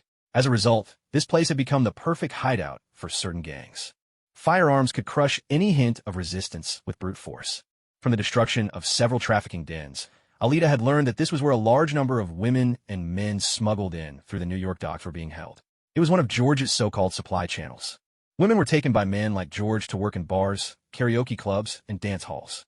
Handsome men would be sent to exclusive clubs to satisfy the tastes of certain clients. Others ended up in illegal clinics, their organs harvested for sale.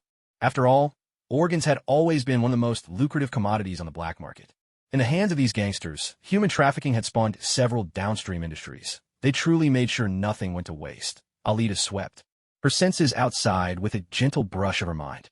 Quite a few guards out there. Handguns, submachine guns, AKs. Impressive, very impressive. Each time Alita took action lately, she'd gone in head first. Unless you were a victim, everyone else ended up wiped out. She didn't care if you had your own reasons. Didn't care if you were just here for the good pay. As long as you put on that black suit and fired at her, you were treated the same, sent straight to hell in a blaze. She first locked their positions with her mind, then smashed through the window and burst inside, launching into an unstoppable rampage, clearing the building floor by floor. The whole building was occupied by gangsters, while the smuggled migrants they had herded here were kept on the top 2 floors. Alita moved from the top down. But is that all the people they brought here? Or have most already been shipped elsewhere? And these are just the leftovers? Alita was puzzled to find fewer than 20 people in total on the top 2 floors. After all, in previous nights, each den she'd raided had held no less than 100 captives. Suddenly, screech. The sharp sound of car brakes echoed from below. Alita, curious, walked to the window and looked down. 3 black SUVs had pulled up by the roadside. A squad of men in black suits piled out, clutching machine guns, with a few hefting rocket launchers. The bodyguards inside the building were rushing out to join forces with them. Am I the one being ambushed now? Alita scratched her head. Looks like what she'd done had not only drawn their attention. They'd actually set a trap, hoping to take her out once and for all. But numbers and firepower didn't matter to her. Didn't they know that? Clearly, they had no idea. Didn't even know if the mysterious person wrecking their operations was a man or a woman.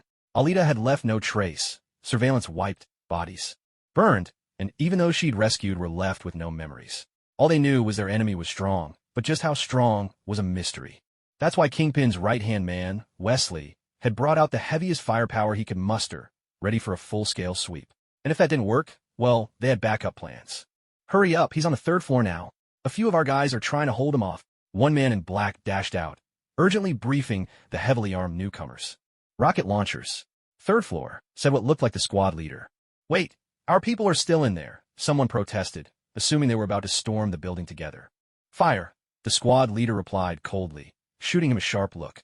Alita, watching from above, saw them raise the rocket launcher and aim straight at the 3rd floor windows. She couldn't help but feel speechless. Just how ruthless were these people? 3 rocket launchers, no less. Alita hurriedly retreated, ushering the dozen or so victims used as bait into a room. Then she cast a magical shield, just in case, and prepared to unleash her full power. Whoosh, whoosh, whoosh, boom. 3 rocket launchers fired at once, utterly obliterating the entire 3rd floor. Brilliant flames burst out through the windows, and a thunderous explosion shattered the silence of the street, echoing louder than ever. Many people, hearing the commotion, simply poked their heads out in silence, watching the scene with cold detachment. As far as they were concerned, as long as their own homes weren't hit, they wouldn't meddle in anyone else's business. That was one of the unspoken rules for surviving here. Beep. Hello. Your people just opened fire. If the target's dead, neither your deposit nor the final payment is refundable, you know. Of course, if she's dealt with, that's perfect. But if not, I'll have to trouble you to step in yourself. You think everyone's like me, getting hit by a rocket and still walking away alive? Anyway, boss, hurry up with the payment, will you? I'm running out of toilet paper at home. I always thought being single meant I'd go through toilet paper faster, but who knew having a girlfriend would use it up just as quickly? Oh, my goodness. Is that a woman? Wow, what a figure. TSK, why is she wearing a hat? Major points off for that. Listen, Mr. Wesley, I've got my hands full now. Looks like hiring me was the right call. I'm starting to get interested on all fronts. Mr. Wilson, could you please just focus on a job for now? Wesley wiped the cold sweat from his brow, his face full of resignation. He'd heard this guy had a sharp tongue, but he never imagined it would be this relentless. Sure, you're calling with updates and I appreciate it, but do you have to ramble on about nonsense? Who cares how fast you're going through toilet paper, you idiot? Oh, hold your horses. I've decided to wait a bit and see what this lady can do. Wow, fire. And it's black fire. Wow, she can fly too. Whoa, can you guess what I'm seeing? Mr. Wilson. Wesley had been shocked at first when he realized the mysterious person wasn't dead. Then, hearing him call her a lady, he wondered if this might be one of those women who managed to escape. In the past, somehow gained powers, and was now back for revenge. But when the damned mercenary said he'd wait for what? For all his men to die. Hurry up and do something, you bastard. Oh, it's over now. I'm hanging up. Gotta go see if this lady will go on a date with me. Man, I can't wait. Fuck. Wesley stared at his phone for 2 seconds after the call ended, then swore loudly. That damned mercenary. How did he ever manage to finish a job before? While the boss's men were fighting for their lives, you just stood there and watched the show. Only when everyone was dead did you finally rush in. What's wrong with you? What kind of mercenary does things this way? If this mission fails, you're not getting a single cent. Forget about your payment. Still hoping for the rest of your money? Huh. You better be ready to run out of toilet paper at home. Damn it. After Alita endured a round of explosions with her magical shield, she soared straight down from the upper floor. The people below, seeing that their target had not only survived but also looked immaculate, completely untouched by the blast, were first bewildered. Then, prompted by their squad leader, those with handguns drew them. Those with machine guns readied theirs, all aiming at Alita. Gunfire erupted. This time, Alita didn't bother to defend herself. She instantly teleported above their heads and began summoning hellfire. Wait, where did she go? Everyone looked around in confusion. Nobody answered, since none of them knew the answer. Otherwise, they would have told the captain. I'm right here. Huh. The crowd looked up and saw the mysterious figure hovering in the air, flames blazing from her hands. Startled, they instinctively raised their guns. Meteor Firestorm. Alita called out, a fitting name on a whim, and hellfire rained down like storm. Small fireballs pelted them one after another. The men in black suits scattered in panic, ducking for cover, but there was nowhere to hide. Some dove into cars, hoping to drive away, but Alita gave them special attention. She ignited the vehicles, setting them ablaze in an instant. Alita drifted gently to the ground, paying no mind to the devastation all around her. Thankfully, the fire had incinerated them all to a crisp, leaving no blood behind. Otherwise, if someone saw this scene, they'd probably vomit on the spot. Alita took a moment to consider if she had made any mistakes in her actions, then pulled out her phone to call the police, intending to report the incident and have them clean up the scene. These past few days, New York's police have been overwhelmed, running around all day, forced to work late into the night, nearly exhausted. But there was no choice. With the aftermath of the incident in New York, there simply weren't enough officers. Another reason for their overtime was the string of calls reporting alleged terrorist attacks. For the first couple of days, the police rushed anxiously to each scene, only to find they'd just been summoned to pick up survivors rescued by a certain someone. Hey there, beautiful calling your boyfriend? A teasing voice suddenly drifted from the shadows nearby. Oh, what a shame, already taken. Boo-hoo-hoo. Alita watched as a guy in a tight red suit, twin swords strapped to his back, walked over with his hands covering his face, emitting dramatic sobs. She twitched the corner of her mouth. Why did she have to run into this guy? Wait, huh? How do you know my name? Wade Wilson, codenamed Deadpool, former Special Forces, now a mercenary for hire. Because of cancer, he underwent a project called Weapon X. Although the injection of Wolverine's genes cured his cancer, it also triggered excessive growth of brain cells driving him to madness. Combined with a healing factor that is at odds with the cancer cells, his face became disfigured and his body covered in scars. But as a result, he became an almost immortal mutant. He's a master of dual blades and dual pistols, possesses a regenerative ability far superior to Wolverine's, and even has a belt that lets him teleport in the blink of an eye. He's also Marvel's #1 chatterbox, endlessly talkative, capable of annoying you for a whole day. Add to that his barrage of meta-commentary, throwing out wild, unrelated quips about the plot, and it's no wonder movie fans both love and hate him. He's also known by the nickname Little Rascal. I really do know you. I'm your fan. Alita stared at Wade with her big, sparkling eyes. A fan? I can't believe it. I actually have a fan? Haha. Hey everyone, did you hear? This lovely lady in the hat says she's my fan. My goodness, I actually have a fan. What's that? You say you can't see her face. So how do you know she's a beauty? Impossible. Look at those long legs and look at... Well, okay, maybe not that much, but she's definitely a beauty. I'd bet $1 on it. Absolutely. Alita stood quietly to the side, watching as Wade suddenly turned and started talking to the audience beyond the comic, finding the whole thing quite curious. Isn't this supposed to be a real world? So how is he breaking the fourth wall? And then, hearing Wade's comments, what does he mean? Not that much. Alita's face darkened at the thought of him betting $1 on her. Furious, she strode forward and sent him flying with a powerful kick. Thud. Whoa, easy there, a little violent. But I like that, haha. All right, let me go check if she really is a beauty. I know I'm going to win this bet, haha. Classic you. Alita gave him a silent thumbs up. Hey, can I see your face? $1 can buy a lot, you know. I'd hate to lose it. Wade picked himself up, walked over to Alita, and put his hands on his hips. No, Alita refused him flatly. I was going to let you, but now I'm not. Why not? Don't say that. Just let me take a peek. I'll be really sneaky. Wade bent over, sticking his head closer to her. Alita responded with a punch right to his face. Oof, nice punch.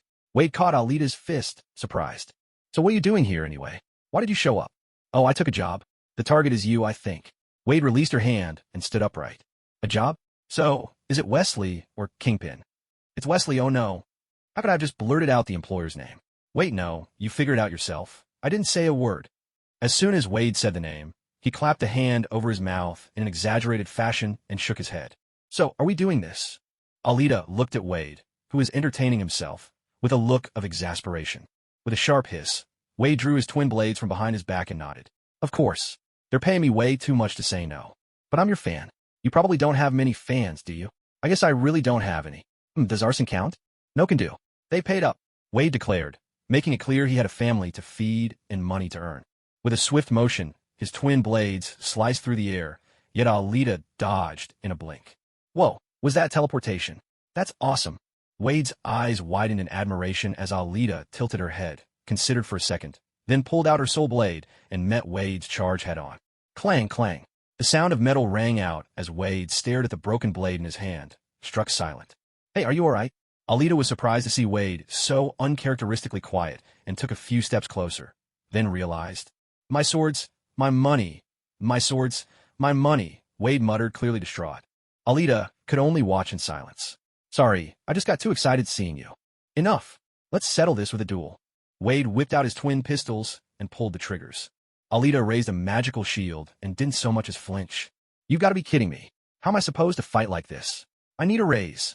Seeing his bullets do nothing, Wade grew agitated. How much are they paying you anyway? Alita was now curious. Just what's the going rate for hiring Wade these days? $1.5 million. No way, that's so cheap. The damage I've caused them over the past few days is already over $10 million, and they're only paying you $1.5. To be honest, when Wesley first approached Deadpool, he was prepared to spend a small fortune. Never expecting. An assassination? Just one person? Let me think. $2 million. That expensive? Tell you what, since you're a first-time customer, I'll give you a discount. $1.5 million. Seeing the other party hesitate, Wade assumed his price was too high and lowered it a bit. He'd expected at least $1 million, so if this was still too much, well, just name your price. All right, fine. Deal.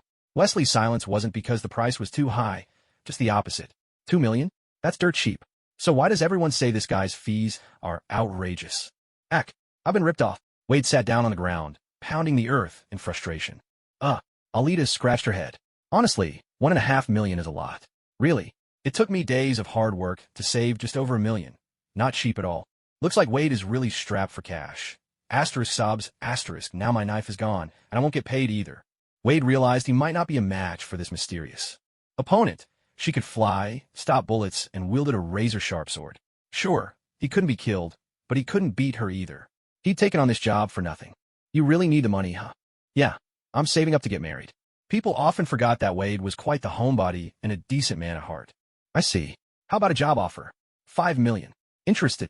Alita figured that since she'd already clashed with Kingpin, she had to take him down.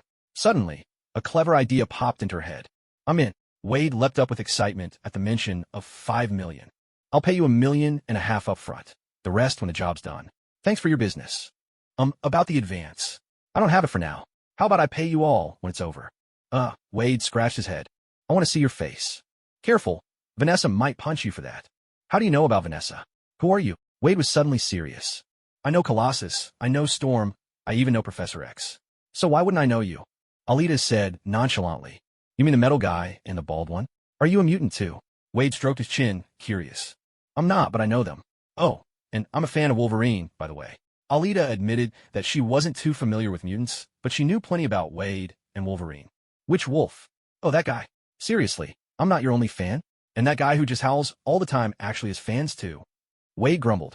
Careful, or Wolverine might claw you to death one day. All right, what's the job? When do we start? Well, I need to find Wesley. Can you help with that? Alita was still in the dark about Wesley and Kingpin's whereabouts. She couldn't get started without that. Sure, I'll tell him I took care of you and ask him for payment, plus a little extra since my knife's broken. Wait, that's a great idea. Can you wait till I get the money before you go after him? Are you even a mercenary? What happened to your code? Are you seriously trying to collect double payment? Alita was genuinely shocked by Wade's audacity. I've got to make a living too, you know, and I'm almost out of toilet paper at home. What does your toilet paper shortage have to do with me? Or with your shamelessness, for that matter? Ring ring. Mr. Wilson? That's me. Job's done. Hey, I deserve a bonus. My gear's all busted. You're covering damages that happen on the job, right? Done? Really? Are you questioning my integrity? TCH, is your so-called credibility just your thick skin? Alita muttered quietly from the side. Of course not, Mr. Wilson. I trust you. How about another $500,000? Wesley thought about it. Wilson's reputation actually seemed pretty solid. Of course, if it turned out the information was fake or that mysterious figure showed up again, he was sure his boss would make him pay back every penny with interest. What? Only $500,000? My two blades are top-notch. Crafted by a master. You know, most people couldn't buy them even if they wanted to. Let me tell you, these days it's hard to get your hands on a weapon that really suits you. It's like going to the bathroom. There's toilet paper, cardboard, even sandpaper. They're not all the same, right? Or let's say, $1 million. I'll add another $1 million. Wesley wiped his forehead again. Of all the examples, why did you have to pick going to the bathroom? Deal. Where are you? I'll come find you and I want cash. Don't you have a bank account? I could just wire you the money. No, my girlfriend's birthday is coming up, and I want to give her a bag. Just go buy one then. No, the bag itself doesn't matter. Doesn't matter if it's a backpack, a purse, or any other kind. Then what does matter? It's the money inside the bag that counts. Why don't you just say you want cash? What does the bag have to do with anything? Come to 39th Street. I'll have someone deliver it. Wesley was done talking. The whole conversation was exhausting. All right, let's head straight to 39th Street and then go find him. Though, at this hour, do you think he's asleep? Is it okay to disturb him? In a tucked-away bar on 39th Street, nestled in a small alley frequented only by regulars, Wade was sitting at the counter, drinking as he waited for the person Wesley said would bring the money. The door banged open. Mr. Wilson? A man in a black suit spotted the red-clad figure at the bar, a man in a tight outfit and half-mask, sipping his drink. He approached and placed a travel bag on the counter. Inside was $2 million in cash. This is the remaining payment. Wade opened the bag and glanced inside. That was fast. Thanks. Pleasure doing business. Well then, goodbye. The man in the black suit turned and left without another word. Outside the bar, Alita emerged from the shadows and quickly caught up with him. She grabbed his shoulder, and in an instant, teleported them both to a rooftop. Rooftops were ideal, deserted, dark, and safe. Who's there? The man in black reacted instantly, pulling out his gun and scanning behind him, tense. Before he could turn fully, Alita pressed a finger to his forehead, holding him in place. She began reading his memories. So he actually lives in Brooklyn. Who knows, maybe Kingpin lives in Brooklyn too? Well, never mind that for now. Once we find Wesley, we'll know for sure. With a flick of her wrist, Alita unleashed a burst of hellfire. In the psychic illusion she conjured, the man in the black suit smiled as he quietly met his end. A sharp whoosh. Are you coming with me? Or heading home? Alita teleported to Wade, who was waiting outside the bar. Of course I'm coming with you, unless your $5 million mission is just to find someone. Of course not, but it is true that only by finding the person do I get paid. Then I'm in. 5 million is 5 million, after all. Deadpool nodded. Though I think I'll need to drop the money off first. Carrying it around seems inconvenient. Want to keep it with me? Huh, not a chance. That's my money. In a posh Brooklyn neighborhood, Alita descended from the sky with Wade. Remember, you better give me that money back. That's my wedding fund, Wade grumbled as they landed. The whole way there, Wade never stopped talking, complaining about how tough it was to make money, debating which church he should get married in, pondering names for his future kids, and even worrying aloud about falling to his death from such a height. I think you have a case of pre-wedding jitters, Wade, Alita said, feeling a bit exasperated. Every other sentence out of his mouth was about weddings, kids, or his girlfriend. Why are you telling all this to a single person like me?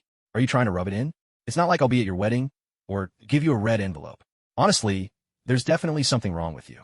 If you've got issues, you need to get them sorted out. How could I be anxious? I can't wait to marry Vanessa, walk down the aisle with her. There's no way I'm anxious, not at all. So, when's the wedding? I don't know. Haven't brought it up yet. You don't know? You haven't proposed? Haven't even talked to Vanessa? Then what are you stressing out about? What nonsense is this? You idiot. Here I was silently wishing you two happiness. And this is what you give me? Haha. I'm just thinking ahead, you know? Better to be prepared. So when the day comes, everything goes off without a hitch. Yeah, right? I totally believe you. We're here. Now, keep your mouth shut. Alita and Wade slipped quietly into a mansion that looked ridiculously expensive at first glance. Clearly, Kingpin treats his subordinates generously. Most people's salaries couldn't afford a place like this. Wesley, who'd been busy all night, finally got the call from Wilson. The job was done. He sent his most trusted man to deliver the final payment, then arrange for others to check out the scene and make sure Wilson was telling the truth. When everything was in place, he couldn't wait to collapse onto his bed. Really, staying up late is bad for you. It can make your hair fall out. Wesley had finally managed to fall asleep, but little did he know that as soon as he drifted off, he would plunge into a nightmare. In his dream, he saw pairs of eyes staring at him from the darkness. Even more terrifying, he found himself unable to move, forced to watch as the shadows crept closer, bringing with them the monsters that lurked within. At last, those eyes drew near, right up to his face. But he didn't see any monsters. Instead, he saw himself. Reflected in the glossy surface of one eye, he caught a glimpse of his own appearance. His entire body charred, as if he'd been scorched by fire. With a gasp, Wesley jolted awake, sitting up in bed, heart pounding with fear. I told you he was dreaming just now, but you wouldn't believe me. Ha! I even recorded the look of terror on his face. A cheerful, teasing voice echoed from a corner of the bedroom. It sounded oddly familiar. Who's there? Wesley whipped his head in that direction, his right hand instinctively reaching under his pillow for a gun, which he drew out and aimed, ready for anything. He noticed two red dots blinking in and out of the darkness, and caught a whiff of something pleasant in the air. Smoke, perhaps? Who's over there? Wesley kept his gun trained on the corner as his left hand fumbled for the bedside lamp. Click! The room, once shrouded in darkness, was instantly flooded with light. Wesley's eyes, though narrowed from sleep, quickly adjusted. Then he saw the familiar figure opposite him and cried out in shock. Wilson! There sat the hitman he'd hired, face half exposed as he pulled down his mask, a slender red cigar smoldering between his fingers. Beside him was a woman in a hat and long dress, also holding a cigar, silently observing him. So, you're the mysterious one? Did Wilson fail to kill you and then betray me? You shouldn't even know where I live, at least not when I paid him. No wonder he's the right-hand man of the Kingpin, Wesley thought, despite two strangers suddenly appearing in his room. After his initial panic, he'd already regained his composure and begun analyzing the situation. It's me, Alita replied with a gentle smile. I want to know where Mr. Fisk lives. There's something I need to discuss with him. I'm not really betraying you, man. It's just that she offered way too much. Sorry about that, buddy. Wade exhaled a cloud of pale smoke, savoring the flavor. Wow, this stuff is incredible. One puff, and I'm hooked. Too bad, Alita says each cigar costs tens of thousands. Way out of my price range. Impossible. I'll never tell you where he lives. And even if you find him, he'll have you killed. Don't think taking care of this unreliable mercenary means you can take down Fisk. Hey, who are you calling unreliable? Well, alright, I did take your money, but I didn't finish the job. Wade's voice trailed off as he argued, growing quieter and quieter. Has he finally realized he should be ashamed of himself? Alita thought silently. I want to know why you keep sabotaging our operations. Did we offend you somehow? Or are you here for revenge? Wesley set his gun down. He knew full well that even if it was just Deadpool alone, he couldn't handle him. He was a strategist, not a fighter. Well, that's because I'm a superhero. It's perfectly normal for a hero to fight crime, isn't it? Alita replied with a smile, making it clear she wasn't acting out of personal vendetta. A superhero?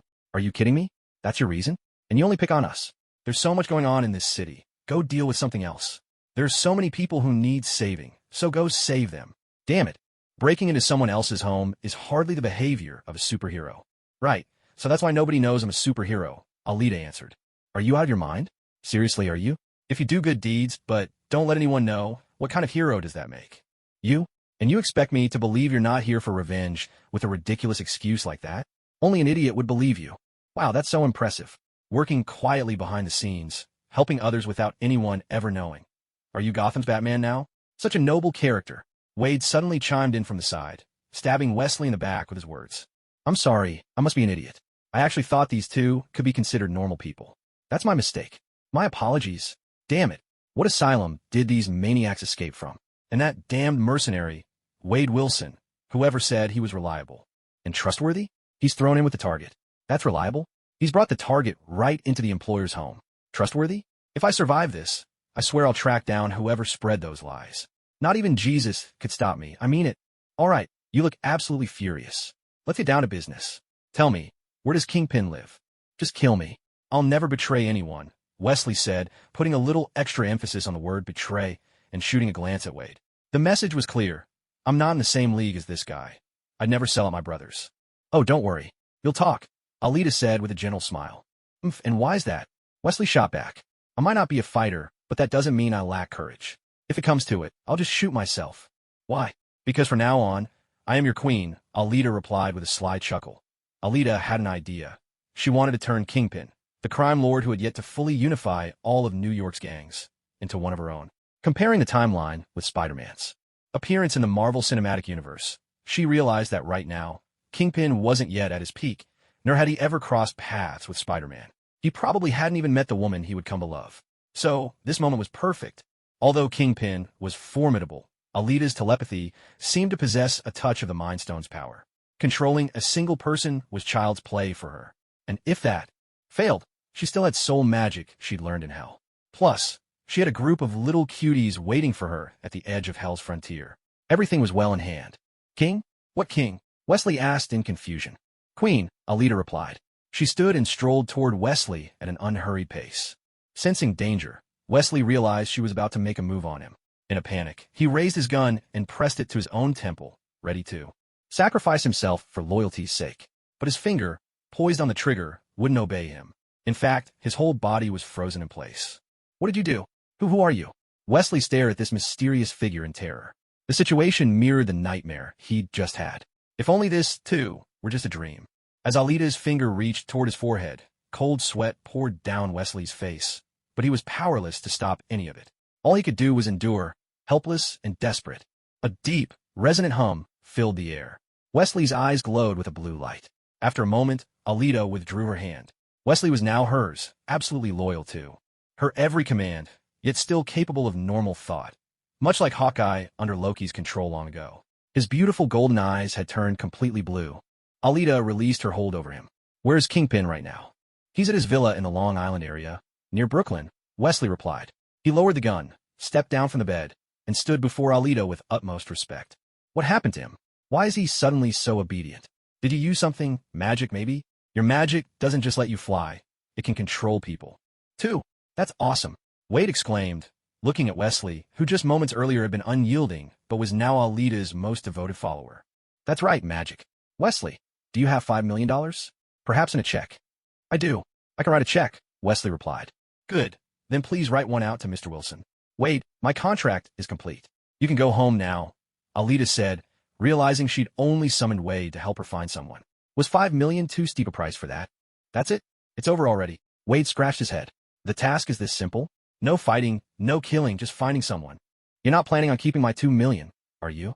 Alita had indeed considered that just a moment ago. $5 million. Is finding someone really worth that much? She worked several nights for just $1 million. No way, right? You wouldn't stoop to pocketing even $2 million. Deadpool pushed his masked face close to Alita's. Here, take it. Just take it and go. Think of it as my wedding gift for Vanessa. Alita didn't have the heart to be so shameless. She pulled out the $2 million travel bag Wade had left with her earlier. After all, Wade really didn't need money for his wedding with Vanessa. Otherwise, he wouldn't be out here taking jobs so often. I'll thank you on Vanessa's behalf. Wade grabbed the bag, then took the $5 million check from Wesley. Was tonight his lucky night? Fantastic. Wade, now that you have some money, it's best to move to a new place. Don't let your whereabouts be known so easily. Sure, you can't be killed, but Vanessa isn't so lucky. This way, you'll both be safer. Just some advice from me. After all, you've got more than a few people after you. Alita recalled how, in Deadpool 2, Wade's enemies tracked him down and Vanessa was killed in the crossfire. Supposedly, in the comics, Wade managed to save Vanessa by traveling through time, though she wasn't sure if that was true. Got it. Thanks for your business. Wade nodded, though who knew if he really took her advice to heart. He slung the bag over his shoulder and left. Alita didn't say much more. She was glad to have met Deadpool, but she had no intention of seeking him out on purpose. Meeting by chance was a stroke of luck. Missing him wouldn't be a loss. Get some rest. Just do things as usual. If anything comes up, I'll find you. Alita nodded to Wesley. Yes, my queen. Alita scratched her cheek, feeling a bit embarrassed. Call me your majesty the queen. Whoosh. Since she was already indulging her inner nerd, she figured she might as well go all in. No one would know anyway. She checked the time. It was nearly 5 in the morning.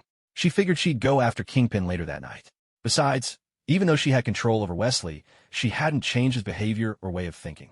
He shouldn't slip up too easily, probably. Beep beep. Hello, this is Ward. Ward, how's the mission going?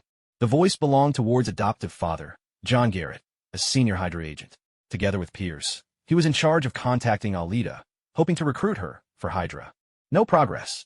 The target hasn't left home these past few days. When she eats, it's either takeout or with the captain. John was speechless. Was Alita really such a homebody? Although it was supposed to be a holiday and a time to rest at home, she hadn't stepped outside for several days. Doesn't she feel stifled? Are you sure? She really hasn't gone out at night, either. John asked again. No, I've been watching her apartment closely these past few days. I'm certain, Ward replied. He felt a bit annoyed that his father doubted his abilities, but the target really hadn't left. What could he do? He was just as frustrated. In fact, Alita had noticed Ward's surveillance long ago. The faint, persistent gaze from the building across the street was first puzzling, but when she realized it was Ward, she understood. Hydra must be plotting something concerning her. Yet Alita could only feel amused. Such surveillance is pointless. Anyone with real skills knows never to use the front door. It's common sense. And not only was she skilled, she was a magician. She didn't have to use a door at all. If they managed to spot her, it would be a miracle. Still, Alita didn't take any real action against Hydra's watchfulness. She wasn't the Winter Soldier. She couldn't be controlled. What else could they possibly do? Threaten her with Captain America? If so, she'd welcome them with open arms. All right, I understand. Keep watching, and act according to plan if you get the chance, John instructed. Understood. John put down his phone, his brow furrowed in distress. He'd thought that, as a teenage girl, Alita would be full of energy. How could youth be justified without going out to have some fun? But hearing that Alita hadn't left her apartment for days left John feeling despondent. His carefully laid plans were unexpectedly foiled, and now he had to figure out a new approach. But if the target never goes out, there's nothing he can do. Damn it.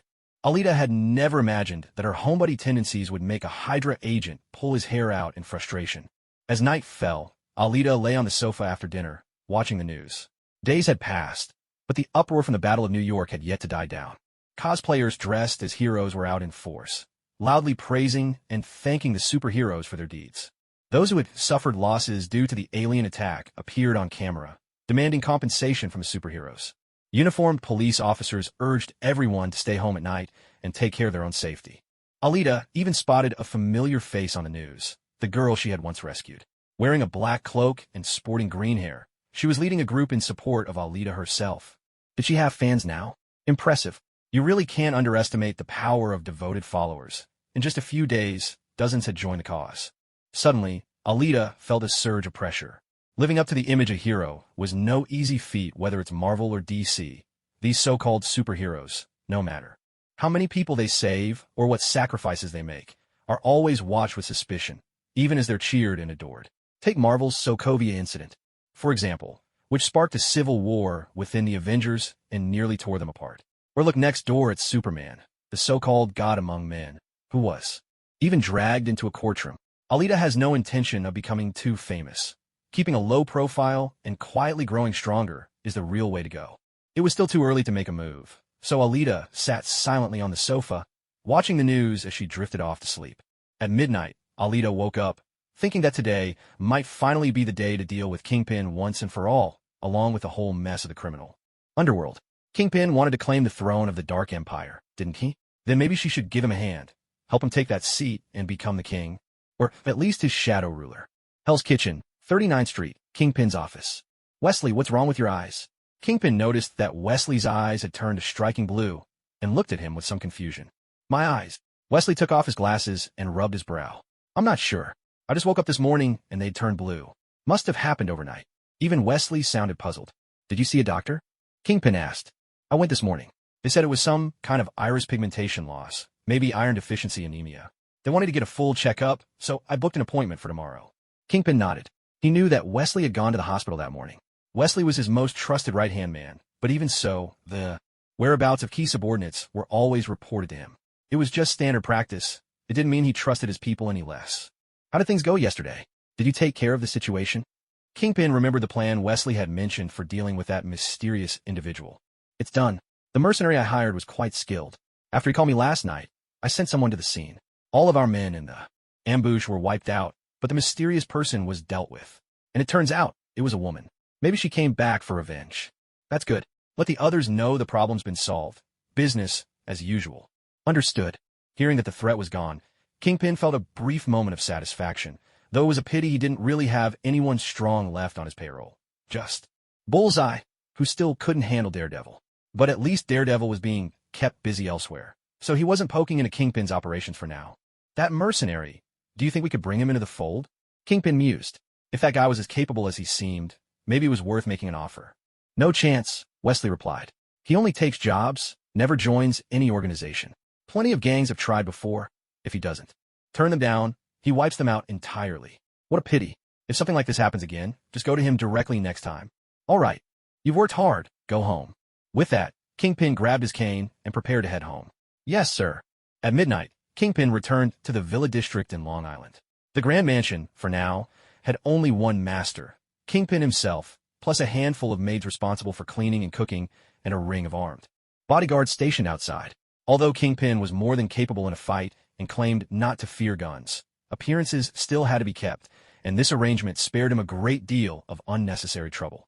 It had always been like this, but tonight, it seemed an uninvited guest had come to his home. As Kingpin entered his study, he found a woman sitting in his office chair. Her legs were propped up on the desk, a cigar in one hand, the other caressing a glass on the table, filled, no doubt, with his prized whiskey. A shame, no ice. It ruins the flavor. A flicker of surprise crossed Kingpin's face, but he calmly unbuttoned the top 2 buttons of his shirt, loosened his suit, and walked to the liquor cabinet. He took out a glass, retrieved some ice cubes from the fridge nearby, and sat down across from Alita. He poured himself a glass of whiskey, took a small sip, and glanced at her. So, did you slip away by sheer luck evading my men? Or is it that Wesley is no longer the Wesley I know? Seeing this woman, Kingpin realized she must be the mysterious figure Wesley had mentioned. And since the problem he believed handled had somehow appeared in his own home, clearly something had gone awry. Kingpin recalled Wesley's unnatural gaze, and a suspicion crept into his mind. It wasn't betrayal, but control. Alita exhaled smoke in a silent ring, inwardly marveling at the man before her. Truly worthy of his reputation. There wasn't a hint of panic or disarray. He welcomed her presence, as if she were an old friend dropping by, his demeanor entirely unruffled. Perhaps this was the aura of a true Kingpin? Looking at him, Alita thought of Belasco, the demon lord of Limbo. Like Kingpin, he was a man of boundless depth, unshaken even as mountains collapsed. Around him, Alita couldn't help but admire such people, ruthless in their methods, formidable in their own right, worthy of the title Kingpin. Kingpin noticed she had yet to answer his question, contenting herself with silent puffs on her cigar. For a moment, he couldn't discern the purpose of her visit. Would you mind if I had one too? Kingpin gestured to the desk, where his favorite cigars lay in a drawer. Seeing Alita enjoying herself, and with no sign of hostility, perhaps there was room for negotiation. Alita pulled open a drawer beneath the desk. Oh, cigars. Try one of mine. She pretended to take a brown cigar, not a thin one, from her pocket. I rarely share my things with others. Usually only friends get such an opportunity.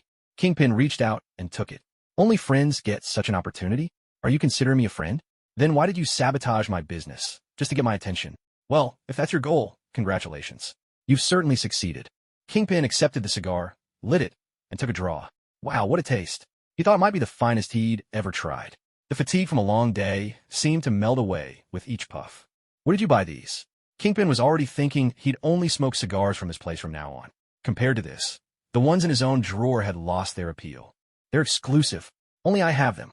How about making it a business? Judging by her demeanor, she wasn't here to take him out tonight. Since it was business, what was one more deal? That won't work. The craftsman only supplies me. And since he works alone, the quantity is always limited. Alita couldn't help but smile, picturing Sim toiling away at his cigars on the Hell's Frontier, half for fun, half out of personal passion. Their arrangement was just a side deal for him. That complicates things, Kingpin thought. Maybe he could get some information from this mysterious woman and seek out the craftsman himself. He knew Alita was formidable, but he had faith in his own abilities. So what brings you to me? I'm here to discuss a deal. Oh, interesting. Let's hear it. Kingpin took a sip of his drink, watching Alita closely. You want to be the king of New York's underworld, don't you? I can help you. Kingpin frowned, consolidating the gangs. He was certain he could accomplish that on his own, given a few more years. So why would he need her help? And the price? It's simple. Shut down your human trafficking operations. I won't meddle with the rest. In return, I'll take care of your rivals for you. Amusing. Kingpin smirked. Even without your help, I can handle them. So why should I need you? This isn't a suggestion. It's... Alita lowered her leg from the table, sat upright, and fixed Kingpin with a steady gaze. A notice. Kingpin set down his glass, his right hand gripping the cane by his chair. His eyes narrowed, dangerous and intent on Alita. How long has it been since people started calling me the Kingpin? Ever since then, no one has dared to challenge me so recklessly. Not even my old nemesis, Daredevil, has ever done what's happening now, breaking into my home to deliver some so-called notice. What if I refuse? I asked. If you refuse, I'll beat you up first and then make you accept it anyway. But that's too much trouble. I prefer things simple, like this. Alita leaned back in her chair and clapped her hands together. Suddenly, several black vines shot up around me with a muffled thud. My eyes narrowed as I sprang to my feet, swinging my cane at the vines. But the moment my cane touched them, it sank right in, and the vines began to slither up the shaft toward me. I let go of the cane, grabbing at the vines wrapping around me, trying to tear them apart. More vines erupted from the floor, quickly binding my arms and stretching me out like a giant letter X. Though I had immense strength, these weren't mere green vines. They were conjured from magic beyond anything I could break. Shaped by devouring magic, they seemed to absorb my very life force. It only took a moment for me to feel my strength slipping away, my stamina fading. This time I might truly be finished, I thought, glancing at Alita, who still sat calmly in her chair. I feared neither knives nor guns, not even overwhelming odds, but against these bizarre things, I was helpless. What exactly do you want? I said, a little breathless. With a wave of her hand, Alita slid her desk aside. I frowned, watching everything unfold. Alita floated up from her seat and hovered before me. She reached out, pressing a finger to my forehead. I told you, I can help you unite the underworld, to claim that throne for yourself, only as the king's proxy. My vision began to blur, the world tinting blue. So this is how you controlled Wesley. I thought of Wesley's unnatural blue eyes. That's right, but just to be sure, Alita suddenly recalled that people under the control of the Mind Stone could sometimes be snapped out of it with a good punch. Little physical correction, and they'd return in normal. That wouldn't do. Kingpin was far too valuable to risk losing him so easily. She spread her hand wide in front of my face, then gripped the air hard, yanking my soul from my body. I stared in shock at what was happening. What is this? I gasped. Magic, Alita replied casually. She closed her eyes, chanting an incantation of soul magic under her breath. Then, touching my soul's forehead, a pentagram quietly appeared, glowing in a circle that Kingpin's face regained its calm. Go. Back. With a wave of her hand, Alita sent his soul back into his body. Kingpin came to, opening his eyes, which had closed just moments earlier when his soul left his body, and his blue irises seemed to glow with an uncanny light. Alita released her spell, settled back in her chair, dragged the desk back into place, and fixed Kingpin with a steady gaze. I need information on your rival. From now on, you'll also cease all human trafficking. Shift those operations onto your rival. Frame them for it, find a few scapegoats, and tip off the police. I assume you're quite experienced with this sort of thing. Understood. Taking down an opponent was second nature to Kingpin. In the past, he would never have considered using his own operations as leverage to destroy a rival, but now he had no choice but to obey Alita. And another thing, start cleaning up Hell's Kitchen. Put an end to the chaos the street thugs have caused. From now on, the neighborhood's safety is your responsibility. You can collect a reasonable protection fee from local businesses to guarantee their safety. I'm sure they'll be more than happy to pay. I want every woman in Hell's Kitchen to be able to walk outside without fear of being robbed or suddenly disappearing. That's my only demand. I don't care about your other businesses, nor do I care if you expand. If you run into someone you can't handle, let me know. I'll take care of it. But if I hear of more robberies or unrest, I'll be coming for you. Alita remembered her own fear the very first night she arrived here, when she was dragged into an alley. The memory still filled her with anger. Maybe being a superhero could help people, but it was far more effective to cut the problem off at its source. This was the plan that surged up in her heart after confronting Kingpin. As for obstacles, she doubted there were many in the entire underworld who could best her. That thought put Alita at ease. Who sent you to kill me? Dalton sat on the ground in disarray, staring in despair at the mysterious woman before him, a figure cloaked in a cape and shadowed by a hat. True, judging by her long legs clad in black stockings and high heels, she must be a beautiful woman, but he couldn't recall ever crossing paths with her. Besides, Dalton's gaze slipped past her, and he saw all his men lying on the ground, charred to a crisp, some still consumed by black flames. Dalton suspected someone had hired a killer to take him out, but he racked his brain from the moment this woman appeared and still couldn't recall offending anyone recently. He'd always played it safe, kept to his business without greed or encroaching on others' turf, even paying off the big bosses every month. Why then? Who is it that wants me dead? Dutton screamed in a fit of hysteria. This was Queens, New York, 3 floors underground in an old building. Dutton was the last name on Alita's list from Kingpin, a small-time gang boss, really. Ordinarily, someone like him wouldn't be worth Alita's attention. His main business was in laundry detergent, something Kingpin could easily swallow up. But it was Dutton's side business that crossed Alita's bottom line. Kingpin owned many enterprises, but 2 were his main sources of profit. The first was laundry detergent, a lucrative trade given how many addicts there were in America. The second was human trafficking, a venture that Alita had personally dismantled. That chain was just as profitable as the detergent, since it was the best way to connect with certain wealthy individuals with particular appetites, business tycoons, and political heavyweights. These connections were essential to Kingpin's rise. On top of that, there was the black market trade in outrageously priced organs, another major moneymaker. And as it happened, Dutton's side business was being one of the most efficient brokers in the underground organ market. He specialized in connecting wealthy but ailing clients in desperate need of new organs, earning hefty commissions for each deal. Now that Kingpin answered to Alita, he had thoughtfully listed every gang involved in human trafficking. That was why Dutton's name was on her list, and why she'd come for him. Your sins have drawn me here. The prayers of those damned souls in hell have called me to avenge them. Alita intoned, her penchant for melodrama flaring up again as she muttered her cryptic words. Are you crazy? Are you nuts or something? What are you, some kind of righteous superhero? Dutton was stunned for a second by Alita's strange, cult-like pronouncement, then immediately erupted into a tirade. Let me tell you something. Don't think you can kill me and get away with it. No one runs wild on Kingpin's turf. He'll get justice for me. You hear? Just you wait, you bastard. HM, but you're not actually part of Kingpin's organization, are you? If I remember right, his turf doesn't include you, Alita replied, stroking her chin as if pondering very seriously. Wow, what? How do you know I'm not one of his guys? Dutton stared at her, eyes wide with shock, as if he'd realized something terrible. He began shaking his head desperately. No, that can't be. I never crossed Kingpin. I never poached his business. I get all my goods from him now. Why would he want me dead? Why? You're right. You haven't wronged him. Alita nodded, meeting Dutton's bewildered gaze. But you did cross me. I'm sorry, Mr. Dutton. No. With a dull thud, the end came. Alita handed a ball of hellfire to Dalton, who was sitting on the ground, then turned and walked away. On her way out, she also made sure to burn up all the laundry detergent being packaged on that floor. After all, isn't that what a good person would do?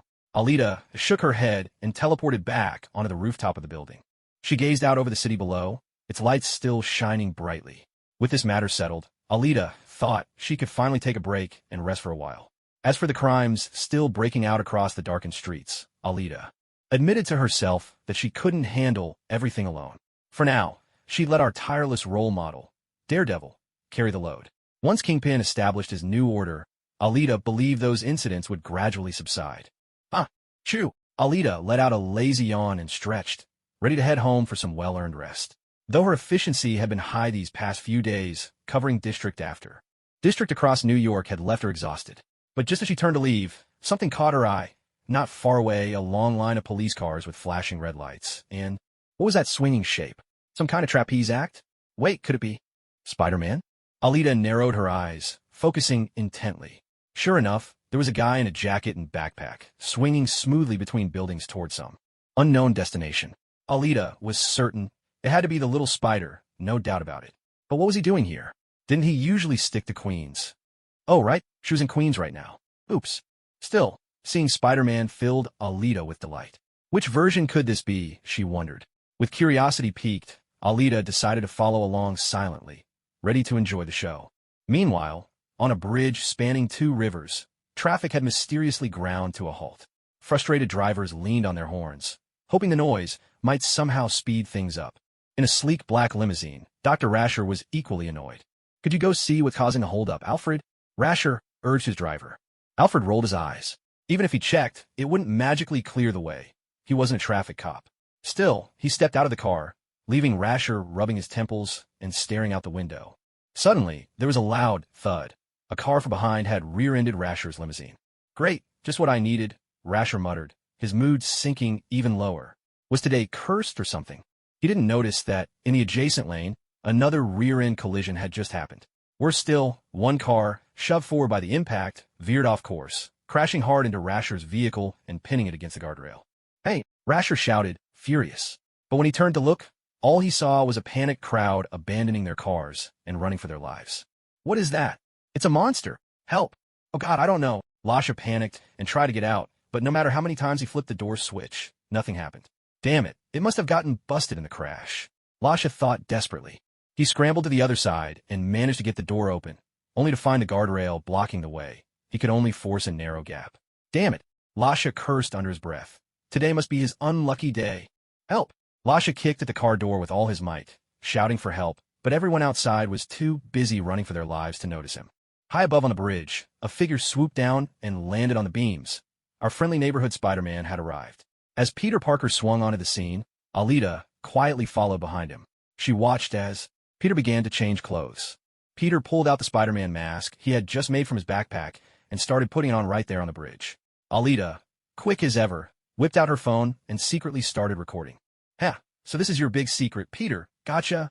Too bad for her, aside from the mask. The suit underneath was already on, just like Superman next door, ready to spring into action at a moment's notice.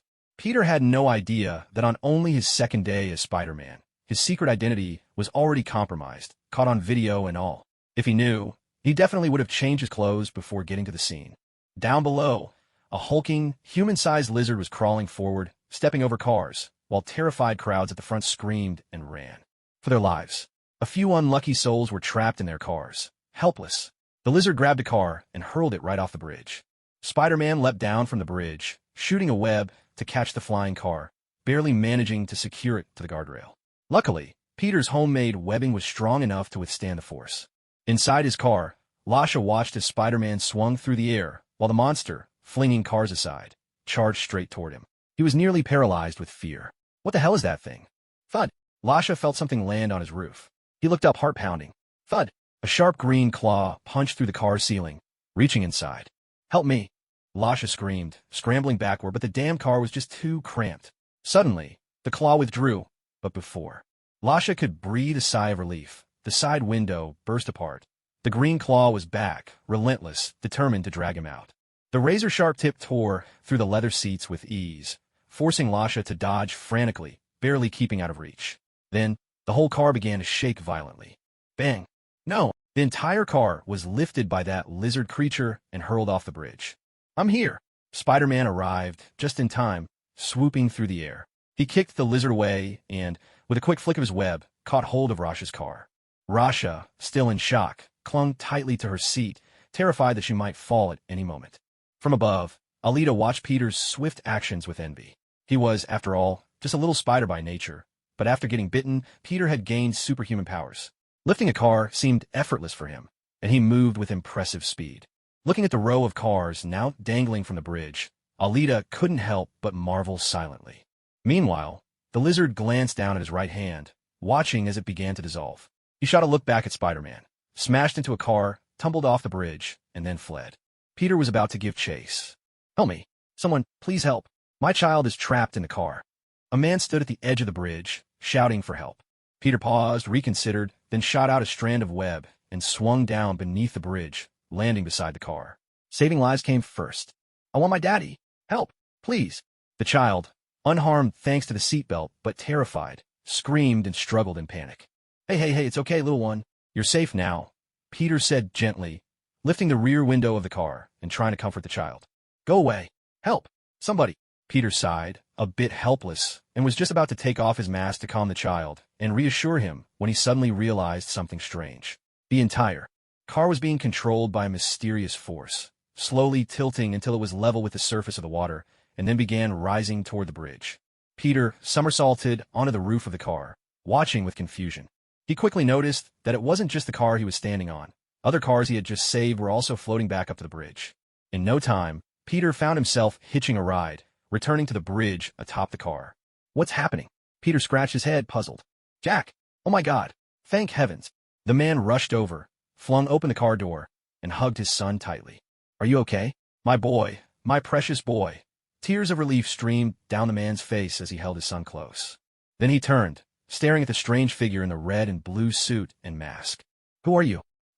Spider-Man," Peter replied as the man's question caught him off guard. With a quick flick, Peter shot out a web and swung away. It seemed the police cars were stuck in traffic and hadn't followed. On his way home, Peter grinned from ear to ear, his heart light after having just saved a child's life. He remembered the first time. He went to Gwen's house for dinner today, and the unpleasantness that arose from his disagreement with her father over Spider-Man. "I won't admit that I'm a masked hero," he thought, "but all I ever wanted was to help, to do what the police couldn't, to protect innocent people from harm. And I had done just that." When Peter first became Spider-Man, all he wanted was exactly that, nothing more. Deep in a sewer tunnel, Dr. Connors stared at his newly healed right hand, only to watch it dissolve once again. With a guttural growl, he shifted from his lizard form back into a normal human, collapsing into the water and gasping for breath. As he stalked through the shadowy underground, his eyes followed a little lizard scurrying along a pipe. A sudden thrill swept through him, a heady rush that came with newfound power. "This feels incredible," he murmured to himself. Meanwhile, Peter, almost home, landed lightly atop a building, rubbing his chin in thought. Suddenly, something occurred to him. "My backpack!" he exclaimed. Damn it, he'd been too busy showing off and completely forgot to bring it back. Crouching down, Peter clutched his head. "Should I go back for it? But it's so far." He debated whether to leave it until tomorrow. It wasn't likely to get stolen. If he left it there, the real trouble would come if Aunt May asked about it. TSK, how many backpacks has Spider-Man lost by now? High in the sky, Alita hovered, also rubbing her chin, her brow furrowed in contemplation. It seemed Peter's habit of losing bags had become a tradition. Once he donned the mask, everything else slipped his mind. Well, better to leave it on a bridge than in some alley where it could be stolen, unless a strong wind blows it away. Still, the weather had been nice lately. Fortunately, Alita grinned slyly, pulling out Peter's forgotten backpack. Suddenly, thud. Huh, what was that? Peter was still agonizing over whether to make the trek back for his backpack or just take it easy and fetch it tomorrow, which would mean facing Aunt May's questions and, inevitably, having to lie to her, something he hated. Lost in thought, he was startled when something dropped right in front of him. Looking up, he realized it was his missing backpack. Puzzled, Peter glanced upward, but there was nothing above him, just the mesmerizing night sky, filled with stars. Wow, what a beautiful night, he thought. But how did it get here? He scratched his head, and then, on a sudden inspiration, balled his right hand into a fist and gave his left palm a triumphant smack. Have I awakened some new power beyond my spider abilities? Maybe all I have to do is think about something, and it'll appear right in front of me. Excited, Peter crouched down and began to concentrate, eager to test his theory. After all, nothing beats hands-on experience. Eggs, eggs, eggs, he chanted in his mind. Alita stifled a laugh. Oh, this little spider is truly something else. Eggs, though. Alita stood silently behind Peter, saying nothing. She had wanted to tease the little spider again, but since she didn't have any eggs herself, that plan was out of the question. Clearing her throat, Alita pressed her fist to her lips and coughed twice, reminding Peter that someone was right behind him. Who's there? Startled by the sound behind him, Peter braced his agile hands against the ground, flipped over, and turned to look. Standing there was a woman, cloaked and hatted, gazing at him intently. "Who are you?" he asked. "I'm the one who brought your backpack. Aren't you going to thank me?" Alita replied with a gentle smile, her hands clasped behind her back. How did you know this backpack was? A sudden, uneasy thought struck Peter. If this mysterious person knew it was his backpack, did that mean she'd been there when he first appeared? "Yes, I saw it all," Alita nodded. "Haha, you must have me confused with someone else. This isn't my backpack. Well, if there's nothing else, I'll get going. It's late, and I have to go to work tomorrow." Peter nearly let slip that he had to go to school, but caught himself just in time.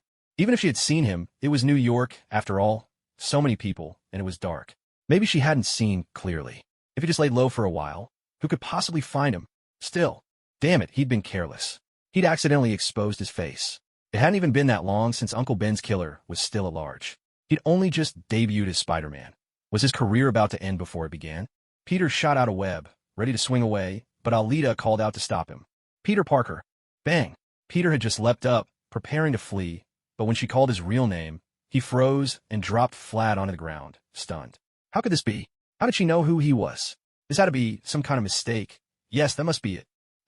You must have the wrong person. How could I be Peter? Peter stood, rubbing the back of his head with a sheepish grin. Damn it, he thought. His name was written in the books inside his backpack. She must have found them. Is that so? Alita tilted her head. Yes, you must be mistaken, Peter said earnestly, nodding. Don't panic, he told himself. She's just trying to test you. Stay calm. As long as he never admitted it, he wasn't Peter. Alita watched him for a couple of seconds, then pulled out her phone. When Peter saw Alita's movement, a wave of anxiety swept through him. What was she planning? Was she about to make a call? Could it be that she wants to use the phone in my backpack to prove that I lied? There's even a trick like that? I didn't see that coming. Peter waited for a while, but when he didn't hear any ringtone, he furrowed his brow in confusion. What's going on? Isn't she going to make a call? Alita deliberately let Peter stew for a moment before showing him the video she had just secretly recorded. Well, if this isn't you, then I'll just have to go to Midtown High and ask around.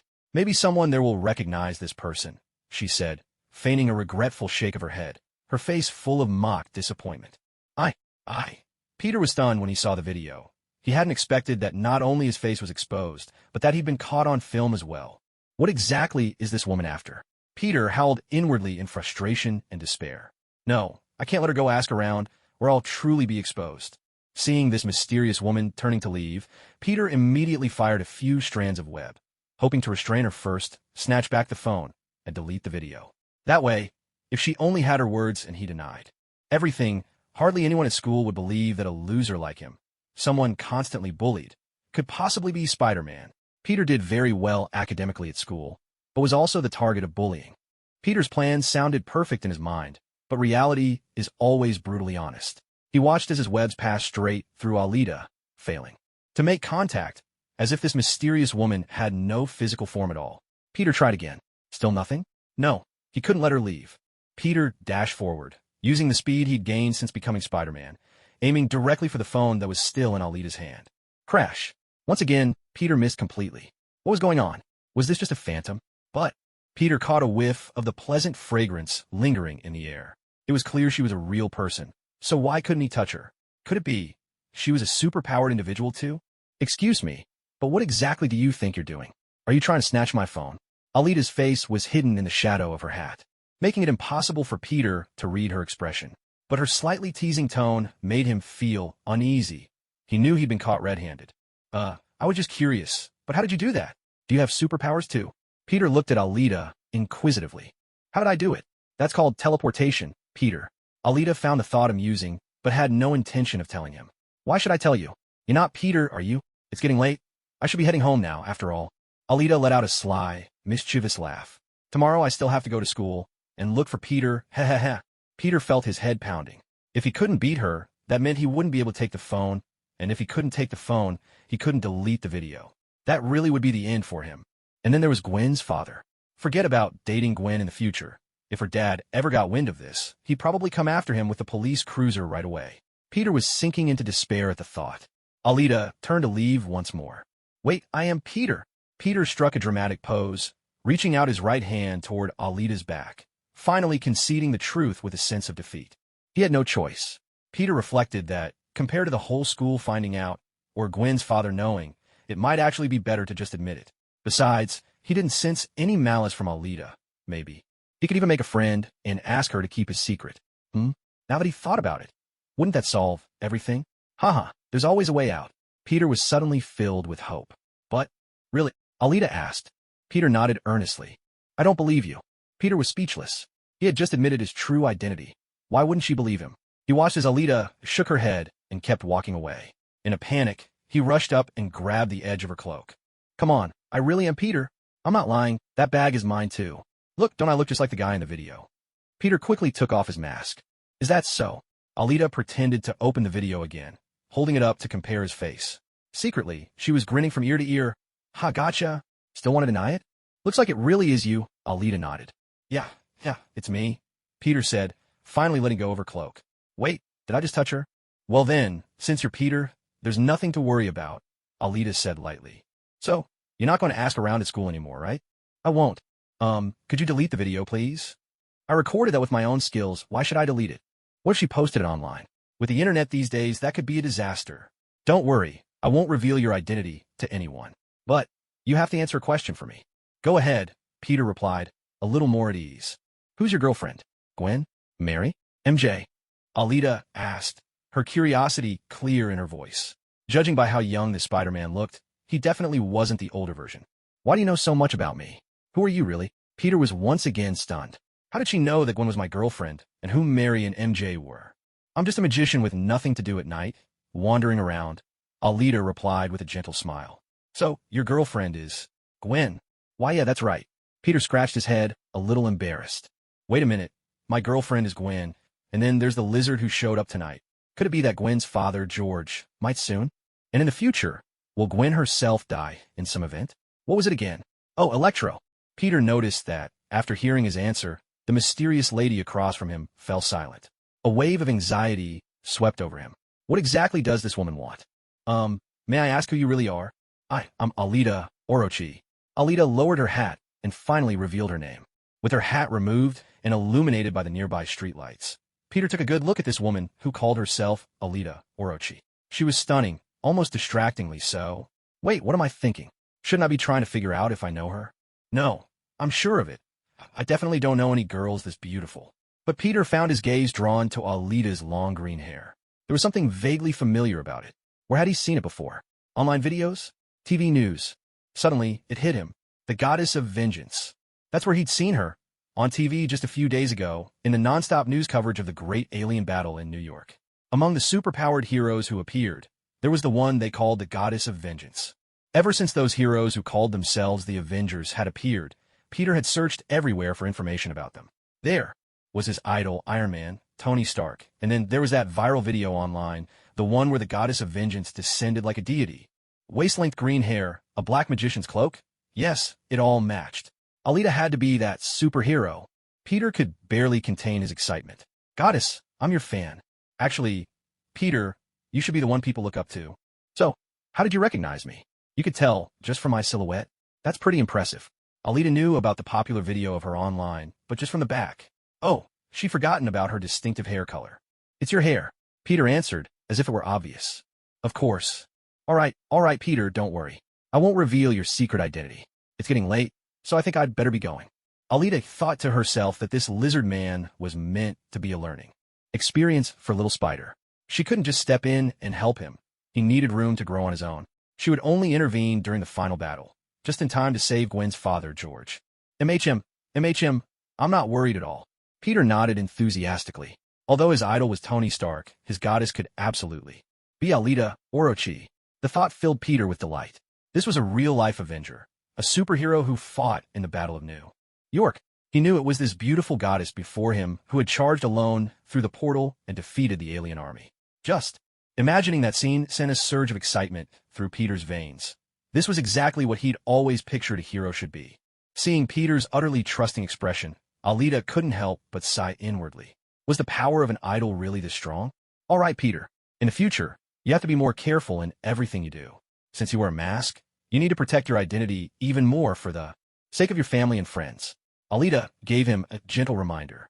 Honestly, even if she didn't say it, Spider-Man's identity had never really been exposed. Except for that one time with Mysterio. Remember, whether you're with me or facing the enemy, Never take off your mask lightly, even if the enemy has already been defeated. Okay, I got it. But, goddess, why didn't you wear a hat back then? Weren't you worried about people finding out who you were? Peter nodded earnestly. If it hadn't been Alita today, if it had been anyone else, he would have been in real trouble. He silently warned himself to learn from this lesson. Look at Tony. Does he need to hide his identity? Kid, strength is what decides everything. You'll understand one day. Alita made it clear that she had no need to play the masked hero. Apart from a select few, there were hardly any who could really threaten her. She was just that confident in her own power. Understand, goddess, Peter replied, his eyes shining. Hearing him call her goddess over and over again made Alita feel a wave of secondhand embarrassment. Peter, if you don't mind, just call me by my name. Really? My name? Peter rubbed his chin. That made sense. Calling her goddess sounded so distant and didn't show how close they actually were. Sis Alita, he tried out a new title. Ugh, for the first time since she arrived in this world, Alita was called Sis, and it gave her goosebumps. Just call me Alita, or Big Sis if you really must. Really? All right, Big Sis.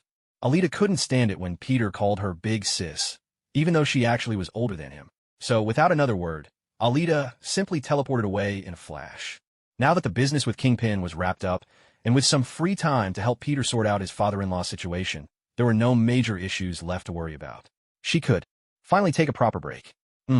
She wondered when she'd get the chance to hitch a ride with Thor and visit Asgard, the realm of the gods. She was really looking forward to that. The next morning, Alita woke up unusually early. It was 9 o'clock, early by her standards. She turned on the TV to catch the news, poured herself some milk, and grabbed some bread for a simple breakfast. Wait, isn't that Gwen's dad, George Stacy? On the screen, New York Police Commissioner George Stacy was holding a press conference. Everyone, please listen up. Last night, around 9 o'clock, there was an incident on the Williamsburg Bridge. We're still piecing together the exact details, but according to several eyewitnesses and our preliminary investigation, there was someone present at the scene. Meanwhile, at Peter's house, Aunt May and Peter, who was having breakfast, were also listening to George's report. That's why, this morning, I'm issuing a warrant for Spider-Man's arrest, George announced. Peter watched the news, then quietly stood up and left the room. Aunt May looked after him, puzzled and a bit worried. Her nephew's recent behavior had been odd. She was concerned that Ben's absence was making Peter even more withdrawn. At school, on the playground, Gwen and Peter sat together. Peter, clearly excited, told Gwen about what had happened the night before. You'll never guess who I ran into last night. Who was it? Gwen smiled at him. One of the Avengers. A real superhero. The goddess of vengeance. Peter could barely contain himself. You mean the heroine from the Battle of New York? The goddess of vengeance? Gwen's eyes widened in amazement. She stared at Peter, just as stunned. As one of the only 2 female members of the Avengers, Alita had become a huge inspiration to women all over New York. Superheroes weren't just men. Women could be heroes too, especially after Alita's biggest fan released footage showing her overwhelming strength, handily outshining the other heroes. She was the ultimate role model for countless women, and indeed, plenty of male fans had fallen for her looks as well. As for the other female Avenger, Black Widow, Natasha, her covert work with Hawkeye meant she wasn't as well known to the public. So when Gwen heard that Peter had met Alita, she was just as excited. This was her idol. Did you ask her for an autograph? Are you sure it was really her?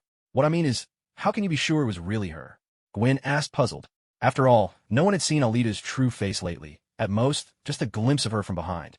Of course I'm sure. I even fought her while I lost, but still. No doubt about it. Same long green hair, same black cloak. Just as formidable as ever. Peter replied with absolute certainty. But I forgot to ask her for an autograph. Who knows when I'll have the chance to meet her again? Yeah, who knows if we'll ever run into her again? Gwen echoed, a hint of disappointment in her voice.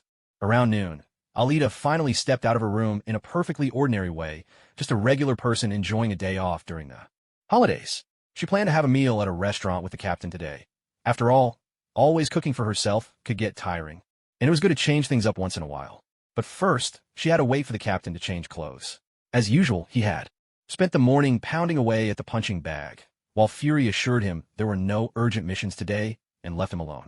Alita's appearance at the door was like a jolt of electricity for Ward, the Hydra agent who had been staking out the area for days. The moment he saw Alita shielding her eyes from the sun at the doorway, his heart shouted with relief. She finally came out. You have no idea what I've been through these past few days. Reporting to my father every day, listening to his half-hearted responses. Ward felt utterly defeated. Not that it was really his fault. Alita herself was the main reason for all this trouble. but Ward had always wanted to make his father proud. And this wasn't cutting it. If it hadn't been for John's strict order not to approach Alita when the captain was around, Ward would have knocked on her door long ago. Ward rubbed his chin, now ringed with stubble. If he hadn't been able to relax a bit at night, he would probably look even more haggard. He was on the verge of an anxiety attack, as it was. The moment Alita stepped outside, Ward dashed to the restroom to freshen up, shaving his beard and changing into a clean outfit, ready to accidentally bump into her. He wasn't worried about losing track of his target. After all, he wasn't the only one keeping watch. There were other teams too. Ward pulled himself together as fast as he could and reached for a clean shirt. As he was tying his tie, he asked another team about Alita's whereabouts. Had they confirmed her destination? It's confirmed. She's at a Western-style restaurant. But what? Ward snapped, frustrated by the report's sluggishness. What could possibly be wrong with a restaurant? It's not like I can't afford it. She's with the captain. With the captain? Wasn't she supposed to be alone? Ward froze mid-motion. How come I didn't see the captain? The captain came out after Alita left and is now ordering food in the restaurant. Damn it. Keep watching. Ward yanked off his tie and tossed it to the floor. Damn. Another day, another failed mission. Alita could sense a faint, persistent gaze from outside. Ever since she'd stepped out, someone had been tailing her, which left her feeling irritated. Those Hydra agents were truly relentless. Why did they insist on following her? Did they have some ulterior motive? If so, couldn't they just come to her directly? This sneaky surveillance was seriously getting on her nerves. Even Fury didn't treat her like this. So what gave him the right? Alita spread open the menu with both hands, using it as cover. She closed her eyes ever so slightly and unleashed her mental powers, turning them into invisible needles that she drove straight into the minds of the two men in black suits sitting in a black car on the street outside the restaurant. In an instant, a sharp pain shot through their heads, and they both slumped over, unconscious. These two were actually well-trained elite agents.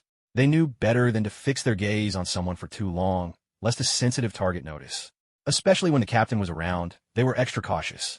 But, as it happened, the captain hadn't noticed a thing Alita had, and so they fell right into her trap.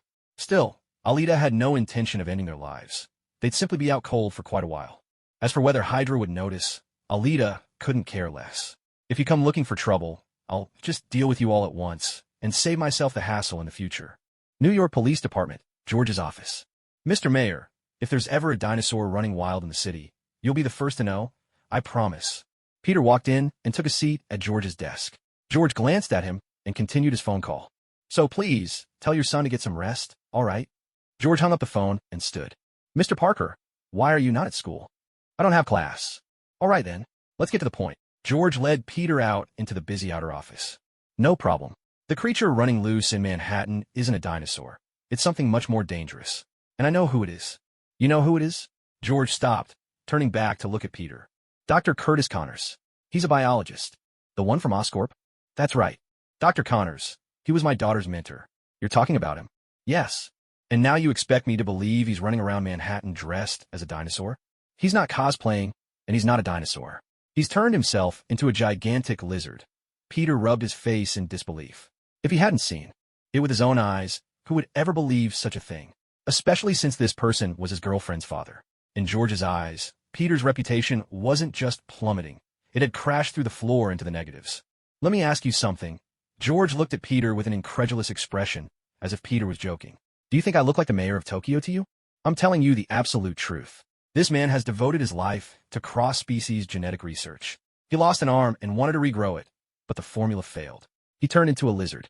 The lizard DNA inside him is taking over. He's extremely dangerous, and he's plotting something terrible. I know it. I'm sure of it. Peter tried desperately to make George believe him. But, all right, I get it. Here's what we'll do. You go back and continue sightseeing with Tokyo citizens, and I'll keep protecting the good people of our city. Officer Butler, please escort Mr. Parker back to school.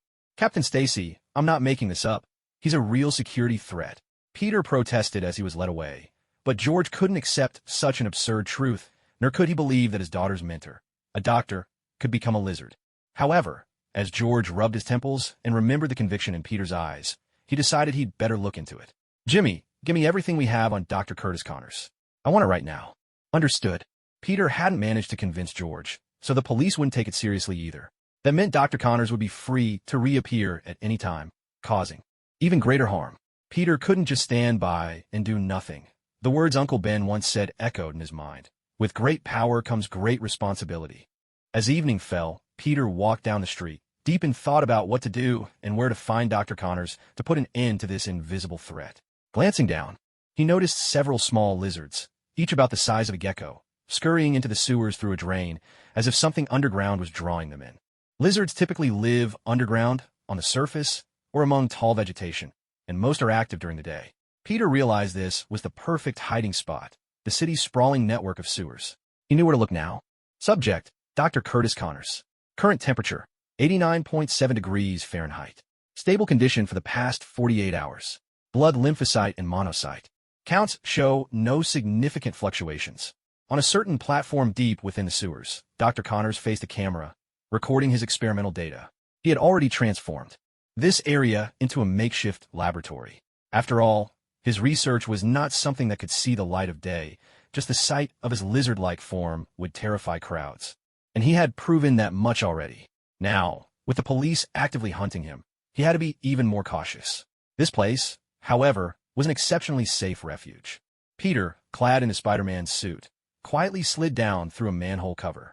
This spot was right at the center, connecting a labyrinth of tunnels in all directions. Coagulation levels have risen sharply. Muscle responsiveness, strength, and elasticity all show significant improvement, Dr. Connors noted into his recorder. Fwip, fwip, fwip. Peter began spinning webs, releasing strand after strand, and weaving great webs throughout the network of pipes, using them to sense any movement that might emerge from the darkness. Eyesight has improved accordingly. The subject no longer requires corrective lenses. This goes beyond merely curing a disease. This means approaching perfection to suppress any rebound effects. I'm increasing the dosage to 200 milligrams. Dr. Connors administered another injection to himself. The camera lost its subject, tumbling to the floor. Peter, who had been lying back playing a game on his phone, sat up, keenly sensing vibrations through his webs. In that moment, he was like a true spider. He could tell that unexpected prey had stumbled onto his web. He pushed himself up and began to crawl forward, slow and deliberate. Wait, there's something behind me, too? Peter paused, turning to look down the tunnel behind him. Suddenly, a massive shadow appeared in one of the passageways. Instantly, Peter tensed, heart beating just a bit faster as he braced himself for whatever might come. But in the end, what emerged was a small lizard. It had only been its shadow looming large on the wall. Phew, wait, that's not right. Peter scanned his surroundings. There wasn't just one. From every direction, little lizards crept along his webs, all converging toward a single tunnel, as if something there was calling them. What's going on? Has he arrived? Silently, Peter followed them. Halfway there, Peter failed to notice a tail had begun to dangle behind him. Oh, something's wrong. He glanced over his shoulder. With a guttural roar, a giant lizard leapt from the darkness, pinning Peter beneath its weight. Click! From a corner of the chamber, a camera flashed, capturing the moment with a burst of light. You stopped me once, but there won't be a second time. The lizard pressed down on Peter, sharp talons now sprouting from what had once been ordinary fingers, driving them toward him. I grow stronger by the day. The talons tore through Peter's suit, leaving deep, jagged gashes behind. The lizard was just about to grab Peter's mask, eager to see who was meddling in his affairs. Click! The camera flashed again, this time right in the lizard's face. Seizing the moment, Peter snapped a strand of web, and the two of them tumbled together into the drainage tunnel beneath the web. Underwater, they grappled fiercely. With a powerful kick, Peter managed to shove the lizard away and scrambled through a grate in one of the passages. The hulking lizard could do nothing but thrust his claws through the bars, helplessly watching as Peter made his escape. With a loud rush, Peter was swept out of the tunnel by the surging current. He struggled to the riverbank, gasping for breath as pain seared through his chest, unable to hold back a groan. Pathetic, he muttered. Meanwhile, the lizard, Dr. Connors, had returned to the center of the web-strewn tunnel. Growing impatient, he tore the sticky webs from his body. Click! The camera snapped another photo. With a thud, Connors scrambled up the wall, snatched the camera, and saw a name written on it. Peter, with a soft crunch, his claws closed around the camera, crushing it to pieces. Beep. Hello. We're changing the plan. Pull out for now. I'll use Fury's name to lure the target out. John and Pierce had finally decided that waiting passively was no good for their future plans. So, before the next phase, if they couldn't completely secure their target, it was time to eliminate her. If Fury, now backed by both the Captain and Alita, managed to thwart Hydra's operation, Hydra would be fully exposed within S.H.I.E.L.D., a risk the higher-ups weren't willing to take. Because of this, the so-called coincidental encounter between Ward and Alita was no longer necessary. Retreat? Is it just me or the whole team? Hearing the change in plans, Ward felt a surge of relief. He'd long grown tired of this hopeless assignment. The other team stays on surveillance. You come back and get ready. Understood. Hydra was done waiting around. They were ready to confront Alita openly. After all, she was Hydra's asset. Everything she had now was given by Hydra, so she was expected to serve them. Such was Hydra's self-righteous logic. If Alita ever found out, she'd smash their heads in without a second thought. Even Seth had never made such claims. What right did they have? Because they thought they were brave? This is Chief William of the NYPD. The building is surrounded. At Midtown High School, Peter's school, today's news exploded. The dinosaur on the wanted list had suddenly broken into the school for reasons unknown. After trashing several classrooms, the creature vanished once more. According to eyewitnesses, the costumed Spider-Man was also seen at the scene. Fortunately, the students managed to leave in time. Perhaps the lizard man's target wasn't them, so no one was hurt, though many were badly frightened.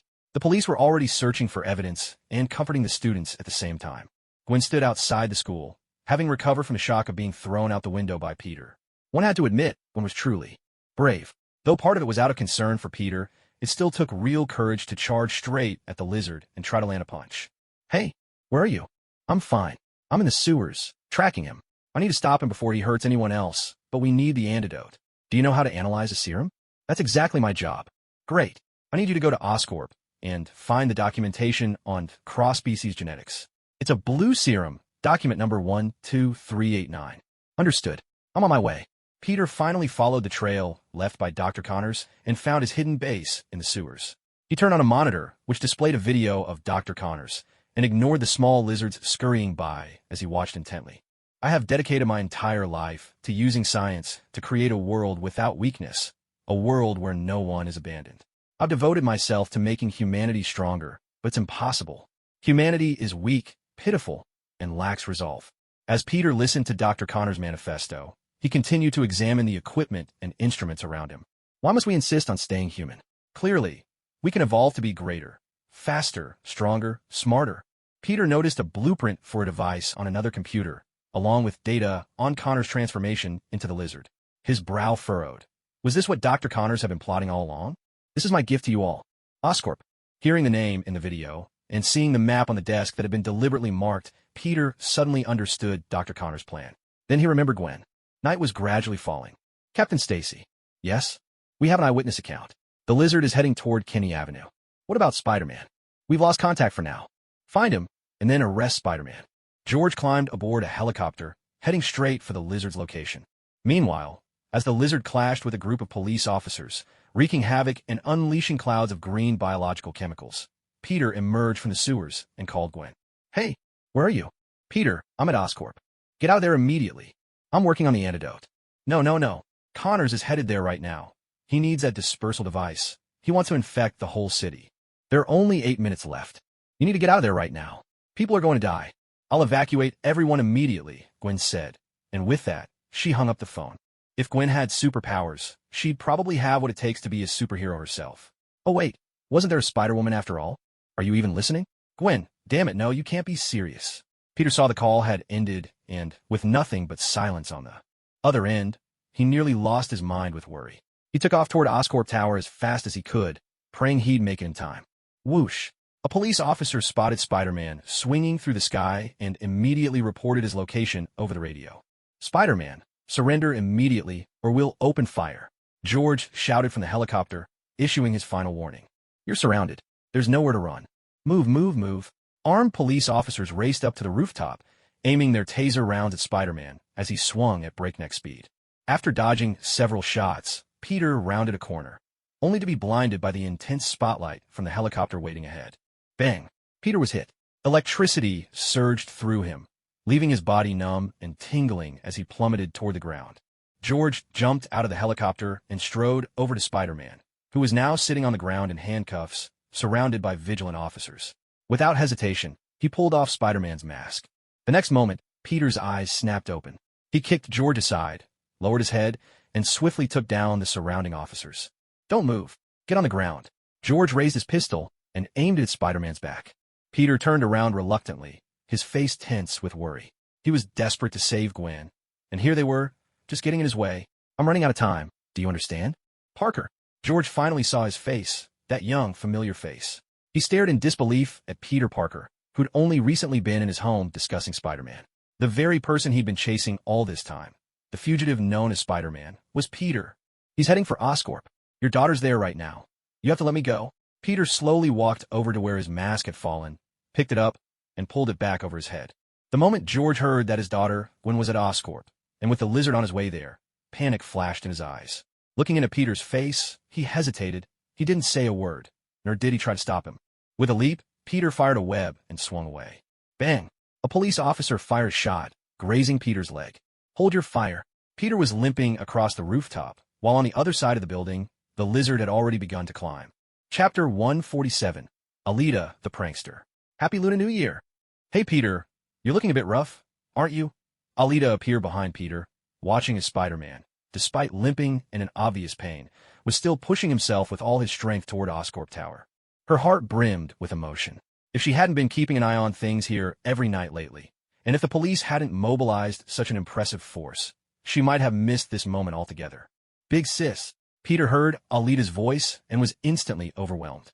He had been wondering when he'd get to see her again, and now, with tears nearly welling up in his eyes, he could hardly contain his excitement. Seeing Alita, Peter thought to himself, with her here, maybe there's still a chance to save Gwen. Big sis, help me.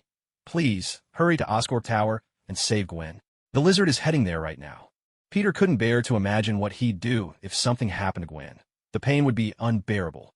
Shouldn't you be the one rescuing your own girlfriend? Alita replied, her tone teasing. It'd be strange for an outsider like me to do it, wouldn't it? Big sis, what do you mean by that? Peter was momentarily taken aback. If I could make it in time myself, I wouldn't be begging you. This is an emergency.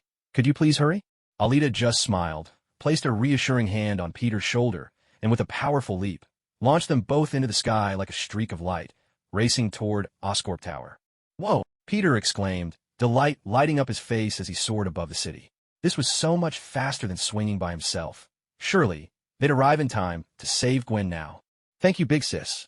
Peter said gratefully, now understanding what Alita had meant, that a man should fight for those he loves with his own hands. Meanwhile, Dr. Connors, the lizard, had only just managed to shake off the police and was starting to scale the tower. The officers who had been chasing Peter below, along with a trailing helicopter, were stunned to see Spider-Man, who had been running across rooftops just moments before, suddenly whisked away by a mysterious figure. After a brief moment of shock, they hurriedly reported the situation. Chief, a mysterious person has appeared and taken Spider-Man away. The target seems to be Oscorp Tower. Never mind that now. George Stacy barked, urgency in his voice. Full speed to Oscorp Tower. Capture the lizard. His worry wasn't for Spider-Man. His own daughter was still inside that building, and the lizard had already arrived ahead of Peter. If anything happened to his daughter, he'd regret it for the rest of his life, and he'd never forgive Peter Parker. This was all his fault. We're here, Peter. You stop the lizard. I'll go find Gwen, Alita said as they landed just outside Oscorp Tower, arriving in no time at all. They caught sight of the lizard smashing through a window and climbing inside. Of course. Leave it to me. Peter now brimmed with confidence. As long as the lizard hadn't found Gwen, there was nothing to worry about. And, besides, the Valkyrie, who had fought off aliens, his big sister, was right here. What chaos could a mere reptile possibly cause now? Impossible. Oh, right. Let me heal you first. Alita suddenly remembered the wounds on Peter's body and cast a healing spell on him. It was just a minor scrape, nothing complicated. Wow, so this is magic. Peter stared in amazement, excitement shining in his eyes. All right, go be a hero now. Alita saw that Peter still wanted to say something, but instead, she simply picked him up and tossed him straight through the hole in the wall. Enough dawdling. Was he going to rescue his girlfriend or not? With a thud, Peter landed inside. But aware of the urgency, he flipped himself upright as soon as he hit the ground, shot out a few webs, and immediately gave chase to Dr. Connors.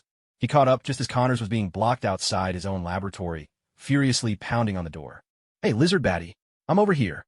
Peter shot out a web, pinning the lizard's claws to the door. Peter, why are you stopping me? You and I, we're the same. We're the most perfect beings, evolved beyond everyone else. Why are you always trying to stop me? As he spoke, the lizard grew more and more agitated, finally ripping through the webs with a snarl and lunging at Peter. Once again, just like back in the school, they clashed fiercely. Alita, meanwhile, was in no mood to watch the brawl. At this point, sneaking in to give Gwen a good scare seemed far more entertaining. With a mischievous grin, she crept off. Her pranks were about to begin. Inside, Gwen had heard the commotion outside the door and realized the lizard had arrived. Terrified, she scrambled to find a hiding spot, clutching a flamethrower in her arms, steeling herself for whatever might come. Click, click, click. In the dim room, the sound of high heels echoed, each step landing squarely on Gwen's pounding heart. Her anxiety rose with every passing moment. Gwen held her breath, trying to make herself as small and quiet as possible, tears threatening to spill from her eyes. Bang! Something struck the door of the locker she was hiding behind. Bang! Another thud, closer this time. Gwen squeezed her eyes shut, bracing herself. Meanwhile, Alita stood not far away, barely able to suppress her laughter as she tapped on the lockers from time to time. She was determined to give Gwen a proper scare. Maybe then, Gwen would think twice before recklessly charging into danger every time Peter faced a criminal. After all, her well-meaning interference usually made things worse. There were countless criminals in the world, but only one Gwen. Peter could handle missing a chance to catch a villain, but losing Gwen would break him. Luckily, Dr. Connors, the lizard, never intended to hurt his own student out of course. What he was probably thinking was, as long as his machine was activated, then all humans in New York would evolve into the same species as himself. So, killing Gwen no longer mattered. Bang! Outside, Peter was thrown out by the lizard once again. His heart felt exhausted. Peter panted heavily, his mind racing for a solution. This lizard was stronger than him, tougher than him, and could even crawl on ceilings just like he could. What a nightmare. No wonder, in the food chain, it's always the spider that gets eaten by the lizard. For now, all he could do was wait for Gwen's antidote. But why hadn't Gwen come out yet? He was almost at his limit. Of course, saying he was at his limit was half in jest. Bang! Bang! Inside, Gwen squeezed her eyes shut, trembling in fear. Was it just her imagination, or did she hear a deep, guttural growl outside, along with the sound of things crashing back and forth? Could it be that Peter had arrived? If that was the case, then the lizard must be held up outside. So who was this person in the room with her? Gwen tried to open her eyes, determined to see what was going on. Truly, she was worthy of being called a top student, calm and courageous. And when Gwen finally opened her eyes, what she saw was, a pair of crimson, slit-pupiled eyes with jet-black sclera stared coldly at her. Gwen had no idea when those eyes had appeared so close. Some say there are two ways people react to terror. Some faint on the spot, while others panic, grabbing whatever they can find and throwing it. Gwen had been clutching a small flamethrower while hiding. Startled by Alita, she instinctively jammed the trigger, sending a burst of fire shooting out. Expressionless, Alita watched in silence.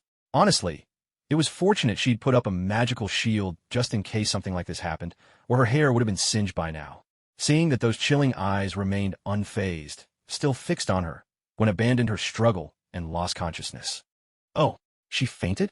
Alita nodded in satisfaction. What a great result, just as planned. Crash! Peter and the lizard smashed through the wall and burst into the room. Miss, where's Gwen? Peter called out, fighting the lizard as he quickly scanned the room. There was no sign of Gwen, only Alita standing to the side. Oh, don't worry, she's right here. Alita turned and helped Gwen out of the cabinet, reviving her with a touch of magic. Groggy, Gwen heard someone calling her name. She opened her eyes and saw Peter. Peter, but then, who was this person supporting her? Gwen took a closer look.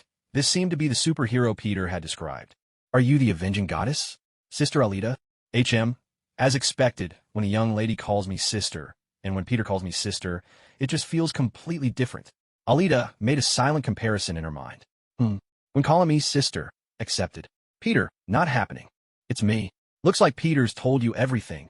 Alita nodded. The lizard, Dr. Connors, was getting really agitated now. This damn Spider-Man, impossible to beat, always leaping everywhere, constantly getting in the way of his work. Roar. Peter, I'm here. The moment Peter saw Gwen was safe, and that his big sis was right there by her side, all his anxiety melted away. He felt totally reassured. His main task now was to hold Connors off and buy time for Gwen to finish the antidote. Wait, that's right. Gwen, how's the antidote coming? Peter shouted. Hearing this, Gwen glanced at a nearby machine. The display showed the antidote was ready. It's done. Antidote? Dr. Connors caught that and immediately thought, no way. I'm not sick. I don't need any antidote. He noticed the look in Gwen's eyes and turned to see what she was looking at. That must be the antidote. In a flash, He threw Peter aside and dashed towards the machine. If he could just destroy it, everything would be fine. Damn it. Stop, Peter yelled, sprinting back as fast as he could to block Connors. But he just couldn't keep up. The distance was too great. Suddenly, a stream of black magical energy shimmered into existence, quietly wrapping around Dr. Connors just as he was about to smash the machine. With a wave of her hand, Alita flung him aside. As Peter watched the giant lizard man flying through the air toward him, he ducked his head, shot a grateful look at Alita, and gave her a big thumbs up. Big sis, awesome. Peter, hold him down. I'll get you the antidote. Got it. Peter was even more fired up now. This was the true power of an Avenger, a real superhero. Even the monstrous lizard, Dr. Connors, wasn't a match for his big sis. What was that? Magic. Gwen's eyes grew wide and sparkled as she stared at Alita. Wow, my idol really is the coolest. Yes, but let's focus, get the antidote out, and give it to Peter. We need to solve this first. On it. Gwen dashed over, opened up the machine, and retrieved the antidote. Meanwhile, Peter kept firing webs, trying to pin down the lizard, but Connors was just too strong. Each time, he snapped the webs with ease and then counterattacked Peter relentlessly. This was rough. Big sis. Little help here. Peter shouted, calling for backup. Suddenly, bang, bang, bang, a burst of gunfire rang out. It was George, who had chased after them and was now firing at the lizard. Gwen, are you all right? George shouted. I'm fine. The lizard man over there saw that his plan was falling apart and tried to make a run for it, but that damned spider was still in his way. The lizard man shook Peter off once more, this time setting his sights on the nearby police officers and George. He wanted to use them as a breakthrough to escape. Dad! Gwen shouted. The lizard man barreled through a hail of bullets, his tail lashing out to send a table flying, knocking several police officers off their feet. Seeing this, Alita realized things were dire. If she didn't act now, they were all doomed. Just as the lizard man took a running leap, claws extended for a killing blow. Just as Gwen cried out for her father, just as Peter fired a web to stop him, Alita appeared before the desperate officers, raising her hand to conjure a magical shield. With a heavy thud, the lizard man slammed into the shimmering barrier and was thrown backward by its force. With a sharp snap, Alita pressed her hands together, summoning several black magical vines from the ground. They shot up and wrapped around the lizard man, binding him tightly and leaving him no room to struggle. Peter, the cure. Alita reminded the stunned young man standing nearby. All right, coming, Gwen. Peter snapped back to his senses, caught the antidote Gwen tossed to him, and plunged the syringe into the lizardman's neck. Meanwhile, the police officers standing behind Alita stared in awe at the mysterious figure who had saved them. Her green hair, black cloak, and those, albeit much smaller, black vines. A single name surfaced in their minds. Avenging Goddess? Oh my God, is that really her? Lord, I'm seeing her in person. Can I get an autograph? Alita and George both twitched at the corners of their mouths. Alita couldn't help but feel exasperated. She had clearly told that girl she was an Avenger, so why add Goddess to her title on her own? Was she really that famous now? Alita sighed inwardly. George, on the other hand, felt embarrassed watching his subordinates act so starstruck in such a dangerous situation. Instead of focusing on the criminal, they were clamoring for autographs. Clearly, he hadn't done enough to instill discipline, but, truth be told, he kind of wanted one too.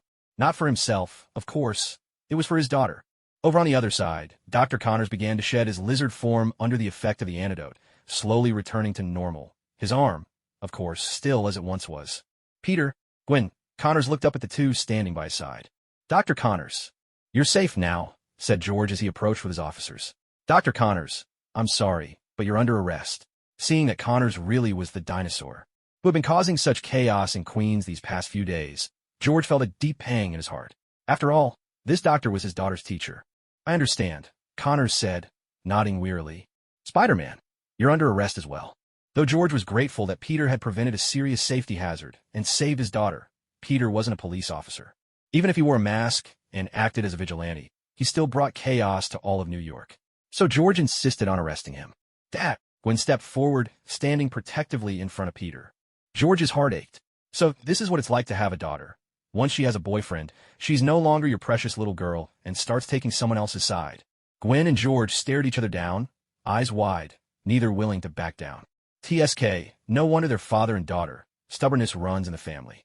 Off to the side, Alita shook her head and quietly activated her telepathic abilities. In an instant, everyone froze where they stood, including Dr. Connors, still lying on the ground. For Peter's safety, She needed to erase George's and Connor's memories of Spider-Man's true identity. Oh, and her own, too. Dad, Gwen asked, puzzled, as she noticed George's eyes go unfocused. It's all right.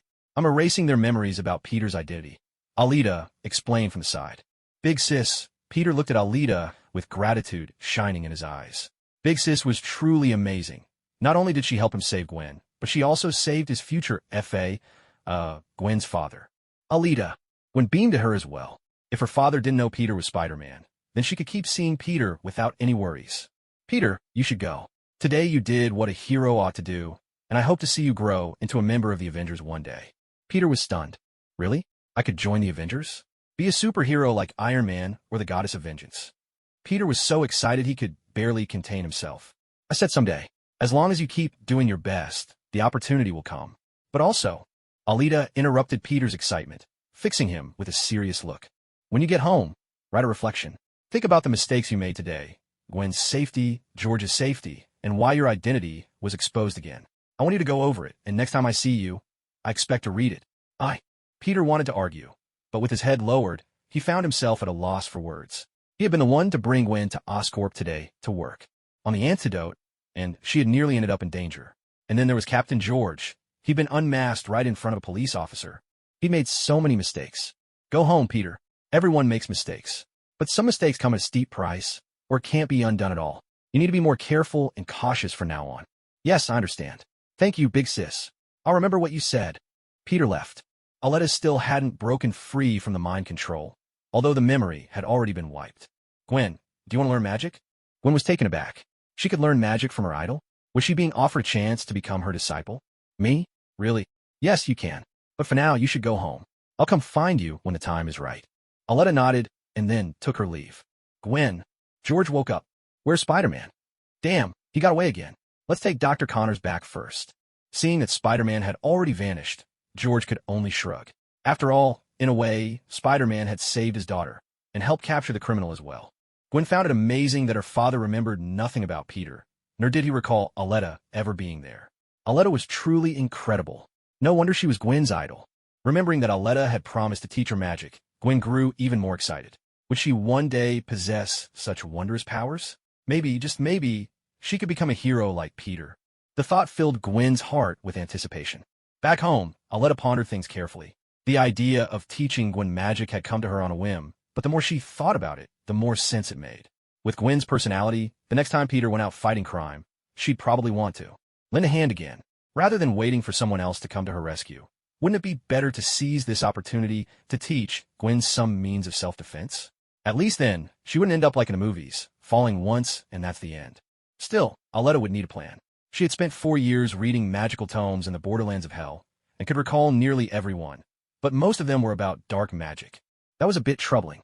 Anyone who wielded dark magic drew their power from the darkness, and, by extension, owed something to the god of black magic, Chthon. As for white magic, she only knew a couple of spells, one for creation and one for life. That was it. But then again, Aurora seemed to know quite a bit about white magic, so it was decided Alita would head to the underworld first and talk things over with Aurora to see if she was willing to take on an apprentice. As for how much Gwen could learn, that would depend entirely on her own efforts. Meanwhile, Peter had returned home. He sat down at his desk and began to write his self-reflection. As he wrote, he realized he truly hadn't done enough, especially when he'd placed Gwen in danger. Although he hadn't expected Dr. Connors to go to Oscorp at the time, the incident served as a reminder. To keep Gwen safe, he needed to consider the consequences more carefully in the future. There was also the matter of his identity being exposed. While that one was out of his control, after all, he'd been shot, Peter decided that from now on, every time he went out to do good as a hero, he'd come home and write a reflection, examining his actions to see where he could improve. Yes, he would set his sights on joining the Avengers, to become one of them, a true Avenger, a real superhero. A crackle of energy filled the air as Alita opened a portal to the borderlands of the underworld. Still, she didn't step inside right away. This time, Aurora happened to be there. Aurora. Alita. Aurora spotted Alita and waved gleefully. Aurora, do you want to come to Earth? I actually have a favor to ask you. No, Alita, I can't leave. You know how time flows differently here compared to your world. If I were to leave for a few years, all the spells I've cast would slowly unravel. With Ileana gone, there's no one else here to keep the magic stable. I see. But I don't dare to come over either. Without Ileana, it's just not convenient, Alita replied with a sigh. The time difference was truly daunting. A single second on Earth was several years on the border of the underworld. So what brings you here? Aurora asked, her face lighting up. Oh, and thank you for the clothes you sent last time. They're beautiful. I'm glad you like them, Alita said, just now noticing Aurora was wearing her gift. Aurora, I have a friend I'd like to teach a bit of magic. But as you know, most of what I've learned comes from Belasco's library, mainly. Dark magic. I don't know much about white magic, so I wanted to see if you might be willing to take a student, if you're not too busy. Learning magic? Aurora stroked her chin, considering. Magic requires a certain gift. I don't know if your friend has it, but you can send her over and I'll give her a try. After all, here we have all the time in the world. That's true. A single minute on Earth could mean years of study here. Alita mused, already considering the advantages of the time difference. All. Right then, when the time comes, I'll bring the person over, and I'll send some things for you as well. Is there anything you'd like? Sure. I'm terribly bored here. There's only a little cat to keep me company in all of hell. It does get lonely. As for things, could you buy me a few more outfits? Ah, that's truly a woman's nature shining through. No problem. It's settled then. Thank you, Aurora. We're best friends, after all. Yeah, bye. ZZZ. The portal vanished with a gentle hum. Alita felt thoroughly satisfied with how the conversation had gone. Now she could go look for Gwen. Meanwhile, at Gwen's home. Gwen, why were you at Oscorp Tower today? I remember you were supposed to be at school. George frowned as he looked at his daughter. He had followed the trail of Spider-Man and Dr. Connors, the lizard, and rushed into the lab, only to find his own daughter inside as well. The sight had nearly given him a heart attack. That creature was a monster. After all, several of his officers had already lost their lives. Because Alita had erased George's memory of knowing Peter was Spider-Man. In his recollection, he never tore off Spider-Man's mask. This made Gwen's appearance seem all the more abrupt, and Spider-Man became the hero who saved his daughter. I just remembered I was missing some research materials, so after class I went to the lab at Oscorp to look for them. I didn't expect Dr. Connors and Spider-Man would show up all of a sudden. Gwen lied through her teeth. Well, if there's nothing else, I'd like to head to my room now. Seeing that her father looked like he had more to say, Gwen hurried off. Otherwise, he'd probably keep nagging her forever. Gwen, let it go. The child's probably been frightened enough today. Don't scold her anymore. Gwen's mother tried to soothe George. George could only sigh in resignation. Sister Alita. Gwen opened her bedroom door and saw a familiar figure sitting on her bed. She called out in delight. Was it finally time to learn magic? So soon. Sister Alita. Gwen's voice was full of excitement as she called Alita's name. Are you going to teach me magic right now? Is magic hard to learn? If I master it, can I become as amazing as you? Hold it. Alita quickly stopped her, overwhelmed by the barrage of questions. First of all, I'm not the one who's going to teach you. My magic isn't suitable for you, and you wouldn't be able to learn it anyway. Alita explained that her devouring magic was an innate talent, impossible for others to pick up. Besides, learning dark magic in this world was far too dangerous. Gwen simply wasn't fit for it. Gwen's face fell in disappointment. So what did you mean when you said you'd teach me magic? I'm going to introduce you to a teacher, a very good one. As for whether you'll be able to learn, or how much you'll take in, that's entirely up to you. A teacher? Yes, I can already tell that in the future, you'll still risk your own safety to help Peter, just like you did today. And as long as Peter continues to be Spider-Man, the enemies he faces will only get stronger. Do you want Peter to watch you die right in front of him? Just think about today. If Peter hadn't been able to stop the lizard and your father had been killed, what would you have done? Gwen, there's a heavy price to pay for being a hero, especially since Peter isn't strong enough yet. Alita spoke to Gwen with utmost seriousness. Being Peter's girlfriend is not the same as being Spider-Man's girlfriend. Villains don't play by the rules like heroes do. They'll use any means necessary. Family, friends, and loved ones. These are a hero's greatest weaknesses. The memory of the lizard's claws nearly tearing her father apart flashed before Gwen's eyes, and she began to cry in fear. She hadn't thought about any of this before. She just wanted to help Peter. That's why I want to teach you a little magic. At the very least, you'll have the ability to protect yourself.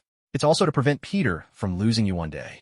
Gwen, if you want Peter to be safe, the most important thing is to protect yourself. First, criminals might hurt Peter, but those are just physical wounds. If something happens to you, the pain Peter will feel will be 100 times worse. Maybe even enough to make him never want to be Spider-Man again. You must understand this. Alita gently stroked Gwen's head, revealing a difficult truth. She didn't want Gwen to take risks, nor did she want Peter to endure the agony of losing someone he loved. Gwen nodded seriously, sobbing softly. Pack your things. I'll take you to meet your teacher and see if you have a gift for learning magic. Pack my things? Are we going far? How long will I be gone? What should I tell my parents? Gwen wiped away her tears and looked at Alita in surprise. She wasn't prepared for a long journey. We won't be gone long. The place we're going is unlike any other. You could spend years there, and only a few minutes will have passed here. It's the perfect place to learn magic. Trust me, just pack a few clothes, that'll be enough. A world of magic? Where's Alita taking me? Gwen's heart fluttered with anticipation as she started to pack. Alita was right. She couldn't hold Peter back. She didn't expect to become a hero like him, fighting crime side by side, but at the very least, she had to be able to protect herself when danger came. All right. Alita looked at Gwen's suitcase. Inside, there weren't just clothes, but also cosmetics and all sorts of other things. She couldn't help but fall silent in her mind. This is the advantage of having a mentor to guide you. Unlike me, when I first went to the Hell Frontier, I only had the clothes on my back and nothing else. A shimmering portal appeared in Gwen's room, linking directly to their destination, the magical realm known as the Hell Frontier. Alita, you've arrived, said Ororo, who seemed to have been staying recently in the garden of this new villa, the site of the old Belasco castle.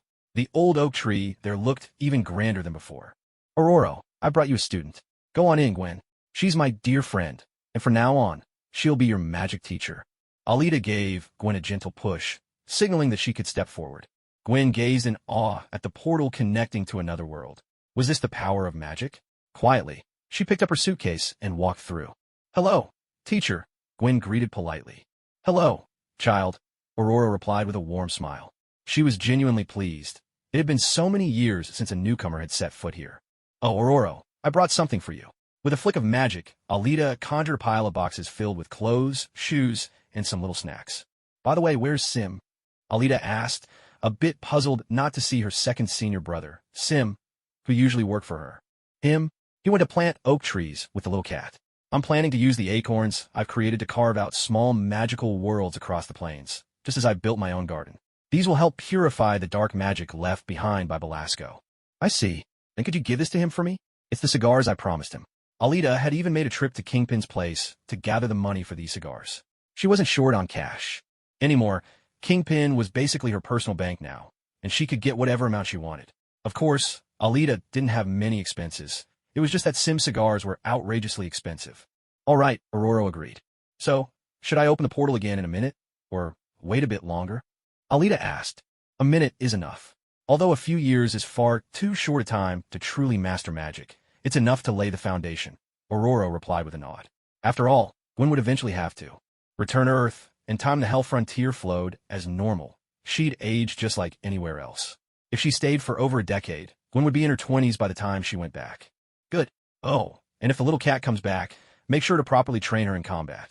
She's hopeless at it right now, and without the ability to defend herself, she'll be in real danger. That's not a problem, but you know how harsh little cats' teaching methods are. Is this child up for it? No prob. I can do it, Gwen interjected loudly from the side, her voice ringing with determination. Yes, I can handle it. I'm not afraid of hardship. You see, Alita shrugged, her tone casual. As long as she doesn't end up dead or crippled, a tough training session is nothing to worry about. She made it clear that as long as Gwen had no regrets, neither did she. All right then, I'll call Little Cat back. Okay, Gwen, see you in a bit. Bye-bye.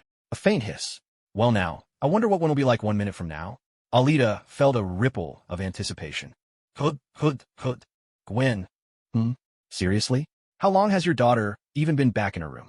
Alita heard George knocking at the door and felt a bit speechless. They say daughters are their father's sweethearts from a past life. Is that really true? Silently, Alita slipped away. Huh, where did she go? George opened the door, puzzled to find Gwen gone, and stepped back out. His daughter was growing up, no longer his little darling. Last time, she even brought a boy home. Wait a second, could she have gone out with Peter? 1 minute later, another soft hiss. Alita opened a portal once again. A shimmering sound as the portal to the border of hell appeared. The location, the garden of a newly built villa, beneath the sprawling boughs of a great oak tree.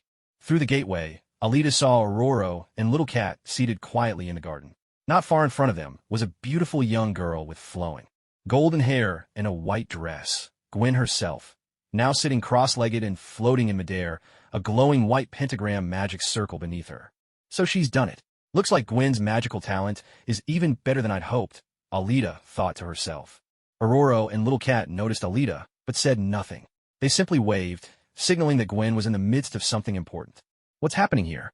Is she using creation magic to conjure up an acorn? Alita activated her telepathy, communicating directly with Aurora's mind. This is the soul blade magic you and Ileana developed. Gwen is meditating, trying to envision her own weapon. Aurora replied, glancing in surprise at Alita, quietly marveling at how much her powers had grown. Impressive. Now I'm curious to see what she'll come up with. When did Ileana teach Aurora this spell, anyway? Come to think of it, those of us who learn magic from Aurora, do we all get our own soul weapons? Alita mentally counted herself and Ileana. How's she doing? Quite well. She has a natural affinity for magic, especially healing magic. She's already mastered quite a bit. Now, she just needs time to let it all settle and become her own. She's not bad at combat either, under Kitty's guidance. She's learned enough to protect herself in a one-on-one fight, at least for now. Of course, if she's up against more than 3 people, that's another story. She's such a hard-working girl. Aurora smiled, her face full of pride. That must be the power of love, Alita muttered, rolling her eyes. If it weren't for Peter, she doubted Gwen would have this much grit and perseverance. Just then, Gwen seemed to have figured out what her weapon would be. She reached her hand into the glowing orb above her head. After a flash of brilliant white light, a blue longbow materialized in her grasp. Wait, what? Aurora, why is it a bow? Alita asked, genuinely puzzled. Honestly, Gwen didn't seem like the type to be into World of Warcraft, or even computer games at all. She was a genius academic, after all, so why was the first thing that came to her mind a bow? Did she know Hawkeye or something? It's because, when Kitty was training Gwen asked her how she could help others while still keeping herself safe. She felt she wasn't really suited for close combat, and the magic she'd learned so far was mostly white magic, focused on healing, so she lacked offensive power. Kitty told her, if you don't want to use a sword, why not try a bow? So Gwen spent the last few years practicing archery, and she's gotten pretty good at it, Aurora explained. Gwen emerged from her meditative state, standing tall with her new bow in hand. She nocked an arrow, drew back the string, and a shimmering blue magic arrow appeared. With a swift motion, she let it fly. The arrow soared out of the garden, vanishing in the distance. Unlimited ammo, it seemed. As long as she had enough magic, she'd never run out of arrows. Alita could barely hold back her complaints. Wasn't the whole point for Gwen to learn magic? Sure, she'd learned plenty of white magic, enough to be Peter's solid support in battle. But now she'd somehow switched classes. She was an archer now, and not just any archer, but an ice archer, firing magic arrows like Ash from League of Legends. If Hawkeye saw this, he'd probably be in tears. Talk about unfair. Alita. Gwen called out excitedly when she saw Alita coming to greet her. Teacher, I did it, she cheered, waving her bow in triumph, her eyes shining as she looked at Aurora and Kitty. It had been 3 years since she'd come to the edge of hell, and she'd finally completed her training on schedule. She'd mastered magic, learned to fight, and even picked up archery. Now she could protect herself. She didn't have to worry about dragging Peter down anymore. And if Peter got hurt, she could heal him herself. Yes, this was fantastic. See? That's the power of love. All right, Gwen, go say goodbye to your teachers. We're heading back for now. Your dad came looking for you earlier. We'll come visit again when we have time. Aurora, Kitty, I'll come see you again next time. All right, see you next time. Teacher Aurora, Teacher Kitty. Gwen ran over and gave them both a hug. Aurora and Kitty looked at Gwen, who seemed like a younger version of Ileana, and smiled. If you ever miss us, just go find Alita. She'll bring you to visit. Remember, once you're back, don't skip your training. Your body is your most important weapon. Aurora and Kitty each offered Gwen their advice. I will. I promise. Thank you, teachers. Gwen fought back tears as she said goodbye. Aurora and Kitty were her only friends in Limbo. Well, except for that blue demon, Sim. Whenever she felt lonely or worn out, they would keep her company, telling her stories about Sister Alita and the girl named Ileana, and how they once defeated the great demon, Lord Belasco, together. Hearing these tales, Gwen admired Alita even more. This was what it meant to be a hero. She wanted to become a superhero, just like Sister Alita. Gwen turned to walk toward Alita when she suddenly remembered she hadn't packed her clothes. Sister Alita, my clothes. Wait a second. Come back. With a wave of her hand, Alita used a spell to pull Gwen over. The portal's about to close. You can grab them next time. It's just a couple of pieces of clothing, isn't it? My friends. Just as Alita pulled Gwen through, and the portal was about to close, Sim dashed over and tossed a box to Alita. Alita quickly caught it with another spell. FSSSH. The portal snapped shut. To be honest, Alita wasn't entirely sure how this portal magic worked. When it opened, time flowed at the same pace in both worlds. But once it closed, even a single second here could mean much longer had passed over there. So, When she reopened it, even if Aurora and Kitty were still in the same place, they wouldn't be the same people as just a second ago. Alita opened the box Sam had thrown. Inside were 20 white cigars. These are specially made by Sam, Gwen explained from the side. He said they're the best of his collection, and he can barely bring himself to smoke them. That's pretty impressive. Come to think of it, Sim's stash was definitely getting smaller, but each one seemed to be better than the last.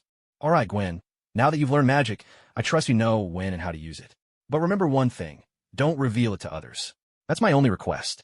People still aren't ready to accept these mysterious things so easily. Even if you must use it, you should do it in secret. And certainly, don't go running off to become some masked hero with Peter, like he does. This world is far more dangerous than you can imagine, and I want you to be careful, never arrogant. Do you understand? I understand. I'll be careful, Gwen replied in a small, timid voice. Take care of yourself, then. If one day your magic causes trouble for others, or if Peter gets hurt because of you, I will consider taking it back. Take it back. Gwen looked at Alita in surprise. Could magic really be taken away? Alita shook her head. What she feared most was Gwen losing her sense of self-awareness after suddenly gaining these abilities, rushing off to fight crime when she was nowhere near ready for it. Gwen's current strength was simply not enough. Alita placed her hand on Gwen's shoulder, letting her experience what taking it back would feel like. Wait! Gwen felt her magic, her vitality, being drawn away by Alita. Remember, protect yourself. Don't make Peter worry, or your parents. I'll be going now. If you want to see your mentor again, come find me. Farewell. Alita said no more. The journey of life is something Gwen would have to discover for herself. Too much advice would only be a burden. In an instant, Alita teleported to the rooftop of a tall building, silently watching the vibrant world below. Now that she was here, how many years had it been? She tried to count the time, but her own timeline felt jumbled. First, 70 years of slumber, then waking up and running. Missions with Coulson for several months, then ending up in the Hell's Frontier for about 4 years, then coming back and experiencing the Battle of New York. There didn't seem to be much to sigh over after all. Scratching her head, Alita decided to check in with Fury, see if there was any news, figure out how far along the world was, and whether she'd missed any important events. It's beautiful, isn't it? HM? Who's there? Startled, Alita instantly teleported to a new spot. Who could have gotten this close without alerting her? Wait, that orange robe looked familiar. And that reflective bald head, also familiar. The Ancient One. Alita was stunned. How had she bumped into her? Oh, you actually recognize me? How curious. I don't recall ever meeting you in the original timeline, the Ancient One said, hands clasped behind her back, holding a fan in her right hand, fanning herself lightly, her expression saying, You know me, but I don't know you. How unexpected. That's cheating. Acting so cute should be against the rules. Ah, well, that can't be right. How could you not know me? Alita laughed awkwardly. After all, you're the guardian of the Time Stone, always dropping by other timelines. How could you not know me? This must be a joke. So, how did you come to know me? I don't believe we've met before. The Ancient One smiled gently at Alita. Oh no. Alita was at a complete loss for words. How was she supposed to answer that? Someone, save me. I'm actually... Did you come here from a parallel universe? If you've already said it, what's left for me to say? Yes. I traveled here from a parallel universe. The Ancient One, smiling. Alita, nervous. Say something, will you? If you don't, how am I supposed to keep making things up? No, I mean, how am I supposed to explain myself?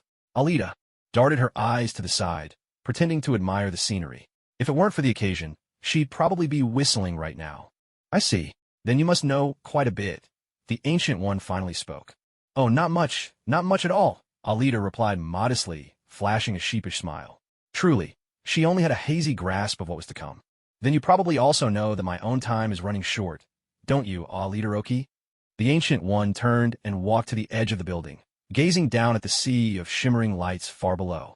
Aha, how could that be? You'll definitely live a long, long life, as eternal as the heavens themselves.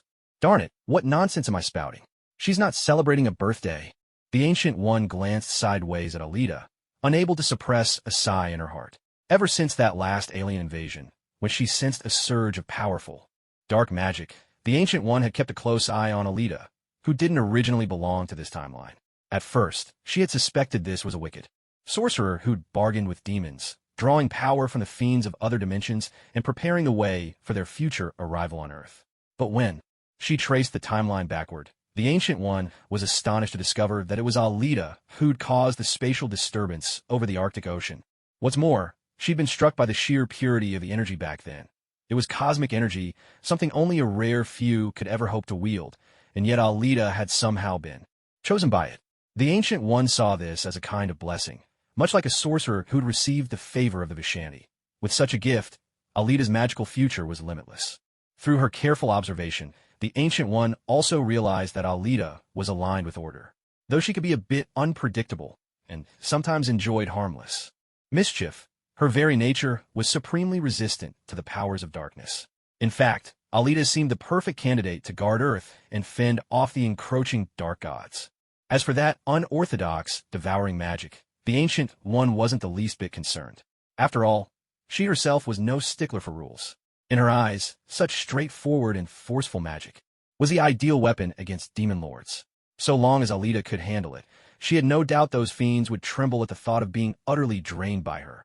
And what's more, it seems Alita doesn't even have any debts to repay. He had to admit, she was truly tempted. She wanted to take Alita as her disciple, to let her inherit the mantle of Sorcerer Supreme in the next generation. Yet, a seed of doubt still lingered in her heart. Compared to Strange, was Alita really the right choice? The question wasn't about strength, but about character. Adding to her hesitation was the fact that Alita might be from a parallel universe. He had no idea just how much Alita knew about the future. After all, Alita's sudden appearance had already disrupted the original timeline of this universe, which meant Gui needed to spend even more time observing her carefully. Despite her reservations, Gui decided that the best course of action was to interact with Alita and see for herself what the girl was truly like. However, Alita seemed rather frightened of her. What could be the reason? Would you be interested in coming to Kamartaj for a visit? Gui asked with a gentle smile, her eyes resting on Alita. In her mind, Alita was still just a child. Is it all right if I don't go? Alita stammered inwardly, panic rising. What if she went and never came back? Gui might look like. She was all smiles and kindness right now, but Mama Zhang always said, the prettier the woman, the better she is at tricking people. She had always been cautious, keeping a low profile for fear that this powerful master might see through her identity and decide to eliminate her on the spot. That would be a disaster. Why? You seem quite afraid of me. Has something frightening happened to you? Gui wondered aloud, thinking for a moment. Was it because she had drawn power from Dormammu? Alita, you know. Don't you? Gui asked quietly, her gaze tinged with bitterness. None of her disciples, not even Mordo, knew that she had gained immortality from Dormammu. Especially Mordo. His stubbornness would never allow him to accept such a thing. And then there was Caecilius, who had grown increasingly restless these past few years, obsessed with power. But Gui felt she had no other choice. All these years, there hadn't been a single suitable successor, at least not until one was due to appear. In a few more years, that meant she'd have to shoulder this burden for another 5 years. She sighed inwardly, weary and longing for retirement. So now, faced with a candidate who seemed to rival Strange, she decided to investigate further. If Alita truly proved herself worthy, perhaps Gui could retire early and finally enjoy some peace. Alita, for her part, had no idea that all Gui could think about was finding a successor and embracing a happy, carefree life. Alita lowered her head, turning over in her mind how best to answer Gui's question. Why was she so afraid of this woman? After a moment's thought, Alita realized there was no point in spinning more lies.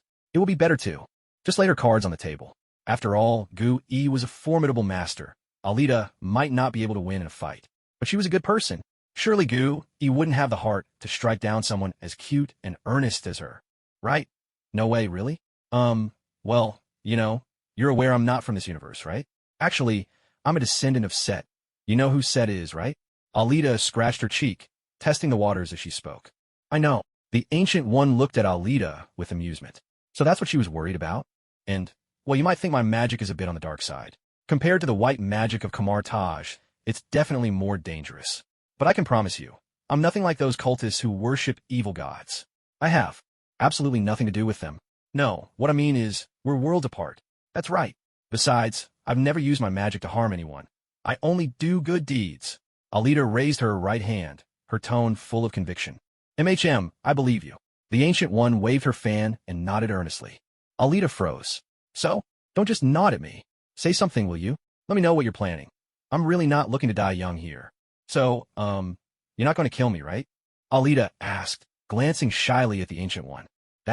How about coming with me to Kamartaj for a bit? The tea at my place is quite good, you know. The Ancient One couldn't help but tease this adorable girl. life is so boring. Might as well have a little fun to pass the time. You really mean it? Alita's face fell, as if all the strength had drained from her body. Yes. Well, let's go then. Captain, Alita, where are you going?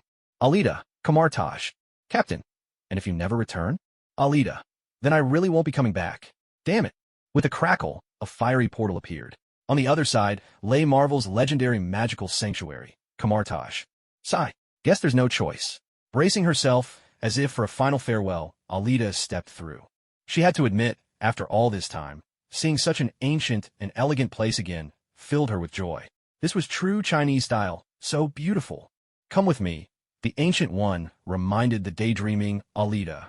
Oh, coming. Alita hurried to catch up.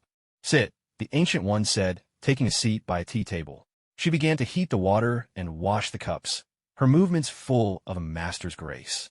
Alita sat down gingerly, her eyes fixed on the Ancient One's beautiful hands, quick and elegant, fluttering through the air like butterflies as she washed each cup and prepared the tea. Ah, the aroma of tea, how nostalgic. It seems you know a thing or two about tea ceremony.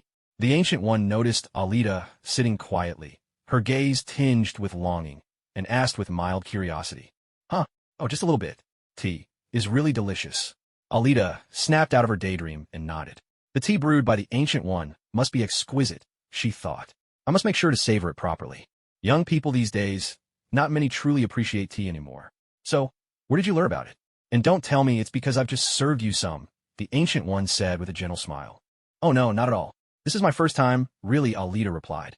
To be honest, not only was this her first time here, but even in her previous life, she'd never had tea prepared like this. Back then, everyone just boiled water, tossed a handful of tea leaves into a cup, let it steep, and drank it once it cooled. No one had the patience or leisure to truly sit down and enjoy a good cup of tea. Her stomach rumbled quietly. Alita, what do you think of the Sorcerer Supreme? The Ancient One asked as the water began to boil, and she started preparing the tea. The Sorcerer Supreme? Isn't that strange? Alita looked at the Ancient One, puzzled. Stephen Strange was, after all, the most outstanding Sorcerer Supreme acknowledged by the Ancient One herself. Why ask me? Yes, but he won't arrive for another 5 years, the Ancient One nodded. So, Alita knew about this too. That meant the timeline was indeed heading 5 years into the future. She must also be aware of my own situation, the Ancient One thought. In their eyes, I'm just a Sorcerer Supreme who made a mistake, an unfit master who died at the hands of Caecilius. So what? It's just 5 years, Alita thought to herself. What's the rush? But now, I've discovered a potential candidate who might be even better, and I'm rather conflicted about what to do, the Ancient One said, feigning a troubled look as she rinsed the tea leaves. A better candidate? Who could that possibly be? Someone more impressive and strange? How come I've never heard of them? Alita wondered aloud. Was there really someone more suited than Strange for the role of Sorcerer Supreme? Ileana, perhaps? But Ileana was Strange's own disciple. As for the successor after that, no one even knew where they were yet. Could the Ancient One really afford to wait any longer? Impossible. If she could, Thanos would have to delay his plans by a couple more years. Thanos was cunning. He'd never hesitate when it was time to act. As soon as the Ancient One and Odin were gone, he'd make his move without delay. That was both courage and strategy. The Ancient One looked at Alita curiously. You're the candidate, don't you realize it? If not you, why did I invite you over for tea? Did you really think I was just bored and wanted company? You don't mean me, do you? Alita was stunned, seeing the Ancient One's expression, clearly saying, who else but you? She leaned back in disbelief. Good heavens, what's going on? How could the Ancient One even consider this? Accepting the descendant of a dark god as the next Sorcerer Supreme of Earth? Aren't you worried I'll rob you blind? What if one day I do betray the light? Wouldn't that spell doom for Earth? What was the Ancient One thinking? So, what's on your mind? Being the one in charge isn't something I want. I mean, 3 years add up to another 3 years. How exhausting would that be? Sure, I'm definitely going to protect Earth, but I'm nowhere near as dutiful as Strange. Alita made her stance clear. Her journey is for the stars and the sea. The responsibility of the Sorcerer Supreme is just too heavy for her shoulders to bear. I think you're perfect for the role. You have incredible power, and your magic is especially effective against the forces of darkness. Even if darkness tried to corrupt you, it wouldn't sway you at all, so the dark gods wouldn't be able to tempt you. That makes you an ideal guardian for Earth's gates. The Ancient One poured a cup of tea and handed it to Alita, her conviction growing as she spoke. Really, maybe Alita should give it a try after all. Hearing this, Alita had to admit it did sound like she'd be a great fit. If any of those dark gods dared to invade Earth, she could just unleash her devouring magic. Not only would it stop them, but she could absorb their power to strengthen herself. Talk about killing two birds with one stone. Lost in her daydreams, Alita nodded enthusiastically. So does that mean you agree? The Ancient One watched as Alita started grinning for no apparent reason, certain that this girl had her head in the clouds again. The Ancient One had glimpsed Alita's timeline many times. She'd seen her laugh to herself, or spout cryptic lines mid-battle that left her enemies baffled. There was nothing to do but pretend she hadn't noticed. What could she say? Your head's not right. Go see a doctor? Huh? No, I didn't mean that. Why would I ever think myself worthy of your place? I'm really not the right person. Strange is a far better sorcerer. He's more suited to be the Sorcerer Supreme than I am. And that was true. Strange's photographic memory and his sense of duty that awakened after the Ancient One's departure made him the perfect protector of Earth. He'd never slacked in his role, and there was hardly anything to criticize about him. Why are you so lacking in confidence? The Ancient One shook her head. Here's what I'll do. I'll allow you to learn the magic of Kamar-Taj, but you must promise me one thing. Can I choose not to learn it? No, you cannot. The Ancient One smiled gently, her voice soft but firm. Unbelievable. Why? We hardly even know each other, and my dark magic doesn't belong in the holy halls of Kamar-Taj, a sanctuary of white magic. Alita was left speechless. If she hadn't awakened to her own magic, she probably would have jumped at the chance to be the Ancient One's disciple. After all, magic is enchanting, dazzling, and powerful. But alas, she already had her first love in magic. How could she chase after something new? It just wouldn't feel right. As far as I know, you seem to be on vacation right now. So for the next few days, you'll be staying here for the time being.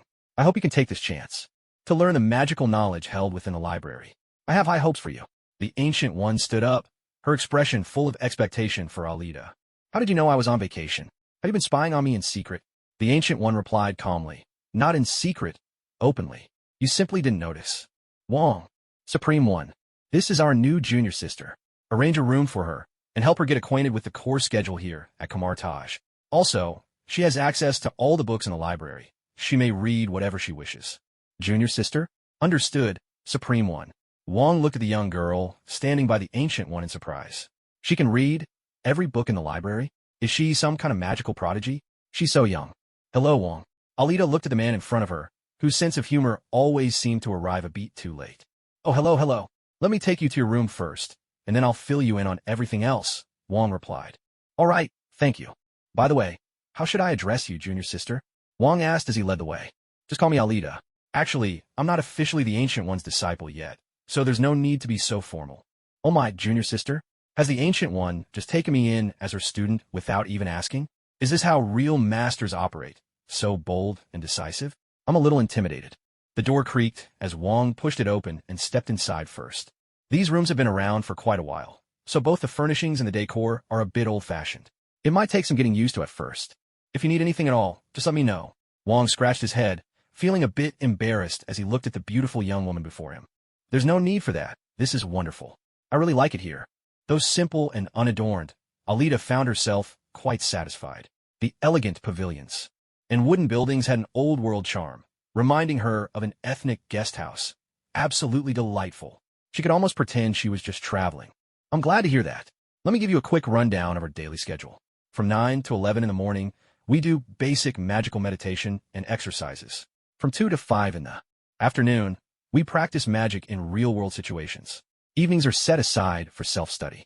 Our schedule is actually quite relaxed, but the evening self-study is the most important part. To this day, only the Supreme One has managed to read every book in the library, and she's mastered the greatest and most powerful magic. Wong noticed that Alita showed not a hint of complaint or pretension, and he felt a wave of relief. He had worried about not taking good enough care of the talented young mage brought here by the Supreme One herself. Thank you, Wong. I understand. Alita nodded, indicating she understood.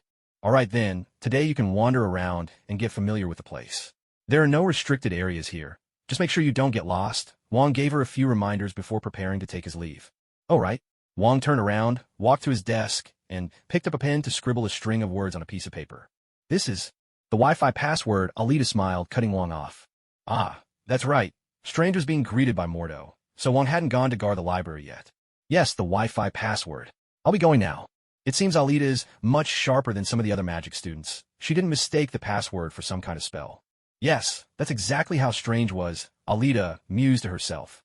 After Wong left, Alita sat down on a stool, took out her phone, and was about to tell the captain she wouldn't be coming back for a while. But as soon as she checked, she realized, there was no signal. So that's why she needed the Wi-Fi password. Wait, even if there was signal here, could she really call all the way to America? But the captain probably doesn't use email either. With no other option, Alita could only send an email to Coulson, asking him to pass the message along to the captain. Meanwhile, under the cover of night, Hydra agent John kept dialing Alita's number over and over, intending to lure her out under Fury's name for a little ideological re-education. But, damn it, hearing the automated message, "Sorry, the number you have dialed is currently unavailable. Please leave a message after the beep." John slammed the phone down in frustration. What the hell is going on with this Alita? She's either holed up at home like a hermit, never stepping outside, or her phone is completely unreachable. Even John, who never complained, found himself grumbling. Are you living in the last century or something? The world's changed, ma'am. Has Alita been assigned a mission recently? Pierce, sitting across from him, asked calmly, unhurried. No, none of our people have received any orders to recall Alita. She's still on vacation, unless there's some secret mission, John replied, frowning. Secret missions were always Fury's specialty, and they never knew what tricks Fury was hiding up his sleeve. That's exactly why Hydra was so wary of him. No, I'm certain Fury hasn't given Alita any secret orders. Keep trying to contact her. Besides, the plan still needs time to prepare. By the way, has that password book been found? No, but someone does know the passphrase. Hearing the certainty in Pierce's tone, John finally let out a small sigh of relief. After all, he was the one who had recommended Fury for the position of S.H.I.E.L.D. director, and he still held a certain degree of trust in Pierce. Bring him here. We need to be prepared for all possibilities. The next morning, right at 9 o'clock, Alita changed into an outfit similar to what the people here wore and appeared on the small square where the Ancient One taught. A number of young sorcerers had already gathered, all eager to learn magic. As soon as Alita arrived, she drew everyone's attention. Every pair of eyes was fixed on this strikingly beautiful newcomer, their faces full of surprise. It seemed female sorcerers were rare here. Most of those present were men. Wow, Mordo, look, there's a gorgeous new girl. A male sorcerer with his hair tied back exclaimed with delight to a black sorcerer standing beside him. Indeed, Alita's beauty was quite dazzling, naturally drawing people in. Focus on your training, Caecilius, Mordo said, casting only a brief glance at Alita when she appeared. Though he, too, was taken aback by her beauty, his strong will quickly put aside any stray thoughts as he began his daily magical practice. Dressed in a flowing orange robe, the Ancient One appeared at the front of the square. Master. The students all greeted her respectfully. Master Hammer, I'll leave them to you. Alita, come with me. The Ancient One spoke to a bearded man with his hands tucked into his sleeves, then beckoned for Alita to follow. Yes, Master Hammer nodded, then turned to the students to begin explaining the day's lesson. He was clearly used to stepping in as the teacher from time to time. It all came naturally to him. Hey, Mordo, looks like our teacher's giving the new girl some private lessons, huh? Caecilius grumbled beside Mordo, his heart burning with jealousy. Why does every newcomer get personal guidance from the Ancient One, while I never do? She's new. She can't keep up with our lessons yet. Mordo didn't think it was anything unusual. After all, you couldn't expect someone with no foundation to jump right into advanced magic. Meanwhile, Alita jogged over to catch up with the Ancient One. Aren't we supposed to be learning meditation and basic magic practice this morning? Alita asked, scratching her head. Can you do them? The Ancient One replied, hands clasped behind her back, not even turning her head. I can, I think. Alita started to answer confidently, but then recalled that all she knew was dark magic, and her voice faltered. Tisk, the Ancient One shot Alita a sideways glance, as if to say, with your wild, unconventional magic, how could you possibly understand how we use magic in Camartage without some proper instruction? Actually, I've studied white magic too. Before Alita could finish, she heard the Ancient One click her tongue in clear disdain. Alita felt indignant. She refused to accept this judgment. She followed behind, grumbling quietly under her breath. Alita trailed after the Ancient One into what looked like a practice room. The space was empty except for a few meditation cushions placed along the sides and 2 long tables. With a gesture, the Ancient One summoned 2 cushions and sat down, signaling for Alita to do the same. You already know about the multiverse, and you've experienced it firsthand, so I won't elaborate. As for dimensions, since you're familiar with Seth's dimension, you should already grasp the concept. You can perform magic yourself, and you're no stranger to magical energies. The more the Ancient One spoke, the more she realized there wasn't much left for her to explain. This was the downside of accepting a disciple. Already skilled in the art, this generation of students was proving to be a challenge. Wasn't this making things difficult for Master? With a slight frown, the Ancient One considered how best to begin teaching Alita. What now? Keep going, what's next? Alita blinked her beautiful, curious eyes at the Ancient One, eager for more. To be honest, there aren't many women who can pull off a shaved head, but here was one sitting right in front of her. Forget it, I'll just show you directly, the Ancient One said, dropping the theory. Alita could always read about it later. She decided to demonstrate the energy of the Vishanti's magic firsthand, which would be far more effective. We gather energy, drawing it from other realms of the multiverse, and then recite the incantation. The Ancient One pressed her palms together, then separated them. An orange line appeared, standing upright in the air. With a smooth motion, she spun it around, forming a glowing circle. And then, it was a bit like math class. The teacher writes an equation on the blackboard, and when you look down for a moment to pick up your fallen pen, you glance back up to find half the board covered in a complicated solution, leaving you completely lost. Alita wondered, was magic really this complicated? Wasn't it just clapping your hands and summoning whatever you needed? The spell books she'd read in the Velasco library hadn't seemed so difficult. So why was the process here at Kamartaj so convoluted? Did they only accept students from top universities or something? She was utterly baffled. The Ancient One caught the confusion in Alita's eyes, raised an eyebrow, and dispelled the magic. What is it? Do you have a question? Well, could you just tell me the incantation? I don't really get all this circle drawing stuff. Alita smiled awkwardly. If you don't understand the structure and source of our magic, you won't be able to use the incantation even if I tell you, the Ancient One replied, rolling her eyes in. Exasperation. Trying to run before you've learned to walk? She snapped her fingers. With a crisp clap of her hands, Alita conjured a birth of the world tree, its branches, unfurling around herself and the Ancient One. Alita declared, I don't need to walk. I always just fly. The Ancient One pressed her fingers to her temple, sighing inwardly.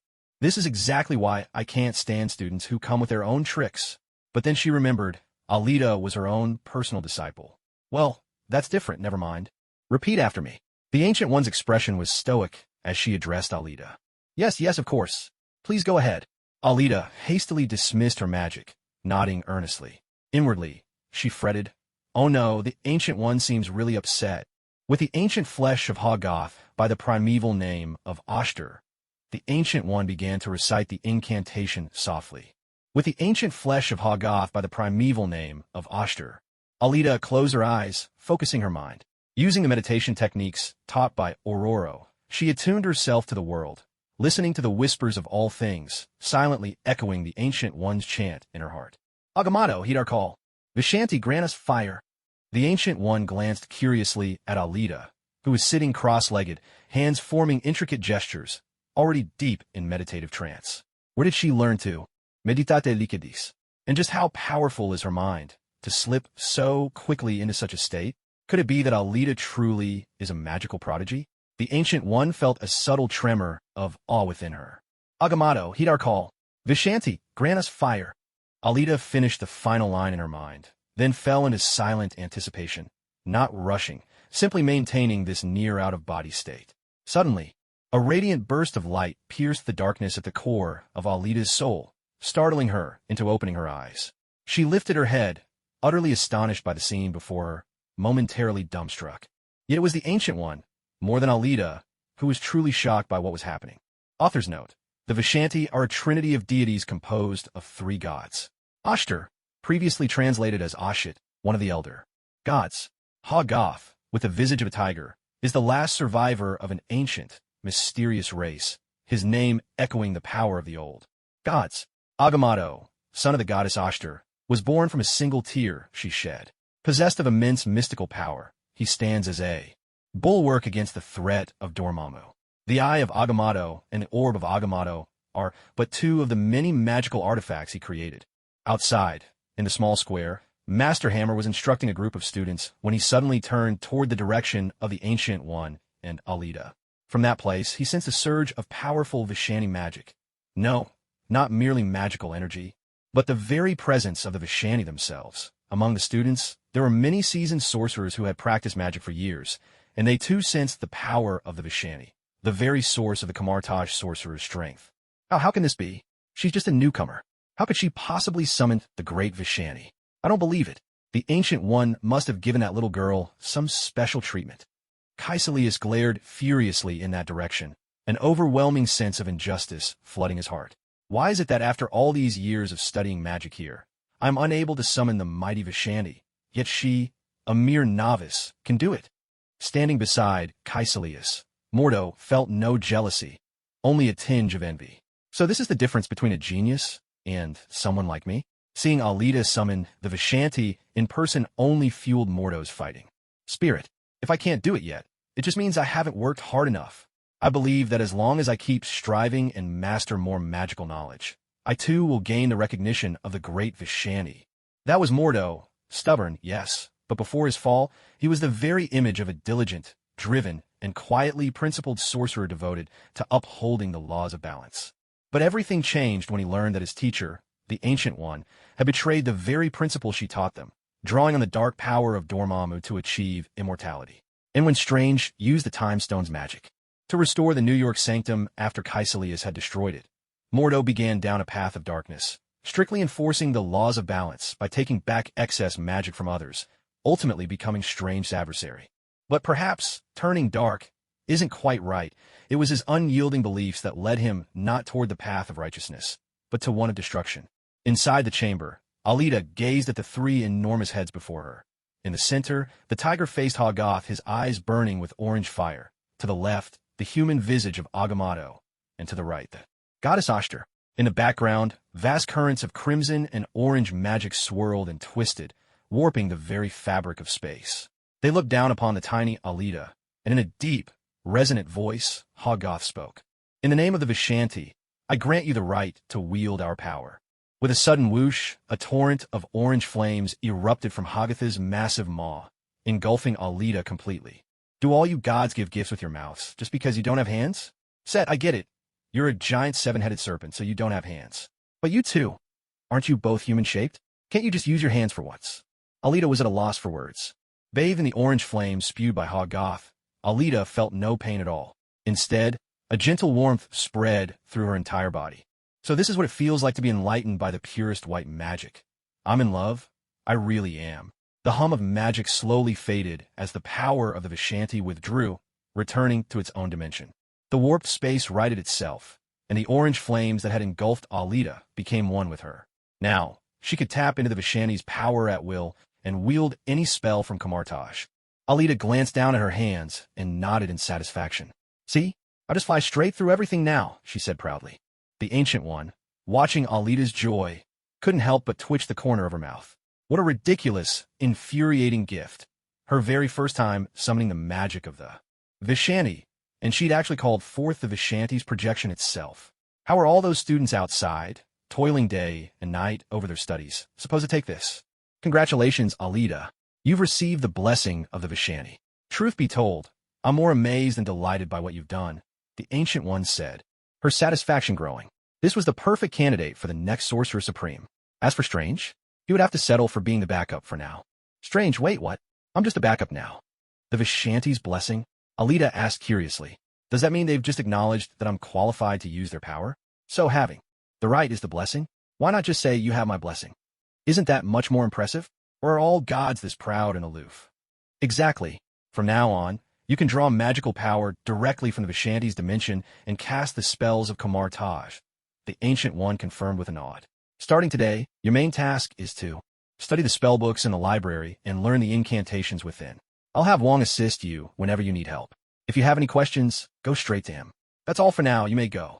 Understood. Thank you, Alita replied earnestly, nodding her head. She wasn't thrilled about the dismissal, but the Ancient One was the boss, after all. So she must be right. After leaving the Ancient One's chamber, Alita let out a silent sigh.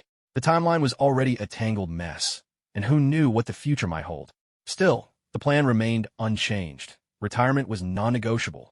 Not even Dormammu could stop her. Stepping out of the Ancient One's quarters, Alita headed straight for the library. Wong was there as well, serving as the acting librarian's assistant while studying his own magical texts. Wow, was it really her who summoned the great Vishanti just now? She's a magical prodigy. Unbelievable. She's not only beautiful, but also so powerful. I'm so jealous. Oh dear. Alita hadn't expected to draw such a crowd just by walking across the courtyard. How annoying. She didn't even know another way to get to the library, and she still hadn't learned to draw portals. If only she thought to ask the Ancient One about that before. Wait a minute, I just realized I don't even know what the inside of the library looks like. That means I can't create a portal to it, can I? Oh, never mind then. Sorry for the trouble. The Ancient One, did you just call my great Kamartage portal magic drawing circles? Do you want me to curse you? Hello everyone, I'm a new student. My name is Alita Orochi. I look forward to learning with you all. Alita faced the group with a sweet smile, her gentle voice greeting everyone. With how cute I am, you'll all forgive me, right? Hello. Welcome. Let's get along. As expected, the charming smile of a beautiful girl is enough to win over the hearts of all the men. Even Master Hammer looked at Alita with a kindly expression. With a genius magician joining Kamartage, there's hope for revitalization. Oof. A bunch of shallow fools, the lot of them. Pathetic, disgraceful, filthy. Caecilius watches classmates warmly greeting Alita, a look of scorn curling on his lips. What are you muttering about? Mordo heard Caecilius grumbling nearby and asked in confusion. None of your damn. Hello, junior sister. I look forward to learning with you. Ah, damn it. Why did I greet her? No, I must have been bewitched by her magic. As Alita passed by Caecilius and flashed him a sweet smile, his body instinctively stopped cursing at Mordo. Instead, he put on a friendly face and spoke kindly to Alita. No one can escape the law of sweetness. Wong. Alita entered the library but saw no one there. She glanced around. Where is everyone? Seeing the coast clear, Alita walked over to the bookshelves. Where should I even start? I'm not familiar with the Kamartage magical system at all. You could start with the Book of Sight. Yikes. A voice sounded behind Alita, startling her into spinning around. An elderly man with a neat, graying beard smiled at her. Hello, I'm Alita Orochi, the new student. The Ancient One said I should come to the library to read. Alita greeted respectfully. This could be a big shot, she thought.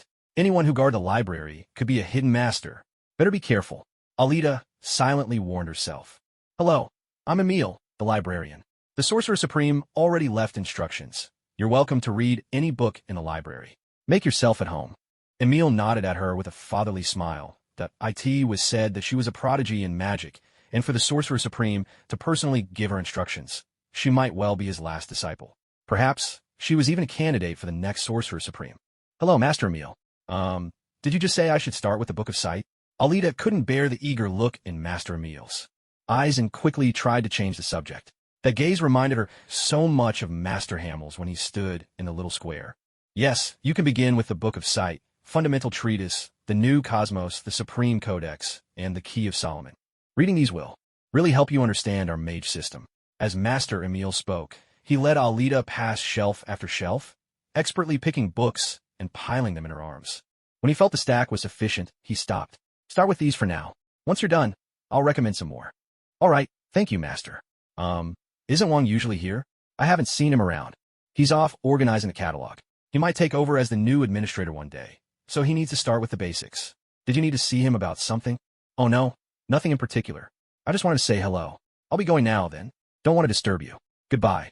Alita shook her head and took her leave, cradling the heavy stack of books as she returned to her room. It looked to be just after 10 o'clock, far too early for lunch. Wait, had she even eaten breakfast? Why hadn't anyone come to call her? Well, aside from Wong, nobody knew who she was, so who would have thought to come get her? And Wong was busy this morning. So busy, in fact, that he'd forgotten about Alita. By the time he remembered, classes had already started. Figuring that the Sorcerer Supreme would have made arrangements for her, he hadn't worried. These are all just reference materials. Aren't there any actual spells? Alita sighed in exasperation. Oh well, she couldn't just ignore them. What if the Ancient One decided to test her? Fortunately, she had her own secret technique. Hith. Alita sat cross-legged on her bed, forming a gesture with her hands, palms facing each other.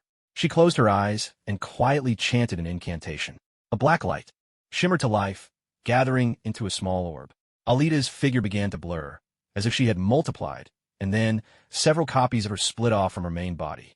The dark glow in her palms faded, and all was calm again. Alita looked at her 5 doppelgangers and nodded in satisfaction. 1 book per person. Let's get started. Yes. The 5 clones replied in unison, silently and efficiently opening their books and diving into the reading. This was her magical version of the multiple shadow clone technique, one of the dark arts she had learned in the Belasco library. Although she didn't possess the photographic memory of Strange, Alita's formidable mental strength allowed her to achieve a similar effect. Coupled with the help of her duplicates, her reading efficiency soared at a remarkable pace. Otherwise, how do you think Alita managed to finish all the magical tomes in the library within just 4 years? She was never the type to go through books one by one, page by page. Most of the time, it was her duplicates doing the reading, while Alita herself was either sleeping, practicing the spell she just learned, or busy with something else like taking a few magical pets or conducting experiments on demons captured from Belasco's ranks. This method was far superior to Strange's practice of reading while astral projecting. Much more effective, in fact. She couldn't help but chuckle at the thought. Inside the library, Emil spoke up as Wong entered, his arms full of tomes and scrolls. Wong, Alita was here, just now. She even asked after you. Alita? Isn't she supposed to be in class? What brings her to the library? Wong replied, a hint of confusion in his voice. No idea. Maybe it's the Sorcerer Supreme's arrangement, Emil said, shaking his head. I see. Oh, by the way, did you know the Vishani just manifested? I was copying out the catalog and suddenly felt a surge of powerful Vishani magic. Who could have such ability? Could have been the Sorcerer Supreme. Wong's excitement was barely contained. Among the current students, who could possibly summon the great Vishani? Unless, of course, it was the Sorcerer Supreme. As for Alita, she was just a newcomer. How could it possibly be her? Emil sighed, stroking his beard. You know as well as I do, I can no longer sense magic. I haven't been able to witness the glory of the Vishanti in years. Ever since he'd been wounded by an outer-dimensional demon during a battle to protect Earth's barrier years ago, Emil had lost his ability to use or even perceive magical energy. If the Sorcerer Supreme hadn't kept him on as the library's caretaker, he would have long since retired to the mountains to live out his days in obscurity. Don't say that, Wong said, trying to console the somber Emil. The eyes of the Vishanti are always watching over us. You're a hero, and those who sacrifice their lives alongside you are heroes too. Wong himself had never experienced that devastating war, but he'd heard tales of its ferocity, how several sorcerers were consumed by otherworldly demons, erased from existence, or corrupted by darkness, forcing their own comrades to grant them release. Those who survived bore the pain of loss, yet chose to remain, resolutely guarding the gateway to Earth. In Wong's eyes, they were nothing short of heroes. It was their sacrifice and determination that drove him and the other sorcerers to master the mystic arts. They carried the will to protect, and a resolve stronger than most. This, after all, was the purpose of Kamartaj's very existence. Of course, there are always exceptions. People like Cassius, for example, who studied magic purely in pursuit of great power. But his talent was nothing extraordinary, merely average, so his progress was rather slow. When he stumbled upon a certain book in the library that described a faster, more powerful method, he could no longer contain his restless yearning. Knock, knock, knock. Alita, who had been meditating with her eyes closed, was startled awake by the sound of someone at the door. She opened it just a crack. Wong. Alita, it's noon. I came to remind you it's time for lunch. Wong scratched his head, gently reminding her that midday had arrived. Wong had originally planned to head straight to lunch, but recalling the Ancient One's instructions to assist Alita in her studies, including taking care of her daily needs, he changed course and stopped by her room instead. Good thing he did, otherwise Alita might have lost track of time and skipped lunch altogether. Lunch? Yes, please. The moment Alita heard this, her stomach rumbled in agreement. She'd skipped breakfast that morning. She swung the door open, making sure Wong couldn't see the diligent clones of herself still poring over books inside. Then she closed the door and followed Wong toward the dining hall. The 5 abandoned clones watched her go, thick tomes in hand, their hearts heavy with silent tears. Oh right, Alita, weren't you at the plaza this morning for the lecture? Wong suddenly remembered that she'd come to the library to borrow books. No, Master Ancient One gave me a brief introduction to magic on my own, and then taught me a spell for summoning the powers of Vishani. Wong nodded, but wondered why Alita wasn't calling the Ancient One Master. Wasn't she the new apprentice? So, did your first attempt at the spell work? Did you manage to cast any magic? Not yet. I don't know any other spells, either. But I think I received some kind of blessing for Vishani. That's what Master Ancient One said. It's totally normal for the first spell to fail. Just practice more and wait, what? You received the blessing of Vishanti? Wong had been about to reassure Alita, but suddenly realized what she'd said. Hold on. She was the one who summoned the Vishani's projection. My goodness. Her very first day at Kamartaj, and she managed to receive the blessing we all dream of? This is unbelievable. Wong stared at Alita, utterly astonished. Yeah, is that blessing really that amazing? Why are you all so surprised? Alita scratched her head, genuinely puzzled. I remember Strange was blessed by Vishani too, and you didn't seem this shocked back then. Of course it's amazing. A blessing like that. Besides, you're still new here. You should know that among us sorcerers, although we can all channel the power of the Vishani to cast magic, none of us has ever seen the projection of the great Vishani. In all of Kamartaj, only the Ancient One has witnessed it. So tell me, shouldn't I be surprised? Wong shot Alita a look, half exasperated, half amused. You really don't realize how lucky you are. Is it really that impressive? Alita gave an awkward smile, suddenly understanding why the Ancient One had seemed so shocked at the time. Wait a minute. Could it be that the Ancient One actually wants me to become the next Sorcerer Supreme? No, I don't want that. I can't take Strange place. Besides, that role is way too busy and carries so much responsibility. You'd have to stay in the sanctum all the time. That's just not for me. Maybe I could fill in as a substitute once in a while, lend a helping hand, that sort of thing. Looking at Alita, Wong was increasingly convinced that the Sorcerer Supreme had truly found the perfect successor, a magical prodigy and a beautiful young woman to boot. His heart leapt with excitement. Who wouldn't want to work alongside a charming girl? We're here. This is our dining hall, Wong said, introducing the place to Alita. The chefs and all the vegetables here are from the nearby town, so most of what we eat is Chinese cuisine. I hope it's all right with you. I'm used to it. I really like Chinese food. Alita nodded enthusiastically, clearly satisfied. Authentic Chinese stir-fry. After all, what more could she ask for? As she entered the hall, which looked like an old-fashioned inn from ancient times, Alita couldn't help but feel a bit out of place. A group of mostly foreigners sitting in a Chinese-style tavern, speaking English and eating stir-fried dishes. It was a surreal sight. Marvel truly is a world full of wonders. Hey, Alita, there's space over here. Want to join us? Little junior sister, what would you like to eat? We can order together.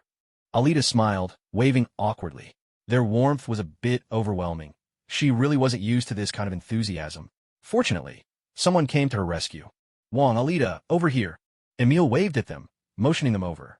Sitting next to him was Master Hammer. Huh, those names really do sound like brothers, Alita thought to herself. Wong led Alita over to the area with square tables, a spot clearly reserved for the more senior members. 4 tables, 4 chairs, unlike the long tables where the students sat. This was obviously where the big shots gathered. Master Emil, Master Hammer, hello. Alita greeted them politely, mindful of their seniority, and quietly took a seat with Wong at the square table. It seems everyone likes you quite a bit, Alita. Hamel stroked his beard with one hand, smiling as he spoke. Yes, he's the very elder who made an appearance in the Doctor Strange movie, the one who demonstrated magic to Strange.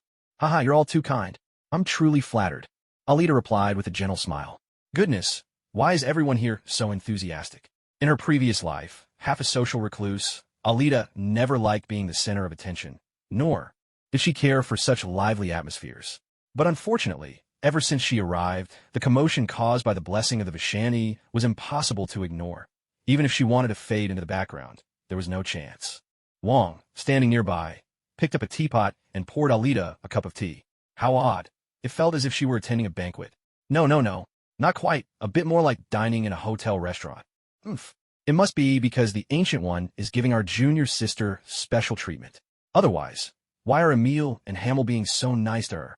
The flame of jealousy in Kaisalius' heart was fanned by Alita's arrival. Why should a newcomer get to sit there, when he himself had never even been invited? Outrageous. Across from Kaisalius, Mordo raised his head in confusion. What are you muttering about now? He asked, puzzled by his friend's odd demeanor. Was something wrong with him? Yes, Kaisalius and Mordo were friends, although Kaisalius didn't particularly. Like Mordo's rigid personality, he couldn't deny that only someone as diligent as Mordo was worth befriending, someone who could inspire him. Mordo was also a trustworthy confidant, never one to gossip. At least, that's how Kaisalius had felt before. Now, though, jealousy gnawed at Kaisalius' mind. He had never been acknowledged by the Vishani, and could never master the most powerful spells.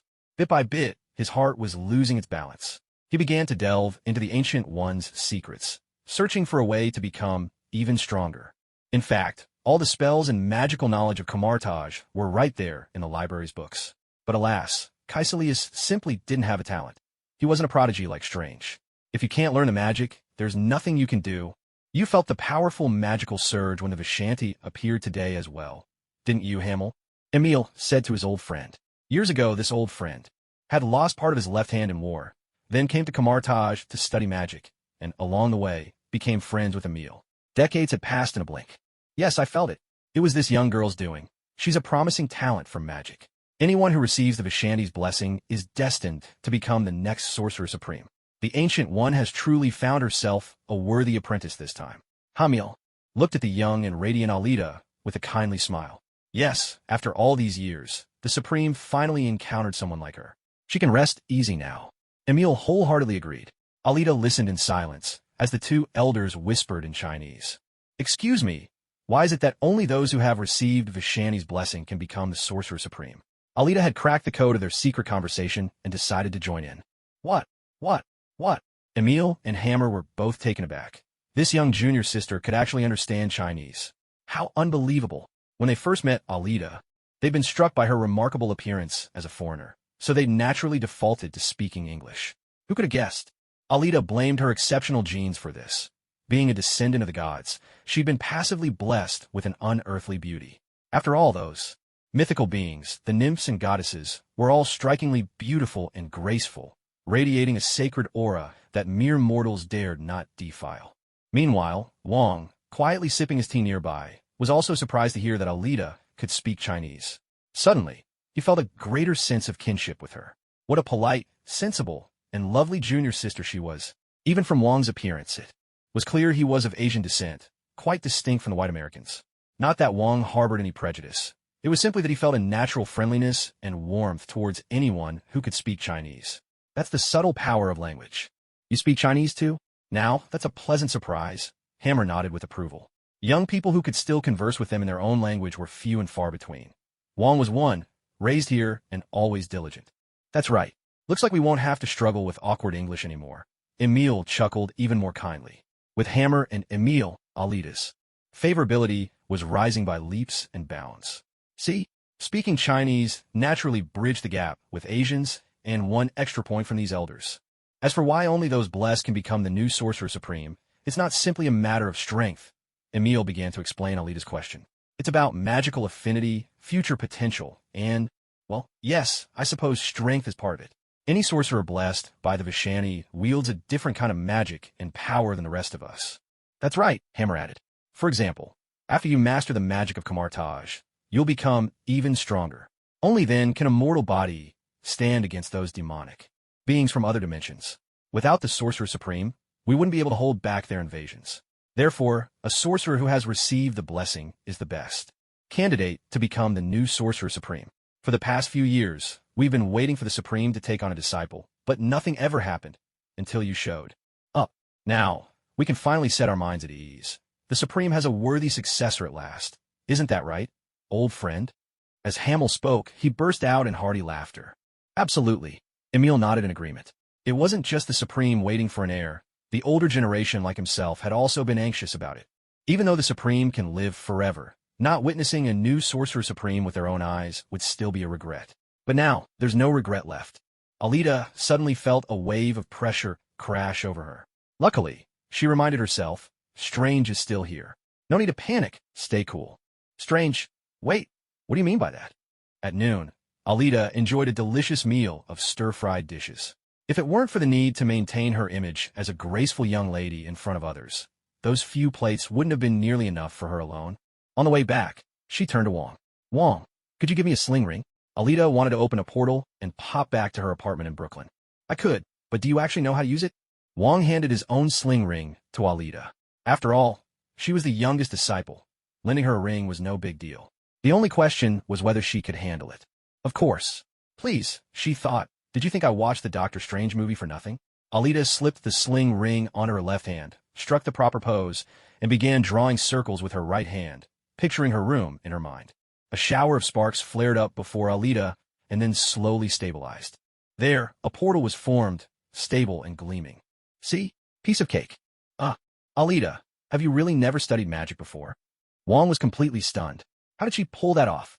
Even a blessing shouldn't make someone this talented. Magic takes practice.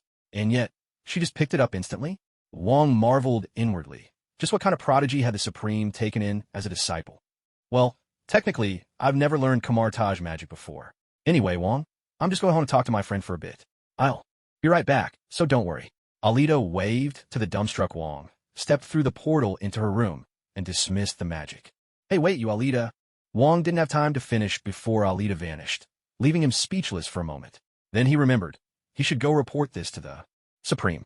On his way, he couldn't help but ponder what on earth was up with Alita, as for the question of whether she had studied magic when Wong heard the phrase, theoretically, she hasn't learned camouflage magic. He instinctively assumed that Alita was a complete newcomer, someone who'd never encountered magic at all. After all, where else in this world could one even come into contact with magic? Nowhere, as far as he knew. Master, Wong said as he entered the room where the Ancient One had first met Alita. As expected, the Ancient One was once again steeping tea. Truly, she embodied serenity and self-cultivation. Then again, after living for so many years, there wasn't much left for her to do. By age alone, she was long past the age of retirement. Wong, have a seat. The Ancient One picked up a teacup, placed it on the table across from her, and invited Wong to sit. She had always been approachable like this. What brings you here? It's Alita, Wong began, taking his seat to report the situation. She asked me for a sling ring, then opened a portal, saying she wanted to go home and check in with her friends. Since Alita was the Ancient One's disciple, Wong felt he should come and explain, just in case the Ancient One came looking for Alita and found her missing. That would be troublesome. Upon hearing this, the Ancient One's hand paused briefly as she poured tea. She had never taught Alita the magic of creating portals. So how did this child know how to use the sling ring? Was there something Alita hadn't told her? Just how much did Alita know about camouflage from her parallel universe? Meanwhile, Alita returned to her apartment and headed straight out to look for the captain. She didn't want the captain to worry. After all, the captain truly cared for her. Not here. Alita reached out with her senses and realized the captain wasn't in the apartment. Where had she gone? She pulled out her phone, only to discover it had run out of battery and shut off. Returning to her room, Alita plugged in the charger and waited a few minutes. When the battery finally reached 2%, she turned the phone back on.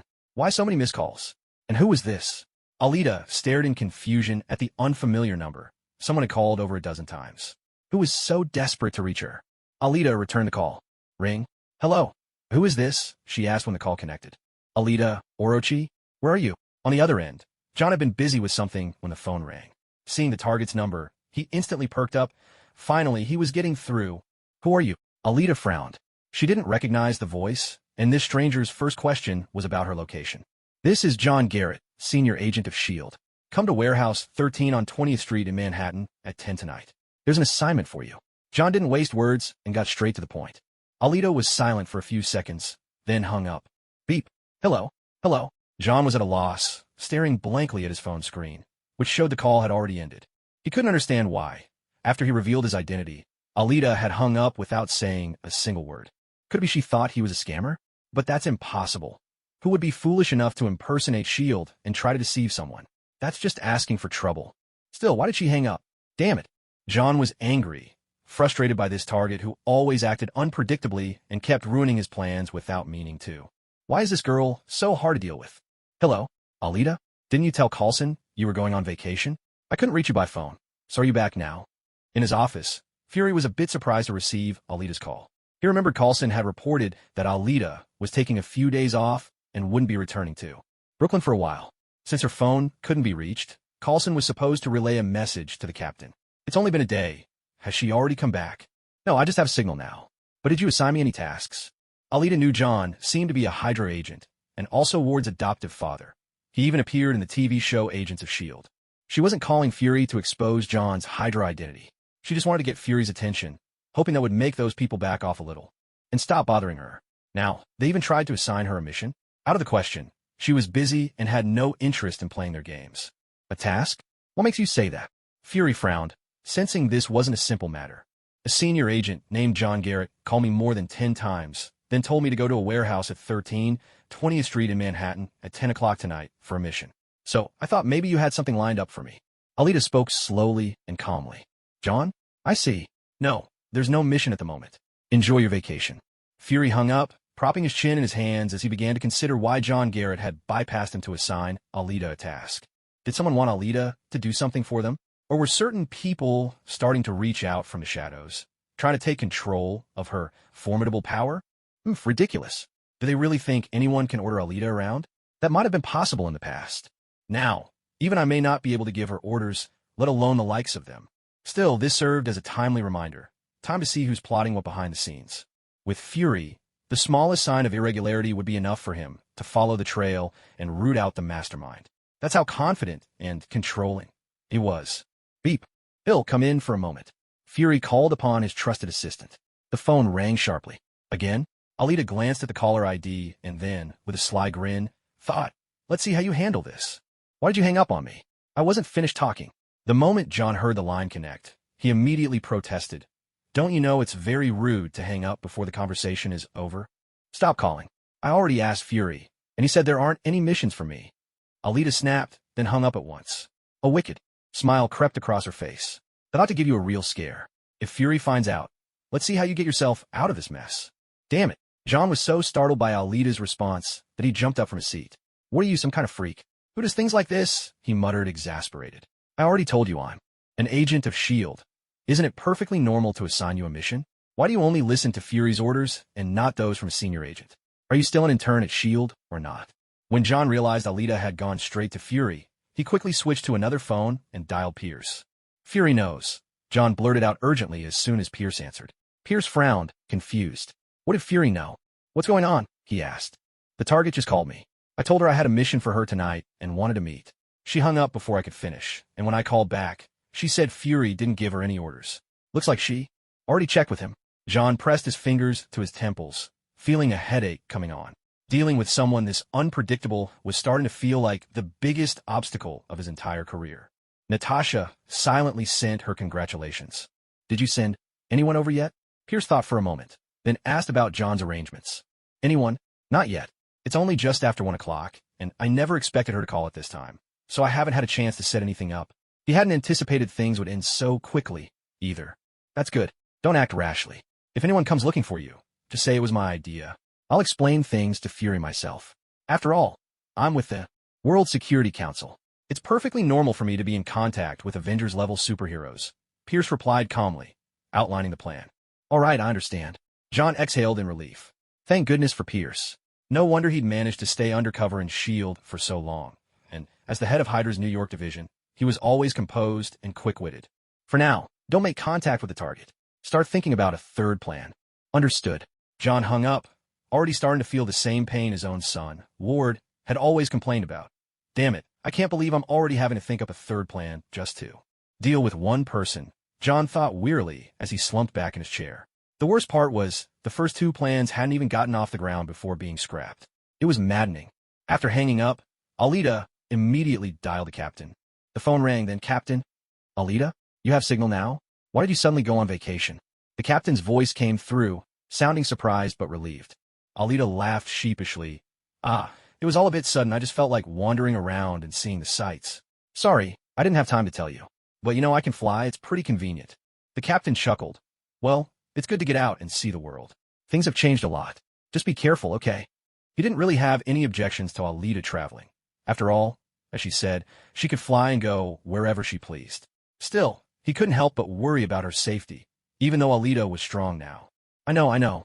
As soon as I got signal, I called you, didn't I? By the way, where are you? Sounds a bit noisy in the background. Technically, the captain should still be on leave. He hadn't been called in by Fury to join Natasha on a mission yet. I'm at the museum, the captain replied. Had nothing else to do, so I thought I'd get out for a bit too. Just can't go as far as you can. Right now, he was standing in the museum, wearing a baseball cap, quietly gazing at a statue of himself. Inevitably, his mind drifted to Carter, to that date they never got to have, the dance they never shared, and his good friend Bucky. The museum? Wait, don't tell me you're looking at your own statue and exhibit. Alita asked, her tone half teasing, half incredulous. It must feel strange, she thought, to be alive and well, only to discover you'd become a person commemorated by history.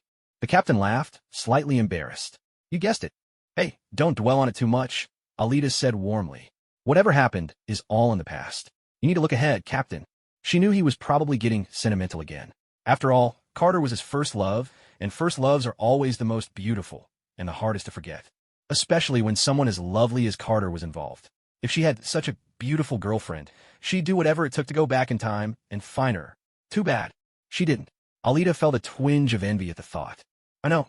Thank you, Alita. The captain felt a wave of warmth at her words.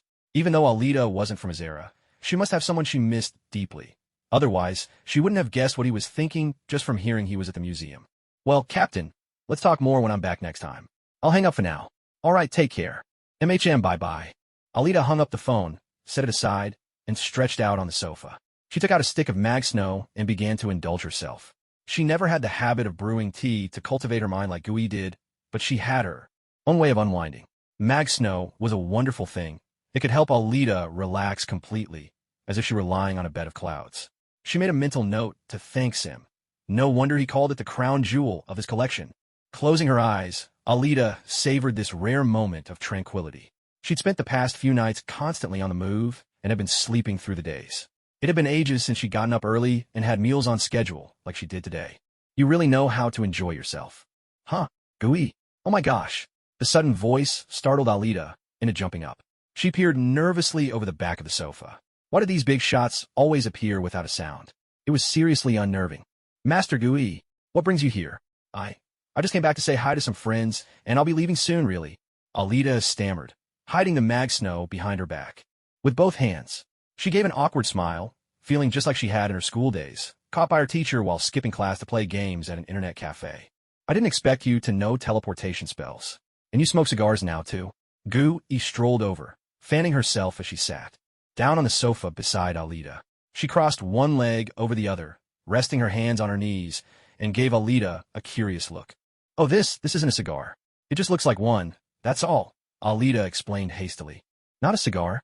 Gui's nose twitched as she sniffed the air. What is it, then? There's a magical aura. Is it a magical artifact? Yes. It's made with magic, not an ordinary cigar from Earth, Alita replied at once, quickly offering one of her prized mag snows to Gui. Gui took it, examined it, and sensed its essence. This isn't magic from Earth. Where's it from? She asked, puzzled. It felt like magic from another dimension, faint, but evidently quite effective for both mages and mortals. Of course, for someone of Gui's level, it didn't do much. The borderlands of hell. Belasco's domain, Gui mused, nodding. No wonder. Still, she thought, the borderlands of hell under Belasco shouldn't have such pure magical energy. With a flick of her finger, a small flame danced at Gui's fingertips. She lit the mag snow and took a test puff. Not bad. So, you've been to the borderlands of hell, have you? I remember that place should be shrouded in Belasco's dark power. How did something so pure come from? There. Gui looked at this rather extraordinary young woman in front of her. Not only was Alita from a parallel universe, she had apparently been to the borderlands of hell as well. Quite impressive indeed. Yes, I wandered in there by accident. And now Belasco has already been defeated by the X-Men. That place now belongs to a mutant named Ileana. There's also a mutant Storm, also from a parallel universe, who's using her magic to heal everything that was tainted by Belasco's dark power. What a true master. She's so familiar with the borders of hell. Defeated? In his own domain? Now that's intriguing. I always thought a demon lord would be immortal within his own dimension. So, how much did you contribute to his downfall?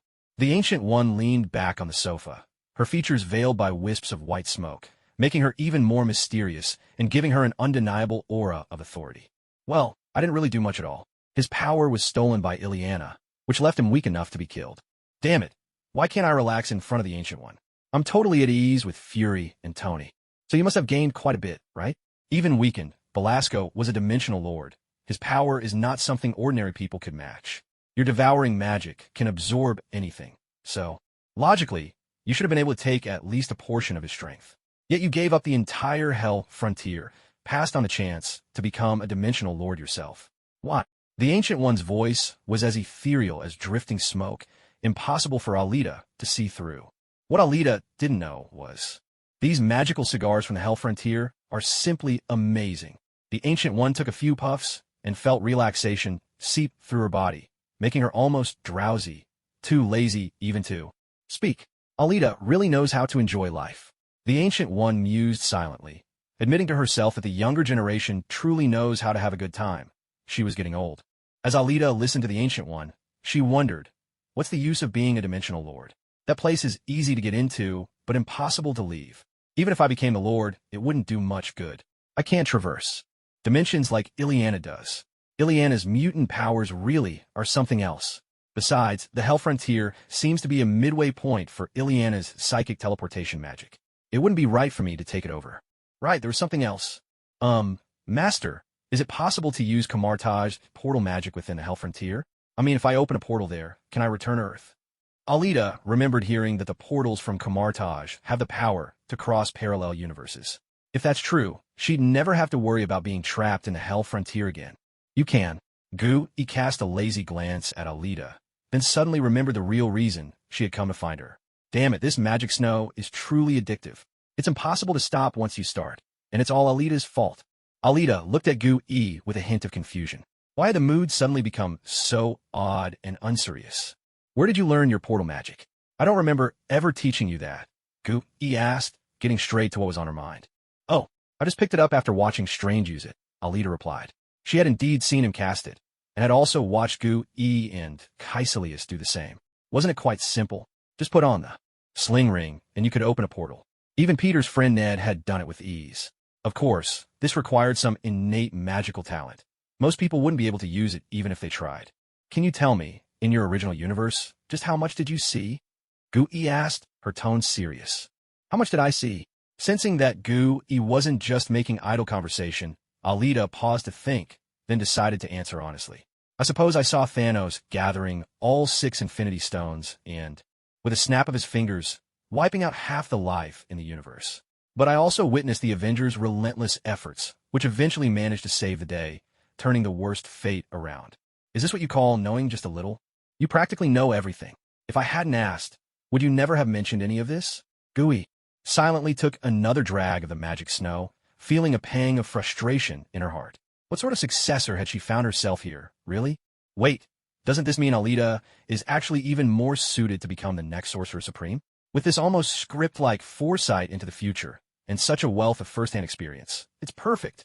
Alita, however, thought to herself, perfect? Far from it. I only experienced all that in the movie theater. To this day, I still have no idea whether I would have been among the half that survived Thanos' snap. She watched Gu-E sink back into the sofa, silently puffing on her magic snow, saying nothing at all. Alita found herself at a loss. What was the big boss thinking? Could she say something? I'm feeling really anxious over here. Are we supposed to head back soon? Alita asked meekly. No rush. Let's just lie here a bit longer, Gu-E replied, indulging herself for a rare moment of leisure, unwilling to move. Wouldn't you be more comfortable lying at home? Why are you lounging around here? With you around, I don't even dare to take another puff of magic snow. Gu-E closed her eyes, deep in thought. Alita had lived through future cataclysms and knew Strange personally. Did that mean she also knew what Strange had been through? Alita, do you know how Strange became a Sorcerer Supreme? Gu-E finally asked, deciding it was best to be direct. If she didn't ask, Alita would never say a word. So, should I know, or should I not know? Alita scratched her head, utterly confused by the question. Speak. The Ancient One rolled her eyes impatiently. She already knew Alita's true identity as the descendant of an evil god, her real form being the Yamada no Orochi. So what was there left to worry about? Yes, you should know.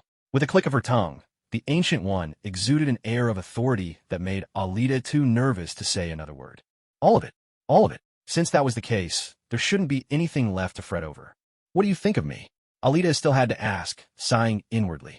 She really did care about the answer. After all, in the future she'd seen, Mordo looked at her with utter disbelief, and Strange regarded her with suspicion. Those reactions still stung. Alita hadn't expected to be asked that, and suddenly wasn't sure how to reply.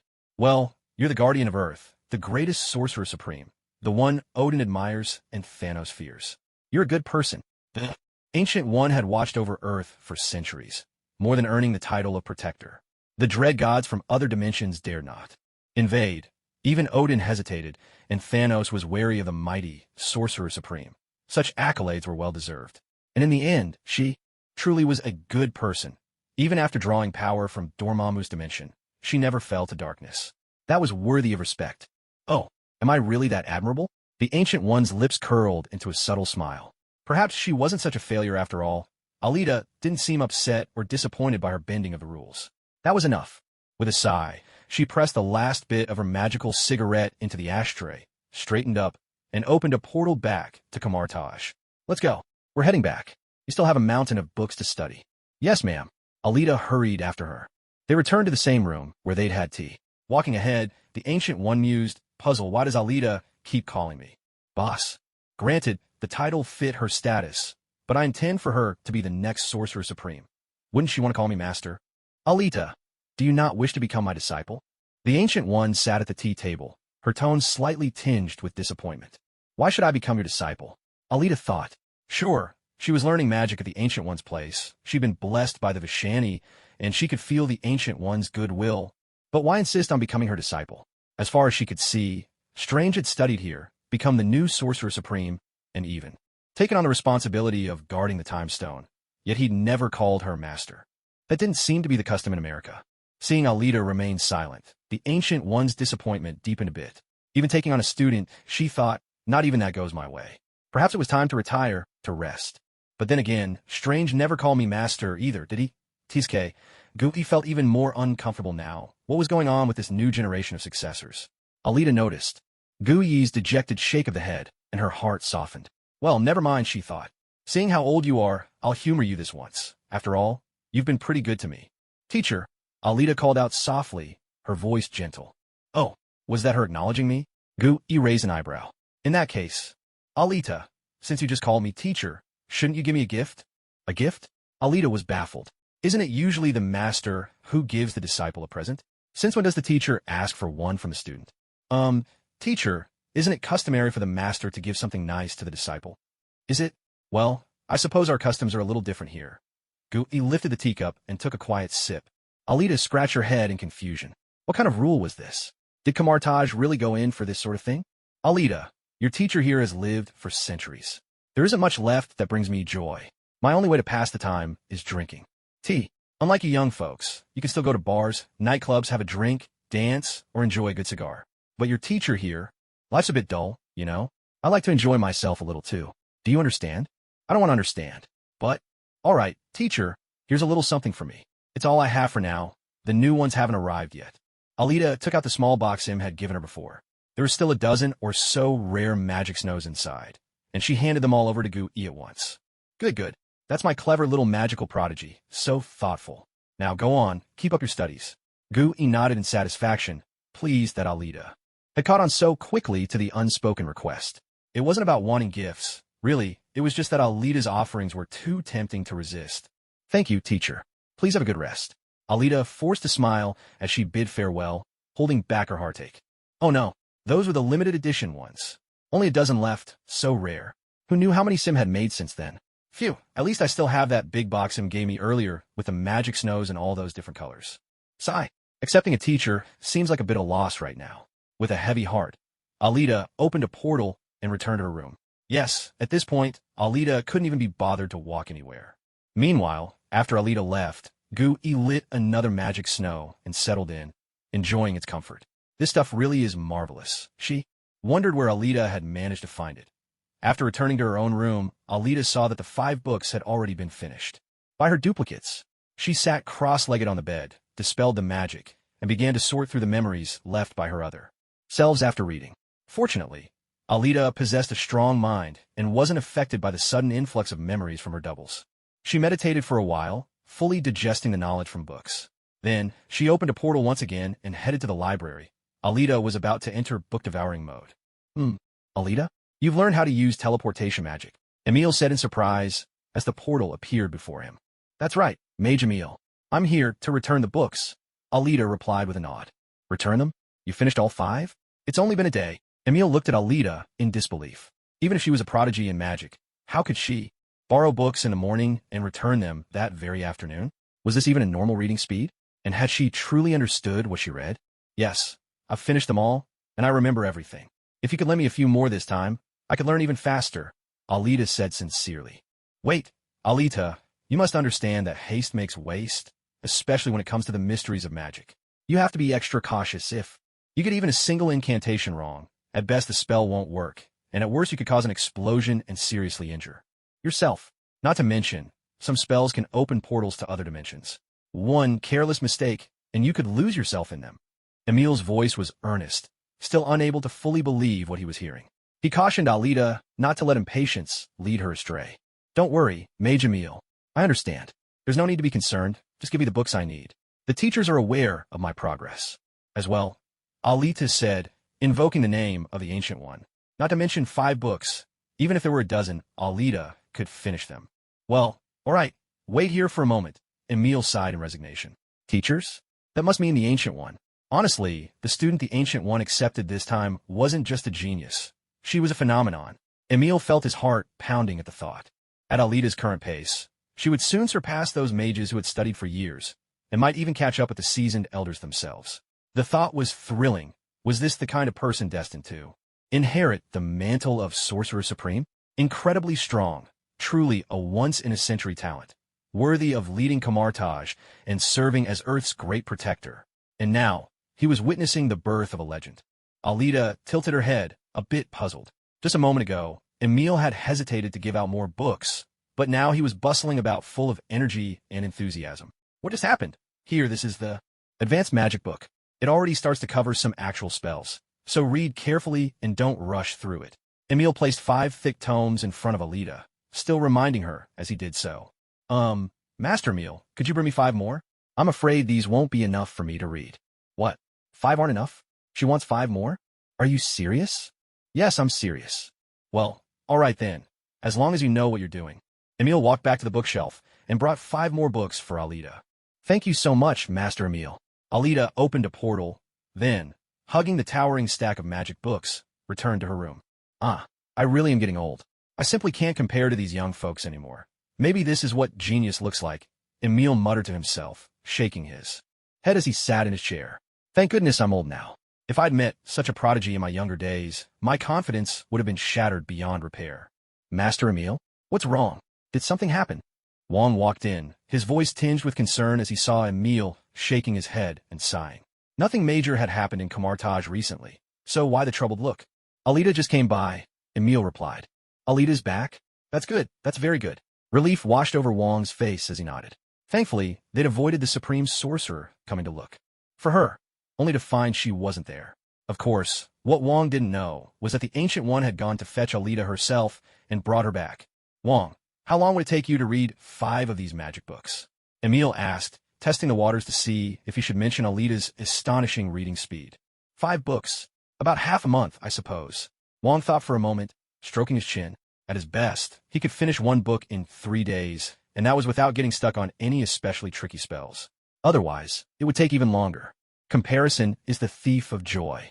Wong's reading speed was perfectly respectable. He was considered quite gifted, after all. Yet compared to Alita, she was simply on another level. What is it?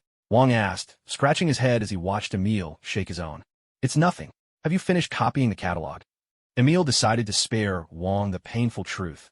No need to frighten the poor kid. Yes, I've finished. Good. Now start familiarizing yourself with the library's collection. At the very least, you should be able to remember where each book is shelved. Understood, I'll get started. Night fell over Camartage. In one of the students' dorm rooms, a light glowed. In the name of the ancient body of Hoggoth, and by the ancient name of Ashtur, at this moment, Caecilius sat cross-legged in the very center of the room. His hands, fingers forming the shape of an OK, rested gently. On his knees, with his eyes closed in meditation, he murmured the incantation to summon the power of the Vishanti under his breath. Agamotto, hear our plea. Vishanti, grant me your flame. Caecilius waited, hope swelling in his chest, eagerly anticipating the descent of the Vishanti.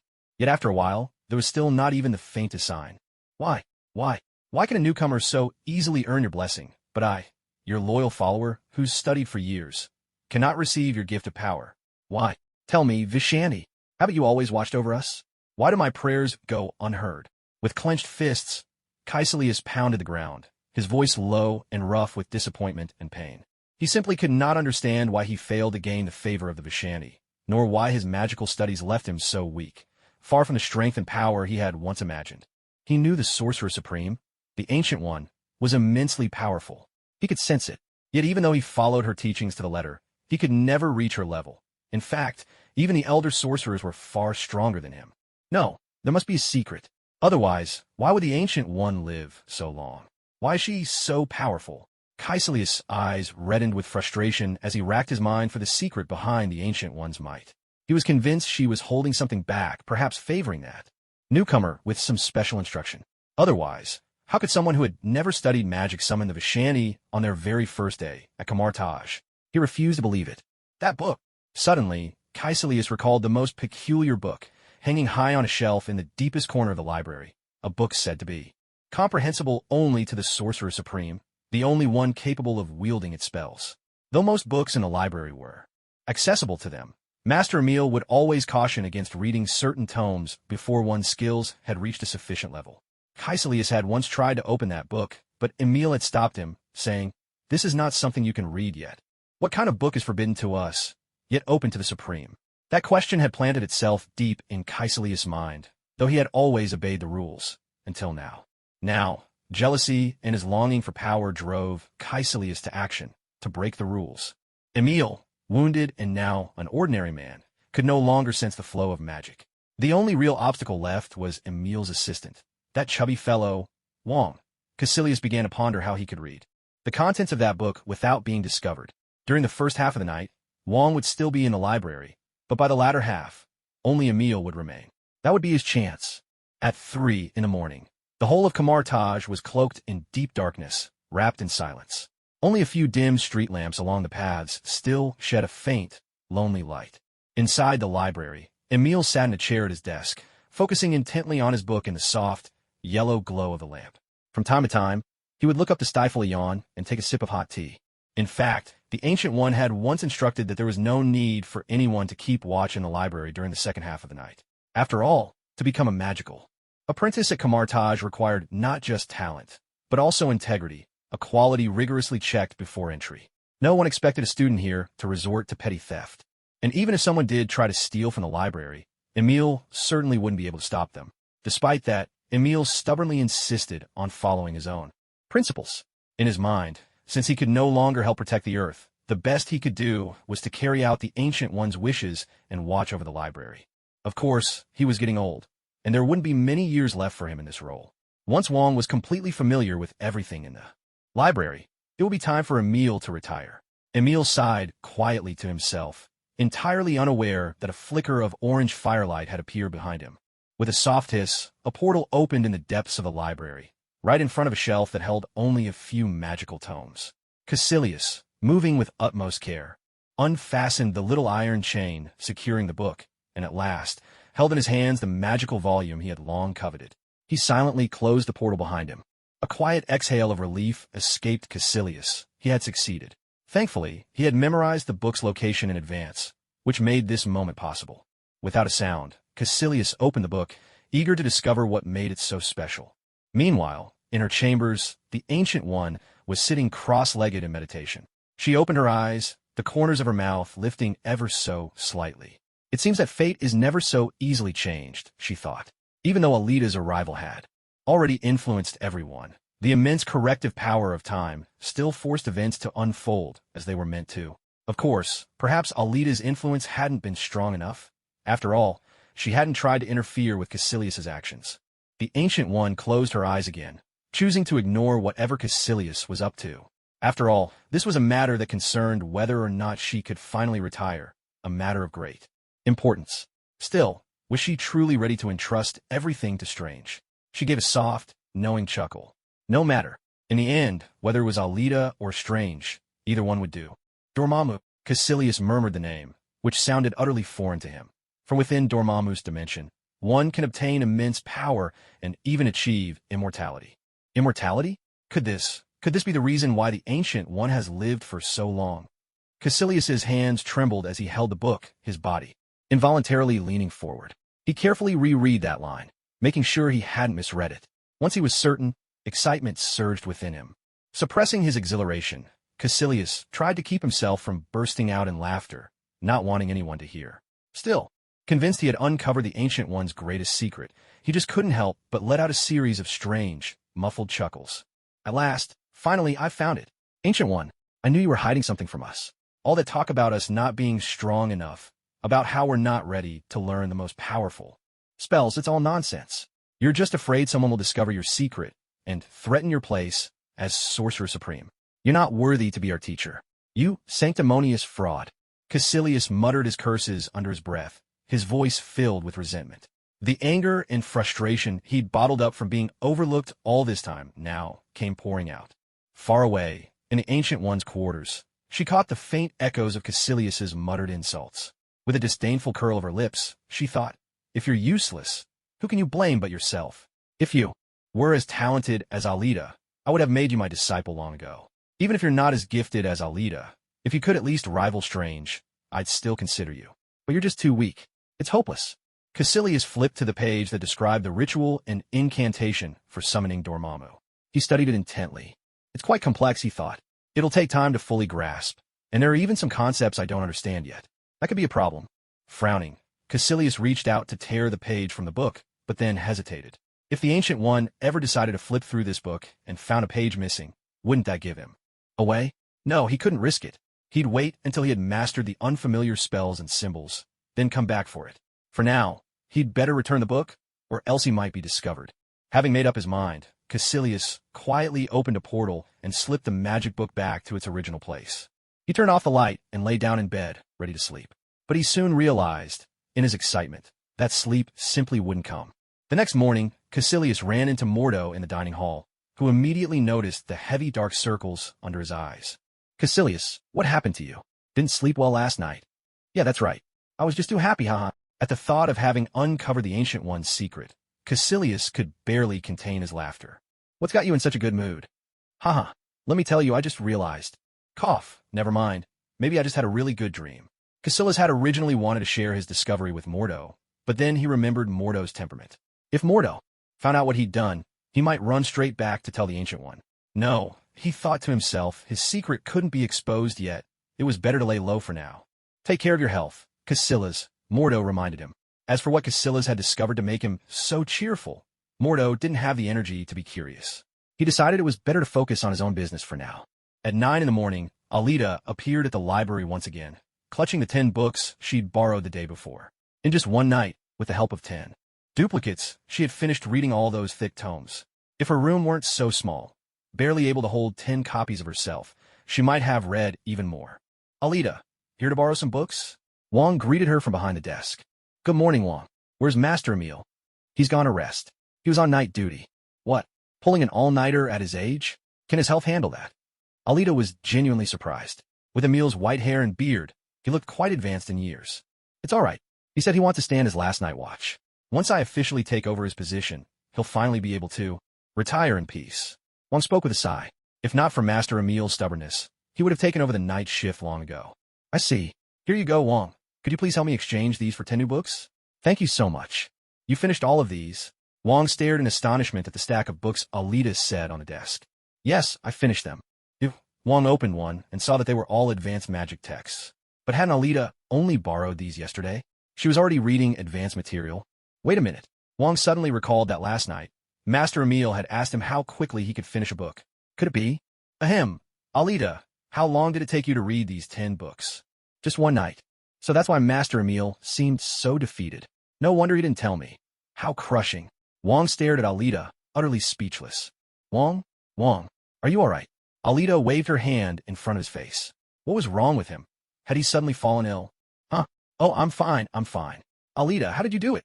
Wong asked excitedly, eager to know the secret behind her extraordinary learning ability. How did I do what? Reading. How did you manage to finish 10 books in a single night? Do you have some kind of photographic memory? More or less, Alita replied, scratching her head with a smile as she explained to Wong.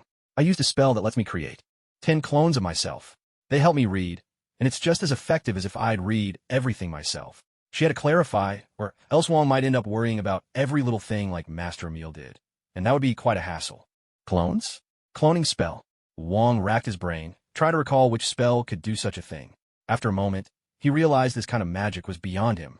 He did remember that Kamartaj had a spell for creating avatars, but wasn't it used for combat?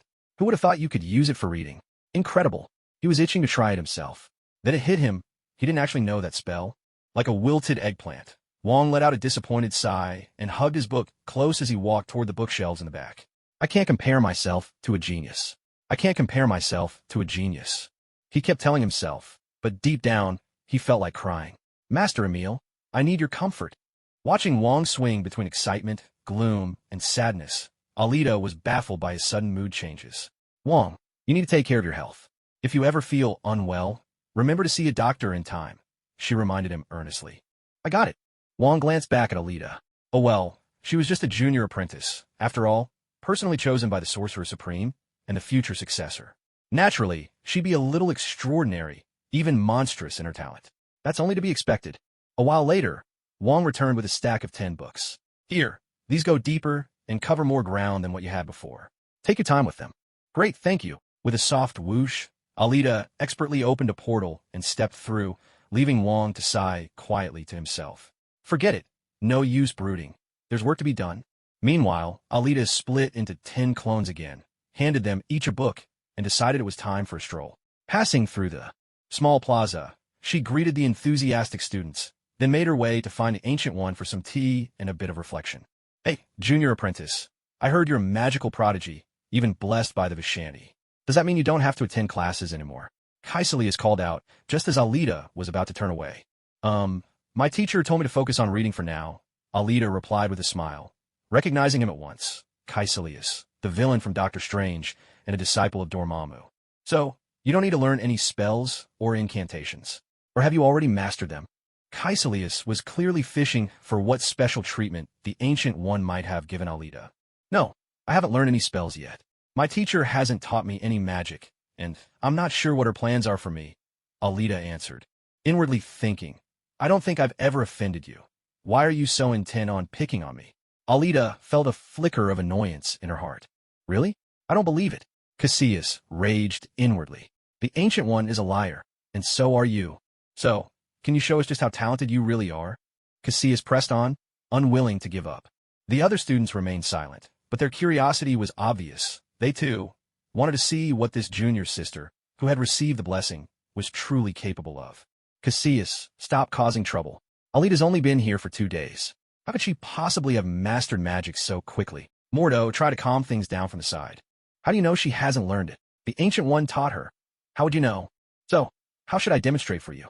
Master Hammer is teaching us a spell called Seraphim's Shield, the most powerful defensive magic we know. I'd like to see how long it takes you to learn it. Are you out of your mind? Magic is a serious matter, and you want to turn it into some kind of show? Caecilius, you've gone too far, Hammer finally interjected, putting a stop to Caecilius's antics. He understood that with all the talk about Alita being the rumored successor, the new junior sister, everyone was feeling a little unsettled. But if given time, Hammer believed Alita would prove herself with her strength.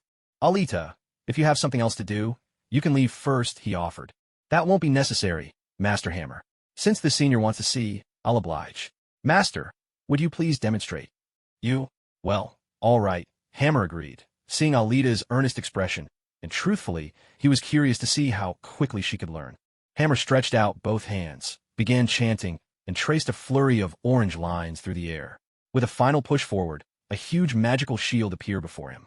Is that it? Just a magic shield? Alita gazed silently at what was called the Seraphim's Shield, the so-called strongest defensive spell. To her, it seemed nothing more than an enlarged version of her own magical shield. This was almost too easy. Let me explain the principles behind it, as well as the incantation you'll need, Master Hammer offered, noticing Alita frowning in concentration. Suddenly, he felt a pang of regret. Maybe he shouldn't have encouraged her to try, just in case she failed and lost confidence. If that happened, wouldn't he be to blame? The Ancient One might even throw him out of Kamar Taj. Caecilius, meanwhile, watched with a look of smug expectation, clearly enjoying the spectacle. Some of the other students looked worried, some embarrassed, and others simply indifferent. Caecilius, you've really gone too far this time, Mordo scolded from the side, unwilling to tolerate Caecilius's behavior any longer. Not worth my time to argue with you, on the other side. Alita heard Master Hammer's question and snapped back to attention. Huh? Oh, no need. No need? Then you. Hammer was just thinking about stepping in to smooth things over when he saw Alita raise both hands in the same gesture, silently reciting something.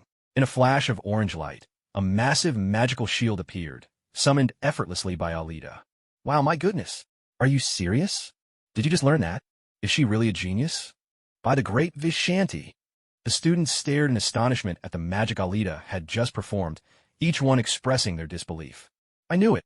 Damn it. Alita must have secretly learned this behind everyone's back. Caecilius seethed with frustration. Yes, Alita had learned it. She had studied dark magic for 4 years. And with the blessing of the Vishanti, she could wield Kamar Taj's magic without the slightest barrier. Accumulation? Study? Comprehension? None of that mattered. Give her the formula, and Alita could cast the spell right then and there. But these were things Caecilius simply couldn't understand. Blinded by jealousy and clouded by desire, he only believed what he wanted to believe. He convinced himself that the reason he couldn't become as powerful as the Ancient One was because she hadn't taught him everything, because she was keeping secrets. He was certain that this newcomer must be in cahoots with the Ancient One, that the title Sorcerer Supreme was nothing but a grand deception.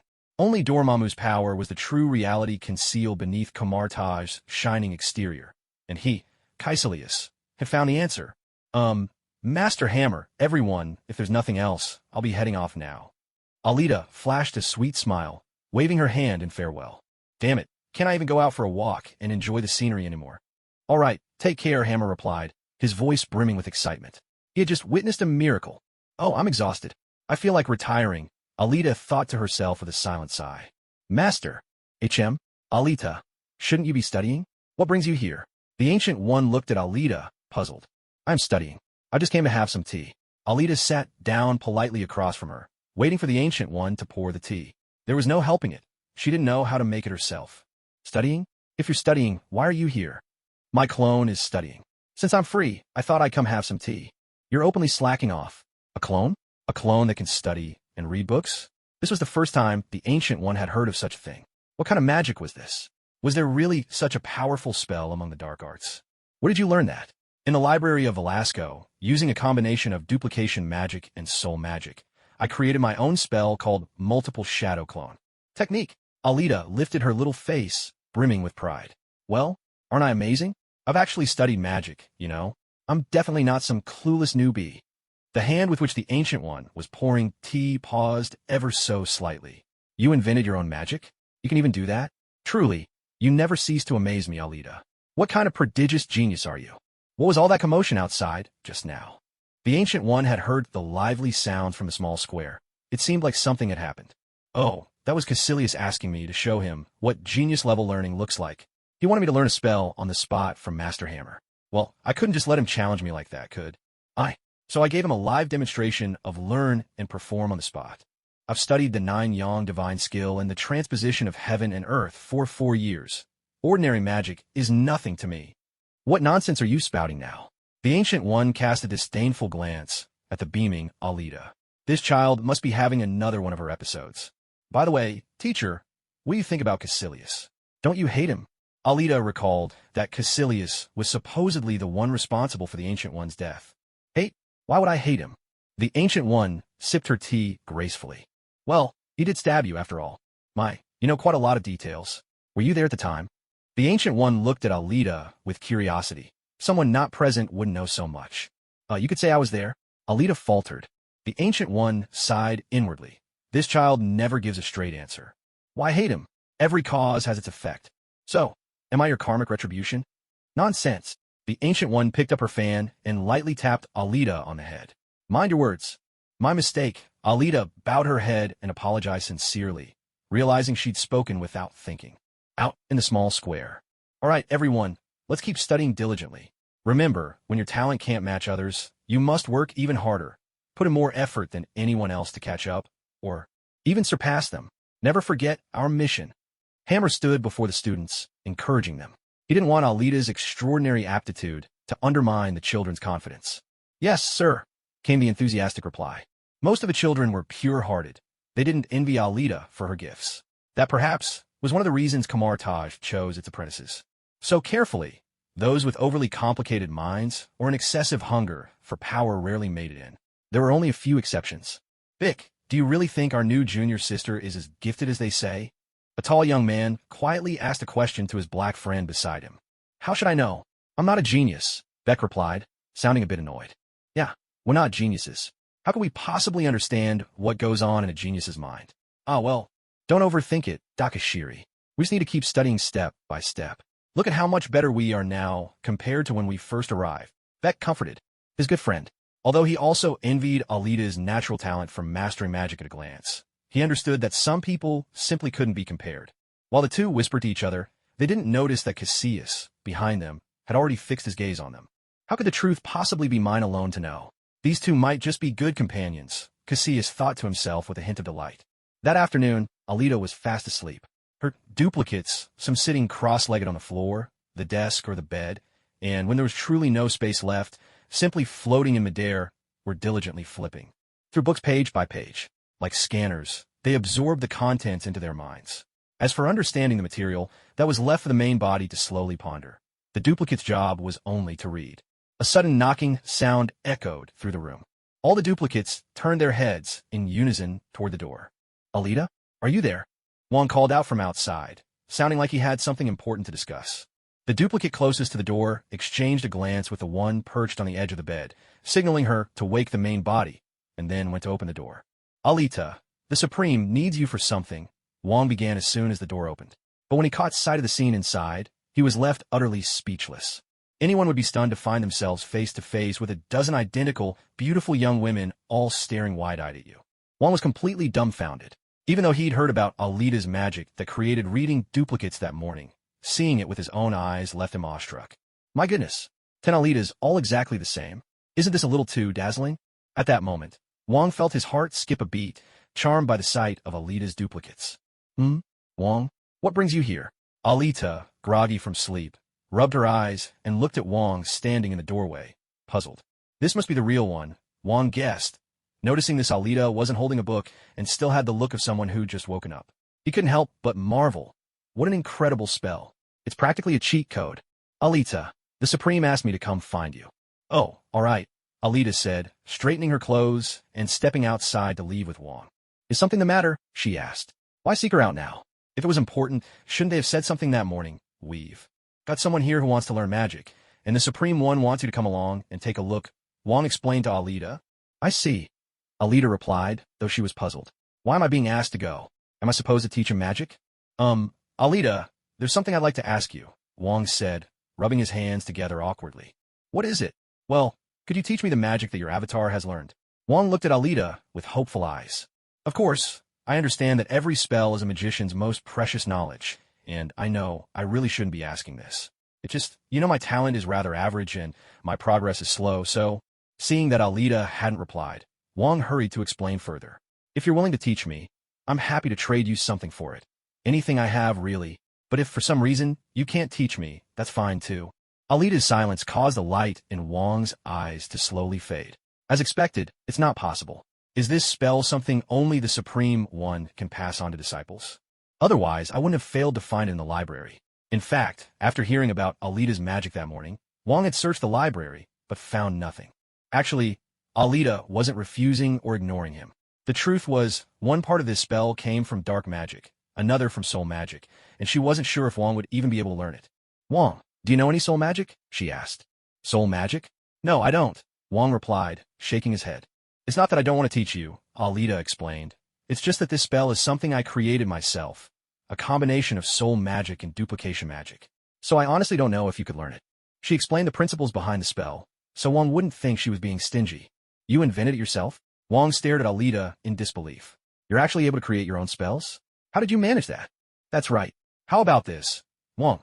You try looking in Kamartaj for any spells related to duplication magic or soul magic. If you find any, I can help you modify them and see if they'll work for you." Alita thought for a moment.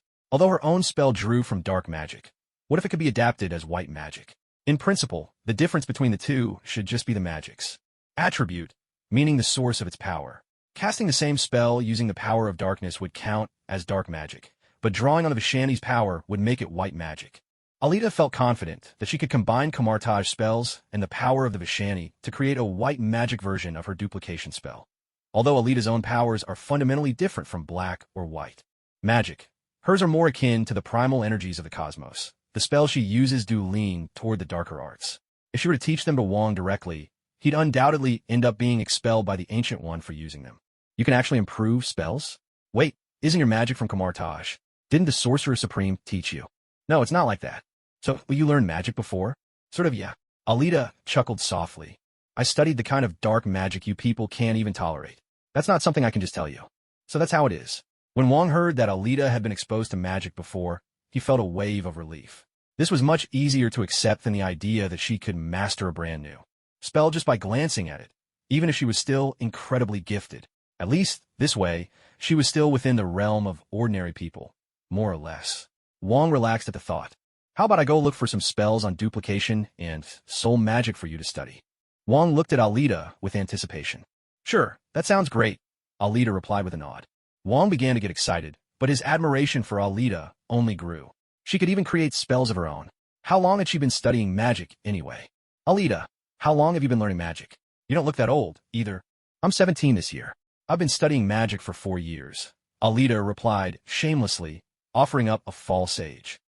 Wong started to respond, but gave up, feeling a little exhausted. He couldn't compare himself to others, after all. How long had he been at Kamar Taj now? Master!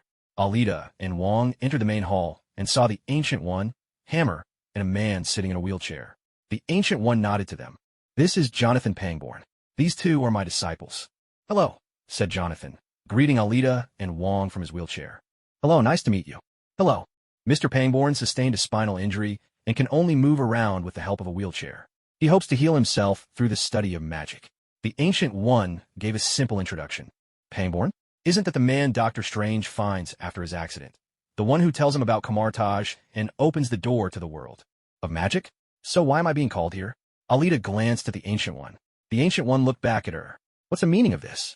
All right, Wong, please prepare a room for Mr. Pangborn. He'll begin his magical studies tomorrow. Yes, Sorcerer Supreme. Mr. Pangborn, let me show you the way. Thank you, Sorcerer Supreme. Pangborn replied with delight, hope lighting up his face at the prospect of walking again. The Ancient One and Alita watched the two of them leave. Do you know why I called you here? No idea. I'm wondering whether I should let him stay. Is it because of Strange? Then I'd say let him stay. Alita had already guessed the reason. Without Pangborn, it would be much harder for Strange to find Kamar Taj in the future. The Ancient One looked at Alita and sighed. It seemed Alita still had no intention of becoming the Sorcerer Supreme, but there was no use forcing it. Shaking her head, the Ancient One turned and walked away. Still, this wasn't a bad outcome. With a mage as powerful as Alita, and with such a deep connection to Kamar Taj, even if Strange couldn't bear the burden one day, Alita could help out when needed. That would be enough. Alita scratched her head, puzzled by the Ancient One's sudden melancholy. To be honest, she really had no desire to become the Sorcerer Supreme. She was just too lazy for that. Night fell in Caecilius' room. Caecilius, why did you ask me and Beck to come here tonight? Doxalai and Beck were good friends, but that didn't mean they were friends with Caecilius. They were at best fellow students. There's something I want to share with you. I think you might find it very interesting, Caecilius replied with a faint smile. Earlier that day, he'd noticed that Beck seemed to have a different opinion about Alita, so he'd invited them over tonight to sound them out. If they turned out to be stubborn like Mordo, he'd drop the topic. No need to risk exposure. He was already close to finding those unfamiliar spells in the library. Just a little more, and he'd understand how to use the ritual to summon Dormammu. What is it? Doxalai asked, furrowing his brow. What do you think of Alita? Our new junior sister. Junior sister? What else? She's a genius, obviously. A rare prodigy, the kind you only see once in 100 years. Doxalai replied dismissively, not taking it to heart. True, she's a genius. But what if that's not the whole story? Caecilius dangled the possibility before them, trying to pique their curiosity. What are you getting at? If you just brought us here to joke around, we're leaving. We don't have time to waste on this, Doxalai said, growing irritated. Unlike Beck, who never had much of an opinion and always went along with Doxalai, Doxalai was impatient by nature. All right, I'll get to the point, Caecilius said, seeing Doxalai's impatience. Geniuses do exist, but what if this genius already had someone teaching her everything from behind the scenes? And then, without us knowing, she suddenly appeared, wielding magic she had already mastered, and right in front of us, she claimed she had never studied it before. What are you implying? Dokasserai and Bick exchanged glances and furrowed their brows. Exactly what you're thinking. The Sorcerer Supreme is not the good teacher we imagined, even though Alita received the blessing of the Vishani. How did she obtain it? Was it really just because of her talent? But if that's the case, why haven't any of us, with all our years of training, ever been recognized by the Vishani? We've been studying magic for years, and yet we're still outdone by a newcomer? Or are we to believe that all the students admitted into Kamar Taj are no more gifted than ordinary people, with no real talent for magic after all? That's impossible. The very fact that we can use magic proves we're far superior to ordinary people. Dokasserai protested. Exactly. So why can't we earn the Vishani's favor? This, Dokasserai faltered, unable to find an answer. Is it because we're not working hard enough? Bick ventured weakly from the side. Then tell me, who among us could possibly match Mordo? Has he not worked hard enough? Has he not studied long enough? Is he not devout enough? Caecilius's barrage of questions left Bick speechless. Indeed, when it comes to diligence, who among them could compare to Mordo? So what are you saying? But the Sorcerer Supreme has been secretly teaching Alita magical knowledge that we know nothing about. Bingo! You've got it. Caecilius beamed, snapping his fingers in delight as Dokasari finally grasped what he was getting at. But how do you know? Are you really so sure? Do you honestly believe that Alita could master a new spell all of us had to practice for ages, just by watching a single demonstration? Or that all her other magic was self-taught? Other magic? Yes. She has a duplication spell, one that allows her to create multiple doubles of herself to study in her place. She even managed to finish 5 magic books in a single day. Tell me, how long would it take you to read 5 books? Caecilius's lips curled into a sly grin as he tossed out another bombshell. He had picked up this tidbit from a casual conversation between Emil and Hammer, and at the time, Alita's terrifying speed of learning had left him stunned. But then he wondered, why had he never heard of this spell before? Why was it nowhere to be found in the library? Even Emil and Hammer were clueless about ITS. Oh, he surmised that it must have been the Ancient Ones secretly teaching Alita this kind of magic, preparing her to inherit the title of Sorcerer Supreme in the future. Otherwise, why would even the Elder Sorcerers be in the dark about it? Caecilius believed he had uncovered the truth. Is everything you said true? Dokasari and Beck stared wide-eyed at Caecilius. Of course. I have no reason to lie to you. I'm just like you. Except I happened to uncover their secret, Caecilius replied proudly, certain that revealing this would leave them utterly astonished. What secret? Dokasari was growing excited. Though he had no particular desire for great power, his innate curiosity for gossip was stronger than ever. It's not the right time to tell you yet. All you need to know is that I've discovered the secret to the Ancient One's immortality, and the real reason why she's so powerful. As for the so-called title of Sorcerer Supreme, it's just a facade to deceive us. Otherwise, why wouldn't the Ancient One choose a successor from among us, but instead bring in some girl from the outside? Caecilius, still unsure about the finer points of the magic circles described in the Book of Cagliostro, decided to keep the details to himself for now. If they acted on their own and went through the book, their plans might be exposed to the Ancient One, forcing him to flee prematurely. What he didn't realize was that the Ancient One had known all along. But because Strain's future as Sorcerer Supreme depended on these events, she chose to let Caecilius do as he pleased. When will you tell us? Dokasari asked, a hint of displeasure in his voice. All I can say is, the day I reveal everything to you will be the day I leave Camartage. And when that moment comes, you'll have to make a choice. Believe me and seek the truth with me, or stay behind and continue living in this world of lies crafted by the Ancient One. Caecilius spoke with conviction. That's all I can share for now. The rest, you'll have to discover for yourselves. It's late. You should be heading back, Caecilius said, effectively, dismissing them and leaving them with a thought-provoking dilemma. Now, he simply had to wait for this seed of doubt to take root and grow. I hope that day isn't too far off, Dokasari said, rising to his feet and leaving with Beck. It won't be long, my friend. As soon as they were alone, Beck asked, Dokasari, do you really believe what he said? I can't shake the feeling that he's up to no good. Without outsiders around, Beck's words came tumbling out. So what? Aren't you even a little curious? Dokasari replied nonchalantly. Well, I'm a little curious. Pick awkwardly forced a smile. And I'm also quite interested in the secret behind why the Supreme One has been able to live for so long. Isn't that the very charm of magic? Immortality. What a tantalizing prospect. Dokasari was just an ordinary person. And really, who among us isn't curious about the promise of eternal life? Especially when the secret is right within reach, with only the final barrier left to cross. The next day, as usual, Alita went to return her books. Is Mage Emil always working the night shift now? Alita asked curiously when she saw that only Wong was there again. That's right. He rests in the morning and comes in to take over my shift in the afternoon, Wong nodded. Oh, by the way, Alita, I found 2 magic books. One is about clone magic, called The Form of Aiken, and the other is about soul magic. See if they're of any use to you. Wong sounded a little excited as he spoke to Alita. This was the moment. They'd find out if it would work. All right.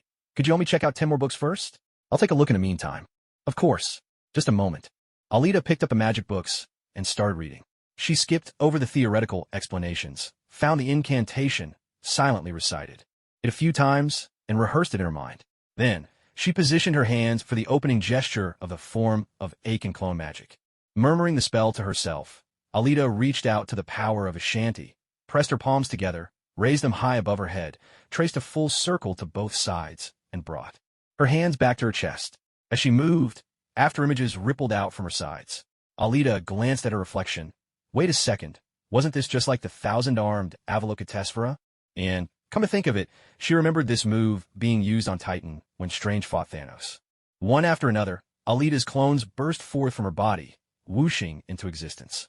In the blink of an eye, there were probably more than 100, filling every inch of the library. With a loud crash, Wong watched as the library was suddenly overrun by countless Alitas. The books in his hands slipped to the floor as he stared in stunned disbelief. Every single Alita turned their head in unison and fixed their gaze on Wong. In that instant, Wong felt utterly overwhelmed. There were Alitas on the shelves, floating in the air, in front, behind. Everywhere he looked, nothing but Alita's eyes watching him. Cold sweat trickled down his back. This was far more terrifying than the 10 clones he'd seen in her room before. The psychological pressure was on a completely different level. Hello there, everyone, Wong managed a sheepish smile. With a series of soft pops, Alita raised her hand and dispelled the magic. A burst of air accompanied the disappearance of the clones, who vanished without a trace in the space of a heartbeat. Wow, this spell was leagues beyond the clone magic she'd learned before.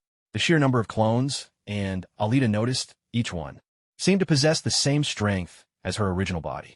Now this was the real deal, the genuine multiple shadow clone technique. Alita thought excitedly to herself. Alita! After seeing all the duplicates in the room vanish, Wong rushed over. You mastered this spell so quickly, and you managed to create so many duplicates. By the great Vishani above, am I dreaming? Wong was so excited he could barely string a sentence together. He had only just handed over the book, what not, even a minute ago, and now it was already put to use. This isn't just talent, this is uncanny. Are you the descendant of the Vishanti, walking among mortals? My goodness. In all his years, Wong had never witnessed anything like this. Phew, good thing Master Emil isn't here. If he saw this, he might have fainted on the spot. Yes, you're not dreaming. What's wrong? Don't you know this spell? To Alita, there was nothing to fuss about. Strange had made this spell look easy enough.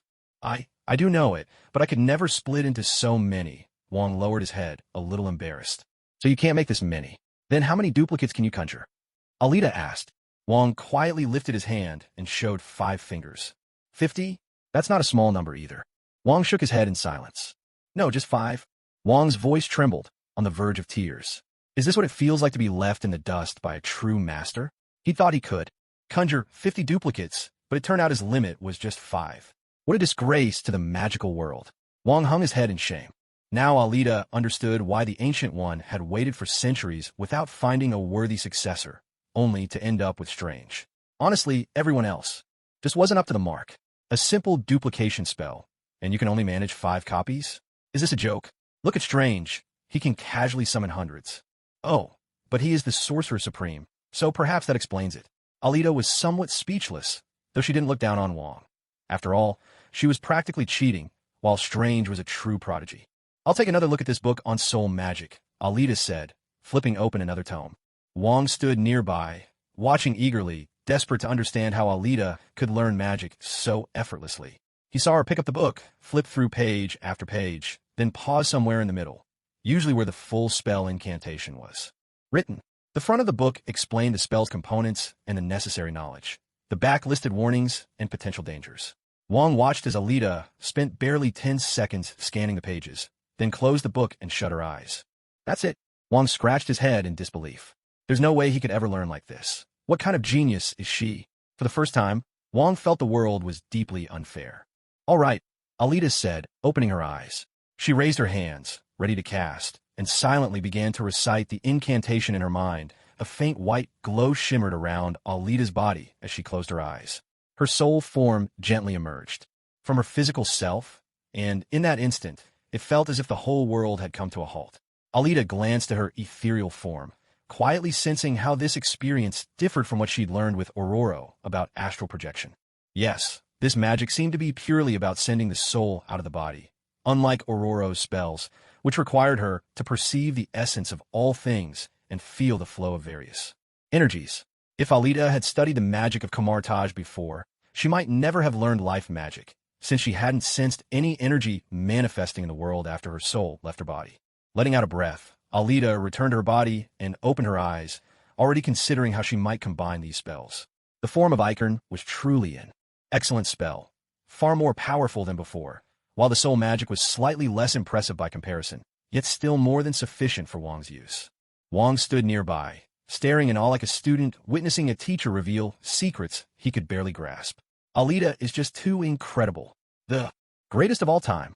I hereby declare, aside from the Sorcerer Supreme, Alita is officially my second idol. Wong cheered silently in his heart. Wong, how's your soul magic coming along? Alita asked. After all, if he couldn't master these two spells himself, it wouldn't matter how well she taught him. Not bad. I'd say I'm pretty comfortable with it, Wong replied with a nod. That's good. But it seems your limit is 5 clones. Is that enough for you? She inquired. Enough? 5 clones is already the best among all of us trainees. But thinking of Alita, Wong could only sigh in resignation. It's enough. That's already 5 times my usual learning speed. Glad to hear it. Actually, my clone magic isn't just for reading and studying.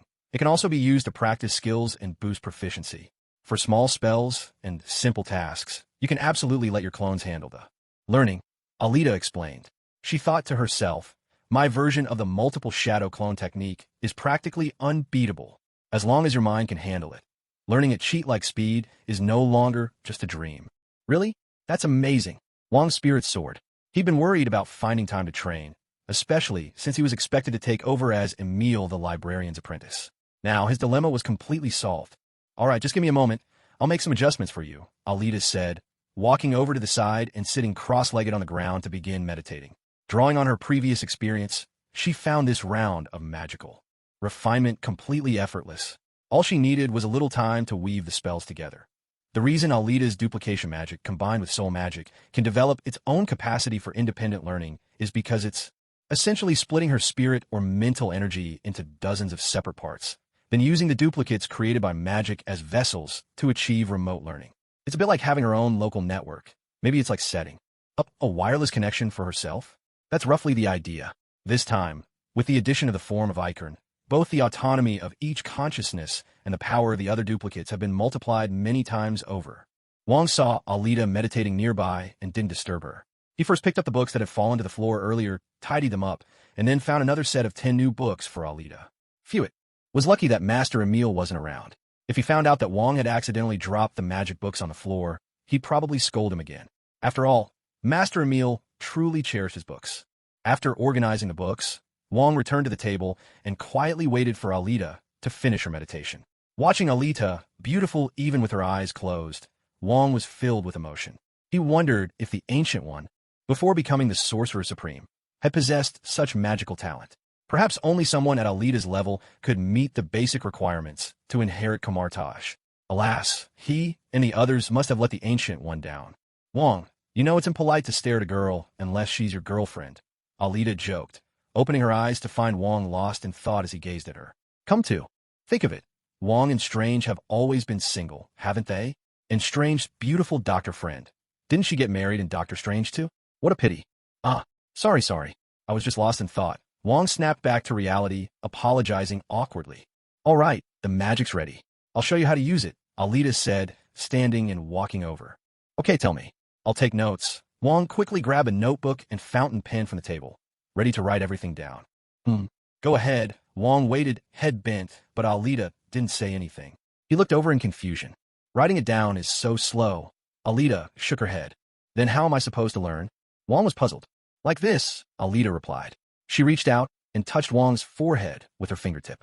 Instantly, she transmitted the duplication magic she had just refined directly into Wong's mind, along with instructions, warnings about possible side effects, and her insights on improving the spell, all at once.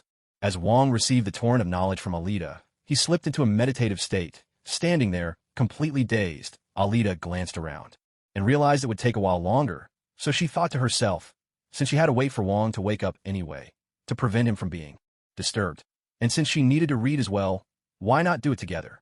Without hesitation, Alita cast the duplication spell she'd learned from Camartage, filling every empty space in the library with her own copies. Each one picked up a magic book from the shelves and began to read. Alita nodded in satisfaction. This was a much more efficient way to study. If she repeated this process a few more times, she would be able to finish reading every book in the library. That would mean her journey at Camartage could come to a temporary end. Oh, she wondered when Thor would come to Earth. She was so looking forward to it. At 3 o'clock in the afternoon, Master Emile, now well-rested, arrived at the library to take over from Wong. He entered with a yawn, but when he saw a room full of Alita's he rubbed his eyes in confusion, thinking perhaps his late nights had finally made him delirious. Yet when he opened his eyes again, the room was still filled with Alitas, all turning their heads in unison to look at him. What's going on? Am I dreaming? Emil stared in disbelief at the scene before him. Alita? Is it you? Wong? Are you here? The many Alitas didn't answer. They simply kept their heads down, quietly absorbed in their reading. Master Emil! Hey, I'm here! Wong came jogging out from behind a bookshelf, using the only aisle that had been deliberately left clear.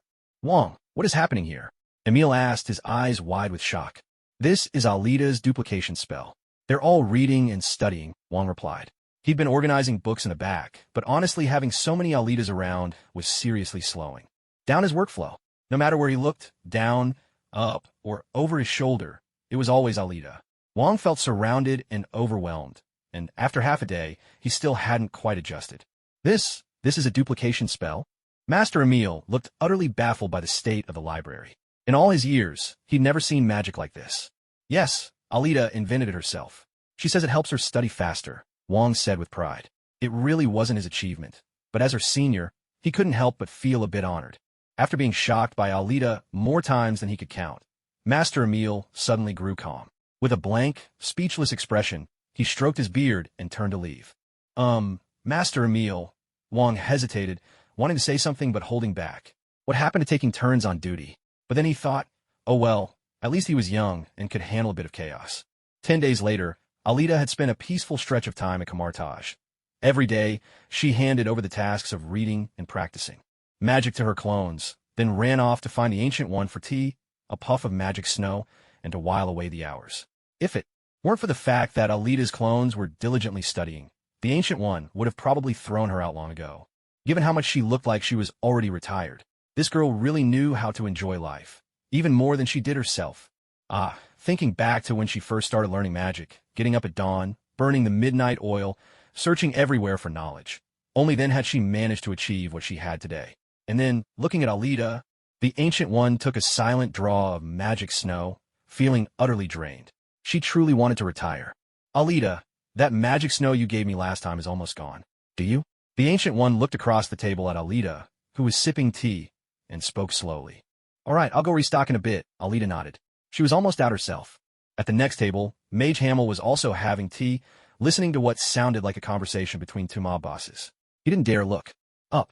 Ever since Alita arrived, the Ancient One's personality had changed dramatically. She wasn't stricter. On the contrary, she'd become far too laid back. Just look at her recent days.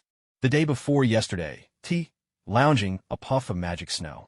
Yesterday, tea, lounging, a puff of magic snow. Hamill, Supreme One, you can't go on like this. Ancient One, all right. Yesterday, tea, lounging, a puff of magic snow. At this rate, you'll waste away for sure. And then he remembered the mountain of assignments the Ancient One had handed him, and couldn't help but feel tears welling up inside. It was just too hard. He wanted to retire, too. Mage Hamill, how is Mr. Pamburn doing? The Ancient One suddenly thought of the man who had come seeking knowledge. He's progressing well. He can already sense the energy of magic. I believe it won't be long before he's able to stand on his own again with the help of magic, Hamill replied. Good. The Ancient One nodded. Alita, that clone magic you taught Wong, would you be willing to teach it to others? The Ancient One had been thinking about Alita's original spell. It was truly effective. Now that Wong had mastered it, not only did it not interfere with his duties as the librarian, but reading and practicing magic went on without a hitch. It was a remarkable spell. If the Ancient One herself had anything left to learn, she'd have gone to Alita for it long ago. Of course, I've already taught Wong everything I know about clone magic. He can write it all down and put it in the library for everyone to study, Alita replied, unconcerned. It was just a small spell, after all, happy to share. But there are two prerequisites. You must master the form of Icon and Soul magic before you can learn it. Otherwise, it's impossible. No matter. If they can learn it, that's wonderful. If not, there's nothing we can do. This skill depends on both one's innate talent and the amount of effort put in. Alita merely pointed them in the right direction.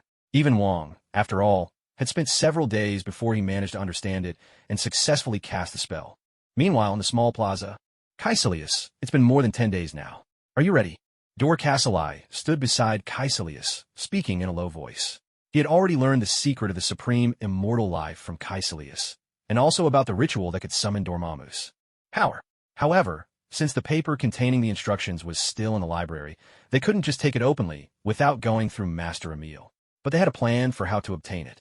Although it was said that only the Supreme could understand the book, Caecilius claimed he had already mastered its contents, which put their minds at ease.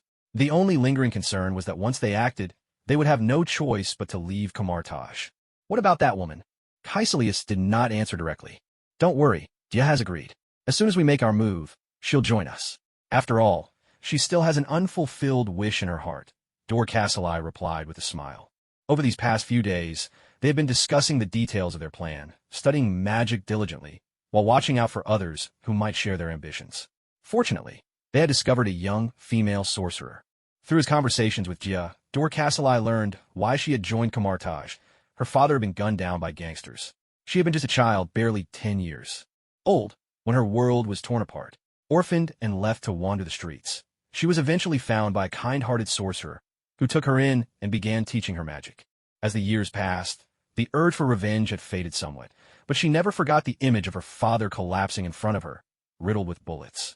This lingering memory became the opening Dorcasili needed. It was a weakness that allowed him to persuade her easily, and the allure of power rekindled the flame of vengeance that had been dormant for years. Caecilius had gained another ally.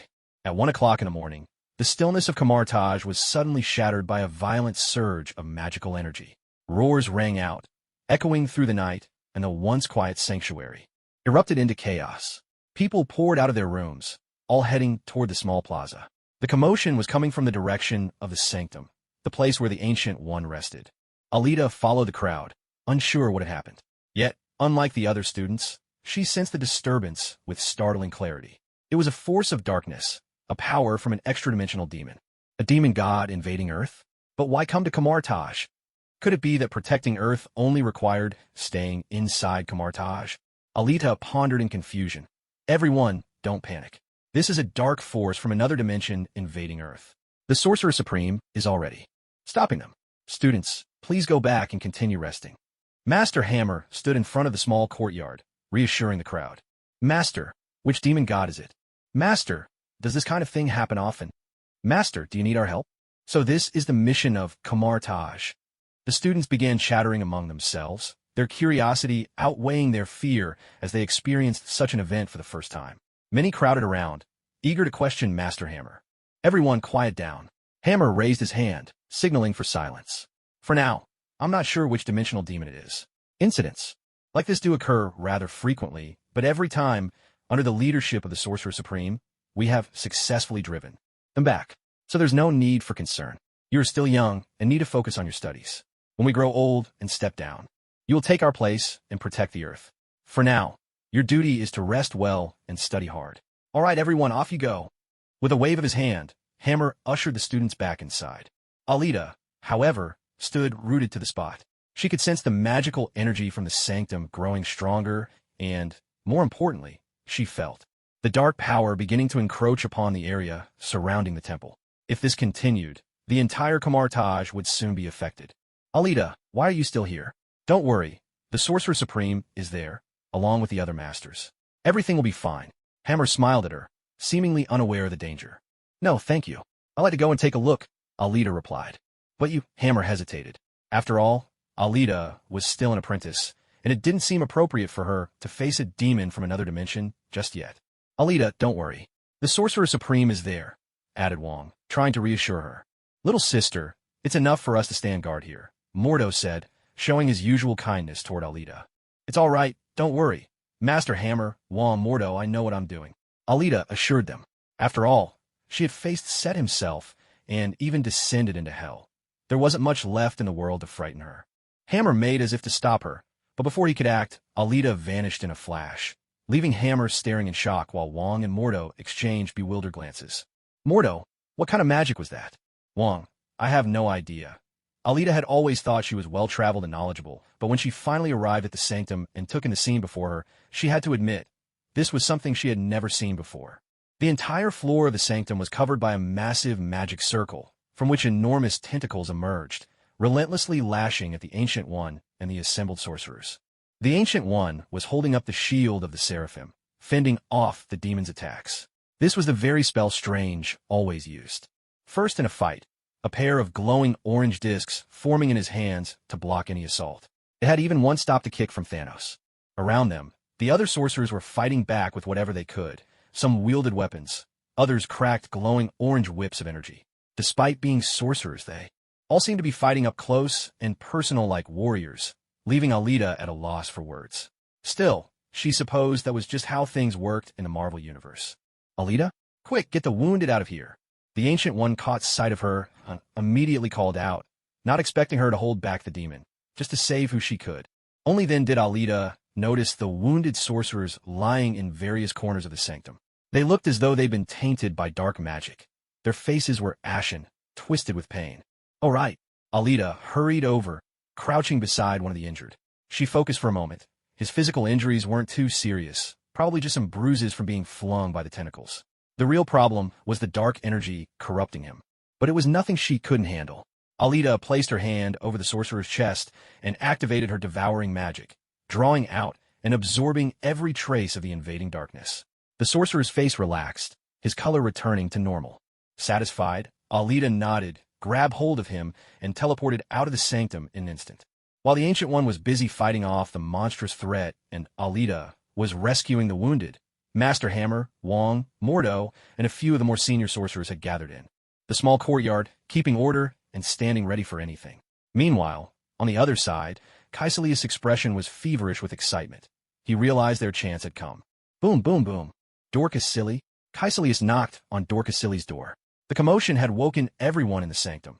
There was no way Dorcas Silly was still asleep. Caecilius? What's going on? Dorcas Silly looked at him, puzzled. Our chance has come. Don't you think this is the perfect moment to put our plan into action? Caecilius said, his voice trembling with excitement. You mean right now? Dorcas Silly perked up, thrilled that the plan was finally about to begin. Yes. While everyone is distracted, we'll slip into the library, get what we need, and leave immediately. No one will ever know. All right. I understand. I'll go get Picandia. But I think I remember that Master Emil should still be inside the library, right? Docassery spoke hesitantly. He's just an ordinary person now. Do you really think he can stop us? Or are you getting cold feet? Caecilius shot him an annoyed look. Usually you act so confident, but when it really matters, you chicken out? Of course not. I'll go get them. Docassery retorted loudly. I'm not scared. I just don't want any innocents to get hurt.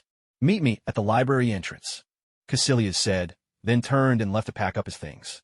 They all knew they'd have to leave Camartage soon, as this was a path from which there was no turning back. Hood. Pick. Docassery. Pack your things, it's time for us to go. Now. Of course right now. Hurry. I'm gonna get Dia. Dia. What's going on? Dia looked at Docassery, puzzled. Was there a meeting? It's time to act. Here's your chance to fulfill your wish. So, are you willing to come with us? Of course. Good, pack your things immediately. We'll meet at the library entrance soon. No one could have expected that the incident of the demon gods invading Earth would also stir up the undercurrents beneath the calm surface of Camartage. Master, what is that thing? A guttural roar echoed. The demon god from another dimension had nearly forced all its tentacles through the portal.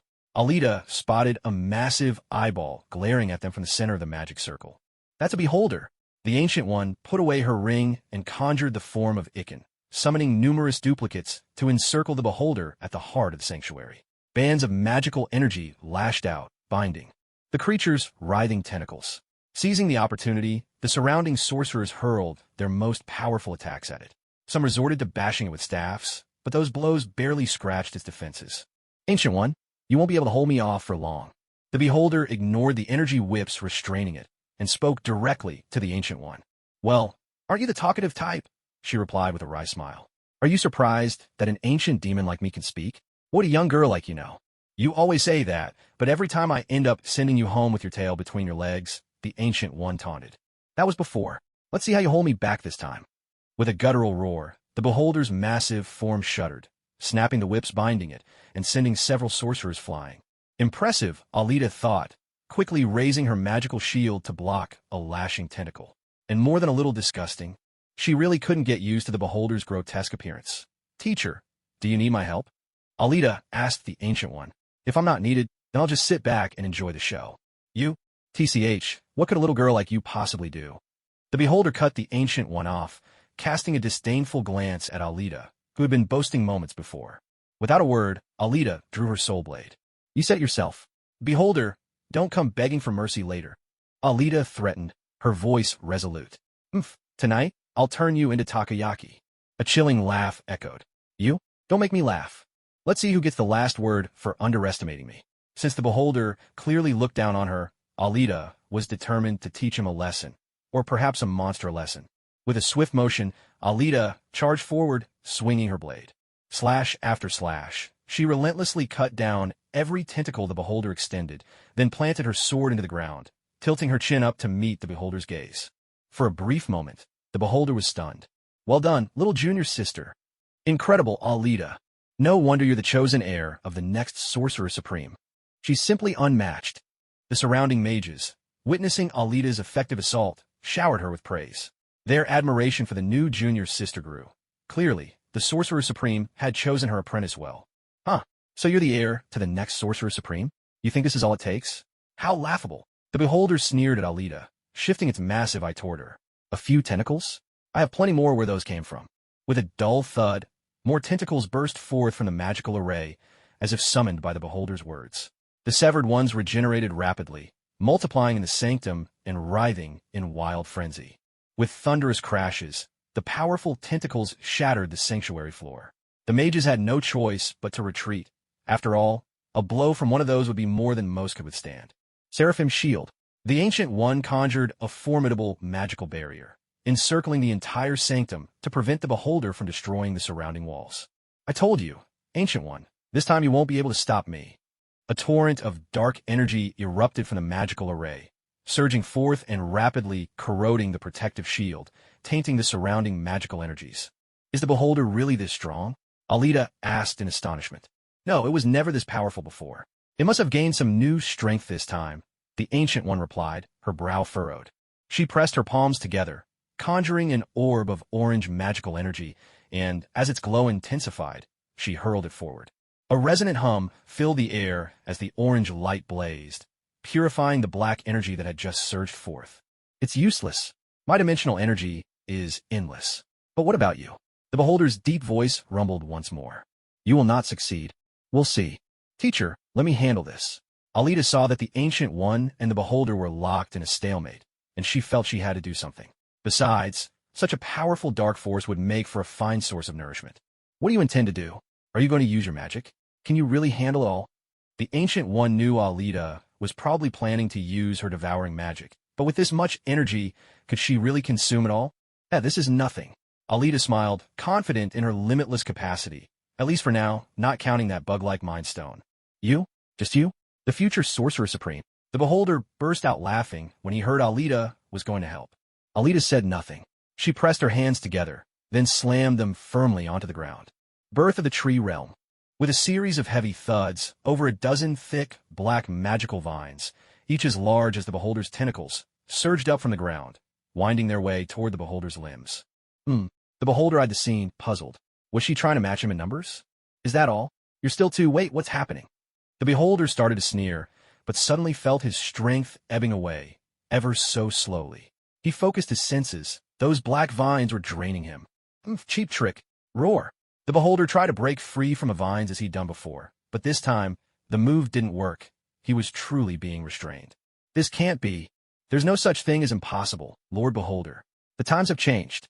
Alita poured even more magical energy into her spell, devouring the beholder's power with vigor, feeling her own magic and vitality grow ever stronger.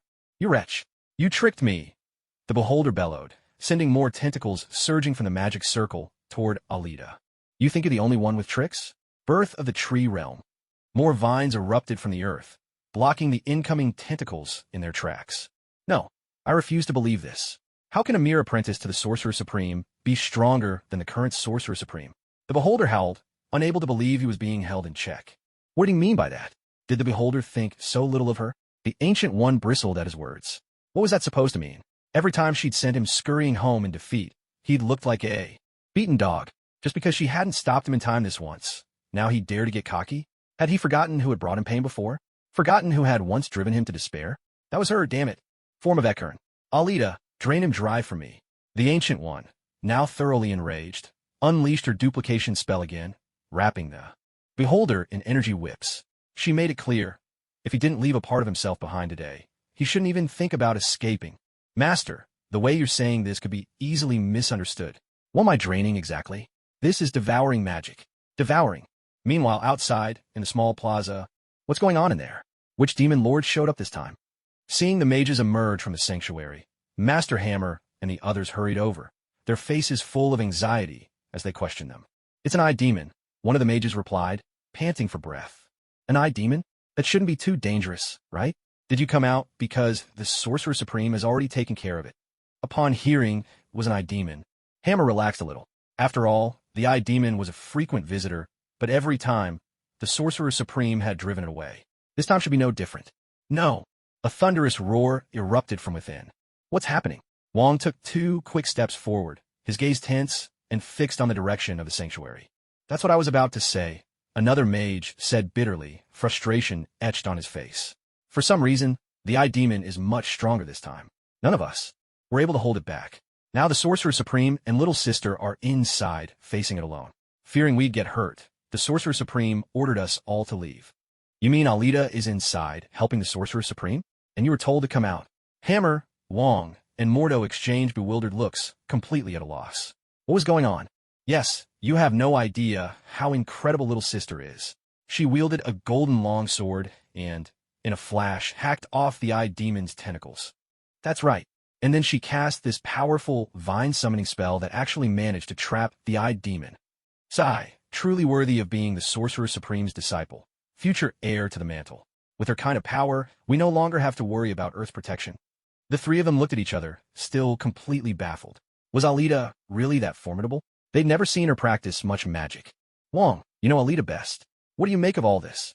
Hammer stroked his beard and turned to Wong. Well, I'm not sure either, Wong admitted, rubbing his head in embarrassment. As far as I know, Alita has just been reading and studying recently, spending her free time having tea with the Sorcerer Supreme. You all know that. As for practicing magic, I've never seen her do it. But what? You may not believe this, but if Alita reads a magic incantation just once, she can cast the entire spell perfectly. Wong's tone was sheepish, as if he could hardly believe it himself. Hammer and Mordo exchanged a glance. So this was the power of true genius? To learn magic with only a single look? Ah, we're getting old. The world isn't what we once believed it to be. Indeed. Who knows where the Sorcerer Supreme found such an extraordinary talent? Wherever she came from, she's one of Kamartaj's own now. We should count ourselves lucky. Absolutely. On the plaza, the older generation of mages stood together, chatting and marveling at the bright future ahead. Meanwhile, Caecilius and the other 3 had already gathered at the entrance to the library. Think it through. After today, there's no turning back. Caecilius looked at the 3 of them, his tone earnest and grave. As long as what you said is true, we don't care. Caecilius replied, determined. If he could have a shot at immortality, what reason did he have to fear leaving Kamartaj? Vic and Jian nodded in agreement, their resolve unwavering. Of course. Would I ever lie to you? The magic circle is right where I said it would be, and summoning Dormammu's power isn't something I could pull off alone. In that case, what are we waiting for? Let's go. If the Sorcerer Supreme solves the problem first, we'll miss our chance. Let's move. Caecilius strode forward, pushing open the grand doors of the library. That night, Master Emil was on night duty as usual. But unlike other nights, the sanctum seemed unusually noisy. Even inside the library, he could hear furious roars echoing from the temple halls.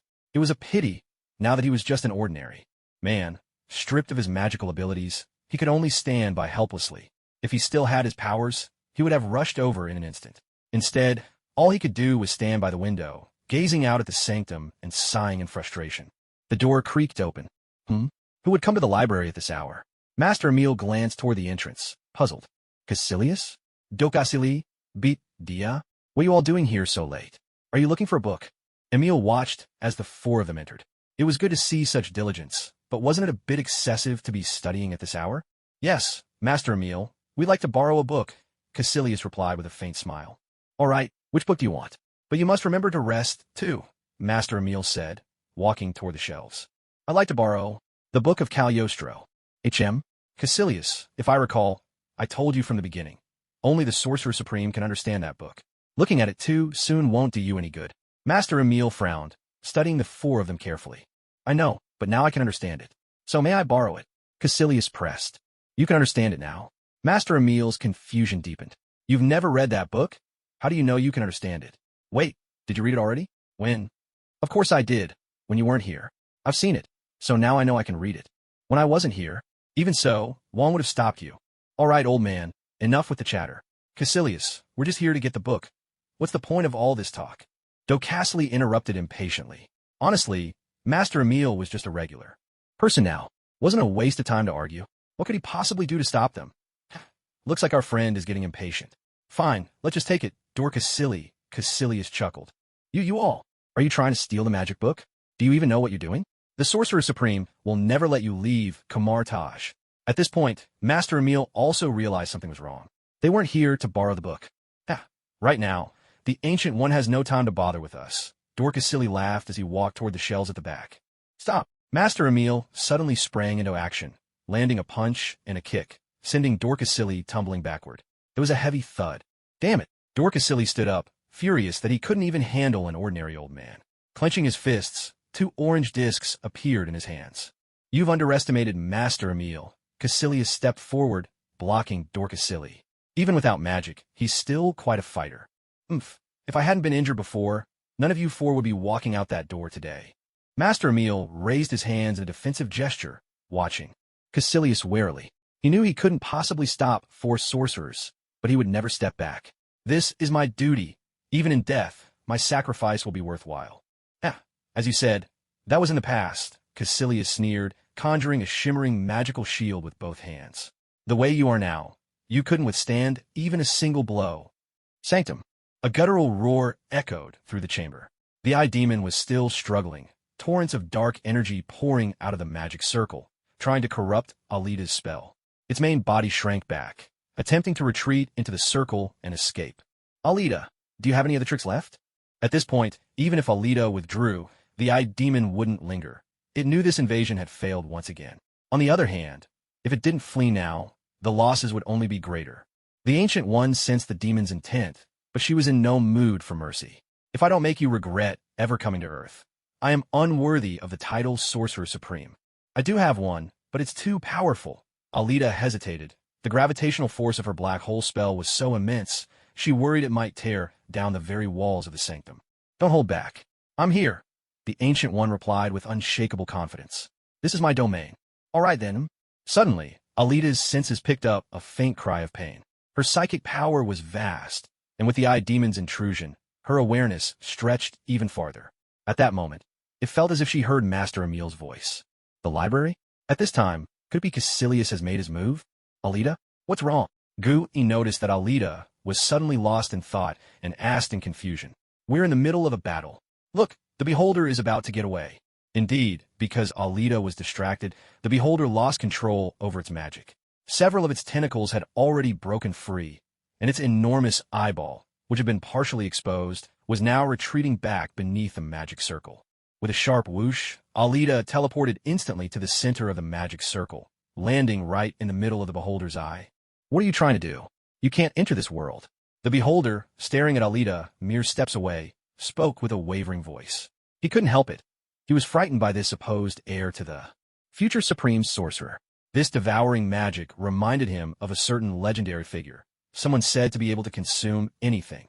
Now, the beholder wasn't so sure what Alita's true abilities were. Beholder, remember this. As long as I'm here, Earth is under my protection. If you ever pay a visit again, be prepared for what awaits. You, Alita declared, placing her palms together and conjuring a swirling black singularity, then slammed it down onto the magic circle. She couldn't wait any longer. Master Emil was now just an ordinary old man. If he ran into Caecilius, he'd be finished for sure. If she hurried, there might still be time to save him. A low hum filled the air as a powerful suction erupted from the black singularity, and dark energy flared to life. The beholder's tentacles, the surrounding inky darkness, and even Gu Yi's avatars were all drawn irresistibly toward Alita's position. A raging storm of arcane energy swept through the entire sanctuary. The magical turbulence was so intense that even Mage Hamel and the others in the courtyard, as well as students sleeping in their rooms, could sense it clearly. Caecilius felt it too. The unfamiliar, overwhelming force made him tense. He knew he couldn't delay any longer. If he tarried now, escape would be impossible. Forget him. Doxery, open a portal.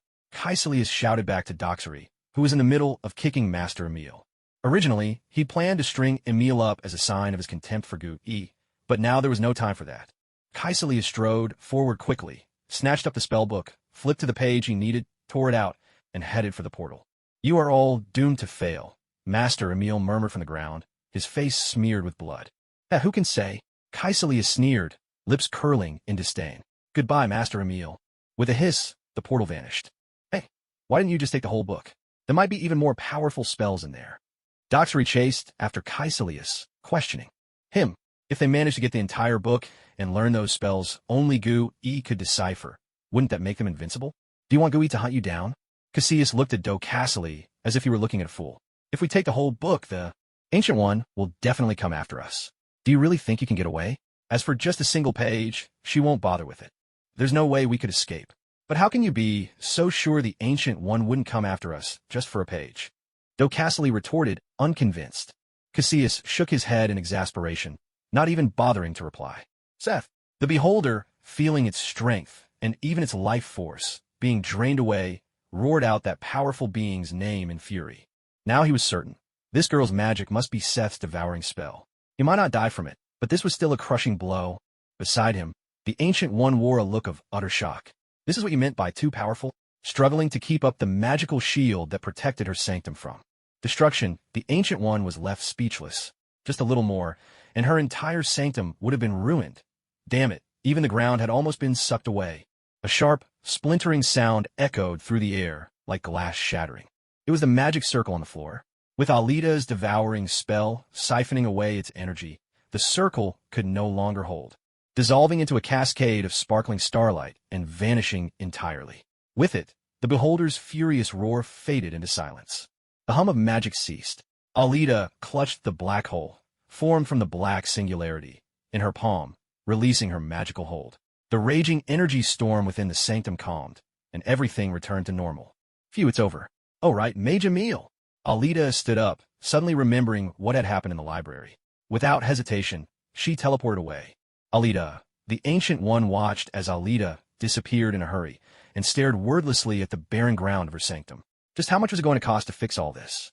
With a whoosh, Alita arrived at the library, only to find Mage Emil lying on the ground, blood streaming down his face and footprints all over his body. "Mage Emil!" Alita rushed over, calling his name anxiously. "Cough!" Alita. Mage Emil's response was weak, his consciousness already slipping away. Perhaps in the next moment he would be gone for good, but at least he could see Alita one last time. He had no regrets, except that he had failed to stop Caecilius, failed in his duty. "Don't worry, you won't die." Alita comforted him gently, gathering a sphere of white light in her right hand, channeling her own life force into it. Thankfully, Mage Emil still had a breath left in him. Otherwise, even her life magic couldn't bring back the dead. Alita pressed the glowing sphere to his chest, and instantly, the entire library was bathed in radiant light. The wounds Mage Emil had just suffered began to heal rapidly.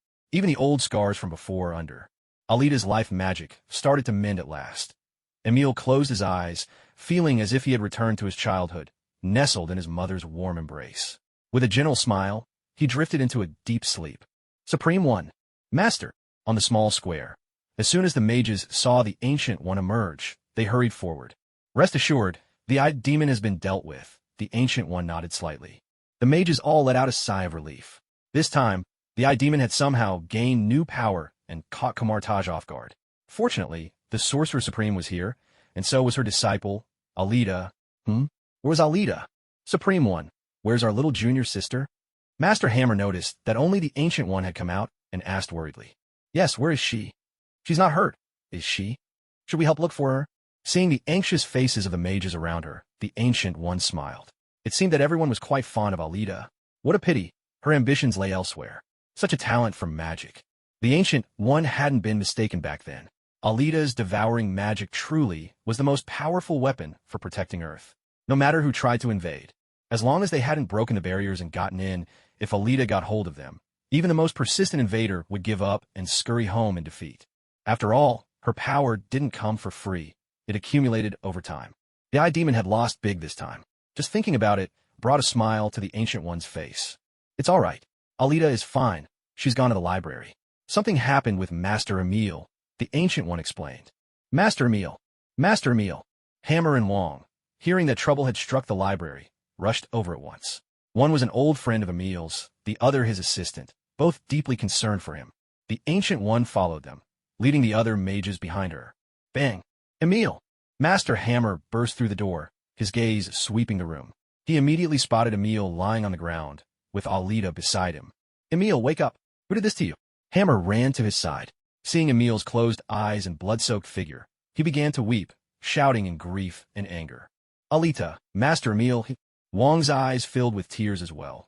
Memories of working with Emil over these past days pierced his heart, and then gave way to fury. That something like this could happen at Kamartaj was unthinkable. Whoever the traitor was, he swore he'd make them pay. Oh, come on, you two. He's not dead. He's just asleep. Don't get so worked up. Whatever questions you have, wait until he wakes up. Alita was speechless. They'd rushed in here in such a panic, but wasn't the first step supposed to be checking his wounds? Acting like he was already gone. What was that about? He's not dead. Hamel reached out his hand, trembling, and placed it under Emil's nose. As he felt the warm breath, Hamel finally let out a sigh of relief. Thank goodness. Thank goodness. But no, he had to treat him first. Hamel quickly shut his eyes and began to chant a spell, preparing to cast a healing magic to tend to Emil's wounds. He's alive. Thank the great Vishanti. Wong pressed his palms together, overcome with gratitude and excitement. The one you should thank is Alita. Wong. The Ancient One walked over and stood before them. Hamel, there's no need to worry. Emil has already been healed. Just help him back so he can rest. Thank Alita? Wong looked at the Ancient One in confusion. He's already healed? Hamel opened his eyes, equally puzzled, and glanced over. Alita's already treated him. If you'd waited until you got here, it truly would have been too late, the Ancient One explained. Alita, thank you so much. Hamel stood up and offered sincere thanks to Alita. If it hadn't been for her, he might have lost a good friend today. No need to thank me. Just get Master Emil back to rest. Any problems can wait until tomorrow. Yes. We'll talk tomorrow. I'll never forget your kindness, Alita. Hamel nodded earnestly, then, together with the other mages, helped carry Emil away. Thank you, Alita, Wong said, looking at her with gratitude. There's no need. It was the right thing to do. Seriously, you all don't have to be so formal about it. All right, everyone's had a long night. Time to disperse. Anything else can wait until tomorrow. The Ancient One waved a hand, addressing the mages who were still marveling at Alita's abilities. Yes, of course. Junior sister, get some rest. Looks like everyone really likes you and recognizes your abilities. Are you sure you don't want to reconsider? The Ancient One stood beside Alita, watching the mages depart. No, I'm just happy to help out every now and then. When it comes to dedication, Strange is definitely more reliable, Alita answered seriously. When are you leaving? How did you know? Alita turned to the Ancient One, surprised. You finished every magic book in the library. There's nothing left for me to teach you, and you don't want the title of Sorcerer Supreme. How? Much longer would you really stay? You've been itching to leave for a while, haven't you? The Ancient One smiled knowingly, seeing right through her. You're right. I'll leave now. Alita nodded after a moment's thought. Now, this time it was the Ancient One's turn to be surprised. That was abrupt. Yes, everyone's just too enthusiastic. I can't handle it. You're better suited for cleaning up this mess, Alita replied, making it clear she didn't want another round of thank yous. What do you mean, mess? And what do you mean, I'm the one to clean it up? I'm a Sorcerer Supreme. You know, I never had to concern myself with these things. You truly aren't suited to be the Sorcerer Supreme, the Ancient One said, giving Alita a look of disdain. Thank you for letting me off the hook, Alita replied with a sly smile. The Ancient One stared speechlessly at Alita. So many people long for the title of Sorcerer Supreme, and yet here she was, turning her nose up at it. Pop, here, this is the latest batch. There aren't many of these rare collectibles, just a few every time. Don't say I never honor my elders. I didn't even keep a single one for myself. Alita produced the limited edition Magic Snow she'd gotten from Sim that afternoon and handed it to the Ancient One. 30 sticks in all.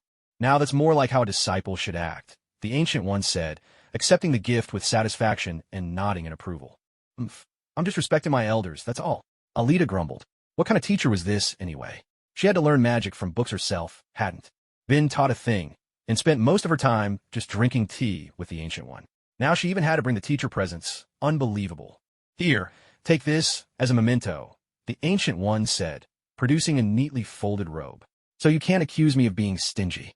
What's this? Alita unfolded the robe. It was the same style as the Ancient One's, but in black. Wait, This isn't just one of your old robes, is it? Alita eyed the familiar garment with suspicion. Of course not. It was tailored just for you. Try it on when you get home. You'll see. Anyway, it's getting late. Off you go, the Ancient One replied, rolling her eyes as if to say, as if you could fit into my clothes. TCH, all right, thanks for the gift, teacher. I'll head out now. If you need anything, just come find me. Alita pulled a face at the Ancient One's now dismissive look, opened a portal, waved, and disappeared. The Ancient One stood in the empty library, lost in silent thought. Ah, now she'd lost her tea companion. Perhaps she'd never meet another student as interesting as Alita. Whoosh. Life is as lonely as a snowfield, she sighed. At dawn, Emil woke from a deliciously restful sleep, gazing up at the familiar ceiling, feeling as if he'd been reborn, filled with vitality. How long had it been? Ever since he was injured years ago, he hadn't felt this light and unburdened. And there it was, a faint surge of magic within his body, a sensation he hadn't felt in forever. Wait, magic! Emil shot upright in bed, stunned as he checked himself over. There really was a magical current within him. What was going on? Hadn't he lost all sense of magic forever? Emil, you're all right. Hamel, who'd been meditating nearby, was startled awake by Emil's sudden movement and looked at him with joy. But what had happened? Emil, what's wrong? Are you feeling unwell? Do you need me to heal you again with magic? Hamel stepped forward, concern evident in his voice as he asked, Hamel, what's going on? Aren't I on the verge of death? Emil looked at Hamel, puzzled. Yes, if we had been any later, you really would have died. Luckily, Alita arrived just in time and saved you. But what exactly happened last night? Hamel replied. Alita? That's right, it was Alita. I remember her. Emil's hazy memories began to clear as he recalled hearing Alita's voice through the fog. Hamel, I'm all better now. I can feel magic again. Was it the Supreme Sorcerer who saved me? Emil exclaimed, barely able to contain his excitement. You can sense magic again? That's wonderful. But no, it wasn't the Supreme Sorcerer who healed you. It was Alita. By the time we reached the library last night, she had already treated you. Hamel explained, his own relief shining through. Alita saved me? How does she possess such powerful healing magic? I need to find out. Without another word, Emil leapt to his feet and dashed out. Emil, wait for me. You still haven't told us what happened last night. Hamel called out, hurrying after him. Wong, what are you doing here? Where's Alita? Emil and Hamel spotted Wong walking back from in front of Alita's door and questioned him in confusion. Yeah, Alita's not in her room. Maybe she went to see the Supreme Sorcerer, Wong replied, scratching his head. To the Supreme Sorcerer? Emil turned and headed toward the tea room where the Ancient One often enjoyed tea. Alita had a habit of joining her there. It had practically become a ritual.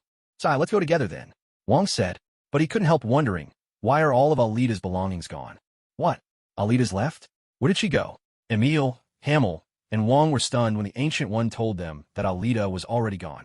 Wasn't Alita supposed to inherit the mantle of the next Supreme Sorcerer? Where else could she possibly go? Yes, Alita left last night, the Ancient One confirmed, sipping her tea with a gentle smile. She said she was too afraid to face your enthusiasm. Now, seeing you all, I have to admit she wasn't wrong.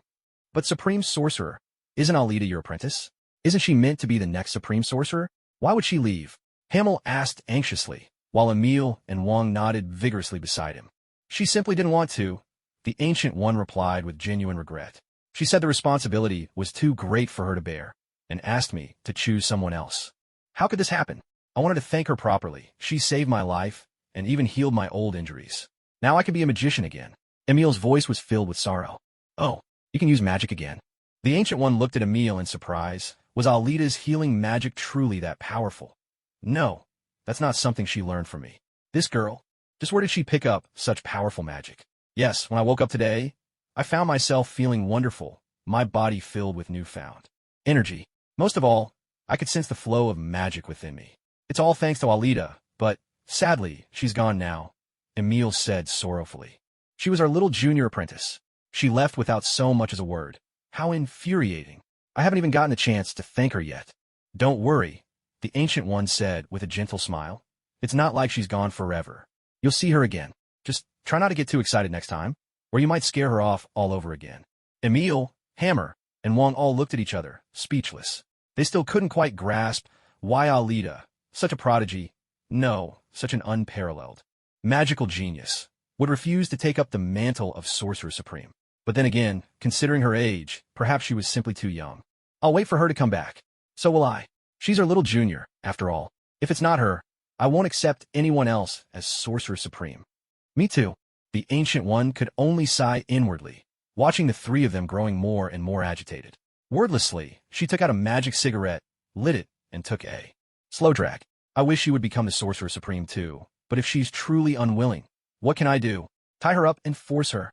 The Ancient One mused wistfully. Brooklyn. Thanks to the rigid schedule she developed at Kamartaj, Alita found herself waking up at the crack of dawn, no matter how much she wanted to sleep in. With no choice but to get up, Alita washed up and thought she'd brew some tea to start her day. But after rummaging through the cupboards, nothing, not even tea bag, just plain hot water. Mildly disgruntled, Alita flopped onto the sofa, turned on the TV, and took out a rare, version 2.0 magic cigarette, one she'd been saving for a special occasion. Yes, Craftsman Zim had already upgraded the magic cigarettes. The Ancient One only got the 1.0 collector's edition, while Alita had secretly kept a 2.0 for herself. The Ancient One would never know. Pure bliss. Still, she really ought to buy herself a tea set. It just never felt right to go without tea nowadays. We interrupt this program for breaking news. This morning, the famous superhero Iron Man, Tony Stark, was attacked by terrorists. His multi-million-dollar mansion was destroyed in the blast. Mr. Stark's whereabouts are currently unknown. Wait, Tony's mansion got blown up? Is this the start of Iron Man 3? What was the plot again? ATM? No, it should be AIM. Oh, and there was the extremist virus too. Alita thought it over. Tony might look like he was in serious trouble, but he'd be fine in the end. She didn't really need to get involved, but wasn't Happy Hogan hospitalized with serious injuries. Go check on him and give him some treatment while you're at it. After all, Happy is a pretty decent guy. Rumor has it he even dated Aunt May, Peter Parker's aunt. Wait, hold on, thinking about it, does that mean that in the future, Aunt May might have to take on a role of Ben Parker? In Spider-Man, No Way Home, she gets killed by the Green Goblin, which is what pushes Spider-Man to grow up. Maybe it's better not to let that happen. When the time comes, I'll step in and give him a hand. Well, it's still too early to be worrying about that. For now, I should just go check on Happy, and besides, Pepper must be worried sick about Tony. Wait a minute, didn't Pepper and Tony take a break from each other not long after this? That's some juicy gossip. The phone rang. Director. Alita? What's up, are you back? After more than 10 days, Fury finally received another call from Alita, assuming she was ready to return to work. Yeah, I'm back. I wanted to ask if you happen to know which hospital Happy's staying at, and also where Pepper is right now. Alita inquired. You really have to call me for something like that? Just log into the S.H.I.E.L.D. intelligence network and look it up yourself, Fury replied, clearly annoyed. He had enough on his plate as it was. Did she really need him to handle such trivial matters? The intelligence network? Which website is that? Does it need a password? But I don't even have a computer. Go find Hill, let her fill you in, and from now on, don't call me for things like this. Fury was at his wit's end. Why was it that both she and the captain just refused to keep up with modern tech? Oh, all right. What's Hill's number? Forget it. I'll have her call you. But why are you suddenly so interested in Stark's situation? Fury asked, a hint of suspicion in his voice. Don't you care? Tony's gone missing, after all. Alita found it odd. Tony was missing, and S.H.I.E.L.D. just sat by and did nothing? Was this some kind of stealth clause for feature films? He'll be fine, I'm sure of it. Fury had faith that Tony wouldn't go down so easily. Back then, even as a playboy, he'd managed to survive in the hands of terrorists. Now, as Iron Man, he was even less likely to meet his end. All right, I'm hanging up now. Wait, Alita called out quickly. What now?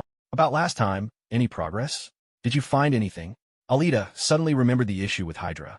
Last time, Fury thought for a second. Oh, that mission. Nothing to worry about. The World Security Council just wanted to keep you under their thumb, so you'd follow their orders. What? And you actually believe them? She could hardly believe her ears. Was this really Fury and not some imposter? What else was I supposed to do? That's what the higher-ups told me. Anyway, I've got a lot to do. Fury promptly hung up. Last time, when those people bypassed him and went straight to find Alita, Fury quietly investigated behind the scenes for a long time, but he didn't uncover anything. On top of that, his superior, Pierce, had secretly given him a heads up, letting him know that those political schemers weren't willing to let go of S.H.I.E.L.D. agents from their subordinate departments, agents they couldn't control. So, they pulled a few strings from behind the curtain. Aside from that, Fury didn't find anything else. When Alita saw Fury hang up the phone, she couldn't help but marvel silently at how formidable Hydra truly was. All these years, they'd managed to operate right under Fury's nose without being discovered. No wonder S.H.I.E.L.D. earned the nickname Snake Shield Bureau. In such a massive organization, it seemed only a few, like Fury, were outsiders, acting along with him in this elaborate play. The phone rang. Hello, Sister Hill. Alita, the director, just spoke with me. I've sent you Happy's location, along with Pepper's contact information and their current whereabouts. Please check your messages. Got it. Thanks, Sister Hill. That bald egg always dumps everything on you. Does he at least give you a raise for all this extra work? Haha. Knowing how stingy he is, there's no way he'd give me a raise. Hill laughed in her office at Alita's words. In all of S.H.I.E.L.D., only Alita dared to poke fun at the director like this. Next time, I'll help you talk to Bald Egg and try to get you all a raise. Oh, and Coulson too. Haha. Thanks in advance. All right, I've got work to do. Didn't you say you were going to see Happy? You should get going. With a cheerful laugh, Hill hung up. All right, first to visit Happy, then I'll go find Pepper and that beautiful young lady. Alita picked up her phone, checked the address, changed her clothes, and headed down to the apartment's underground garage. Her big motorcycle had barely been ridden, just sitting in the garage gathering dust. Luckily, she'd covered it with a cloth, so it was still spotless underneath. Alita started up her beast of a bike and set off toward the central hospital. At this time, Tony was probably still soaring through the sky. The auto navigation was great, though it wouldn't be long before the battery ran out. When Alita arrived at the hospital and made her way toward Happy's ward, she was, unsurprisingly, stopped by a few bodyguards in suits, each sporting a name badge. Clearly, Tony had arranged for them. Effective, but a bit of a nuisance for her. Fortunately, a single telepathic glance left the two men frozen in place, far more efficient than any illusion technique. Inside the ward, Happy was attached to a respirator, still unconscious. Thankfully, he had been far enough from the explosion. His injuries were severe, but he'd pulled through. Let me give you a hand. A flash of white light flickered and vanished in the room. Happy's wounds healed rapidly, restoring him to perfect health. Where am I? Happy opened his eyes in confusion and pulled off the oxygen mask. You're in the hospital. You were injured in an explosion. A pleasant, unfamiliar voice drifted over from nearby. Happy turned his head and saw a woman with long green hair, dressed in a black trench coat, sitting on a chair and smoking a cigar. You're that Avenger, aren't you? But isn't this a hospital? How can you just smoke a cigar in here? Happy was speechless. Did she not see him as a patient? Wait a minute, he seemed fine. Tony, that kid. Suddenly, Happy remembered the guy he'd been tailing, the one who looked just like a street punk. It turned out the guy was a terrorist. He had to warn Tony right away. That Killian fellow definitely wasn't a good person either. Happy sat up, ready to get out of bed. There's no point in going now. Those people have already blown up Tony's house, Alita said quietly. What? What on earth happened? Happy stared at Alita in shock. This morning, a group of terrorists flew in on helicopters and blew up Tony's mansion. But don't worry, Tony's fine. He's out there right now, hunting them down. Well, Tony might be out of contact for the moment, but that was only because he'd fainted and Jarvis had flown him to safety. Phew, as long as Tony's okay, that's a relief. Those guys are done for. Hearing Tony was safe, Happy finally relaxed. Losing a house wasn't a big deal. They could always build another one. After all, Tony wasn't short of money. Still, who was this woman? Wait, who are you again? You look really familiar. And why do I feel like I'm not injured at all? Happy glanced down at himself. He was perfectly healthy, not at all like someone who'd just been caught in an explosion. He vaguely remembered passing out at the time. Don't tell me you haven't remembered me yet? I'm so disappointed in you. And in Tony, too? Alita shook her head. Tony didn't even bother to introduce his good teammate to you. As for your injuries, I healed you. No need to thank me. Well, Tony usually doesn't tell me much about S.H.I.E.L.D., Happy replied with an awkward smile. I'm an agent of S.H.I.E.L.D. My name's Alita Orochi, and I'm a member of the Avengers. I also go by another name, the Goddess of Vengeance. Alita introduced her code name a little uncomfortably. It was embarrassing, but her reputation preceded her. The Goddess of Vengeance. It's really you? I'm a huge fan. Can I get your autograph? The moment Happy realized this stunning young woman was the superhero he'd followed online, he got excited and hurried over. See? Her fame really was something. Alita couldn't help but twitch the corner of her mouth. All right, let's save the autograph for later. Go get changed first, then we'll go find Pepper. She needs your protection. Alita waved off Happy, who was already rummaging around for pen and paper. Pepper, right? Wait a second. Happy looked around the hospital room, searching, but couldn't find his regular clothes. My clothes aren't here. Forget it then. Let's get going. You can change later. Alita stood up and took the lead, walking out first. All right. Happy hurried after her. At the door, two bodyguards stared in confusion at Alita as she emerged from the hospital room. When did she even go in? Happy. They looked at Happy in astonishment. Wasn't he supposed to be lying in bed, unconscious? Yet now he was not only awake, but seemed full of energy. What on earth had happened? It's fine. You can all stand down now. I'm feeling much better. Happy nodded and gave them instructions. Let the others know I'm leaving. I've got some things to take care of. Hey, wait, shouldn't you let the doctor check you over one more time? One of the guards called out after him. No need, Happy replied. Goddess, how are we getting there? My car's not here. I should have asked them where they parked, Happy said, following Alita out of the hospital, looking a bit troubled. I've got a ride, don't worry.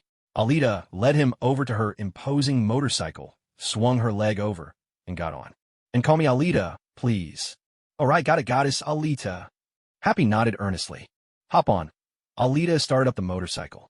Are you sure? I might be a bit heavy, Happy said, fully aware of his own weight. Quit dawdling and get on.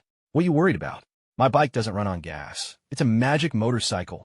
Alita chided, exasperated by this grown man's hesitation. All right, Happy climbed on carefully. He had to admit, this ride was seriously cool. No wonder it belonged to a goddess. It was simply awesome. Hold on my shoulders, Alita remembered the time Coulson rode with her and decided to give him a heads up.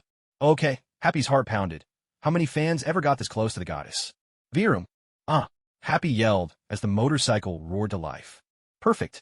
Coulson had gained a new companion in suffering. Coulson himself sent his congratulations. Meanwhile, at Tony's mansion, a crowd of people were busy digging through the wreckage, but even though it was already afternoon, they'd barely made any progress. The place had been blown to bits. It was just too badly damaged. No one knew what had happened to Tony. Pepper stood nearby, worry etched on her face. Don't worry. Didn't Tony have his suit on? For all we know, he's gone after those terrorists by now. Maya Hansen tried to reassure her, though it was clear her words didn't help much. Virum suddenly, the roar of an engine grabbed their attention. They turned to see a striking young woman astride a fierce-looking motorcycle pulling up in front of them. Pepper glanced at the rider and back. Something about him seemed familiar. Happy. Peppa stared in astonishment as Happy, still in his hospital gown, shakily climbed out of the back seat. PPA, Happy greeted her with a trembling voice, but before he could finish, he suddenly rushed to the side, dropped to his knees, and began to vomit. This was just too much. Was the motorcycle really that fast? Peppa and Maya looked at him, lost for words. And you are? Peppa turned around to look at the beautiful young woman still sitting on the motorcycle, her eyes filled with curiosity. She seemed to know Happy, but wasn't Happy supposed to be unconscious in the hospital? How was he up and about now? Peppa was brimming with questions. Hello, I'm Tony's friend, Alita, so you're Alita?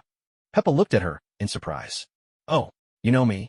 Yes, Tony mentioned you to me. He said he wanted to treat you to a big meal, but now. Peppa's voice trailed off as she glanced back at the ruins behind them, tears welling up in her eyes. Hey, don't worry. Tony's fine. He just ran out of power in his suit. He'll get in touch with you once he recharges.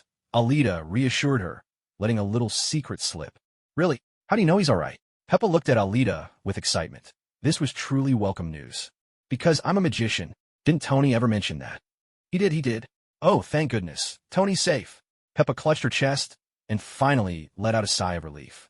From the attack that morning until now, she had been on edge, but now she felt completely reassured. She had no reason to doubt Alita. After all, ever since Tony returned from New York, he'd been constantly talking about her, always mentioning this magical suit that could teleport him. Peppa had heard all about this enchanting young magician from Tony, though this was their first meeting. Peppa, Killian's a bad guy. You need to stay away from him. He's the one who had this place blown up. Happy, having somewhat recovered, hurried over to warn her. What? Killian? What does he have to do with this? And Happy, weren't you injured? Peppa was even more confused. Alita healed me. Listen, the other day I was following that bald guy who works for Killian. I saw him carrying a case and making a deal. The guy he traded with injected himself with something, and suddenly his whole body turned red. Then he exploded. This has to be Killian's doing. Happy said earnestly. He's telling the truth, Maya chimed in. Maya, is what Happy's saying really true? Pepper glanced at Maya, who was standing beside her. Earlier that morning, Maya had rushed over to find Tony, saying she had something important to discuss. But before she could say a word, the sudden attack interrupted everything. In the chaos that followed, Pepper hadn't had the chance to ask her what was going on. Now, hearing Maya finally speak, she couldn't help but press her with questions, eager to get to the bottom of it all. Meanwhile, Alita walked over to where the main entrance used to be and picked up a helmet from the floor. This was Tony's communication device. He'd used it to contact Pepper. Alita knew she had to bring it to Pepper. Otherwise, without hearing from Tony and knowing he was safe, Pepper would be left in unbearable worry. Killian, why is he doing this? Does he have some vendetta against Tony? Pepper pressed her hand to her forehead, completely baffled. Actually, 13 years ago, Killian tried to meet up with Tony. They'd arranged to meet on a rooftop, but Happy glanced at Maya and cleared his throat. Well, Tony didn't show up. Maybe that's why. Pepper shot Maya a look, exasperated beyond words. Another one-night stand, she thought. Just look at the trouble he's landed us in this time. Maya stayed silent, not daring to speak. After all, she'd later collaborated with Killian on the Extremis virus project. When it came to Tony's involvement, she was hardly innocent herself. Pepper, here you go. Alita returned and handed the helmet to Pepper. Pepper. So Alita knew the nickname too. She heard from Tony that this girl enjoyed giving people nicknames. No wonder Tony liked her so much. Still, Pepper wondered, how did Alita know about her nickname? Did Tony tell her? What's this? Pepper asked. Just hold on to it. Tony will leave you a message later, and you can listen using this. After all, only you and Tony have the authorization to access it. Really? Alita, thank you. Is this some kind of magic too? Pepper asked, her curiosity piqued. Yes, it is, Alita replied shamelessly, thinking to herself that using spoilers to predict the future was a kind of magic, after all. At the hotel, Alita, Happy, Pepper, and Maya sat together in a circle. So, what do you want to talk to Tony about? It's related to Killian? He's a terrorist? Pepper looked at Maya for answers. To be precise, my boss, Killian, is working for terrorists, working for the Mandarin, Maya clarified. The Mandarin?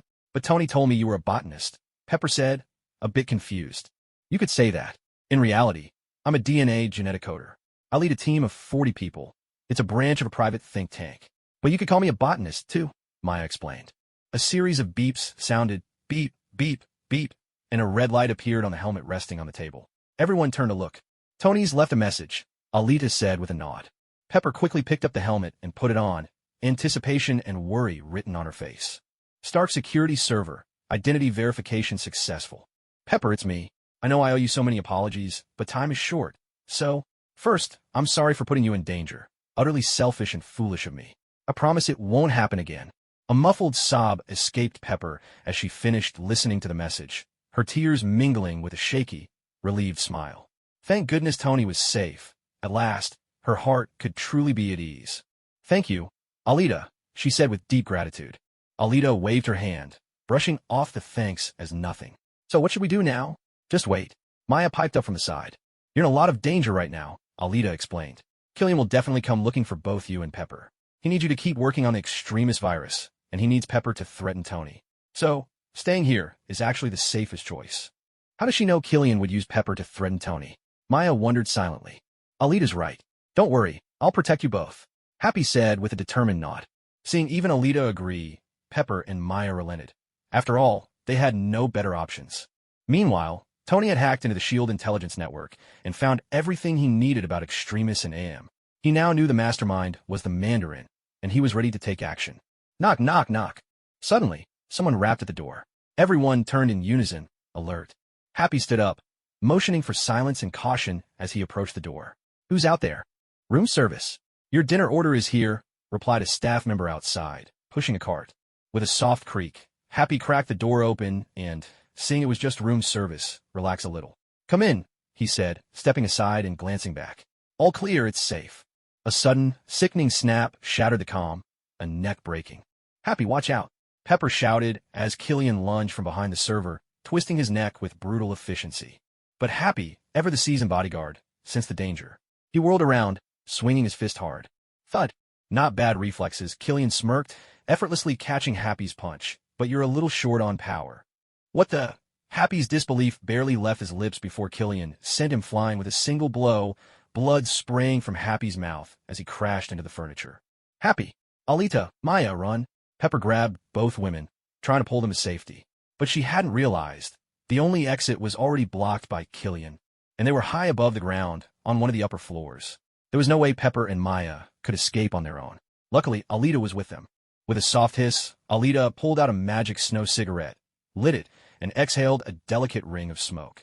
The story of Iron Man 3 comes to a close here for today. What? Who are you? I really didn't expect to walk in on so many surprises. A chubby guy who should have been lying in a hospital bed. Killian glanced at Happy, who was passed out on the floor. And there's also a beautiful stranger here. So, are you another one of Tony's one-night stand models? Killian teased casually. After all, Alita was stunning, very much Tony Stark's type. With only 3 women present, did he really need to worry? Please, did they think he couldn't handle it? Alita arched an eyebrow, a hint of challenge in her eyes. Hello, Pepper, Killian greeted Pepper, then turned to Maya Hansen. Would you care to explain why you were at Stark's house last night? I was trying to fix things. I had no idea you and the Mandarin were planning to blow up his place, Maya explained. I see. So Stark threatened us, and you still decided to help him? Killian's expression didn't change as he slowly approached. I told you, Killian, we can use him. Alita stepped to the side, putting herself between Killian and the others.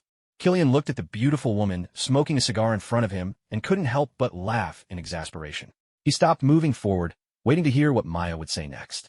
Listen, if we want this product to launch next year, I need Stark. He just needs a bit of motivation. Maya glanced at Pepper. And now he has it.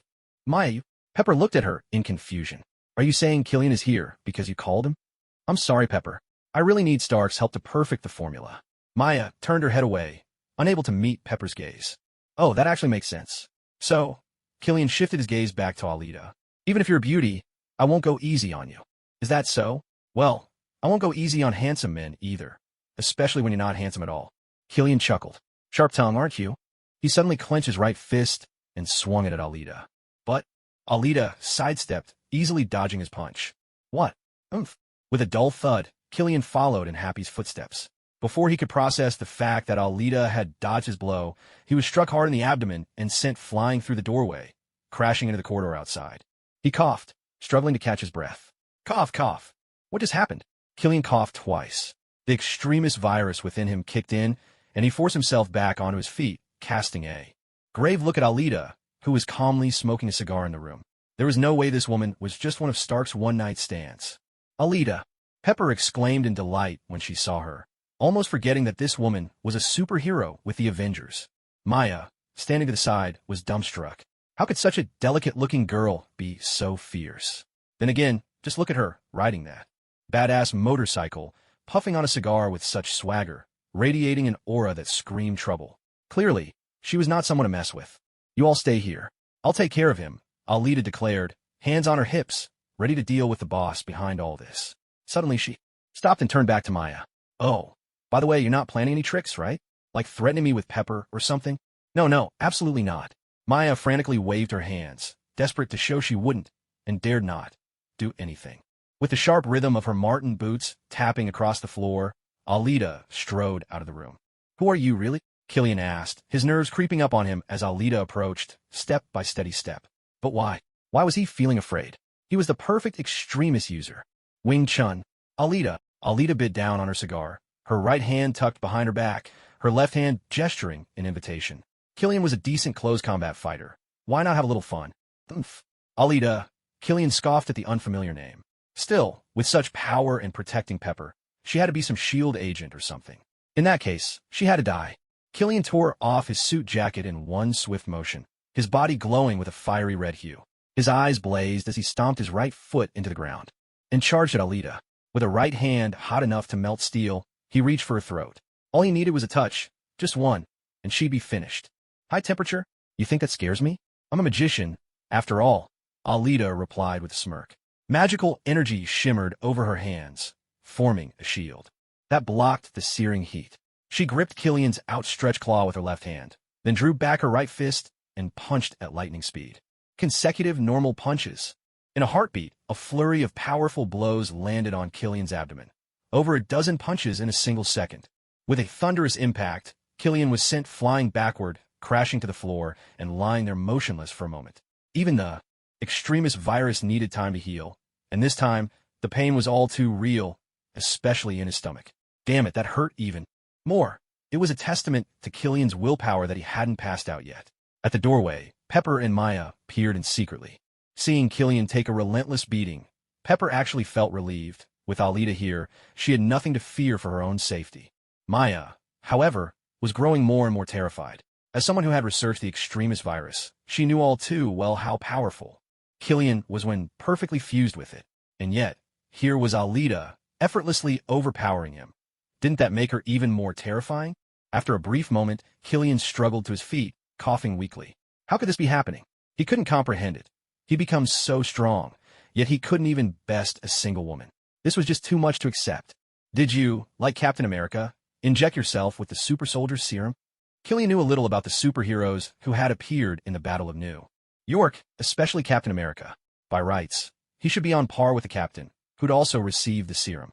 So why was he being completely overpowered? Take a guess. Alita's tone was playful. Sure, you managed to defeat Tony, but that was only because your high temperature countered his suit.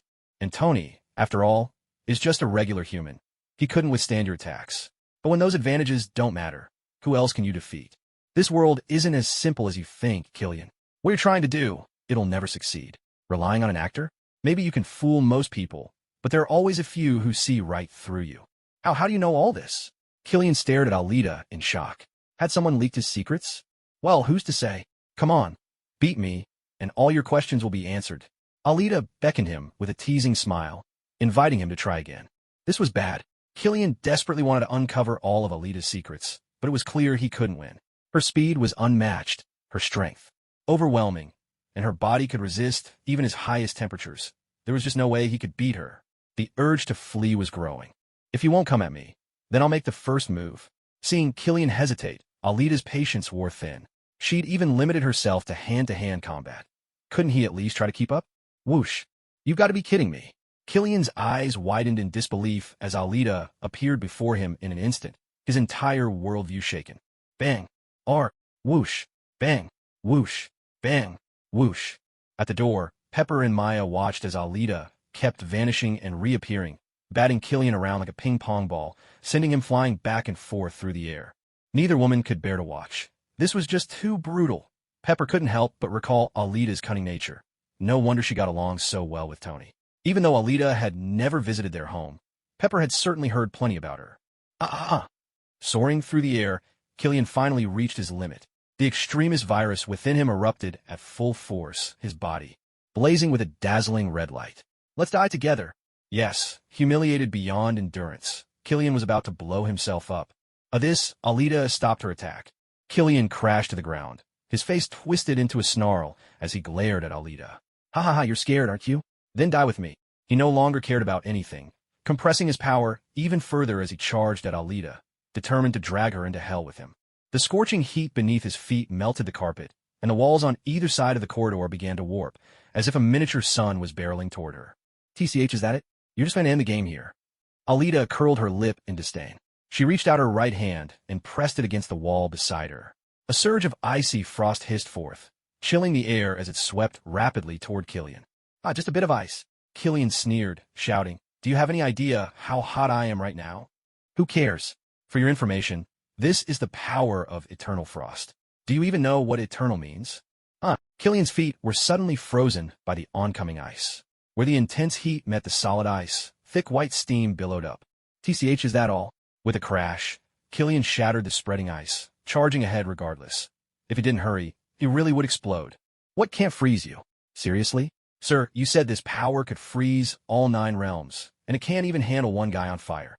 Alita raised an eyebrow, refusing to believe it. She ramped up her power. A crackling sound filled the air as a wall of white ice rose up before Alita, blocking Killian's path. He was encased in the freezing cold, still glowing, red as he struggled desperately. But Alita's eternal frost began to take effect, relentlessly invading his body, overtaking his ability to melt it. No! Killian screamed in his mind. He hadn't yet made Stark pay, hadn't seen him sob in regret. How could he die now? The extremist virus and every cell in Killian's body were frozen by the biting cold, gradually losing their vitality. At last, unwilling and defeated, Killian's consciousness faded, and he became nothing more than an ice sculpture. Alita exhaled a plume of frosty, white breath, sighing in relief. Thank goodness this thing lived up to its name, otherwise she'd have. To question whether the Frost Giant's artifact, the Casket of Ancient Winters, truly deserved the words eternal and artifact. Chapter 182, The Heartless Killer. Bang. After Alita dispelled the ice, Killian, whose body was now nothing but lifeless blocks of ice, remained his outstretched pose before slowly collapsing to the ground, shattering into several pieces. Alita, Pepper, seeing that Killian was gone, rushed over in a hurry. Are you all right? Don't worry, I'm fine. Now that everything here is taken care of, I'll be going. You're safe now, Alita replied calmly. You're leaving? What on earth was going on with Killian? Pepper blurted out a string of questions about Killian, about the Mandarin, about Tony, and more. In short, Killian wanted to control the president. He hired an actor to pose as the Mandarin and stage terrorist attacks, all while pulling the strings from behind the scenes. But now that he's dead, their scheme is finished, and you're safe. If you want to know the details, you'll have to wait for Tony to come back and ask him, Alita explained, then glanced at Maya, who stood by, stunned. As for you, do whatever you want. I'm off now. Bye-bye. Alita waved her hand and turned to leave. With Killian, the mastermind, gone, Tony's side of things would surely get much easier. Had she just helped him clear the path ahead of time? A low rumble echoed. Night draped the city like flowing water, the lights shimmering like rainbows. Streets crisscrossed beneath towering skyscrapers, and even in the dead of night, the stream of traffic never ceased. A motorcycle shot down the avenue at breakneck speed, making drivers' hearts leap. Some thumped their steering wheels, leaned on their horns, and spat out curses to vent their displeasure. Alita paid them no mind. She relished the thrill of racing through the city. In her previous life, she'd never had such a chance, so how could she get up now? More importantly, what caught her attention was the black motorcycle that had been tailing her ever since she left the hotel. Let's rewind time just a little. Pierce, the targets appeared again. She's at the hotel with Stark's girlfriend, Pepper. Should we proceed as planned? John, wait until she's alone, Pierce replied. Fury is already watching you. Don't escalate things any further. Didn't you bring him in? With him on our side, isn't success guaranteed? John asked, his expression relaxed, brimming with confidence in the power of the mysterious him. That's true, but what if we fail? The data we collected is just video footage from the Battle of New York and some eyewitness accounts. Fury hasn't said a word, Pierce said, frowning. He'd always opposed this plan, using force to bring in the target. Without knowing her true abilities, acting recklessly could have disastrous consequences. But the decision had been made by the group, and he alone couldn't overturn it. Fury has his eyes on John now more than ever. Even though they managed to brush him off last time by citing the council, Pierce, who knew Fury's temperament all too well, wasn't about to take unnecessary risks. Is everything wrapped up? Have all the people involved been dealt with, and the evidence destroyed? Yes, everything's settled. No matter how much noise we made, they won't be able to trace anything back to us, John replied, exasperated. Really, you're being overly cautious. Keep me updated at all times. The target has appeared, alone. Understood. Everyone except the surveillance team. Pull out. Do not intervene. Yes, sir. The Winter Soldier, huh? Alita sensed the figure tailing her on a motorcycle. Even with a mask on, that metal arm and flowing hair gave you away. So this is what Fury calls case closed. No way. Director Fury, you've lost control of the situation. Alita twisted the throttle, accelerating sharply. She sped past a guy who was smoking with his hand out the window. The rush of air snatched the cigarette clean from his fingers. Mother! The driver started to stick his head out to curse, but another deafening roar made him duck back inside, startled, as another black motorcycle tore past. Shit, racing at night like this. You're asking for trouble. Alita could have lost the Winter Soldier easily by sheer speed, but since it was such a rare encounter, she decided to let it play out. She kept her pace steady, leading him into a quieter street with less traffic. Thankfully, all those nights spent cruising the neighborhood paid off. She knew these streets well and wasn't worried about losing her way. What's the situation? The target spotted, just circling around. No kidding. With moves that obvious, how could they not notice? A sudden, piercing screech of brakes echoed in a side alley, finally somewhere quiet after such a long run. This was the perfect spot. The Winter Soldier, astride his black motorcycle, saw his target stop. Without a moment's hesitation, he gunned the engine and sped straight at her. Hey, what are you doing? Aren't you supposed to stop, get off your bike, and stride over for a dramatic showdown? What's this supposed to be? With a whoosh, Alita blinked out of the way with her motorcycle. She paused, thought for a second, and drew a portal, teleporting the big demon back to the apartment garage. She had no intention of letting the Winter Soldier wreck her beloved ride. Screech. The Winter Soldier, realizing he'd missed, pulled off a slick drift, spun his bike around, and charged again, this time drawing a shotgun from his back and taking aim at Alita. Drawing a gun at the drop of a hat. Now that's just your style, isn't it? Alita shook her head silently. Bang. Whoosh. Alita teleported again, nimbly dodging the bullet. Whoosh. Then, in a flash, she teleported behind the Winter Soldier, seized him, yanked him off the motorcycle, and flung him aside. With a loud crash, the riderless bike, still speeding along, slammed into the wall. The Winter Soldier, using his extraordinary physique, twisted midair and landed solidly on his feet. Come on. Alita beckoned with her hand. Let's see whose fists are tougher, your iron punch or mine. The Winter Soldier said nothing, his expression unchanged, betraying no emotion. He raised his shotgun, firing as he strode toward Alita. Magic shield. Alita thrust out her right hand, blocking the bullets. Click, click, click. As the empty gun clicked uselessly, the Winter Soldier tossed it aside, drew a dagger from his thigh, and thrust it toward Alita's neck. Well, that confirms it. He's a cold-blooded killer. Not just emotionless, but hell-bent on taking me out. What's going on here? Has Hydra written me off? Fine, I've decided, once I'm done with the Winter Soldier, I'm gonna have a heart-to-heart with Pierce, talk about life and ideals. This time, I'll root out Hydra from within S.H.I.E.L.D. completely, so we won't face a forced dissolution in the future, and the Avengers won't lose their official backing. Compared to Ross, Alita, actually, preferred Fury.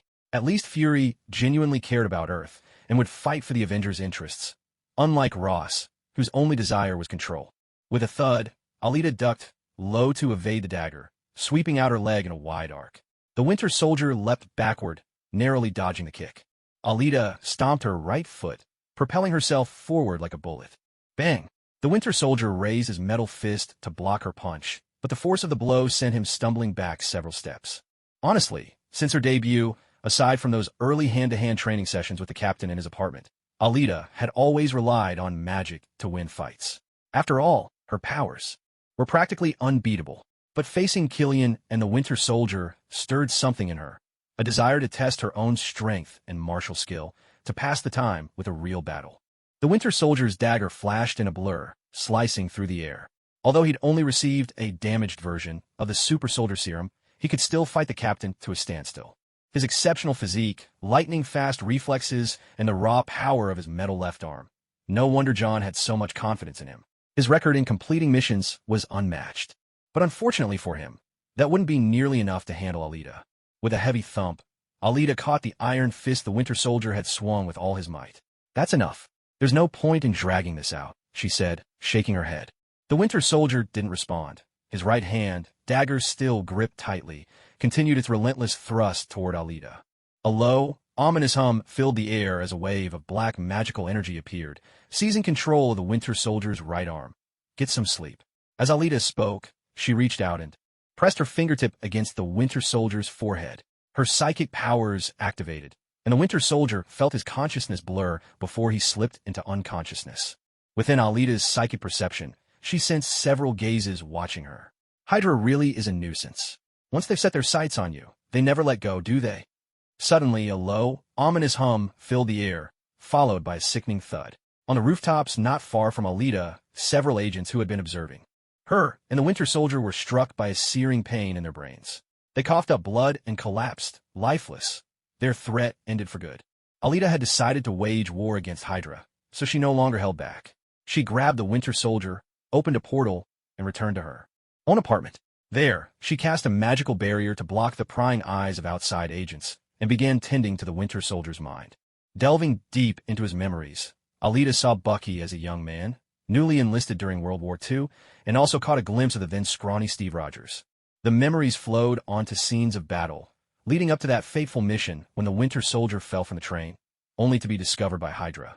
She saw how Dr. Arnim Zola and other scientists replaced his arm with a cybernetic one, altered his body, and used his rapid learning and memory abilities to initiate the Winter Soldier program, training Bucky into a blindly loyal assassin.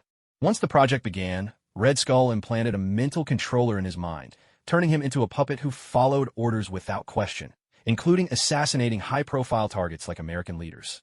Through Bucky's memories, Alita witnessed the agony he endured during the brainwashing process, a living, breathing man forcibly remade into a tool that knew only obedience.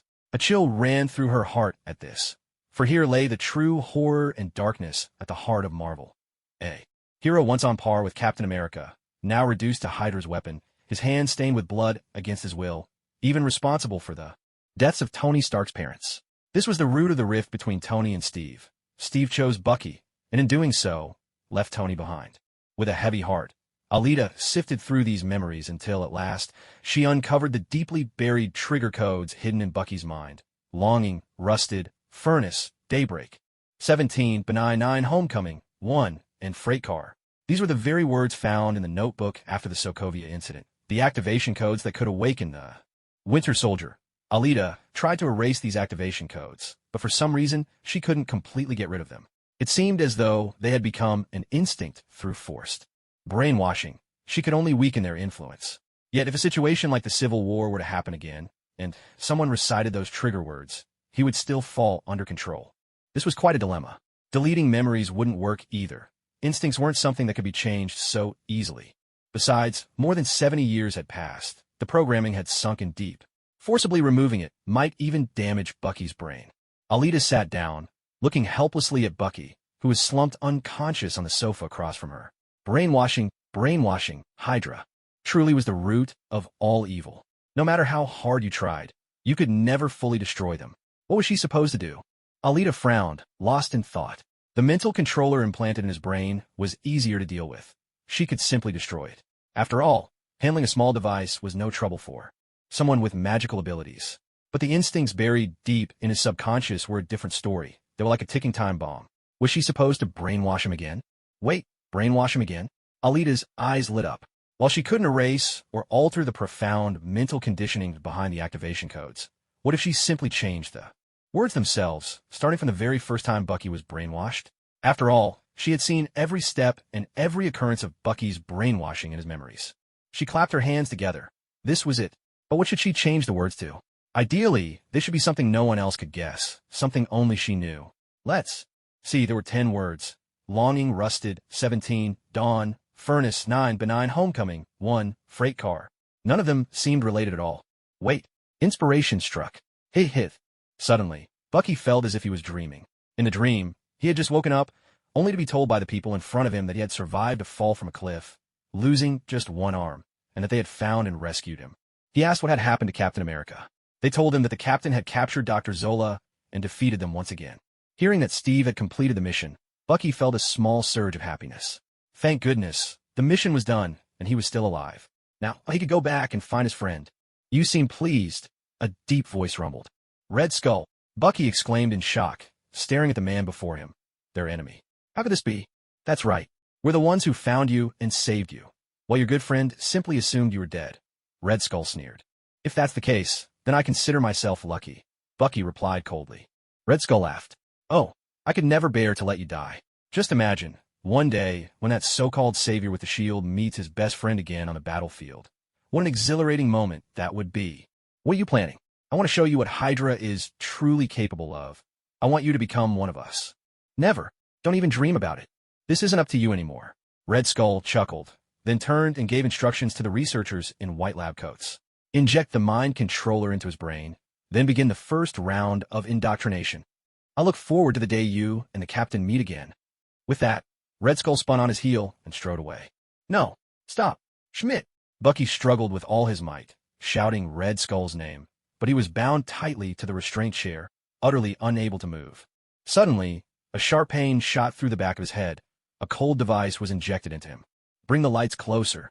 Hold his eyes open. Don't let him close them.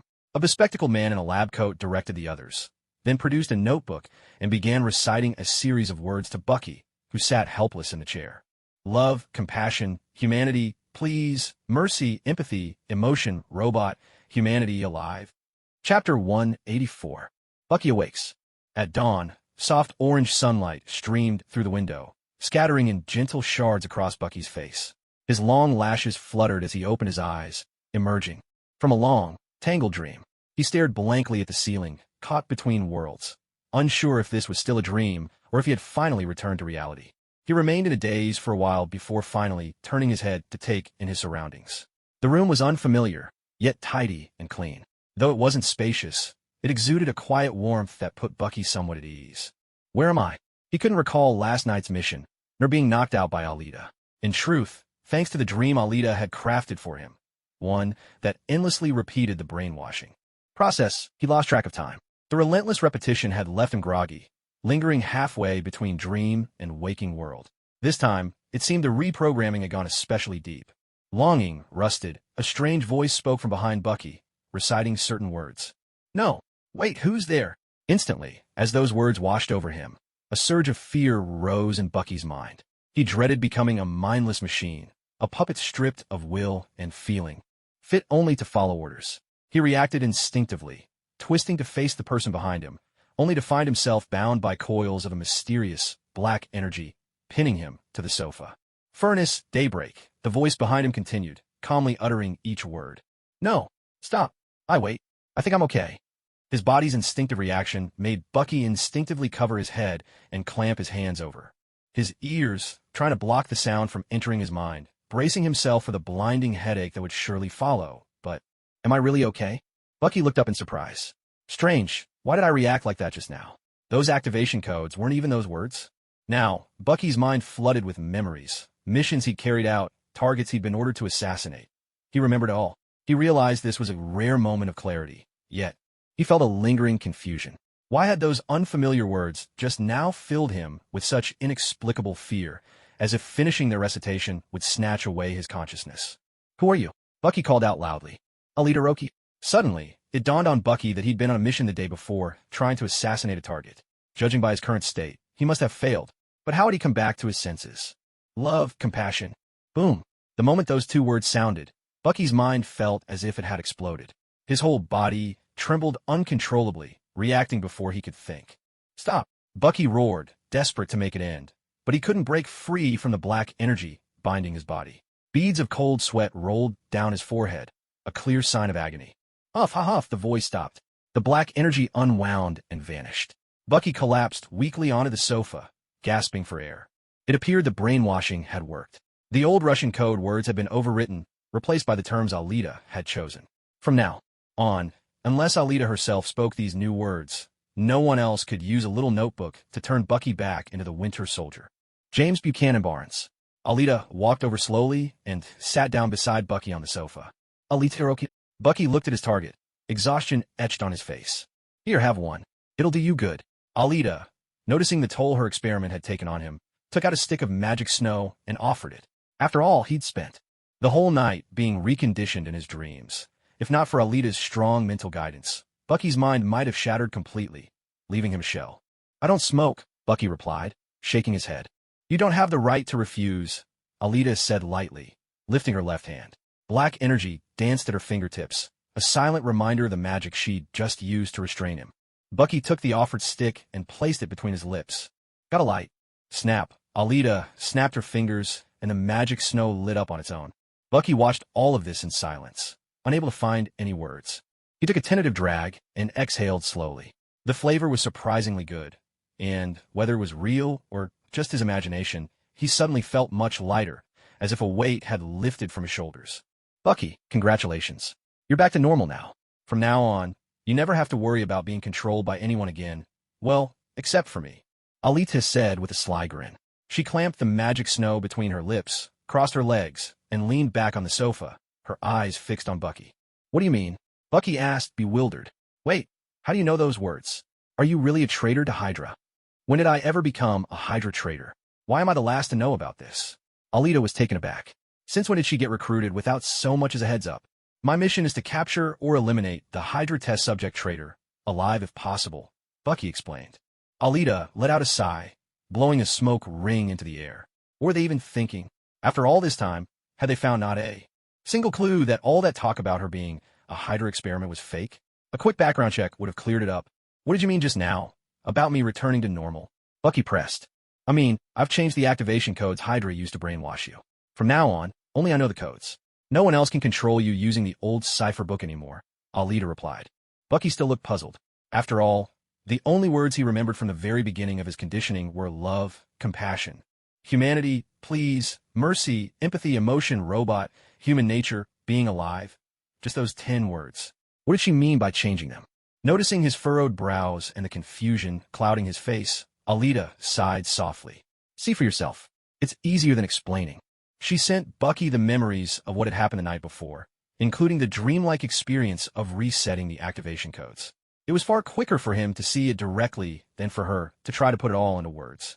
A long moment passed before Bucky finally took it all in and grasped what had really happened. So it hadn't been a dream at all? He had actually gone through the entire process of being reconditioned from the very start. Bucky's lips twisted wryly. Why did it have to be this complicated? It was agonizing, because those words had become instinct for you after more than 70 years. Even if I were to erase all memories of your brainwashing, as long as the activation code is triggered, you would still be controlled. That's why I plan to set a brand new activation code for you, starting from the very source. It will be as if, through a dream, you relive the experience from more than 70 years ago, so that the new activation code becomes your new instinct. When I first started reciting those words, your body still reacted subconsciously. This will gradually fade over time. As for the words I recited later, Those are your new activation codes. But don't worry, only I know what they are. Alita explained to Bucky in detail why she had to do things this way. Regarding the change in the activation words, the original 24 character values couldn't be used, so they were replaced. I had no other choice. So what you're saying is, I'm free now. Yes. But why are you doing this? Why help me? Bucky eyed Alita warily. Was she trying to control him to make him fulfill submission? Because of Steve Rogers, Alita decided it was best to be direct. Steve, hearing that familiar name, Bucky's eyes filled with sorrow. You probably don't even know where you are right now. Actually, the captain lives right next door. In a flash, Bucky sprang to his feet. Thanks to the magic snow's healing, Bucky's mental state had mostly recovered. The magic snow might not have had much effect on wizards, but for ordinary people, it worked wonders. Alita sat quietly on the sofa, watching as Bucky took 2 steps forward, only to stop again. At first, the thought that his best friend was just next door made his heart race with excitement. He wanted to see him right away. But then, doubt crept in. Did he still have the right to see him? With a heavy thud, Bucky slumped back down, his head hanging low. He didn't feel worthy of facing him. After everything he'd done, even if it wasn't his choice, his hands were still stained with blood, real and undeniable. Are you afraid? Yeah. The captain always thought you died. After they caught Dr. Zola, they went looking for you, but couldn't find you. He drank an entire bottle of liquor by himself, but you know he got the serum. He can't get drunk. Bucky let out a shaky breath, almost laughing, but the sound wouldn't come. So, if he knew you were still alive, he'd be overjoyed. But I just can't face him now. Bucky covered his face with both hands, anguish in his voice. TSK, what a tangled mess this all is. No matter what you've done, it's not your fault. If you must blame someone, blame Hydra. At the very least, the captain would never blame you. Even if you had killed Howard and Maria Stark, he would still choose to stand by your side. Ow, how do you know so much? What exactly is your relationship with Steve? Bucky lifted his gaze to Alita, his mind clouded with confusion. This woman was powerful, wielded that mysterious darkness, lived next door to Steve, and somehow knew everything about him. Me? First of all, I'm not a Hydra experiment, nor am I a traitor. You should keep that in mind. Second, I'll bet Hydra never told you that I'm the good neighbor who was dug out of the ice alongside the captain. And lastly, Steve is my hand-to-hand combat instructor. He's the one who taught me to fight. Bucky stared at Alita, dumbfounded. Right now, Steve and I are part of a new team under S.H.I.E.L.D., the Avengers. You'll hear about that soon enough. The important thing is, you're free now.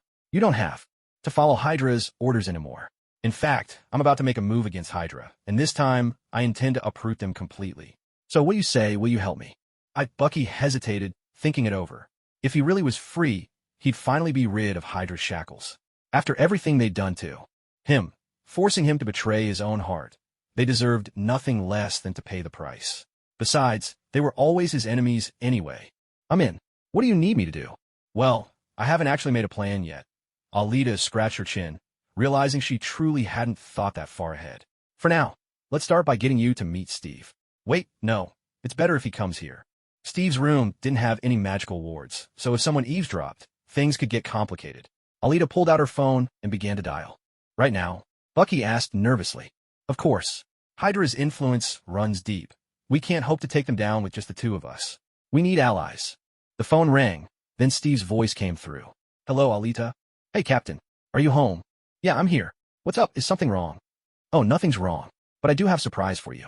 Come over to my place, right now. Alita replied with a cheerful laugh. Steve hesitated, confused. Hadn't Alita said she was going out for a while? It must have been nearly 10 days since she left. When did she get back? A surprise. Could it be a gift? Shuji. Bucky cast a nervous glance at Alita. Good idea. Why don't you wait in the bathroom for now, and wash your face while you're at it? If I just show up in front of the captain, wouldn't that spoil the surprise? Alita picked up a fresh towel and handed it to Bucky, hinting that he should make a good impression on the captain. It had been such a long time since they last met, after all. Wait a second. Isn't this starting to feel a bit like a couple's reunion?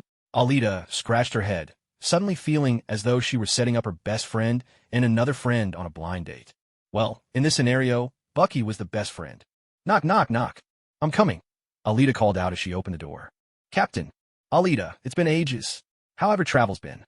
The captain looked at Alita after so long apart, a note of happiness in his voice. Not bad at all. Pretty good, actually. Even though her days at Kamartaj consisted mostly of reading, sipping tea, sampling magical snow, and napping, overall it was a fine holiday. The place was beautiful, almost like a resort. "So, what brings you to see me?" the captain asked as he sat down. Alita rarely sought him out. If she wanted to join for a meal or something, she'd just show up. "Has Fury asked you to go on any missions lately?" Alita wanted to check if the plot of Captain America, the Winter Soldier, had started yet. "No, he hasn't.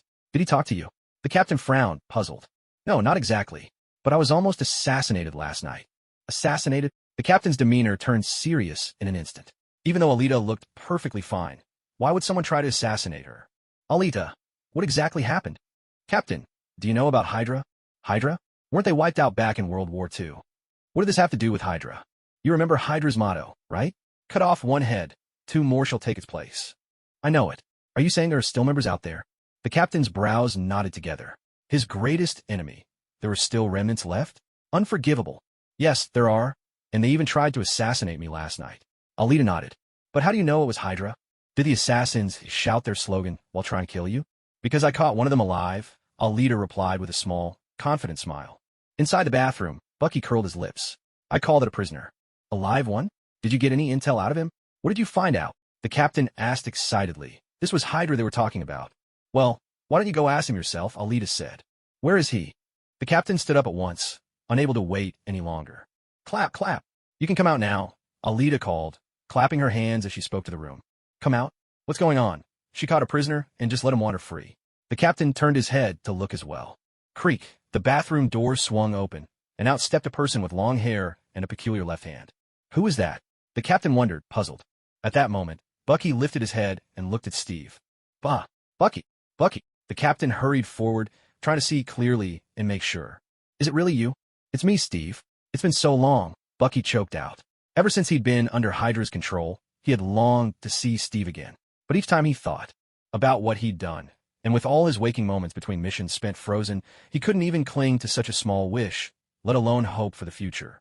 "Bucky." The captain wrapped Bucky in a big, heartfelt hug. This was his dear friend, a man he'd thought long dead, now standing alive and real before him. It was nothing short of miraculous. "Bucky, what on earth happened? Was it you Alita was talking about?" "Yes, it was me." "All right, Captain Bucky, take a seat and talk things through slowly." "No need to rush," Alita reminded them gently. Yes. Bucky, come on. Tell me what happened to you." The captain pulled Bucky over to the sofa, and they sat down together. "It's like this. After I fell off that cliff, Hydra's people found me." "Bucky, I'm so sorry. If only I could have found you sooner. None of this would have happened." The captain's voice was full of regret after hearing Bucky's story. "It's not your fault. Sometimes I even think it would have been better if I died back then." "No, Bucky. I'm just glad you survived, really." The captain patted Bucky on the shoulder. Though Bucky had done terrible things, it was Hydra who was to blame. Bucky was a victim, too. "Alita, thank you for saving Bucky." The captain turned to Alita, expressing his gratitude sincerely. "No need to thank me. It was the right thing to do." Alita waved it off with a smile. "So, Bucky won't ever be controlled by Hydra again?" "That's right. Don't worry. The activation code they use to control Bucky has been changed. Now only Bucky and I know it. And you don't need to worry about me doing anything to him."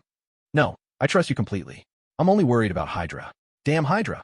The captain's fists clenched with anger at the very thought of them, wishing he could crush them on the spot. "Alita says she wants to take down Hydra. Steve, will you join us?" Bucky looked at the captain. "Of course. But Alita, do you know who the Hydra agents are?" "Bucky, do you still remember the people who assigned you those missions?" "I only remember 1 or 2 of them. As for the rest, I really have no idea. I'm sorry." Bucky hung his head in dejection. Each time, there were just 1 or 2 people who would personally give him orders. The rest of the time, he was under someone's control, unable to make contact with people higher up the chain. "That's fine. I already have a pretty clear picture. What we need to do now is discuss how to root them out completely. And we're going to need some allies. The real bosses were people like Pierce.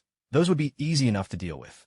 The real problem was the agents scattered throughout S.H.I.E.L.D. who'd been thoroughly infiltrated. That was the biggest threat. If things went wrong, S.H.I.E.L.D. could be dissolved at any moment.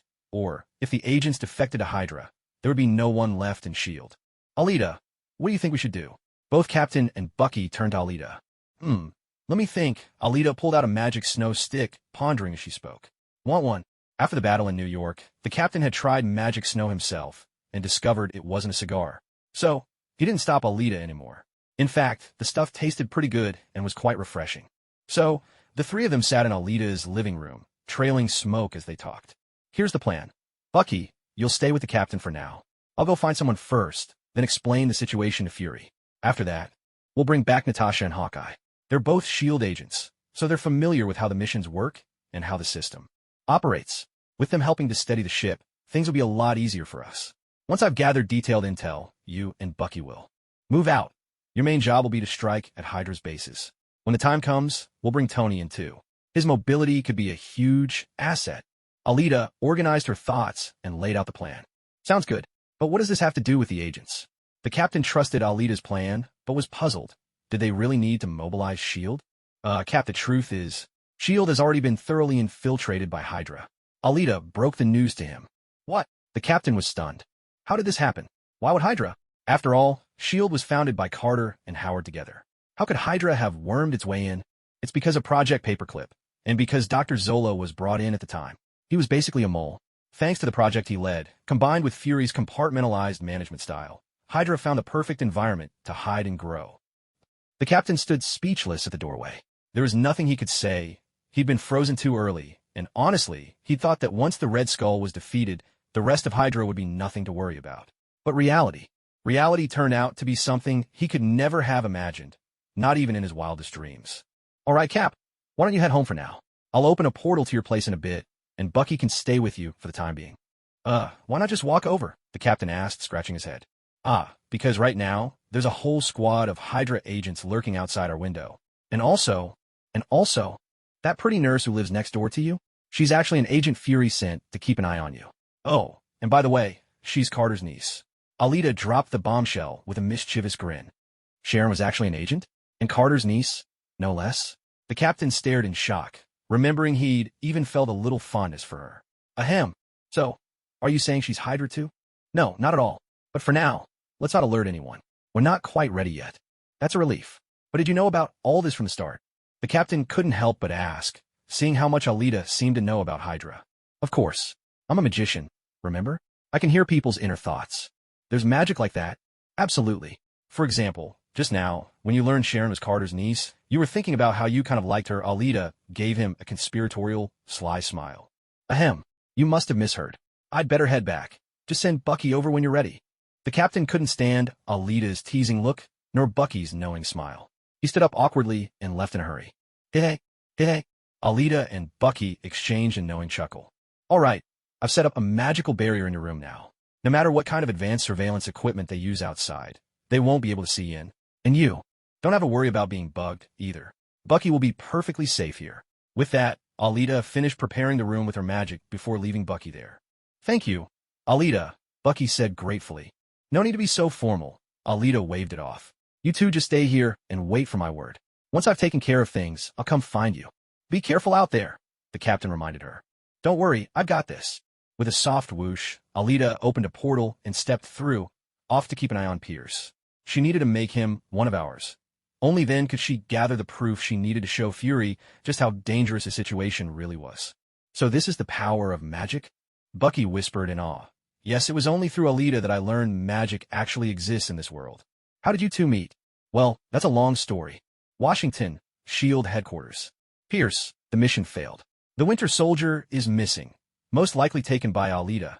John reported last night's debacle to Pierce, his face clouded with worry. I knew it. Damn it. I knew this plan would never work. We were doomed from the start, and those idiots still insisted on acting on their own. Pierce's mind roiled with frustration and silent fury. He was getting tired of having to clean up after this bunch. He'd lost count of how many times it had happened. If it weren't for all this, that one-eyed wolf Fury would have exposed them long ago. Did you cover your tracks? Pierce asked wearily. It's all been taken care of. There's no way they'll trace this back to us, John replied, trying to sound confident. He should have been brimming with assurance, but after the repeated failures against Alita, and now even the Winter Soldier had fallen, his confidence was badly shaken. In truth, he was on the verge of losing faith in himself. Double-check everything. Understood. But what about the Winter Soldier? He was captured by Alita, after all. Don't worry about him. He's been thoroughly brainwashed. He won't give anything away. Still, better safe than sorry. Have the people at that base destroy all records and begin evacuation. Pierce decided after a moment's thought. This was the secret to his continued anonymity. Caution. Extreme caution. Never give the enemy even the slightest chance to turn the tables. Normally, this level of vigilance would guarantee victory.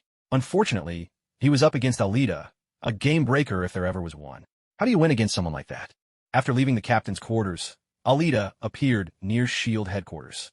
Using her psychic senses, she had already locked onto Pierce, who was sitting in a lavish office atop a tall building.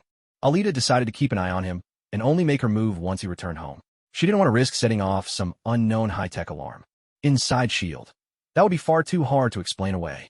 Besides, this gave her a perfect window to reach out to Natasha and Hawkeye. Beep beep. Alita. Hey Nat, are you on a mission right now? Or on vacation? Mission, of course.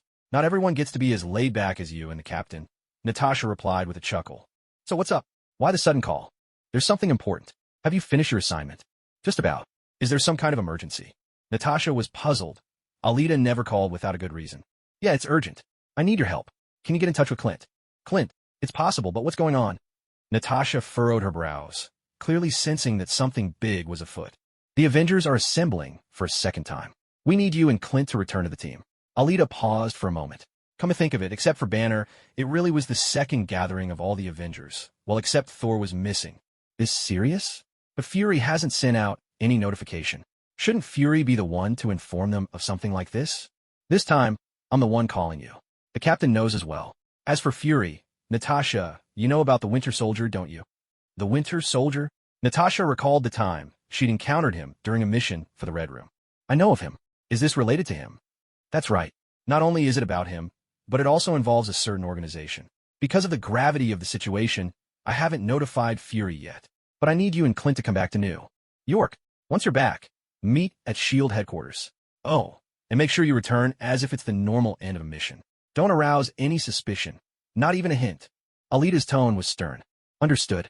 When we're back, you can explain to us exactly what's going on. Natasha nodded. Years of experience as a spy told her that this mission likely had nothing to do with an alien invasion, but rather something internal. Was it a problem among their own? All right, I'll wait for your return. Talk to you soon. Thankfully, Natasha still trusted her enough not to probe further. If she had, Alita worried she might accidentally let something slip about Hydra, which could really frighten her. Looking at it now, the real problem might be Tony. After all, Bucky killed Tony's parents, and that's not something easily resolved. What a headache. Night fell. After a long day, Pierce was finally off work and ready to head home. Damn it, another day spent cleaning up his colleagues' messes. Exhausting. Those idiots, did they really think New York was the same as it used to be? Didn't they realize how dangerous it was now? Still acting as recklessly as ever. Who did they think was responsible for their safety these days? It was him, Pierce. Sighing, Pierce walked into his home. He loosened his tie, shrugged off his jacket, and tossed it onto the sofa.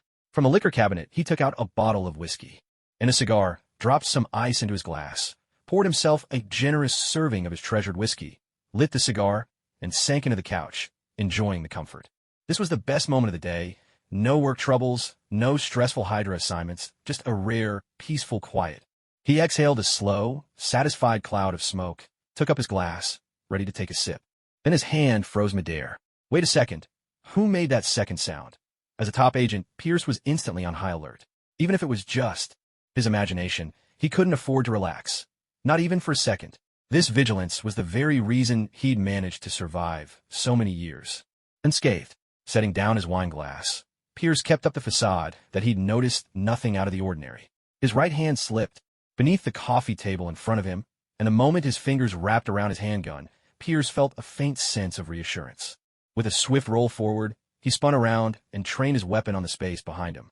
In the distant shadows, a small red dot blinked in and out of existence.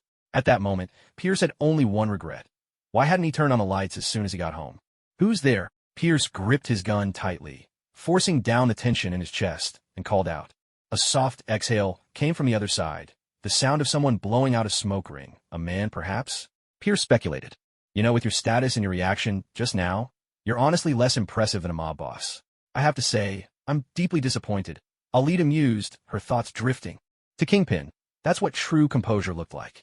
Facing an enemy, he could joke, stay perfectly calm, even share a drink. And then there was Pierce, TSK. Had age made him timid? A woman? And a voice he didn't recognize.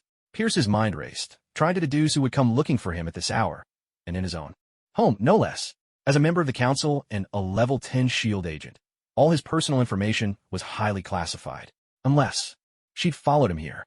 But who are you, really? Oh, do I need to give you a hint? The voice took on a mocking tone. How strange. After sending someone to assassinate me, you can't even recognize my voice.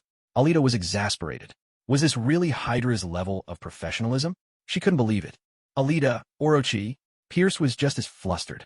All he had on Alita were paper files. She'd never given an interview, and he'd never met her in person. How was he supposed to know? Then it hit him. How did she know he'd try to have her killed? Or had the leak happened? Could it be the Winter Soldier's intel had been compromised? Unlikely. Even if some details had slipped, at most it would reveal the location where the Winter Soldier was kept on ice. Damn it, he'd warned those idiots not to act recklessly. Now trouble had come knocking, and of course, it was him who had to face it, while those fools were completely unscathed. So, you finally remember? The sound of heels echoed across the floor as Alita stepped out from the shadows. A cigar clamped between her teeth as she looked Pierce up and down. Pierce was genuinely taken aback. He never would have guessed that such a delicate-looking girl would have a taste for cigars. Pierce holstered his gun, stood up, and walked to the side to turn on the lights. In the living room. After all, a handgun was useless against Alita. Better to take advantage of this moment to have a proper conversation with her. Perhaps he could even draw her into his own organization. Alita sauntered over and sat down right where Pierce had been moments ago, crossing her legs. She picked up the glass of wine in front of her and took a sip. She remembered clearly that Pierce hadn't touched this drink at all. It was perfectly clean. The cigar's not bad, and the wine is decent too. Take a seat. The way she spoke, it was as if Alita were the true master of the house. The corners of Pierce's mouth twitched. He distinctly remembered that. None of his intel on Alita included this kind of behavior. So what on earth had she become during this time? Wasn't she supposed to be a 17-year-old girl? Where did she pick up this mob boss attitude? I think there's been a misunderstanding between us. I never sent any assassins after you, Pierce explained as he took the seat across from her. After all, he really hadn't given such an order. The idiots had acted on their own. It has nothing to do with you. That's right. Then why, the moment I mentioned assassination, did you immediately call out my name? Alita bit down on her cigar, eyeing Pierce with an amused look. There was no way to explain that. Alita, do you know how you got your abilities? Pierce decided to steer the conversation elsewhere. The super soldier serum? Yes. According to what you've said, you're a Hydra test subject, and the only successful one. Pierce's eyes opening. So, what does that have to do with you? Because I'm a member of Hydra. And you are Hydra's property. You're with Hydra? Alita feigned surprise as she looked at Pierce, though inside, she was nearly bursting with laughter. Good grief. Had they really never checked in her past? Did they actually believe what she told them? Yes, Alita. Strictly speaking, you're one of us. After all, if it weren't for Hydra, you wouldn't have these extraordinary abilities. But I was just one of your experiments, taken by force. What I ought to do is get revenge. You destroyed my home, ruined my life. But you survived, didn't you? And you'll live a long time, too. Just look at the captain. After the serum, you all age much more slowly. That's our doing. Why dwell on the past? We should be embracing new lives. I've already started my new life. It's you people who keep disturbing it. Alita bit her cigar, her face expressionless. No, you call this a new life? The Avengers? Just a troupe of circus clowns. SHIELD agents? They're all working for us. Alita, face reality. Only by joining us, why, I could even make you the future director of SHIELD if you wanted. As long as you're with us, the whole world will be within our grasp. Pierce stood up, his voice brimming with excitement. This was precisely what Alita utterly despised about Hydra. Their delusional dreams, the way they spoke in such nauseating, self-important lines. Just listening to them made her want to gag. Sorry, but I refuse. Refuse. Pierce's excitement vanished, as if a bucket of ice water had been dumped over his head. According to their plan, they should have been able to persuade Alita. Even if she resented Hydra for treating her as just another experiment, they had prepared enough tempting offers to win her over. What did she mean by rejecting them outright? What do you want? Just say the word. Whatever it is, we can give it to you. Pierce sat back down, fixing Alita with a grave stare. What do I want? Alita picked up her wine glass and took a delicate sip. Pierce suddenly realized his mouth was dry. He hadn't had a drop of water since he came in. Damn, the bottle was just out of reach, and he didn't dare move to get it. Yes, just say it. Anything we have, it's yours. Pierce was brimming with confidence. With SHIELD in their grasp, could they not satisfy the wishes of a mere girl? To be honest, Pierce looked at her, anticipation in his eyes. I want you all to disappear. Pierce let out a short laugh. Are you joking with me? Nope. Pierce's smile faded, replaced by a cold edge. As Hydra's property, we had intended to take a gentler approach to win you over. He stood up, his tone hardening. So, it seems that won't work after all. In that case, we'll have to try something else. After all, we'll sleep much better knowing you can obey orders without question. Alita watched calmly, curious to see what tricks Pierce had up his sleeve. Longing, rusted, Pierce began reciting words in Russian. Alarm bells blared in Alita's mind. You. Daybreak 17. Pierce saw the disbelief on Alita's face and allowed himself a smug smile. So the activation code worked after all. Did she really think she could outwit him? Best to let her become Hydra's sharpest weapon, just as they'd planned. Full of confidence, Pierce slowly finished reciting the entire string of code words. He gazed at Alita, sitting on the sofa across from him, her eyes wide, her expression vacant. A surge of relief welled up in Pierce's heart, and, above all, a deep pride in his own caution and meticulous planning when dealing with any target. Look, if I hadn't memorized the activation code meant to control the Winter Soldier, how could I have so easily gained such a powerful puppet? This is someone even more formidable than Captain America. Haha. As a Hydra test subject, did you really think we wouldn't have a backup plan? Pierce walked over, picked up the wine bottle, and poured himself another glass, taking a satisfied sip. From the perspective of a Hydra elder like him, any subject must be brainwashed before becoming a Hydra experiment. Otherwise, if they gained immense power and couldn't be controlled, wouldn't that be a huge loss? Just look at the Winter Soldier. How many flawless missions has he completed for them over these decades? Pierce sat on the sofa, watching Alita's expressionless face, already thinking that perhaps the Insight project could start sooner than planned. With her there, victory was all but guaranteed. Even if Captain America tried to interfere with Alita on their side, maybe this time they could simply take him out for good. Alita Orochi, I order you to end your holiday, starting tomorrow, and return to S.H.I.E.L.D. for a new mission. Monitor Nick Fury. Pierce paused, considering that Alita must remain their secret weapon. When the plan began, she would turn on them at just the right moment. Just imagining the look on Fury's face filled Pierce with glee. He would finally defeat him. What? Pierce burst out laughing. Of course it's so I can see Fury's ga. His laughter stopped abruptly. He stared in disbelief as Alita's face returned to normal. How is this possible? Now it was Pierce's turn to be stunned. Did I get the activation code wrong? No, impossible. It worked on the Winter Soldier. That's right, it did work on the Winter Soldier. So why am I just fine? Oh, I can't figure it out. Alita rested her chin in her hand, pretending to be troubled. You were faking just now. Pierce shot to his feet, furious. Yes. Alita nodded with a playful grin. Why? Aren't you a test subject? How could Red Skull make such a colossal mistake? How could he skip your brainwashing? At this moment, Pierce was filled with resentment toward Red Skull. He'd recited the code, but Alita hadn't reacted at all. A clear sign the problem went all the way back to the beginning. Damn that Red Skull. What kind of sloppy work did he do in the early days? Did it ever occur to you that maybe I'm not actually a Hydra test subject? Maybe I just tricked you all.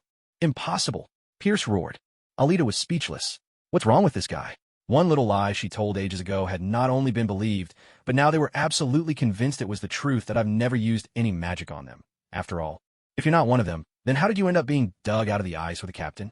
If you're not, how do you have the same physical abilities as the captain? And what about those strange powers of yours?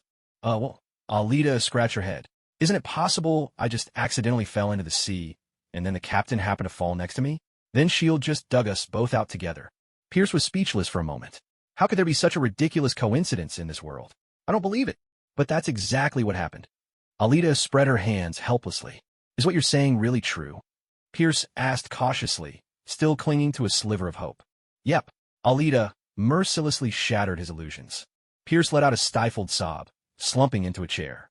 He hunched over, clutching his head in his hands, tears choking his voice. What's going on here? Is this grown man really breaking down and crying? Why did you have to deceive us? Why did you lie? Wah. Pierce wept bitterly. Damn it. If only things had gone according to plan, maybe they wouldn't have succeeded for sure, but at least it wouldn't have all come crashing down. Like this, with everything exposed. Now it was over. Alita would definitely report everything to Fury, and he was finished. And there was nothing he could do to stop her. I was just trying to survive. Sorry about that. Alita felt like she was the villain here. With just a few words, she had so easily destroyed someone's life. Go to hell, you bastard. Pierce suddenly grabbed his handgun and fired at Alita, shouting curses all the while. In this game with S.H.I.E.L.D., with Nick Fury, Pierce had let his guard down and revealed his hand too soon. This time, he was utterly finished. Bang, bang, bang. The bullets, unsurprisingly, came to a halt right in front of Alita, hanging motionless until the gun clicked empty. Just as I thought. Pierce sighed, watching the scene unfold. So what now? Are you going to hand me over to Fury? That's right. I see. Pierce nodded in defeat and slumped back into his seat. Suddenly, he reached under the coffee table, pulled out another handgun and pressed it to his own temple with a twisted smile. Dream on. Even if I die, I'll never betray Hydra. Click. Pierce was determined not to give Alita any chance and moved to pull the trigger, but his finger was stopped, held fast by a swirl of black energy. No, this can't be. No matter how hard Pierce struggled, he couldn't move an inch. You are one of Hydra's most valuable assets. How could I possibly let you disappear so easily? What are you trying to do? Even if you hand me over to Fury, I won't say a word. Pierce's eyes were bloodshot as he shouted, his voice brimming with anger. But you know as well as I do, with SHLD's technology, extracting information about Hydra from you would be child's play. Besides, given your age, already half in the grave, what do you have left to fight with? Alita lifted her glass, regarding Pierce with a mocking smile. Despair washed over Pierce. No one knew better than he what secrets lay within S.H.I.E.L.D. Alita was right. He was old, his mind no longer as sharp or resilient as it once was. He couldn't withstand their methods. But then again, the subtle shift in Alita's tone reignited a faint spark of hope in Pierce's eyes. It seemed she had something else in mind, something that required him. I can offer you a future, one full of promise. A future full of promise? I'll make you one of us, an insider within S.H.I.E.L.D. As an agent, you must be very familiar with the world of double agents, aren't you? In that instant, Pierce realized that this so-called future full of promise was more like a descent into darkness. Alita reached into Pierce's soul, branding it with a mark, then used her psychic abilities to seize control over him. From now on, like Kingpin, Pierce would obey only Alita's commands, though his mind and outward behavior would remain unchanged. As she gazed at Pierce, whose eyes now glowed faintly blue, Alita knew the first step of her plan was complete. Now, all that remained was for Natasha and Hawkeye to return so they could gather at S.H.I.E.L.D. headquarters and plot their next moves. After all, this was Fury's domain. Nobody knew these games better than him. So, should she go find Tony next? Honestly, she didn't really need Tony's help, but since Bucky had already returned, it was best to clear the air with Tony sooner rather than later. Otherwise, if someone with an agenda stirred up trouble in the future, another civil war could break out. Sure, in the chaos of Infinity War, Tony and Cap had buried the hatchet, but that was only because of Thanos' looming threat. The Avengers had no choice but to unite in the face of catastrophe, setting aside old grievances. But how should she approach this? Perhaps it was time to let Hydra draw some of Tony's attention. After all, they were the ones behind all this. In fact, wasn't this the perfect opportunity? A new plan began to take shape in Alita's mind. Stark Tower, top floor. The room that was destroyed last time has now been restored to its former glory after a period of renovation. This time, because his seaside mansion was blown up, Tony had no choice but to move here. But it hardly mattered. No matter where he lived, he could still continue his research, and with Pepper by his side, Tony felt perfectly content. Thanks to Alita's early intervention with Killian, Pepper hadn't been captured this time, nor was she injected with the extremist virus. The mission to rescue the president that Tony and Rhodey undertook went smoothly and was a complete success. So, Pepper hadn't broken up with Tony, not even temporarily. They still lived together. Because of Alita's involvement, Tony hadn't yet gone to the hospital to have the shrapnel removed from his chest. At this moment, Tony was tapping away at a holographic screen, busy developing new suits and overseeing the construction of a new Stark Tower. Wasn't the next building supposed to be named after me? Pepper asked with a teasing smile, holding a glass of wine as she stood by Tony's side. Did I say that? Tony replied, feigning innocence. Yes, you did. Coulson was there too. I can call him right now to confirm it. Pepper grinned. No need. Even if he didn't hear it, he'd still say I said it, Tony said, spreading his hands in resignation. So is it settled then? Pepper pressed playfully. Yes, yes, yes. My little Pepper. Tony pulled her into his arms and gave her a kiss. Little Pepper? What's wrong? Have you ever mentioned that nickname to Alita? Pepper asked, a curious twinkle in her eyes. Alita? No, I haven't. Tony admitted that although he thought highly of his colleague, he hadn't talked to her about Pepper, much less shared such an affectionate nickname. Well, she called me Little Pepper at the hotel last time. I thought you told her, Pepper said. Tony burst out laughing. Huh, that's classic Alita. I like her more and more. To have a friend so much like himself. Unconventional, if not always sharing his interests, at least matching him in spirit and personality. Tony couldn't be more pleased. Are you two talking about me? Alita's voice floated in from the balcony. Alita. Pepper let go of Tony and hurried over, embracing Alita warmly. All right. No need to be so enthusiastic. I can't handle all this affection. Alita joked. Well, look who's here, little Hulk. What brings you to see us today? Tony was all smiles as he walked over to join them. After all, if it hadn't been for Alita, Pepper would have been in real danger last time. Tony still remembered how, after rescuing the president and dealing with those extremist-injected henchmen, he'd come home to hear Pepper say that Killian had found them and tried to use her as leverage against him. The thought had sent a cold sweat down his spine, and he couldn't help but feel grateful that Alita had been there. If anything had happened to Pepper, he knew he would have regretted it for the rest of his life. Because Alita had saved Pepper and healed Happy, Tony was genuinely grateful to her. His fondness and regard for her soared, placing her just below Pepper in his heart. After all, aside from his own parents, the ever-faithful Pepper, and Happy, there were hardly any others Tony held dear. Well, perhaps the kid Spider-Man could be counted in the future. It's getting pretty late for dinner now. How about a midnight snack? Tony looked at Alita with a smile. I'll pass on a late-night snack. I actually came because I need to talk to you about something. Alita scratched her cheek, still wondering when she'd ever get the chance to enjoy one of Tony's famous feasts. Is there anything I can help you with? Tony guessed her visit must be important. Otherwise, Alita wouldn't have come looking for him at this hour. There's something I need your help with, but, well, it's a little hard to explain. Alita hesitated, struggling to find the right words. Alita, if there's something on your mind, just say it. Don't worry, Pepper said, taking Alita's hand. After all this time, Pepper had grown quite fond of Alita. She was pretty, endearing, and incredibly capable. If only she were my daughter, Pepper thought wistfully. Another one wanting to take Alita in as a daughter. Coulson was the first. But Pepper, aren't you only a little older than me? Well, if we're counting by 17. Alita frowned, brows knitting together. I'll leave you two to talk. Let me get you something to drink, Pepper offered, thinking maybe her presence was making it hard for Alita to speak up. Wait, no, but Alita let it go, watching Pepper disappear down the hall. Is it something serious? Tony's expression grew solemn. Judging by Alita's demeanor, whatever she had to say couldn't be easy. It truly wasn't. At this point in time, Tony and Cap's friendship was nowhere near as solid as it would become. They'd only just been through the Battle of New York, and the Avengers were still finding their footing as a team. If Tony learned Bucky had killed his parents, he'd want revenge immediately. Just look at Civil War. The beating he gave Bucky was as bad as the one Cap gave him. Tony, you know about Hydra, right? Hydra? Of course. Those guys who tried to take over the world back in World War II. Weren't they wiped out completely? Actually, no. You know a bit about how S.H.I.E.L.D. was founded, don't you? After all, your father helped build it. Tony nodded, signaling his understanding. But what did that have to do with Hydra? What you probably don't know, no, not even Fury knows, is that S.H.I.E.L.D. was infiltrated by Hydra a long time ago. In fact, Hydra has pretty much replaced S.H.I.E.L.D., turning it into a public front for their new organization. Tony was stunned, taking a moment to process Alita's words. Are you serious? I am. Doesn't he know how Fury operates? Tony was not only shocked to learn that Hydra had survived all this time, but also at Fury himself, the director of S.H.I.E.L.D. How could this happen? His own agency had been infiltrated by the enemy, and he hadn't noticed a thing? Was he sure he wasn't a Hydra mole himself? Fury insisted he was innocent. You know what Fury's like.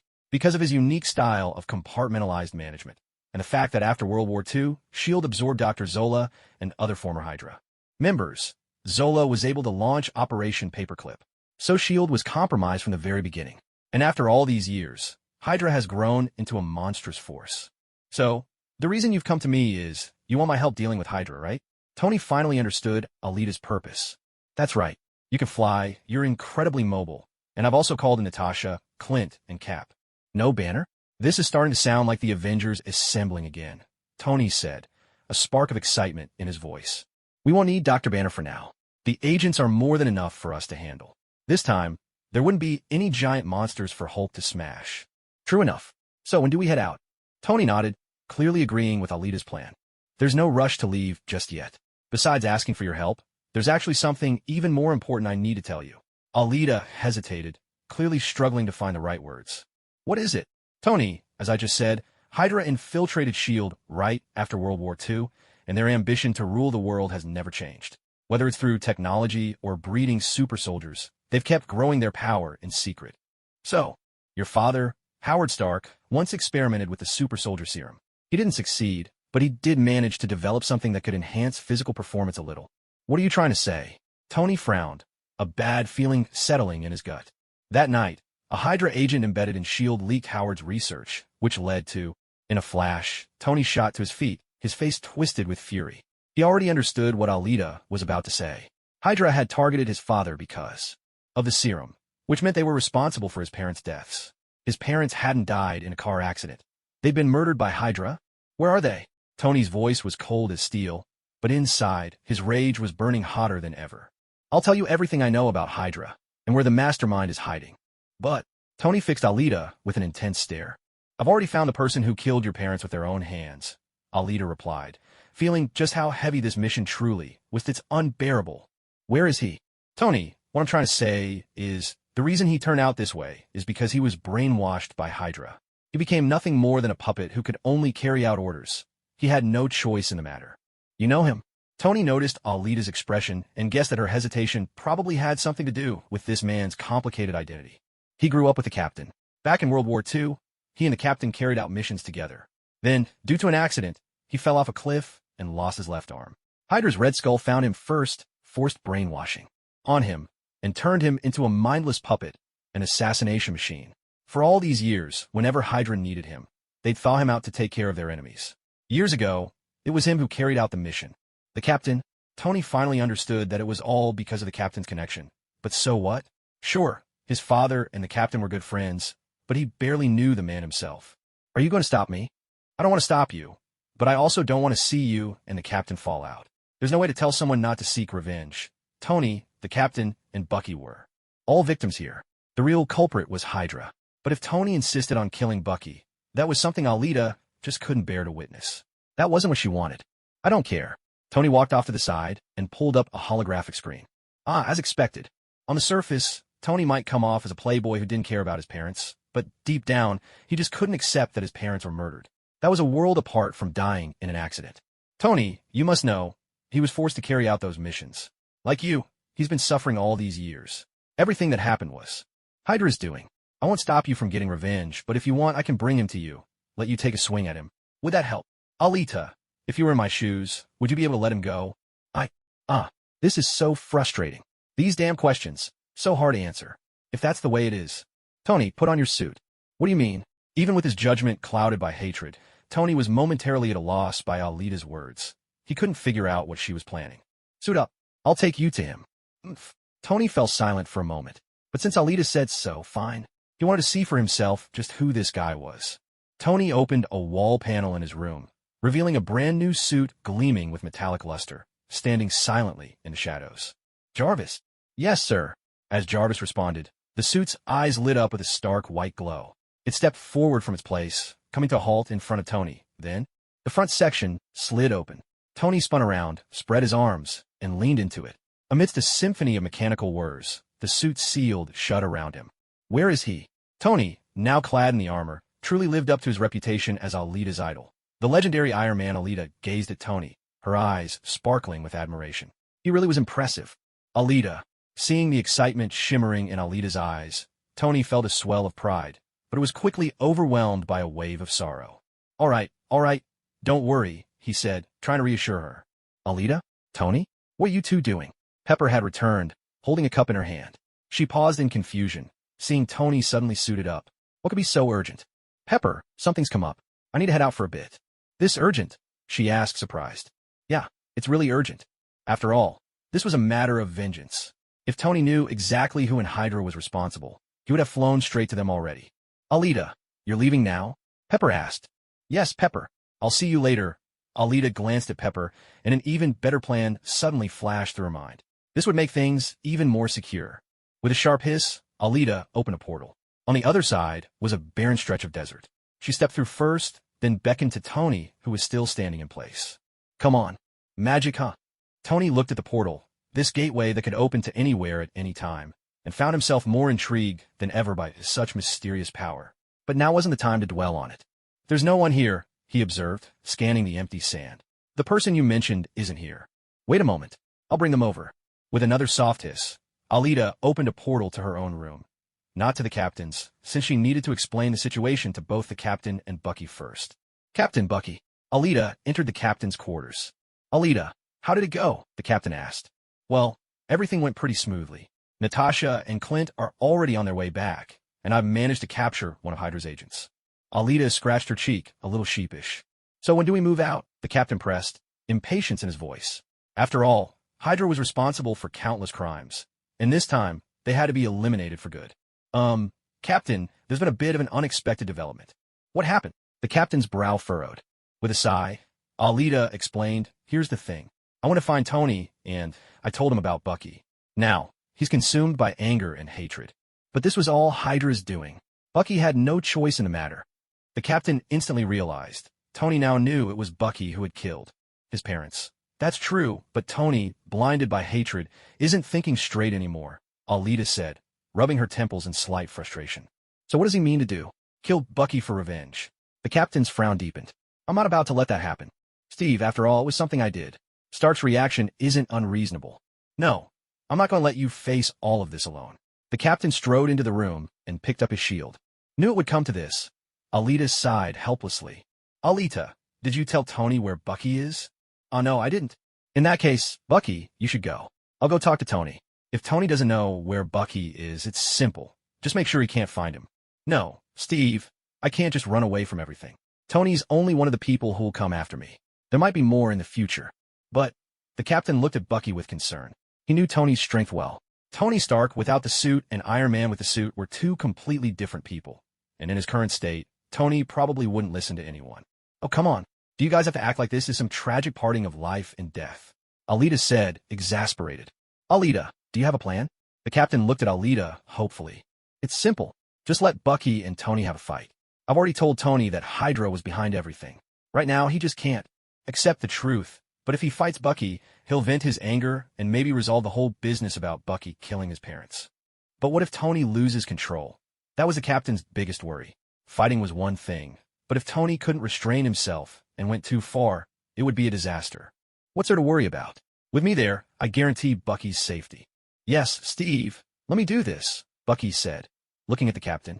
"Ew. Alita, can you really guarantee Bucky's safety?" The captain looked at Alita seriously. "Of course.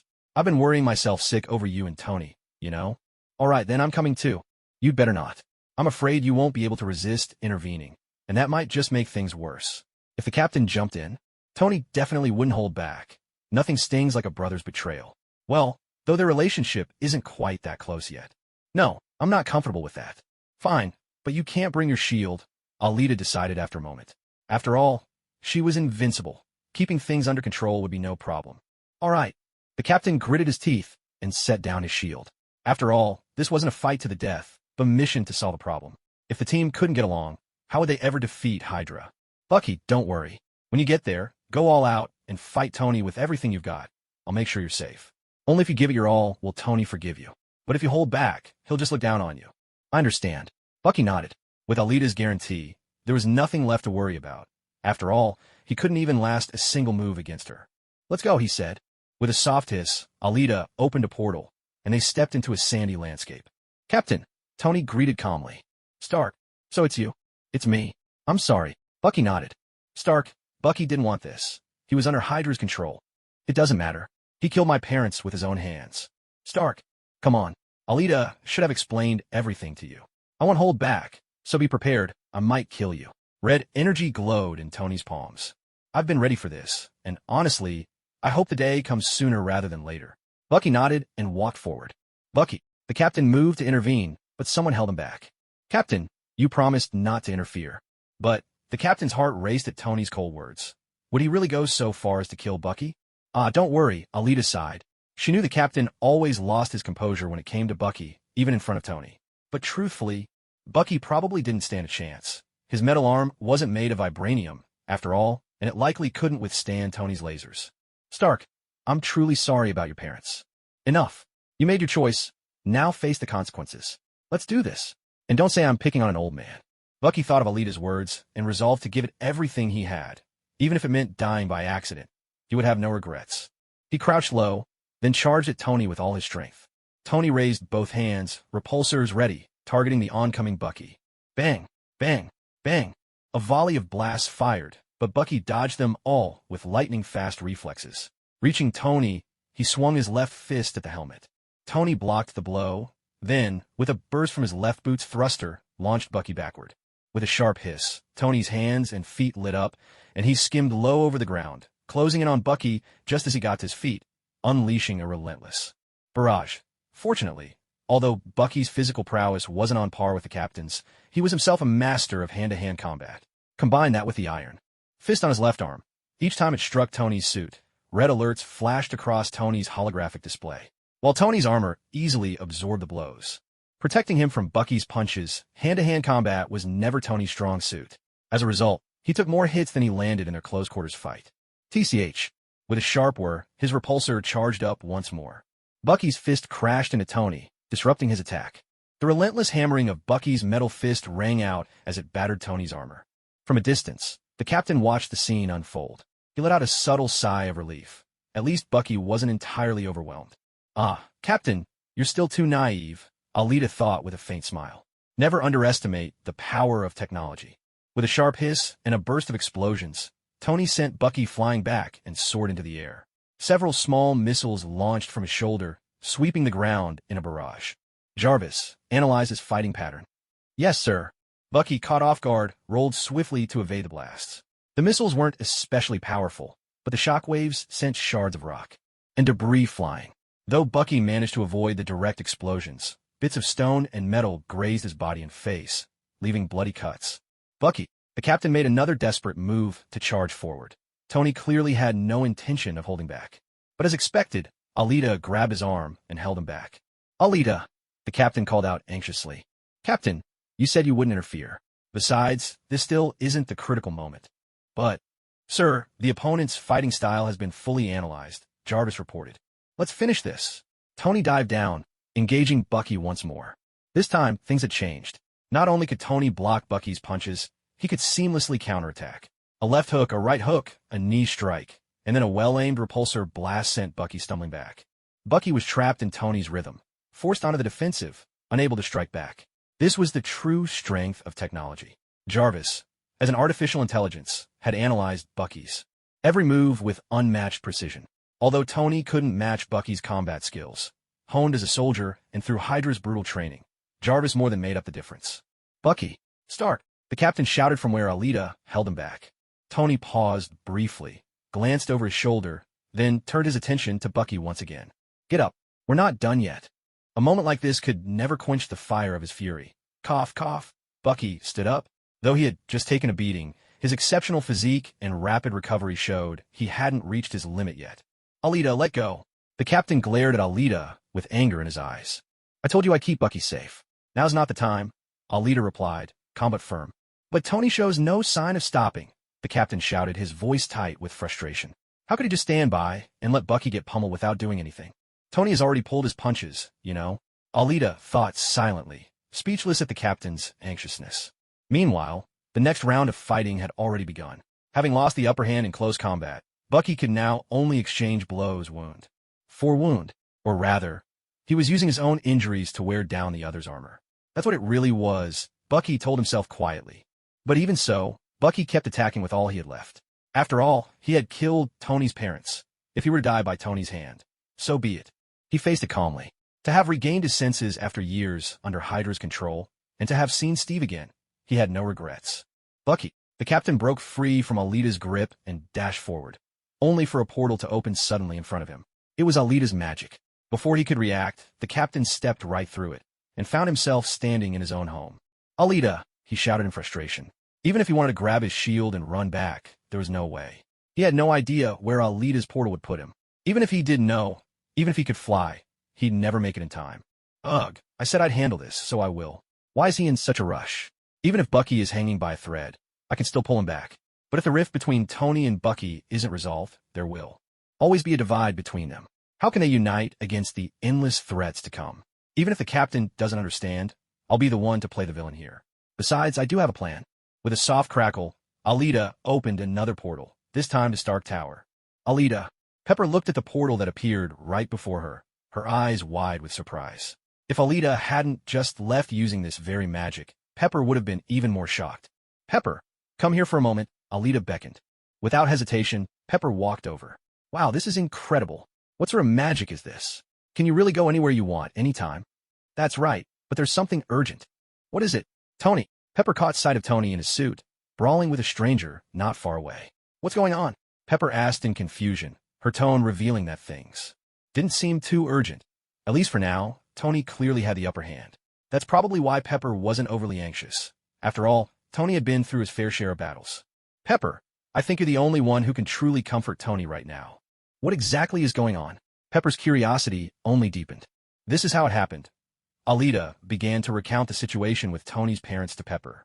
Before Alita could finish, tears began to stream down Pepper's cheeks. She gazed at Tony in the distance, as if he were trying to vent some deep pain, and her heart ached for him. Over all these years, she was the only one who could truly endure Tony's temper. And Pepper knew better than anyone that, beneath that facade of indifference and carelessness, Tony was profoundly lonely. Despite all his success and the world hailing him as a genius, he had never truly earned his parents' approval. That was his greatest regret. Now, hearing such devastating news about his parents, Pepper didn't need Tony to say a word to know that inside, he must be seething with rage and overwhelmed with grief. With a heavy thud, Tony landed another punch, sending Bucky flying. Even with his armor on, Tony was breathing a bit harder than usual, though he hadn't really taken any damage. Bucky, sprawled on the ground, looked far worse for wear. He'd taken so many hits, he could barely hold himself up. Now he lay there, gasping for air. What would he do? Tony was wearing an Iron Man suit. Even if Bucky's metal fist could damage the armor, for every punch he managed to land, he was forced to take several in return. Even when Captain America had fought alongside Bucky, they'd been exhausted by the onslaught. And back then, Bucky had even lost an arm. If Tony hadn't been fighting simply to vent, if he'd really gone all out with lasers blazing, Bucky wouldn't have stood a chance without a vibranium shield to protect him. What's wrong? Are you giving up already? Tony's palm began to glow red, aiming at Bucky as he struggled to get up. Cough, cough. You certainly didn't hold back then, did you? Panting, no, I didn't. Then what is there left to say? I'm sorry. Who cares about your apology? Tony shouted. Do you think an apology is what I need? What I need is... Tony knew all too well that none of this could be changed. Sorrow welled up inside him, tears shimmering in his eyes as pain gripped his heart. With another blast, the repulsor sent Bucky flying yet again. Tony! Pepper rushed forward. Stop, Tony! Without hesitation, she threw her arms around him, her tears flowing freely. Pepper! Tony disengaged his armor and stepped out. I'm here, Tony. Please stop. Don't hurt yourself anymore. Pepper cradled Tony's head in her arms, fully aware that Tony was like child. At this moment, his pain, sorrow, anger, and hatred had nowhere to go. Yet the more Tony acted this way, the more her heart ached for him. Tony, I'm here. Everything will be all right. Pepper comforted him softly. Alita paid no mind to the two embracing nearby. After all, at this moment, Pepper was the only one who could truly comfort Tony. Alita crouched down in front of Bucky. Well, it looks a little better than I expected. At least you're all in one piece. Bucky let out a dry chuckle. Should I feel lucky about that? Yeah, you probably should. Even though you're a victim too, most people would find it hard to forgive something like this. Tony is actually handling it better than I thought he would. Of course, even if you were beaten within an inch of your life, I could still bring you back. Bucky, your captain's good friend, but Tony and Steve are friends too. If we didn't do it this way, they'd surely fall out for good, and that would mean the end of the Avengers. So, I'm afraid you had to take one for the team.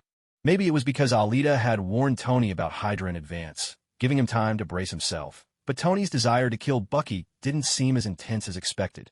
Instead, it looked more like he was venting. I get it, Bucky replied, understanding. I don't want any misunderstandings between them either. As Alita had said, perhaps this was the best possible outcome. Bucky had already heard from Steve about the Avengers, and he knew Steve had changed his opinion of Tony, the flamboyant playboy. Plus, Tony was Howard's son. If all it took to fix things was a beating, Bucky was more than willing to take it. What's wrong? Worried I actually killed him. By now, Tony had recovered a bit thanks to Pepper's care, and he walked over, still managing a joking tone. The truth was, when Alita brought Tony here and went to fetch Steve and the others, Tony had a chance to calm down.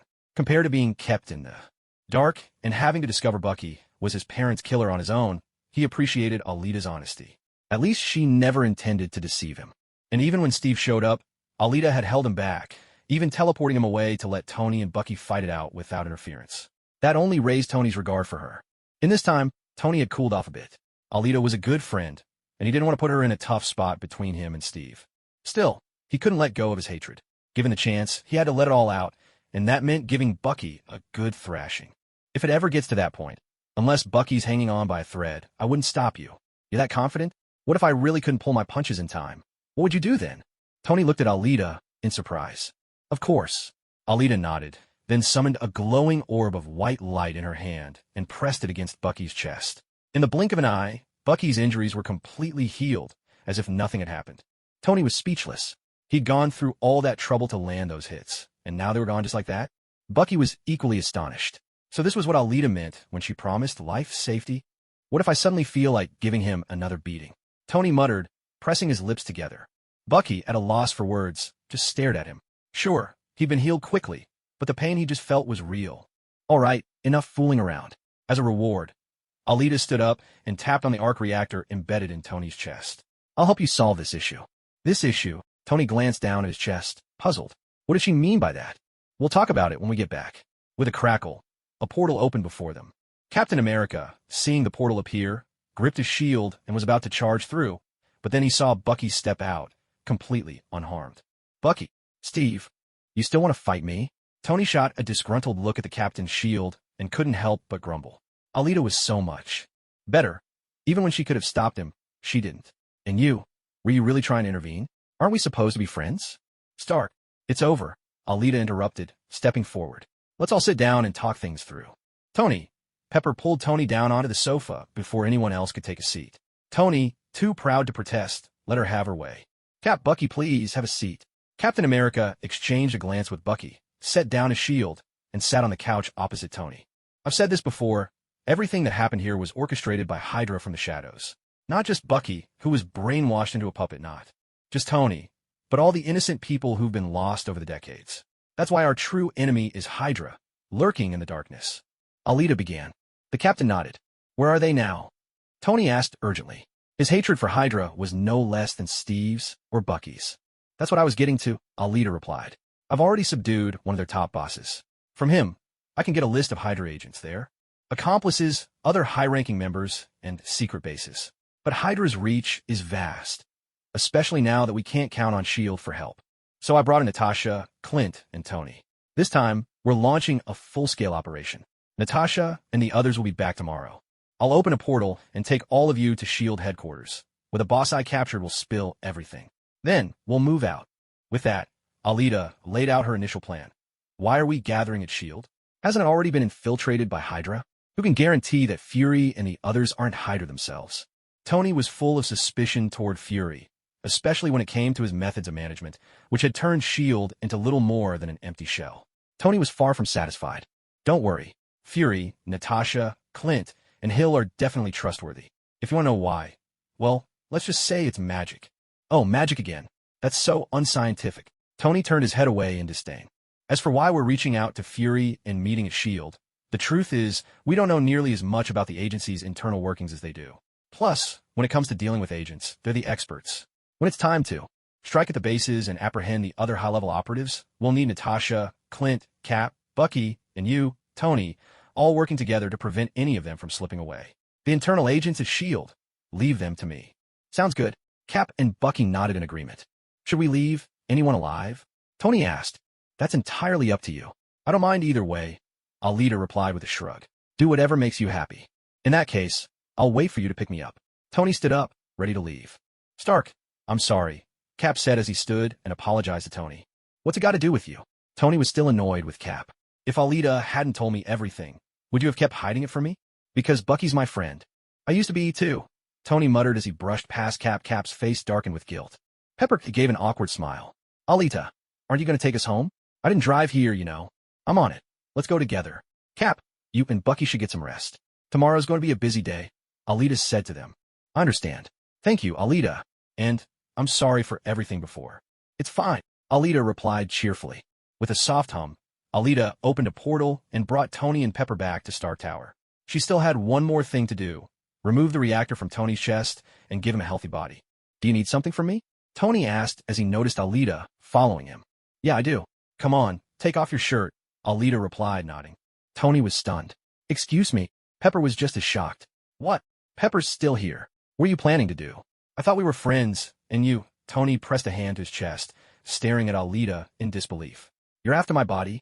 Pepper, too, looked utterly confused. What kind of situation was this? Alita rubbed her forehead, exasperated by the misunderstanding.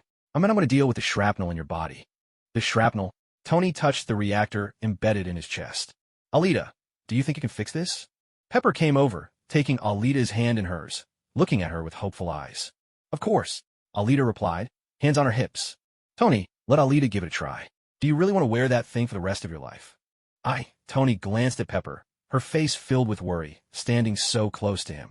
He nodded. He truly didn't want to be stuck with this device forever. How are you going to do it? With magic? Will it hurt? You're afraid of pain? Of course. So, will it hurt a lot? If that's the case, please give me an anesthetic. Thank you very much. Tony would really prefer a painless procedure. Otherwise, he might as well go to the hospital. Don't worry, it won't hurt at all. Let's find a spot to do this. Follow me. Tony nodded and led Alita down to the next level, into his lab. Should I come along? Pepper asked, a bit anxious. Sure, come with us. It'll be quick. All right. Take your shirt off. Tony's expression turned awkward at the command from the young girl. Come on, we got plenty to do tomorrow. Alita said impatiently. Nobody's interested in your body. It's not like you're a girl. Ahem. Tony cleared his throat, took off his t-shirt, and lay down on a bed. Are you sure I don't need any anesthetic? Tony asked nervously. After all, who wouldn't be scared of being treated like a lab rat? Ugh, stop fussing. Alita said disdainfully, then waved her hand. Black magical energy wrapped around Tony's arms and legs, keeping him from moving. Hey, isn't this a bit much? Tony broke out in a cold sweat. Alita. Pepper clasped her hands under her chin, watching Tony anxiously. The scene looked like something out of a dark experiment. Don't worry, Alita assured her. She stepped over to Tony's side, her left hand glowing with dark, devouring magic, her right hand radiating pure life magic. Guided by her will, a wave of black energy spread over Tony's chest, gently removing the reactor. She pressed her left hand to his chest, selectively drawing out the shrapnel scattered throughout his body, while her right hand hovered above his heart, channeling healing energy to keep him safe. Tony had just seen Alita remove the reactor and was about to warn her that, without it, the shrapnel would immediately flow toward his heart. But, before he could say a word, a powerful force pulled at him from Alita's hand, drawing the tiny fragments, which had been on the verge of surging into his heart, safely in her grasp. Tony felt as if the blood in his entire body was boiling and surging in reverse. It was like he had suddenly lost all sense of gravity and was plummeting downward. In that moment, Tony felt himself entering a world of dizzying speed, his consciousness unable to command his body. He nearly thought he was done for, but then a wave of immensely soothing energy surged from his chest. It was like an oasis suddenly appearing in the midst of a parched desert. No matter how dry the air or how violent the storm around it, the oasis remained ever calm, peaceful, and brimming with life. Half of Tony's body felt as if he'd just had a cold, crisp beer on a blistering summer day. Pure satisfaction and relief. The other half, however, was thrown back to the days he'd spent captive in that cave, the furnace before him blazing hot and suffocatingly dry. Caught between pain and pleasure, between fire and ice, Tony drifted off into a hazy sleep. Seeing this, Alita wasn't particularly worried. She simply thought it was better for him to sleep. At least he wouldn't be shouting and making a scene. After a short while, all the tiny shrapnel fragments inside Tony's body were drawn out by Alita's magic, coalescing into a small ball of iron.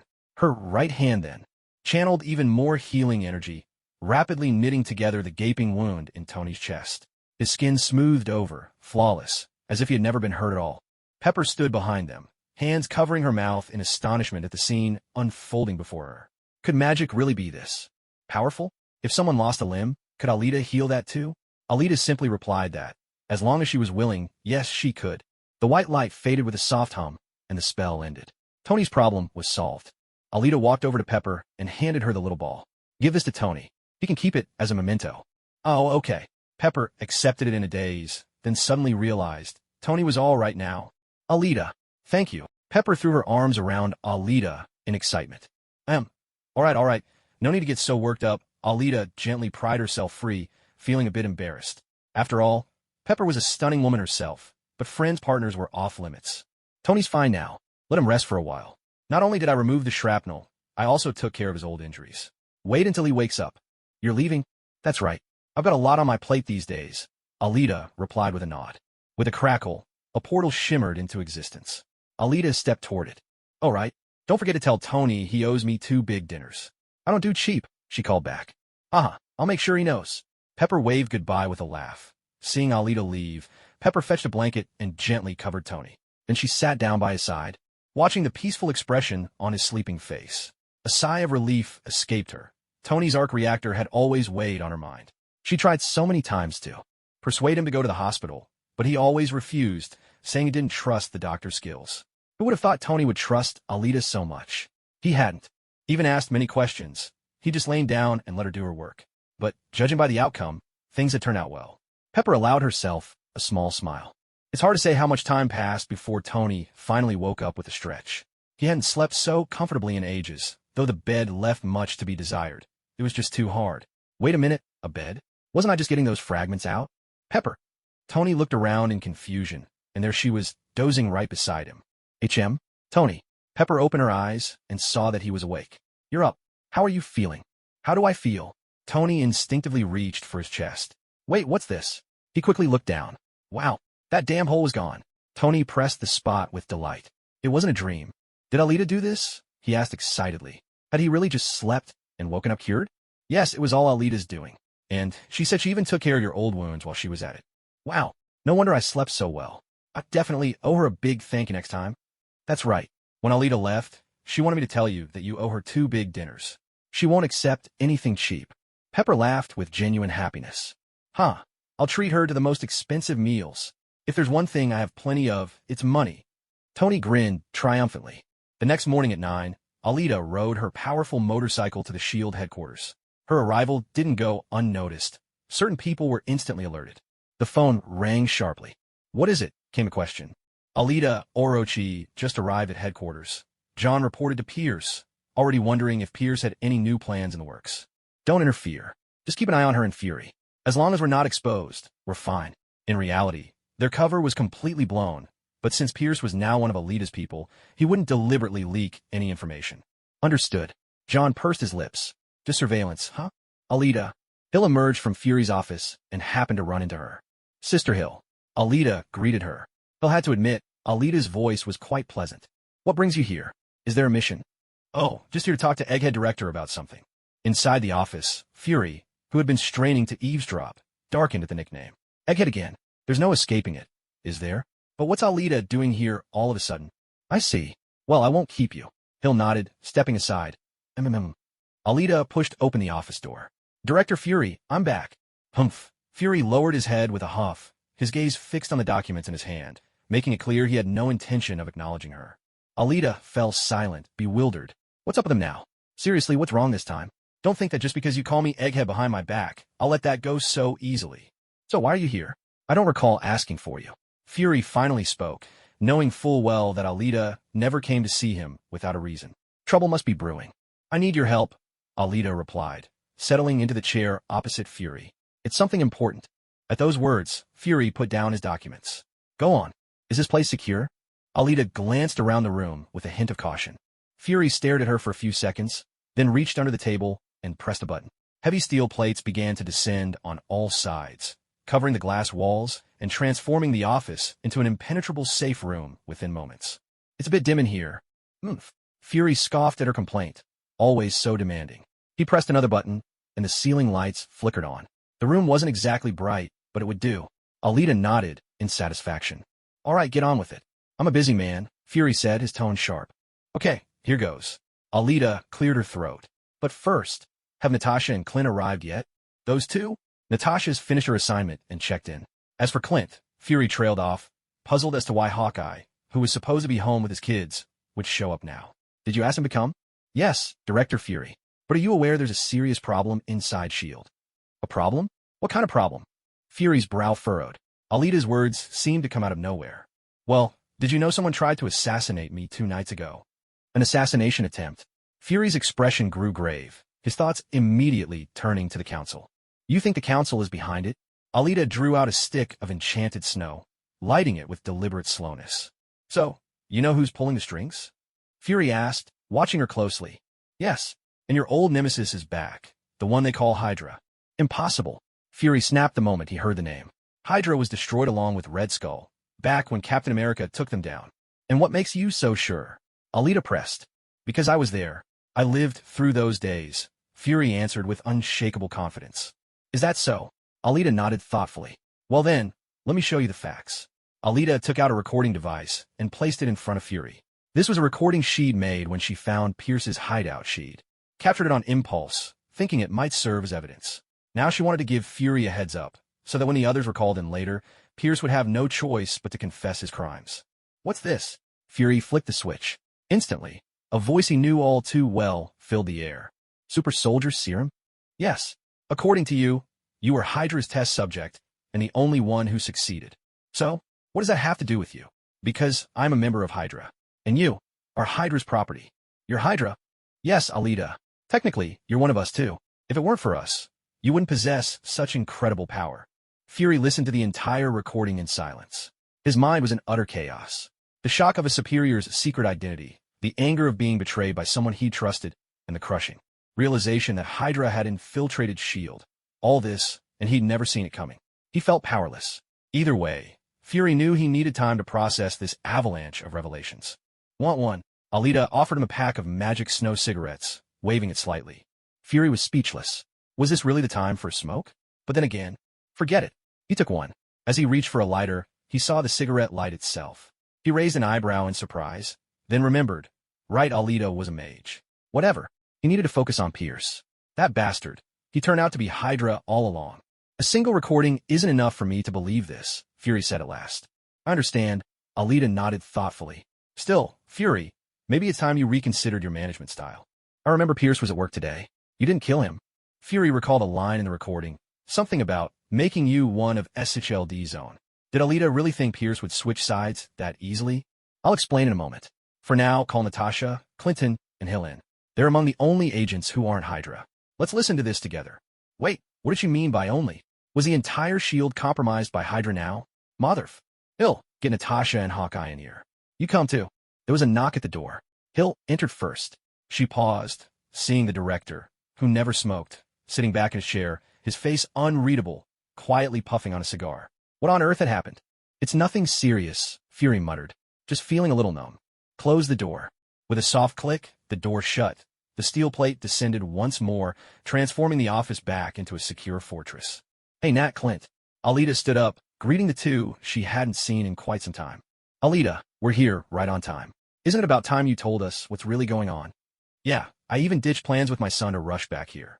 Sorry about that, Clint. I hate to interrupt your time off, but if we don't resolve this, I'm afraid you won't have much vacation left in the future. Is that serious? Clint exchanged a glance with Natasha. Take a seat. I'll call a few others to join us, Alita said with a nod. Director? Hill looked over at Fury. Let her lead, Fury replied, his voice weary. The blow of this situation weighed heavily on him, and he was just as eager to hear exactly how much Alita knew about Hydra. With a soft hum, Alita opened a portal and brought in the captain and Bucky. Cap, Natasha, Clint, Fury, Hill. And who's this? Natasha's gaze lingered on Bucky's metal left arm, his face oddly familiar. This is Bucky Barnes, a dear friend of mine. Bucky Barnes? The one from World War II?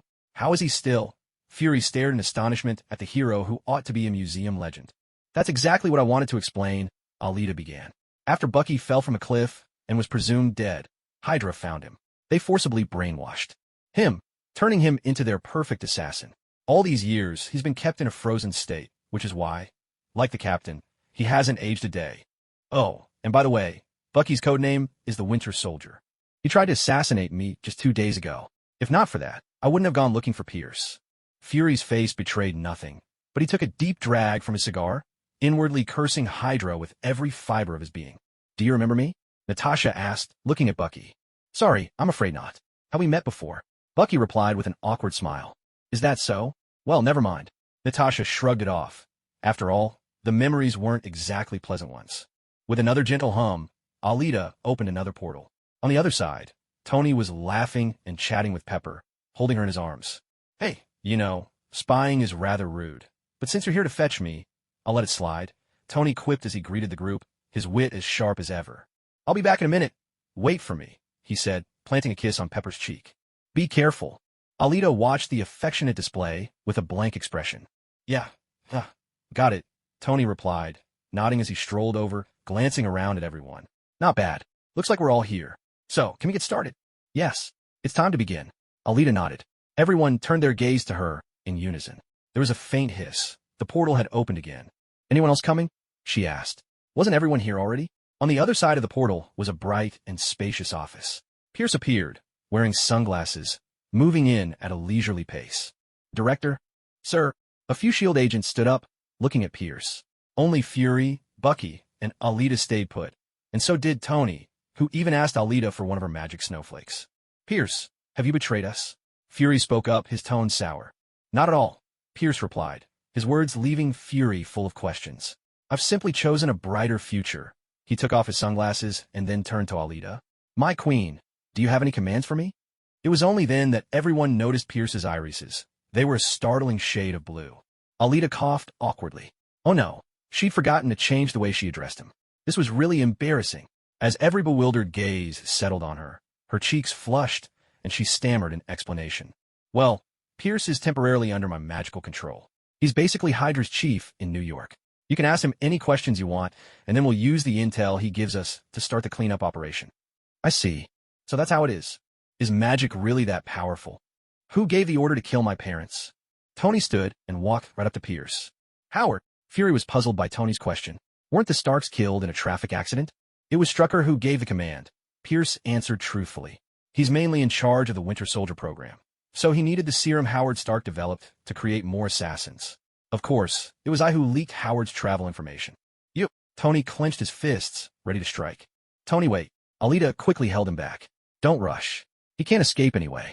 Let's get all the information out of him first, and then we'll deal with him. Tony dropped back into his chair. Strucker is mine. Yes, he's all yours. Alita soothed him quickly. Mother. Fury's face was dark as midnight. He never imagined that the leader he respected, SFLD's irreplaceable scientist, will be targeted and killed by Hydra all for a few vials of serum. And not even the finished product. You know where he is, don't you? Natasha asked. Yes. He's at a base in Europe, researching the power of the Mind Stone. What the F? Fury shot to his feet in shock. You handed him a scepter? Fury asked in disbelief. What the hell? Wasn't that thing being kept safe at S.H.I.E.L.D.? Yes, but actually, he took it away a long time ago. The one inside S.H.I.E.L.D. now is a fake. Damn it. Fury slammed his fist down on the table. The others exchanged anxious glances. After all, it was because Loki had controlled Clint and Dr. Selvig, stolen the Tesseract, and opened a portal that everything happened. Now, hearing that the scepter had fallen into Hydra's hands, and that they were conducting research on it, made everyone tense. Who knew what kind of trouble Hydra would stir up next? TCH, and this is supposed to be the director of S.H.I.E.L.D.? Tony took a sip of his magic snow cone, his voice dripping with sarcasm. If it had been before, Fury would have snapped back, but this time he stayed silent. After all, as the director of S.H.I.E.L.D., he hadn't even noticed Hydra lurking right under his nose. It was an unforgivable failure. Fury slumped into his chair, feeling defeated. All right, let's not dwell on that right now. What's more important is that we figure out where Hydra's bases are and who their leaders are. Also, with S.H.I.E.L.D., agents are actually Hydra operatives? Pierce, why don't you fill us in? The captain stood up, easing the tension and steering the conversation back to the main point. Agreed. That's the only way we'll be able to deal with them quickly, Natasha nodded. As for bases, there's the European one where Strucker is stationed, the Japanese base run by Madame Hydra, codenamed Viper, a hidden S.H.I.E.L.D. facility in New Jersey where Arnim Zola operates, plus the S.H.I.E.L.D. base I'm stationed at. The rest are smaller outposts used for equipment storage and research, Pierce explained. Everyone broke into a cold sweat at the revelation. They had thought Hydra was long gone, but not only had it survived, it had quietly grown into a monstrous force over the decades. To be honest, cleaning out S.H.I.E.L.D. alone would stretch their resources thin, not to mention tackling those major bases. Were they really going to have to ask the military for help? Fury's head throbbed at the thought. This world still hasn't changed at all. This was the second time the captain had sighed like this. The first was during the Battle of New York, after finding out Fury had been secretly developing Tesseract-powered weapons. For him, Hydra was the ultimate enemy, and seeing them rise from the ashes was almost unbearable. Coupled with what happened to Bucky, his hatred for Hydra had reached its peak. Which S.H.I.E.L.D. agents are Hydra operatives? Fury asked anxiously. Well, new trainee agents, freshmen at S.H.I.E.L.D. Academy, some from the R&D department, a few administrative staff, and some field agents, Pierce listed thoughtfully. All of these. Fury's frustration boiled over. Damn it, Hydra, you're really out to corrupt the future, aren't you? That's not the case. Phew, that's a relief. Fury let out a long breath. Apart from them, the rest are all Hydra agents. Pierce finished the sentence that had been left hanging. What the? If the entire S.H.I.E.L.D. is HYDRA, then why even call it S.H.I.E.L.D.? Might as well rename it Snake Shield. Fury's single eye widened, his breath coming in short, sharp bursts. Thank goodness he didn't have a heart condition, or he might have dropped dead on the spot after hearing this. Beside him, Hill covered her mouth with her hand, unable to believe that the colleagues she worked with every day had secretly been terrifying Hydra operatives all along. Natasha, on the other hand, took it in stride. After all, with her complicated past, infiltration and betrayal were practically everyday occurrences for agents, weren't they? As for Clint, he was even more unfazed. He was a special ops soldier. If there's an enemy, just take them out. The captain remained calm as well. After all, he was never particularly familiar with S.H.I.E.L.D. Tony stood there, cool and collected, caring only about his own mission, revenge. Pierce, tell us about a few of the key people, Alita prompted. Yes, there's John, there's Crossbones, Rumlow, Sitwell, and John's adopted son, Grant Ward Whitehall. Those are the main ones. The rest are at the team leader level, along with their respective squads. Good. We already know most of the intel. Let's assign missions now. Alita glanced at Fury, who was slumped in his chair, staring off into space, then clapped her hands to draw everyone's attention. I'll go to Europe to find Strucker. Tony was the first to speak up. All right, Tony has great mobility, so Europe is yours. Your Iron Legion is still intact, right? Alita recalled his army of suits, all controlled by Jarvis. Why would my Legion be destroyed? Tony asked, puzzled. It's nothing. Alita waved it off. If Pepper had been in danger, you'd have put on a Christmas fireworks show by now. Clint, you'll go with Tony. Watch each other's backs, and while you're at it, recover the Mind Scepter. And Alita paused, thinking of Wanda and her brother. She wondered if their experiments had already begun. And what else? Clint didn't object to Alita's orders. He was fine wherever he went. I'll explain in a minute. Isn't Japan a bit far? Sounds troublesome. Pierce, what's the situation in Japan? Alita thought of Wolverine's storyline. Hadn't Viper shown up there? I'm not sure about Japan. Viper handles everything over there. In that case, let's put that on hold for now and deal with it later. Captain, you and Bucky head to New Jersey to find Dr. Zola. He's transferred his consciousness into a computer. You two go and destroy him. Tony, Alita thought for a moment, but decided it still wouldn't work. Who knew if that thing would end up like Ultron, living in the digital world? What's wrong? Is there a way to completely seal off a piece of data living in a computer so it can't escape? Is it a really advanced computer? Tony considered the question. Not really. It's an older model from a few years back. I'm not even sure if it's connected to the internet, but probably is. Otherwise, it couldn't communicate with Pierce and the others. Well, that makes things much easier. I can set up a program, then have Jarvis shut down the internet connection. Right, that would work. That's exactly how Ultron was defeated, wasn't it? So Cap, once Tony's finished with the program, you and Bucky can set out. Dr. Zola knows a lot, and there shouldn't be any real danger there. Understood. Captain nodded in agreement. Then the rest is up to us. Fury and Hill are more familiar with SHLD's inner workings. Natasha and I will start cleaning house as soon as the list is ready. Alita looked at Fury. No problem. We'll round them all up in one go. Fury stood up, his voice brimming with anger. Good. To prevent any leaks, let's keep each other updated. Once everyone arrives at their destinations, we'll move together. I can open a portal. At any moment, just call me if something comes up. Pierce, as Hydra's leader, start recalling all Hydra agents in New York. As for an excuse, just say Project Insight is launching ahead of schedule and that I've switched sides. That should work. Yes. Pierce nodded, slipping on his sunglasses. Project Insight? What's going on with that? Fury exclaimed, startled. That was his own project. Had something gone wrong with it, too? Pierce, you'd better explain. Then Alita opened a portal in Star Tower. Tony, can your armor carry Clint? Well, it's not exactly the right size, but as long as there's no fighting, it'll be fine. Tony sized up Clint, noting he wasn't much different in build from himself. That's good. Clint, your mission is to wait until Tony takes action at the destination, then go find the Mind Scepter and the children they're experimenting on. Or, you can just call me directly when you get there. Children. Clint frowned. Well, they're sort of kids. Just keep an eye out for that. And be careful. There might be people with superpowers there. One's incredibly fast, the other uses magic. That's about it. Alita paused to make sure he understood, then added, well, once they arrive, I'll just open a portal and go find Wanda and the others. Sigh. Yet another person with a grudge against Tony. What a headache. Understood. Clinton nodded. We're not worried about the others, but these supernatural matters are a real headache. Tony, hurry up and get the program ready so the captain and his team can set off. By the way, after the captain finishes dealing with Dr. Zola in New Jersey, the remaining minor bases and facilities will be up to you and Bucky. After all, there's not much danger on your end, so it won't be a waste of time. All right. Although he didn't know how Alita could be so well-informed, trusting her was enough. Everything he had experienced since meeting her had proved that Alita was absolutely trustworthy. Once Alita had arranged the general itinerary for this side, she turned her attention to Pierce. The so-called Insight Project is about analyzing everyone's personal history and data to predict weather. They might pose a threat to stable order in the future. If someone is deemed a threat, they'll be eliminated by the helicarriers before any incident can occur. To be more specific, it predicts a person's future based on their past behavior, things they've said, books they've read, music and movies they've enjoyed, every call, every message, their social circles, profession, education, and so on.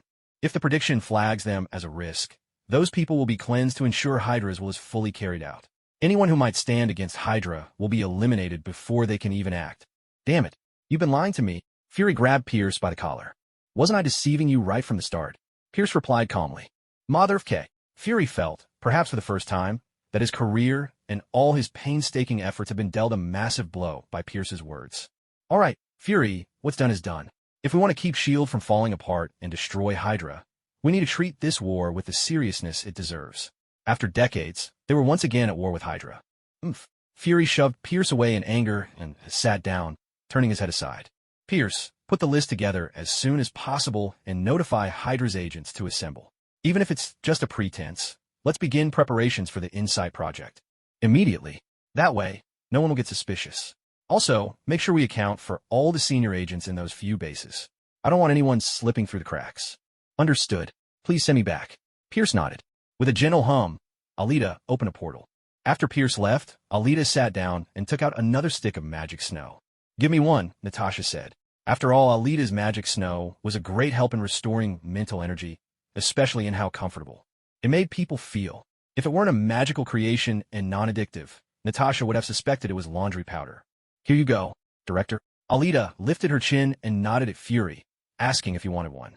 Now you're calling me Director again? Fury took the magic snow cigarette from her, sounding a bit grumpy. Just moments ago, she was calling him Fury over and over. Although he wasn't used to it, considering Alita's actual age, he didn't mind anymore. I just noticed you zoning out, that's all, Alita replied with a smile. Besides, from this point on, it's your job, Director. After all, I'm not nearly as familiar with S.H.I.E.L.D. as you are. Fury gave a cold snort and slipped into work mode. He was, after all, a veteran straight from the battlefield, and a top-level agent at that. His mental resilience was beyond question. He'll bring together all the newly recruited trainee agents under the guise of training. Once we're finished handling things, we can sort them as needed. As for the S.H.I.E.L.D. Academy, put it under closed management as a military exercise. I'll get someone from the military to help seal it off. Fury began assigning tasks methodically, separating out personnel who were isolated and not particularly critical, temporarily, confining them within their respective areas. Once the agents at headquarters were dealt with, he'd turn his attention back to them. Understood. Hill left to start preparations. Our time is tight, but fortunately, we have more information and intel than they do. We'll have enough to set everything up before they catch on. Plus, their own supervisor will unwittingly provide cover for us, Fury explained his arrangements. Just handle it your way. The two of us are only here to take action, Alita nodded. By the way, did you send Coulson out on a mission? Yes. I remember he recruited Ward into his team. Fury thought for a moment, then nodded. Then notify Coulson. Isn't May with him? Have the two of them restrain Ward when we make our move. As for a reason, just say it's about espionage or something. Don't mention Hydra for now. No need to scare them. You're pretty familiar with his team. Have you been in contact? Fury looked at Alita in surprise. No, not since the Battle of New York ended. I'll let him know. Then let's just wait quietly for now. John. Pierce dialed John's number. Pierce, what's going on? Begin Operation Insight. Recall the agent stationed in New York. What? At this time? The helicarrier isn't even finished yet. John exclaimed in shock. Now is the perfect opportunity. We're close enough. The system can function as is. But what about the captain? And what about Alita? That's exactly what I wanted to tell you. Alita has already been convinced by me. She just messaged me. The captain is about to be sent out on a mission and won't be staying in New York. Plus, Black Widow and Hawkeye, who are under Fury, will also be leaving the city. So this is our best chance. Quickly get the agents back and gather everyone together.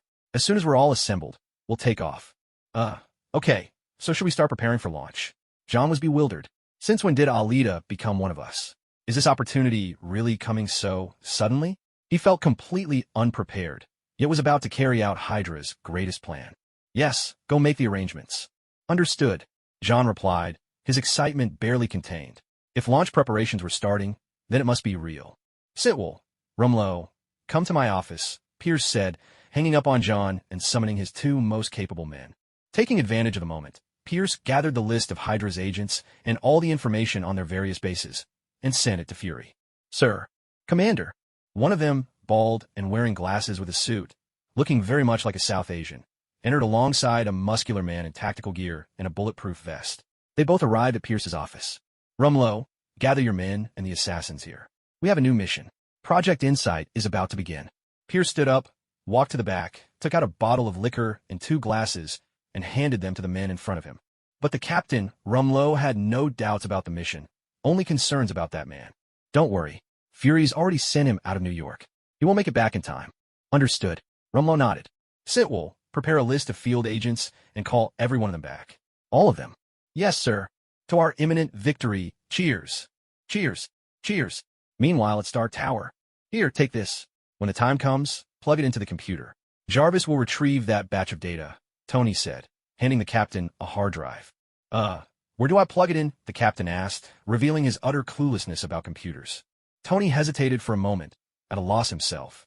Alita had said it'd be an older computer, but how old exactly? He walked over to the holographic display, pulled up a few models from years past, and explained, "Look here. When the time comes, press this to start up the computer. Once the screen lights up, find this port and plug in the hard drive. Leave the rest to Jarvis. Most computers have similar ports and cases. Just look carefully and you'll find it." "All right, I understand," the captain replied earnestly, nodding his head. "All right, if there's nothing else, just call Alita. You two will probably need to take a Shield Quinjet to get there. That'll be faster." As Tony spoke, his fingers danced across the screen, preparing to summon his Iron Legion. Nearby, Hawkeye sat with his eyes closed, resting. He had already made sure all his gear was ready when he arrived. "Tony, I'm sorry about what happened earlier," someone apologized. "Nope. Right now, I just want to punch that bastard as hard as I can," Tony replied, not bothering to hide his feelings. The captain nodded. He, too, wanted to give Hydra a proper beating, for Bucky. Ever since that meeting ended in the morning, Hydra had moved swiftly. The agents in New York had all returned to SHLD's headquarters. On Alita's end, the captain arrived at S.H.I.E.L.D. and, just as Hydra anticipated, took off in a Quinjet. Tony and Hawkeye were already on their way to Europe. Fury, unable to command the agents inside S.H.I.E.L.D., could only watch as Pierce organized operations from behind the scenes. But with so many agents and quite a few still out on missions, it took nearly a whole day to assemble everyone. Of course, there were some who just couldn't make it back. There was nothing to be done about that, and they'd have to be dealt with later. Meanwhile, Fury had called in the military to stage an exercise, locking down the S.H.I.E.L.D. Academy. The situation was so tense that John thought they'd been exposed. He assumed Fury had called in the military to deal with him. It was only after he called Pierce that he learned this was all a distraction, meant to occupy Fury's attention. And it worked. John realized their operation faced no obstacles whatsoever. The helicarrier was ready for launch at a moment's notice, waiting only for Pierce's command. "Tony, Clint, are you in position?" Alita's voice came through to Tony. "We're here, ready to attack anytime." Tony and Hawkeye stood in the woods, 3 kilometers from the Strucker base, the very one that appeared at the start of Avengers: Age of Ultron. "What about the captain?" Alita asked. "We're on site," the captain replied. He and Bucky stood beneath the Quinjet, gazing at the base nearby, a place where they had once trained together. "All right, stand by," Alita said, nodding. "How's the situation with the S.H.I.E.L.D. agents on your end?" she asked Fury. "Pierce just sent word. Everyone's accounted for," Fury reported, signaling his team was ready. "Good. Then shall we begin?" "Ready when you are." Fury nodded. "Tony, Cap, you're clear to start." Alita notified them over the shared comms channel. "Copy that," the captain replied, and he and Bucky strode toward the locked warehouse. "I've been waiting for this," Tony said, blasting off on the spot and soaring toward the distant fortress. Hawkeye had no choice but to go on foot. Before he could even ask Tony to take him along, Tony was already gone. "Cut communications," Fury instructed Hill, giving her ANODI in an instant. All external communications at S.H.I.E.L.D. ceased to function. "It's all up to you now. I don't want any of them slipping out," Fury said, voicing the concern that had been bothering him. With no backup and not enough manpower, even if all the Hydra agents were rounded up, it would be impossible to completely seal off the building. But since Alita claimed she had a way, Fury could only put his trust in her. "No problem." Alita gave a big thumbs up, then, with a blink, teleported right on top of the S.H.I.E.L.D. headquarters building. "All right, let's do this." Darkness unbound. Hovering in the air, Alita looked down at the building, brought her hands together, and unleashed the full force of her chaos magic. A powerful incantation she had once used against the Darkheart demon now surged forth once again. veiled under the cover of night. The magic's effects were barely visible from a distance. Yet inside the shield building, as agents scrambled to troubleshoot the sudden communications blackout and tried to reach the logistics department, several agents standing by the windows noticed a dark curtain slowly descending outside. Alita's spell, Darkness Unbound, resembled an enormous, upturned bowl, enveloping the entire building in a dome of darkness, a barrier sealing everything inside. This time, Alita had tweaked the spell, merging it with the defensive magic from Taj, the incantation of the Seraphim Shield, so that the barrier could now both defend and attack, making it a formidable magical fortress. Though the display was awe-inspiring, for Alita, it was merely a fraction of her magical output. With a faint whoosh, Alita teleported back into the office. All right, now no one's getting out of here. So what's our next move? Fury stood by the window, his mind in turmoil. Alita had grown even stronger. Was this kind of ability still called magic, even in the realm of superpowers anymore? If Alita ever went all out, not even the Avengers might be able to stop her. He wondered if even Banner could stand a chance. Director Fury? Hill's voice broke through Fury's reverie. Right, let's begin the purge. Are we going to kill them all? Natasha frowned slightly. She had no idea how many people were in the building, certainly over 1,000, while their own numbers were woefully small. Once they chose Hydra, they knew there'd be a price. Are we supposed to wait for their remorse? This isn't just petty crime. They've all been brainwashed, Fury said. Coldly, he was determined not to repeat the mistakes of the Second World War. Taking in former Hydra agents had sown the seeds of disaster that plagued S.H.I.E.L.D. today. Alita, can you handle it? Natasha looked to Alita. Taking care of it? That won't be a problem at all.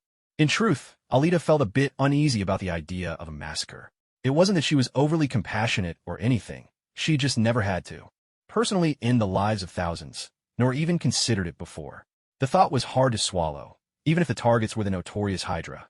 Oh dear, what should she do? Was there any way to deal with them without having to get her own hands dirty? If only they could be sent straight to hell on there. On accord, that would be perfect. Wait, hell? Alita suddenly remembered that she herself could go to hell. She wondered if Aurora was short-staffed these days. Alita. Natasha noticed that Alita had drifted off for some reason. Was something wrong? Huh.